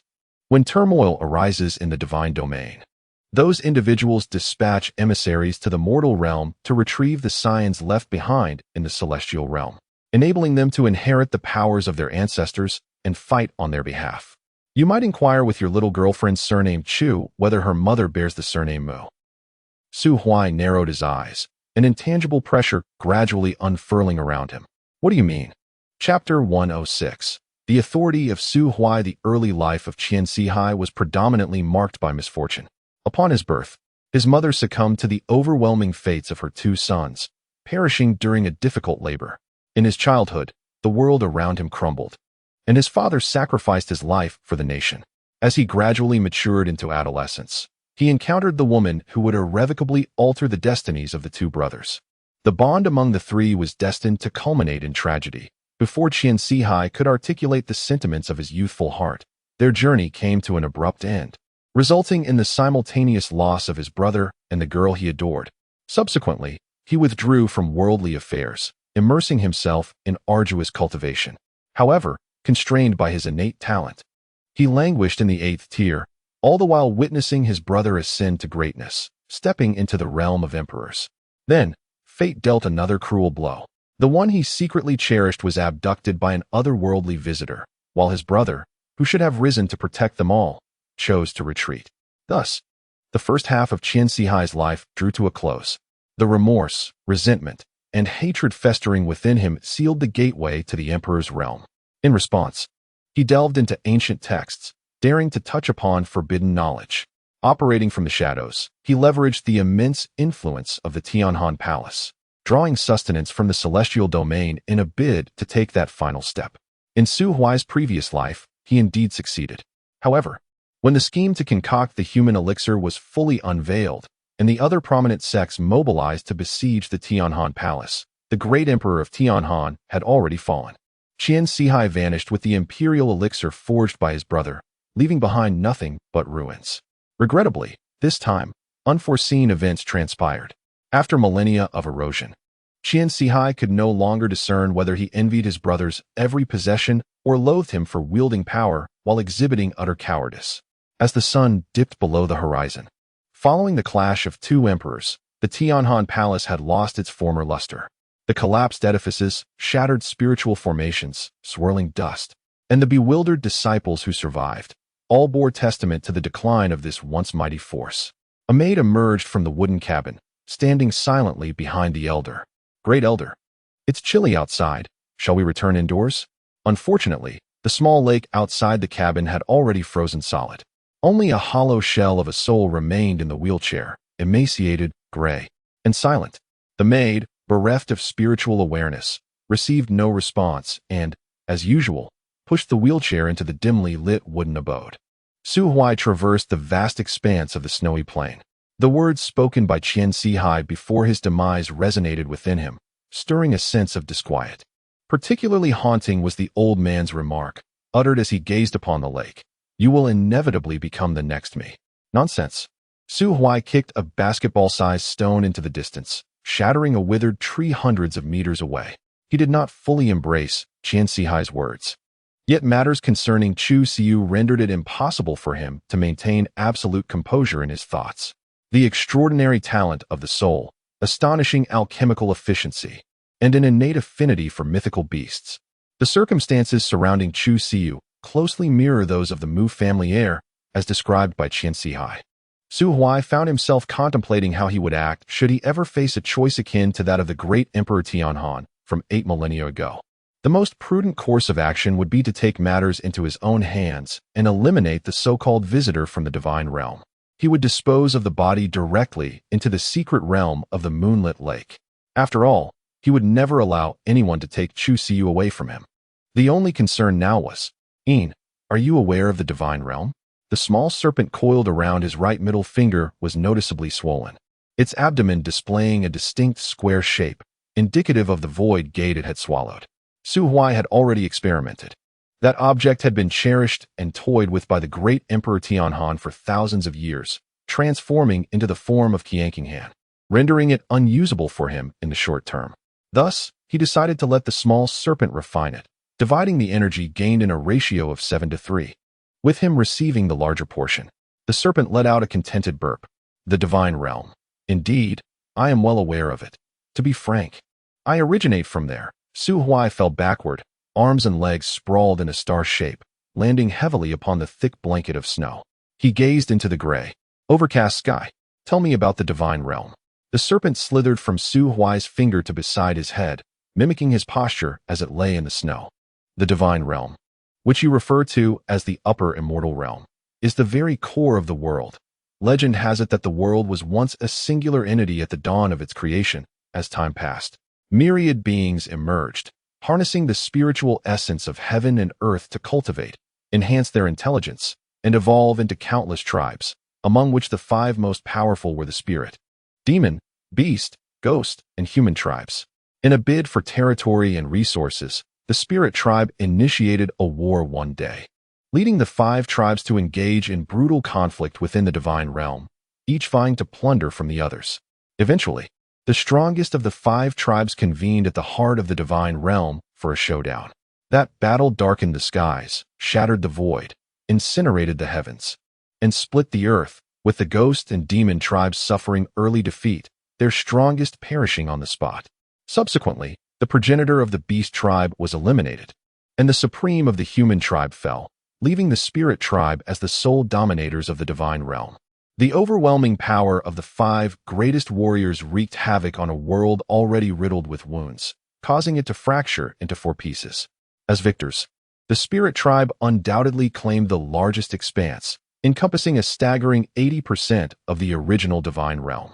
The remaining 4 tribes were all expelled, the demon and ghost tribes, leveraging their formidable physiques and cunning tactics, swiftly occupied the 2 largest fragments, establishing the demon domain and ghost domain, respectively. The remaining factions, consisting of the relatively less intelligent and internally discordant beast tribe, along with the weakened and heavily afflicted human tribe, were relegated to the smallest fragment of the world, the very realm we currently inhabit, known as the Immortal Domain. Is this the history of the Immortal Domain? This chapter of history is far from concluded. The expulsion was but temporary.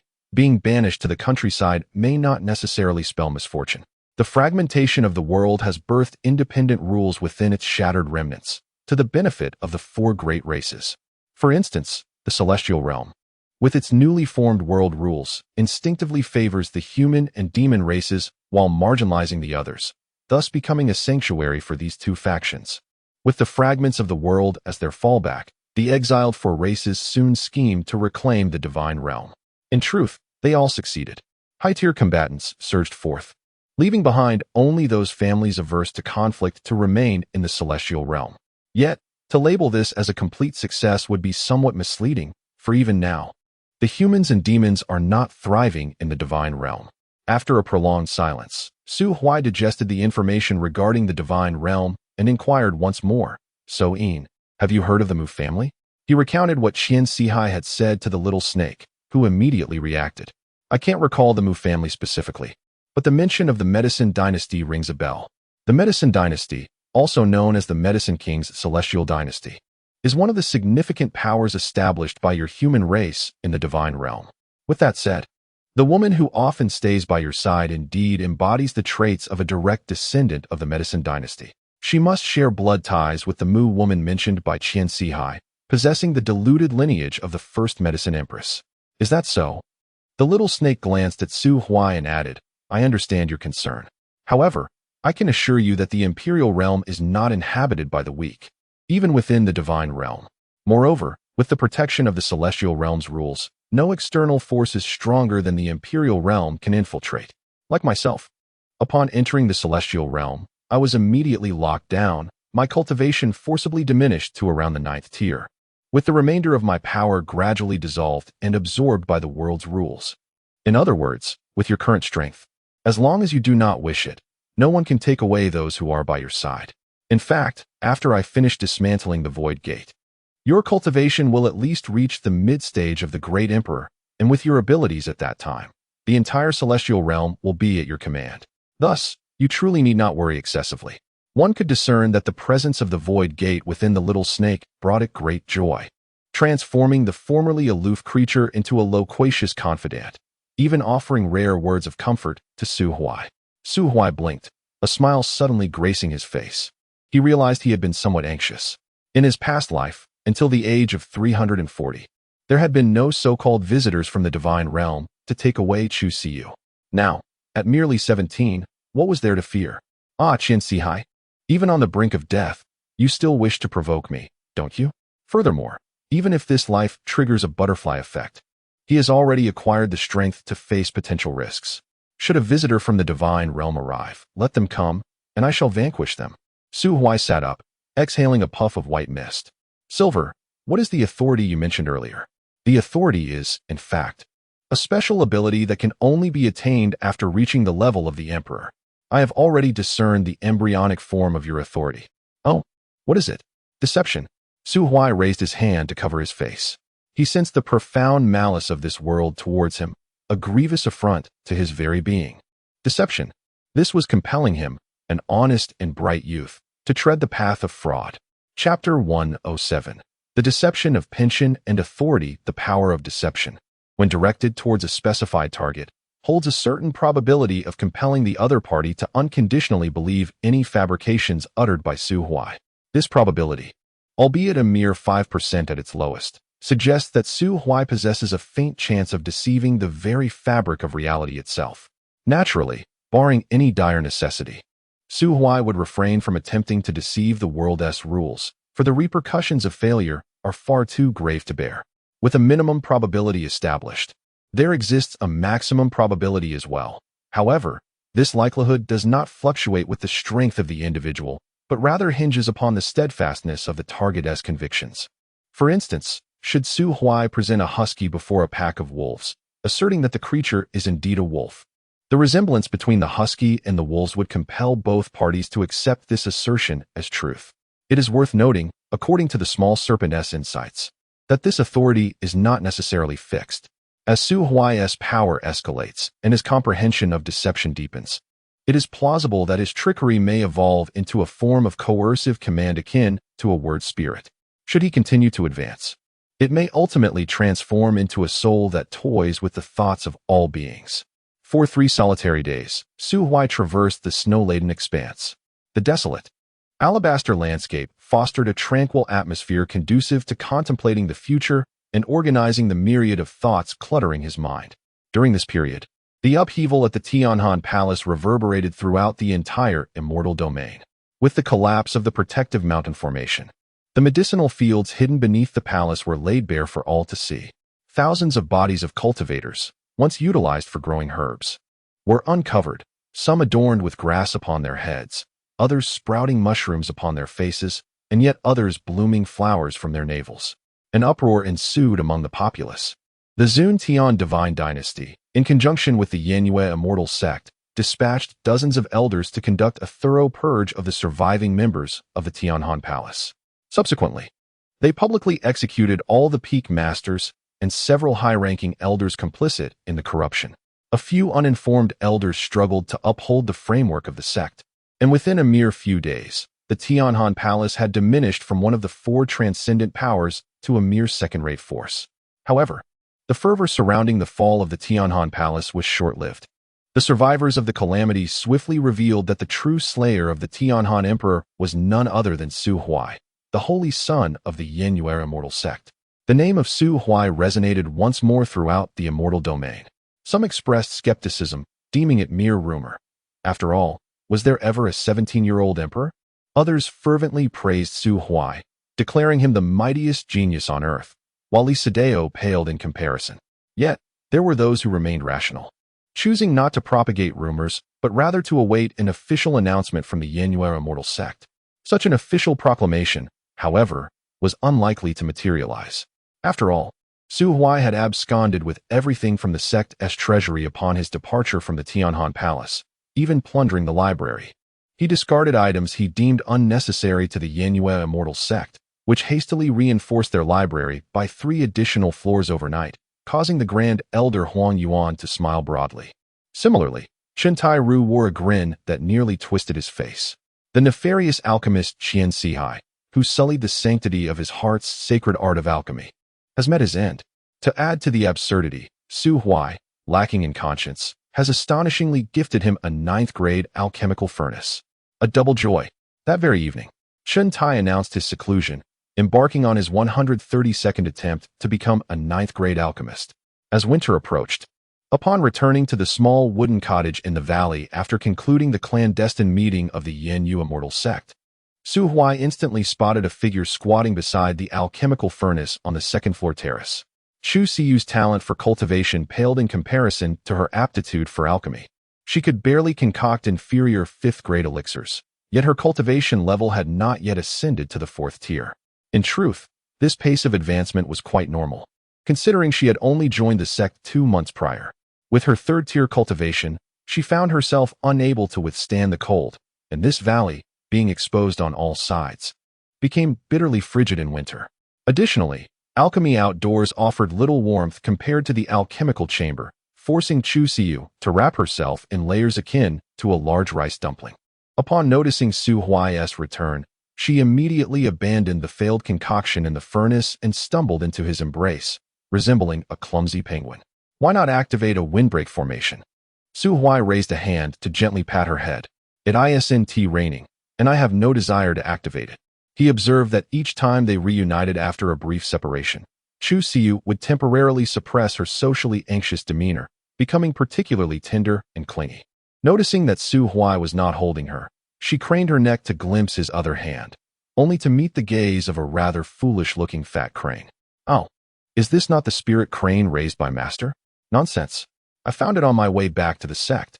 It has no relation to Old Chen whatsoever. Oh. Chu Siyu nodded. Yet it still wears the distinctive leg ring of Master Su Huai, turned to look, realizing his oversight. Hastily, he extended his hand, and with a snap, shattered the reddish-brown leg ring, having gifted Old Chen a 9th-grade alchemical furnace. What harm was there in capturing a spirit crane for himself?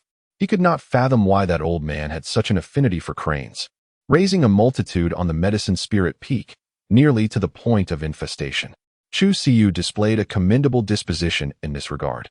Though she rarely took the initiative to kill, she possessed no bodhisattva-like compassion, nor did she share Chen Tai's fondness for cranes.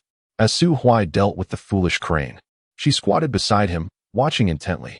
When Su Huai delivered a swift cut, she promptly offered a bowl to collect the blood, and in response to his bewildered gaze, she earnestly explained, I've seen Aunt Fan at the tavern down the mountain collect the blood when she slaughters chickens. It can be used in cooking. Su Huai, are you planning to make spicy chicken? This is a crane.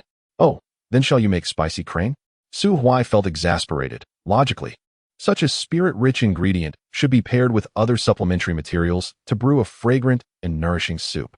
Yet, it was impossible to resist Chu Siyu's love for spicy food. Thus, He could only cleanse the feathers of the spirit crane with his ethereal energy before carrying it into the kitchen. He swiftly retrieved a generous handful of chili peppers from his storage ring to dry. Enough. It would not matter if he caught another one tomorrow for soup. Considering the abundance on the mountain, even if a few were missing, it was unlikely that old Shun would mind. After a satisfying meal, Chu Siyu declined Su Huai's suggestion of using celestial power to wash the dishes in an instant, instead opting to run to the makeshift water basin in the kitchen. Scrubbing the greasy plates and bowls, Chow Yi remarked that relationships should emphasize gender equality. Yet, as she pondered, she realized that Su Huai had done so much for her. While she felt she had little to offer in return, she could only find small tasks to occupy herself, lest she appear as a mere idle presence, capable only of eating and alchemy. The elixirs she crafted were of no use to Su Huai. Thus, her only purpose seemed to be consuming food. After washing the dishes, Chu Siyu discreetly observed Su Huai. She noticed that upon his return, he seemed troubled, unlike his usual self, who would seek various excuses to take advantage of her. Nor did he deceive her into calling him husband anymore. Sigh. Su Huai ambled to the terrace, collapsing onto a lounge chair in the corner, feeling an immediate sense of relief wash over him. Home truly is comforting. Chu Siyu dashed to his side, contemplating for a moment before reaching out to press on his shoulder. The gesture was awkward and stiff, yet it caused Su Huai's robust heartbeat to quicken slightly. He tilted his head to meet Chu Siyu's gaze. Come here and give me a kiss, little one. Oh. Chu Siyu maneuvered to face him, gently leaning against his embrace, tilting her head back, pouting, and widening her eyes to gaze at him. Close your eyes. No. I want to look at you. TSK. Unbelievable. Chu Siyu, I haven't seen you for a week, and you dare to talk back. Chu Siyu shrank her head slightly. If I heed your words too much, you will soon lose interest and cease to like me. Damn, who told you that? I don't know. I can tell it was Chow Yi. No. It wasn't he. If you dare to deceive me, I will have that restaurant serving spicy chicken shut down tomorrow, and you shall never taste it again. Chu Siyu fell silent for a moment, torn between her dear friend and spicy chicken, before finally raising her head to look at Su Huai with a pitiful expression. Then please don't hit Chow Yi. Damn, I knew it was her. Don't listen to her nonsense. She is just a lifelong single dog, and her knowledge of romantic relationships comes from idle tales, not to be taken seriously. Moreover, when have I ever struck her? Then please don't swindle her money, all right? Su Huai suddenly fell silent. Had his penchant for tricking others out of their money reached Chu Siyu's ears? How infuriating. Wasn't my behavior intended for the welfare of our home? To save more spirit stones for our future. Ultimately, one person bore the weight of it all. Su Huai sighed, flicking the small serpent from his finger into the sea of luminous flowers. In the next moment, Chu Siyu's mouth fell agape. Her face flushed with embarrassment as she stammered, rendered speechless. Chapter 108. Visitors from the Divine Realm. Part 1. The quality of the robes worn by the disciples of the Yingyue immortal sect remains quite inadequate. A mere tug at the collar causes the seams to unravel. In the biting cold, Su Qinshi cradles Chu Siyu in his arms, reclining on a bamboo chair with an expression of utter contentment. Just moments ago, Chu Siyu, who had been used as a warm hand warmer, curls up tightly, her cheeks flushed, struggling to articulate her thoughts for what feels like an eternity. Su Huai's hands are not cold. Rather, they possess a certain warmth that quickens her heart's rhythm. Initially, she had prepared herself to flee, uncertain whether she could truly escape, yet convinced that merely attempting to do so would preserve her dignity, even if she were ultimately captured and ravished. However, it seems Su Huai does not intend to make any further advances. Chu Siyu breathes a silent sigh of relief. Since the day she moved into the small cottage, she has been striving to adapt to her role as the mistress of the abode. Yet, due to her inherent nature, she finds it challenging to accept the sudden transformation in their relationship. Chu Siyu firmly opposes the notion that short pain is better than long pain. She prefers the gradual simmering of a frog in warm water. Fortunately, Su Huai is a patient individual. Is Su Huai truly patient? Undoubtedly. For although they have known each other for merely 2 months in this lifetime, they shared centuries together in a previous one. It is no exaggeration to assert that Su Huai has managed to exercise restraint, from holding hands to gentle caresses, from embraces to kisses, and now to the warmth of a hand warmer. Well, there is no denying it. Su Huai is indeed a beast. As he holds Chu Siyu, his mind wanders to the future. Chu Siyu suffers from social anxiety, a psychological condition, yet in this second life, he has never contemplated altering her character or changing her habits. No one is perfect. It suffices to simply be oneself. Moreover, in this lifetime, Su Huai has truly ascended to the pinnacle of the immortal realm, no longer a solitary figure with the formidable Yinyue immortal sect standing robustly behind him. He can remain within the sect to accompany Chu Siyu for a time before venturing back to the crying ghost abyss. As for what lies ahead, what are you pondering? Hearing Chu Siyu's inquiry, Su Huai chuckles softly, caressing her back as he replies in a low voice. I was contemplating whether we should deepen our bond and perhaps conserve some water resources by taking a bath together. Chu Siyu's eyes widen in shock as she wriggles free from Su Huai's embrace, dashing into the cottage without a backward glance. In the Star Burial Mountains, at the very core, upon the towering peak that pierces the heavens, a slumbering black dragon suddenly opens its eyes. It slowly raises its head, gazing intently at an ancient altar not far from its side. This altar, measuring merely 4 meters on each side, is smaller than the dragon's claw. Its structure is fashioned from an unknown bone, adorned with 12 peculiar crystalline stones, appearing exceedingly rudimentary. Yet, at this moment, the humble altar radiates a blindingly pure white light. 7 figures gradually materialize at the center of the altar, 2 sovereigns and 5 venerables. The black dragon emits a derisive chuckle. Behold, the esteemed guests from the divine realm have descended upon our humble abode to drain us of our essence once more. The 7 figures who emerged from the altar reacted unfavorably to the black dragon's derision. One, adorned in a crimson robe, cast a cold glance at the creature and defiantly retorted, "Beast of the demon race. Do you comprehend the dangers of reckless speech?"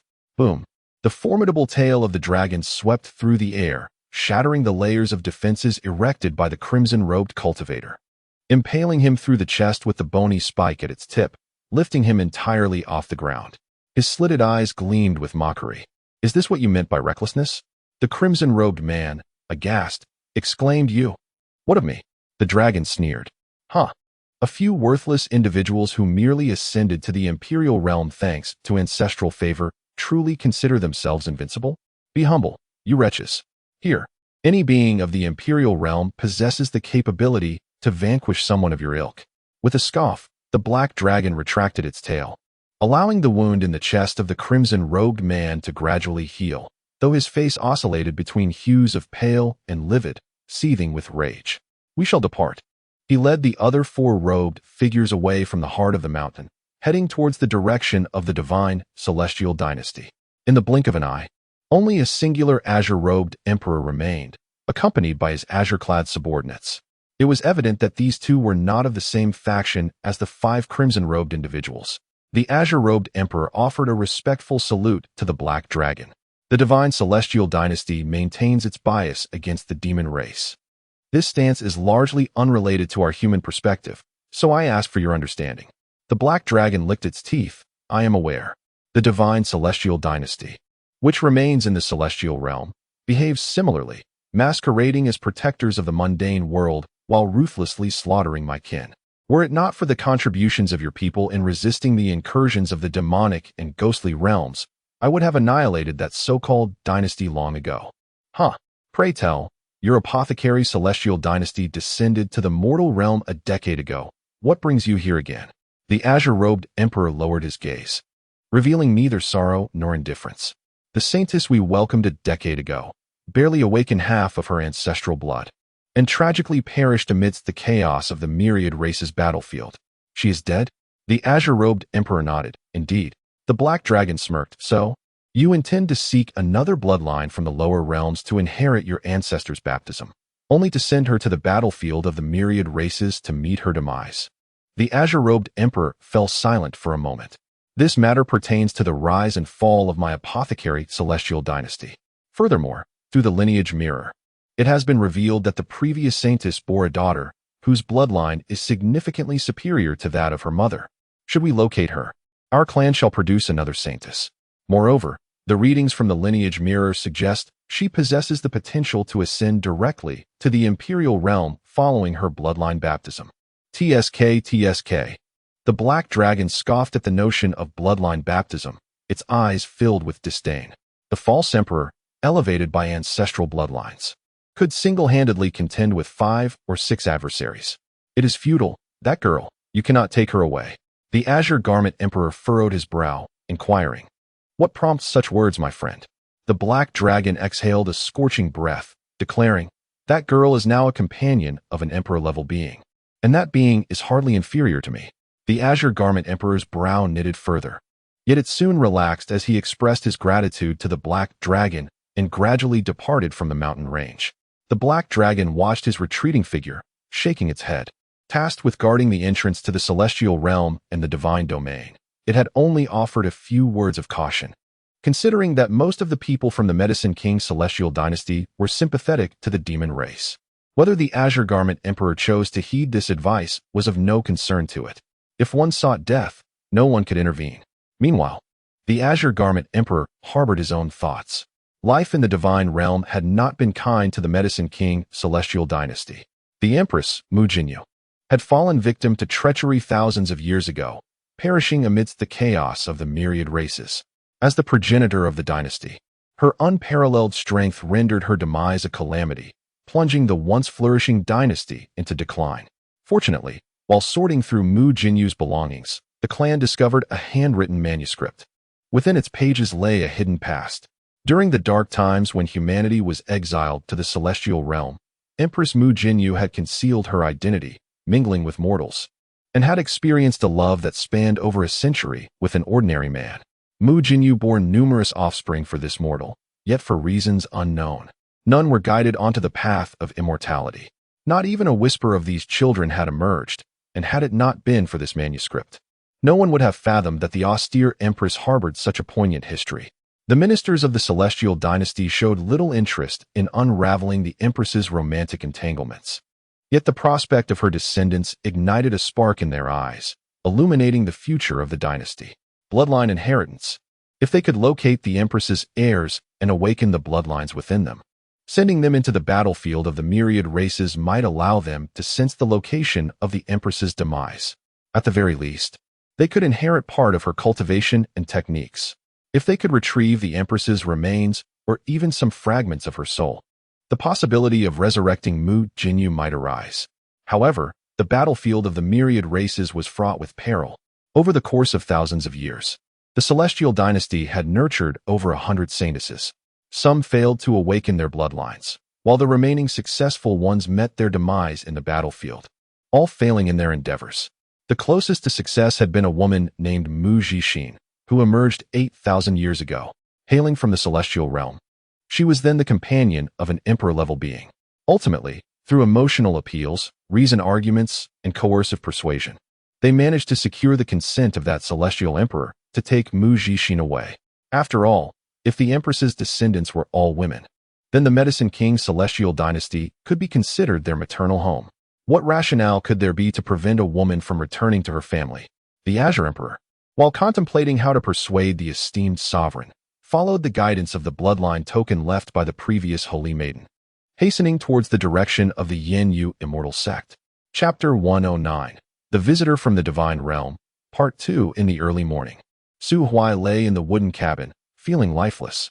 The previous night, he had audaciously squeezed into Chu Siyu's bathroom, but alas, before he could fully appreciate the sight, he was unceremoniously ejected by her. If Chu Siyu were a social terrorist, she could have shouted, "Is the Emperor really that impressive? I could chase after him with a towel when I was at the 3rd level." Su Huai could only manage a wry smile.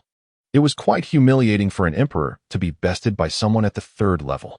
The Ouroboros ring lay quietly on the table, exuding a palpable aura of resentment, mingled with a hint of disdain. "Couldn't you have just said something before you went off to do your business? If you had, I would have left on my own instead of being unceremoniously discarded. Do you have any idea how embarrassing that is for me? And twice now. Twice you failed to accomplish anything. Back in my day, I was nothing like you. Are you even capable? You little mutt." Just as Su Huai was about to turn over and catch a few more winks, he was momentarily taken aback. It seemed he had heard the little snake mocking him. "Hey, did you just speak?" "No, you must have misheard." Could the Emperor's realm even induce auditory hallucinations? It was clear that the little serpent was indeed ridiculing him. "Little mutt. Huh, what do you know, you solitary snake? Who told you I was single?" I have 3,000 in my harem. I am the dream of 90 million serpent maidens. You truly are a male snake. What difference does it make if I'm male or female? Can't female snakes be with other female snakes? Curse it. You really know how to play. Su Huai raised a thumb in admiration. The little snake's voice was rather androgynous, and its constitution differed from that of ordinary snakes. To this day, he had yet to decipher the little serpent's gender. Su Huai licked his lips, intending to cleverly exploit his newly acquired ability to deceive and extract some gossip from the little snake. However, his expression suddenly shifted as he furrowed his brow. In the silent moon valley, an unfamiliar aura of the emperor's realm emerged. Within the Yin Yu immortal sect, the great elder Huang Yuan quickly sensed the presence due to the fact that the Qingyi emperor had not made any attempt to conceal his aura. He swiftly appeared beneath the sect's mountain gate. Meanwhile, the protective mountain array began to operate quietly. Although he felt a tinge of surprise, he remained unperturbed. After all, it was merely an emperor, a minor affair, especially since their holy son had just slain one the day before. What was there to worry about? This is the territory of Yenyu. I must ask you to halt. At the mountain gate, the Qingyi emperor, accompanied by his retinue, came to a stop, wearing a congenial smile. I am Mu Qingxian, and I apologize for the disturbance. I have come only to seek my kin. If I have caused any inconvenience, I kindly ask for your understanding. One does not strike a smiling face. With an emperor arriving to seek family, and so courteously at that, Huang Yuan found no justification to impede his entry. He could only graciously welcome the visitor into the mountain gate, accompanying him along the way.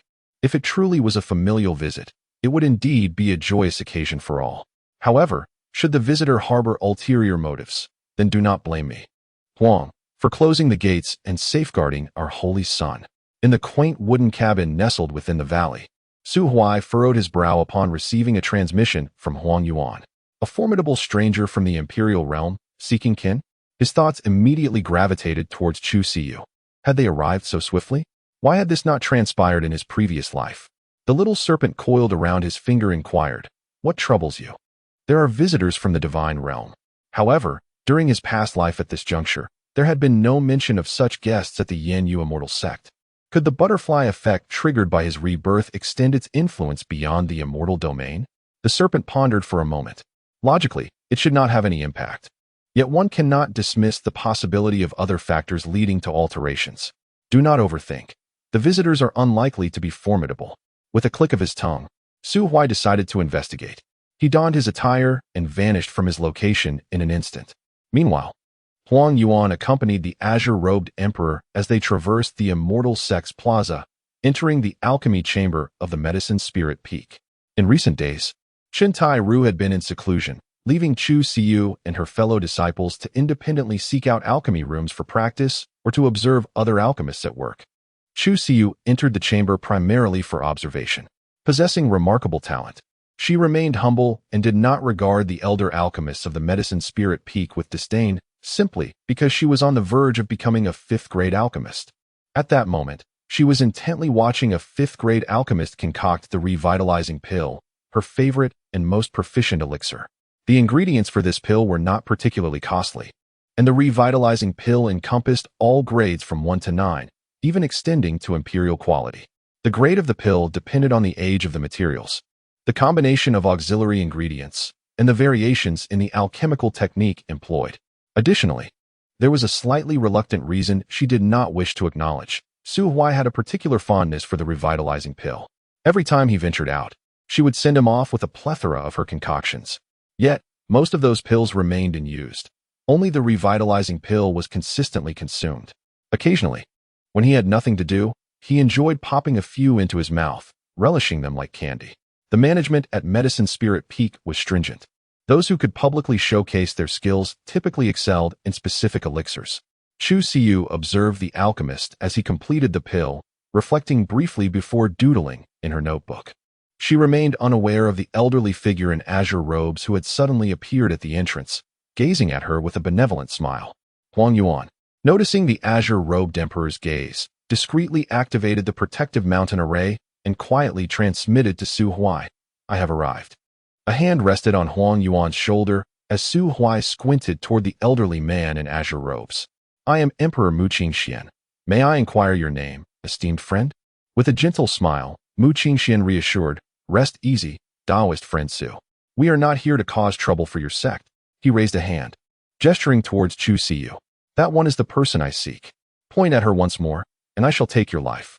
Upon hearing Su Huai's voice, Huang Yuan instinctively swallowed hard and subtly shifted his footsteps, distancing himself from Mu Qingxian, while simultaneously blocking the retreat of the elder in green robes behind him. What a jest! Having known Su Huai for such a long time, he had never witnessed such a palpable aura of hostility emanating from him.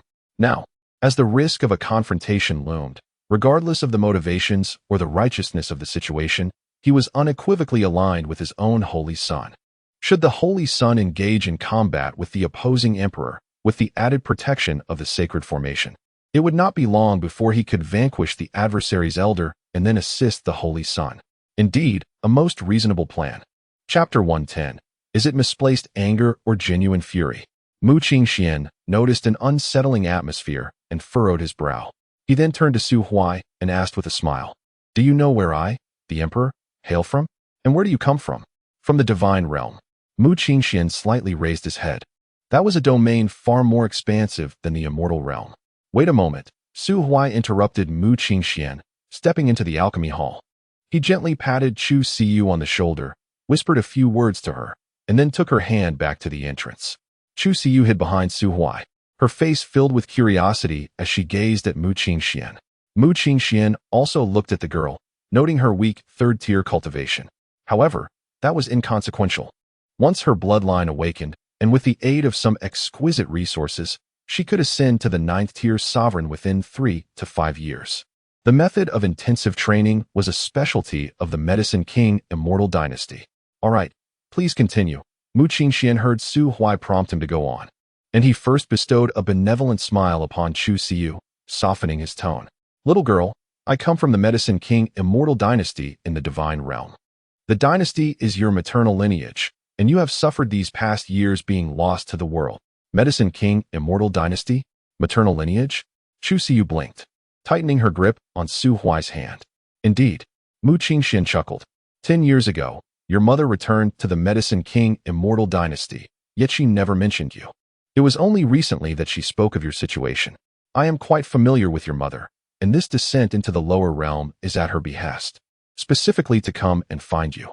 Suddenly, a sharp sound echoed through the air. Mu Qingxuan's head jerked to the side, blood oozing from the corner of his mouth as he looked bewilderedly at Su Huai, who had just struck him. Elder Yinyu, Huang Yuan, seemed to have finally received the signal to attack, without a second thought. He brandished a weapon resembling a staff and unleashed a powerful strike at the sovereign brought by Mu Qingxian. The sovereign intended to evade immediately, but was caught off guard as Huang Yuan raised his hand, activating the long-prepared protective formation, which shone with a golden radiance, trapping him in place. Boom! The azure tide of celestial energy crashed onto the sovereign, swiftly shattering his hastily formed defenses and violently assailing his body. Mu Qingxian finally regained his composure, raising his hand to retaliate against Huang Yuan. However, slap! Another resounding strike followed, leaving Mu Qingxian stunned in place. He could not even discern the speed of Su Huai's attack, just as a sense of crisis arose in his heart. The stinging sound of the slap echoed against his face. Gulp! Mu Qingxian swallowed hard, paralyzed with fear. It turned out the Black Dragon Demon Emperor had not deceived him. The disparity among those of the Emperor realm was vaster than that between man and dog. Was the Emperor realm of the immortal domain truly this formidable? At least the youthful emperor before him possessed the power to utterly annihilate him. On the other side, Su Huai, who had just delivered 2 resounding slaps to Mu Qingxian, was filled with confusion. Why did he feel that this emperor from the divine realm seemed to be rather lacking? The individual known as Mu Qingxian possesses a lack of responsiveness, a feeble physical defense, a superficial cultivation, scant combat experience, and even a timorous disposition. In comparison to the heavenly cold, immortal emperor, his overall strength falls short by at least 20 measures of Qian Sihai. Alas, Qian Sihai was born in the wrong era. Had he been born in the divine realm, facing such an emperor, he might have wielded his immortal dignity alongside cunning strategies to dispatch emperors as if it were mere child's play. However, Su Huai concealed his disdain, fixing a cold gaze upon Mu Qingxian. Should I hear even a half-truth slip from your lips, I assure you, you shall not escape the gates of the Yinhua immortal sect. He added, if you doubt my words, feel free to test them. Elder Huang Yuan interjected immediately. To test it is to invite death. Just yesterday morning, my esteemed disciple single-handedly vanquished an emperor, reducing him to ashes, incinerating all flesh and blood, even obliterating his very soul. Not to mention, our sect leader is also an emperor. Should you dare to make a move, your demise is inevitable. Huang Yuan grinned, relishing the moment as he publicly humiliated Mu Qingxian. He had just effortlessly subdued a revered figure and shared Su Huai's puzzlement regarding the lack of vigilance exhibited by the divine realm as esteemed. What is this? An air of superiority? Do you presume I would not dare to act against you? The sensation of subduing someone right in front of another emperor, who remains utterly powerless to intervene, is simply exhilarating. So this is what it means to bully the weak. Huang Yuan, observing the severely injured Qingyi Venerable, conjured a massive azure hand of spiritual energy in the void, mimicking Su Huai's earlier actions, and dealt a resounding slap. The Qingyi Venerable, caught off guard, spat out a mouthful of blood and gazed at Huang Yuan with disbelief. I, a mere subordinate, have kept my head down and said nothing throughout our journey. What have I done to deserve this? Are you so bold as to bully the meek? Huang Yuan met his gaze without an ounce of shame. Indeed, one need not be exceptionally strong to hold the position of a grand elder in a powerful faction. One must, however, possess a cunning nature and a face that can be cast aside at will. Witnessing this spectacle, Mu Qingxian felt a surge of indignation welling within him. After taking a couple of deep breaths, he turned his attention to Su Huai. Su Huai held the trembling hands of Chu Siyu, her expression icy as she locked eyes with Mu Qingxian. Where is my mother? Now? I advise you to think carefully before you speak, Mu Qingxian replied, swallowing hard. I do not know. Mu Ziyun returned to the divine realm not long ago and has since been wandering. I have no idea of her current whereabouts. Su Huai sensed the hand she held stiffen slightly. With a sigh, she addressed the elder. I kindly request that you arrange accommodations for these two esteemed guests in the Chenyu Valley. Cu's emotions are somewhat unstable. I shall take her back to rest for a while. Huang Yuan glanced at Mu Qingxian, hesitating to speak. Su Huai understood Huang Yuan's concerns. The domain of emperors, regardless of their strength, was far beyond what a revered figure could confront directly. Rest assured, if this esteemed guest were to breach the regulations of the Yinhua immortal sect, I would not hesitate to inform him, as well as the apothecary king Immortal Dynasty behind him, of the grave consequences of offending a 17-year-old emperor.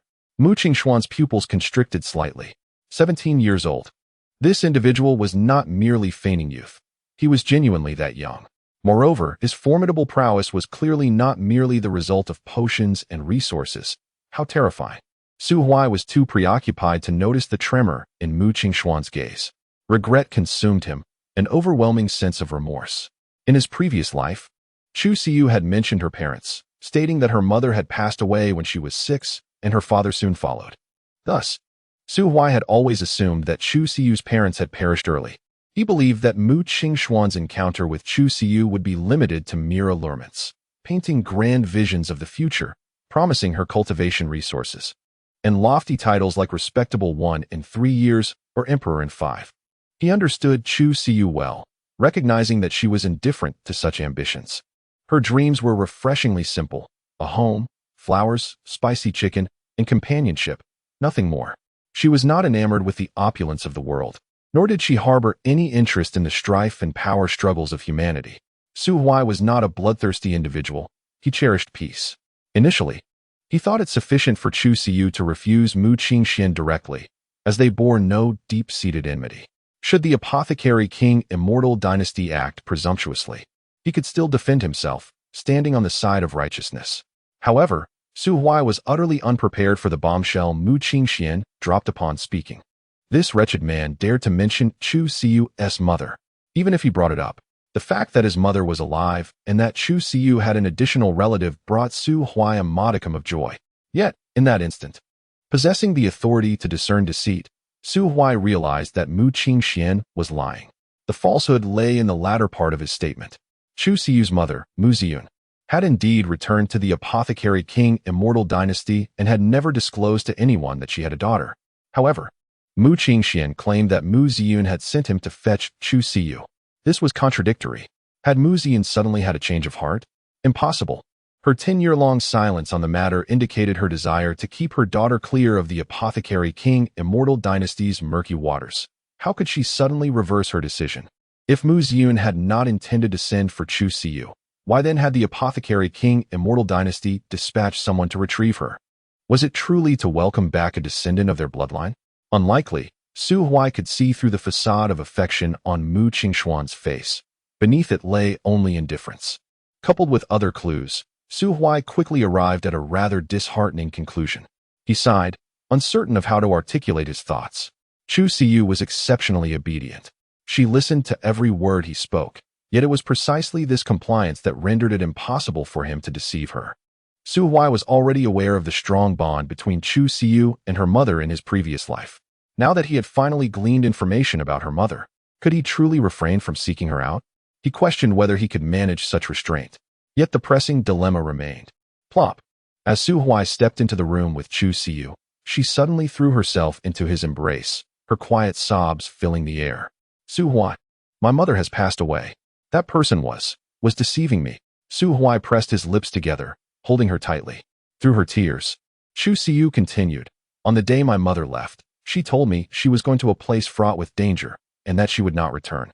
She urged me to take care of myself. If one day someone claims to be my family, coming in her name to find me, I must not go with them, for she has long since departed. Su Huai, I miss my mother.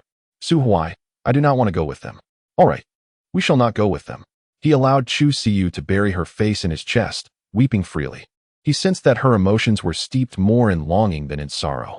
In a previous life, Chu Siyu would sometimes feel inexplicably sad, retreating to a corner to daydream alone. At that time, Su Huai did not comprehend, but now he understood. Some yearnings do not dissipate with the passage of time. They only accumulate in the depths of one's heart, forming an everlasting void. A mere touch can unleash a torrent of tears. Cry, let it all out, he murmured, gently stroking her back, encouraging her to express her emotions in his embrace. Minutes turned into half an hour as Chu Siyu wept, her tears nearly exhausted, until she finally succumbed to fatigue and drifted into a gentle slumber. Sometimes, expressing one's feelings is far more beneficial than allowing them to fester silently. In her past life, Chu Siyu remained quietly affectionate only towards him. When it came to her parents, Su Huai refrained from inquiring, fearing he might reopen old wounds. Moreover, the life of a wandering cultivator was not as idyllic as one might think. In his previous existence, Su Huai spent most of his time battling for resources, amassing extensive combat experience, and becoming rather adept at scheming. Chu Siyu, unwilling to burden him further, kept her sorrows bottled up, always presenting him with her endearing and gentle facade. The more he pondered, the more Su Huai felt his inadequacy as a husband in his past life. Yet, in this life, he aspired to be worthy. He gently carried Chu Siyu into the bathroom, wrung out a towel to wipe her face, then carefully changed her clothes before carrying her to his room and tucking her into bed. Sleepy and disoriented, Chu Siyu stirred, momentarily breaking away from his embrace, exhibiting a hint of unease. It was only after she wrinkled her nose and caught a familiar scent that she nestled into the pillow, drifting off peacefully. Su Huai sat by the bedside, watching her for quite some time. After approximately 15 minutes, he removed the small snake ring from his finger, instructing it to guard the wooden house. He then quietly opened the door and stepped outside. Elder Huang Yuan stood in the courtyard, hands tucked into his sleeves. Have you gathered all the information? He inquired, noticing Su Huai's voice was somewhat hoarse, yet his eyes remained calm. Having clarified the matter, it was evident that these two individuals had not concealed their whereabouts during their journey, having traversed the Morning Star mountain range.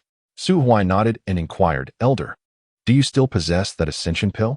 Indeed, I do. Why do you ask? May I borrow it for a time? I shall return not one, but two upon my return. What borrowing? It rightfully belongs to you. Use it as you see fit. Huang Yuan retrieved a cherished porcelain vial from his storage ring and pressed it into Su Huai's hands. Then allow me to express my gratitude, Elder. Huang Yuan waved his hand dismissively and replied earnestly, what is there to thank? You are the holy son of our Yin Yuxian sect, the second emperor. It is my duty to assist you. However, what are your plans moving forward? Su Huai lifted his gaze to the blazing sun overhead. The hour of execution has arrived. This marked Su Huai's most audacious moment in this lifetime. He strode confidently toward the abode arranged for Mu Qingxian and the others by Huang Yuan. This location, remote and secluded, fell under the protective aegis of the Yin Yuxian sect's mountain protecting formation. As long as the formation remained intact, the ensuing chaos from their confrontation would not disturb the ordinary folk in the valley. As he approached within 1,000 meters of Mu Qingshuan's residence, the power within Su Huai began to surge. With each step, his presence intensified. Whether it was a thirst for blood or misplaced wrath, Su Huai, not one to embody virtue, was singularly focused on eliminating the two from the Medicine King Celestial Dynasty. At the moment his aura erupted forth, Mu Qingxian felt every hair on his body stand on end, a profound sense of peril flooding his senses. Without a moment's hesitation, he abandoned the cloaked elder and veered in a different direction, racing away. Whoosh!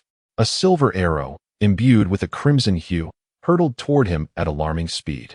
He instinctively jerked his head aside, the arrow grazing his cheek, tearing flesh and causing blood to cascade down the left side of his face. Yet, this slight evasion cost him his final chance of escape. Su Huai drew back his verdant longbow, a blood-red arrow coalescing on the taut string, perfectly aimed at Mu Qingxian. Suspended in midair, Mu Qingshuan's mind was in turmoil.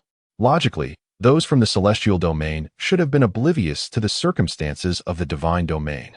He had no enmity with this emperor he had only just recognized by name. Why did this individual harbor such animosity toward him? Were all celestial domain denizens so ferocious? How had that esteemed elder, 8,000 years prior, managed to extricate Mu Zhixin from the grasp of the formidable Emperor Tianhan? Could someone kindly offer guidance? The urgency was palpable. Regrettably, no one could enlighten him. The esteemed figure who had returned Mu Zhixin to their sect had perished shortly after, entangled in the remnants of an ancient relic. Grimacing, Mu Qingxian shouted, "Stop! There is a misunderstanding. I have journeyed thousands of miles to bring that girl here, to offer her a path to greatness. The divine domain is rich in resources, infused with abundant spiritual energy, and its laws are far more complete than those here.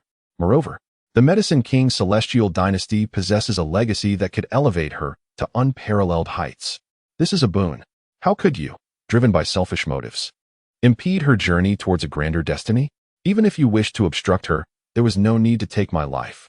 With my demise, the celestial realm would undoubtedly launch an investigation, and countless others would follow in my stead. It would be far more prudent to allow my return. I could deceive the elders of my clan, convincing them that the girl has perished. In this manner, you would be forever free from disturbance." Su Huai remained courteous, patiently waiting until Mu Qingxian finished speaking before loosening the string of his longbow, taut as a crescent moon. Buzz! This arrow, simple yet brutal, shattered the void. It contained 90% of Su Huai's power, even more formidable and concentrated than the arrow that had felled the Emperor of the Cold Heavens, leaving little room for reprieve. Mu Qingshuan's pupils constricted, and with a roar, he instantaneously expended all the strength within him, erecting 100 protective shields before him. Crack! Crack!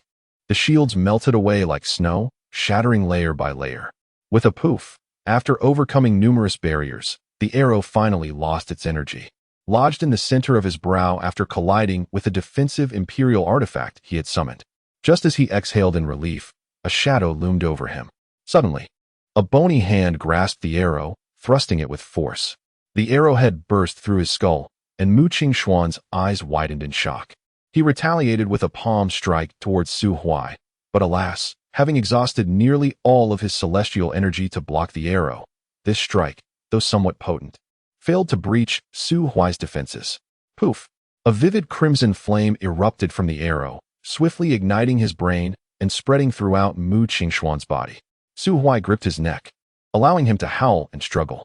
In his desperate counterattack, Mu Qingxian could only leave superficial wounds, easily mended in time. The blood flames burned for an eternity, from noon until near dusk, as Su Huai maintained his stance, watching Mu Qingshuan's furious roars transform into desperate wails.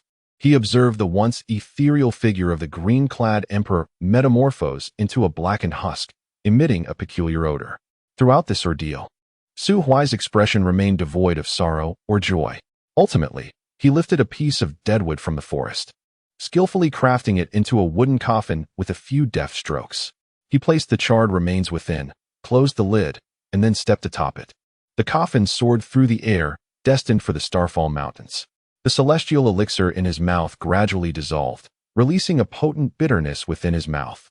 He sought this pill to regain his strength, preparing to confront the enigmatic demon emperor who lurked at the core of the mountains, uncertain whether friend or foe. That would be a true battle of malevolence. Chapter 111.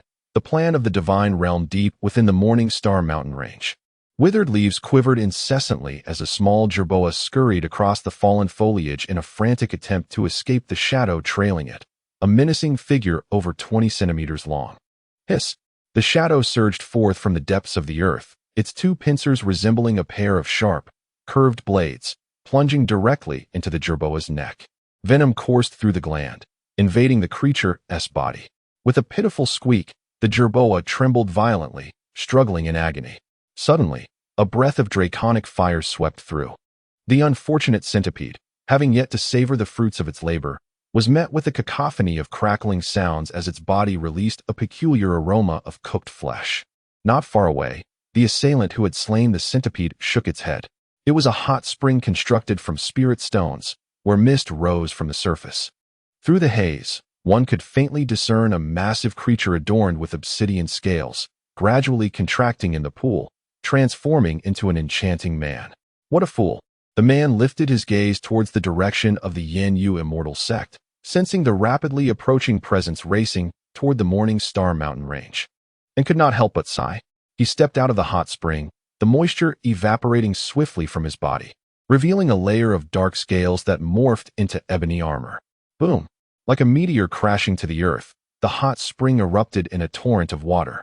The enchanting man stood by the water's edge, silently observing the wooden coffin situated in the center of the spring, as well as the youth standing atop it. His face twisted with malice. The youth brandished a longbow, shimmering with silver light. Swish! The thunderous twang of the bowstring reverberated, and the arrow vanished into the void. TSK.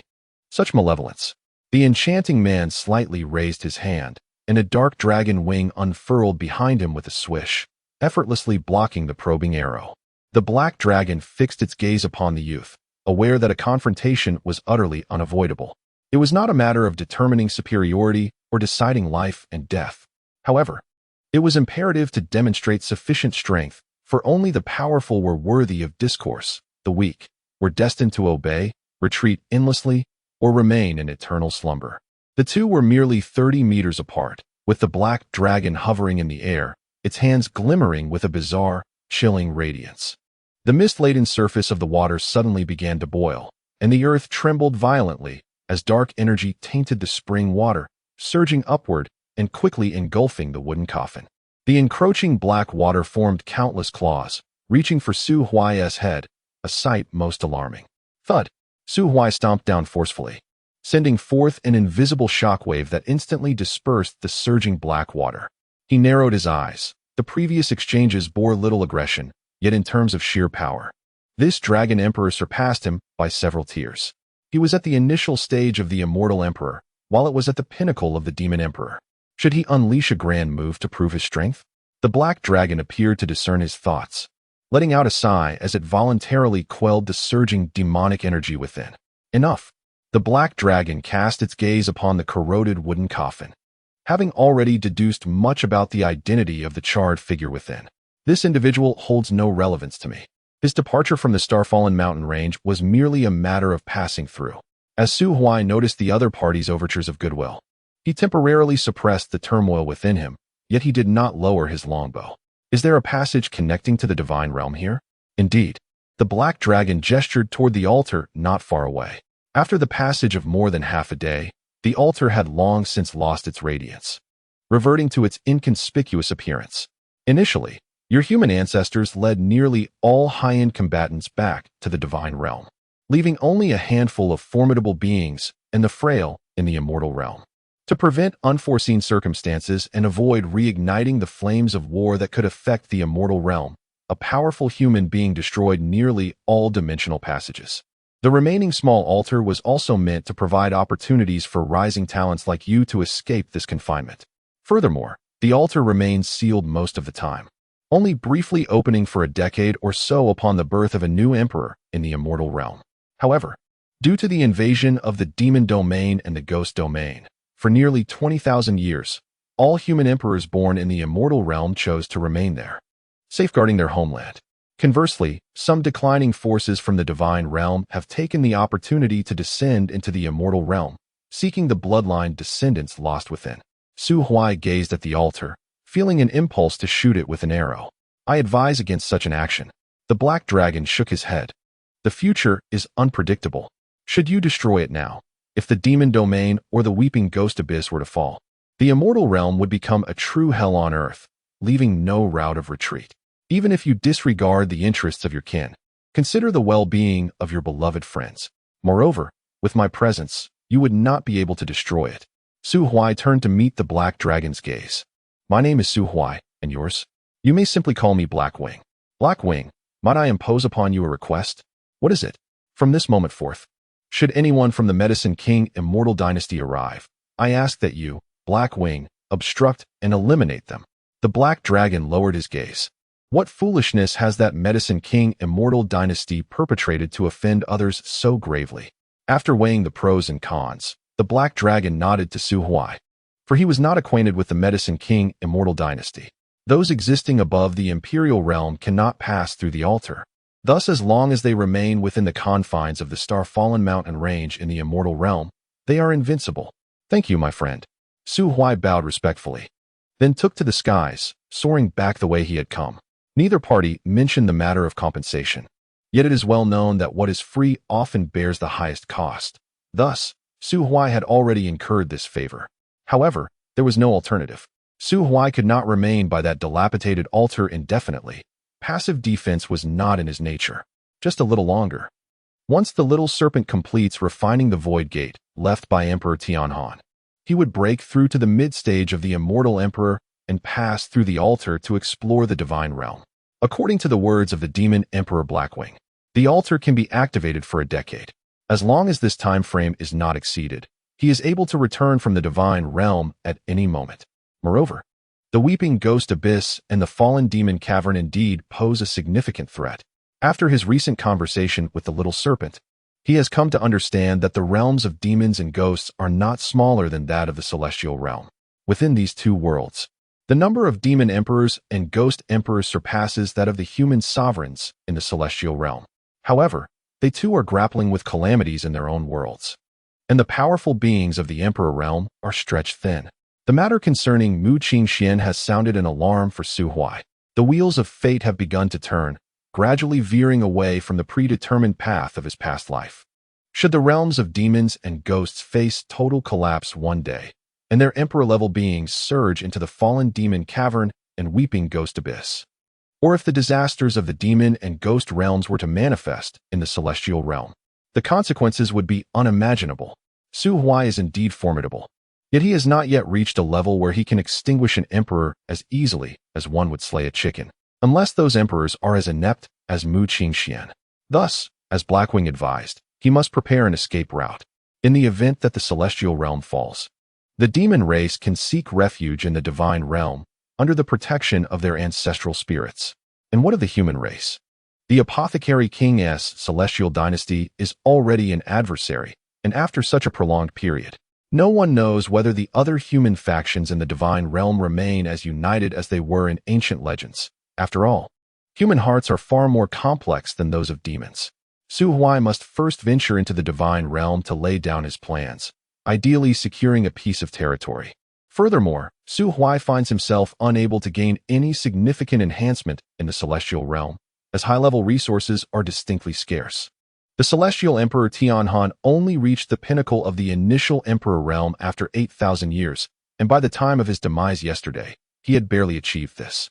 The emperor of the crescent moon fared slightly better, having spent over 14,000 years to attain merely the mid-level of the emperor realm. The others in the emperor realm likely fare similarly, relying solely on the passage of time and gradual accumulation. Su Huai lacks the patience to spend several millennia on such accumulation. His sense of urgency is profound, for he understands well that in this world, strength is paramount. Only with strength can one possess a voice. But from where does that strength arise? Surely, he cannot tread the old path of the Su Huai for the sake of personal advancement, delving into the art of human alchemy, and then consume the other emperors as pills. Discounting the myriad of inconsequential options, the sole path left to maintain his current rate of progress lies in the divine realm. Fortunately, with the little serpent, who hails from the divine realm, by his side, he is not entirely alone in his struggle, nor is he left in the dark as he ventures forth. At the edge of the Star Burial Mountains, the conflict between the demon and human races rages on unabated. However, the mortal humans have all migrated to safer havens, transforming the mountain's periphery into a battleground for cultivators and demon beasts. This war resembles the breeding of venomous insects. Those who perish lose everything, while the survivors climb atop their corpses, forged into true elites through the crucible of blood and fire. As Su Huai returned to the valley, the horizon was tinged with a gentle blush of crimson. He slipped into the bathroom for a refreshing shower, then returned to his room, lying beside Chu Siyu. The little girl, in a state of drowsy confusion, opened her eyes momentarily before turning over, draping a leg over him, resting her head against his chest. With her eyes closed, she drifted back into a deep slumber. Chapter 112. The crane at the summit. The following midday, Chu Siyu quietly opened her eyes, glancing at the face so close to hers, before hastily shutting them again.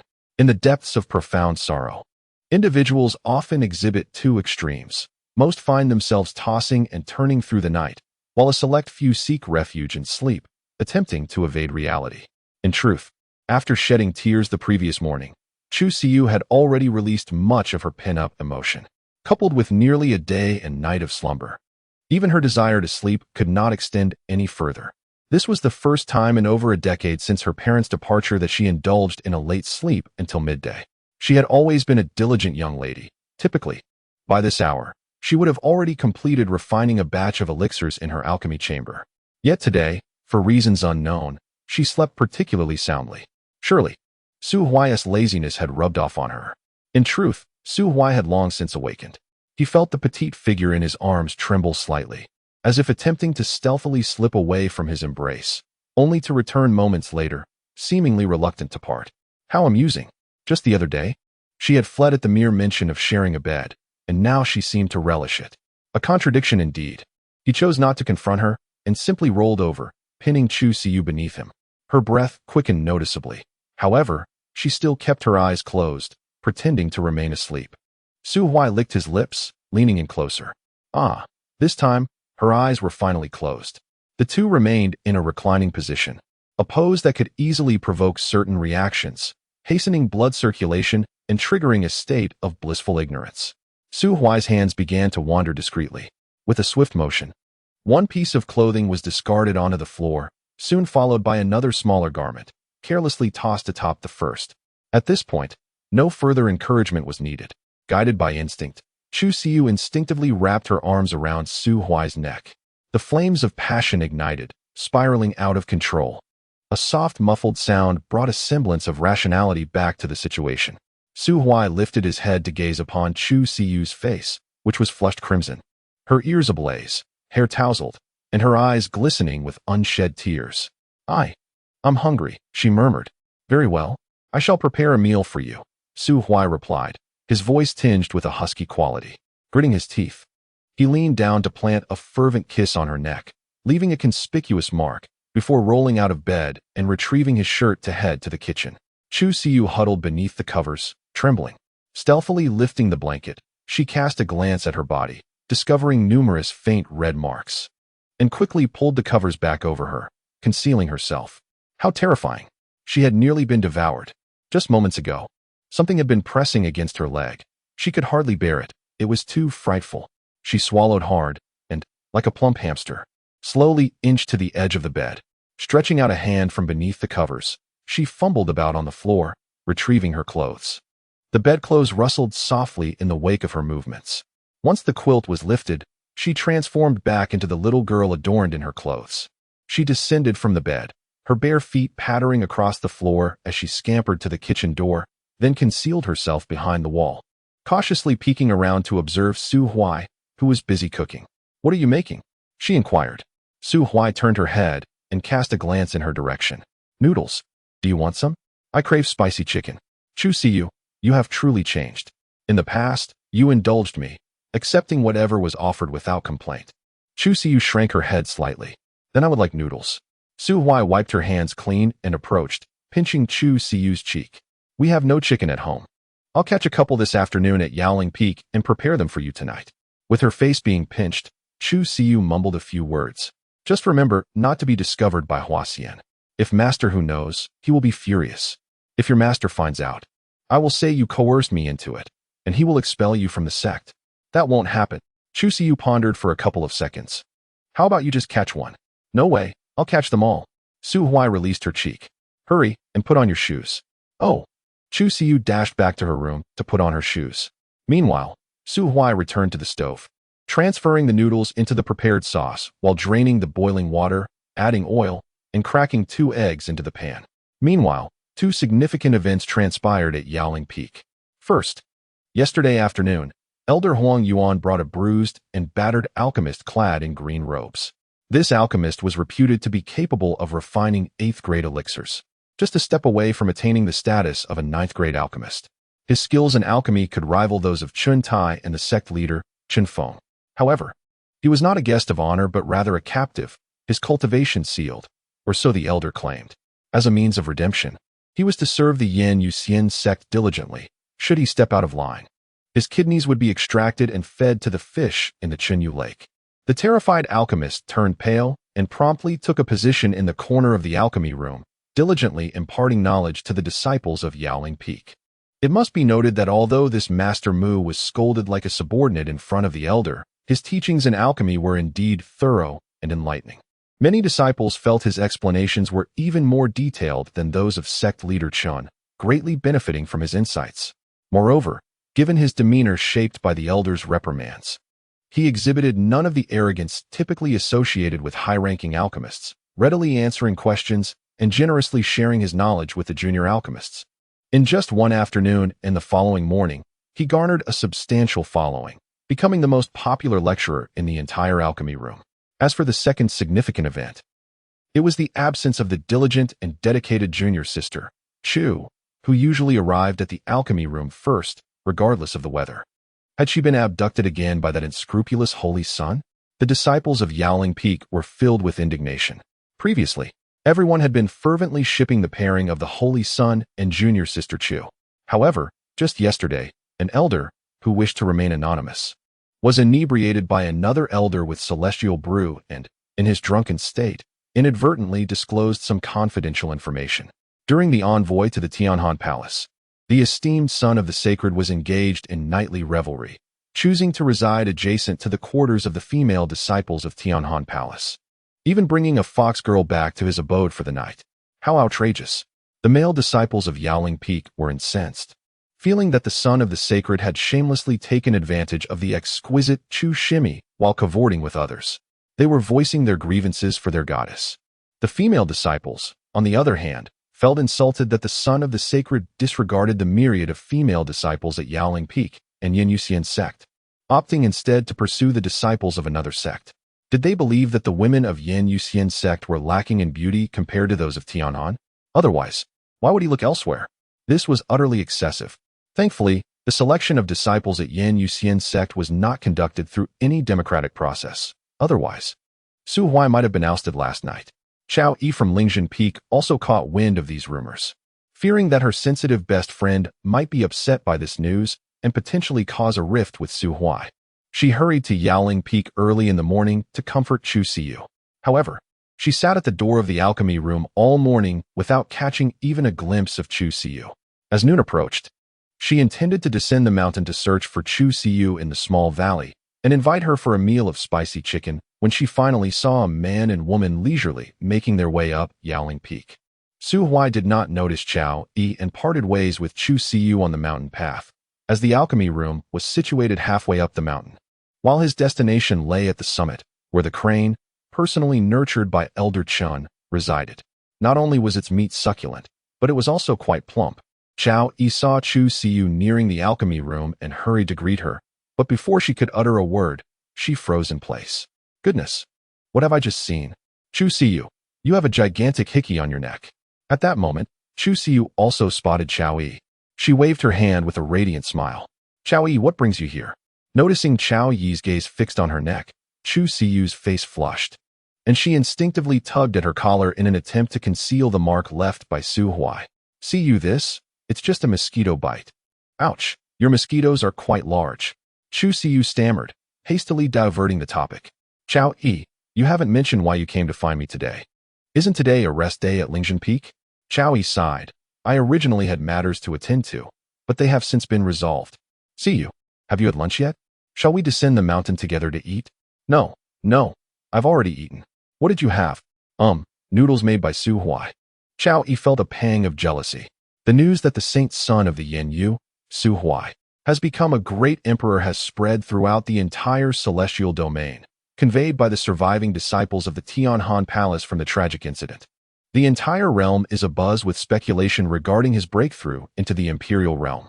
A handful of lesser factions, lacking in wisdom, have even called upon Su Huai to clarify the circumstances of his ascension for the prosperity of the human race, urging him to disclose the secrets of his fortune to foster more emperors among humanity. However, these factions were soon subjected to scrutiny by the combined forces of the Zun Tian Divine Dynasty and the Yin Yu Immortal Sect's Law Enforcement Hall.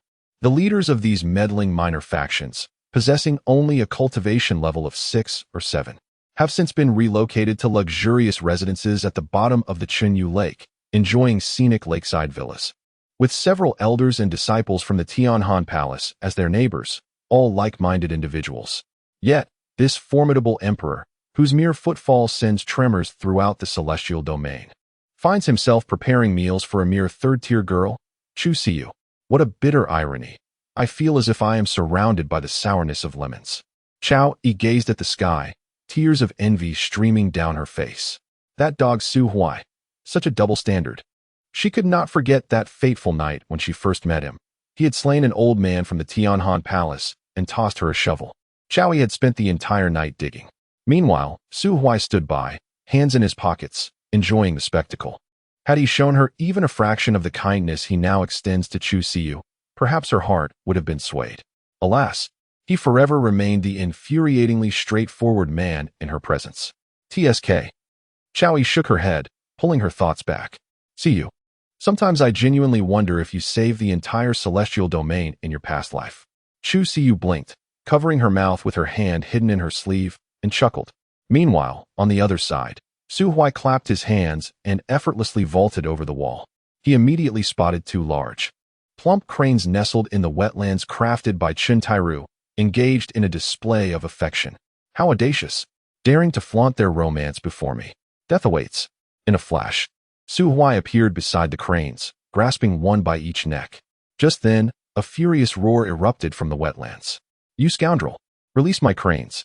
A shoe flew through the air toward him, and instinctively, Su Huai lifted his foot and kicked it back. The shoe soared like a cannonball, igniting flames as it sliced through the air, breaking the sound barrier. With a resounding crash, it sent Chen Tairu crashing into the wall. Huang Yuan stood nearby, his eyes twitching uncontrollably. He had come to console Chen Tairu following his failed breakthrough at Yaoling Peak, but upon witnessing this, he thought it best to forego consolation and instead instruct the kitchen below to prepare a feast. Their saintly son is truly wicked, stealing the old man's cranes and dealing such a heavy blow to him. What a misfortune for the sect. What a misfortune indeed. Chapter 113. The Devil's Cave in the Great Wilderness City. Chen Tairu was unable to prevent Su Huai from taking his cranes. The esteemed son of the great saint, displaying a complete lack of interest in explanations, kicked away a shoe and promptly vanished with the 2 plump cranes in tow. A true villain indeed. Alas, old Chen, you cannot contend with him. Huang Yuan restrained the furious Chen Tairu, driving another arrow into his weary heart. Taking a deep breath, Chen brushed off the soot from his face, standing barefoot beside the wetland, and sighed heavily towards the heavens.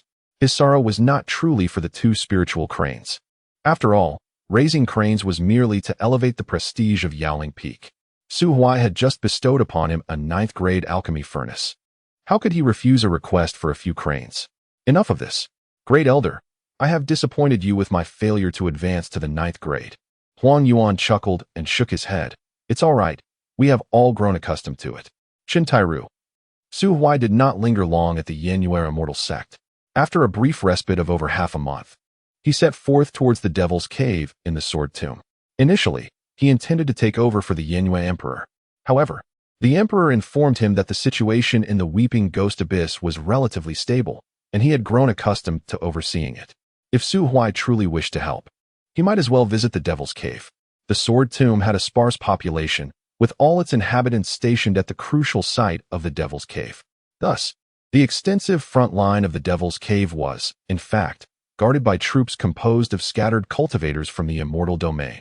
This force was known as the Demon-Slaying Legion, funded and maintained by the Sword Tomb. While their combat prowess was formidable, their losses were significant.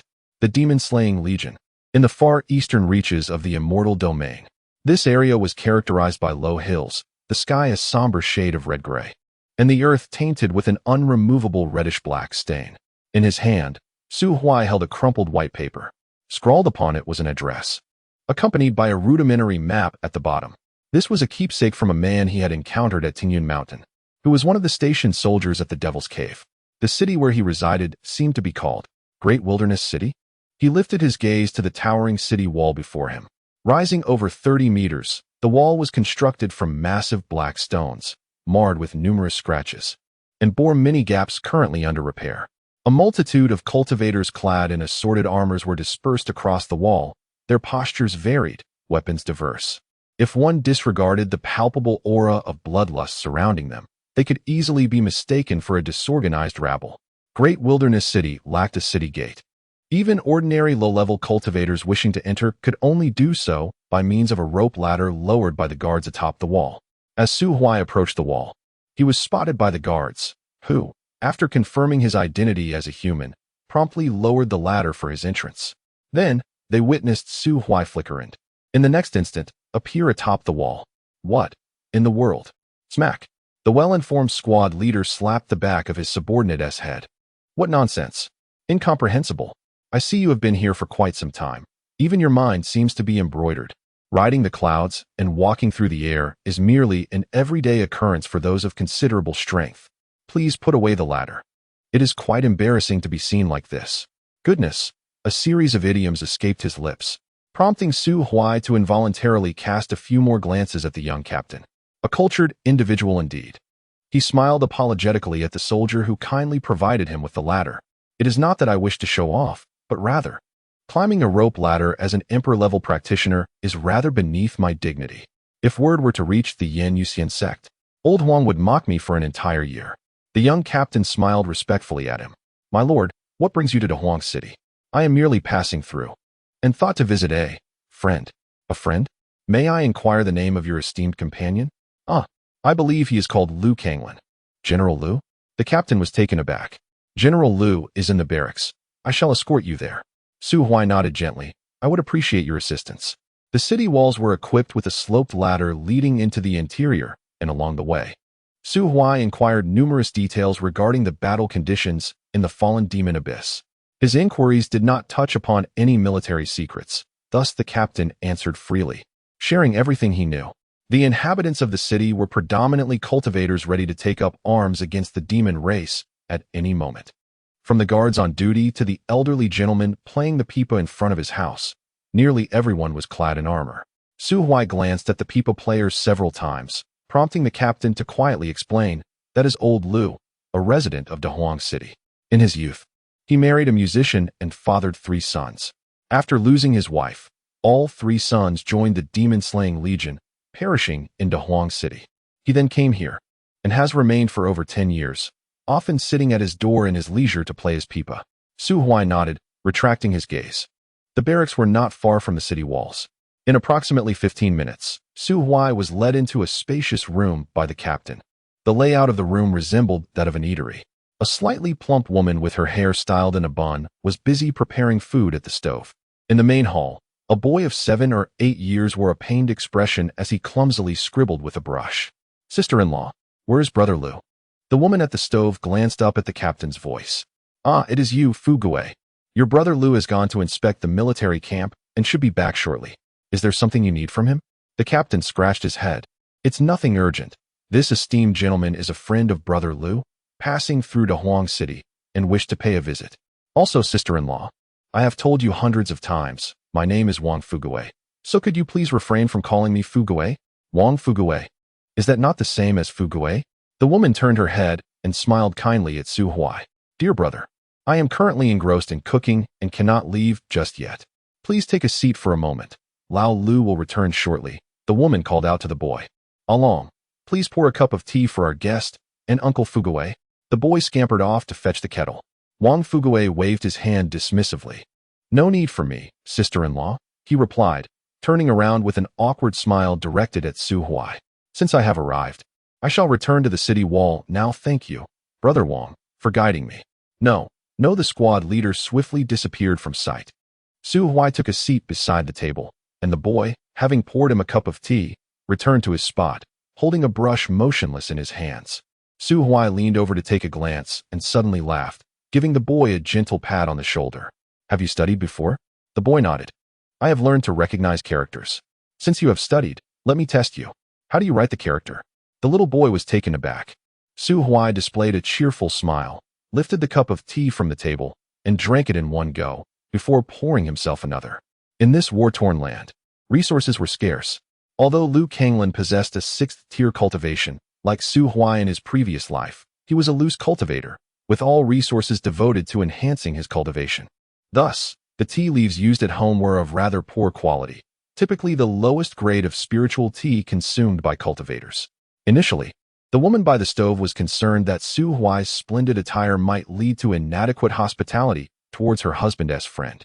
However, seeing that Su Huai seemed unbothered, she felt somewhat relieved. Her judgment proved astute. Before the tea in Su Huai's cup had cooled, the robust Liu Kanglin squeezed through the door. He was about to shout a few words to the woman when he caught sight of Su Huai seated in the hall, his eyes lighting up immediately. Su Huai, the saint son of Yinyu. The woman by the stove was momentarily stunned. Being a cultivator herself, she understood the significance of the title. How was her husband acquainted with such a celestial being?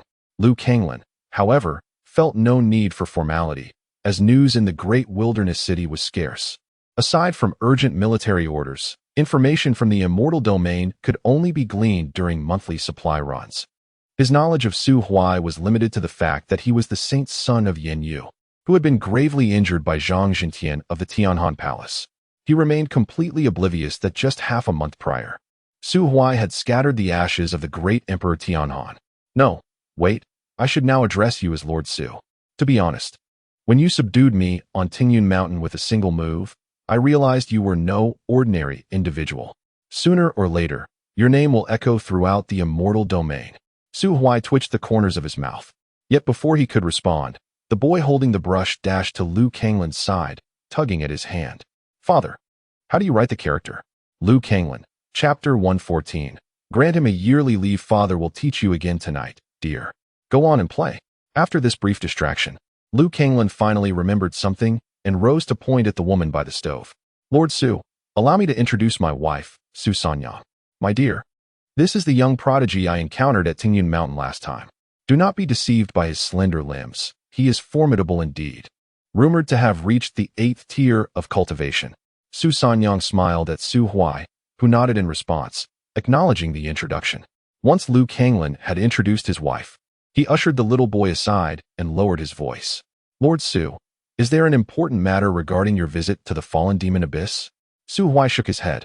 Nothing of great urgency, merely that I heard the front lines at the fallen demon abyss are under pressure, so I came to lend a hand. I happened to pass through the great wasteland city and followed the note you left to see how you were. Liu Kanglin sighed. The note I left was intended to foster goodwill, thinking that one day, should you lack a place for training, you could stay in Great Wasteland City for a couple of years. But it seems that was rather unnecessary now. Great Wasteland City is not particularly dangerous. It only faces minor waves of demons, and even 6th-tier demons are rarely seen. With your cultivation, you would need to venture at least 700 miles deeper to encounter a battlefield where 8th-tier demons roam. Nevertheless, let us not dwell on that. Come, let us drink. Su Huai produced several jars of fire spirit brew. Though merely a common liquor, it could be infused with spiritual energy to induce intoxication, making it akin to a beverage for those with slightly higher cultivation, thus eliminating the fear of drunkenness. Su Sanyang's culinary skills were commendable. and the dishes she prepared were no less delightful than those from an ordinary tavern. Throughout the meal, Su Huai listened to Liu Kanglan boast, while Su Sanyang shared tales of past battles and amusing anecdotes from Great Wasteland City. By the time Su Huai departed, twilight had begun to set in. This place was not his destination. He had come here following the counsel of Emperor Yenyu. The lifespan of cultivators tends to increase with their cultivation. Upon reaching the imperial realm, both body and mind gradually lean towards absolute rationality. Take Emperor Qin Han, for instance. His character before ascending to the throne was not necessarily inferior to that of Qian Sihai before he lost himself. Otherwise, the two brothers would not have remained together, relying on one another. However, after becoming emperor, the value of his own self in Qin Han's heart would rise infinitely, and excessive emotions would gradually be extinguished. Ultimately, when faced with the void gate that could enhance his cultivation and the bond with his wife, Qin Han chose the path of cultivation, causing his brotherly affection with Qian Sihai to wane. At Su Huai's current level, he could go without food or drink, rest or sleep, his body pure, almost living as long as the heavens themselves. His sole desire might be to grow stronger, therefore, to maintain his humanity. Aside from striving to uphold the habits of being human, he must forge enough connections with the mortal world. In simpler terms, one must cultivate a sense of warmth and vitality. Su Huai did not possess an overwhelming sense of desirelessness, yet as a novice entering the realm of emperors, it was prudent to heed the experiences of his predecessors. After all, he was on the verge of stepping into the divine domain. Bidding farewell to Liu Kanglan, Su Huai cast one last glance at the ominous atmosphere of the great wilderness city. A gentle breeze swept by, and in an instant, his figure vanished without a trace. At the front line of the demon abyss, Emperor Huai Feng donned a gray robe, cradling an unusual long sword measuring 3 inches in width and 5 feet in length. Ever since receiving a transmission from Emperor Yenyu, he had stood atop the highest point of the demon city, waiting for Su Huai's arrival. He had come. Turning around, he beheld Su Huai, who had seemingly donned a new black robe, and a smile spread across his face. Fellow Taoist Su, welcome to the demon abyss. Su Huai nodded. I apologize for the delay. I was held up on the way, causing you to wait. Haha, no worries. The mere presence of a fellow Taoist brings me great joy. Shall we set off now? Let us wait a moment. It is better to act under the cover of darkness. Agreed. Standing atop the castle, Su Huai gazed into the distance, where a thick black mist enveloped the surroundings. Beneath that dark shroud lay the dreaded demon abyss, a notorious stronghold where the demon realm met the celestial realm. His visit to the demon abyss was at the request of Emperor Huai Feng, to assist in slaying a 9th-tier demon beast. This creature was already at the pinnacle of its 9th-tier cultivation and had seemingly gained some fortuitous opportunity, retreating into the depths of the demon abyss for seclusion. Should it break through, the pressure on the demon abyss would escalate exponentially. Initially, Emperor Huai Feng had sought the assistance of the divine emperor of the Zuntian divine dynasty, but coincidentally, news of Su Huai's ascension to the emperor realm had surfaced. Consequently, the primary candidate for assistance shifted from the divine emperor to Su Huai of Yenyu, as the divine emperor needed to restrain the Zongxing mountain range and preferred to remain inactive if possible. Emperor Huai Feng had contacted Emperor Yenyu, only to be declined, as the latter remarked that Su Huai's cultivation was still unstable, and he would naturally come to aid when the time was right. Thus, after waiting for more than half a month, he finally received word from Emperor Yenyu. The objective of both Emperor Huai Feng and Su Huai on this expedition was to infiltrate the depths of the demon abyss and eliminate the 9th-tier demon beast poised to break through. As he observed Su Huai, his satisfaction grew. The young man had become an emperor at a tender age, stood tall, and possessed a fair countenance. Most importantly, he exhibited commendable character. A fine match indeed. Emperor Huai Feng nodded to himself and remarked, Fellow Taoist Su, I have heard that during your recent expedition to the secret realm of the Chun Moon Lake, you saved the life of my sect Jianzi, Li Sadeo? Su Huai's lips twitched. Ah, it was but a trivial act. Perhaps it was a mere trifle to you, but to Sadeo, the debt of life is greater than the heavens. Emperor Huai Feng gently shook his head. In my opinion, you ought to be indebted in love. Su Huai shot him a glance and replied, I appreciate your kind intentions, Emperor Huai Feng, but I already have a suitable partner at home. As for your sect Jianzi, he is unworthy of such fortune. Already have a suitable partner? Emperor Huai furrowed his brow, falling silent. To be candid, he merely believed that Su Huai could temper the proud disposition of his lofty female disciple, and coupled with their compatibility in terms of social standing and physical appearance, he felt compelled to facilitate their union. However, this did not imply that he was willing to allow his disciple to play a subordinate role to Su Huai. After all, although Lisadeo was currently at the 8th tier, his heart remained untainted by worldly concerns, as long as he did not meet an untimely demise. His ascension to emperor was nearly assured. How could he be relegated to a subordinate position? Brother Huai. Su Huai gazed into the distant black mist. I have heard that your esteemed sect has a regulation prohibiting disciples below the 6th tier from descending the mountain and engaging with the world. Is that correct? Indeed, such a regulation exists. Your sect should have a young disciple, approximately 15 or 16 years of age, named Su Ling. Do you recall him? Yes. That young man possesses above-average talent and is quite rare in his possession of an innocent heart. He has now attained the 4th tier and must be the younger brother of Su Daoist, correct? Su Huai nodded. He is my brother. As the new year approaches, I may no longer be in the immortal realm next year. Therefore, I wish to request your leniency in granting him a few days of leave for the holiday. Do you believe this feasible? Emperor Huai regarded Su Huai, pausing for a considerable time before finally nodding in agreement. As you wish. Chapter 115. The Abyss of Demons, Slaying Demons. As the night descended upon the Abyss of Demons, an air of desolation permeated the atmosphere. The Emperor Huai suddenly presented Su Huai with a blood-soaked, dark red and black hide. What is this? Su Huai inquired. It is the hide of a 7th-tier short-horned demon goat, the Emperor explained, draping himself in the skin. Deep within the Abyss of Demons lies territory that does not belong to our celestial realm. Though our powers are formidable, celestial energy in such places is easily discernible, akin to lightning in the dark night. Therefore, we must refrain from using our celestial powers until we locate our target, lest we alert the enemy. By donning this hide, we shall adopt the scent of the short-horned demon goat, thus avoiding many complications. I understand. The hide exuded a foul odor, completely masking the scents of Su Huai and the Emperor. Once cloaked and with a slight disguise of celestial power, the two transformed into imposing figures resembling demon goats.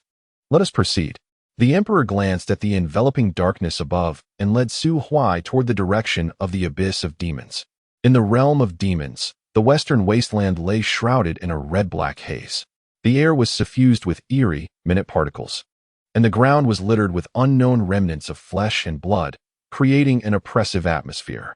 Gazing into the distance, one could see the dim outlines of bizarre, twisted structures entwined with stone and wood, nests constructed by the demon race. Is there a specific direction? Su Huai wiped the blood rain from his face, seemingly indifferent to the hellish scene surrounding him. No, the Emperor replied.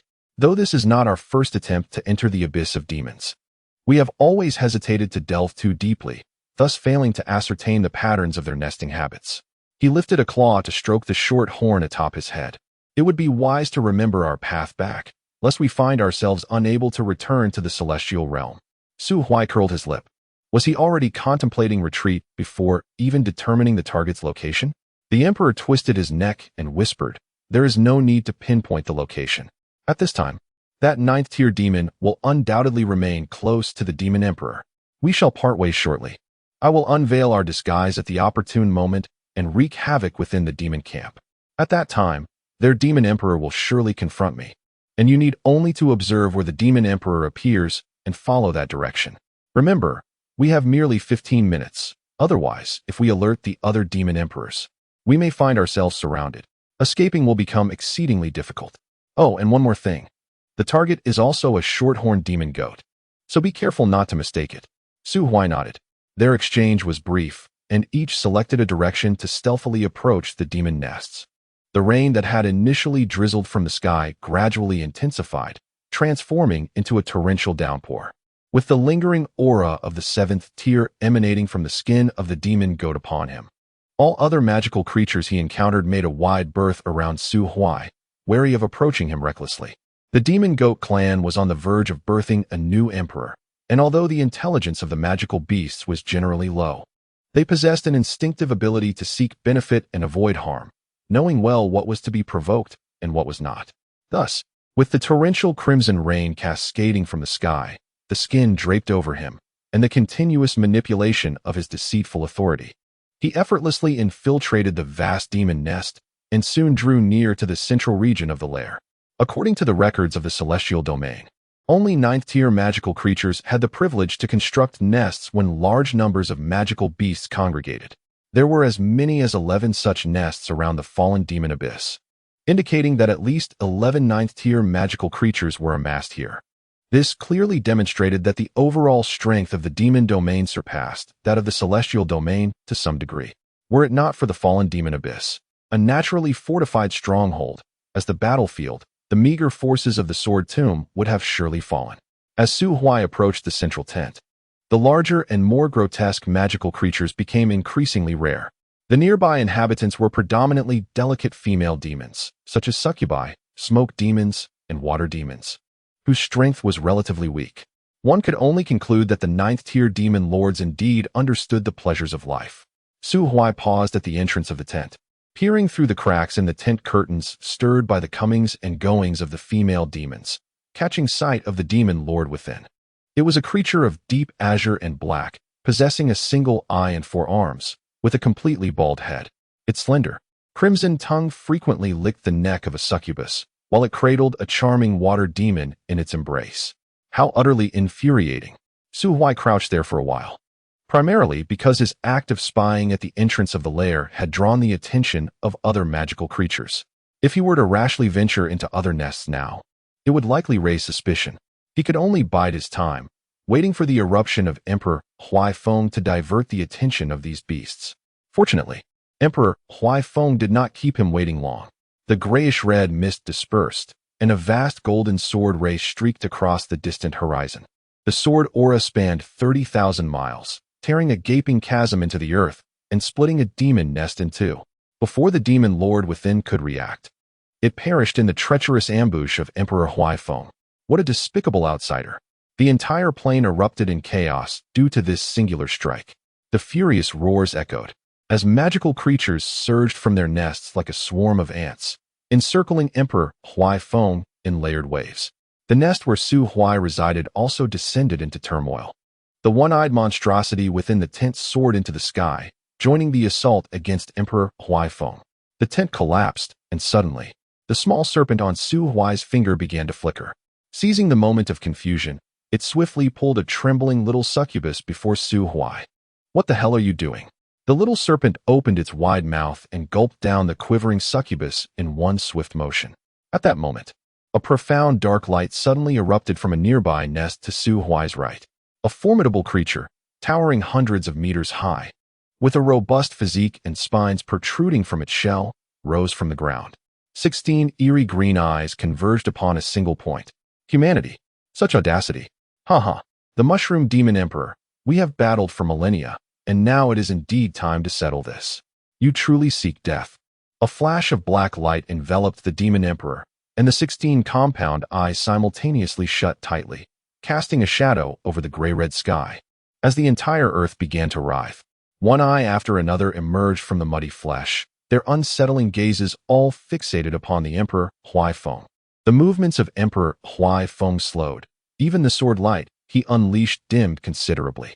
Yet, he remained unperturbed, standing proudly against the heavens, his hair billowing. He let out a hearty laugh, and suddenly, from behind him, a resounding clang was heard as a colossal sword of light, spanning several meters, materialized. Sword split technique, shadow of the imperial form. As he executed the incantation, a golden ring over 100 meters in diameter was outlined behind Emperor Huai Feng. The massive sword of light began to rotate. Once, twice, thrice. Growing larger and multiplying, thousands of identical sword shadows formed a sword formation, exuding an overwhelming sense of pressure. The Demon Emperor had braced himself for this move. Yet, Emperor Huai Feng suddenly altered his gesture. Go. Buzz. The sword shadows trembled and suddenly shot forth. However, the target was not the Demon Emperor, but rather the tide of demonic creatures surging towards him. Splatter. Flesh and blood flew as limbs scattered across the ground. The area surrounding the Emperor was rendered desolate for miles. Black-red blood seeped into the earth, darkening the already tainted ground. Truly ruthless. Su Huai recoiled slightly, silently praying for the countless vengeful spirits scattered across the land. As if he were not the one who initiated the death chant upon the opening of the secret realm. Chapter 116. The Demon Abyss, Slaying Demons. Part 2. The formidable moves of the Imperial Realm are akin to a dimensional strike against the 8th and 9th tier demonic entities. Fortunately, this technique is not an unavoidable locking skill. Among the 11 9th tier demons, apart from the short-horned demon goat that remains in seclusion, and the one that was slain by the Emperor of Huaifeng at the outset, 7 of the remaining 9 managed to evade this lethal blow just in time. The Demon Emperor is indifferent to the losses among its subordinates. Yet, the actions of the Emperor of Huaifeng struck like a resounding slap across its face. It finally relinquished its stronghold, its colossal form tearing through the earth to reveal thousands of grotesque tentacles from its lower half, surging towards the Emperor of Huaifeng. Sword light rampaged, relentlessly tearing through its flesh and severing the tentacles that reached for the Emperor. However, the tentacles would soon writhe back into existence, growing thicker and more resilient by the second.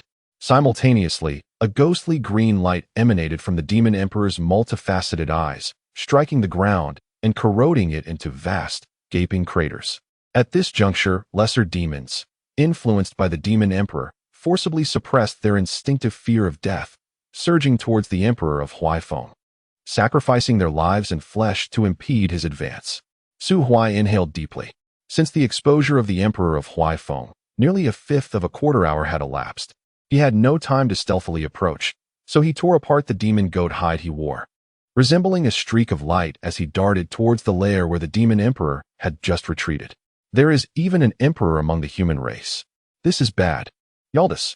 The Demon Emperor immediately spotted Su Huai, its expression shifting dramatically as it hastily altered its course, its massive body charging towards the lair almost simultaneously with Su Huai.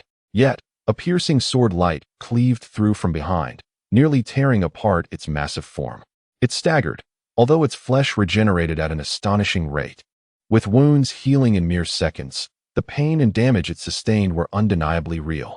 The Emperor of Huaifeng flicked his sword, bisecting an 8th tier demon that attempted to assault him, before turning his gaze towards the Demon Emperor, stroking his beard with a hearty laugh. Haha, you. Ying XN, your adversary is me. If you do not slay me, do you think you can escape? Huaifeng, the Demon Emperor roared. Having battled the Emperor of Huaifeng for millennia, knowing him better than anyone else. One was the master of slaughter, with sword energy devastatingly slicing through all. The other, tough-skinned and resilient, with an astonishing recovery ability and almost no weaknesses. Yet neither dared to disregard the other's assault. Furthermore, should it force Huaifeng and that unfamiliar human to act out of desperation, abandoning their pursuit of the short-horned demon goat, Yaldis, to turn their attention to encircle it. Even if it could stall for time until other demon emperors arrived as reinforcements, leaving both Huaifeng and that human emperor forever in the demon realm, it too would likely suffer irreversible wounds. Is it worth it to protect Yaldis? The demon emperor could not afford to ponder too long. The Emperor of Huaifeng let out a mighty roar, and the torrents of sword energy once again engulfed it. Meanwhile, Su Huai made his way unimpeded, bursting into the lair of the short-horned demon goat. A surge of consciousness permeated the air, swiftly honing in on several elusive fluctuations of energy deep within the lair. Su Huai unleashed a mighty punch, sending debris flying and creating a massive breach in the sanctum. What lay before him was the objective of his expedition, a grotesque mass, resembling a fleshy orb with a diameter of several dozen meters. Veins coursed across its surface, pulsating and contracting as they transported blood, an abominable sight to behold.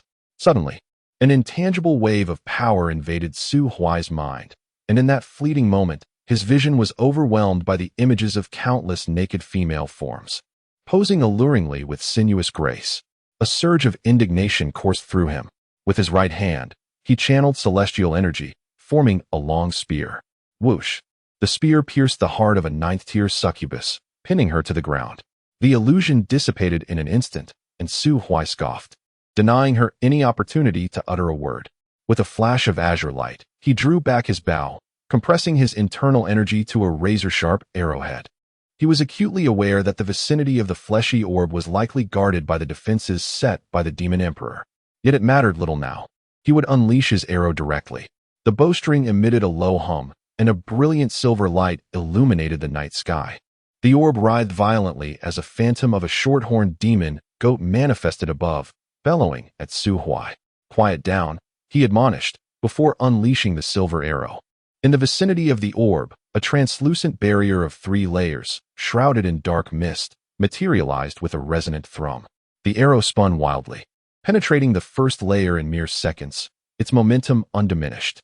The expression of the short-horned demon goat morphed, revealing a newfound resolve and ferocity in its eyes.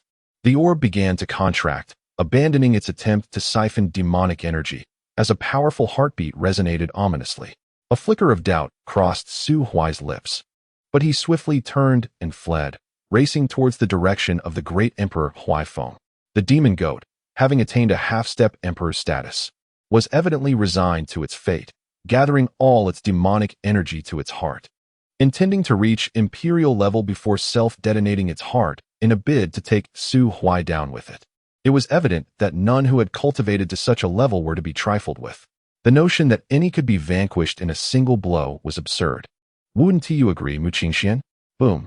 A maelstrom of black and red energy erupted from the orb, instantly engulfing the entire lair. The succubus pinned to the ground, along with other demonic creatures rushing to thwart Su Huai, were obliterated in an instant, their flesh dissolving, bones and souls corroded into ephemeral wisps of black smoke. The surrounding area, spanning dozens of miles, became a desolate wasteland. Su Huai, too, was tainted by the residual waves, his flesh suffering decay, yet gradually mending under the nurturing essence of celestial energy. "Damn it, such a lack of martial ethics," he muttered. He had recently been wielding immense power within the celestial realm, having faced no formidable opponents. He had dispatched 2 emperors. One had fallen victim to a cunning scheme, while the other was a mere pretender from the divine realm, utterly disgracing the imperial status. Moreover, this mission had unfolded unexpectedly, leaving little room for meticulous preparation. In the realm of the demon domain, within merely half an hour, Su Huai found himself on the brink of a harsh lesson, wincing in pain. Ultimately, his foundation was too shallow and his breakthrough too hasty. If only he had possessed a defensive imperial artifact, how different the outcome might have been when facing the self-detonation. "Su Huai, there are other demon emperors converging upon us. Do not linger in battle. Retreat at once." Seeing Su Huai gain an advantage, Emperor Huaifeng swiftly countered the entangled Yusun demon emperor with a sword strike, stepping back with his left foot as his ancient sword gathered glimmers of golden light. Frost. Flash. With a single stroke, he froze the expanse for miles. Simultaneously, he and Su Huai transformed into streaks of light, hastening back along their path. The Yusun demon emperor shattered the ice that had ensnared him, sensing the positions of the other demon emperors before pursuing Huaifeng and Su Huai. Having delayed for this brief moment, it no longer needed to expend all its energy. If it could merely stall the two for a short while, they would undoubtedly perish under the encirclement of the arriving demon emperors. From various corners of the fallen demon abyss, the demon clans gathered in response to the decree of the demon emperor, launching relentless assaults against Su Huai and his companion in an effort to obstruct their escape. As Su Huai soared through the air, he sensed the presence of other demon emperors. Aside from the Yusun demon emperor, 5 imperial auras were approaching, 3 of which were cunningly making their way toward the entrance of the fallen demon abyss, attempting to ambush them there. "Damn it, too bad we cannot utilize spatial traversal." Having completed his task, Emperor Huaifeng was in high spirits and paid little heed to Su Huai's complaints. "There is no other option. Neither of us excels in spatial spells. The tunnel we constructed is unstable, suitable for casual use, but not in dire situations. Any disturbance could ensnare us in a spatial vortex, rendering us unable to return. Fear not, we have ample time to escape." Su Huai cast a glance at the relentless demon emperors pursuing them. "Speaking of which, are you not concerned that our actions might truly provoke them into concentrating their forces against the fallen demon abyss?" Emperor Huaifeng chuckled in response. "There is no need for such worries. We are not without preparations. Moreover, the immortal domain is, after all, our territory. Just as you and I are unable to restore our celestial energy within the demon domain, they too are incapable of recovering their demonic power within the immortal domain. This is a form of protection granted to our human race by the rules of the immortal domain. Unless the demon domain is entirely obliterated, these demon emperors will certainly not abandon their homeland. Your grandfather verified this fact 7 years ago. Su Huai furrowed his brow. What do you mean? Apparently, Su Chang'e did not mention it to you. 7 years ago, the crying ghost abyss faced a crisis similar to the present. A pinnacle 9th-grade ghost was on the verge of a breakthrough. Yin Yu and Bo Hu. Oh, Bo Hu is Su Chang'e's imperial title. These two, much like you and I now, infiltrated the crying ghost abyss, intending to eliminate that ghost in advance. Unfortunately, that ghost possessed a unique ability of precognition. Foreseeing the impending crisis, it promptly informed the ghost emperor of the crying ghost abyss, and through the soul sacrifice of the ghost clan, it devoured all the ghostly entities beneath the imperial realm stationed in the crying ghost abyss, thus preemptively attaining imperial status. Later, Yin Yu and Su Chang'e ventured into the crying ghost abyss, confronted by two formidable ghost emperors. The other ghost emperors of the ghost domain, naturally, would not abandon their territories merely due to a prophecy, nor would they converge upon the crying ghost abyss waiting like hawks. Yet they were prepared to provide support at any moment. This ultimately ensnared Yin Yu and Su Chang'e in a predicament. Subsequently, Su Chang'e detonated his own cultivation, forcefully slaying the ghost emperor endowed with foresight. The events that followed are well known. Although Su Chang'e was brought back at the cost of Yin Yu's life, his cultivation was entirely obliterated, and his body sustained irreversible injuries, relying solely on medicinal pills for sustenance. Su Huai remained silent. At that time, the elder was still the commander of the crying ghost abyss, and the plan for the assassination operation was likely proposed by him. It is likely that he still harbors regret and self-reproach, which is why, after returning home in such a grievous state, he isolates himself in a chamber, silent and withdrawn. Alas, it is fortunate that the previous tragedy did not recur. The estimations of Emperor Huai Feng proved accurate, after successfully traversing the entrance of the abyss of falling demons. The converging demonic energies momentarily stagnated before dissipating, lacking any intent to pursue or collectively assault the abyss. Su Huai speculated that the demon realm must also possess strongholds akin to the crying ghost abyss that required vigilant guardianship, preventing the demon emperors from straying too far from their posts. Upon returning to the immortal domain and feeling the rejuvenation of his celestial energy, Su Huai exhaled a sigh of relief. To err on the side of caution, he guarded the entrance of the abyss of falling demons for over a month. The first half was dedicated to healing, expelling the residual demonic energy from his body entirely. The latter half of the month was spent diligently learning a foreign language from the little succubus caught by the small snake. Ahem, do not misunderstand. It was indeed a study of a foreign tongue. According to the small snake, although the extraterrestrial beings Su Huai encountered spoke the human language, this was only because they understood that their conversants were of the human race. In truth, both the demon and ghost clans possessed their own languages.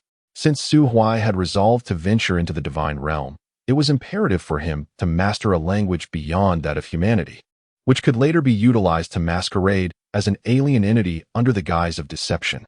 Su Huai found this reasoning compelling, dedicating 2 weeks to mastering the demonic tongue to a proficient level.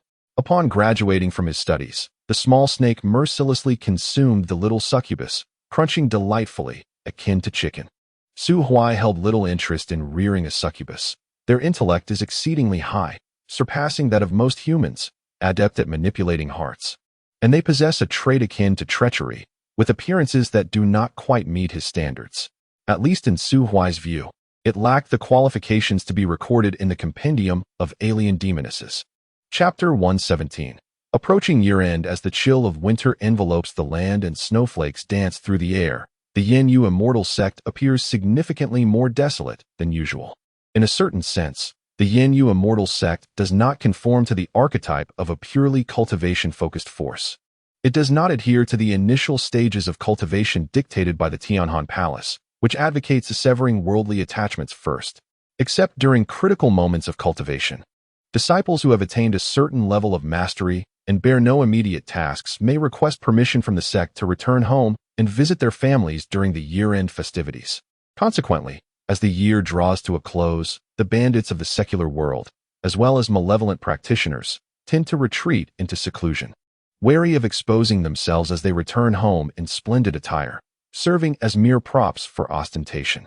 Huang Yuan sat in Su Huai's quaint wooden cottage, savoring the tea that Su Huai had personally brewed for him. "The emperor has asked me to inquire about your future plans," he said, leaning back in his soft chair. Su Huai tossed a candied bean into his mouth. "What future plans?" he inquired. "Are you suggesting whether I intend to remain at the Yin-Yu immortal sect or establish my own sect?" "Establish your own sect?"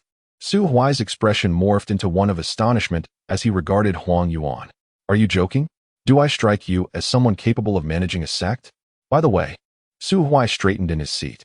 "Old Huang, have you received any updates on Sima Zhu, the person I asked you to investigate?" Upon hearing Su Huai mention this matter, Huang Yuan could not help but furrow his brow and shake his head. "No. It is as if this individual has vanished entirely from the immortal realm. I dispatched elders to scour the vicinity of the Tianhan Palace, his homeland in the Great Wilderness Dynasty, and all conceivable locations he might have gone. Yet there remains no trace. I even personally visited the Tiangui Pavilion to consult with the pavilion elder for divination, who merely stated that Sima Zhu is no longer of this world." "No longer of this world?" Su Huai narrowed his eyes upon hearing this. When he had ventured to the Tianhan Palace previously, he had failed to detect any sign of Sima Zhu. Even before Qian Sihai's demise, he had attempted to inquire about him, but that old man seemed to deliberately irritate Su Huai, muttering that Sima Zhu was present, then expiring. Now, the Tiangui Pavilion had uttered such words about his absence from this realm. In the past, he would have interpreted this statement as an indication of Sima Zhu's death. However, now it suggested that Sima Zhu might have traversed to the demon realm or the ghost realm through some means. Qian Sihai had held Sima Zhu in high regard during his lifetime. It was conceivable that he might have imparted the technique for transforming one's own body to him. Contemplating this, it seemed entirely plausible that Sima Zhu, the cunning serpent adept at concealing himself, could have transformed into a member of the demon or ghost races to survive after the Tianhan Palace's fall, subsequently sneaking into other worlds through forbidden zones. Such drastic measures for survival were certainly within his capacity.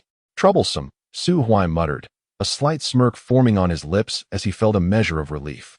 To thrive in another realm, one would need to undergo a complete transformation into another race. Thus, for Sima Zhu to return to the immortal realm would be akin to dreaming. That was far preferable to remaining and hiding within the immortal realm. Huang Yuan exhaled a puff of white mist. As the year draws to a close, some disciples of the sect who remain are planning to gather together for a pleasant reunion. Will you attend? I shall not, for I intend to take Siyu home. Back to Black Iron City? Indeed, to pay a visit to the old man. Su Huai sighed, expressing, the apothecary celestial dynasty continues to be a looming threat. The situation in the fallen demon domain and the weeping ghost abyss remains relatively stable. After this year, I wish to journey to the divine domain and see if I can elevate my cultivation further. Huang Yuan nodded slightly. That is wise. You are still young and should not squander your talents within the celestial domain. If you find it unbearable outside, do not force yourself too much. The Yin-Yu immortal sect will always welcome you back to continue as the Holy Sun. I understand. I shan't be away for long. I will certainly return, especially since my wife remains here. Huang Yuan acknowledged with a nod. Very well. The day grows late. I shall take my leave now. Travel safely. I shan't see you off. Huang Yuan chuckled softly. In his eyes, Su Huai was indeed a remarkable individual, with formidable cultivation. He bore none of the airs or self-awareness typically associated with a strong practitioner, unabashedly displaying his eccentric qualities. To put it kindly, one might call it authenticity. Less charitably, one might label it shamelessness. Such a disposition is difficult to classify as wholly good or bad, but genuine camaraderie makes interactions quite pleasant. Huang Yuan rose and ambled away from the small abode. Outside, snow was indeed falling. Fluffy, feather-like snowflakes blanketed the ground, transforming the entire valley into a field of cotton white. Wrapped snugly, Chu Siyu and the spherical snow wraith were busy in the courtyard constructing a snowman, which barely resembled a human form. Huang Yuan pondered for a moment. It was a commendable effort. One could easily tell it was Su Huai's handiwork. Chu Siyu's eyes sparkled as she flashed a radiant smile at Huang Yuan. Elder, You guessed correctly. You are so impressive. No. It is primarily due to your excellent crafting. Huang Yuan chuckled, hands clasped behind his back as he departed the small courtyard. Truly impressive, one might say, to speak candidly. If I were to scatter a handful of pills in the snow, the divine Talon eagles I raised would craft a better snowman than you. The reason I know you have built this snowman in honor of Su Huai is that he occupies your thoughts entirely. Encouraged by the elder's affirmation, Chu Siyu became even more enthusiastic, adding a slightly smaller snowman beside the one named Su Huai. Once completed, she seemed to grow a bit bored. Casting a glance at Su Huai, who lay dormant inside, she stealthily formed a snowball and hurled it at him. Thud! Although Su Huai had been alert, he still received a solid hit, a patch of white snow now adorning his head. Chu Siyu, are you plotting rebellion? Su Huai emerged from the house, brimming with indignation, and began to gather snowballs from the ground to retaliate. As Chu Siyu fled, she called out to the dazed snow wraith beside the snowman, "Little White, come help me." Snow Yuanling cast a furtive glance at Su Huai, ensuring he was engaged in playful antics with his master, before extending her small hand to scoop up a loose snowball and stealthily launching it at Su Huai's head. Naturally, Su Huai detected her covert assault. With a grin, he swiftly retaliated by hurling a snowball back at her. Thud! Snow Yuanling was struck, toppling over as a conspicuous bump emerged on her head. Upon inspection, she discovered that the snowball Su Huai had thrown contained a rock the size of a fist. Turning her gaze to Chu Siyu, she noticed that the snowballs aimed at her were all soft and harmless. Embracing herself, Snow Yuanling sat beside the snowman, lost in thought, tears welling in her eyes. Born as a ghost, she lamented her fate. Ultimately, in this whimsical battle, Chu Siyu found herself caught by Su Huai, forced to surrender with her hands raised. Her face flushed as he carried her into the house, where she nestled in his embrace, feeling slightly taken advantage of, murmuring softly. It became evident that some experiences are akin to zero occurrences versus countless ones. Ever since she had spent a night in Su Huai's arms, it wasn't long before she half-heartedly moved into his abode. Now, they could share a bed with remarkable ease. Aside from the final step, they had nearly traversed all that was deemed appropriate and inappropriate. According to Su Huai, once the new year arrived, she would be considered 18 by Chinese reckoning. Although the realm of immortals lacked a formal coming-of-age ceremony, many young girls were wed by the age of 15 or 16. Yet, Su Huai seemed particularly fixated on the significance of the number 18. With the new year fast approaching, Chu Siyu's concerns were not about being devoured, but rather about Su Huai's assertion of taking her home. She was acutely aware of her personality flaws, which rendered her less than endearing. Although she had improved significantly, she still found herself easily tongue-tied in the presence of strangers, especially when faced with Su Huai's family. The thought alone was suffocating. What if Su Huai's father and grandfather disapproved of her? Chapter 118, Black Iron City. Su Jingheng. The tranquil and warm days always seemed to pass swiftly, when the red lanterns filled the depths of the silent Moon Valley. It was already the day designated by Su Huai to return to Black Iron City. Chao Yi activated her monetary ability and rented a colossal fourth-tier flying beast, upon which a small dwelling had been constructed. Originally, she intended to stay at the sect. After all, the Yanyu Immortal sect would not specifically send someone to escort them. Disciples wishing to visit their families had to embark on the journey alone.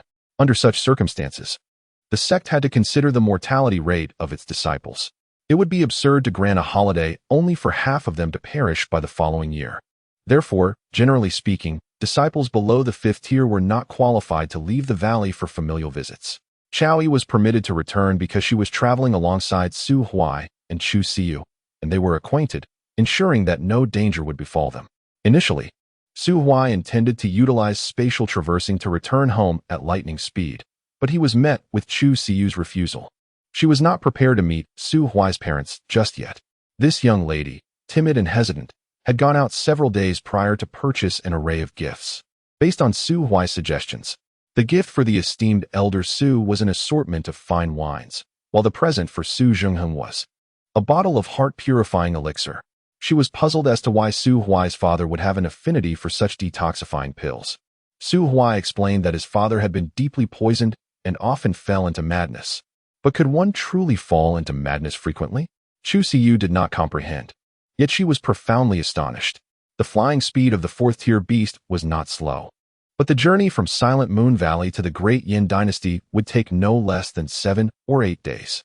In the first few days, Chu Siyu and Chao Yi delightedly gazed at the scenery from the window, but by the third day, the novelty began to wear off. Su Huai's spatial traversing proved to be advantageous. They did not arrive directly at their doorstep, but instead reached the capital of the Great Yin Dynasty. As Chu Siyu expressed, the world was vast, and she wished to explore it with Su Huai. They meandered along the way, and upon reaching Luo City, they bid farewell to Chao Yi and spent half a day finally entering Black Iron City, nestled deep within the mountains. Su Manor. In recent days, Su Manor had been adorned with festive decorations, not only due to the approaching new year, but also because the second young master, after years of absence, had finally returned to the family. His cultivation had reached parity with that of the head of the family, truly embodying the saying that blue is born from indigo but surpasses it. Ever since the last visit from a distinguished guest of the Yin Yu immortal sect, the head of the family had often appeared lost in thought, but now, with the return of the second young master, a glimmer of joy finally graced his countenance. In the main hall of the Su family, Su Zhengheng listened with a gentle expression as his younger son recounted his experiences at the Sword Tomb. Suddenly, a maid rushed to the doorway, interrupting this tender father-son moment. "Master, the eldest young master has returned. My brother has returned." The boy, around 15 years old and bearing a striking resemblance to Su Huai, suddenly became animated, disregarding his father's slightly unnatural expression, and leapt up to rush outside. "Second young master." The maid called out to stop the boy. "The eldest young master has gone to the old master's courtyard." "Understood. Thank you for the information, Aunt Lu." As he watched his youngest son depart, Su Zhengheng lifted his gaze towards the eaves outside, unable to suppress a sigh. He still struggled to accept the reality of Su Huai's rise. Su Huai's mother was merely an ordinary woman, blessed with beauty, yet lamentably lacking in insight. Her conversations limited to trivial domestic matters, entirely unversed in the arts. In his youthful arrogance, he had been momentarily swayed by her appearance. Subsequently, that woman bore Su Huai. From birth, the boy lacked spiritual roots, rendering him incapable of cultivation, which brought great shame to the once promising and spirited Su Zhengheng. Unwilling to confront the truth, he sought solace in wandering, journeying across the Da Yin dynasty. It was during this time that he encountered Su Ling's mother. She was a true lady of refinement, well-educated and poised, possessing a modicum of cultivation and proficient at the piano. Most importantly, she resonated with Su Zhengheng. She could engage in any conversation with ease, far superior to the woman at home, who only fiddled with flowers and exchanged idle gossip with the maid. It can only be said that he met the wrong person at the right time. In the Da Yin dynasty, polygamy among the offspring of prominent families was commonplace. Su Zhengheng considered himself a responsible man and was honest with both women. Su Huai's mother neither cried nor raised a fuss. She accepted the woman Su Zhengheng brought home with a calm demeanor. However, she never smiled again after that. Shortly thereafter, she fell ill and succumbed to despair. Haikacheng, a small town with a population of merely tens of thousands, saw Su's family as its sole dominator, and any event involving them became the talk of the town. At some point, rumors began to circulate that the wild woman Su Zhengheng had brought home poisoned his legitimate wife in a bid for favor. At that time, Su Zhengheng's second wife was pregnant. In the realm of concubinage, she was not a malicious woman. Upon entering the Su family, she did not vie for status, not even requesting a title, instead striving to foster a good relationship with Su Huai's mother. She remained indifferent to the slanders of the outside world. Yet, after her sister's death, the coldness and disdain Su Zhengheng exhibited towards that unfortunate woman deeply hurt her. After all, although she was a cultivator, her level was merely second tier, hardly distinguishable from an ordinary person, and she would inevitably face the ravages of time. When that moment arrived, would the once vowed promises of loyalty be forgotten, leaving her to suffer a similar fate? As her thoughts grew increasingly certain alongside Su Zhengheng's indifference, she ultimately entrusted her son to a wet nurse and departed Haikacheng on the day of Su Ling's first-month celebration. Su Zhengheng became a solitary figure. He attributed all of this to Su Huai's mother and harbored deep resentment towards Su Huai as well. For Su Huai bore an uncanny resemblance to his mother, perpetually devoid of disappointment in his expression, at odds with the elders of the Su family. yet effortlessly mingling with the servants. He exuded a strong air of the common folk, lacking both nobility and grace. Once, this forsaken eldest son has unexpectedly ascended to become the holy son of a prestigious sect in the celestial realm, and recently, rumors have circulated that he has attained the status of an emperor. It feels like a dream. Su Huai has suddenly found himself in possession of the protagonist's script from a tale. Speaking of dreams, Su Jinghing has often found himself dreaming at night. He dreams of the flower-picking maiden he encountered in his youth on the outskirts of the city. He dreams of how, with a handful of hollow promises, he transformed her from a spirit of the wildflower meadows into an ordinary girl confined within the walls of a grand estate. Though she lost the freedom to roam the unbridled wilderness, the laughter upon her face remained undiminished. Until, in the end, he severed all her hopes. The vows of yesteryear scattered like leaves in the wind, utterly fragile.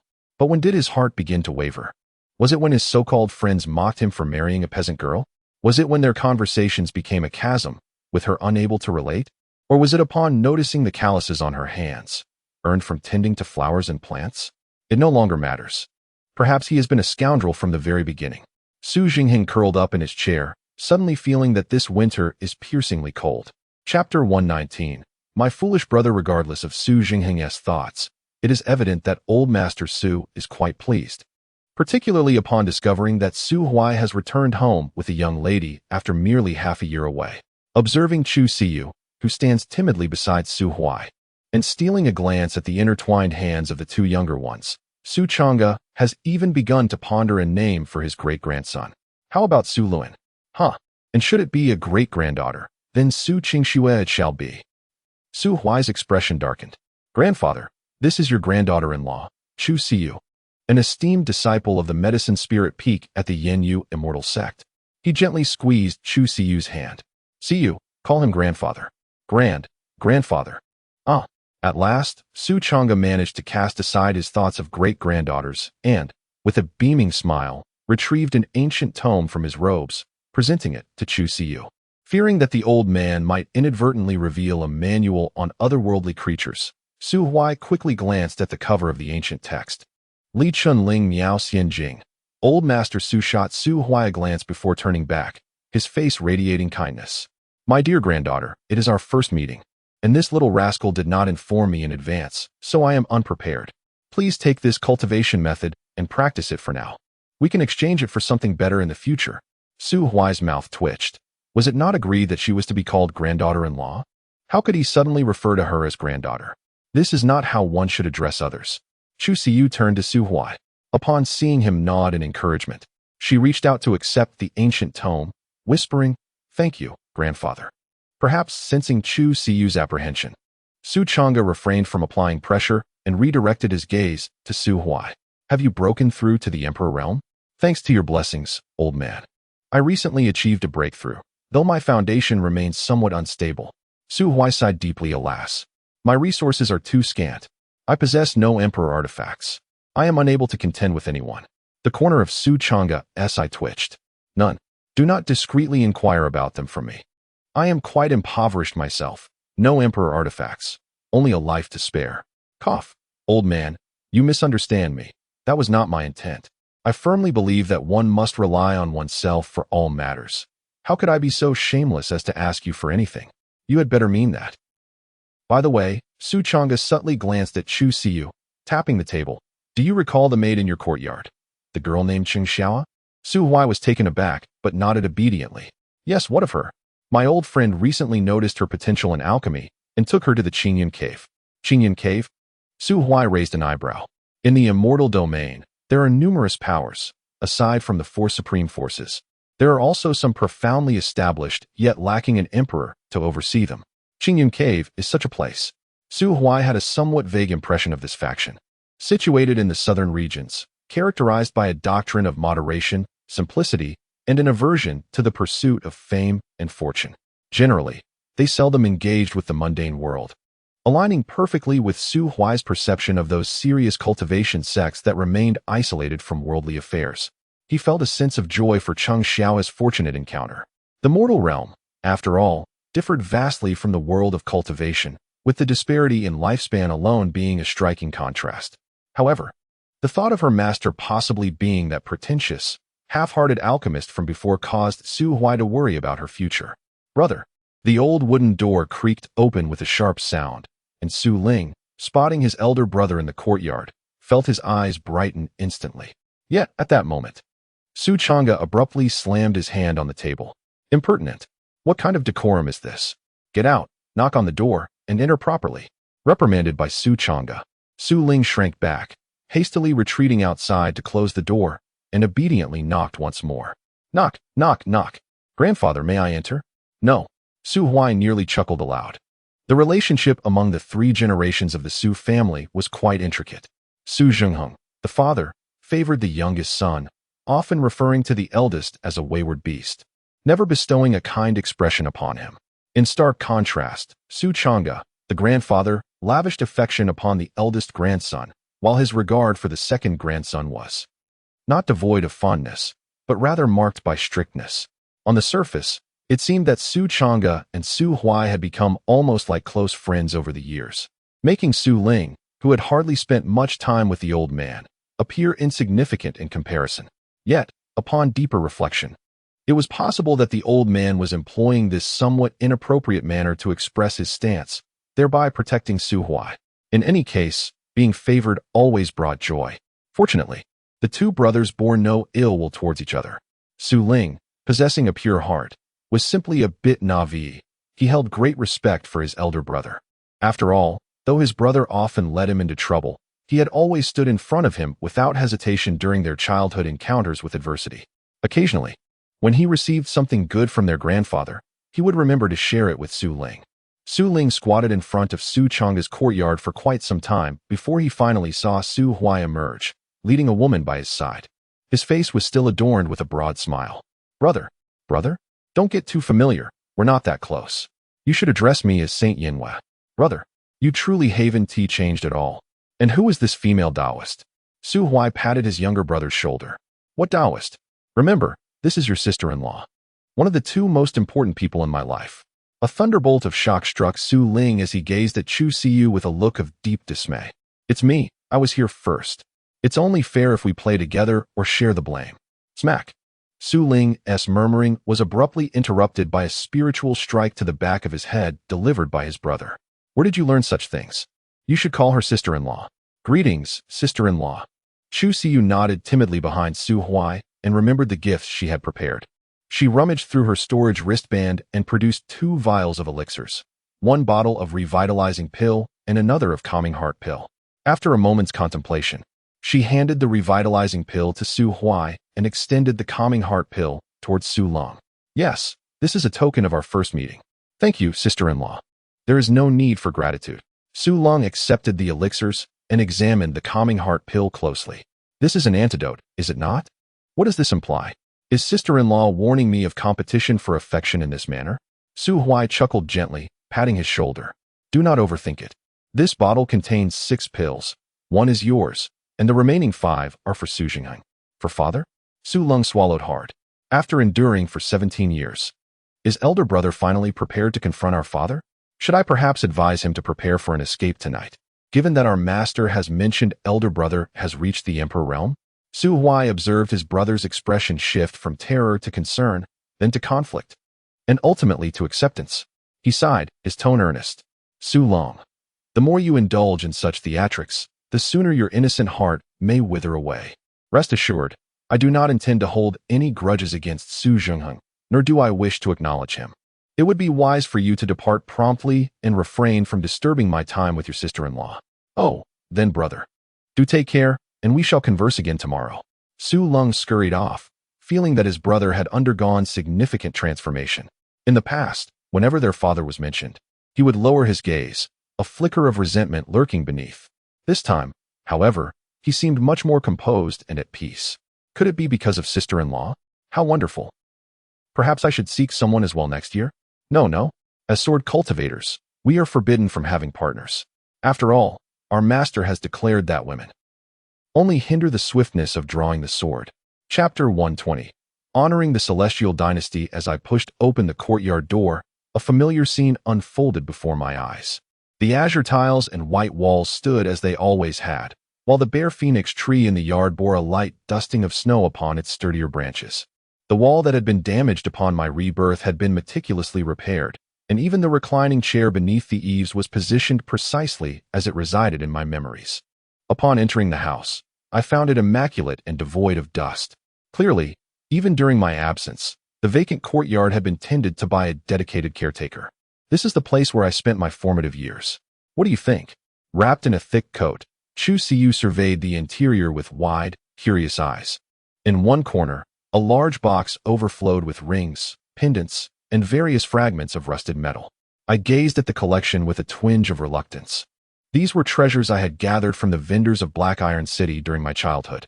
At that time, I was newly traversed into this realm, my mind filled with the tales of the Ring Grandpa and the Invincible system. I had adhered to the principle that every traveler ought to sift through the discarded remnants of time, spending my meager allowance on the pursuit of ancient artifacts. Alas, after tirelessly accumulating these items, I discovered that they were nothing more than the worthless trinkets of unscrupulous vendors, meant to deceive children. Chu Siyu blinked, her gaze lingering not on the heap of junk, but rather on the various wooden crafts displayed on a nearby shelf. There were round game pieces inscribed with characters, alongside a myriad of miniature weapons, knives, swords, and spears. At the top tier lay over a dozen peculiar wooden carvings. She pointed to the prominently placed, yellow-dyed wooden rat and inquired, "What is that?" I lifted the carving, a flicker of nostalgia warming my eyes. This was a yellow-skinned electric rat. It was my childhood dream, or rather, a fantastical creature, able to emit electricity from its cheeks and tail. Like how Xiaobai can create ice. She asked. Quite similar. I replied, pressing my lips together. The array of wooden sculptures on the shelf represented my only connection to my true homeland. I took Chu Siyu's hand and placed the yellow rat carving into her palm. From now on, you shall be its guardian. Noticing the sincerity in my expression, Chu Siyu nodded instinctively, though she did not comprehend the significance of the little wooden figure to me. All right, I will protect it well. I gently ruffled her hair, my smile radiating warmth. Every individual has their own origins and destinations. I hailed from that distant blue planet, adrift like a leaf upon the waters, floating aimlessly. Akin to restarting a game, unafraid of death, merely wishing to evade the pain and helplessness that accompanied its arrival. It was only upon encountering Chu Siyu, as our wandering hearts found solace in one another, that I discovered my ultimate refuge. It was from that moment forward that I began to fear death. The bewildered heart has once again found its direction. What troubles you? Chu Siyu reached out to caress his face.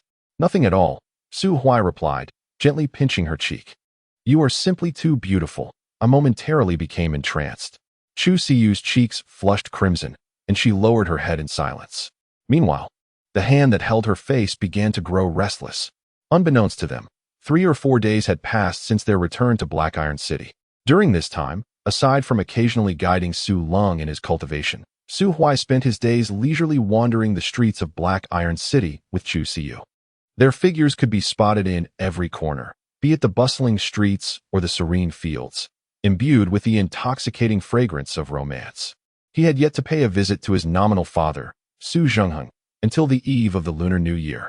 On this momentous day, Black Iron City welcomed 2 distinguished guests. The Crown Prince of the Zuntian Divine Dynasty, Li Ao, arrived accompanied by a figure clad in blood-red robes, standing just outside the city gates. Elder, he said, before us lies Su Huai's homeland. Those above the 4th tier are not permitted to enter the city. Allow me to send someone ahead to announce our arrival. Very well, the blood-robed figure replied, narrowing his eyes in contemplation. His name was Li Zhongtian, one of the elders of the Zuntian Divine Dynasty, a formidable power that surpassed the Yaowang Divine Dynasty by unfathomable margins. With a firm foothold in the divine realm, it was a nation both affluent and powerful, filled with martial prowess. With such a formidable backing, Li Zhongtian carried an air of superiority. Although his cultivation was on par with Mu Qingxuan's, it was due to his position as a civil servant within the Zuntian Divine Dynasty, a role of relatively low status that did not involve combat. In reality, when it came to martial prowess, the generals of the Divine Dynasty could rival the likes of the Black Dragon Demon Emperor in their respective realms. Moreover, the most significant distinction between the Divine Realm and the Celestial Realm lay in the more refined world rules. which allowed cultivators to ascend without the constraints of resources that often stunted their growth at the imperial level. The divine realm. It was truly a place of gods. In contrast, the term celestial in the celestial realm was merely a vision held by those who had been exiled to this world.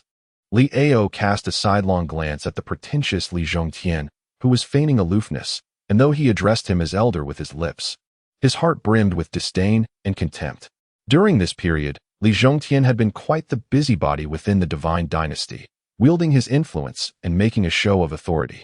That scoundrel, having prospered in the divine realm, seemed to have forgotten the hardships he once endured in hiding.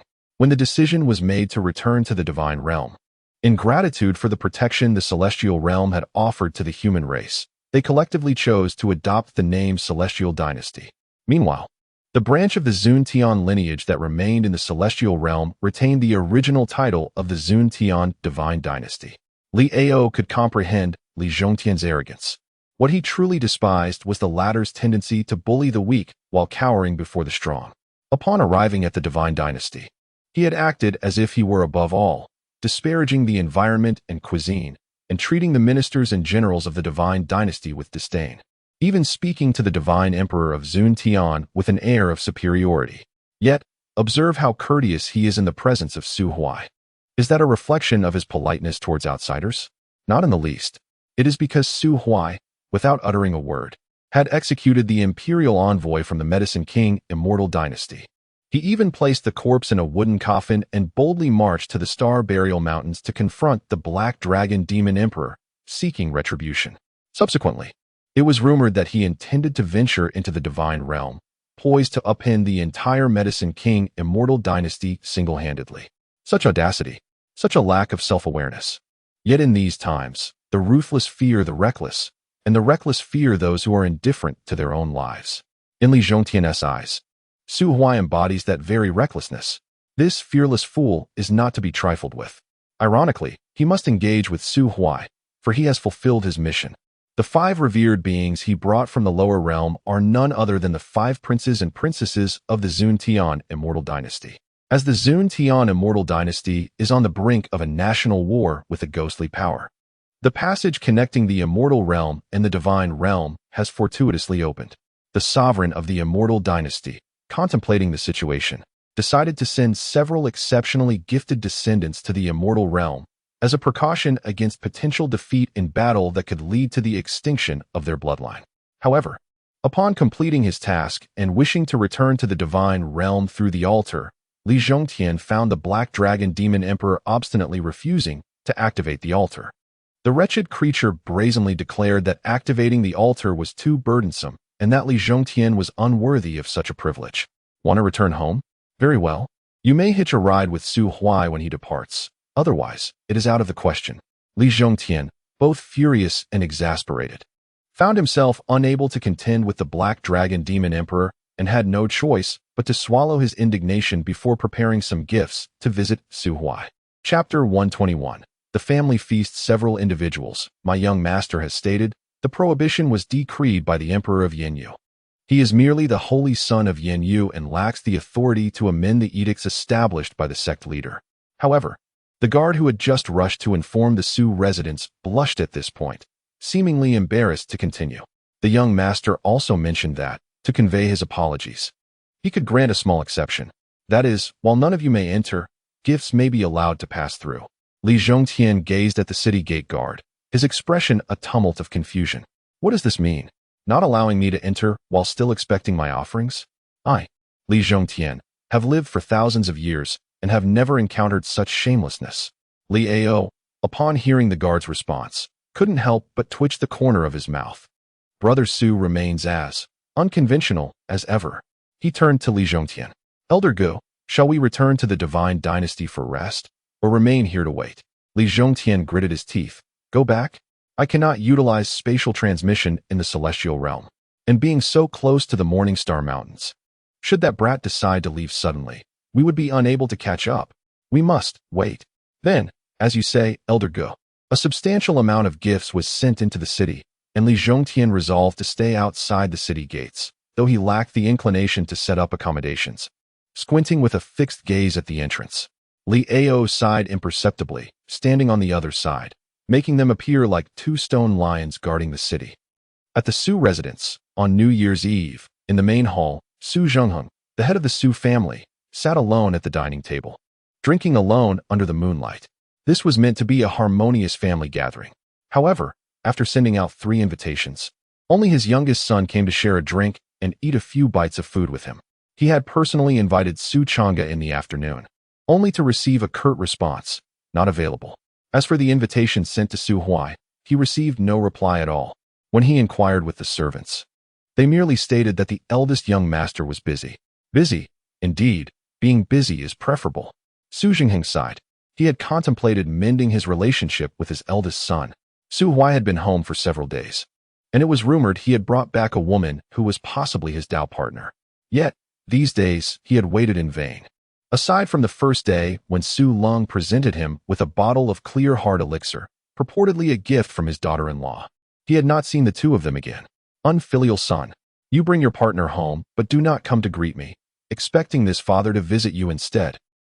Very well. A true man can bend and stretch. I shall go. Su Jingheng grasped the wine on the table and unsteadily made his way towards Su Huai's small courtyard.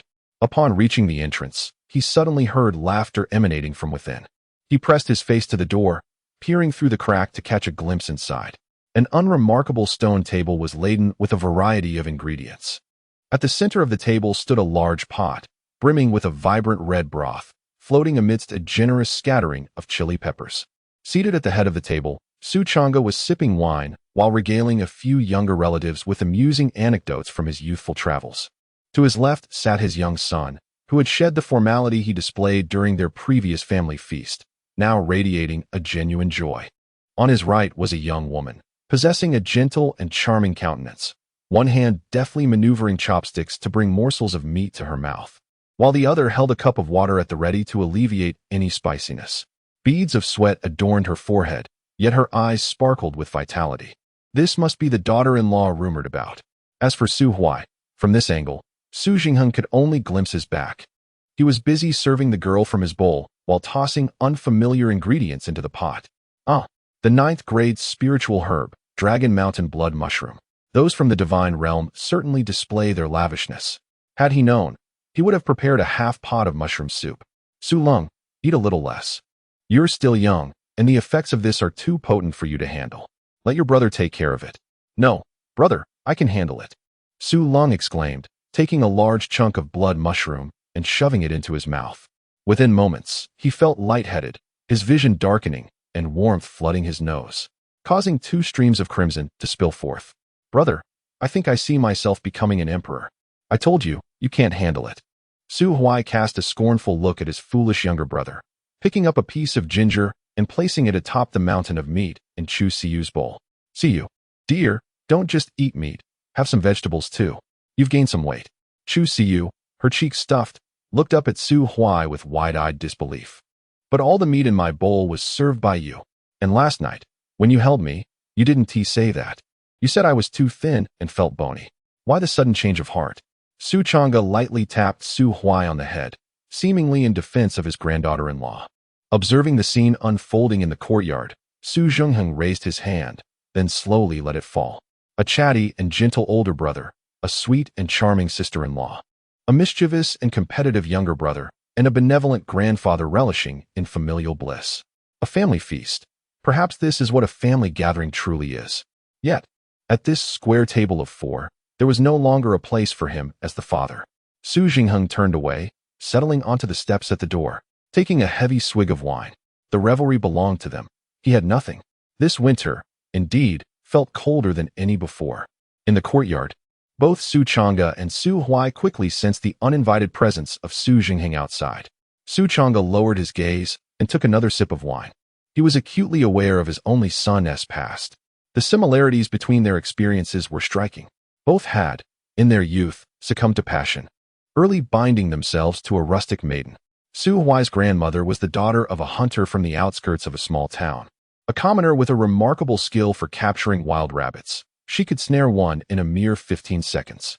In his youth, Su Chang'e had been enamored with that girl, who resembled a little female leopard, and after marrying her, he had felt the same bewilderment as Su Jingheng. In Su Changa's perspective, there has never existed a pair of individuals perfectly attuned to one another in this world. Matters of the heart inherently require gradual adjustment and mutual understanding. After a brief period of confusion, Su Changa discovered common ground with his wife. She had a passion for hunting, so he took her along to pursue relatively weaker low-tier demon beasts. Gradually, he introduced her to a wider array of demon creatures, guiding her in her cultivation. Unfortunately, Su Huai's grandmother possessed a meager talent, ultimately only reaching the second tier in her lifetime, and before she turned 40, she succumbed to a rare and grave illness. Though her life was short, she wore a smile of contentment until the moment she closed her eyes in Su Changa's embrace. Did Su Changa love that woman? He had loved her and also harbored doubts, but in the end, love prevailed. When his first wife passed away, Su Changa was merely 40 years old, and Su Jingheng had just turned 18. Before her demise, his wife urged him to remarry. He shook his head, remaining silent. After that, he traveled extensively, encountering fortuitous opportunities and more than one female cultivator who admired him. Yet, whether as the illustrious and exceptional Emperor Bofu or as the now ordinary Su Changa, he has never embraced another woman. Thus, Su Changa believes he comprehends Su Jingheng's sentiments. It is not that everyone must mirror his own path. But having fallen to such depths today, he cannot lay the blame on others. It is merely the consequence of his own actions. Chapter 122. Entering the divine realm on the 9th day of the Lunar New Year, a deep blue spirit crystal created ripples upon the water's surface, dancing lightly for a moment before seemingly losing its vigor and quietly sinking to the lake's bottom, merging with the translucent waters. Completed, he murmured softly. Su Huai gazed serenely at the calm surface of the water. Had someone been able to survey from above at that moment, they would have observed the hidden nodes of Black Iron City illuminating one after another in unison. These nodes were the very formations he had meticulously laid out since returning home nearly a month ago.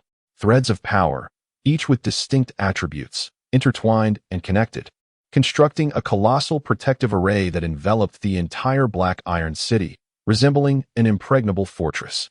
This was the composite spirit array, the guardian of the Black Tortoise. Su Huai had gleaned insights into this imperial array through disassembling the peculiar formations of the Qian Four Seas. It had cost him all the materials he salvaged from the Cold Heaven Palace, and he had borrowed a significant quantity of spirit crystals from Emperor Yanhua, just to barely establish one in the Sunken Moon Valley and another in Black Iron City.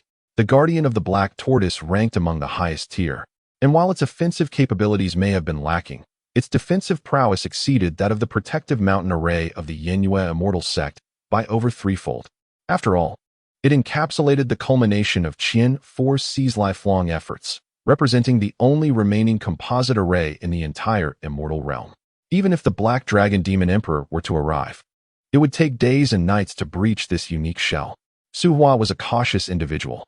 This guardian of the Black Tortoise constituted the final layer of defense he had established for his father and for Chu Siyu, just in case. After 2 full months of labor, he had finally completed all his arrangements within the immortal realm, allowing him to set forth to the divine realm with peace of mind. Chu Siyu sat beside him, a plump lotus pod resting on her lap. Occasionally, she would pick a lotus seed from it, peel away its outer shell, remove the bitter heart, and pop it into her mouth. "What are you doing?" Su Huai asked, snatching a peeled seed from her hand and popping it into his own mouth.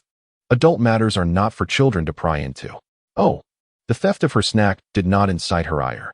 Instead, she peeled another seed and chewed it noisily, gazing up at the composed Su Huai with an expression that betrayed a naive simplicity. Su Huai took the entire lotus pod from her and sat beside her, extracting all the seeds and carefully peeling them, placing each one into her palm. "Rich girl, I am leaving." Chu Siyu's chewing faltered slightly, a hint of barely detectable panic in her tone. Where are you going?" Su Huai gently patted her head.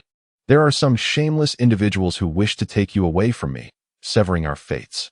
This angers me, and to ensure those scoundrels are dealt with one by one, I must venture far away to undergo rigorous training and grow stronger. When will you return?" "7th tier." Su Huai embraced her tenderly. "When you are able to refine a 7th grade elixir, regardless of how I fare in the outside world, I shall undoubtedly return here, to your side." Chu Siyu leaned against him, nodding in agreement. "Then, please take care. I will await your return at home." Su Huai gazed down at her profile, recognizing the gravity of the promise he had just made. At that time, I shall formally take you as my wife. Is that agreeable? Yes. Su Huai leaned down for a gentle kiss, and Chu Siyu slowly closed her eyes.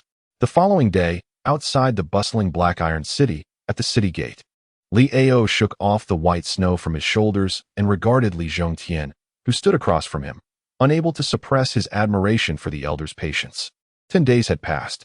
The other had remained at the city gate for 10 consecutive days without a hint of anger on his face. Was this truly the envoy who once commanded authority in the Divine Dynasty? Could he truly face a potential adversary without the slightest display of irritation? Surely, this was not the way to show fear of the strong and disdain for the weak. Li Ao patted his frozen face, circulating his spiritual energy before producing a piece of jerky and chewing it. Li, my brother. Startled by the sudden voice beside him, Li Ao jumped, causing the jerky he had been holding to fall to the ground with a thud. He turned to find Su Huai's face, which bore a bemused expression. Su, when did you? Just stepped out. My apologies for keeping you both waiting. Li Zhongtian adjusted his attire, revealing a smile as he took a confident stride, covering 10 meters in an instant to stand directly before Su Huai. I am Li Zhongtian, a first-class scholar in the court of the Celestial Dynasty. It is a pleasure to meet you, fellow Taoist Su. I have long heard of your exceptional appearance and demeanor, and now that I see you, you truly are a dragon among men. Li Ao lowered his head, feeling rather awkward. Su Huai, however, returned the greeting with a smile. You flatter me, Taoistly. Time is of the essence. Shall we set off? All depends on your decision, Taoist Su. With a smile, Su Huai did not engage in further pleasantries, taking the lead as he stepped towards the depths of the Zhongxing mountain range. He had initially intended to escort Chu Siyu back to the valley before departing from the Yanyu immortal sect to the mountain range. However, not long ago, the old man Shintairu had sent word, stating he wished to visit Su's elder and advised Chu Siyu not to rush back to the Yanyu immortal sect, but rather to accompany him when the time came. Su Huai had sent a message to Huang Yuan to inquire further, receiving a response that left him both amused and exasperated. Shintairu's visit to the elder was merely a ruse. His true intention was to time his arrival perfectly to lie in wait for the alchemist responsible for adjusting Su Cheng's health. Su Huai recalled that the alchemist was named Lu Qingmu. When he had first encountered Lu Qingmu, the elder had been putting on a facade of dignity despite a failed alchemical attempt, and Su Huai had even mocked him internally. Now, after Huang Yuan's explanation, he realized that Lu Qingmu was another 9th-grade alchemist from the immortal domain, a wandering sage who cherished nature and maintained a reclusive lifestyle. Shintairu had been stuck at the 8th rank for far too long. After failing for the 132nd time in his attempt to break through to the 9th rank, he finally resolved to seek guidance from his esteemed senior. This invaluable opportunity to learn from a 9th-rank alchemist was equally precious to Chu Siyu, who was still at the 5th rank. Therefore, Su Huai abandoned his initial plan to send her directly back to the Chenyu Valley. The depths of the Zhongxing mountain range remained tranquil as ever. It seemed that the Black Dragon Demon Emperor had anticipated their arrival and had already prepared to activate the altar. Su Huai cast a glance at the nearby pool, where a wooden coffin had appeared. Had the Medicine King Celestial Dynasty dispatched someone yet again? The Black Dragon Demon Emperor had not transformed into human form this time. It exhaled a searing breath of dragon fire and pointed at the rough coffin. As per your request, take one, kill one. Su Huai bowed respectfully to the Black Dragon. He would forever remember this act of kindness. The Black Dragon smirked. The demon race had little taste for formalities. The reason it had left the corpse of the envoy from the Medicine King Celestial Dynasty was to allow Su Huai to owe it a favor. Otherwise, it would have devoured the body long ago.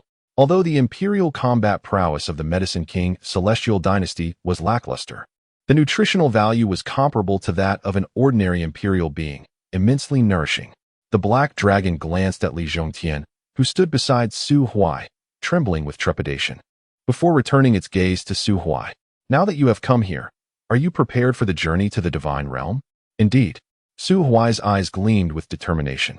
The Medicine King Celestial Dynasty had not yet given up, repeatedly sending individuals to disturb his peace in the celestial realm, further fueling the fire of resentment within him. I implore you, Blackwing, to activate the altar.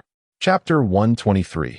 The Divine Realm. A veil of thin clouds shrouds the hills, Upon the dark brown undulation stands a dilapidated temple, silent and solitary. Before its entrance, a colossal willow tree grows. One half of its branches is withered and seemingly weathered by time, while the other half flourishes with vibrant green buds. Perched upon the willow is a bird resembling a hawk in size, meticulously preening its iridescent plumage with its sharp beak. Yet, its call eerily echoes that of a crow. Suddenly, the peculiar bird detects a disturbance emanating from within the temple, tilting its head, its murky, pea-sized eyes reflecting the remnants of crumbling walls. A silver-white beam of light bursts forth from the temple, startling the creature, which flaps its wings in fright and ascends into the sky. Su Huai gazes up at the retreating figure of the strange bird, catching a glimpse of numerous bizarre eyeballs hanging beneath its outspread wings. It is a raven of the eye, a unique entity among the ghostly beings. These creatures delight in collecting the eyes of the powerful. Generally, the more eyeballs concealed beneath a raven of the eye's wings, the greater its strength. The one just observed, however, possesses merely the power of the sixth tier. Li Zhongtian turns to Su Huai, introducing the peculiar bird that had never before graced the immortal realm. Friend Su, we are situated in the southwestern mists of the divine realm, an area that falls under the dominion of the Ghost Clan. As you are new to the divine realm, your understanding is limited and danger lurks easily.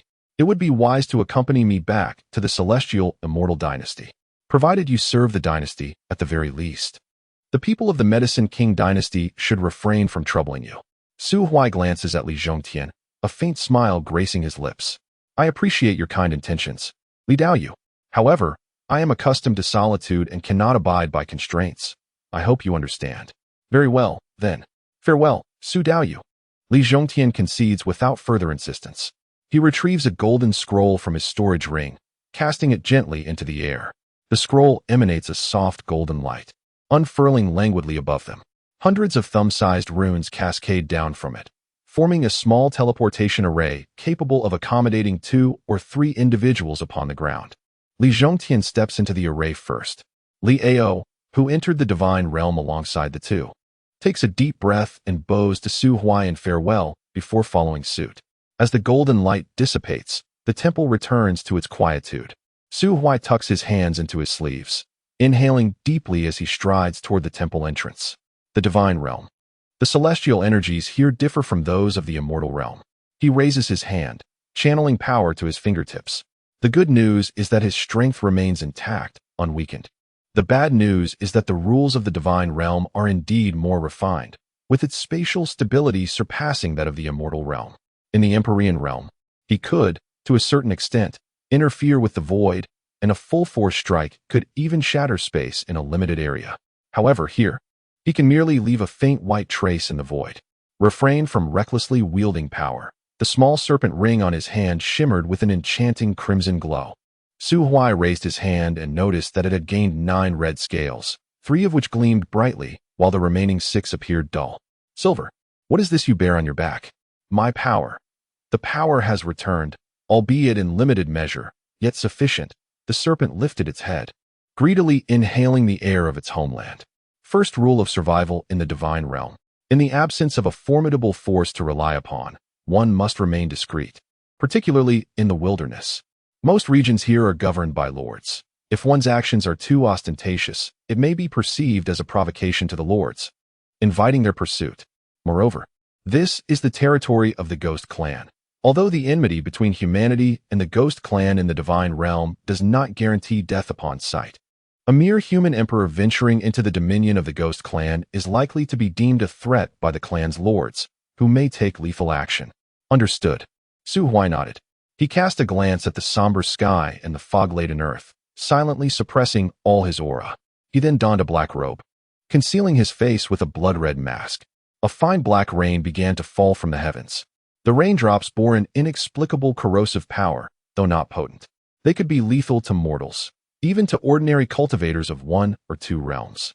Su Huai tightened his black robe and departed from the dilapidated temple, wandering across the desolate plain. In this unfamiliar world, he was compelled to revert to a solitary and unanchored existence. There was no alternative. The waters of the divine realm ran too deep. If he joined Li Zhongtian in the Zuntian Immortal Dynasty, he would indeed gain protection. yet simultaneously bear the mark of the Zun Tian Immortal Dynasty, becoming a mere laborer bound to follow the rules of others henceforth. Alas, a true man, born amidst heaven and earth, should not languish beneath others for long. The black rain fell steadily, growing heavier. Scattered across the vast plain lay countless white bones. Su Huai halted before a swamp, remaining silent. Within the swamp dwelled feeble insects, and from the mire flickered an eerie green light, likely the eyes of some ghostly entities. Swamp's hand, 9th rank, social, retreat swiftly. Su Huai swallowed hard and cautiously retreated, circumventing this small swamp with a diameter of merely several hundred meters. A congregation of 9th rank ghostly beings.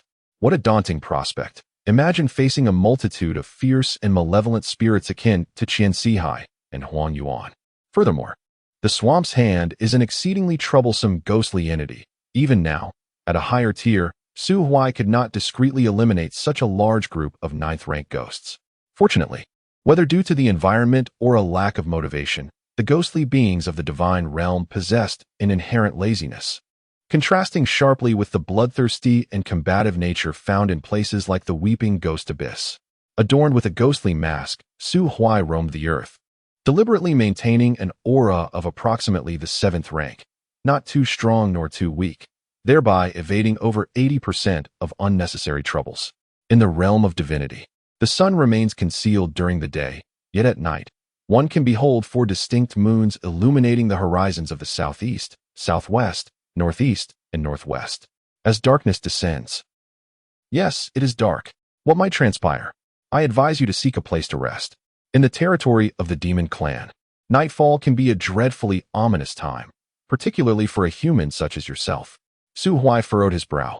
Having refrained from making excessive noise, he relied solely on his own strength to traverse the distance, and despite this, he had journeyed several hundred miles throughout the day. He had glimpsed distant village structures, yet the nature of their inhabitants remained a mystery, thus he chose to keep his distance. Now, should he attempt to make contact? Do not fear. The dwellings of the demon clan are either natural nests or regions that suit their peculiar habits. Generally, it is humans or humanoid races akin to yourselves that construct abodes for habitation. You may attempt to engage. Moreover, I require time and intelligence to ascertain our precise location within the divine realm. Very well. Since the little serpent has spoken thus, Su Huai resolved to proceed without hesitation. He turned and oriented himself towards the direction of the recently observed building silhouettes, advancing with a relatively steady pace. Chapter 124. Rongxiao Village. The village chosen by Su Huai was not particularly large. From a distance, the most striking feature was the enormous, withered banyan tree at the center, its trunk measuring around 10 meters in diameter. The tree, now lifeless, had once flourished with abundant branches and leaves, a testament to its former vitality. Beneath its vast canopy lay a few rudimentary mud brick houses, their walls of compacted earth topped with dark tiles. As Su Huai approached the village, a black stone spear suddenly hurtled towards him from afar, piercing the muddy ground beside his feet with a forceful thud. It sank 3 inches into the earth, trembling violently at its tip. Halt! Who approaches? The voice was unmistakably human. Su Huai breathed a sigh of relief. He raised his gaze to the entrance of the village, where a dozen figures clad in straw cloaks had gathered. Please, do not misunderstand. Su Huai called out. I am merely a lost traveler, having stumbled upon your village in search of shelter for a few days. Seeking refuge? A human?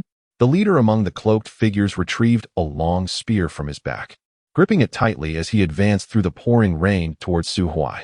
With open hands, Su Huai removed his mask, revealing a gentle, unassuming face.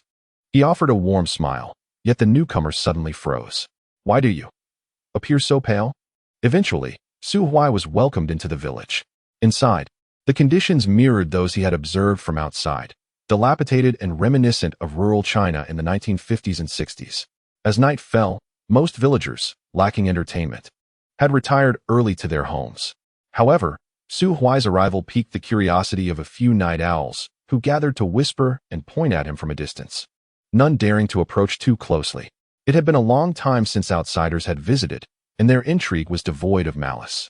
I understand, Su Huai acknowledged, having exchanged names with the spear-wielding youth, who informed him about the village. This place was called Rongxiao Village, established only 60 years prior, with its inhabitants having migrated from another village. The youth, surnamed Jean, was the captain of the village guard, responsible for maintaining daily order. Upon hearing this, Su Huai couldn't help but scrutinize him further. It is well known that retired elders often end up as leisurely security guards, yet this young man had ascended to captaincy at such a young age, bypassing decades of conventional paths. Please wait here for a moment. I must consult the village chief. Only she can determine your fate, Jean said before turning to leave. All right. Su Huai watched Jin's retreating figure with a furrowed brow, sensing an inexplicable hostility directed towards him from this unexpected host. The animosity was superficial, distinct from hatred and different from wariness. It was merely a simple disdain for Su Huai. How absurd. It wasn't long before Captain Jean returned. Come with me. The village chief wishes to see you. The hostility intensified slightly. Su Huai remained noncommittal, hands tucked into his pockets, trailing behind him. The village was small, and soon, Captain Jean led Su Huai into a courtyard adjacent to a banyan tree. Upon entering, Su Huai's gaze was drawn to a towering tree in the corner of the courtyard, standing 6 or 7 meters tall. It was a fruit tree, its branches laden with plump, golden oranges, each one enticingly ripe. This was the first vibrant plant Su Huai had encountered since entering the divine realm. Fiery water orange, known for its healing properties against hidden injuries. Healing hidden injuries. Su Huai's heart skipped a beat, and he instinctively thought of the wounds on Su Chang'e. Silver, these oranges. Should they have some healing effect on the old gentleman's injuries? It is effective, albeit modestly so. Effective. Oh no. I wish I could uproot the entire tree and bring it back to the old gentleman's courtyard. Mr. Su, are you thirsty? A melodious voice pierced his thoughts. Su Huai turned to see the village chief, Chao Jiashue, standing beneath the eaves, and finally understood the source of Captain Jin's hostility. So this lad thinks I am a handsome dandy, fearing I might vie for his beloved? Mr. Su, I am Chao Jiashue, the chief of Rongxiao village. Su Huai glanced at Captain Jin, who now appeared utterly submissive, standing motionless beside Chao Jiashue, his eyes occasionally sweeping over her with fleeting tenderness. How familiar. This is the glow of a sycophant. Su Huai silently scoffed, maintaining an impassive demeanor. With a beaming smile, he greeted Chao Jiashue, while also conveying his circumstances and requests. Draped in a thick coat, Chao Jiashue listened quietly to Su Huai's words and gently replied, Mr. Su, if you have nowhere else to go, I would personally wish to welcome you. However, Rongxiao village is not solely mine to decide upon. I cannot make such a decision unilaterally. If you truly wish to stay, you will need the villagers' approval. Su Huai nodded. I understand and appreciate that. Chao Jiashue pointed to her courtyard wall. Coincidentally, the courtyard next to mine is unoccupied. If you do not mind, you may rest there. Captain Jin's expression shifted dramatically. No, that is out of the question. Chief, this fellow's origins are unclear. Having him reside next to you is far too perilous. Su Huai's lips twitched. Unclear origins. How rude. Upon hearing Captain Jin's words, Chao Jiashue first offered Su Huai an apologetic smile before turning to Captain Jin. Captain Jin, mind your words. Moreover, there are several rooms in the neighboring courtyard. You could also move there, which would be a perfect opportunity to introduce Mr. Su to our village. Upon hearing that she could also move here, Captain Jin fell silent. It seemed that Chao Jiashue wanted to say something more, but her complexion suddenly turned pale, and she stumbled, nearly collapsing to the ground. Captain Jin hurried to support her. In that instant, Su Huai distinctly sensed the ghostly aura emanating from Chao Jiashue. He narrowed his eyes but refrained from speaking. Captain Jin assisted Chao Jiashue into the house and, upon returning, led Su Huai to the adjacent courtyard. It had been vacant for quite some time, and if they intended to inhabit it, a thorough cleaning was essential. As the two began to busy themselves, Su Huai seized the opportunity to speak. Captain Jin, earlier the village chief. You wish to inquire about the ghostly aura surrounding her? Captain Jin, with a cloth in hand, bowed his head as he diligently wiped down the table and sighed. That is the power left behind by the ancestor banyan. The village chief was chosen as a successor at a tender age, bearing the weight of the village's survival. The reason Rongxiao village has been able to take root here is due to the ancient, deceased banyan tree at the village's center. That tree is the totem of Rongxiao village. The totem possesses immense power. Only those who have been in contact with the remains of the banyan tree from a young age, the chosen ones, are qualified to wield this force. Consequently, each village chief becomes the strongest among the villagers, albeit at a cost. They become tainted by ghostly energy, leading to a shortened lifespan and even the potential for retaliation from the totem. Su Huai remained silent. He clearly understood the cultivation levels of everyone in this village. Most villagers were at the first or second tier, hardly distinguishable from ordinary people. The security team led by Captain Jean was somewhat stronger, averaging around the fourth or fifth tier, while Captain Jean himself was at the seventh tier. As for the village chief of Rongxiao village, her apparent cultivation level was no more than the third tier, yet in the fleeting moment when the ghostly energy surged from her, Su Huai detected the essence of an emperor-level entity. Coupled with Captain Jin's words, he suspected that the dead, desiccated banyan tree at the village's center might very well be the remains of an emperor-level ghostly being. Chao Jiaxue, or rather the entire Rongxiao village, was likely siphoning this power to secure their own survival. No wonder Rongxiao village has managed to endure within the territory of the Ghost Clan until now. Chapter 125. The Black Tiger. After tidying up the room, Captain Jean began to organize his backpack. His weapons were not conventional knives or swords, but rather 13 short spears, each over a meter in length, primarily utilized for throwing and thrusting. This inevitably reminded Su Huai of a character from a mobile game in his past life, who had a penchant for planting rice. Once he had accounted for his weapons, he proceeded to check the inner armor worn beneath his raincoat. The material of the inner armor resembled the hide of some creature, thick and sturdy, with a deep brown hard shell embedded at the heart's location, serving as a protective guard. Having arranged his equipment, he lifted his gaze towards Su Huai. Shall we depart? Depart? Su Huai was momentarily taken aback. Where to? Of course, for the night patrol. Captain Jean frowned slightly.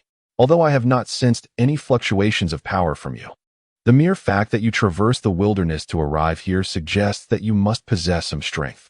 Rongxiao village does not harbor idlers. To remain here, one must contribute. If you do not join the guard team, you will have no choice but to accompany the villagers to the eastern fields at dawn. Captain Jin's gaze was piercing. Most importantly, I cannot allow a dangerous individual of unknown origins to reside next to the village chief. Not even for a brief moment. Su Huai's physique tensed. The village chief has already acknowledged me, and yet you still harbor doubts? You certainly do not appear to be a virtuous individual. Allowing you into the village was a gesture of kinship, but as the captain of the guard, I must ensure the safety of the village chief. Huh? Is that your version of responsibility? You are merely coveting the village chief's affections, scheming against your superior. How despicable.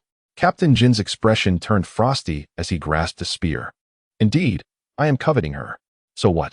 I will ask you once more, will you leave or not? Su Huai narrowed his eyes. You are threatening me. How dare you threaten me? Yes, I am threatening you. What will you do about it? Very well. Lead the way. Captain Jin's demeanor relaxed slightly, though still lacking enthusiasm. He had grown up alongside the village chief, Chao Jiaxue, and their bond could be described as childhood sweethearts. His understanding of her ran deep. The village chief had always been a romantic, and during their youth, they once journeyed to a great human city with their elders. The city was filled with refined young masters, adorned in luxurious attire. Captain Jean could not recall much from that visit, save for the memory of Chao Jiaxue's starry-eyed fascination with those young men. How bitterly sweet. Fortunately, for people like them from the countryside, establishing a life in the grand city was no simple task, and that journey concluded swiftly. Upon returning to the village, Captain Jean contemplated improving his own appearance. Yet, having grown up in the wilderness, accustomed to the sun and nurtured by blood and sweat, no amount of grooming could change the fact that he remained a robust, dark-skinned youth. His features were rugged, his limbs sturdy, wholly incomparable to Su Huai's delicate, fair complexion. The moment he first laid eyes on Su Huai at the village entrance, he felt as though he was staring at one of those refined young masters from his childhood memories. Su Huai discerned the underlying insecurities of Captain Jean, who harbored a sense of inferiority and feared that this dandy, this youthful charmer, might usurp the affections of the woman he had cherished for over 20 years. As fate would have it, after only a brief encounter, Chao Jiaxue had arranged for this gentleman to reside next door to her. The self-doubting Captain Jean felt as though a crown of green was about to materialize atop his head, and thus, irrespective of the angle from which he viewed Su Huai, he found him exceedingly irksome. He even entertained thoughts of provoking Su Huai into a confrontation, longing for a true man-to-man duel to prove to Chao Joshua, who resided next door, that pretty boys were mere ornamental figures, unworthy of her affection. Only a man of strength, like himself, was deserving of her love. Yet, to his surprise, the other party capitulated. Indeed, he was nothing but a feckless pretty boy. Captain Jean snorted derisively and was the first to stride out of the courtyard, with Su Huai following behind, nonchalantly licking his lips. He was not the type to be impetuous, driven by youthful fervor. He had long transcended the age of emotional outbursts and jealous rivalry. It is vital to recognize that in the realm of adulthood, there exists no room for petty competition, only the relentless struggle for survival. As for me, I shall refrain from action unless compelled, and when I do act, it is with lethal intent. Young Jean, you are simply too naive. At this juncture, the night had fully descended. The village lay cloaked in darkness, enveloped in silence. In this wilderness, where the demonic entities thrived, even the faintest flicker of light could draw the attention of these malevolent creatures. Beneath the moonlight, Captain Jean quietly conferred with about 10 members of the night watch, imparting instructions. Following this, the guards dispersed in pairs, and only then did Captain Jean return to Su Huai's side, speaking in a cold tone. Let us proceed to the eastern fields. Very well, you lead the way. The fields were located on the outskirts of the village, and during their journey, Captain Jean had to remain vigilant, surveying the shadowy corners of the village while also taking stock of the population. Each household displayed small wooden plaques bearing the names of its inhabitants.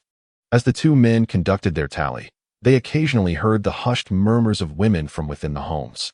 With no evening entertainment and the prohibition of lighting, the restless villagers resorted to engaging in the most primal of human activities to pass the tedious hours of the night. Logically, Captain Jean had undertaken this census before and should have been accustomed to such situations. Yet, Su Huai still perceived a hint of discomfort etched upon his dark visage. Pure. This lad is truly too innocent. After approximately 15 minutes, they finally arrived at the eastern edge of the village. The boundary was marked by a series of closely spaced wooden fences, within which crops that sustained the entire village thrived, appearing deep green in the moonlight. Su Huai did not recognize the plants in the fields, but surmised they were akin to sweet potatoes or similar tubers. Suddenly, Captain Jean's gaze fixated on a wooden structure at the center of the field, and his brow furrowed. Something was amiss. At this hour, Uncle Nan would typically not have entered the house yet, instead awaiting our arrival to conduct the inspection. Captain Jean removed a short spear from his grasp, and, after vaulting over the fence, swiftly approached the solitary cabin.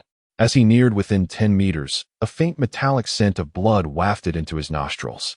His expression shifted dramatically, prompting him to rush forward. Bang! The door was forcefully thrust open. A man in his 60s lay on the ground, his face a mask of terror, his abdomen grotesquely opened. Clinging to his body was a creature with a coat of dark crimson fur, roughly the size of a tiger.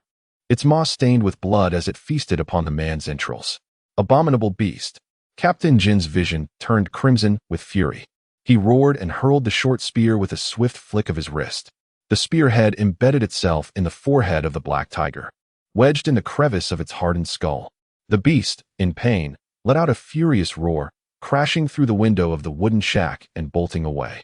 Captain Jean pursued relentlessly, yet the black tiger, not lacking in agility, vanished into the night, its form blending seamlessly with the shadows.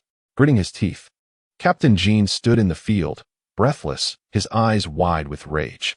Reluctantly, he returned to the cabin, kneeling beside the corpse, gently smoothing the old man's unblinking eyes shut.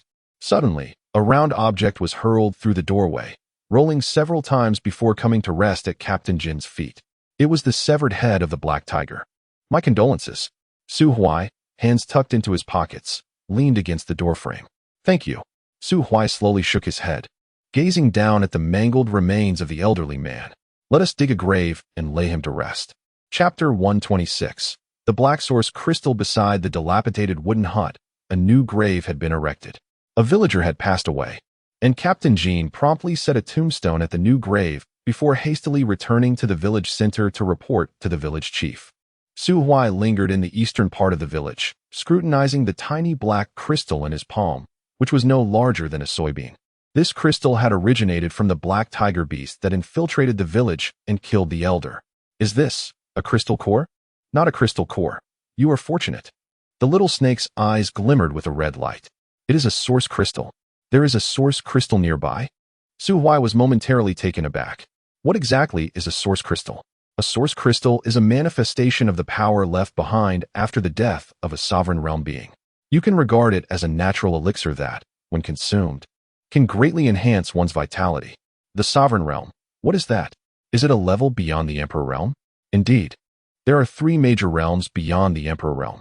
The 11th stage, the National Guardian realm. The existence of beings at this level is sufficient to rule over territories in the divine domain. The region we currently inhabit is the domain of a National Guardian Spectre. The 12th stage, the Sovereign realm. Beings at this level can independently establish small worlds, utilizing their dominion to create a realm uniquely their own. Just like the apothecary Immortal Dynasty you have longed for, their strongest member is merely a dying sovereign. Even the more formidable Zuntian Immortal Dynasty possesses only 3 sovereigns. Beyond that lies the most powerful domain god realm. In the ancient era, the 4 supreme beings representing their races engaged in life and death battles as domain gods. Regrettably, since that battle, your human race has not produced any new domain gods. The little snake's tone carried a hint of lamentation. However, you need not place too much emphasis on domain gods. For various reasons, the domain god powerhouses of the divine domain have retreated into secluded sanctuaries. Unless their kin face an existential crisis or an enticing opportunity arises, they will not easily emerge into the world. After absorbing the little snake's enlightening discourse, Su Huai felt a sense of relief. Although the little snake had continuously emphasized that the Emperor realm was not weak in the divine domain, he had felt a degree of uncertainty. Now that the realms beyond the Emperor realm had become clear, a goal had emerged. If he could break through 2 more major realms to become a 12th stage sovereign, he would no longer need to concern himself with the formidable powers of the divine domain. Moreover, even achieving the 11th stage National Guardian realm would free him from the worries of the apothecary Immortal Dynasty. Wait, previously, he had heard the phrase path to ascension more than once from that downtrodden little blue bird in the Immortal domain.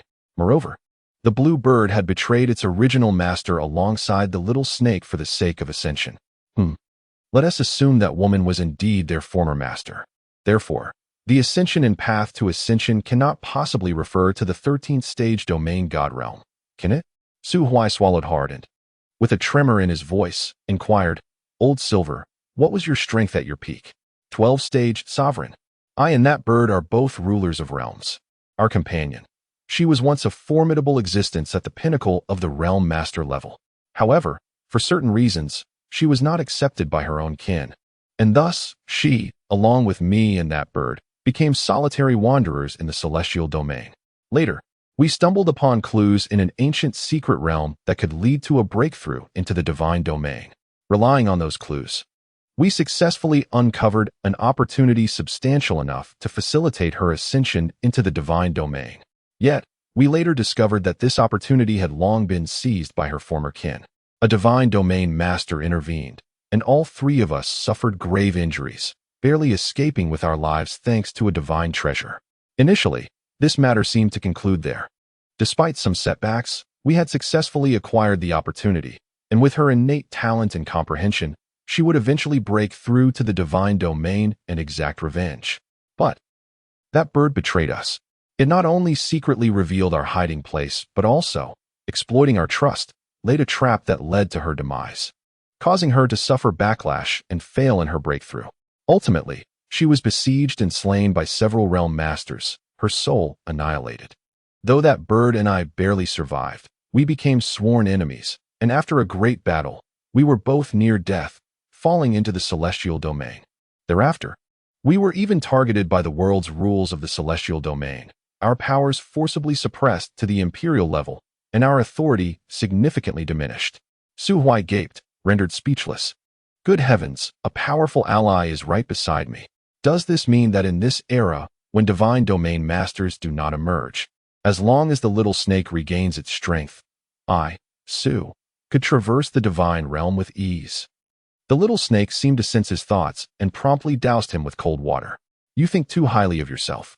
I cannot reveal my true self. Otherwise, Attracting attention from that clan could bring you catastrophic misfortune. Moreover, I believe I mentioned that I am a support-type being, not adept in combat. It's even a bit embarrassing to admit, in one-on-one combat, opponents of the same level can easily overpower me, and even those slightly weaker can match me evenly. The truth is out, I am rather weak. Su Huai, you should consider this. If we were inherently invincible, why would we need to seek companions? My apologies, I will strive to grow stronger. Su Huai sighed, having thought he could rely on a powerful ally and take it easy, only to discover that this ally is merely a decoration. Ultimately, he must become formidable on his own. The little snake blinked. It indeed was not skilled in battle, yet there was one thing it did not articulate. As long as it remained alive, its host could never perish. Do you understand the significance of time-related authority? Do you comprehend the value of the cycle? Having regained a portion of its strength, the 9 serpent scales that symbolize authority have restored 3, signifying that even if Su Huai were to perish in the divine realm, as long as the one who slays him possesses power no greater than that of a juvenile serpent, he could forcibly return Su Huai to a fixed point in time. The revival card with a save function is quite remarkable. Well, do not be too disheartened, one voice chimed in. Let us return to the fragment of source crystal in your possession. Su Huai poked the dark bean nestled in his palm. Is this item truly precious? I sense it does not harbor much energy. This crystal merely contains a portion of the spiritual energy that the black tiger absorbed from the genuine source crystal, resulting in the mutation that formed this pseudo-source crystal within its brain. The formation of this pseudo-source crystal occurred quite rapidly, indicating that the true source crystal cannot be far from here. Locate it, and you shall reap great rewards. Absorbing even 1/10 of it will allow you to effortlessly ascend to the late stage of the imperial realm. Su Huai, in a moment of shameful temptation, felt a stirring within. He knew his own circumstances best. Su Huai was undoubtedly not a prodigy. Even though his spiritual root level had risen, it merely elevated his potential. His aptitude for cultivation remained severely lacking. If he were to rely solely on a methodical approach, accumulating progress bit by bit, it would likely take him hundreds, if not thousands, of years to hope for a breakthrough to the 11th level of the National Guardian realm. This is assuming the abundant spiritual energy of the divine realm persisted. He squeezed the pseudo-source crystal in his hand, his gaze flickering uncertainly. When he had extracted this crystal from the black tiger's brain, Captain Jean had been present and appeared completely unfazed by the emergence of such a small crystal core within the black tiger's mind. Thus, it could be inferred that Captain Jean was not encountering this type of pseudo-source crystal for the first time. I should seek him out for further inquiries. Chapter 127. The migration plan beneath the sprawling ancient banyan tree. Captain Jean lowered his head, softly recounting the recent events to the village chief. The chief gazed up at the grayish-brown tree, his eyes reflecting a profound sorrow. There is no need to dwell on the grief of the departed. Brother Yuanchong, Uncle Nan's death is not your fault. It is simply, the banyan has withered for over 40 years, having sheltered us during that time. And now its remaining strength is nearly dissipated. The protective barrier at the periphery has faded, its power contracted, allowing malevolent spirits to invade our village, leading to the villagers' demise. This serves as a warning. We must relocate. Captain Jean parted his lips, gripping the short spear tightly. As black rainwater trickled down his face, his expression shifted from sorrow to anguish, ultimately transforming into a profound sense of helplessness. Is it truly so difficult to simply survive? Chao Jiashue turned to him, extending her delicate hands to gently caress Jean Yuanchong's somewhat rough visage. Indeed, merely existing has become a formidable challenge. Yet, we have no other choice. Our ancestors entrusted the villagers to our forebears, who, on their deathbeds, entrusted them to you and me. From the inception of our tribe to this day beneath the banyan, this is our responsibility. Let us refrain from informing all the villagers about the migration for now. They possess the right to remain ignorant, and there is no need to plunge them into panic prematurely. Prepare the guard team. In no more than a month, we shall embark to a safer realm. Jean Yuanchong gritted his teeth, unable to meet Chao Jiashue's gaze. The overall strength of humanity is not insignificant among the myriad races in the divine realm. Yet after enduring the chaos of ancient times and losing their exalted ruler, we have become fragmented. The various empires are preoccupied with their own clan's interests. paying little heed to those of us, the scattered remnants, struggling in the wilderness. Villages like Banyan Village, relying on unconventional methods to survive, are not rare. Yet most merely exist day by day. No one knows whether tomorrow or calamity will arrive first. That outsider, who managed to pursue and slay a spectral tiger in the night, possesses strength that is at least on par with mine. Can we seek his assistance for this migration? Upon hearing Captain Jin's words, Chao Joshua nodded slightly. If he is willing, that would be splendid. However, what reason does he have to aid us? I want that orange tree in your courtyard. Su Huai emerged from the shadows, a subtle smile gracing his lips as he beckoned to Jin Yuanchong. Su Huai had never intended to play the part of a cunning predator. He never concealed his strength when it was necessary, as long as it did not compromise his plans. According to the little serpent, revealing his imperial realm strength might attract the attention of the local lord, leading to expulsion or even pursuit. Yet, merely exhibiting the prowess of a ninth-tier venerable would pose no issues at all. In the realm of the esteemed, with a measure of caution, one can traverse the wilderness even in daylight. Beneath the banyan tree, the two individuals displayed no overt signs of wariness towards the sudden appearance of Su Huai. Chao Joshua offered him a smile, stating, if Mr. Su could remove that tree, I would have no objections. Su Huai rubbed his hands together, responding, that is indeed your assertion. Jin Yuanchong regarded Su Huai, pursing his lips. Regarding my recent conversation with the village chief. Apologies, but your voices were rather audible, and I inadvertently overheard everything. Oh, I even saw her caress your face. Jin Yuanchong turned his head away, concealing the embarrassment on his countenance from Su Huai. However, Chao Joshua remained unfazed by Su Huai's jest, standing under the moonlight with a gentle smile gracing her features. On behalf of all the villagers of Rongxiao Village, I extend my heartfelt gratitude for Mr. Su's generous assistance. It is getting late. Tomorrow, I shall prepare a breakfast feast and invite you to the courtyard for further discussion, if that pleases you. That sounds agreeable. Chao Joshua nodded, turning her gaze towards Jin Yuanchong. Captain Jin, would you kindly escort Mr. Su back to rest? Certainly. Captain Jin signaled to Su Huai and then led him towards the nearby courtyard. He retrieved a blank wooden plaque inscribed with Su Huai's name, and hung it alongside his own name on the door, leaving the gate ajar.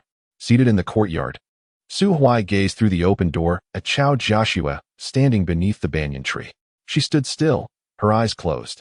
In his view, countless gray-green threads emanated from her, intertwining with the lifeless ancient tree, as though engaged in a sacred ritual. He sensed the aura that had once enveloped the village contract significantly. Is this the power of totems?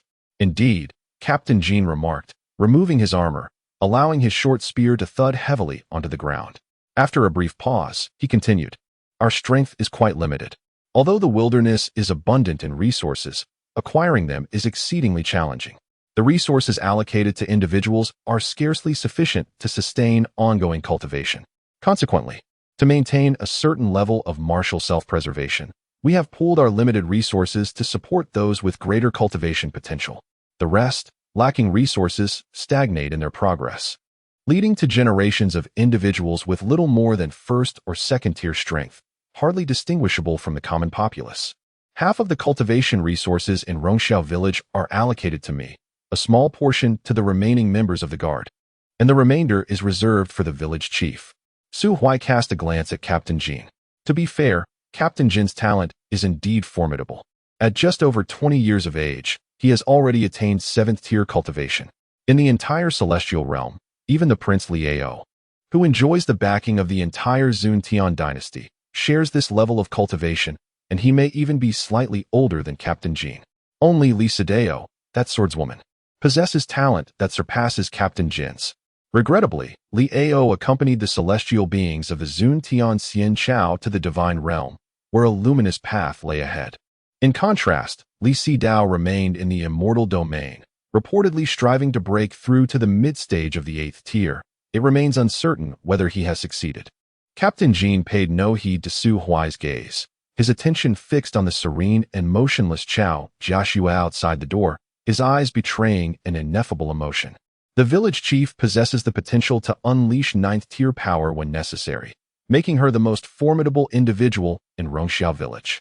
Yet, her strength is not inherently her own. It derives from the lifeless banyan tree.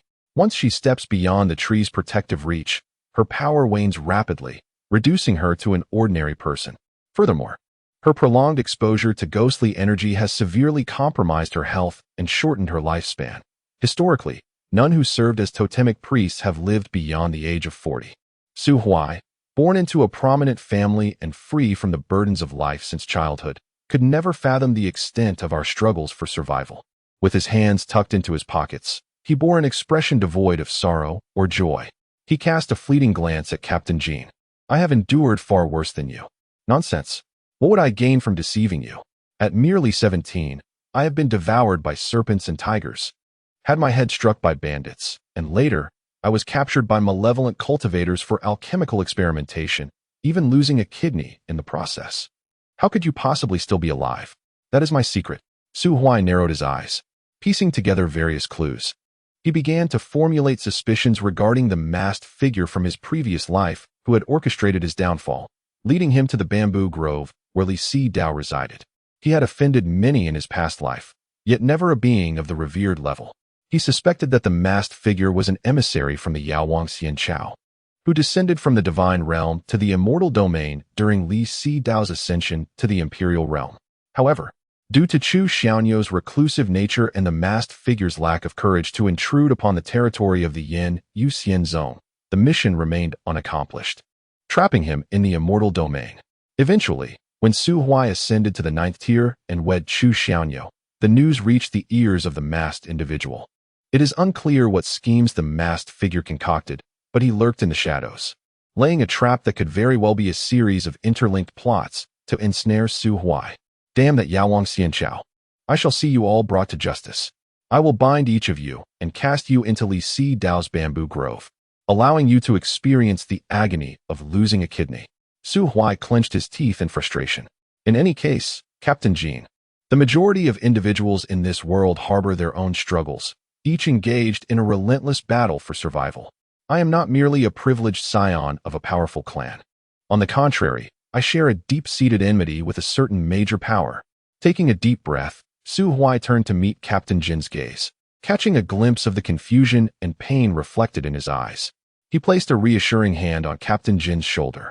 "We all possess our own compelling reasons to grow stronger. There is no need to blame fate or succumb to despair. All the misfortunes in the world stem from the inadequacies of the individual involved. Once you attain sufficient strength, everything will unravel effortlessly." Captain Jean, imbibing the motivational words from Su Huai, felt a jolt of energy course through him, his gaze infused with newfound resolve. He murmured to himself, "All of life's discontent arises from personal inadequacy." Inadequacy. Indeed. Thus, Su Huai produced a pseudo-origin crystal, no larger than a mung bean. "Captain Jean, might you recognize this object?" Although Jean Yuansheng was momentarily taken aback by Su Huai's abrupt shift in conversation, the sight of the black crystal core prompted him to instinctively retrieve 2 identical black beans from his pocket. "This is a mutated crystal core unique to the specters found on a cliff in the west. It is more readily absorbable than typical specter cores." "The Western Cliff?" Su Huai immediately perked up. "Do you know the exact location?" Chapter 128. The eccentric merchant leading the camel. Captain Jean nodded. "I once contemplated relocating the villagers to that secluded cliff, as it offered ample concealment. However, I ultimately abandoned this notion, considering the lack of sufficient resources there to sustain the villagers."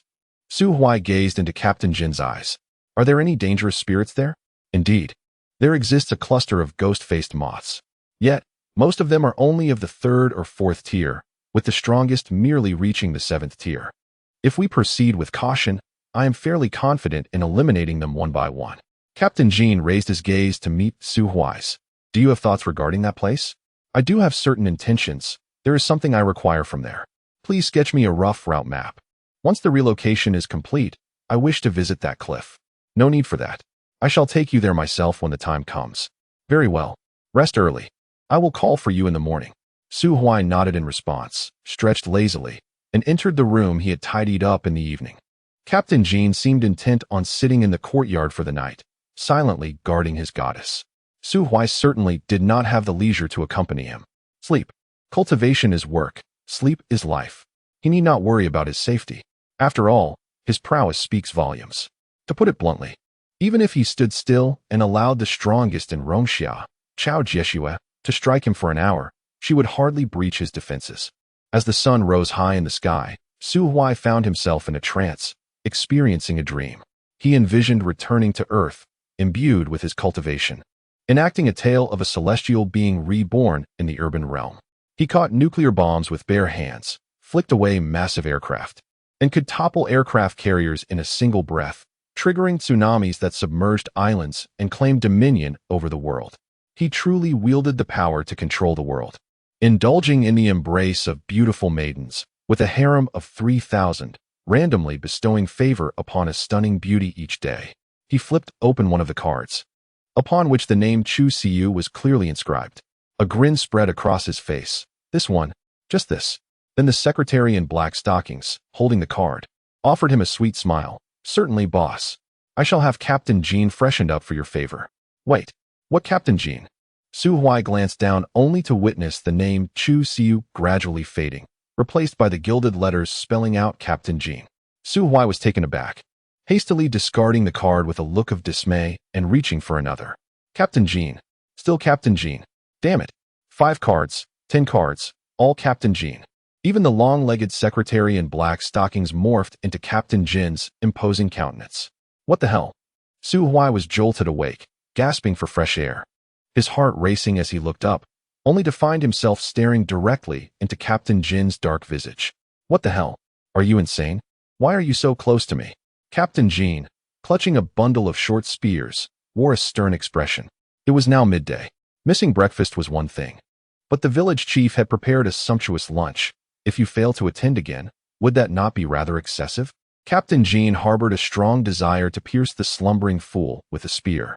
His goddess had toiled throughout the night and risen early to prepare the breakfast feast, only for Su Huai, the guest, to sleep until noon and miss the appointment. Had it not been for the necessity of relying on this individual to ensure the villagers' safety during their migration, he would have already dispatched this lazy dog with a spear.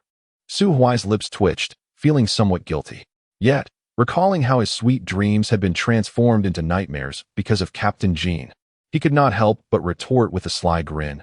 Captain Jean, in the future, please keep your distance while I sleep. Even if you must wake me, do so from afar. Captain Jean was momentarily taken aback. Why? Because I might just kill in my dreams. Who knows? One day I might just take aim at you.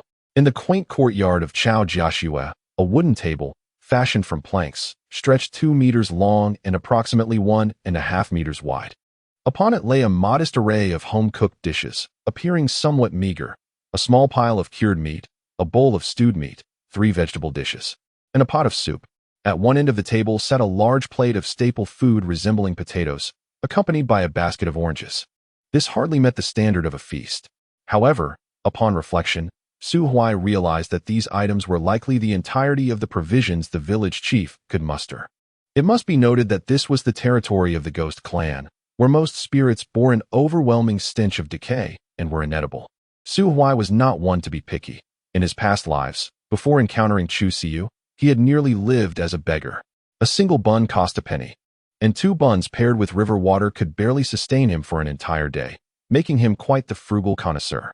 At the dining table, Chao Jieshue informed Su Huai that following her morning discussion with Captain Jean, it was decided that the village would migrate to Dunyu Village, situated over 200 miles away. The totem of Dunyu Village was a living 9th-tier fairy bird, whose ancestors had once saved its life. Thus the fairy bird, being a spirit, willingly assisted Dunyu Village. If feasible, Captain Jean aimed to lead all the villagers into Dunyu Village, and subsequently, he and Chao Jieshue, the former village chief, would venture into the great city beyond the wilderness. Otherwise, they would remain trapped in the wild, deprived of sufficient resources for cultivation, and his future would be glaringly bleak. Su Huai held little interest in such matters.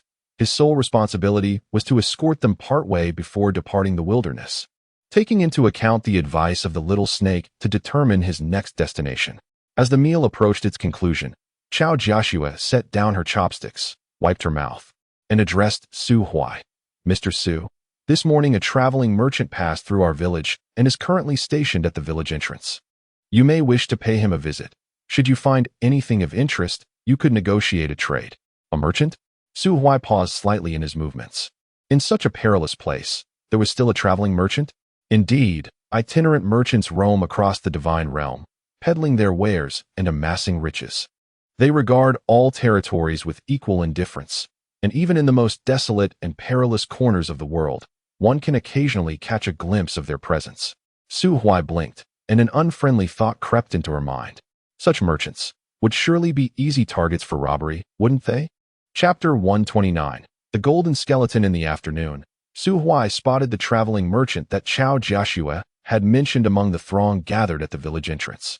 It was a humanoid skeleton of a golden hue, standing approximately 1.23 meters tall, with an oversized head and deep blue flames flickering in its eye sockets. Motionless at the village's threshold, it was tethered to a similarly golden little camel, which bore two resplendent chests on its back, exuding an air of opulence. People from Nine Treasure City? The voice of the little snake echoed in Su Huai's mind, prompting him to halt abruptly, gazing at the skeleton from a distance. Nine Treasure City? Nine Treasure City is the gathering place of the Golden Skeleton clan, it explained. They are the wealthiest race in the entire divine realm. Neutral and averse to conflict. Su Huai blinked, keenly sensing the aura around the skeleton, and discerned that it emanated only a power fluctuation of 2 or 3 levels. It seemed rather weak. Yet, if it were truly that feeble, how could it wander the lands of the divine realm unscathed until now? Weak? Hee. Try to steal from it, and see what happens, the little snake retorted. In no time, the seal would be lifted. Su Huai stroked his chin, pondering the implication. So, as long as he didn't attempt to seize anything, he'd be fine? Indeed. The Golden Skeleton clan is said to have been created by the progenitor of the Golden Skeletons, inherently flawed. As long as they do not ascend to the Realm Lord level, their intelligence remains in a primitive state, governed solely by basic instincts. In other words, as long as you don't touch those chests or initiate an attack, it will remain a neutral entity. What, then, was the strength of this Golden Skeleton? Stronger than you. Captain Jean, standing behind him, noticed Su Huai's sudden pause and placed a reassuring hand on his shoulder. What's wrong? Didn't you say you wanted to see what the merchant was selling? Why have you stopped? Coughing lightly, Su Huai replied, It's nothing. Just remembered I don't have much money on me. No need for money, Captain Jean interjected, glancing towards the merchant at the village entrance. They accept anything of value in exchange for universally recognized currency throughout the divine realm. In truth, people from remote areas like ours can hardly afford the goods they carry. We are more often sellers, exchanging items we temporarily do not need for currency. You'll understand if you go take a look. In Rongxiao village, the local populace was known for their simplicity. Currently, it was not the busy farming season.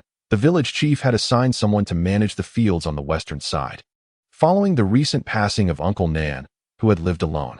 Thus, no one had yet noticed the unusual happenings within the village. The villagers busied themselves with their usual tasks, with many idlers gathering at the entrance to observe the merchant. Upon noticing the unfamiliar face of Su Huai, they exchanged glances and whispered amongst themselves. However, with Captain Jean accompanying him, the villagers mostly displayed kindness, some of the elder folk even raising their hands to greet him. Su Huai responded with a smile to each of them. The onlooking villagers willingly parted to make way for the two. The golden little skeleton lifted its head, the blue flames in its eye sockets flickering as if it were observing Su Huai. After a brief moment, it patted the camel beside it, then removed a box from the left side of the camel, opening it and placing it before Su Huai. It surprisingly believed that you could afford the items contained within. Captain Jean raised an eyebrow, looking at Su Huai with astonishment. A glimmer of interest sparkled in Su Huai's eyes. How did this little skeleton evaluate the assets of its clients? Was it based on their cultivation level? Or could it see through storage rings, directly detecting the value of the items I carried? If it were the latter, such an ability would indeed be rather terrifying. He crouched down to examine the contents of the box. The items were sparse. A cloak, a scroll, a mask, and an unremarkable stone token. Next to the items were inscribed lines of small characters, likely providing basic information about them. Night Demon Cloak, Imperial Artifact, crafted from the skin of the Night Shadow Demon of the Imperial Realm, possessing complete concealment effects in the dark, impervious to those below the realm of the Lord.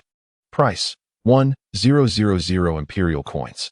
Note, The cloak's material is sourced from a member of the Night Shadow Demon royal family, if discovered by the demon race. The user may provoke a pursuit by the Night Shadow Demon clan. Night Walking Technique. Basic spell. A special concealment technique refined from the soul of the Night Shadow Demon of the Imperial Realm. Price: 100 Imperial coins. Note: those with dominion over the element of darkness can learn it at double the efficiency and effect. Night Demon Mask. Special item. Made from the blood and skull of the Night Shadow Demon of the Imperial Realm. Wearing it allows one to disguise as a Night Shadow Demon. Undetectable below the national boundary. Price: 200 Imperial coins. Note: the mask's material is sourced from a member of the Night Shadow Demon royal family. If discovered by the demon race, the user may provoke a pursuit by the Night Shadow Demon clan. Chaos City Pass. Outer. Special item. This token grants entry to the outer city of Chaos City.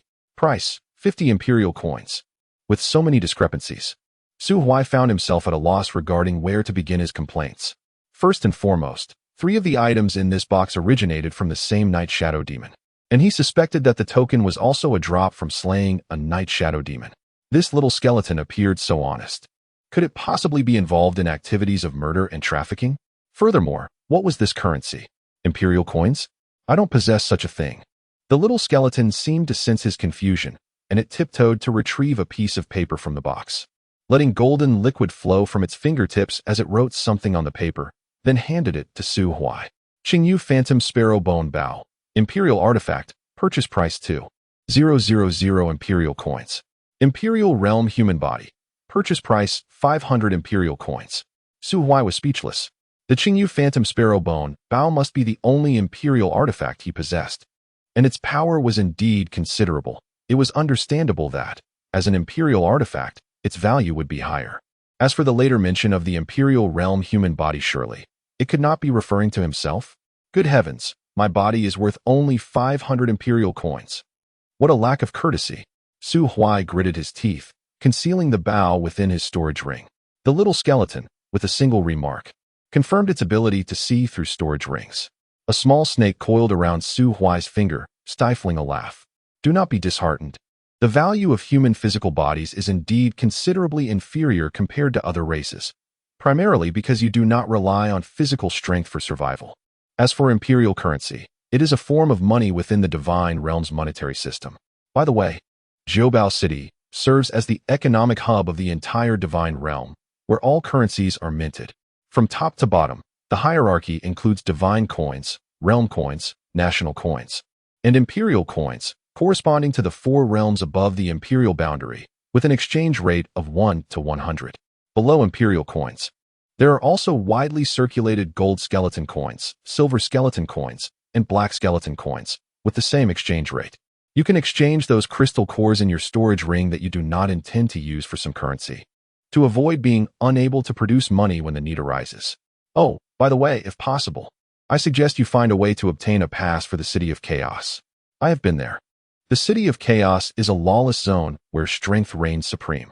It is a melting pot of various races, making it an excellent place for you to develop. Su Huai nodded subtly, then retrieved a large handful of magical cores and ghost crystals from his ring, piling them before the little skeleton. He was always a frugal man. He had accumulated a plethora of crystal cores from the various magical beasts and ghostly entities hunted in the immortal domain, ranging from the 3rd to the 9th tier. A considerable heap was assembled. The little skeleton glanced at Su Huai with a barely perceptible expression of disdain before it snapped shut its small box and squatted down to begin counting the crystal cores. After a brief moment, it opened its little backpack, stuffed all the crystals inside, and handed Su Huai a small pouch of coins. 14 imperial coins, around 80 gold coins, 6 silver coins, and 17 black skeleton coins, truly meager. Not insignificant. Materials below the imperial tier are inherently valueless. In the future, when hunting magical beasts or ghosts, try to preserve their physical forms intact. Su Huai pursed his lips as he regarded the little skeleton, his eyes glinting with a sudden idea. He pulled out several reserved spirit stones and began to arrange them around. The little skeleton stood motionless, observing Su Huai for a while before losing interest and averting its gaze. Its intelligence was limited, adhering only to the most basic rules. As long as Su Huai did not attack it, it would not perceive him as an enemy, remaining forever a harmless third-tier skeleton. Captain Jean, watching from the side, felt his heart race. Su Huai was actually setting up a formation. Moreover, it was a formation of considerable rank. Captain Jean himself had no confidence in dismantling it after inspecting it. Wait, if Su Huai could arrange high-level formations, then why were they still relocating? If only Su Huai could set up several formations, preferably a few ninth-tier great formations, then even if the residual power of the Rong ancestor was exhausted, their village beneath the banyan tree would be secure. Captain Jean felt a surge of excitement, but soon this exhilaration was doused as if by a bucket of cold water, and his gaze dimmed once more. He suddenly realized that with the resources and heritage of Rongxiao village, it was utterly impossible to afford the materials needed for an advanced formation, nor could they pay the cost for Su Huai to set it up. Although Su Huai appeared to possess considerable wealth, the funds he had from trading with merchants were certainly sufficient to protect the great array of Rongxiao village. Yet, why would he extend such assistance to them? Captain Jean was not a fool, nor did he possess the audacity to engage in moral coercion. His encounter with Su Huai was merely serendipitous. The fate of Rongxiao village and its inhabitants was of no concern to him. It was unreasonable to expect someone who had merely stayed in the village for a few days to devote everything to its salvation. What nonsense! Meanwhile, Su Huai brushed the dust from his hands, rose to his feet, and flashed a grin. The earth-binding array was complete. Merchants? Huh. Best leave your little shop at the village entrance. Without my permission, you shall not venture elsewhere. Chapter 130. The hands of the swamp having completed the formation, Su Huai leaned against the side and began contemplating how to amass wealth. The token for the City of Chaos was priced at 50 imperial coins.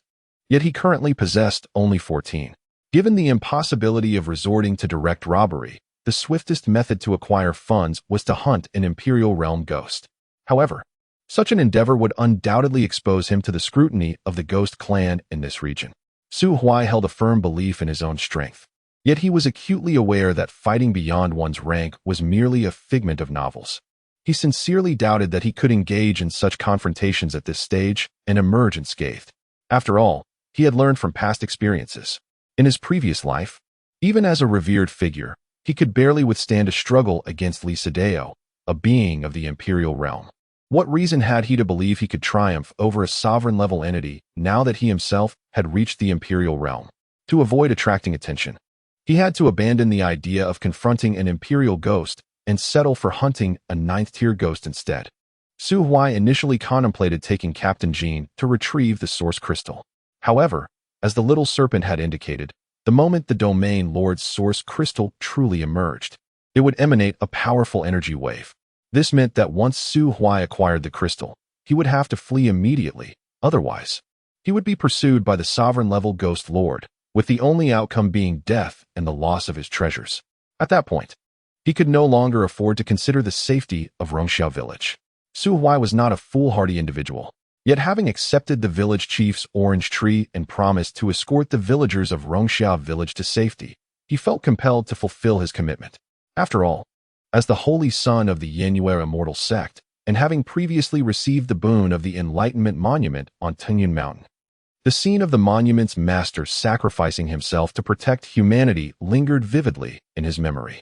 While he could not bring himself to embrace martyrdom, providing protection to some mortals within his means was certainly within his capabilities. Su Huai was a person of conscience. Moreover, the little serpent had yet to ascertain the current state of the divine realm and had not solidified the next course of action, requiring some time to recuperate in a secluded area of the wilderness. Patience was key. There was no rush for him. With this tranquil mindset, Su Huai departed the village in the afternoon, making his way to the marsh he had previously avoided. The hands of the swamp, a collective of ninth-tier entities. Previously, Su Huai had been reluctant to provoke such loathsome and troublesome ghosts. Yet now, he found himself with no alternative. The hands of the swamp, composed of decayed leaves, mud, filth, and rotting corpses, belonged to a category of lazy territorial spirits. They thrived in the mire, existing in a liminal space between the living and the dead. All objects that fell into the swamp, whether sentient or not, became their sustenance. However, the formidable price of their existence was a lack of intelligence. They could never ascend to the imperial tier, their intellect stunted at the level of a 5- or 6-year-old child. Furthermore, due to their singular method of attack, Solitary hands of the swamp were often easy prey for other spirits.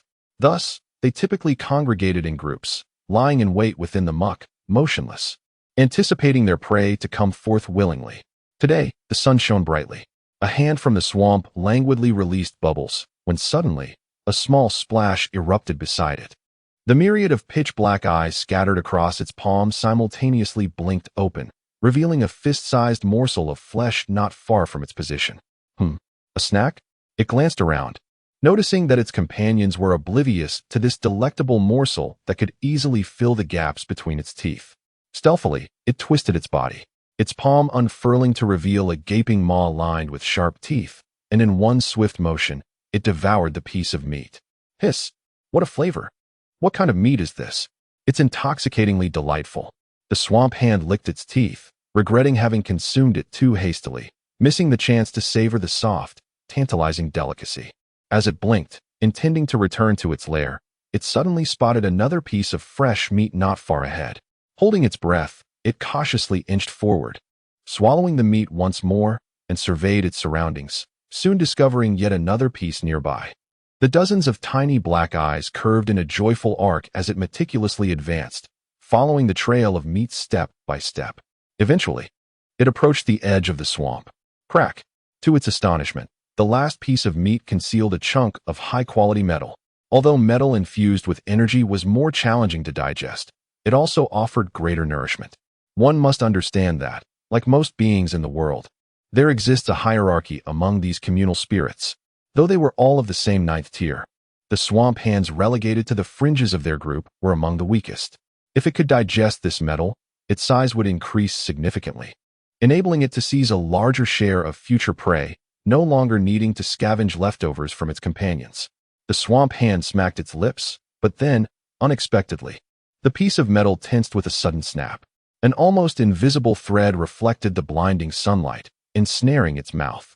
Then, accompanied by an irresistible force, it was yanked ashore, far from its beloved mire. No. Yame dot. With a swift thrust, a blade pierced its palm, and the rampant spiritual energies surged wildly, causing the swamp hand to thrash a few times before succumbing to its demise.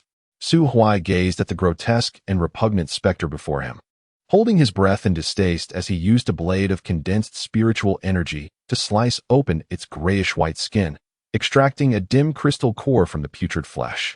TSK. One wonders whether the remains of this creature, that mere skeleton, hold any value. Of little worth.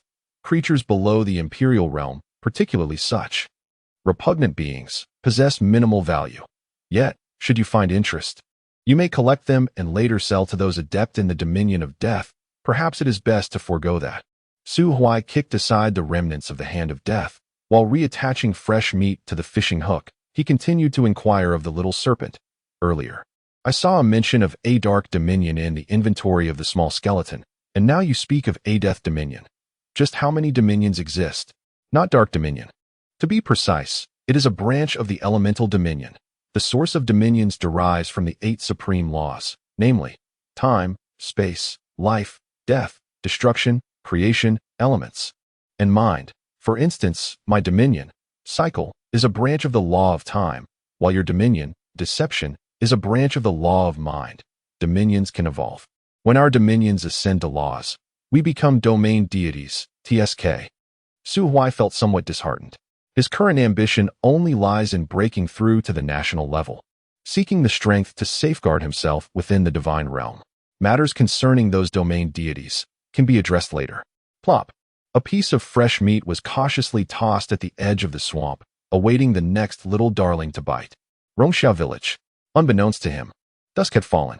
The blue flames in the golden skeleton's eyes flickered for a moment as it rose, bent down to lift the wooden box from the ground, and with a snap, secured it back onto the camel. With its little satchel in tow, it led the camel onward to the next village. A seasoned merchant never lingers at the same stall overnight. It is the nomadic spirit of the skeleton. Crash! The little skeleton suddenly collided with an invisible wall. The blue flames in its eyes flickered momentarily, leaving it perplexed about the current situation. As a merchant laden with treasures, each golden skeleton possesses an almost stringent setting. When they first began traversing the continent, some had harbored ill intentions, attempting to exploit a loophole by imprisoning the skeletons, ensuring they remained confined to a single location, serving as a fixed trading point. Some even deranged souls deemed the little golden skeletons adorable, using similar methods to restrict their freedom, keeping them as pets. However, the progenitor of the golden skeleton foresaw such treachery. As a merchant, the progenitor exhibited a certain tolerance towards the act of forcibly detaining traders while one scurries off to gather funds. Yet, for each day spent in the same location, the price of goods would rise by approximately 10. Of course, this tolerance is quite limited. You may allow me to extend the trading period, but you cannot become a deadbeat, nor can you imprison me indefinitely. Each golden skeleton bears a distinct mark. If a wandering merchant remains stationary for over 7 days, the sovereign of the golden skeleton clan will trace the imprint to locate them. With a blunt ferocity, they will annihilate all forces that have imprisoned the golden skeleton merchants, leaving not a single one alive. However, exceptions do exist. Powerful factions that boast sovereign-level beings often have golden skeletons stationed. Although these skeletons are classified as station merchants rather than wandering merchants, the mind of the little skeleton succumbed to a state of paralysis. The assessment of damage presupposes an attack. Yet this barrier offered no counteraction. It neither retaliated against the little skeleton's intrusion nor defended itself. Consequently, it could only lead the camel, repeatedly crashing against that transparent barrier.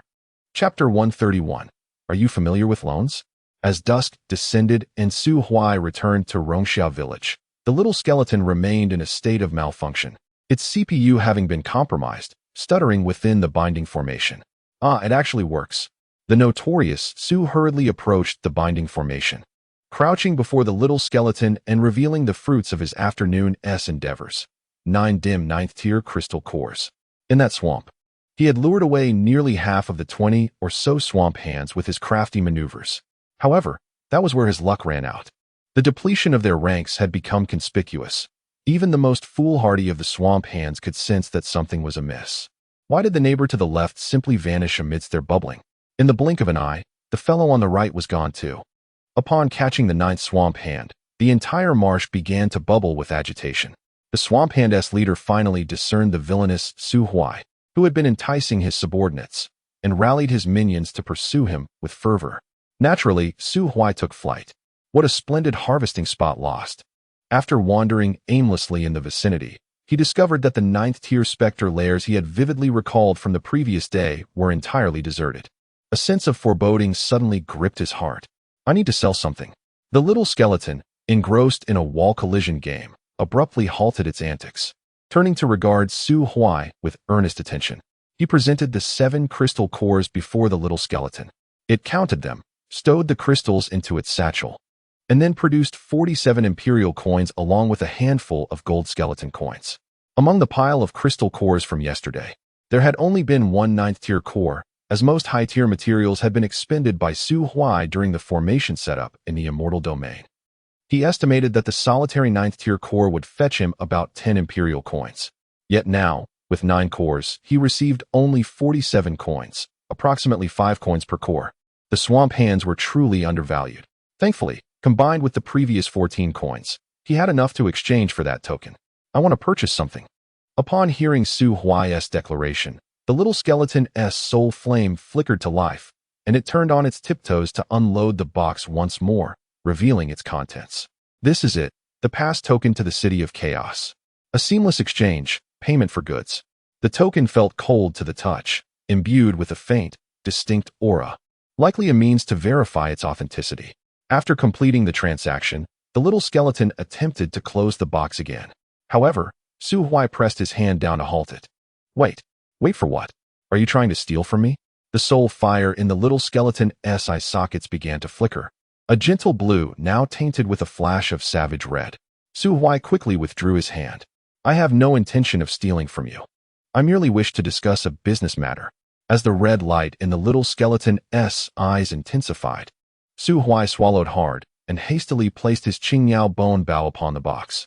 Simultaneously, the insidious hand of deception quietly began to stir. Skull, have you ever heard of lending? The little skeleton paused, noticing Su Huai's intention to engage in a transaction involving the bone bow, and immediately halted its spell.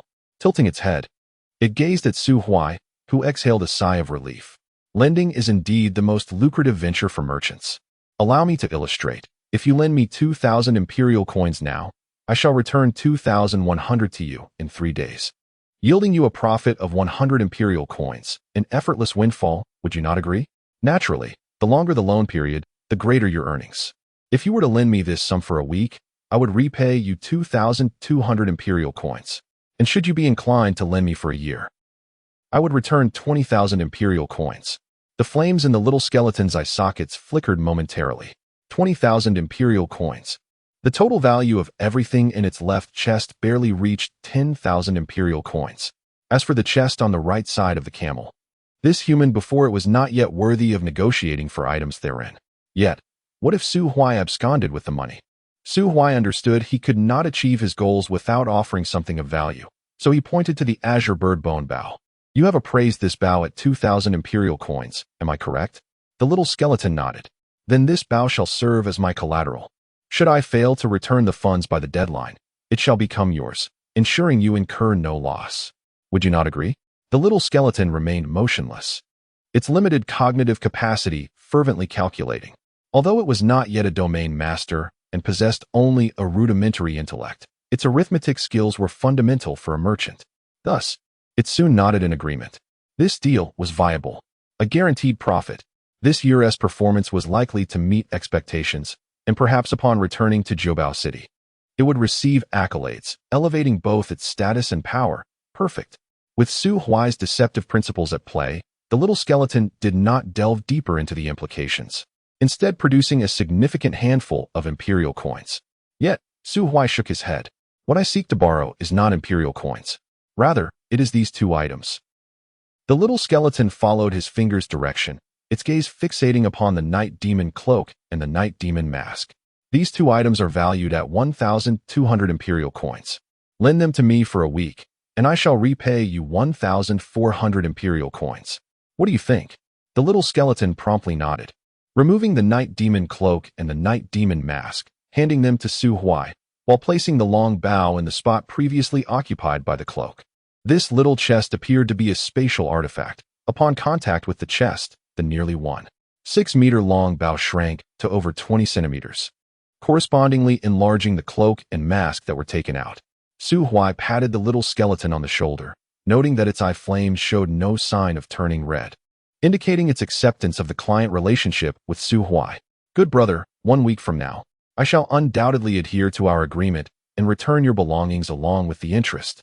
A smile graced Su Huai's face as he turned to head towards his residence in Rongxiao village. With the night demon cloak and mask at his disposal, he could effortlessly masquerade as a creature of the night, venturing out of the village after dusk to explore or hunt. Moreover, the monetary regulations of the Golden Skeleton clan were recognized and circulated smoothly within the divine realm, at least attesting to their credibility. Su Huai harbored no fear of the little skeleton tarnishing his bow. As for the exorbitant interest, Su Huai could only remark that schemes are layered.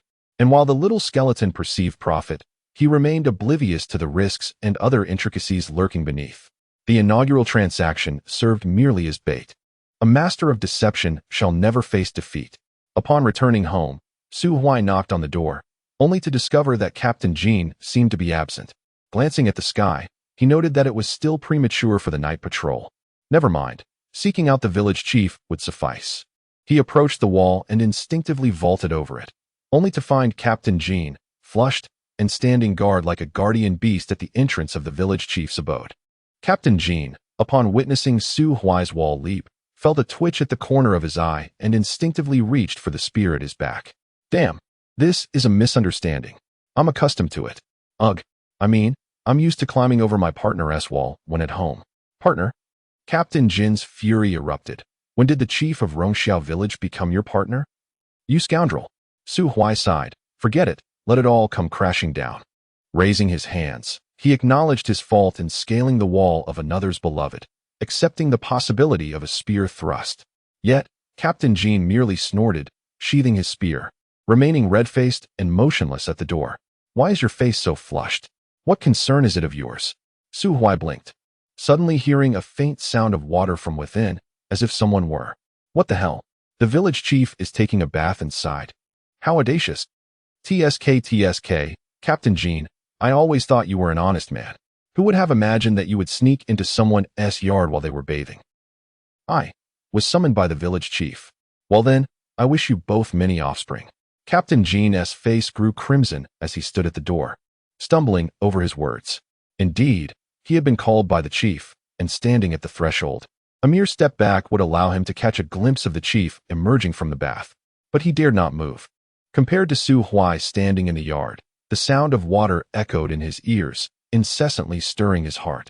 For reasons unknown, since the previous night, the village chief's demeanor towards him had suddenly shifted, becoming bold, leaving him feeling as though he were living in a dream.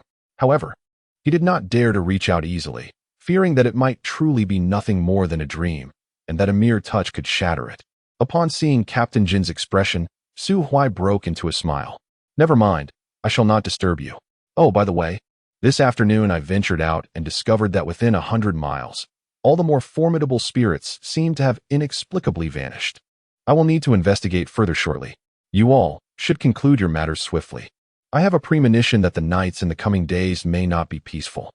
If possible, it would be prudent to notify the villagers to set out early and evacuate this place. Regarding serious matters, Captain Jin's expression turned grave as he furrowed his brow and nodded in agreement. Understood, I will enhance our vigilance. Very well, then I shall take my leave. You, take care in all things. Of course, I am quite afraid of death, yet you. Su Huai winked at Captain Jean. The girls are being so proactive. You must not falter, Captain Jean.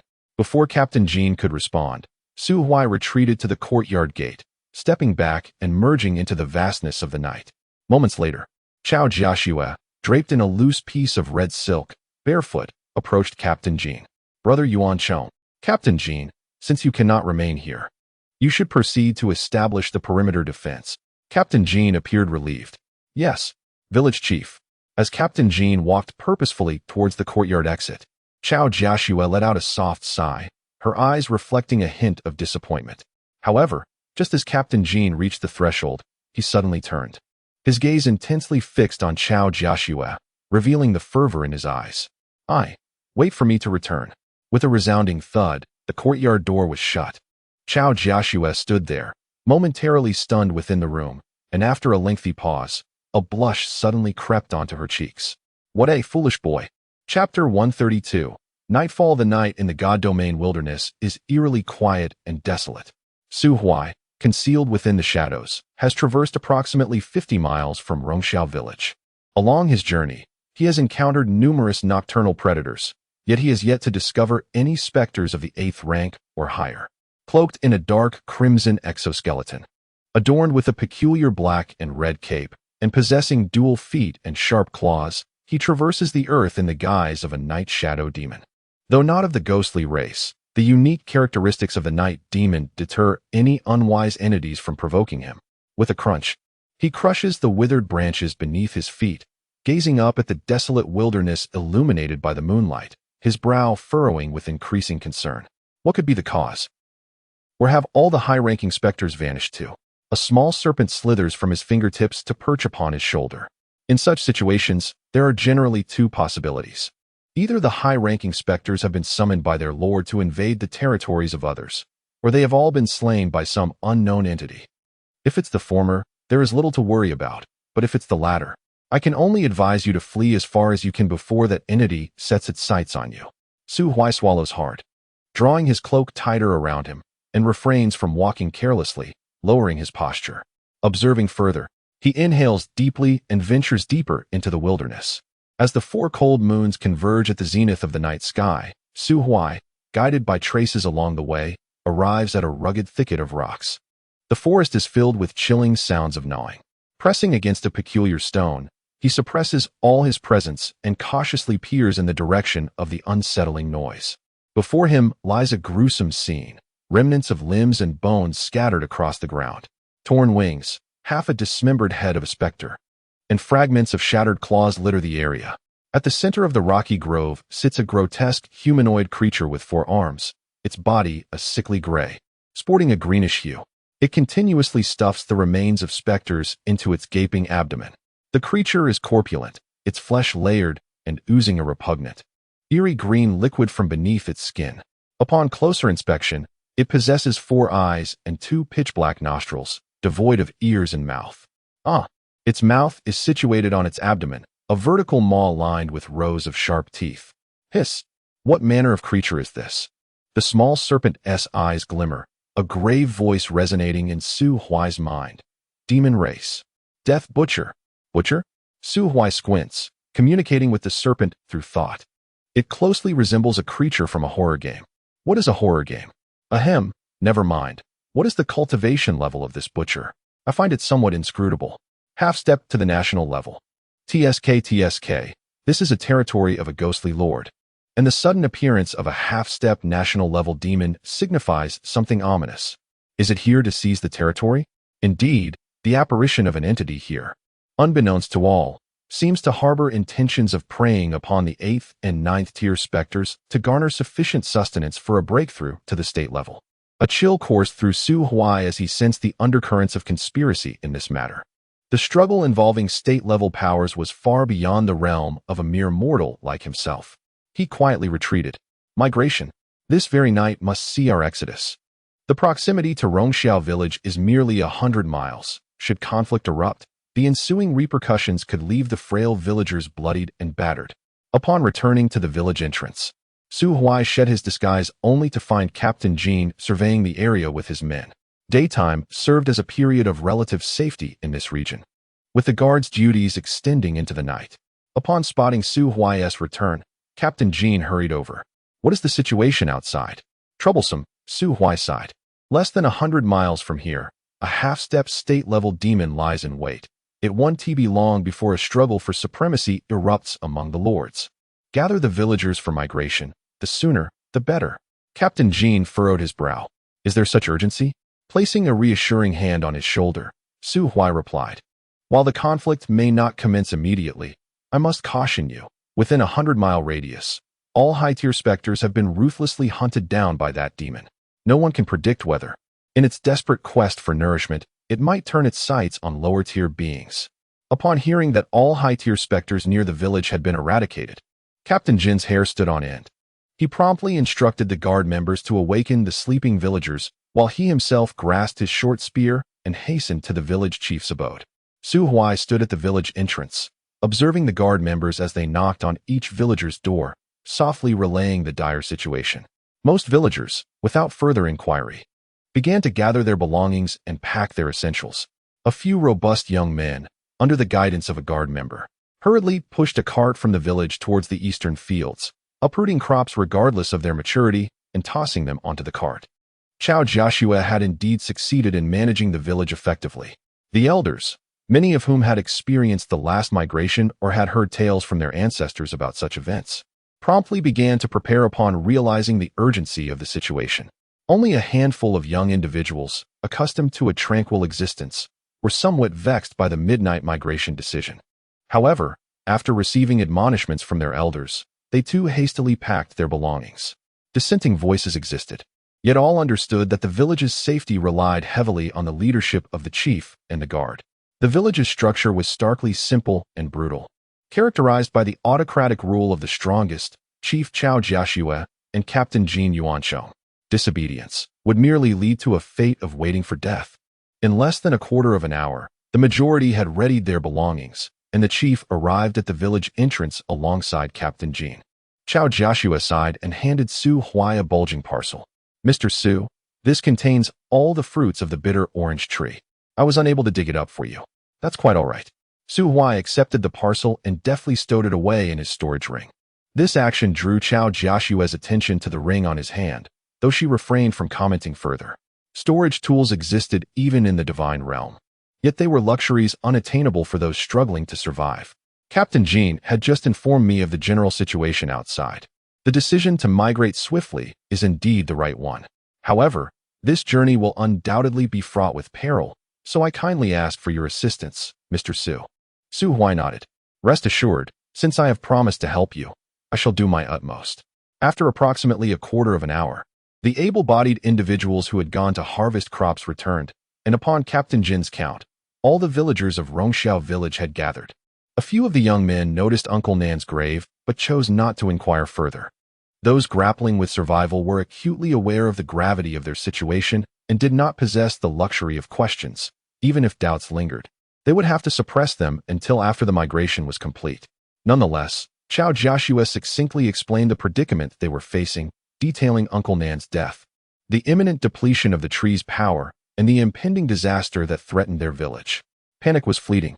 In fact, it silenced those who had previously harbored confusion and discontent regarding the late-night migration, instilling a sense of urgency about the journey ahead.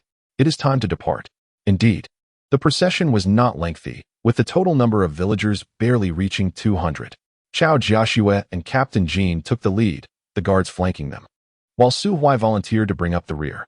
Interestingly, after Su Huai discreetly untied the binding formation, a small skeleton appeared, leading a camel and leisurely trailing behind the migration group. Whether it was merely coincidental or if it intended to await Su Huai's repayment of the loan in a week's time remained a mystery. Chapter 133. Migration. The size of the caravan was immense. Without the concealment provided by the banyan trees, the scent of flesh and blood emanating from the hundreds of human beings was starkly evident in the wilderness. Along the journey, various low-tier specters continuously harassed and attacked them, the majority of which were dealt with by Captain Jean and Su Huai. Interestingly, the little skeleton seemed invisible to the predators lurking in the wild. Even as they passed by, they scarcely cast it a glance. The lineage of the golden skeleton was indeed remarkable. In truth, the villages scattered across the wilderness, though operating independently, were not entirely devoid of interaction. The destination of Chao Jiashue's migration, Dunyang village, stood as the largest human settlement within 1,000 miles. Benefiting from the protection of a ninth-tier specter, an offspring of the imperial specter of that region, few entities dared to disregard its authority. It truly echoed the adage, to thrive in this world, one must possess a formidable background and influence. In summary, Dunyang village had been firmly established for nearly a century, its foundation far more profound than that of most settlements, and its safety far superior to that of Rongxiao village. It was indeed the chosen village of the surrounding 100-mile area, an object of envy for many. Suddenly, as Su Huai listened to the elderly man boasting at the rear of the caravan, the entire procession came to an abrupt halt. He looked up to see a blood-red river, over 10 meters wide, emerging ahead. The blood surged ominously, accompanied by the unsettling sound of claws scraping against stones, a dissonant and jarring noise. Instantly, the caravan fell into disarray. What has happened? Captain Jean firmly held the front line, while Chao Jiashue swiftly made her way to the rear to inform Su Huai of the situation. A river of blood had appeared, inhabited by a multitude of sixth-tier red water specters, at least dozens, possibly including a seventh-tier leader among them. Chao Jiashue, wielding the power inherited from the banyan ancestor, could reach ninth-tier strength when fully unleashed. However, far from Rongxiao village and the remnants of the banyan ancestor, her power had been rapidly dwindling. Currently, she maintained an 8th-tier capability, but if she were to expend her strength here, it was highly likely that she would revert to an ordinary human before reaching Dunyang village. Two choices lay before them. The first was to spend time eliminating all the red water specters in the Blood River, which could result in casualties. The second was to take a detour. The Blood River was not a natural formation. Rather, it had been excavated by the red water specters as part of their territory. Unlike typical rivers, it did not flow endlessly but would abruptly cease after extending a mere 10 to 20 miles. Su Huai glanced around at the dark, desolate wilderness. The Blood River showed no signs of cessation as it meandered toward the distant Black Forest. In this situation, while traversing the open expanse of the wilderness, they could remain vigilant against emerging threats. However, upon entering the thicket, unless Su Huai utilized his celestial power to envelop the villagers, there was no telling whether a lurking danger might suddenly emerge from the underbrush, potentially costing the lives of several villagers. Su Huai furrowed his brow. Please stay here for a moment. I shall proceed ahead to observe that group of red water spirits. Very well, Su Huai replied, as he strolled to the forefront of the line, hands tucked in his pockets. Captain Jean stood resolutely, brandishing a spear, his countenance grave as he faced the ominous creatures lurking in the river. The red water spirits, slender of form, resembled monkeys, with sharp beaks and fangs, their entire bodies adorned with a vivid crimson hue akin to blood. They clutched resilient green water plants as if intent on ensnaring all who dared to venture into the river, dragging them beneath the surface to their watery demise. A cluster of these spirits emerged from the depths, grinning maliciously at the group of villagers. This was the source of their unrest. "What shall we do?" Captain Jean inquired of Su Huai. Ever since Su Huai had exchanged a considerable number of crystal cores with the wandering merchants, both he and Chao Jiashua had come to realize that Su Huai's prowess surpassed their expectations. His strength was at least at the 9th tier, making him the most formidable ally in their migration endeavor. Su Huai raised a hand to signal Captain Jean to remain calm, then gazed curiously at the redwater spirits. These creatures bore an uncanny resemblance to the red-faced legends he had once impersonated in the realm of immortals. He rummaged through his storage ring, retrieving a long and used blood-red mask which he donned. He then produced an iron chain with hooks attached, silently locking eyes with the spirits. Instantly, the redwater spirits ceased their mocking laughter, their clawed hands hovering above the water's surface before they became eerily still, silence enveloping the scene. With a sinister grin, Su Huai leapt into the river with a resounding splash. Captain Jean and the villagers were momentarily taken aback, their expressions frozen in disbelief. The crimson waters erupted in splashes, and soon, piercing screams reverberated from the depths. The redwater spirit's claws emerged momentarily before being dragged back down by unseen forces. Within a short span, Su Huai resurfaced, hauling 5 or 6 redwater spirits along with him, climbing ashore triumphantly. The villagers recoiled in terror, casting bewildered glances at Su Huai, while even Captain Jean instinctively took a couple of steps back. What Su Huai had just accomplished was nothing short of astonishing. Even amidst the chaos of malevolent spirits in the wilderness, he removed the mask, harnessed his spiritual energy to dry his garments, and meticulously arranged the corpses of the redwater spirits along the riverbank. "We may cross now." Captain Jean swallowed hard, glancing at the remaining spirits, who had retreated a mile away, their faces etched with fear. With a twitch of his lips, he raised his hand to give the command. "Cross the river." He was the first to leap into the water, pausing in the center to safeguard the villagers as they crossed. Steeling themselves against their fears, the villagers followed suit, one after another plunging into the water, desperately swimming towards the opposite shore. The redwater spirits stirred restlessly, yet upon catching sight of Su Huai, who was toying with the blood-red mask on the bank, they collectively shivered, rooted to the spot. Those on the shore remained oblivious to the recent events, while the spirits below the surface had witnessed everything with clarity. That demon seized a redwater spirit, pressing it against the stones at the riverbed, mercilessly twisting its fingers until they snapped, contorting its claws into grotesque shapes. As the redwater ghosts emitted their anguished cries, they would immediately have a mouthful of teeth knocked out. Ultimately, their cores would be extracted, leaving their bodies suspended from iron chains, a truly terrifying sight. Su Huai found himself at a loss. The proximity to Huaixia village made him wary, especially after learning that the deceased Grim Butcher was hunting high-level specters. He dared not even release the fluctuations of his own aura at levels 8 or 9. This cursed place was exceedingly perilous. He yearned to swiftly complete his escort mission and abscond with the source crystal. The villagers managed to cross the river without incident. When Su Huai returned to the end of the convoy, an elderly man, oblivious to the previous events, was cheerfully boasting to him, fervently promoting his granddaughter. The old man's granddaughter, seated in the center of the supply cart, appeared no older than 5, sporting 2 exuberant pigtails and a runny nose. What a plight!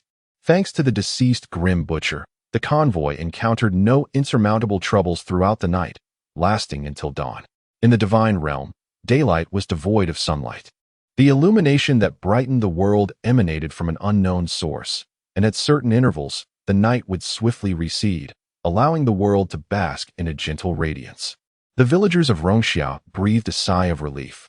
The linear distance from Duhua village to Rongxiao village was a mere 200 miles. After planning a route to circumvent certain dangers, the journey totaled approximately 240 miles. Since their departure from Su Huai yesterday, 3 hours had elapsed, covering over 70 miles. The villagers of Rongxiao, though not accustomed to a life of luxury, were beginning to feel the fatigue in their legs. Even if they were not yet at the point of exhaustion, Chao Jiashua ordered a 1-hour rest. instructing the villagers to massage their legs and directing the members of the escort team with spiritual prowess to alleviate their muscle soreness. Su Huai leaned against a cart, peeling an orange, observing the serious-faced Captain Jean, who, like a sycophant, scampered over to massage Chao Jiaxue's feet. TSK, a real bootlicker. This orange was truly sour. Chapter 134, The Gathering of Alchemical Titans. In the realm of immortals, within the confines of Black Iron City, as Su Huai pondered the sourness of the oranges, Chen Tai, having received Su Chang's permission, finally fulfilled his wish to enter Black Iron City. He took up residence in Su Chang's courtyard alongside Lu Qingmu, the ninth-grade alchemist who had come to extend Su Chang's life. Meanwhile, Chu Siyu continued to reside in Su Huai's modest courtyard. At this juncture, the entire Su family was aware that this somewhat shy and timid young woman was none other than the esteemed matriarch of the Su clan.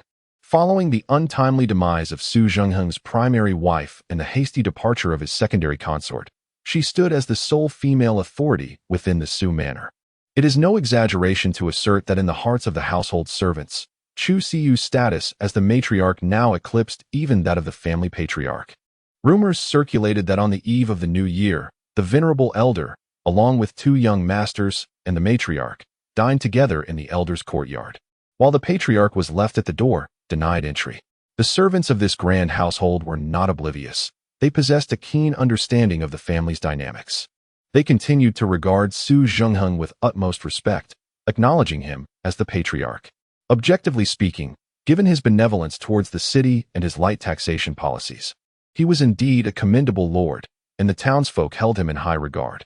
Yet, they were acutely aware that although the patriarch had not yet relinquished his position, the family's fortunes no longer resided with him. Have they not observed that no guests have sought an audience with the patriarch in recent days? During the New Year festivities, the ruler of the Great Yin Dynasty visited Black Iron City, unperturbed by being halted at the city gates, bearing carts laden with gifts, and inquired after Su Huai and the illustrious Su Xingzi. The majority of the gifts listed were meant for the elder and the young masters, with only a token few designated for the patriarch. It was evident that those influential figures closely aligned with Black Iron City were somewhat aware of the Su family's circumstances, understanding the discord between the patriarch and the eldest son. This was their subtle declaration of allegiance. Su Zhengheng, having come to terms with his situation, recognized that he could blame no one but himself for the predicament he found himself in. He chose to confine himself to the main hall, preemptively resolving troublesome administrative matters, preparing to transfer power to Su Chang'e, and then embark on a journey across the realm of immortals. In Su Huai's quaint courtyard, a young girl clad in a light azure disciple's robe followed a familiar path to the small courtyard where she once worked. Cheng Xiaohe felt a flutter of nervousness within her. She had already heard from Aunt Lu about the young master's return with his companion. Although she experienced a fleeting pang of disappointment, she quickly composed herself. Her visit held no ulterior motives. She was merely curious about the girl who had been lured back home by the young master, and, spurred on by her master, she sought to engage in discourse with the junior disciple of the chief alchemist of the Yin Yu immortal sect. Lu Qingmu, the elderly alchemist, was well aware of the affections his young disciple harbored for Su Huai. Having taken Cheng Xiaohe as his apprentice, she was, in a sense, his granddaughter. Learning that Su Huai had brought Chen Tai's junior disciple home stirred a twinge of discontent within Lu Qingmu. At the tender age of 16 or 17, both having recently embarked on the journey of alchemy, and under the tutelage of esteemed mentors, I find myself a rank above Chen Tairu, that insignificant 8th-grade novice. How could my disciple possibly be inferior to others? Go forth, my apprentice. The time has come for you to prove your worth. Alas, Cheng Xiaohe's submissive nature destined her to lack the ambition to vie with others. She acknowledged her feelings for the young master, yet they had not escalated to the point of destruction or the dark, obsessive infatuation that often accompanies unrequited love. She raised her hand and knocked on the courtyard door. Who is it? Elder young master. Cough, cough, senior sister Chu.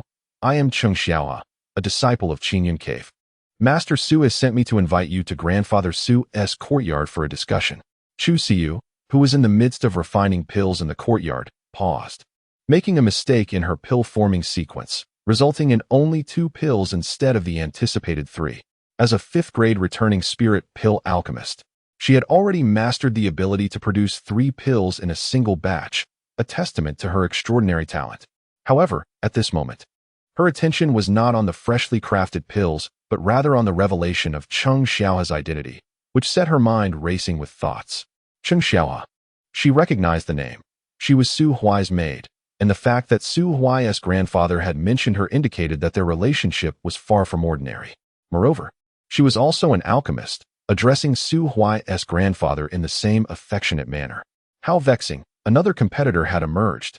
Chu Siyu clenched her fists, packed away the pills, and stowed the alchemy furnace before hastening to the door, opening it with a decisive motion. The 2 young women stood face to face for the first time, assessing one another. One adorned in the disciple robe of the sect, ethereal and otherworldly in presence, the other clad in a vibrant floral coat purchased by Su Huai.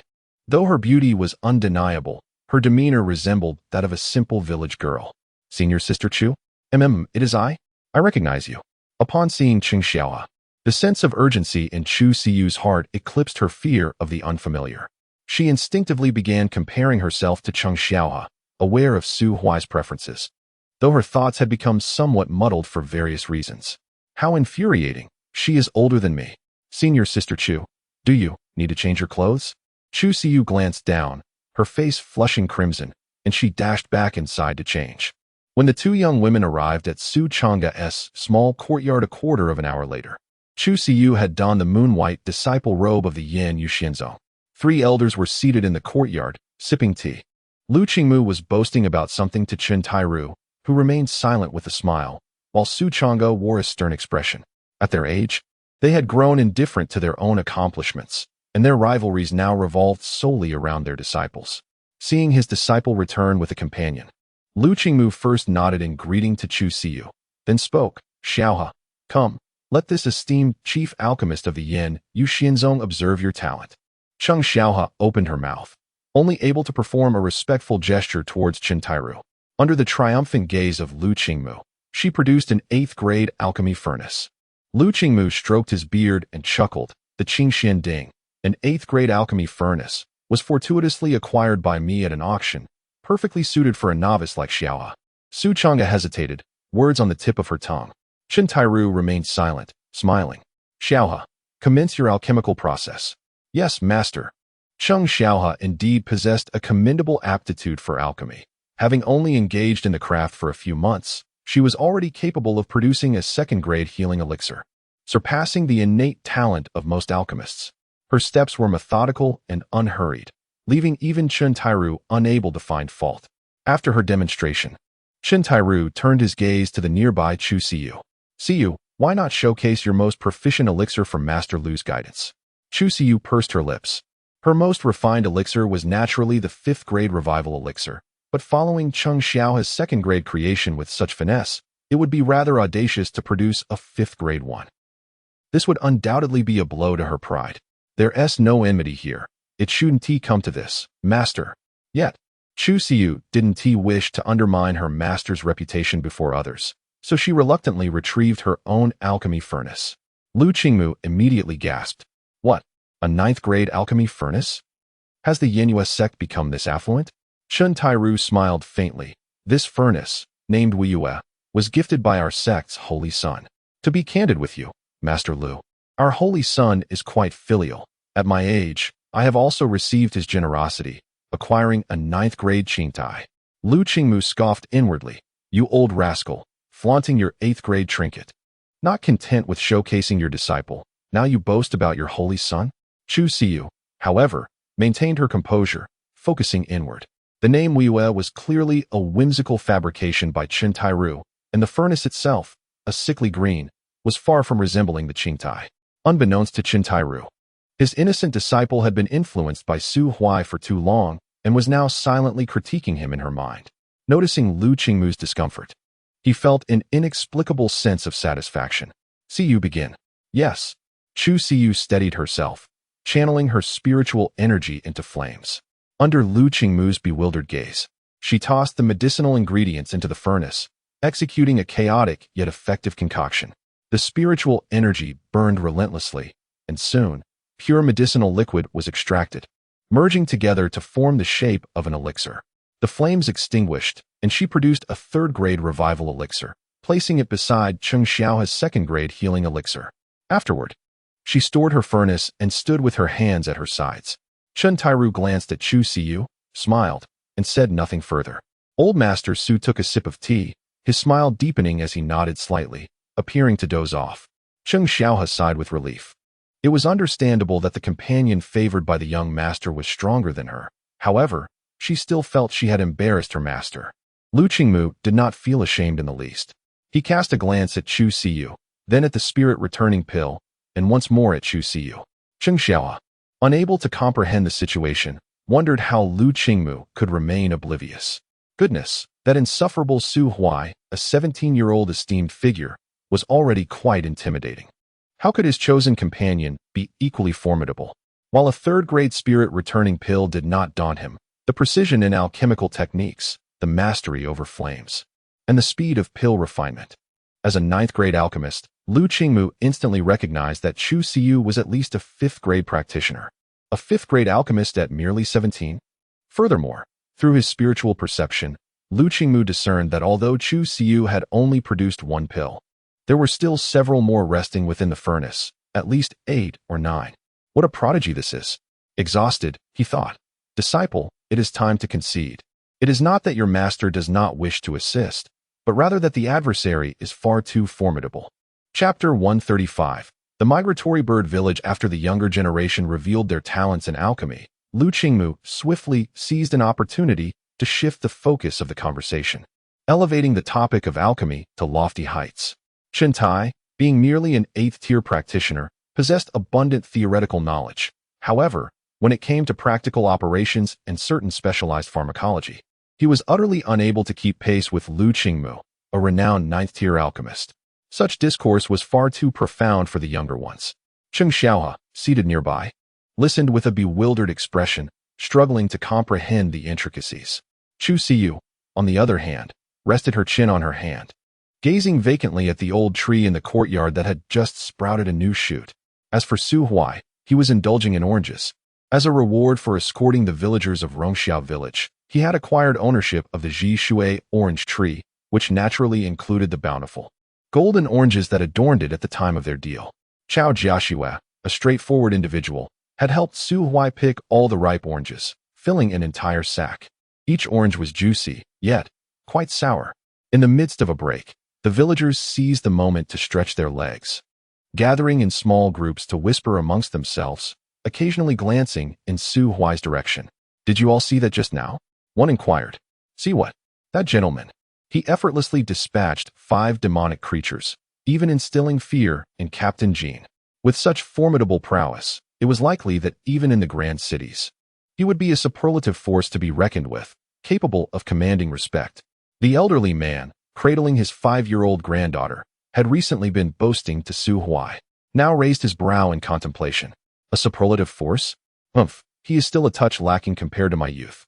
The companions beside him exchanged knowing glances, a shared mirth illuminating their faces. Indeed, Uncle A-san, you are remarkably formidable. It was widely acknowledged that Uncle A-san was invincible in the divine realm, a peerless strength concealed within their village. A robust man seated to the left tapped his pipe and continued. Last time, we encountered 5th-tier specters at the village entrance. Uncle A-san dispatched them with a single blow each. A middle-aged man to the right grinned broadly, slapping his thigh with emphasis. And what of that? The tranquility of Rongxiao village for over 40 years is solely due to Uncle A-san's covert elimination of specters, ensuring our safety. Bluster, utterly unfounded. Another interjected. Uncle A-san is indifferent to the opinions of mere mortals. I witnessed him eradicate a lordly specter with a single shovel. Huh, such a limited perspective. That year, Uncle A-san raised a hand to the heavens, with the village chief and Captain Jean left gazing up in awe.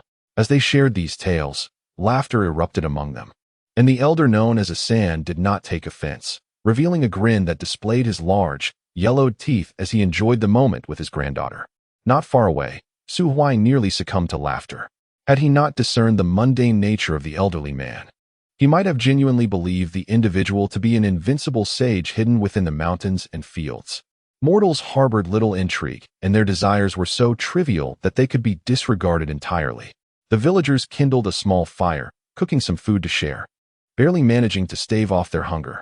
An hour later, under Captain Jin's command, the team set forth once more, heading towards Dunyang village. The spirits predominantly favored the shadows. Although they were not averse to light, they seldom roamed the wilderness during the day. Consequently, the daytime journey was considerably more manageable. Provided that the higher-tier spirits had been decimated, the team merely needed to steer clear of certain nests of mid- to low-tier spirits, thus minimizing their peril. After an entire day of intermittent travel, the group finally arrived at the desolate outskirts of Dunyang village just before nightfall. From a distance, the guards of Dunyang village approached to inquire about their situation, subsequently escorting Captain Jin and Chao Jiaxue into the village for discussions. Negotiations were merely a customary procedure. Just as Su Huai had to contribute in order to seek refuge in Rongxiao village, no one would unconditionally accept a throng of refugees. After approximately half an hour, Captain Jin and Chao Jiaxue rejoined the group from Rongxiao village, their expressions revealing the severity of the conditions imposed upon them. Chao Jiaxue's countenance darkened. Upon integration into their ranks, the villagers of Rongxiao would be relegated to the outskirts of the village, obliged to cultivate the land without any assurance of sufficient food and water to sustain themselves. Furthermore, I and Captain Jin would not be permitted to remain together, nor could we maintain any contact with the villagers of Rongxiao unless I wed the village chief's son, and Captain Jin took the chief's daughter as his bride. Veins bulged on Captain Jin's forehead. Su Huai could somewhat comprehend the rationale behind the other party's stance. Their apprehension was clear. They feared that Chao Jiaxue and Captain Jin might leverage their territory to silently gain strength, ultimately reversing their roles. Su Huai could easily envision that even if Chao Jiaxue and Captain Jin acquiesced to their terms, they would thereafter receive no further resources for cultivation. Captain Jin would become a mere tool for Dunyang village, relegated to the most arduous, laborious, and perilous tasks. Alas, in such a world, for refugees seeking shelter, mere survival was already a considerable fortune. Su Huai refrained from voicing any opinions regarding the discussions between Chao Jiaxue and Captain Jin. He was merely an outsider. The villagers of Rongxiao formed a circle, and Captain Jin did not conceal anything, conveying the terms set forth by Dunyang village in their entirety. He then initiated the first and final referendum since the village's establishment. The choices were stark. Either remain in Dunyang village as laborers, where the village chief was not a malevolent figure, merely wary of the powerful Captain Jin and Chao Jiaxue, who would not impose excessive burdens on the refugees. This assurance could be trusted, for Dunyang village had previously welcomed refugees from other villages. Apart from the hardships they would endure, they would not face further oppression. Alternatively, they could abandon Dunyang village and seek a new location for their settlement, but bereft of the protection afforded by the ancestral power of Rongzhou. The longevity of any new village remained uncertain. The expressions of most villagers were grim, and significant disputes arose among them. Many even turned to glance at Su Huai, their eyes filled with yearning and hope. Su Huai turned away, indicating that he could not remain to serve as a caretaker for these strangers. Do not look at me. We are not acquainted, not at all. Ultimately, the results of the referendum were announced. 181 in favor, 13 against. The majority chose to align with the migratory bird village. They had families and children, lacking the courage and resources to gamble on an uncertain future. Subsequently, the villagers from the migratory bird village were notified to come and assist the refugees. Each villager, before departing, approached Chao Jiaxue and Captain Jin, bowing deeply, regardless of age. Initially, resources were concentrated to cultivate a select few, thus endowing them with the responsibility of safeguarding the village. However, by Captain Jin's generation, most villagers had become mundane, long devoid of the means to support individuals like Captain Jin. Consequently, the cultivation resources for Captain Jin largely had to be acquired independently. The protection of the village had become an ingrained belief, unaccompanied by the desire for recompense. Su Huai stood beside Captain Jin, watching the last two villagers depart. Pushing their cart away, his gaze harboring a barely perceptible resolve. He had ventured alone from the comfort of the celestial domain, primarily to safeguard Chu Siyu. On a broader scale, he feared that one day, the Yin Yuxian sect, and indeed the entire celestial realm, might become another Rongxiao village. In this world, Everything is an illusion. Only power is the singular truth. Chao Jishua lowered her gaze. Rongxiao village had indeed become a part of the annals of many villages' histories, destined to be recounted in the tales of the elderly and the songs of children. As the village chief, she released the burdens of her responsibilities. Feeling a sense of loss and confusion, instinctively gravitating toward Captain Jean in search of solace. Yuan Chong, where do we go from here? Captain Jean gripped his spear with his right hand and held Chao Jishua's hand with his left, striving to present a semblance of reliability. I have a pact with Su Huai. Su Huai cast him a disdainful glance. Forget it. Let us stick to the original plan. Just draw me a route map, and I'll manage on my own. No way. Captain Jean replied with firm resolve. A man's word is his bond, and once spoken, it cannot be retracted. Su Huai retorted, what I intend to do is perilous. Your presence would hinder me, especially since you have a family to consider. Then I shall draw you a map. Chapter 136. Source Crystal. Captain Jin's map was straightforward and easily comprehensible. Using Rongxiao village as a reference point, one could venture approximately 30 miles to the left after exiting the village, where a grove of red maples awaited. A subsequent right turn and an additional 20 miles would lead one to the cliffside. The map also detailed notable geographical features along the route, ensuring that Su Huai would not stray from his path and venture too far afield. The journey from Rongxiao village to Dunio village consumed an entire day and night. Yet the return journey to Rongxiao village, even while concealing one's aura and strength, required merely a little over half an hour. The night remained profoundly silent. Following the designated route, Su Huai approached a location not far from the lair of the marsh hands, when suddenly he swallowed hard and cautiously lowered himself to the ground. He beheld the deceased moaning butcher, standing amidst the swamp, its dark brown muck reaching up to its waist. A swarm of marsh hands relentlessly gnawed at it, their tiny eyes gleaming with an eerie light as they struck against the butcher's coarse skin. Yet, all of this proved futile. The moaning butcher reached down and plucked a marsh hand from its body, unceremoniously stuffing it into its cavernous maw. A loud pop echoed in Su Huai's ears, reminiscent of bursting flesh. Disgust and nausea surged within him. This ghastly creature had ultimately succumbed to devouring the marsh hands it had initially scorned. The butcher disdainfully expelled a half bone, lifting its corpulent, bald head to gaze in the direction of Dunio village. Alas, that territory belonged to an imperial realm soul-transporting bird. Although it was on the verge of a breakthrough, it had only taken half a step and remained firmly within the confines of the imperial realm. While capable of slaying the soul-transporting bird, the act would undoubtedly generate considerable commotion, drawing the attention of the local ghostly lord. And this half-step national-level creature would certainly meet its demise. This region remained a haven, however, since the death of the imperial realm leader, ghost-faced Vine Banyan. In battle over 40 years ago, no successor had emerged. The ghost-faced Vine Banyan's unique nature, lacking flesh, rendered it of little value once it withered. Otherwise, it would have long since been devoured by the butcher. As for the minuscule pests that infested the ghost-faced Vine Banyan, their nutritional worth paled in comparison to that of an 8th-tier ghostly entity. Su Huai was unaware of the moaning butcher's thoughts. He endeavored to minimize his presence. It was not out of fear of death at the creature's hands. With his strength, even if he could not defeat it, fleeing was certainly an option. His desire for concealment mirrored that of the moaning butcher. The true entity to be wary of was the ghostly lord. Fortunately, the marsh hands in the swamp had been previously cleared by Su Huai. Before long, the moaning butcher had devoured the remaining marsh hands, patted its belly, and lumbered ashore, moving away into the distance. Its enormous feet left colossal imprints upon the ground, which were swiftly filled with the foul muck clinging to its form. Once the creature had departed, Su Huai rose, furrowing his brow as he gazed into the distance. The aura of the deceased grim butcher has intensified slightly since I last beheld it last night, suggesting that it is not far from reaching a truly sovereign level. TSK. Never mind. It is of no concern to me.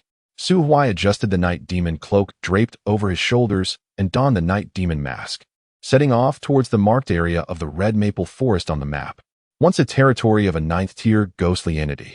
The forest was now littered with the fallen trunks and branches of white-barked maple trees, remnants of the 9th-tier specter that the grim butcher had slain 2 days prior. Leaves blanketed the ground in layers. Turning right, After a vigorous sprint of nearly 20 miles, Su Huai arrived at the precipice of a fractured canyon. The map was rather rudimentary, and after wandering for some time, he finally spotted the cliff that matched Captain Jin's description. The cliff was enveloped in silence, while a thick fog swirled at its base. To Su Huai's perception, the seemingly unremarkable cliff face was teeming with moths, their wings nearly half a meter wide, with pale gray backs that camouflaged them against the rocky surface. This was a colony of ghost-faced moths. As Captain Jin had indicated, most of these moths were only of tiers 3 or 4, with the strongest among them barely reaching tier 7. This was the reason the ghost-faced moths had managed to survive the predation of the Grim Butcher. Silver, can you sense the aura of the source crystal? Just a moment. The little serpent's eyes glowed red as its perception meticulously scanned the cliff, gradually probing into the dense fog below. After a full half hour, the serpent withdrew its gaze. At the base, it is buried quite deep. The base? Indeed, there are no high-tier specters. Follow my guidance and dig straight down. Su Huai took a deep breath, circumventing the densely clustered ghost-faced moths on the cliff, and leaped down a relatively secluded path towards the base. Crack! At the base of the cliff appeared to be a refused site of the ghost-faced moths. It was strewn with desiccated bones, stripped of flesh and blood, in various shapes, interspersed with numerous human bones. Some carrion-eating creatures lurked amidst the white remains, and the air was thick with a foul stench. Damn it, ghost-faced moths, specters, they shouldn't excrete, right? One cannot generalize. The term ghost refers to a broad category, differing from your preconceived notions. Certain ghostly entities possess excretory organs, but the ghost-faced moths do not fall into this category. Now, this is the spot. Start digging. Su Huai halted, retrieving a shovel from his storage ring. Infused with spiritual energy, the shovel began to spin at high speed, drilling into the earth with remarkable swiftness. 5 meters, 10 meters, 30 meters, until, at a depth of nearly 170 meters, the shovel struck something with a clang and was flung aside. Su Huai's eyes brightened as he quickly produced a second shovel, carefully clearing the surface debris beneath his feet. A section of glistening white bone came into view. Upon closer inspection, a viscous, crystalline liquid flowed within the bone. This is marrow essence. Su Huai was astonished. It is rumored that during the ancient era, certain practitioners of physical cultivation who had attained the Emperor realm would refine their body parts, such as fists, fingers, feet, and heads, into a unique form of imperial artifact. Those who achieved mastery would derive a special marrow essence from the bones of the refined parts, which, when applied to the body, could significantly enhance both corporeal and skeletal strength. However, few have been able to verify such claims. Su Huai swallowed hard and immersed himself in his labor. Before long, an oddly shaped white skull, measuring 5 to 6 meters, materialized before his eyes. The skull gleamed like jade, with large quantities of marrow essence flowing within, causing Su Huai's heart to race uncontrollably. Marrow essence, so much marrow essence. This quantity is sufficient not only for application, but even for a luxurious soak. Wait, if there is essence within the skull, could it be that the other bones also do not be overly greedy? A small serpent settled upon the skull, its tail gliding over the 2 protruding bone stubs at the top. Judging by the shape of the fracture, it was evident that this part once bore a pair of sharp horns. This is the remains of a powerful creature of the realm, the hammerbone dragon, a species of the dragon clan. What these dragons take pride in are their head carapaces and rounded horns. Thus, the marrow essence within the skull is of the purest quality, while that in other parts, if any, is likely to be muddled and impure. And do not forget, the true purpose of our expedition. Su Huai paused momentarily, then quickly dug a foothold beside the skull and began excavating around it. Once the skull of the colossal beast was fully revealed, the small serpent climbed onto Su Huai's shoulder. Let us see if it can be stored in the spatial ring. Very well. Su Huai enveloped the skull with spiritual energy, attempting to store it in his spatial ring, but the skull remained utterly immovable. It is now confirmed. The source crystal lies within the skull. The rank of the source crystal is too high. It cannot be accommodated by ordinary storage devices. Now dig in, and be prepared to flee at any moment. Su Huai swallowed again. Being sealed within the skull was of little concern, but once the source crystal was unearthed, it would immediately emit a distinct energy fluctuation, detectable even by any Emperor realm cultivator. Not to mention that Exalted Lord Chapter 137. The fearsome scarecrow Su Huai once entertained the notion of absconding with the entire skull package together. However, upon reflection, he realized that such a scheme was impractical. The source crystal remained in a sealed state due to the encasing skeleton, and should Su Huai wish to refine the source crystal, he would ultimately need to extricate it from the skeletal remains. Furthermore, the skeleton itself harbored considerable energy. Presently buried deep beneath the earth, its aura not particularly intense. If he were to bring it to the surface, it was certain that the deceased reaper would not overlook this tempting morsel. What a predicament! The optimal course of action was to consume it immediately. Crack! The entire skull was finally unearthed. What now? Should he exit first? Retrieve the source crystal first. Is there no fear of being discovered? I have already stated, such a treasure is not something you and I can monopolize for the time being. The moment you touch it, discovery is inevitable. Hiss. It pains me. What is there to lament? In the divine realm, treasures are abundant. I was once a renowned adventurer within the divine realm. You need not fret over resources for cultivation. As long as you familiarize yourself with the current landscape of the divine realm, similar items abound. Su Huai, remember, in this world, one's life is of paramount importance. Everything else can be relinquished when necessary. Su Huai sighed deeply, focusing intently on the colossal beast's skull. As he cleared away the mud and sand clinging to the crevices of the skull, he discerned that a layer of dark red flesh membrane enveloped the eye sockets on either side. It was precisely this membrane that obstructed the majority of the energy fluctuations from the source crystal, with only a minuscule amount leaking through the bone, affecting a limited area on the surface. How to extract it? Smash the skull? Simply tear open that membrane. Surely it poses no danger. Rest assured, this membrane is merely the coagulated essence of blood and flesh after its demise. It is lifeless. Employing Imperial Realm prowess to tear it apart is not a daunting task. Su Huai nodded, enveloping his arm with celestial energy, and forcefully jabbed at the membrane. Thud! His finger felt as though it had struck a tough hide. The membrane remained unyielding. Curse! Gritting his teeth, Su Huai concentrated his celestial energy and employed a pirated technique, the Great Wilderness Prisoning Finger, managing to tear a hole the size of a bowl in the membrane. In that instant, an indescribable surge of energy erupted from the breach, rushing through the tunnel Su Huai had excavated and sweeping across the wilderness. Swish! The multitude of ghostly-faced moths upon the cliff suddenly erupted into chaos, ordering themselves to detach from the rock face, revealing the grotesque faces beneath their wings, surging towards the valley like an overwhelming tide. The surviving low to mid-tier specters across the wilderness reacted similarly, converging upon the valley as if they had caught a whiff of blood, akin to sharks drawn to a feast. In mere moments, a formidable wave of spirits was formed.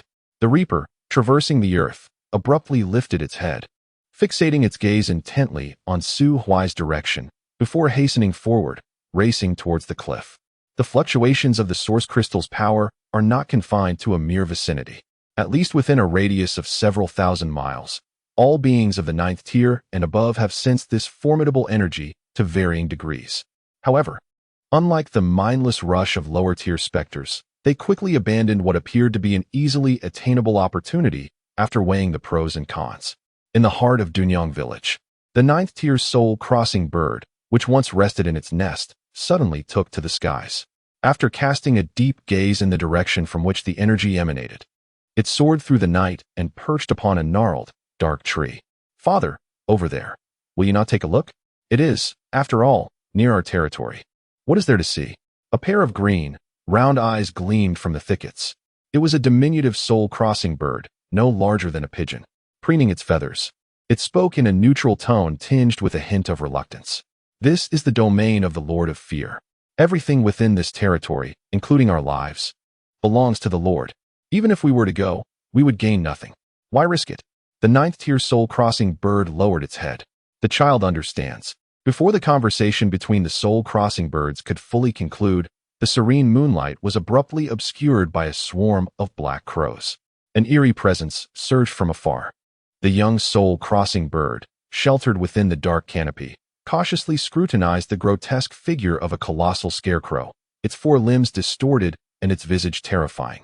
Lurking beneath the shadow of the crows, That was the national-level lord of this wilderness, a unique specter, the Scarecrow of Fear. Block the entrance. I am already doing so. Su Huai crouched underground, maintaining a silvery array that prevented the ghostly-faced moths from flooding the tunnel. It must be said, the ghost-faced moths lived up to their name. Each possessed a different horrifying visage beneath their wings, capable of inducing nightmares for days on end.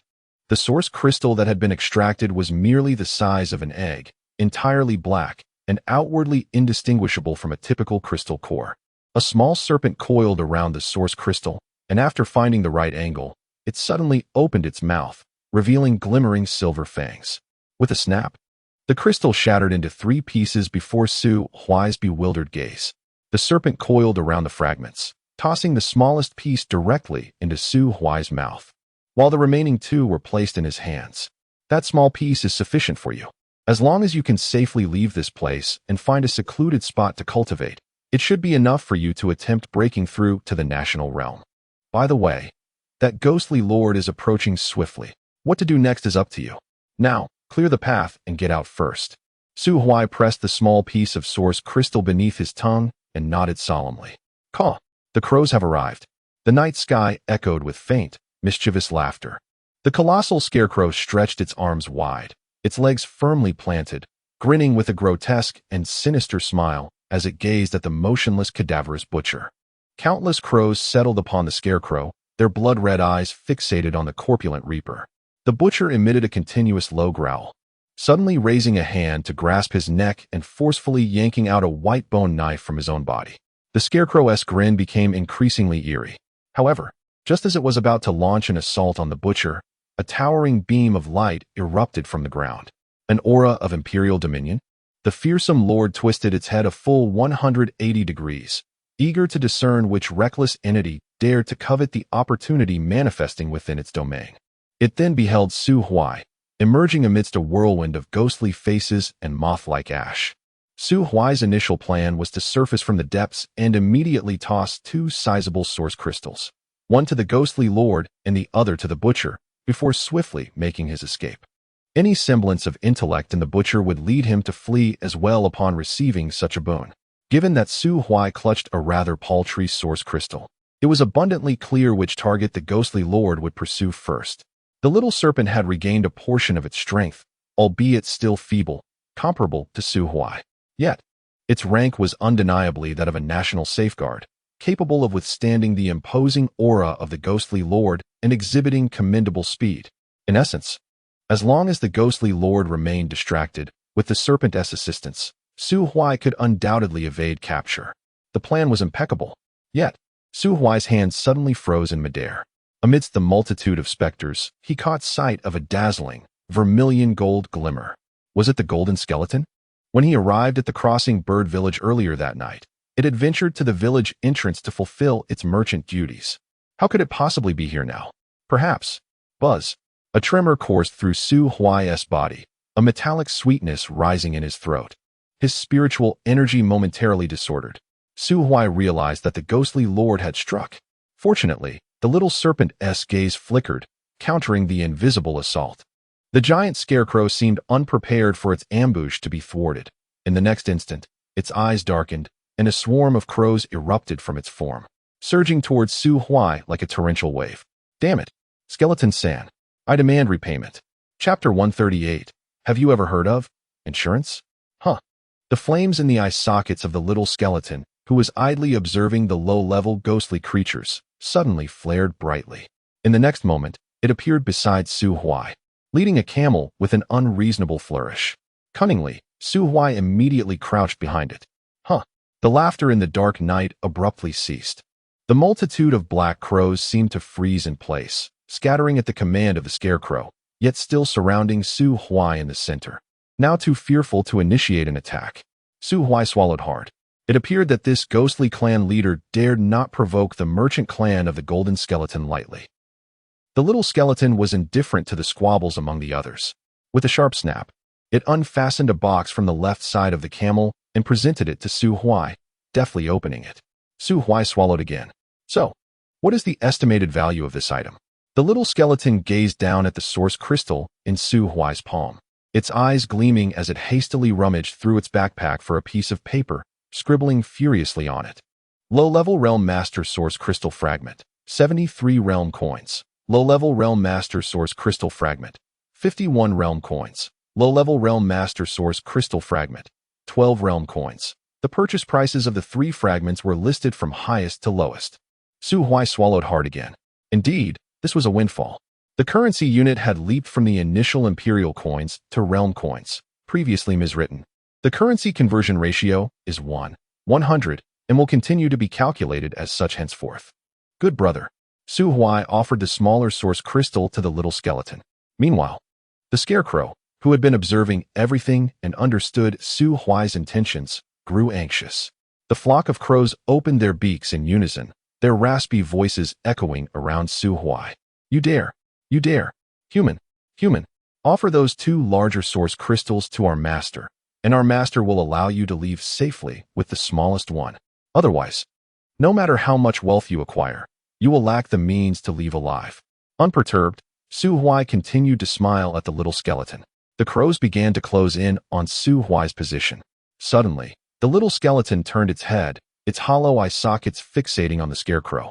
As blue soul flames slowly tinged with red strands, the scarecrow's grin twisted downward, its limbs contorting in anger, yet ultimately, it commanded the crows to slowly disperse. However, within its gaze directed at Su Huai, an overwhelming intent to kill surged forth. Very well. The flock of crows once again croaked in unison. Human, do not deceive yourself. Do not deceive yourself. Su Huai remained unfazed. The medium-sized source crystal was accepted by the little skeleton and placed into the small box on the right side of the camel. In a fleeting glance, Su Huai noticed that the box was filled with various bottles and jars, several crystal cores, 3 tokens, and a deep blue severed claw. Yet, regardless of all these items, none were of use to Su Huai at present. After a series of transactions, Su Huai, possessing 51 realm coins, found himself unable to compare his wealth to that of the realm lords. Yet among the formidable beings of the nation, he certainly ranked as a notable affluent individual. He redeemed the longbow he had previously pledged to the little skeleton and purchased the night demon cloak along with the night demon mask. Finally, he turned his gaze towards the nimble little skeleton. Skull, I have another business proposition to discuss with you. The little skeleton raised its head, meeting Su Huai's eyes. Have you grasped the essence of borrowing? The little skeleton nodded. Very well, since you comprehend borrowing, let us now delve into the subject of insurance. The most stable and lucrative commercial activities in the world are bank lending and various forms of insurance. Do you know what insurance entails? The little skeleton shook its head. Su Huai silently activated his power of deception, preparing to persuade. No worries, allow me to elucidate. Take personal accident insurance as an example. I invest a small sum to insure myself for a year against death. If I remain alive after a year, the entire insurance premium belongs to you. However, if I were to perish, you would owe my family 100-fold of the insured amount. 100-fold. The little skeleton instinctively clutched its chest, rapidly shaking its head, signaling its disinterest in such a venture.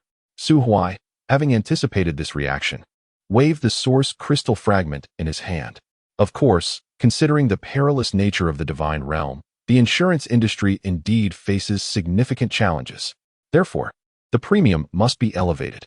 Additionally, the compensation should be adjusted to around 10-fold. The little skeleton continued to shake its head, indicating that even a 10-fold increase was unacceptable.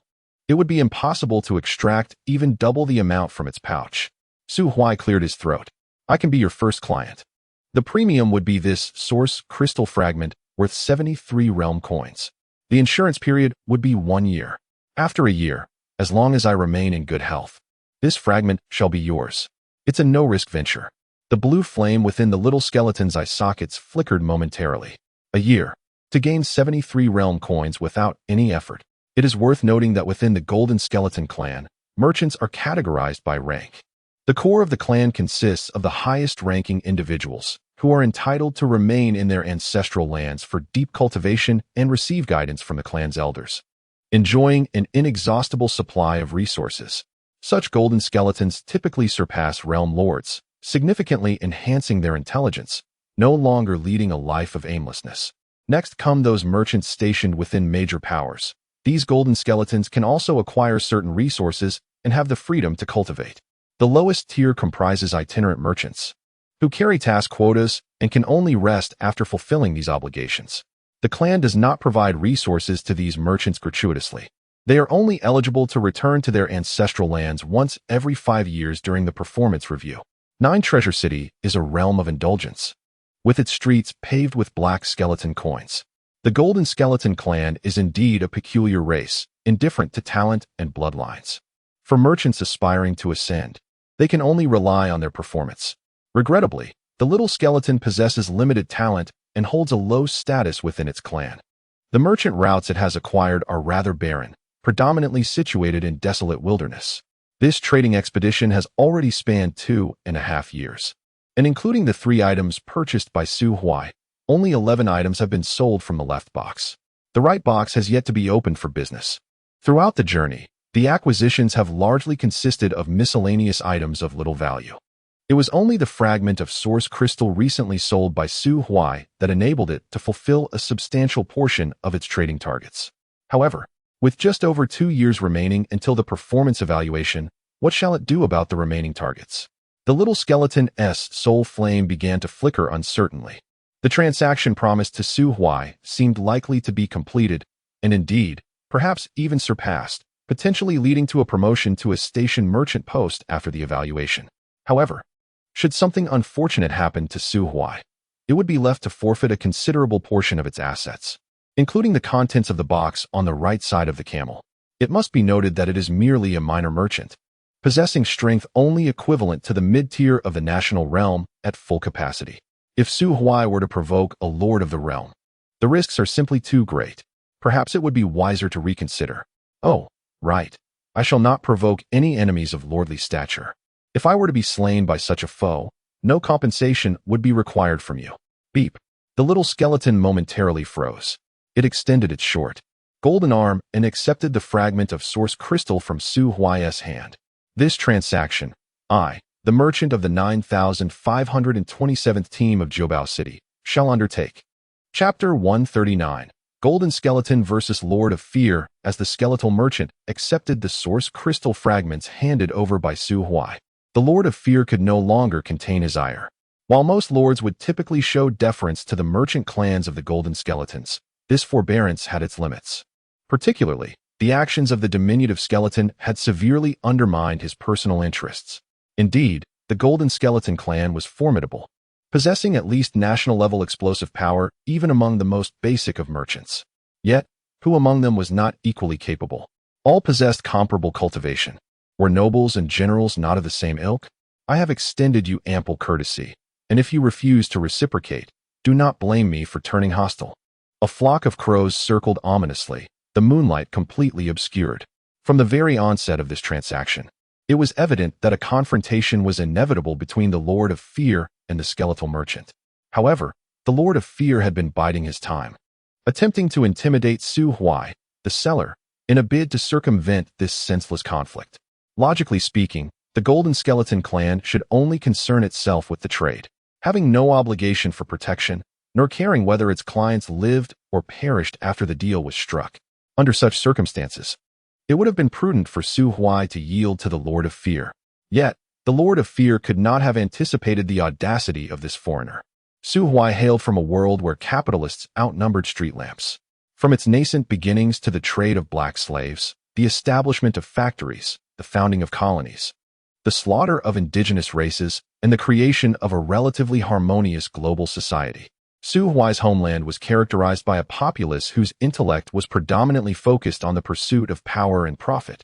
To illustrate, an old coin from the Qin dynasty would scarcely survive in the harem of the ancient Huaxia dynasty, while the myriad races clashed in the divine realm. Vying for supremacy, some capitalists on Earth were already devising ways to exploit the value of the lower classes within the confines of stringent regulations. Strategies proliferated endlessly. Any mature commercial system, when introduced into the divine realm, would amount to a dimensional strike. For instance, with just a few words, Su Huai cleverly circumvented the neutral stance of the Golden Skeleton by leveraging a so-called insurance, momentarily branding himself as a product of the skeletal merchant. What more could be said? The Lord of Fear could only lament skyward, cursing the treacherous foreigner, before resorting to the most primal and effective solution within the divine realm. Brute force. He could scarcely be bothered to exchange threats with the bamboozled golden skeleton, as an overwhelming swarm of crows, imbued with an aura of dark terror, surged toward the diminutive skeleton. Attack confirmed. Counterattack mode activated. Auxiliary hidden energy sources engaged. Skeleton armor, unite. Ignition. Skeleton saint. Su Huai silently concentrated all his spiritual energy into a shield, embodying the role of a timid turtle under the discreet support of the small snake. With a smirk of audacious arrogance, he opened his mouth wide to provide an amusing voiceover for the silent little skeleton. The little skeleton did not disappoint Su Huai. The azure flames within his eyes abruptly extinguished, only to be replaced by a fierce conflagration of blood-red fire that erupted with a thunderous crackle. The bones of the diminutive skeleton emitted a cacophony of sounds as it underwent a bizarre and inexplicable transformation, rapidly swelling in size until, in the span of a mere second, it morphed from a harmless skeletal minion into a towering giant of over 10 meters. The crimson flames danced erratically, corroding the figure of the fearsome lord, who barely reached the height of its waist, as it lifted an arm and clenched its fist from afar. Boom! Several bursts of blood flames erupted from the body of the fear lord, causing it to stagger back and emit a low, ominous growl. The darkness enveloped the room, completely obscuring Su Huai's vision. A shiver coursed through him, his nerves taut with anxiety. Fearing that the fear lord might resort to an underhanded attack on this defenseless young man. Amidst the swirling black mist, sounds of explosions reverberated, intermingled with eerie shrieks, the hoarse cries of crows, and the grinding clash of bones. Su Huai's heart began to race. The last time he experienced such a sensation was during his middle school years on Earth, when a roommate had dragged him to a newly constructed haunted house. Yet, since his transition to the realm of immortals, having grown accustomed to the cycle of death and rebirth, it had been a long time since he felt such fear. The authority of terror? Su Huai steadied his mind, yet the profound dread persisted. 3 minutes, what? The small serpent lifted its head, regarding Su Huai with an expression that seemed to say, just as I expected of you. If it weren't for my partial restoration of power, I would not be able to shield you from the overwhelming influence of the Fear Lord's authority. You can survive in its domain for no more than 3 minutes. You are still far too reckless.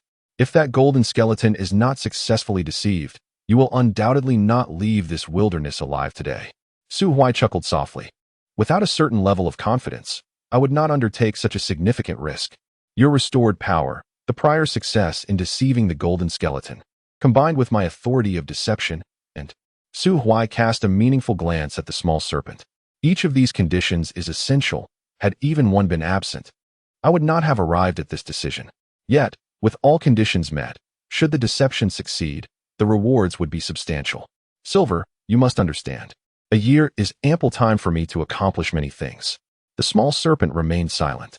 Since the loss of its former companions, it had grown exceedingly cautious, harboring a lingering wariness towards everything and everyone. Only through the bond formed with Su Huai over 9 lifetimes, coupled with the assistance he provided in avenging part of its grievances, could the serpent have returned to the divine realm and chosen to remain by Su Huai's side, regarding this mere mortal with imperial cultivation as a second anchor. Observing the serpent's silence, Su Huai smiled and continued to carefully maintain the protective barrier surrounding him. In this world, nothing occurs without reason. Initially, the serpent may have harbored intentions of utilizing him to return to the divine realm, but the bond forged over 9 lifetimes was genuine. He ascended step by step, from being rejected and scorned by the world to attaining the realm of the Emperor. And now he strides towards even loftier heights, all thanks to the assistance of the little serpent. Upon reaching the Emperor's domain, endowed with the powers of the mind, he could keenly sense the deepening bond between himself and the little serpent, a relationship that had gradually evolved from mutual exploitation to genuine companionship. The reason Su Huai chose to embark on this perilous journey was not only driven by an urgent desire for strength, but also by the recollections mentioned by the little serpent. The enemies responsible for the little serpent's tragedy were not solely the treacherous blue bird, but also the formidable domain god who had intervened. The little serpent felt the chasm between them was insurmountable, refraining from mentioning its enmity with the domain god. However, Su Huai could not afford to remain heartless.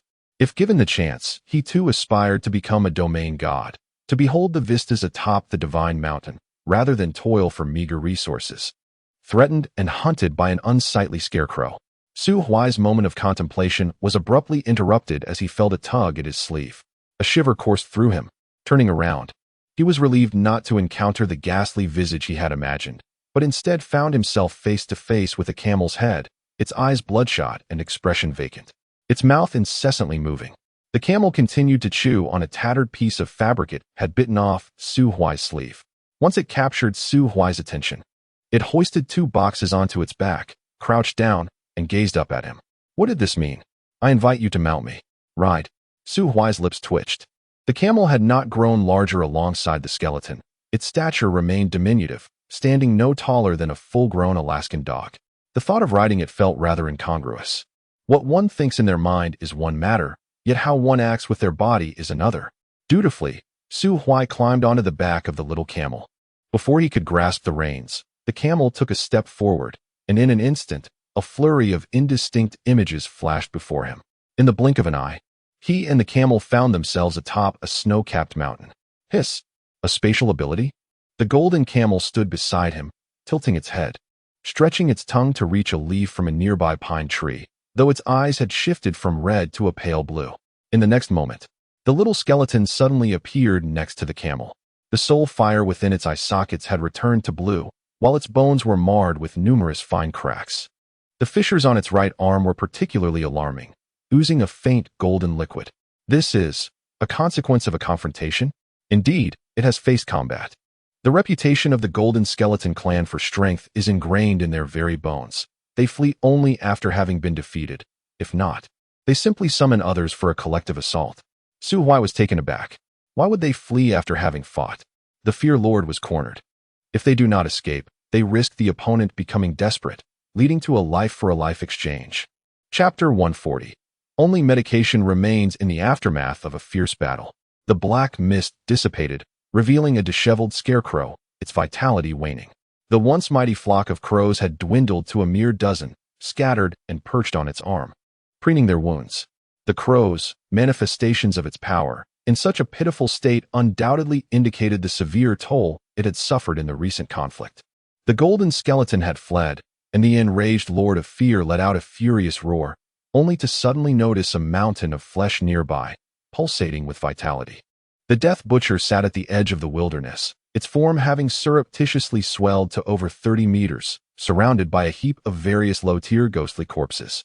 Amid the clash between the Lord of Fear and the Golden Skeleton, the Death Butcher seized the opportunity to ruthlessly hunt the ghostly beings drawn to the cliffside by the aura of the Source Crystal.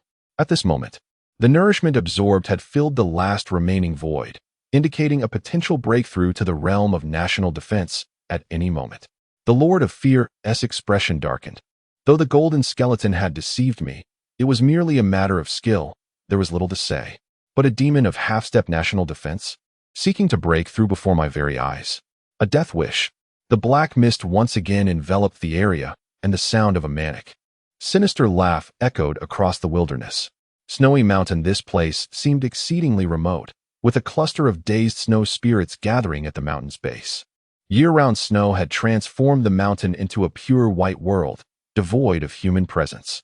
Su Huai had excavated a cave approximately 4 to 5 meters deep in the snowy mountain, sitting in silent meditation at the cave's end, diligently refining the smallest fragment of the source crystal. The small skeleton remained remarkably quiet. Perhaps it had sustained some injuries during the battle with the Lord of Fear, for the soul fire in its eye sockets had dimmed considerably. Most of the time, it stood still, lost in thought.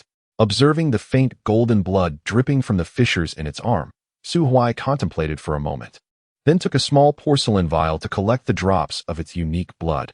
The small skeleton showed no concern, instead lowering its gaze to watch as the vial filled with blood. When the small porcelain vial was finally full, the soul fire in its eye sockets flickered slightly. It reached out and grasped the vial, tilting its head to examine it for a while. Then it stepped over to Su Huai, presenting a piece of white paper inscribed with a purchase list. Low-tier golden skeleton blood, special price, 12 imperial coins, Su Huai remarked. Truly, lacking in intellect. After shaking his head to refuse selling its blood, the small skeleton returned to its previous position, placing the vial back and resuming its idle gaze at the snowy mountain. Do not mind it. Focus on refining the source crystal. Indeed, the remnants of the Lord of the Realm were not so easily refined. Even with the assistance of the small snake, Su Huai spent a full 2 months to completely refine the piece of source crystal, slightly larger than a fingernail. The spiritual energy within him gradually surged, and his strength increased day by day, yet he remained at the half-step national defense threshold. Su Huai sighed, his expression tinged with vexation. He is not the kind of genius devoid of limitations. At this moment, although the power within him has amassed sufficiently, he still lacks that final opportunity to break through the barriers of his realm. After enduring another week of arduous training, he sighed heavily upon realizing that he still felt no sense of breakthrough. What a bother! Do not lose hope. Is the path of cultivation so easily traversed? The sovereign realm is already a domain lord, capable of ruling vast territories in the divine realm. How could it be so simple to break through? Even those exalted domain gods often spend centuries or even millennia in stagnation when attempting to surpass their bottlenecks. You are yet to reach 18, so why the rush? Centuries and millennia. I have no such time. Well, I have another method. What is it? Taking medicinal pills. Using elixirs for breakthroughs may bring about some ephemeral side effects, but luckily, I know a couple of methods to mitigate those effects. Moreover, you currently possess dozens of realm coins, which should suffice to indulge in this endeavor.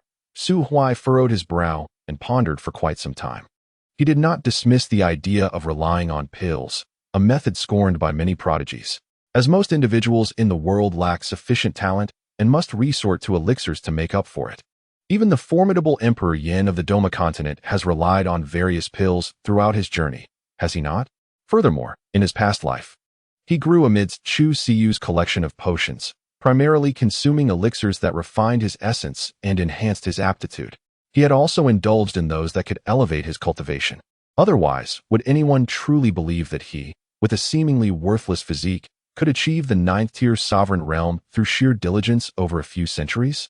Since there exists a means to counteract the side effects of medicinal pills, the only remaining drawback of this path is the cost. While the illustrious Xiaohuahua of the Doma continent is a high-tier alchemist capable of self-sufficiency, Su Huai's talent in alchemy is better left unmentioned. In this life, lacking a companion of greater alchemical prowess than himself, the resources required to amass cultivation would amount to an astronomical sum. The voice of the little snake echoed in his mind. Tisk, I have already assured you, there is no need to fret over resources. First, break through to the sovereign realm. I will find a way to secure the remaining resources you need. Su Huai exhaled a breath of frustration and nodded. Where to next? First, seek out a grand city belonging to your human race. Only such places will have elixirs specifically tailored for your kind, of course. Other medicinal pills can also be utilized, but their efficacy will be greatly diminished. Very well. Su Huai rose, stretching his weary limbs after sitting for so long, and then cleared away the accumulated snow at the cave entrance. The little skeleton had not remained outside the cave for the entirety of these past 2 months. It seemed bound by some peculiar pattern, as even when resolved to rely on Su Huai to fulfill its objectives, it must venture out for trade every 3 days. The land surrounding the snow-capped mountains is barren, with few human settlements. Hence, the recent trading partners have predominantly consisted of specters and magical creatures residing in the icy plains. Under the pretext of purchasing goods, Su Huai took a moment to glance at his recent acquisitions. The box containing the shards of source crystals remained obstinately closed, refusing to reveal its contents to him, while the box to the left of the camel, which had previously been plundered by Su Huai, now surprisingly contained not only a single tome of the Night Shadow Celestial Demoness technique, but also a complete set of physical components belonging to the Night Shadow Celestial Demon race. The Night Demon Cloak, the Night Demon Mask, all identical. Su Huai harbored grave suspicions that the Night Shadow Celestial Demon clan had perhaps irked the Golden Skeleton tribe, leading them to be raised as a source of wholesale goods for merchant activities. Atop the small box, there lay a twisted, dark red wooden, severed limb. Fear Branch, priced at 7,000 imperial coins. Note, originating from a fragment of a national boundary scarecrow. Those of imperial realm who have not comprehended the authority possess a low probability of acquiring the fear authority upon refining it. Su Huai curled his lip. There were indeed many in the imperial realm who had yet to grasp any authority, such as the feeble Emperor Mu Qingxian of the Medicine King Immortal Dynasty, and the Emperor Li Zhongtian from the previous journey, both of whom held the title without the corresponding strength. However, the imperial figures in the immortal domain had surely begun to form their own embryonic authorities to some extent. The worth of this severed limb, to those of the immortal domain, paled in comparison to that of an imperial artifact. "K skeleton, I must take my leave." The little skeleton lifted its head to glance at Su Huai, still as expressionless as ever, devoid of any emotional fluctuation. Su Huai blinked, momentarily contemplating the idea of persuading the little skeleton to initiate a ride-hailing service. However, after careful consideration, he abandoned the notion, whether it was lending or insurance. Despite the deceptive nature, the substantial benefits the little skeleton obtained were indeed tangible. Should he coax it into launching further miscellaneous services?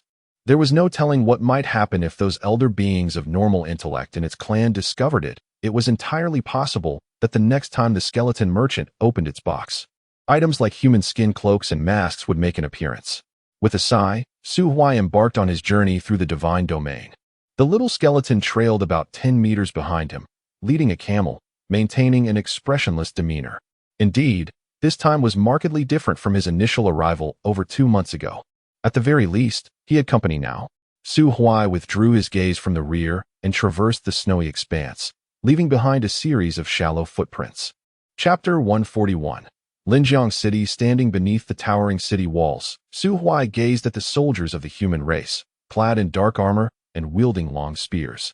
As a subtle ripple stirred within his heart, having departed from the snow-capped mountains nearly a week ago, he encountered countless villages akin to Rongxiao village along his journey.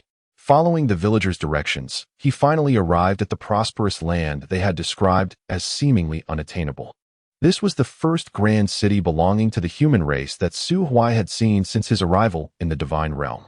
It was said that the lord of Linjiang City was a formidable figure at the mid-stage of the national defense realm, having protected the city for a millennium. The throng entering the city was sparse, with most visitors hailing from nearby villages possessing some means of self-defense, coming to trade local specialties and accumulated ghostly materials.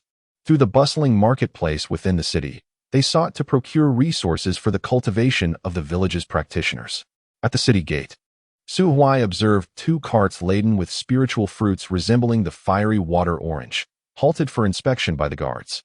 The guards collected entry fees based on the number of individuals and posed a few inquiries, employing an artifact resembling a mirror to scan the entering party before issuing a stamped yellow paper, granting them passage into the city. Su Huai found himself queuing behind those carts. After submitting 10 silver skull coins as the entry fee, the scribe seated beside the gate began the interrogation. Name? Su Huai swallowed hard. Qian. Cultivation level? Late stage of the Emperor realm. The scribe's hand, poised with a pen, froze momentarily as he raised his gaze to scrutinize Su Huai. You may stay within the city for 3 days. During this time, do not cause any disturbances, for the enforcement team possesses the authority to suppress and even eliminate you if necessary. You must exit the city within 3 days. Understood. Without further ado, the mirror-like artifact scanned Su Huai's form, confirming his identity as a human before the scribe quickly stamped the document, allowing him entry. Su Huai examined the yellow paper for a moment.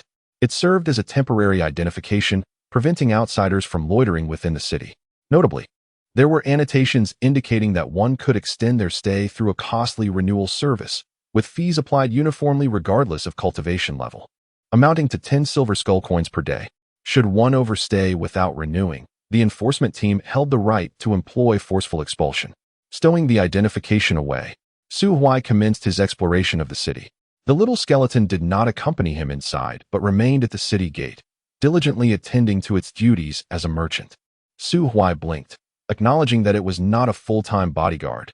Its presence throughout the journey had been commendable, but proximity protection was not feasible. Within the city, the majority were ordinary folk laboring for their livelihoods. Innkeepers, vendors, and even establishments of vice young man. Come in and play. Today, the courtesan is performing, and many talented individuals are composing poetry. If you win, You might spend a delightful evening with her. I have no money. The young woman, who had approached him with a handkerchief, paused, her expression turning sour as she turned her attention to a portly middle-aged man instead. Su Huai smirked. Which noble would indulge in poetry and wine within the brothels? Have you inquired whether Lisadeo frequents such places? If you are not on par with Lisadeo, then I find it difficult to regard your noble as exceptional. In any case, the celestial realm possesses all that this city does, even evoking within Su Huai a deceptive sense of tranquility akin to a divine domain. It was not until he ventured into the marketplace designated for cultivators, gazing upon the grotesque corpses of demons displayed on tables and stalls, that he was abruptly returned to a world rife with bloodshed and slaughter. The marketplace was predominantly filled with low-tier demons, and there were few vendors of ghostly materials, as most of these substances were laced with toxins, serving little purpose beyond their use in weapon forging. As Su Huai traversed the market, he encountered two familiar faces. Chao Joshua, adorned with an apron and her hair neatly tied up, stood at a table selling fish, occasionally turning to poke the man beside her. You should shout out. If you don't call out loudly, how can you attract customers? Once a figure of great authority, Captain Jean now wore a scowl as he skillfully gutted a large fish with a cleaver, extracting its core and arranging the fillets before Chao Joshua. Captain Jean, the fishmonger. Su Huai could not suppress a chuckle, donning his hood to obscure his face, and sauntered over to their fish stall. How much for your fish per pound? He inquired. Chao Joshua turned her head. These are fifth-tier demon beasts, the azure-finned silver fish from the Lanwen River, priced at 20 silver skull coins per pound. 20 silver skull coins? Su Huai lifted a fish to weigh it in his hands. Is this fish guaranteed to be cooked? Ah, what? I asked if this fish is guaranteed to be cooked. Chao Joshua fell silent, her attractive features marred by her sudden reticence. After serving as village chief for so long, she exuded a competent aura, yet her delicate features bore an innate charm. During her time in Linjiang City, selling fish, she had encountered many men seeking trouble. To her, Su Huai fell squarely within that category.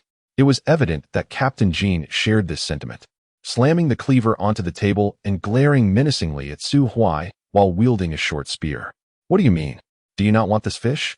If the fish is cooked, I surely would want it. Su Huai raised his head, revealing his face. Chao Joshua and Captain Jean were momentarily taken aback. Shu, I am now known as Qian Sihai. Do not expose me. Captain Jean retracted his spear, expressing disdain for Su Huai's furtive demeanor. What brings you both here to sell fish? Captain Jean, unwilling to speak, began to quietly tidy the fish stall. Chao Joshua, with a smile, explained to Su Huai, there is no choice. To find shelter here, we must resort to fishing and selling fish. Brother Yuanchong's spear technique for stabbing fish is unmatched, ensuring a catch with precision. An image flashed in Su Huai's mind of Captain Jean sitting in a small boat, a short spear in one hand and a fish fork in the other, a cigarette dangling from his lips, and he could not help but burst into laughter. Captain Jin's countenance darkened further. Having not seen each other for over 2 months, we were genuinely concerned for your well-being. It was said that on the second night after our migration from Rongxiao village, a surge of malevolent spirits erupted, engulfing the very region where the village once thrived. Chao Joshua still speaks of this event with trepidation. We are immensely grateful for your foresight in urging us to relocate ahead of time. Otherwise, it is likely that the entire village would have perished.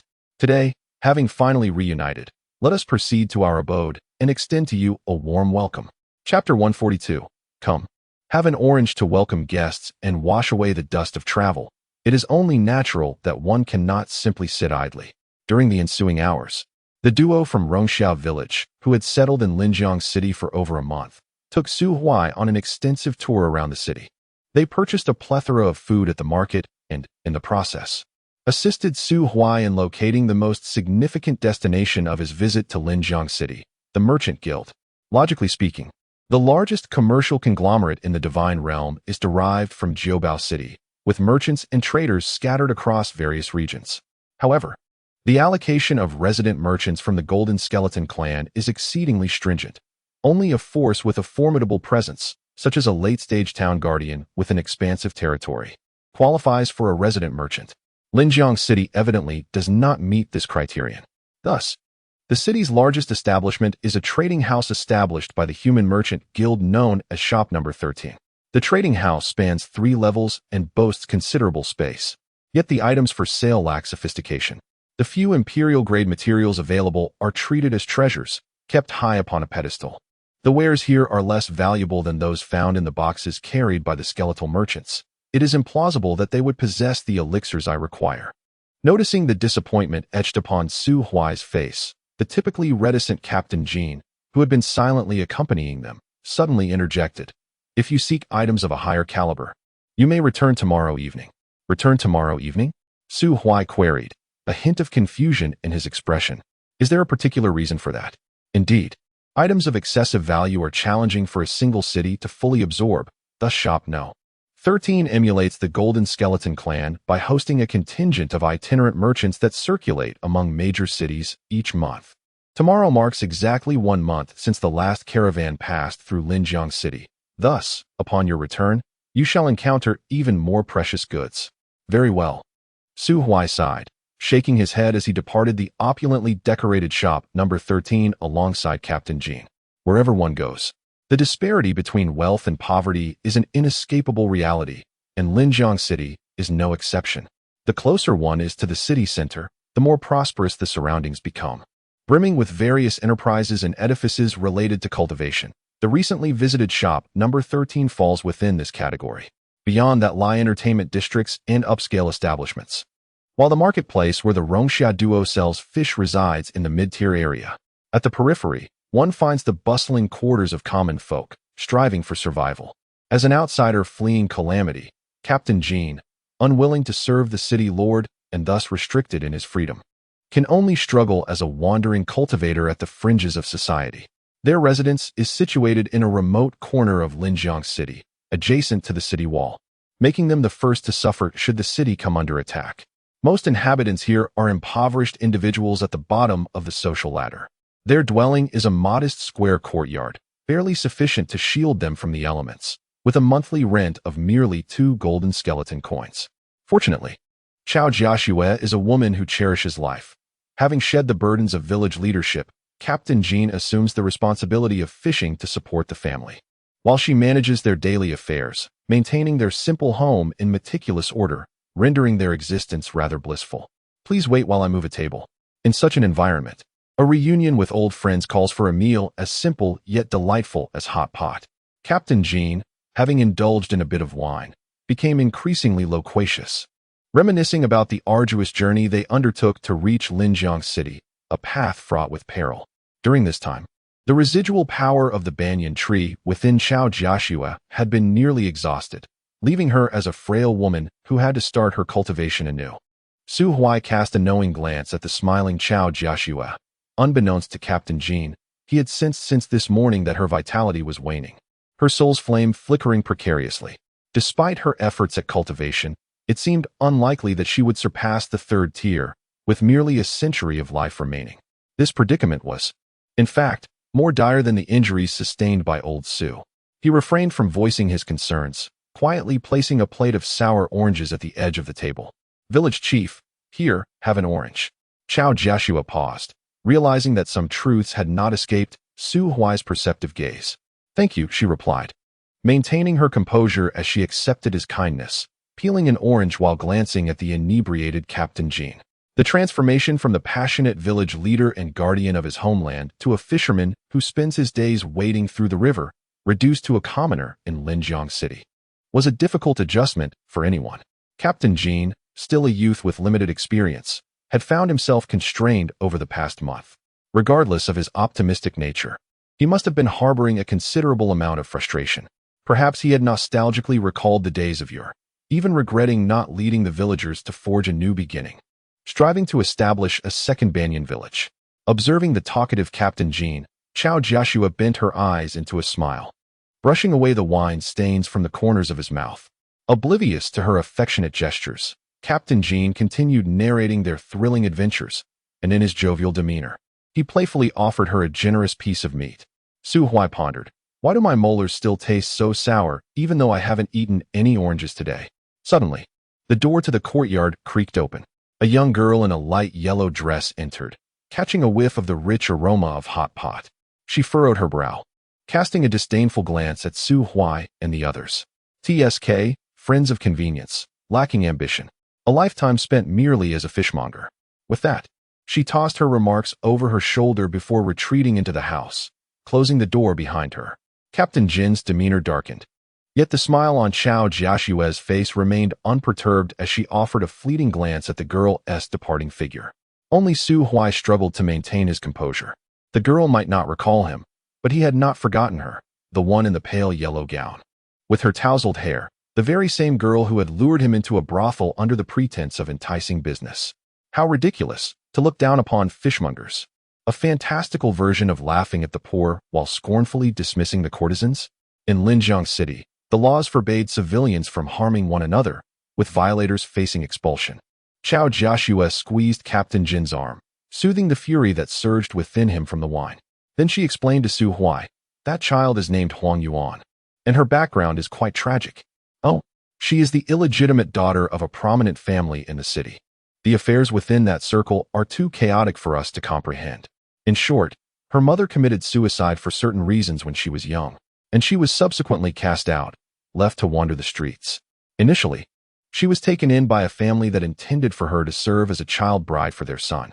Unfortunately, as she matured, she found herself utterly disinterested in her nominal fiancé, harboring aspirations to return to the upper echelons of society, determined to marry into a prestigious family.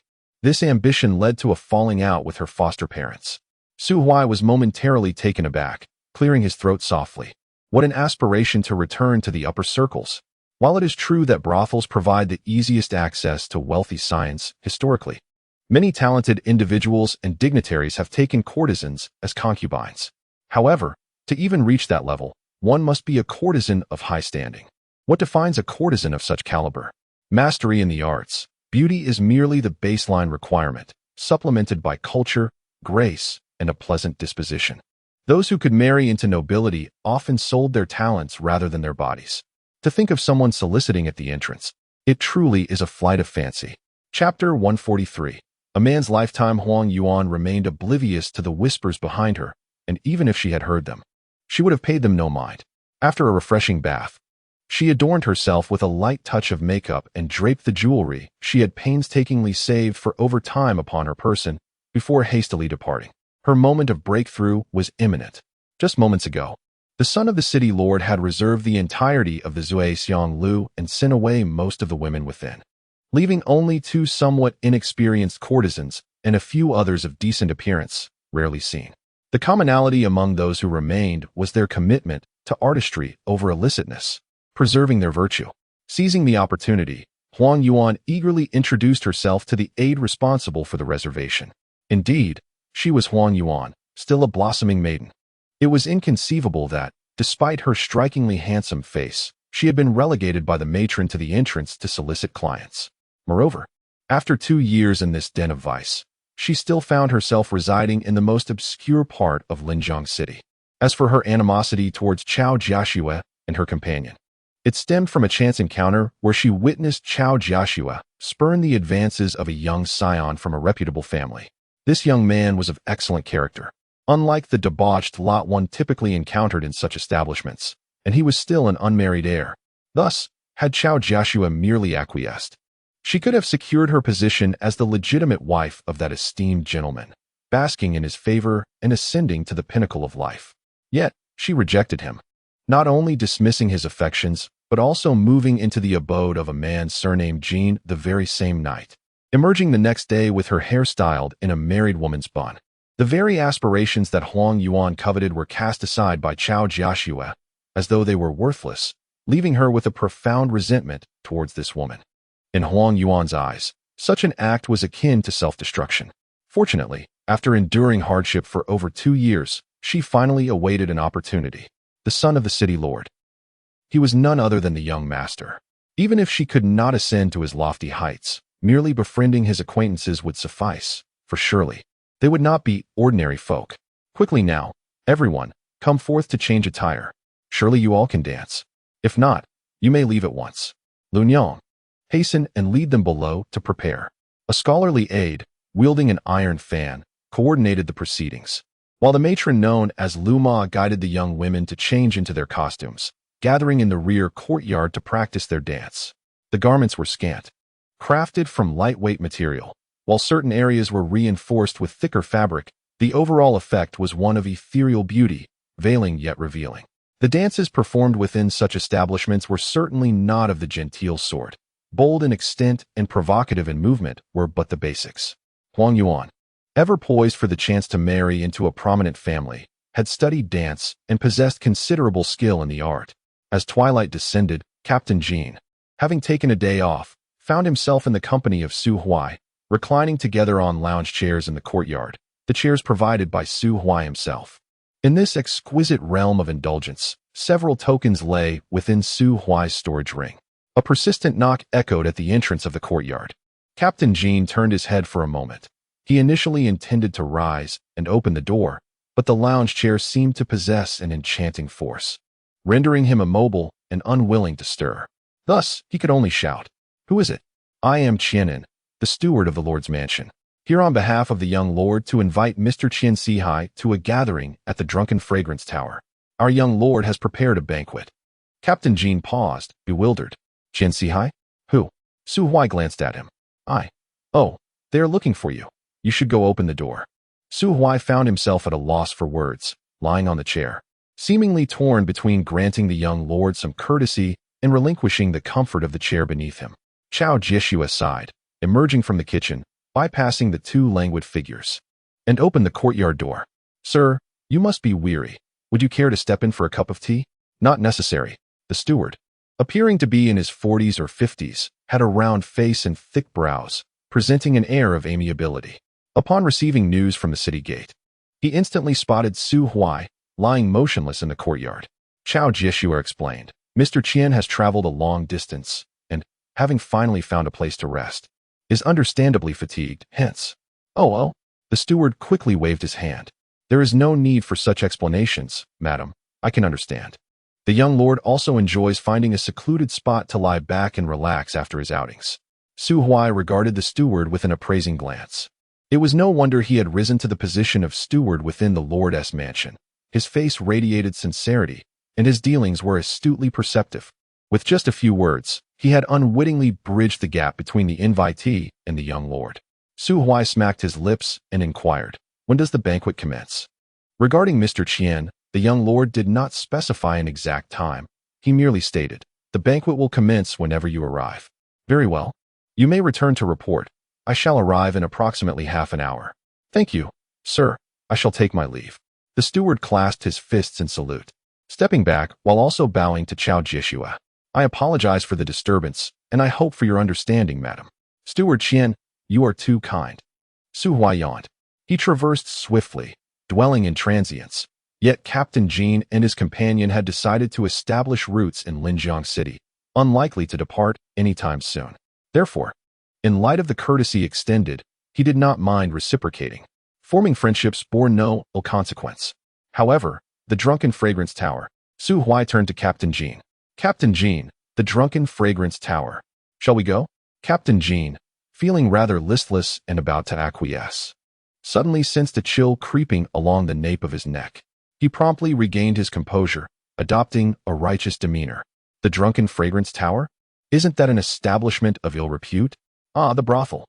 Su Huai nodded slightly, a smirk gracing his lips as he urged, "A man must experience the pleasures of the flower lanes at least once in his lifetime." "Captain Jean, surely you cannot be so timid as to fear reprimand from your village chief? Do not be afraid. She is no longer your chief, but a woman. Stand tall, and accompany me to the brothel." Captain Jean bristled, turning his head away to ignore Su Huai. "This fellow is quite the troublemaker, attempting to ensnare me from the very start." Chao Jieshua appeared behind Captain Jean, smiling as she massaged his shoulders, her touch perfectly calibrated, causing him to grin in delight. She turned her gaze toward Su Huai. "Mr. Su, do you often visit the flower lanes?" Su Huai's lips twitched as he fell into silence. "Please, do not inquire further. Village Chief." Continuing this line of questioning would be rather impolite. Chapter 144. The Arrival at the Drunken Immortal Pavilion. On the second floor, within the most opulent private room, adorned with silk drapes and embroidered curtains, this intimate chamber exuded an atmosphere of flirtation. At this moment, 3 tables intricately carved from white jade were arranged within. Delicately exquisite pastries and an assortment of spiritual fruits were artfully presented upon the tables, while the serving women stood gracefully on either side, holding wine vessels worth several times their own value. Mr. Qian, forgive my boldness, but may I inquire about the purpose of your visit to our Linjiang city? A youth, seated at the central table, with a soft visage and clad in a purple robe, gazed cheerfully at Su Huai, who sat at the table to his left, raising his wine cup in a gesture of invitation. Su Huai returned the gesture, saying, "Young master, you are too kind. I shall not conceal from you the reasons for my intrusion into your esteemed city. Firstly, I seek an old friend. Secondly, I hope to explore the local commerce in search of valuable resources." The youth, referred to as the young master, smiled. "What kind of resources does Mr. Qian require? Do share, and should there be any reserves within the city, I would gladly facilitate their delivery to alleviate your urgent needs." "That would indeed be splendid. If the commerce tomorrow does not yield the desired outcomes, I shall approach the young master for assistance," Su Huai replied, smiling as he sampled the dish, his peripheral vision catching sight of a burly man seated to the right of the youth. This man, with a rugged black face and coarse beard, clad in heavy armor, seemed out of place in such a refined establishment. Yet, no one dared to underestimate him due to his formidable presence as an Emperor Realm cultivator. Though merely at the initial stage of the Emperor Realm, he was still a force to be reckoned with. In contrast, the young master, at the late stage of the 8th level, had yet to ascend to the realm of a venerable. It was no wonder he required a bodyguard to accompany Su Huai to the banquet, a somewhat embarrassing predicament for his father. Having been at the banquet for a quarter of an hour, Su Huai noted that the young master primarily engaged in probing inquiries regarding his background. However, Su Huai understood the necessity of such caution.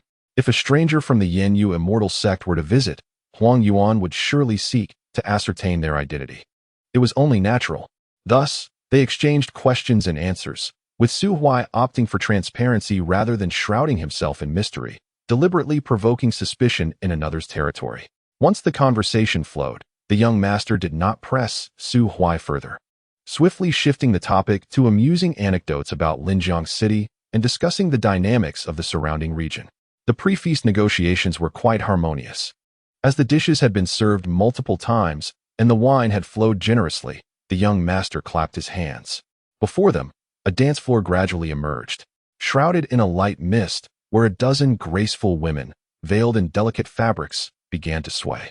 In the center, 3 pre-selected courtesans donned in vibrant red garments began to elegantly unfurl their forms. Su Huai regarded the scene with a critical eye for a while before turning to the youth.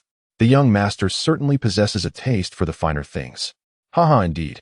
The pleasures of the flesh are inherent to our nature. The young master chuckled lightly. In a man's lifetime, he may possess various preferences and opinions regarding food, attire, weaponry, and martial arts. However, when it comes to the allure of beauty, those who understand well. What the young master has spoken is indeed true. A burly man with a dark complexion, who had been silently seated nearby, fixed his gaze intently upon the dance floor. Su Huai opened his mouth, but found himself at a loss for words. As an Emperor Realm individual, what woman could he not have? Was it necessary to adopt the demeanor of a lecherous ghost in a brothel, staring motionless at the young ladies? The young city lord seemed to perceive Su Huai's thoughts and lowered his voice, saying, "What you may not know, Mr. Qian, is that our city of Linjiang supports 3 Emperor Realm patrons, among whom the most formidable is the female patron, General Pu, who happens to be the wife of General Zhang. General Pu has an intolerant nature, and due to her practice of a certain martial art, she possesses a physique even more imposing than General Zhang's." Su Huai swallowed hard, casting a glance filled with sympathy at the burly man. In every neighborhood, there is a girl blossoming into womanhood, with strength to conquer mountains and a spirit that reigns supreme. Every man with the courage to conquer mountains, or who has been conquered by them, deserves respect. The dancers were skilled in the art of seduction. From time to time, the light silk skirts would flutter past the eyes of a few, while the dark-faced man merely observed, hesitant to partake. Yet, the young city lord had no such reservations. With a swift motion, he pulled one of the dancers into his embrace. Su Huai glanced over and recognized the dancer the young city lord had ensnared. It was Huang Yuan, whom Chao Joshua had mentioned just that afternoon. Huang Yuan appeared somewhat taken aback. While dancing, she had caught sight of Su Huai's face and, startled, lost her rhythm for a moment. That instant was precisely captured by the young city lord. Accustomed to delicacies, the young city lord found a peculiar amusement in Huang Yuan, a rather clumsy girl, and thus he reached out and drew her, who had faltered in her steps, closer to him. Huang Yuan's heart raced. Some of the other dancers cast envious glances her way. Su Huai, however, could only grimace. He finally understood why this girl evoked such a strong sense of dissonance within him. Huang Yuan. Huang Yuan. Good heavens. Elder. How have you transformed into a materialistic woman? Su Huai lifted a glass of wine, gazing at Huang Yuan nestled shyly in the young city lord's arms.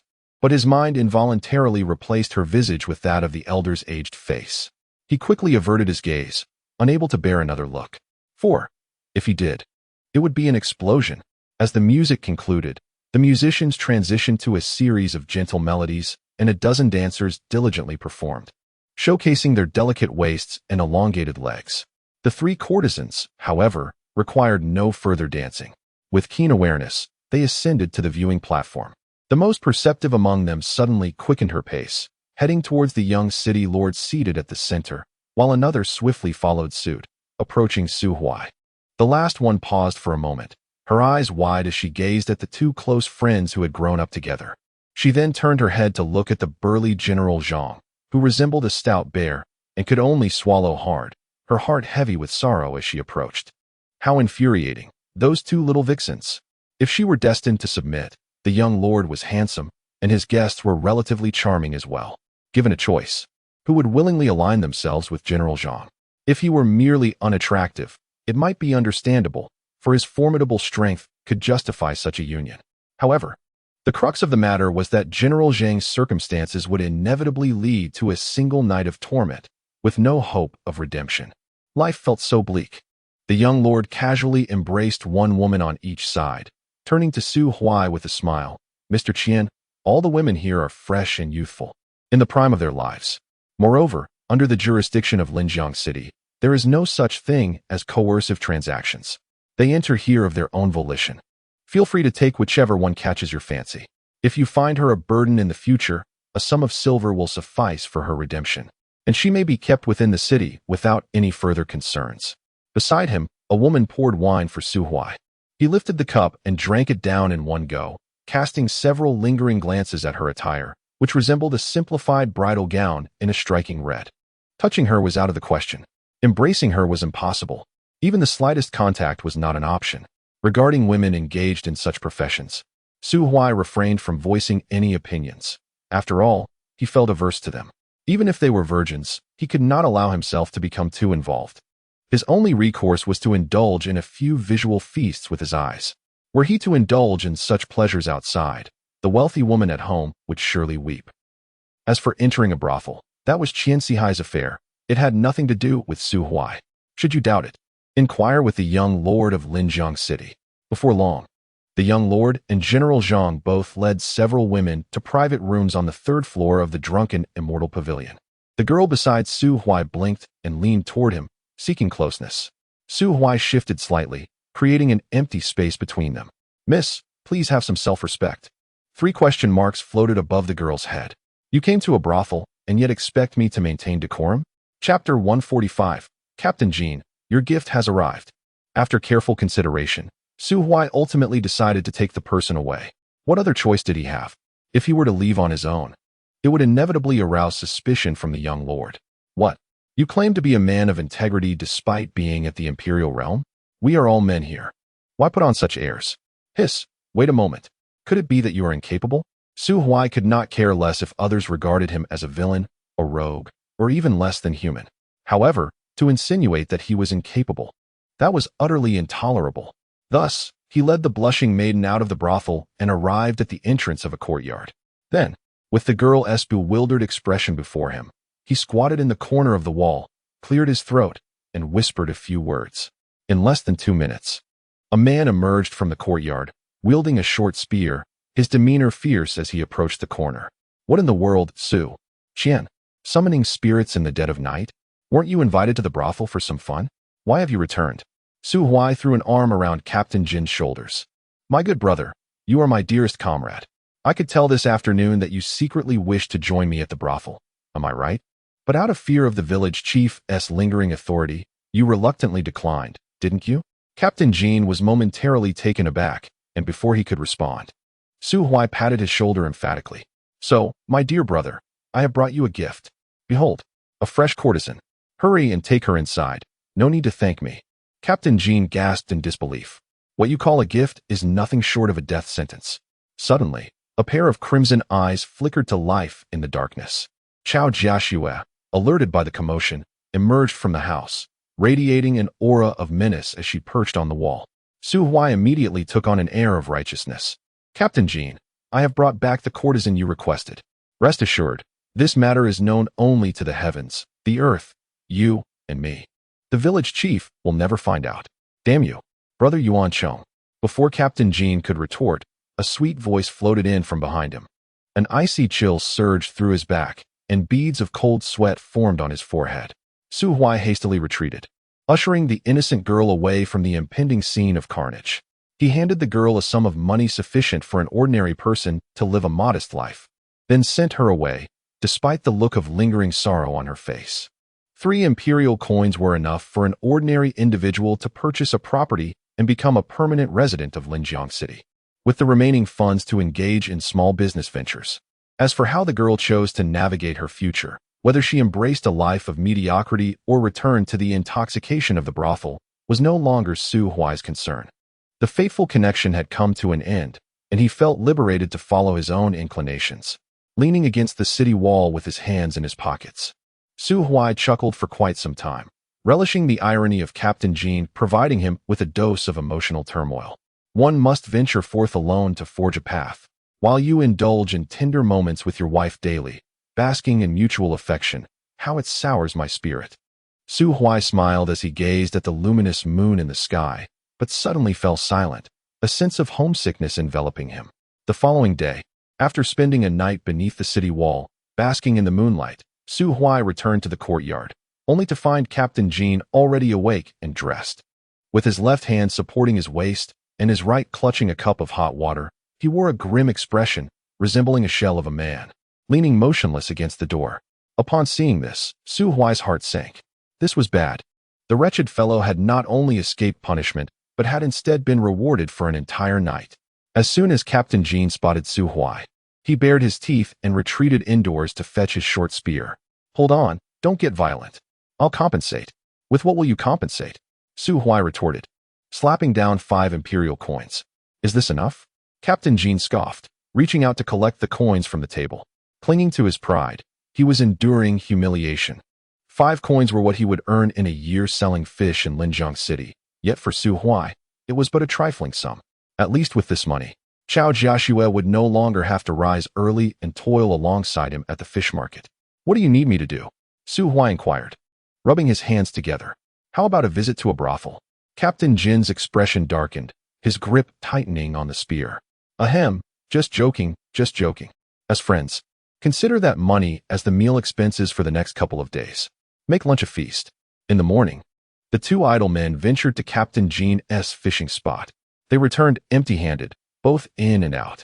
Lunch was prepared by Chao Jiaxue, a table laden with ingredients, most of which were meant to replenish energy, along with several precious pieces of high-grade beast meat, a rare treat for the duo from Rongxia village, and a jar of fine wine.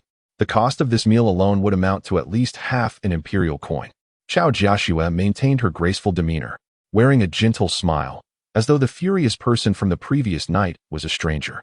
After a hearty meal, Su Huai and Captain Jean resumed their idle lounging. At heart, he was merely a lazy soul yearning for leisure, avoiding unnecessary excursions whenever possible. As night fell, the steward from the Lord's mansion returned. This time, instead of an invitation to a banquet, he delivered an invitation from the 13th Street Trading Company. Su Huai sighed, rising to take his leave. Village Chief, Captain Jean. Perhaps tonight I shall fulfill the purpose of my visit to Linjiang City. The duo from Rongxiao village understood the underlying implication. Captain Jean spoke solemnly, safe travels. Chao Jiaxue playfully pinched him and then smiled at Su Huai, saying, the mountains are high and the roads long. If fate permits, we shall meet again. That day will surely come. Su Huai smiled, hands tucked away, his silhouette gradually merging into the bustling crowd along the path. Chapter 146. The Autumn Frost Mystical Water Bracelet at Shop Number 13. The young lord stood quietly at the entrance of the shop. Beside him was Huang Yuan. Unexpectedly absent was the courtesan from the previous night, while towering behind them was General Zhang, a figure over 2 meters tall, with a dark visage and a robust build. Having exited the brothel, General Zhang resumed his dutiful demeanor, following the young lord in silence. "Good evening, Mr. Qian," the young lord greeted Su Huai with a smile. After dining together and exploring the city's pleasures the previous evening, Su Huai's acceptance of his hospitality had established a bond of friendship between them. Huang Yuan glanced up at Su Huai before quickly lowering her head again. "Apologies for the delay. I was held up by some matters, causing you to wait, my lord." "Oh, it's of no consequence. I have just arrived as well. Now that we are all here, shall we not linger outside any longer? Let us proceed inside." "Shall we?" "Indeed, that sounds splendid. After you." The young lord gestured for them to enter first. Today, shop number 13 was indeed a stark contrast to the previous night. All the counters in the hall had vanished, and the previously locked back door was now ajar, revealing a wide corridor stretching hundreds of meters. Above the corridor hung immaculate white luminous chandeliers, while both sides were adorned with various glass display stands. Every 5 meters, a server was present to attend to guests. As twilight descended, numerous nobles from within the city strolled through the corridor. Young ladies gathered in small groups, while the young gents, like the young lord, accompanied companions of decent beauty. Linjiang City, standing resilient for millennia, had established a hierarchy among its noble families. Among the offspring of these prominent clans were certainly those of keen intellect, yet the idle and unambitious were not in short supply. For Linjiang City, the monthly trading fair at shop number 13 was a rare event where outsiders' goods could be witnessed. Consequently, the items for sale at the fair were diverse, ranging from 3rd and 4th tier spiritual materials and medicinal pills to slightly enchanted weapons, as well as pure adornments, gemstones, and paintings, an abundance of offerings. However, despite the myriad of items, Su Huai found nothing that piqued his interest as he strolled through. In contrast, the young lord had purchased an elongated soft sword of the 9th tier at a steep price, while General Zhang acquired a hairpin imbued with the ability to nourish the body, clearly a gift for his wife to conceal the previous night's escapades. Before long, Su Huai paused before a display stand. On it rested a pair of silver-white filigree bracelets, crafted from celestial gold, each set with a translucent white spatial spirit crystal, and adorned with azure water system crystals, also possessing the ability to nourish the body. An inscription detailing the item's attributes was etched upon the stand. Autumn Frost Xian Water Bracelet, a storage artifact grade, Imperial Artifact price, $39.99 Imperial coins storage space per bracelet, 1 mile in length, width, and height. Special effects. Nourishes the body, subtly enhances aptitude, and amplifies soul perception. Array additional effect. Protection. When the wearer sustains severe damage, an Imperial grade shield is generated, lasting for a quarter of an hour, with a cooldown of 1 day. Description. Crafted primarily from silver-tied immortal gold threads, embedded with 2 superior Imperial-grade spatial spirit crystals, and adorned with autumn frost stones. This piece is forged by the renowned artifact master, Elder Yulan, corresponding to the National Guardian realm. Su Huai's assessment is top-notch, at least within the realm of Imperial artifacts. The additional effects of this bracelet are quite commendable. However, there is a hint of unscrupulous commercialism, with an excessive markup. Noticing Su Huai's pause, the young lord approached for a closer look at the bracelets and remarked, "Autumn Frost Xian Water Bracelet? Mr. Qian, this item is priced somewhat inflated due to its origin from Elder Yulan. Moreover, the design of these bracelets appears tailored for female cultivators. Yet there are no female cultivators nearby capable of readily producing such a sum of Imperial coins. Hence, they have long been accumulating in our trade association." The closest female attendant, observing Su Huai's interest, stepped forward with a smile to elaborate. "What this gentleman has stated is indeed accurate. The Autumn Frost Xian Water Bracelet does possess certain flaws. Firstly, its nourishing effect is only effective for cultivators below the Imperial realm. Secondly, as it is an early work of Master Yulan, the strength of its array is not particularly high, capable of withstanding attacks of mid-Imperial realm intensity. To an ordinary Imperial Realm expert, it is merely a somewhat enhanced storage tool. Su Huai looked up at the attendant, surprised by her candidness in revealing the shortcomings of her own merchandise. He blinked and inquired, "If this item has so many defects, why do you still sell it at such a high price?" The attendant replied softly, "This price was personally set by Master Yulan. What you may not know is that Master Yulan was born into humble beginnings, the son of a blacksmith in a small town. In his youth, he had a close bond with a childhood sweetheart, with whom he promised to spend their lives together. However, at the age of 14, due to his exceptional talent, he was discovered by a traveling artifact master who took him as a disciple, whisking him away from his hometown. Master Yulan promised the girl that he would return after 6 years, at the age of 20, to marry her. Yet, due to unavoidable circumstances, he failed to keep his promise, only returning to his birthplace a decade later. By then, the girl, having waited in vain through countless days and years, eventually married a wealthy merchant in the town upon her family's urging. When they met again, she was already with child. After a brief reunion, Master Yulan sat in solitude at the pavilion in the heart of Xian Water Lake for 3 days, ultimately sighing deeply and departing in sorrow. Decades later, the woman had turned to dust, while Master Yulan had risen to prominence as a renowned 9th-grade artifact refiner. Later, by the banks of the Xianshui Lake, he poured all his efforts into crafting the Autumn Frost Xianshui bracelet. This was the first imperial artifact refined by Master Yulan and the only one crafted for a female cultivator. Thus, despite its imperfections, it merited the price it commanded. What say you, esteemed guests? Huang Yuan stood nearby, her face a portrait of sorrow, seemingly moved by Master Yulan's poignant love story. Su Huai's lips twitched. The tale was compelling, yet the price remained exorbitant. The young city lord also scoffed, remarking that had he not known Master Yulan had wed 18 wives, he might have been genuinely touched. The maidservant, overhearing the young lord's words, appeared somewhat embarrassed but softly interjected, "This item is perfectly suited as a gift for one Estao companion." Huang Yuan blinked and instinctively turned to glance at the young lord, who smiled in silence. Spending 4,000 imperial coins on a gift for a courtesan was beyond the means of his father. If he were truly so foolish, he might find himself hanging at the city gate by dawn. Everyone was out for amusement. How could they expect him to squander his fortune in a single night? What of the diamonds? Could there not be a modicum of sensibility?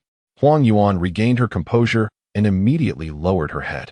Meanwhile, Su Huai reached out and tapped the glass display several times. "I'll take it. Please wrap it up." An imperial coin spun from his fingers and landed on the counter. The accompanying individuals widened their eyes in disbelief. Now, when the young lord looked at Su Huai, he saw the words "big fool" written clearly on his face. "Mr. Qian, this is not worth it," he remarked. "As long as the recipient finds joy in it, then it is indeed worth it." Mr. Qian truly was extravagantly wealthy. "Might I inquire, who is the fortunate recipient of this gift?" "My lawful wife," he replied. The young lord instinctively turned to Captain Zhang. General Zhang understood the young lord was attempting to compare Mr. Qian to himself, and his face flushed crimson as he averted his gaze. After all, they were both in the imperial realm, both had secretly visited a brothel the previous night, and both were purchasing gifts for their wives. Yet the disparity between the gifts they chose was astronomical. General Zhang's gaze wandered momentarily, as if he grasped a sudden realization, and he immediately shot a glare back at the young lord. "What are you staring at? I'm merely working for your father. Do you think your father pays me so generously? You, as his son, should have some awareness." Chapter 147, The Condensing Dao Pill. The state-securing realm, the Autumn Frost Mystic Water Bracelet, was merely a minor interlude. However, the substantial financial resources undoubtedly elevated Su Huai's standing in the heart of the young lord. In the real world, avarice is not as prevalent. The reason why Linjiang City has thrived for millennia amidst perilous wilderness is its prudent approach of avoiding unnecessary conflict. Rather than offending a mysterious and powerful entity for fleeting wealth that cannot be swiftly converted into strength, it is wiser to suppress greed and cultivate friendships, resulting in more allies and fewer adversaries. Amidst laughter and camaraderie, Su Huai wandered to several other stalls, lingering for a considerable time before an imperial-grade shield, yet ultimately decided against it. After all, his purpose today was to procure the elixir that would elevate him to the state-securing realm. Once he achieved that breakthrough, the necessity for defensive imperial artifacts would diminish significantly. After a thorough exploration, the group finally arrived at the stall displaying elixirs, where the gathering of cultivators was the most substantial. As he perused the third-grade elixirs, Su Huai successfully located the one he sought. Condensing Dao Pill, Dao-grade elixir price, 30,000 imperial coins effect. Increases the probability of a half-step state-securing realm practitioner breaking through to the state-securing realm. This was the sole Dao-grade elixir priced in imperial currency, and it was uniquely effective only for those in the imperial realm. Priced at 30,000 imperial coins, it was beyond the reach of the ordinary individual.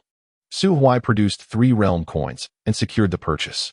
The glances exchanged between the young lord and General Zhang shifted, and upon witnessing Su Huai acquire the condensing Dao Pill, they instinctively infused their gazes with a hint of respect. After all, the ability to procure such an item. Even if one had not yet attained the half-step state-securing realm, they were certainly not far from it. The city lord's residence also possessed a single condensing Dao Pill in reserve. However, that was intended to incentivize the 3 imperial realm subordinates and had been stored for over a century, still unutilized to this day. The purchasing process was remarkably smooth, and having accomplished his primary objective, Su Huai felt a wave of relief wash over him.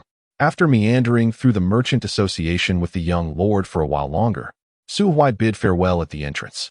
As he observed his companions departing the city gate and disappearing into the night, the young lord sighed deeply. Alas, it seems that Mr. Qian still harbors some distrust towards us. General Zhang, standing behind him, murmured, "Were it me, during such a critical juncture of breakthrough, I too would be hesitant to trust an unfamiliar force." General Zhang's reasoning was sound.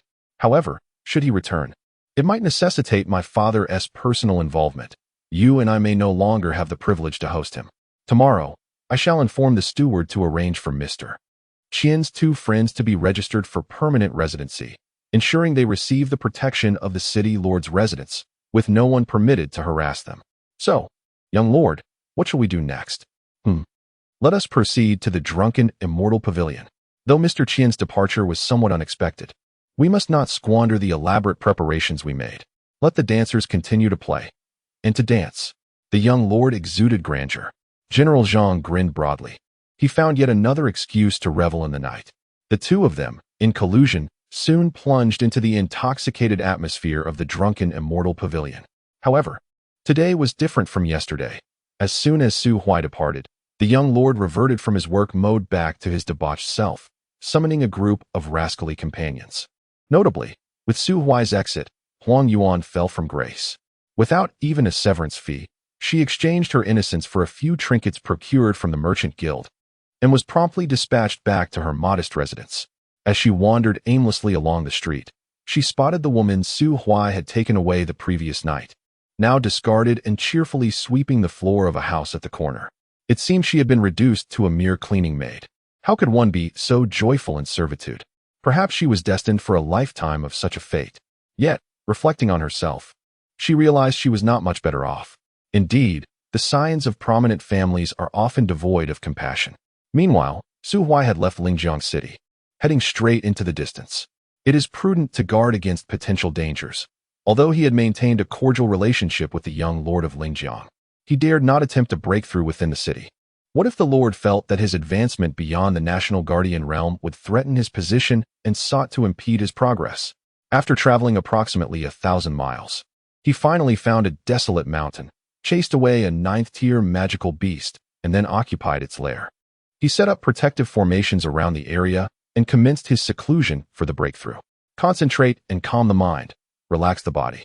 Attune oneself to the essence of the soul and the meridians, deepening the understanding of authority. A small serpent climbed onto his shoulder, appearing somewhat anxious. Su Huai nodded and poured a Dao condensation pill from the jade vial into his mouth. The pill dissolved instantly, and a surge of potent medicinal energy rushed through his limbs and bones.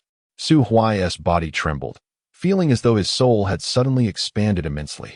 The sudden sensation of swelling was exceedingly uncomfortable, leaving his breath in disarray. Enduring the agony of the breakthrough, he followed the serpent's advice to guide the medicinal energy through his meridians, gradually expanding the sea of consciousness and mending the minute meridians that had been ruptured by the overwhelming force.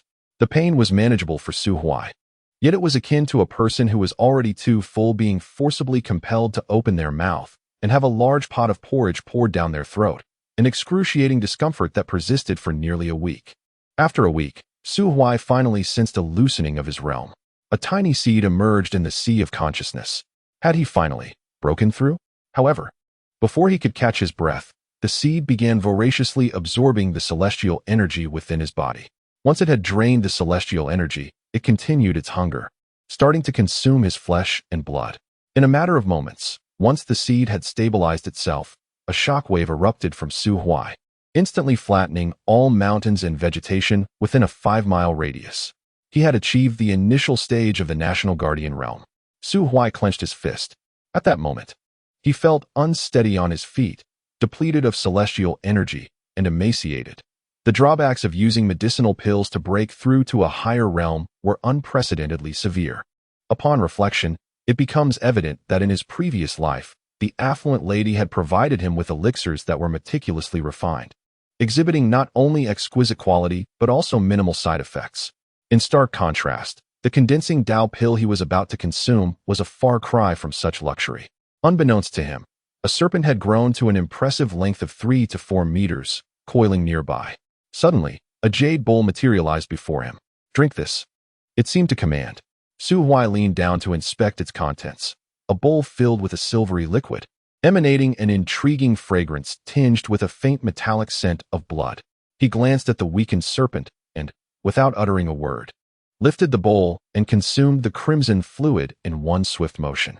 Had Su Huai possessed a system at that moment, it would have displayed a special notification: consumption of the unique biological essence, blood of the sovereign serpent of the national boundary cycle achieved.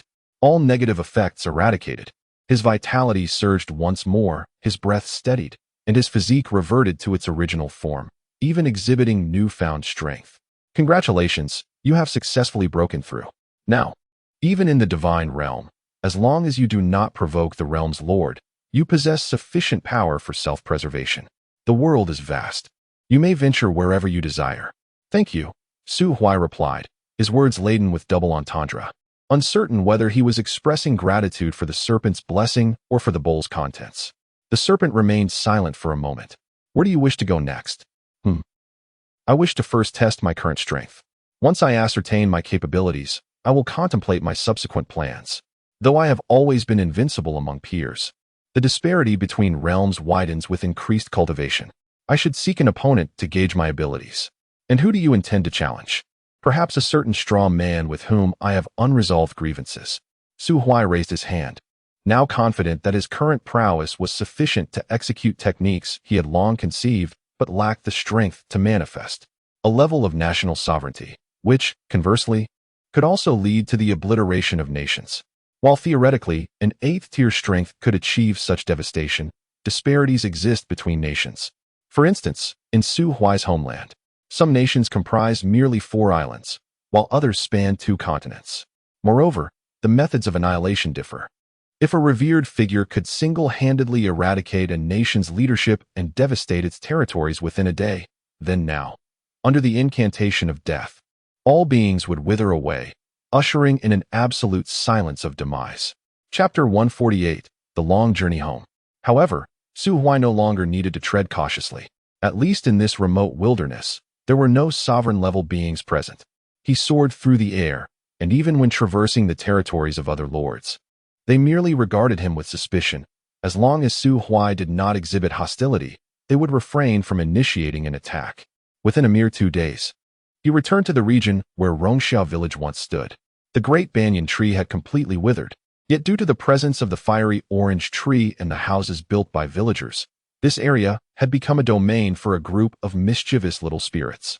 Standing at the village entrance, Su Huai observed for a moment. Sensing the aura he emanated, the little spirits within the village cowered in the shadows, trembling. However, after nearly a quarter of an hour, Su Huai still failed to perceive any signs of the flock of crows. He furrowed his brow. A quarter of an hour had passed, and still no awareness of my presence? Or perhaps, they are waiting for me to approach. TSK, that works too. He tilted his head and took a step forward, instantly vanishing from sight. The domain of the Fear Lord appeared unchanged since his departure. The areas suffused with imperial energy remained the same, including the gathering place of humanity, Duni village, where the villagers continued their age-old tradition of laboring at dawn and resting at dusk, unaffected by any disturbances. At the moment Su Huai reappeared, a ninth-tier soul-crossing bird from Duni village detected his aura and, without hesitation, took flight southward. Su Huai chuckled, leisurely trailing behind. Before long, the ninth-tier soul-crossing bird alighted beneath a large tree, dark with hints of purple. With a loud cry, a shadow the size of a sparrow shot forth from the treetop. Clang!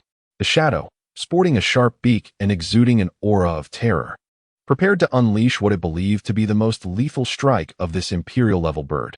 Unfortunately, it misjudged Su Huai's prowess. Its beak, as sturdy as an imperial artifact, was firmly pinched between Su Huai's two fingers, inflicting only a negligible injury.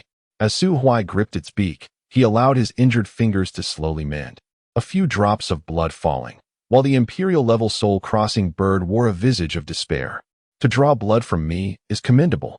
Alas, your perception of danger is not as keen as your son's. Upon seeing me, you chose not to flee, but rather charged recklessly. Release my father.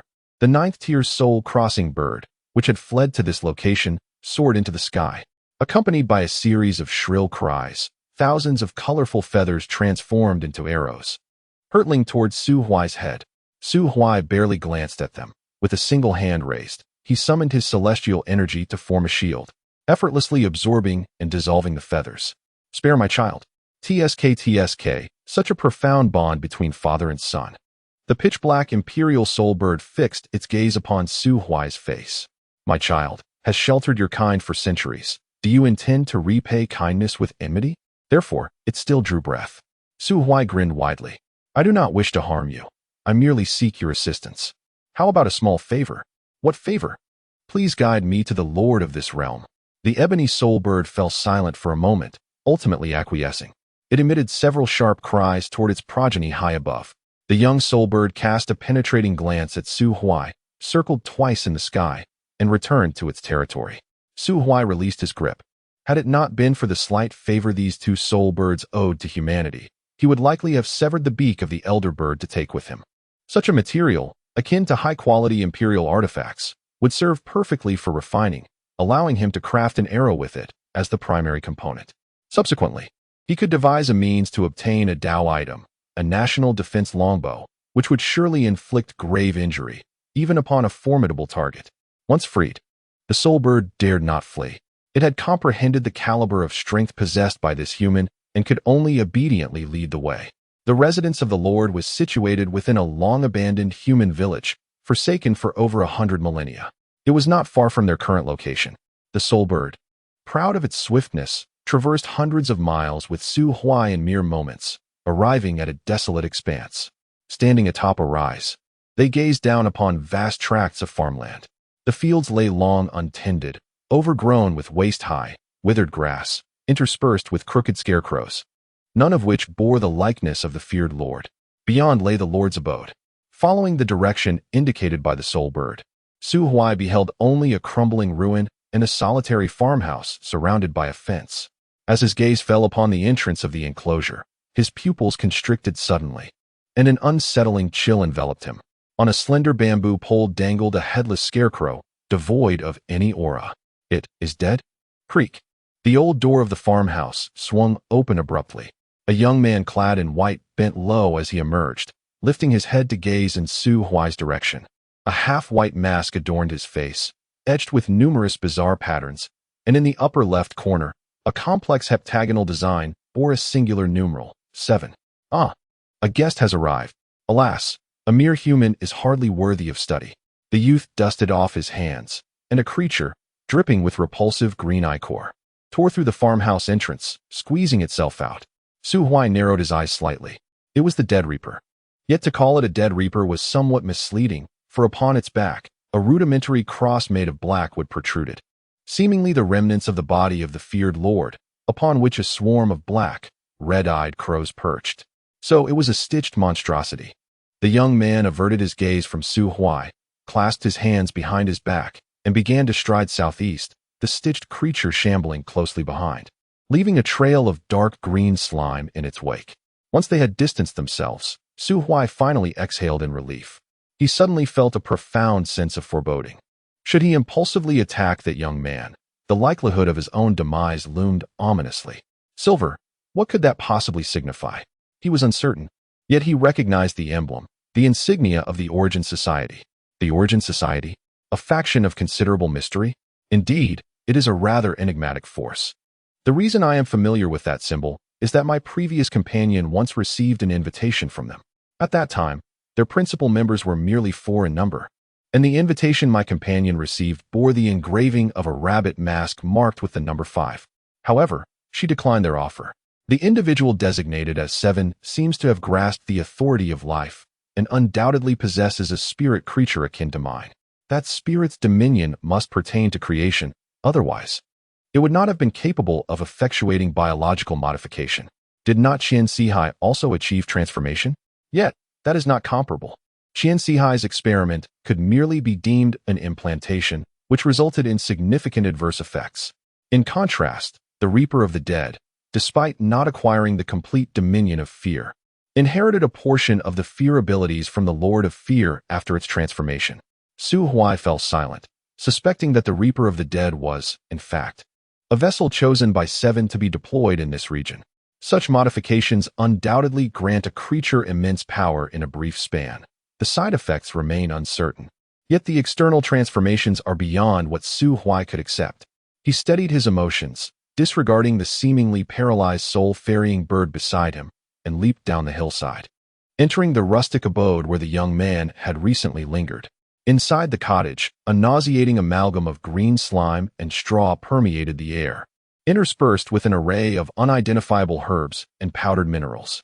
The stench assaulted his senses as Su Huai rummaged through the room, but found nothing of value. Upon exiting the cottage, he cast a glance at the scarecrow's head hanging on the fence and let out a soft sigh. Indeed, the vicissitudes of life are unpredictable. Where to next? Perhaps a visit to the territory of the apothecary Immortal Dynasty? That could prove advantageous. The members of the apothecary Immortal Dynasty may be lacking in strength, yet their alchemical prowess is renowned throughout the divine realms, and their elixirs are among the most diverse found within human cities. Should we venture there? It would be prudent to procure a batch of elixirs in advance, to avoid the necessity of seeking them out when the need arises. Furthermore, with your current strength, if you were to reveal your identity as a wandering cultivator, you might even receive an invitation to serve in the apothecary Immortal Dynasty. Serve? One can only hope they are capable of offering such a position. Chapter 149. The city of the Medicine King. In this grand divine realm, myriad races coexist. During ancient times, the 5 most powerful clans, the spirits, humans, ghosts, demons, and beasts, held dominion over the world. However, in their relentless quest for ephemeral treasures, these clans engaged in ceaseless conflict, gradually leading to their decline. Following the fierce competition among the 5 clans in ancient times, 4 of them were expelled from the divine realm, disappearing from history for a considerable period. After several millennia of recuperation, these 4 clans re-entered the divine realm, with the ghosts and demons leveraging their innate advantages, gradually reclaiming their prominence. They now occupy vast stretches of wilderness within the divine realm, showing signs of revival. Conversely, the Beast clan faces a tumultuous path to resurgence due to historical grievances, suffering extensive persecution and captivity, relegating them to one of the lower-tier races. The humans, who once allied with the beasts, became fragmented as certain high-ranking individuals perceived an inequitable distribution of resources. Powerful leaders established independent factions, the most significant of which is the 8 Directions Celestial Dynasty. Among them is the Medicine King Celestial Dynasty. Despite years of decline that have led this once mighty dynasty towards obsolescence, it still stands atop the human race, buoyed by the legacy of its ancestors. The territory it governs spans over 80,000 miles in diameter, with a population exceeding several billion. After breaking through the kingdom's borders, Su Huai no longer needed to tread cautiously on his journey. However, as he meandered, circumventing the major powers of myriad clans ruled by territorial lords, he embarked on a long trek that took over a month before finally arriving in the grandest city of the Medicine King Celestial Dynasty, Medicine King City. The Medicine King Celestial Dynasty is renowned for its abundance of alchemists, who, regardless of location, never find themselves wanting for wealth. For instance, Su Huai, though merely a first-tier alchemist, possesses dozens of realm coins, making him wealthier than an entire city on his own. Consequently, the residents of Medicine King City live in affluence, enjoying excellent welfare, in stark contrast to the villagers in the wilderness who struggle for survival, existing in entirely different worlds. Standing on the bustling streets of Medicine King City, Su Huai couldn't help but sigh. A population of billions, it seems more accurate to say it's merely hundreds of thousands. Beyond the city, the territory of the Medicine King Celestial Dynasty bears little resemblance to the city's prosperity. The various cities are governed by their own lords, enjoying a high degree of autonomy while offering only symbolic tributes to the Medicine King Celestial Dynasty each year. Some of the more powerful and shameless lords, under the pretense of struggling for survival, even demand funds from Medicine King City, threatening to sever ties with the dynasty if their demands are not met. In such circumstances, the entire Medicine King Celestial Dynasty resembles the historical eastern Zhou of Su Huai's homeland, with vassal lords vying for power and the royal family rendered nearly powerless. It is no wonder that the members of the royal Mu family are eager for revival. The Medicine King Celestial Dynasty, having lost its deterrent power, is left with only this thriving royal city as its true domain. Mr. Su, this way, please. Su Huai withdrew his gaze from the distance and followed the guide he had engaged into the bustling market. On his visit to Medicine King City, he could not use the name Qian Sihai, which had once been connected to the Mu family due to certain psychological attachments. Thus, he opted for his true name. In the lower realms, the members of the Mu family, who were in search of Chu Siyu, have likely met with unforeseen misfortune. Naturally, his name is unlikely to circulate back. However, should it do so, it would bear no consequence. Su Huai cast a sidelong glance at the tallest edifice within the city of Yaowang. The last vestiges of the Yaowang Celestial Dynasty rest upon the existence of the Mu family's realm master, who clings precariously to life. Yet, as long as Su Huai refrains from ruthlessly exterminating the bloodline of the Mu family and destabilizing the foundation of the Yaowang Celestial Dynasty, that realm master would not expend their last breath on Su Huai. As for the encirclement of the national boundary, Su Huai harbored no fear. With his abilities, even if he could not prevail, he could certainly escape with ease. Mr. Su, the Yaowang Pavilion is the largest commercial establishment within Yaowang City.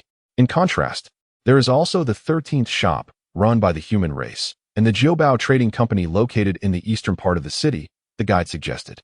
Mr. Su, shall we proceed here? Su Huai nodded and entered the Yaowang Pavilion. Shortly after embarking on his journey to the Yaowang Celestial Dynasty, the little skeleton emerged from an unknown place, following closely behind him. Once Su Huai entered the dynasty, it turned and vanished from sight. Su Huai understood. In such a grand city as Yaowang, the Golden Skeleton clan had merchants residing there, and the little skeleton's clandestine endeavors to boost Su Huai's performance could not be discovered by its superiors. The Yaowang Pavilion was divided into 4 levels. The first floor dealt in medicinal herbs, spirit minerals, and various raw materials and miscellaneous goods, serving as a free trading market. The second floor featured items for those below the Emperor realm. The third floor encompassed rare treasures from the Emperor realm to the Realm Master level, while the fourth floor hosted an auction venue. However, today's auction list lacked any noteworthy rare items, consisting mostly of goods with ambiguous values. Mr. Su, which floor would you like to visit?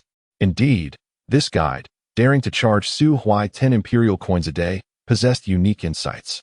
Su Huai waved his hand, indicating a desire to explore independently. Thus, the guide fell silent, quietly trailing behind Su Huai, ready to respond at any moment.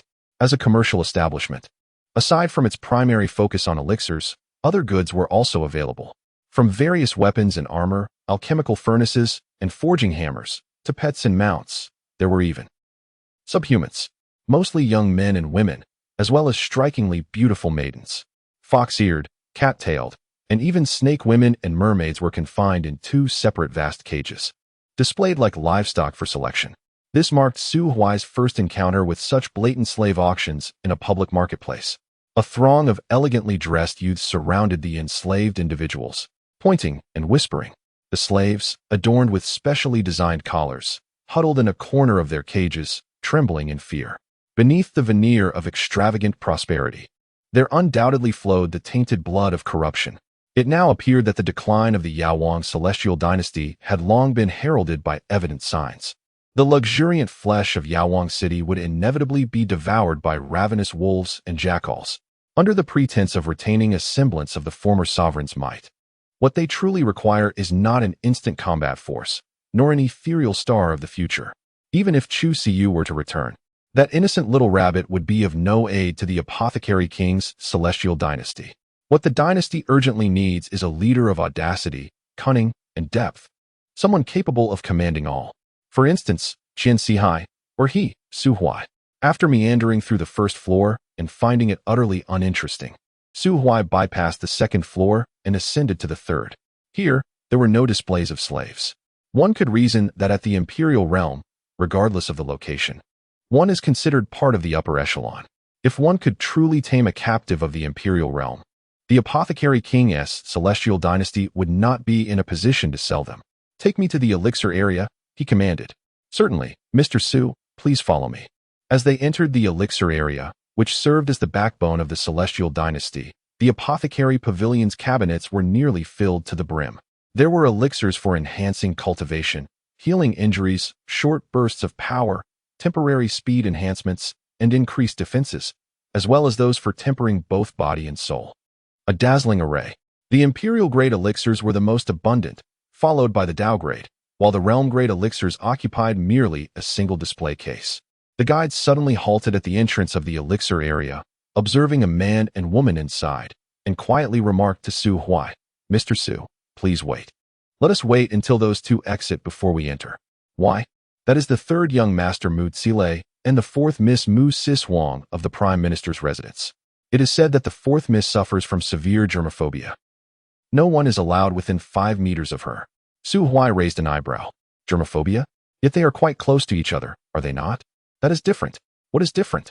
With a scoff, Su Huai unabashedly declared that his purpose in visiting the apothecary king's celestial dynasty was to stir up trouble in the eyes of the city. He was a genuine antagonist. Thus, he strode boldly into the establishment, deliberately approaching the display case beside Mu Sis Huang. Mu Zile immediately furrowed his brow, positioning himself in front of his sister, narrowing his eyes at Su Huai. "Please leave at once." "On what grounds? Is this establishment owned by your family?" A flicker of cold light passed through Mu Zile's eyes. The apothecary pavilion was a property of the royal bloodline and had no ties to the prime minister's residence. But in Apothecary City, few dared to speak to him in such a manner. The aura of the imperial realm subtly enveloped the vicinity as Mu Zile spoke again in a deep voice. "My sister suffers from a serious case of germophobia. And what does that have to do with me? Or do you think I am dirty? If you do not wish to be near me, feel free to leave. No one is begging you to stay here. You are insane." A vein throbbed on Mu Zile's forehead as he glanced at the onlookers, suddenly regaining his composure. "May I inquire your name, brother?" "My father's name is Su Huai. If you dare, come and strike me." Mu Zile chose not to respond, taking his sister's hand and silently departing from the area. "Mr. Su." The tour guide suddenly stepped forward. An expression of turmoil etched across his face as he gazed at Su Huai. "Mr. Su, your audacity is truly remarkable, having offended the Chancellor's mansion.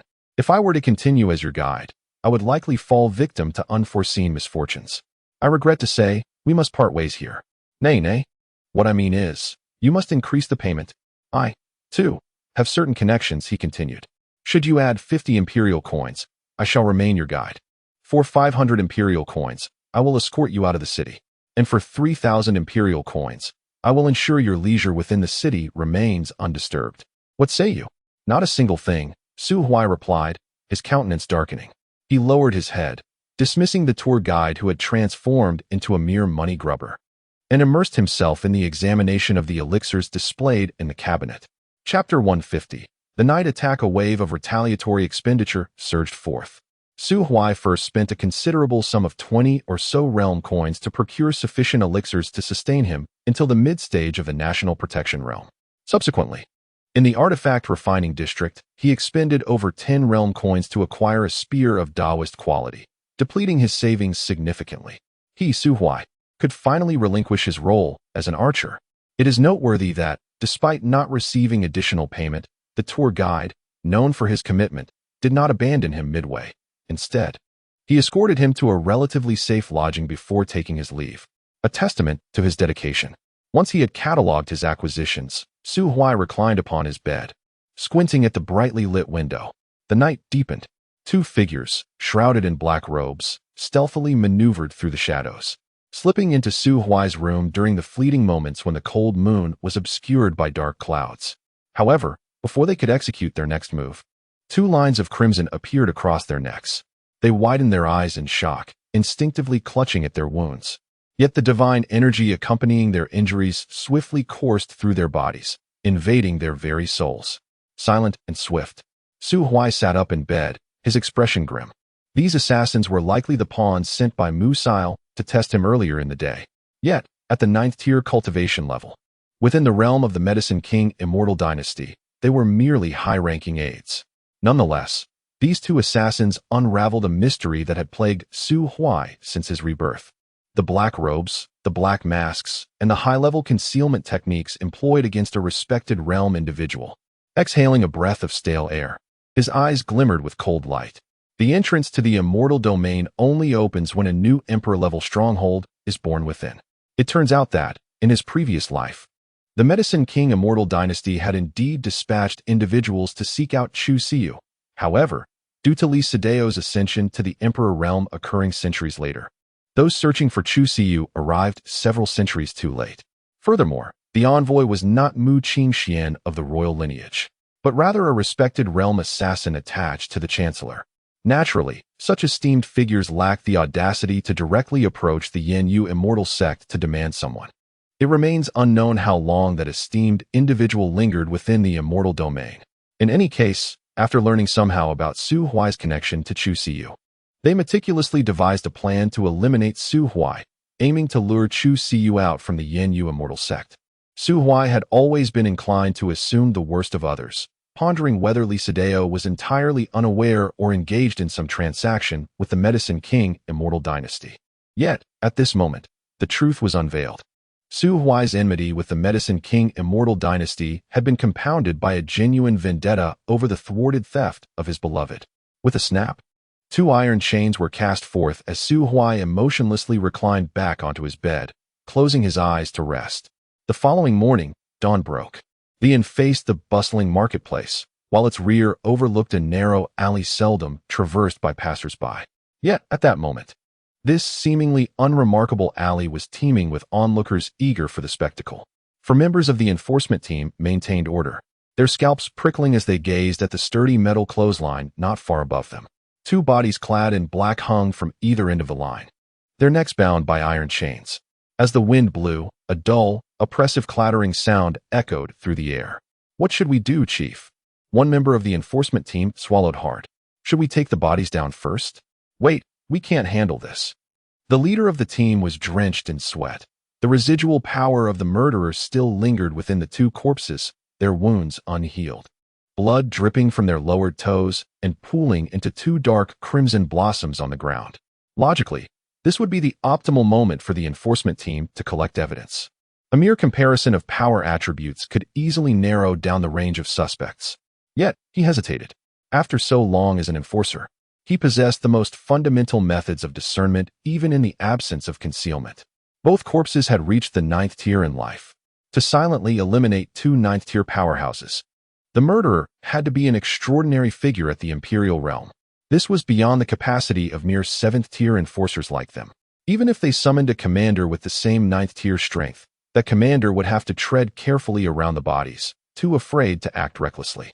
Not long after this incident was reported to the headquarters of the enforcement office, a commander arrived at the scene with a contingent. The commander, with a clear objective, discreetly glanced at the window of the room where Su Huai was located, catching a glimpse of Su Huai half leaning out, peering in this direction. A faint smile crept upon the commander's lips. "Disperse the crowd. Seal off the Maple Red Inn. All personnel are to be taken back for investigation. Those who resist will face a crackdown from the headquarters." Su Huai yawned. Mu Tselei was indeed a talented individual. Upon witnessing Su Huai's display of corpses, he promptly devised a countermeasure, rationally detaining Su Huai under the guise of the law. If Su Huai did not resist, he would be confined to a cell. Should he choose to resist, it would conveniently provide grounds to mobilize the power of the Medicine King City for personal vendetta. Unfortunately, Su Huai currently lacked the interest to engage in a game of chess with a child. That ninth-tier commander was undoubtedly Mu Xilei's man, though he had yet to fully transform his deceptive authority after breaking into the national realm. He had already developed the ability to easily penetrate the mind of such a naive fool. Casually standing by the window, he raised his palm, sending an iron chain coiling towards the commander's neck. The commander was momentarily stunned, resisting enforcement in broad daylight. "Are you that bold?" He twisted his body to evade, but suddenly, an unseen pressure descended upon him, his shoulder buckling, and with a thud, he was slammed to the ground. His bones and muscles were entirely immobilized.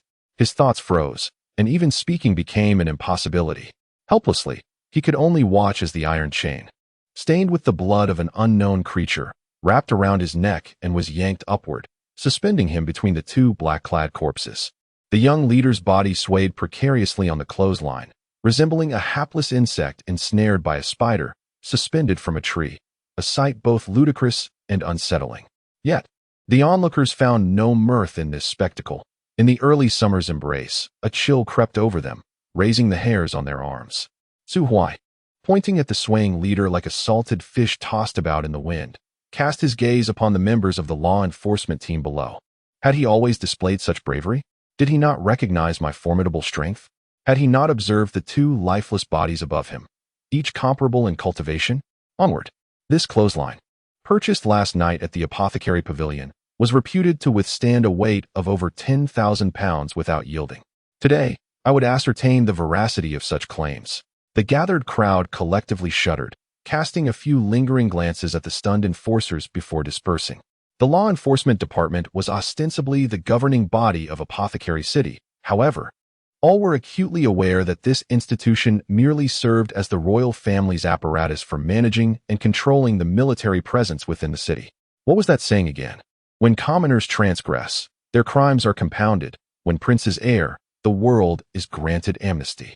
Indeed, the laws of Apothecary City are remarkably flexible. Whatever the law enforcement department decrees is law, and opposing them guarantees no favorable outcome. The innkeeper's wife was a character of her own. In the face of such a significant disturbance, she neither obstructed the law enforcement team from entering her establishment to apprehend individuals, nor did she urge Su Huai to leave. Instead, she settled on a small stool, a plate of sunflower seeds in hand, observing the scene with great interest from the back door. Occasionally, she would incite the ordinary enforcers, urging them, "Strike him. Go on, strike him. He is taunting you so brazenly, and you can still restrain yourselves? If it were me, I would have charged at him already. What is the worst that could happen? A few days of exposure, and 18 years later, he'll emerge as a fine young man. Room 302. No need for thanks. Hurry along, but remember not to break too many things. It will be your superior who foots the bill." Chapter 151. The gathering at the Apothecary King's Inn. The proprietress of the Red Maple Inn is a woman of considerable influence. Behind every seemingly defenseless patron stands a formidable figure capable of instilling fear in those who might prey upon them. The one who supports the innkeeper is none other than her partner. Though he is not present in the Apothecary City, his legend permeates the very air of the place. Thus, even when she openly treats the law enforcement team as a mere amusement, they dare not act against her unless provoked. After consuming nearly half a pound of sunflower seeds, one of the three commanding leaders of the Apothecary City finally arrived, albeit belatedly. It was a striking female figure of imperial stature, with a disdainful snort directed at the innkeeper seated on a small stool at the entrance. She stormed into the third floor of the inn. Within a minute, she found herself bound by chains, sliding down from the window to the side of her subordinates. By this point, 4 individuals were already hanging from the clothesline, 3 venerables and 1 imperial figure. It was only then that those observing discreetly began to grasp a terrifying truth. The fearsome occupant of room 302 could silently subdue an imperial-level being, hinting at their formidable prowess. The innkeeper's eyes sparkled with intrigue as she summoned a platter of grapes and resumed her position at the entrance, eager to witness the unfolding drama. In the absence of intervention from the realm's lord in the Apothecary Kingdom, The highest combatants available in the city were merely those at the national defense level. As the saying goes, a thin dead camel is larger than a horse. The Apothecary Kingdom, being one of the 8 great empires of humanity, possesses substantial heritage, with 9 national defense-level experts. However, for various reasons, these 9 experts do not act in unison. The royal family boasts 4, the prime minister's residence has 2, and the general's estate holds 3. The remaining strong figures departed the empire under various pretexts following the incident involving the ancestor, opting for a path of self-interest. Moreover, due to certain amusing circumstances, the royal family's national defense experts tend to be somewhat weaker. Presently, the strongest individual in the apothecary city is General Mu Yuanji, at the pinnacle of the national defense realm, and he is the most likely candidate in the empire to break through to the realm of the Lord. Originally, the Apothecary Kingdom had the potential to rally its entire lineage to aid Mu Yuanji in his ascent to lordship. Yet, given his past as a consort brought back by a former princess, an outsider, there remains an air of uncertainty regarding his loyalty to the royal family once he ascends. What actions might he take then? After waiting for a considerable time, it seemed that the law enforcement hall had been intimidated into silence, sending no further representatives. The innkeeper sighed, moved her stool back indoors, and began to idly peruse the account books. The Red Maple Inn is one of her vital enterprises, boasting hundreds of chain establishments. This woman, lacking exceptional cultivation talent, embodies a blend reminiscent of both Chao Yi and Chu Siyu. With a keen business acumen, she half-heartedly supported her wayward partner, who enjoyed wandering and often neglected his home. This included the additional employee, referred to as the money brother, whom Su Huai had hired yesterday, also one of her subordinates. The proprietress perused several account books, massaging her temples before summoning a staff member. Please serve breakfast to the guest in room 302. Yes, madam. Ensure it is of the highest standard, and also, she paused, handing the staff member a black card, include this as well. If he inquires, simply say that Ha Feng'an has a connection with him and wishes to befriend him. Understood. I shall attend to it at once. The staff member nodded, clutching the prestigious black card, and hurried into the kitchen to expedite breakfast. In the imperial palace of the Medicine King dynasty, within a side hall, the old emperor covered his face, remaining silent. The other 3 royal guardians of the realm sat in quietude alongside him. After a considerable interval, the head of the law enforcement division sighed. We have fallen into the trap set by the prime minister's residence. That unfamiliar strong man with the surname Su had a falling out with the prime minister's household yesterday. And that young rascal Mu Sil sent someone to probe him in the dead of night, only to have his envoy slain. This morning, the young brat bribed a commander from the law enforcement division, successfully shifting the conflict onto the royal family. The old emperor, seated below, glanced at the head of the law enforcement division, who was draped in a 7-star robe. Bribed? How can I shake the feeling that this commander was already affiliated with the prime minister's house? Who knows how many pawns from the prime minister and the grand general are embedded within your law enforcement division? After this incident, a thorough cleansing is imperative. Let us defer the cleansing for now. The most pressing matter is how to resolve the issue with that unfamiliar strongman. The head of the law enforcement division paused. I propose we leave this matter to the grand general to handle. Absolutely not. What if he secretly colludes with the grand general?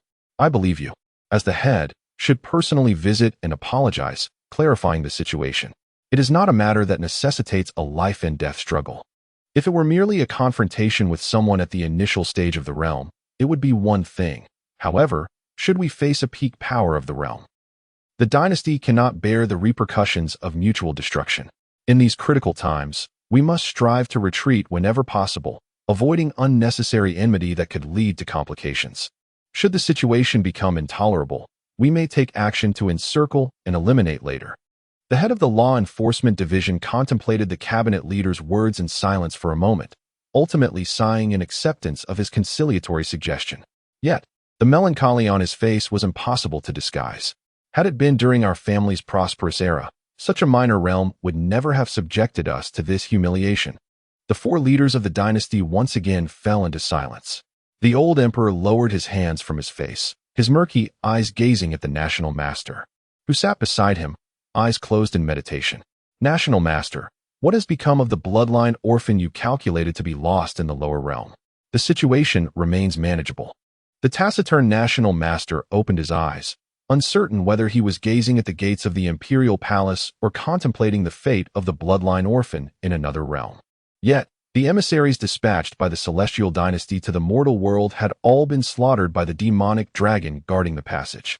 They had already suffered the loss of 3 civil emperors and 1 martial emperor, with 11 envoys of the revered realm now in service. The term civil emperor is but a euphemism, translating to a pseudo-emperor forged through bloodline baptism and medicinal concoctions. However, a martial emperor represents a true sovereign of the imperial realm. Each martial emperor serves as a crucial pillar of strength for the current apothecary celestial dynasty. The old emperor could no longer contain his frustration and slammed his hand upon the table. How outrageous!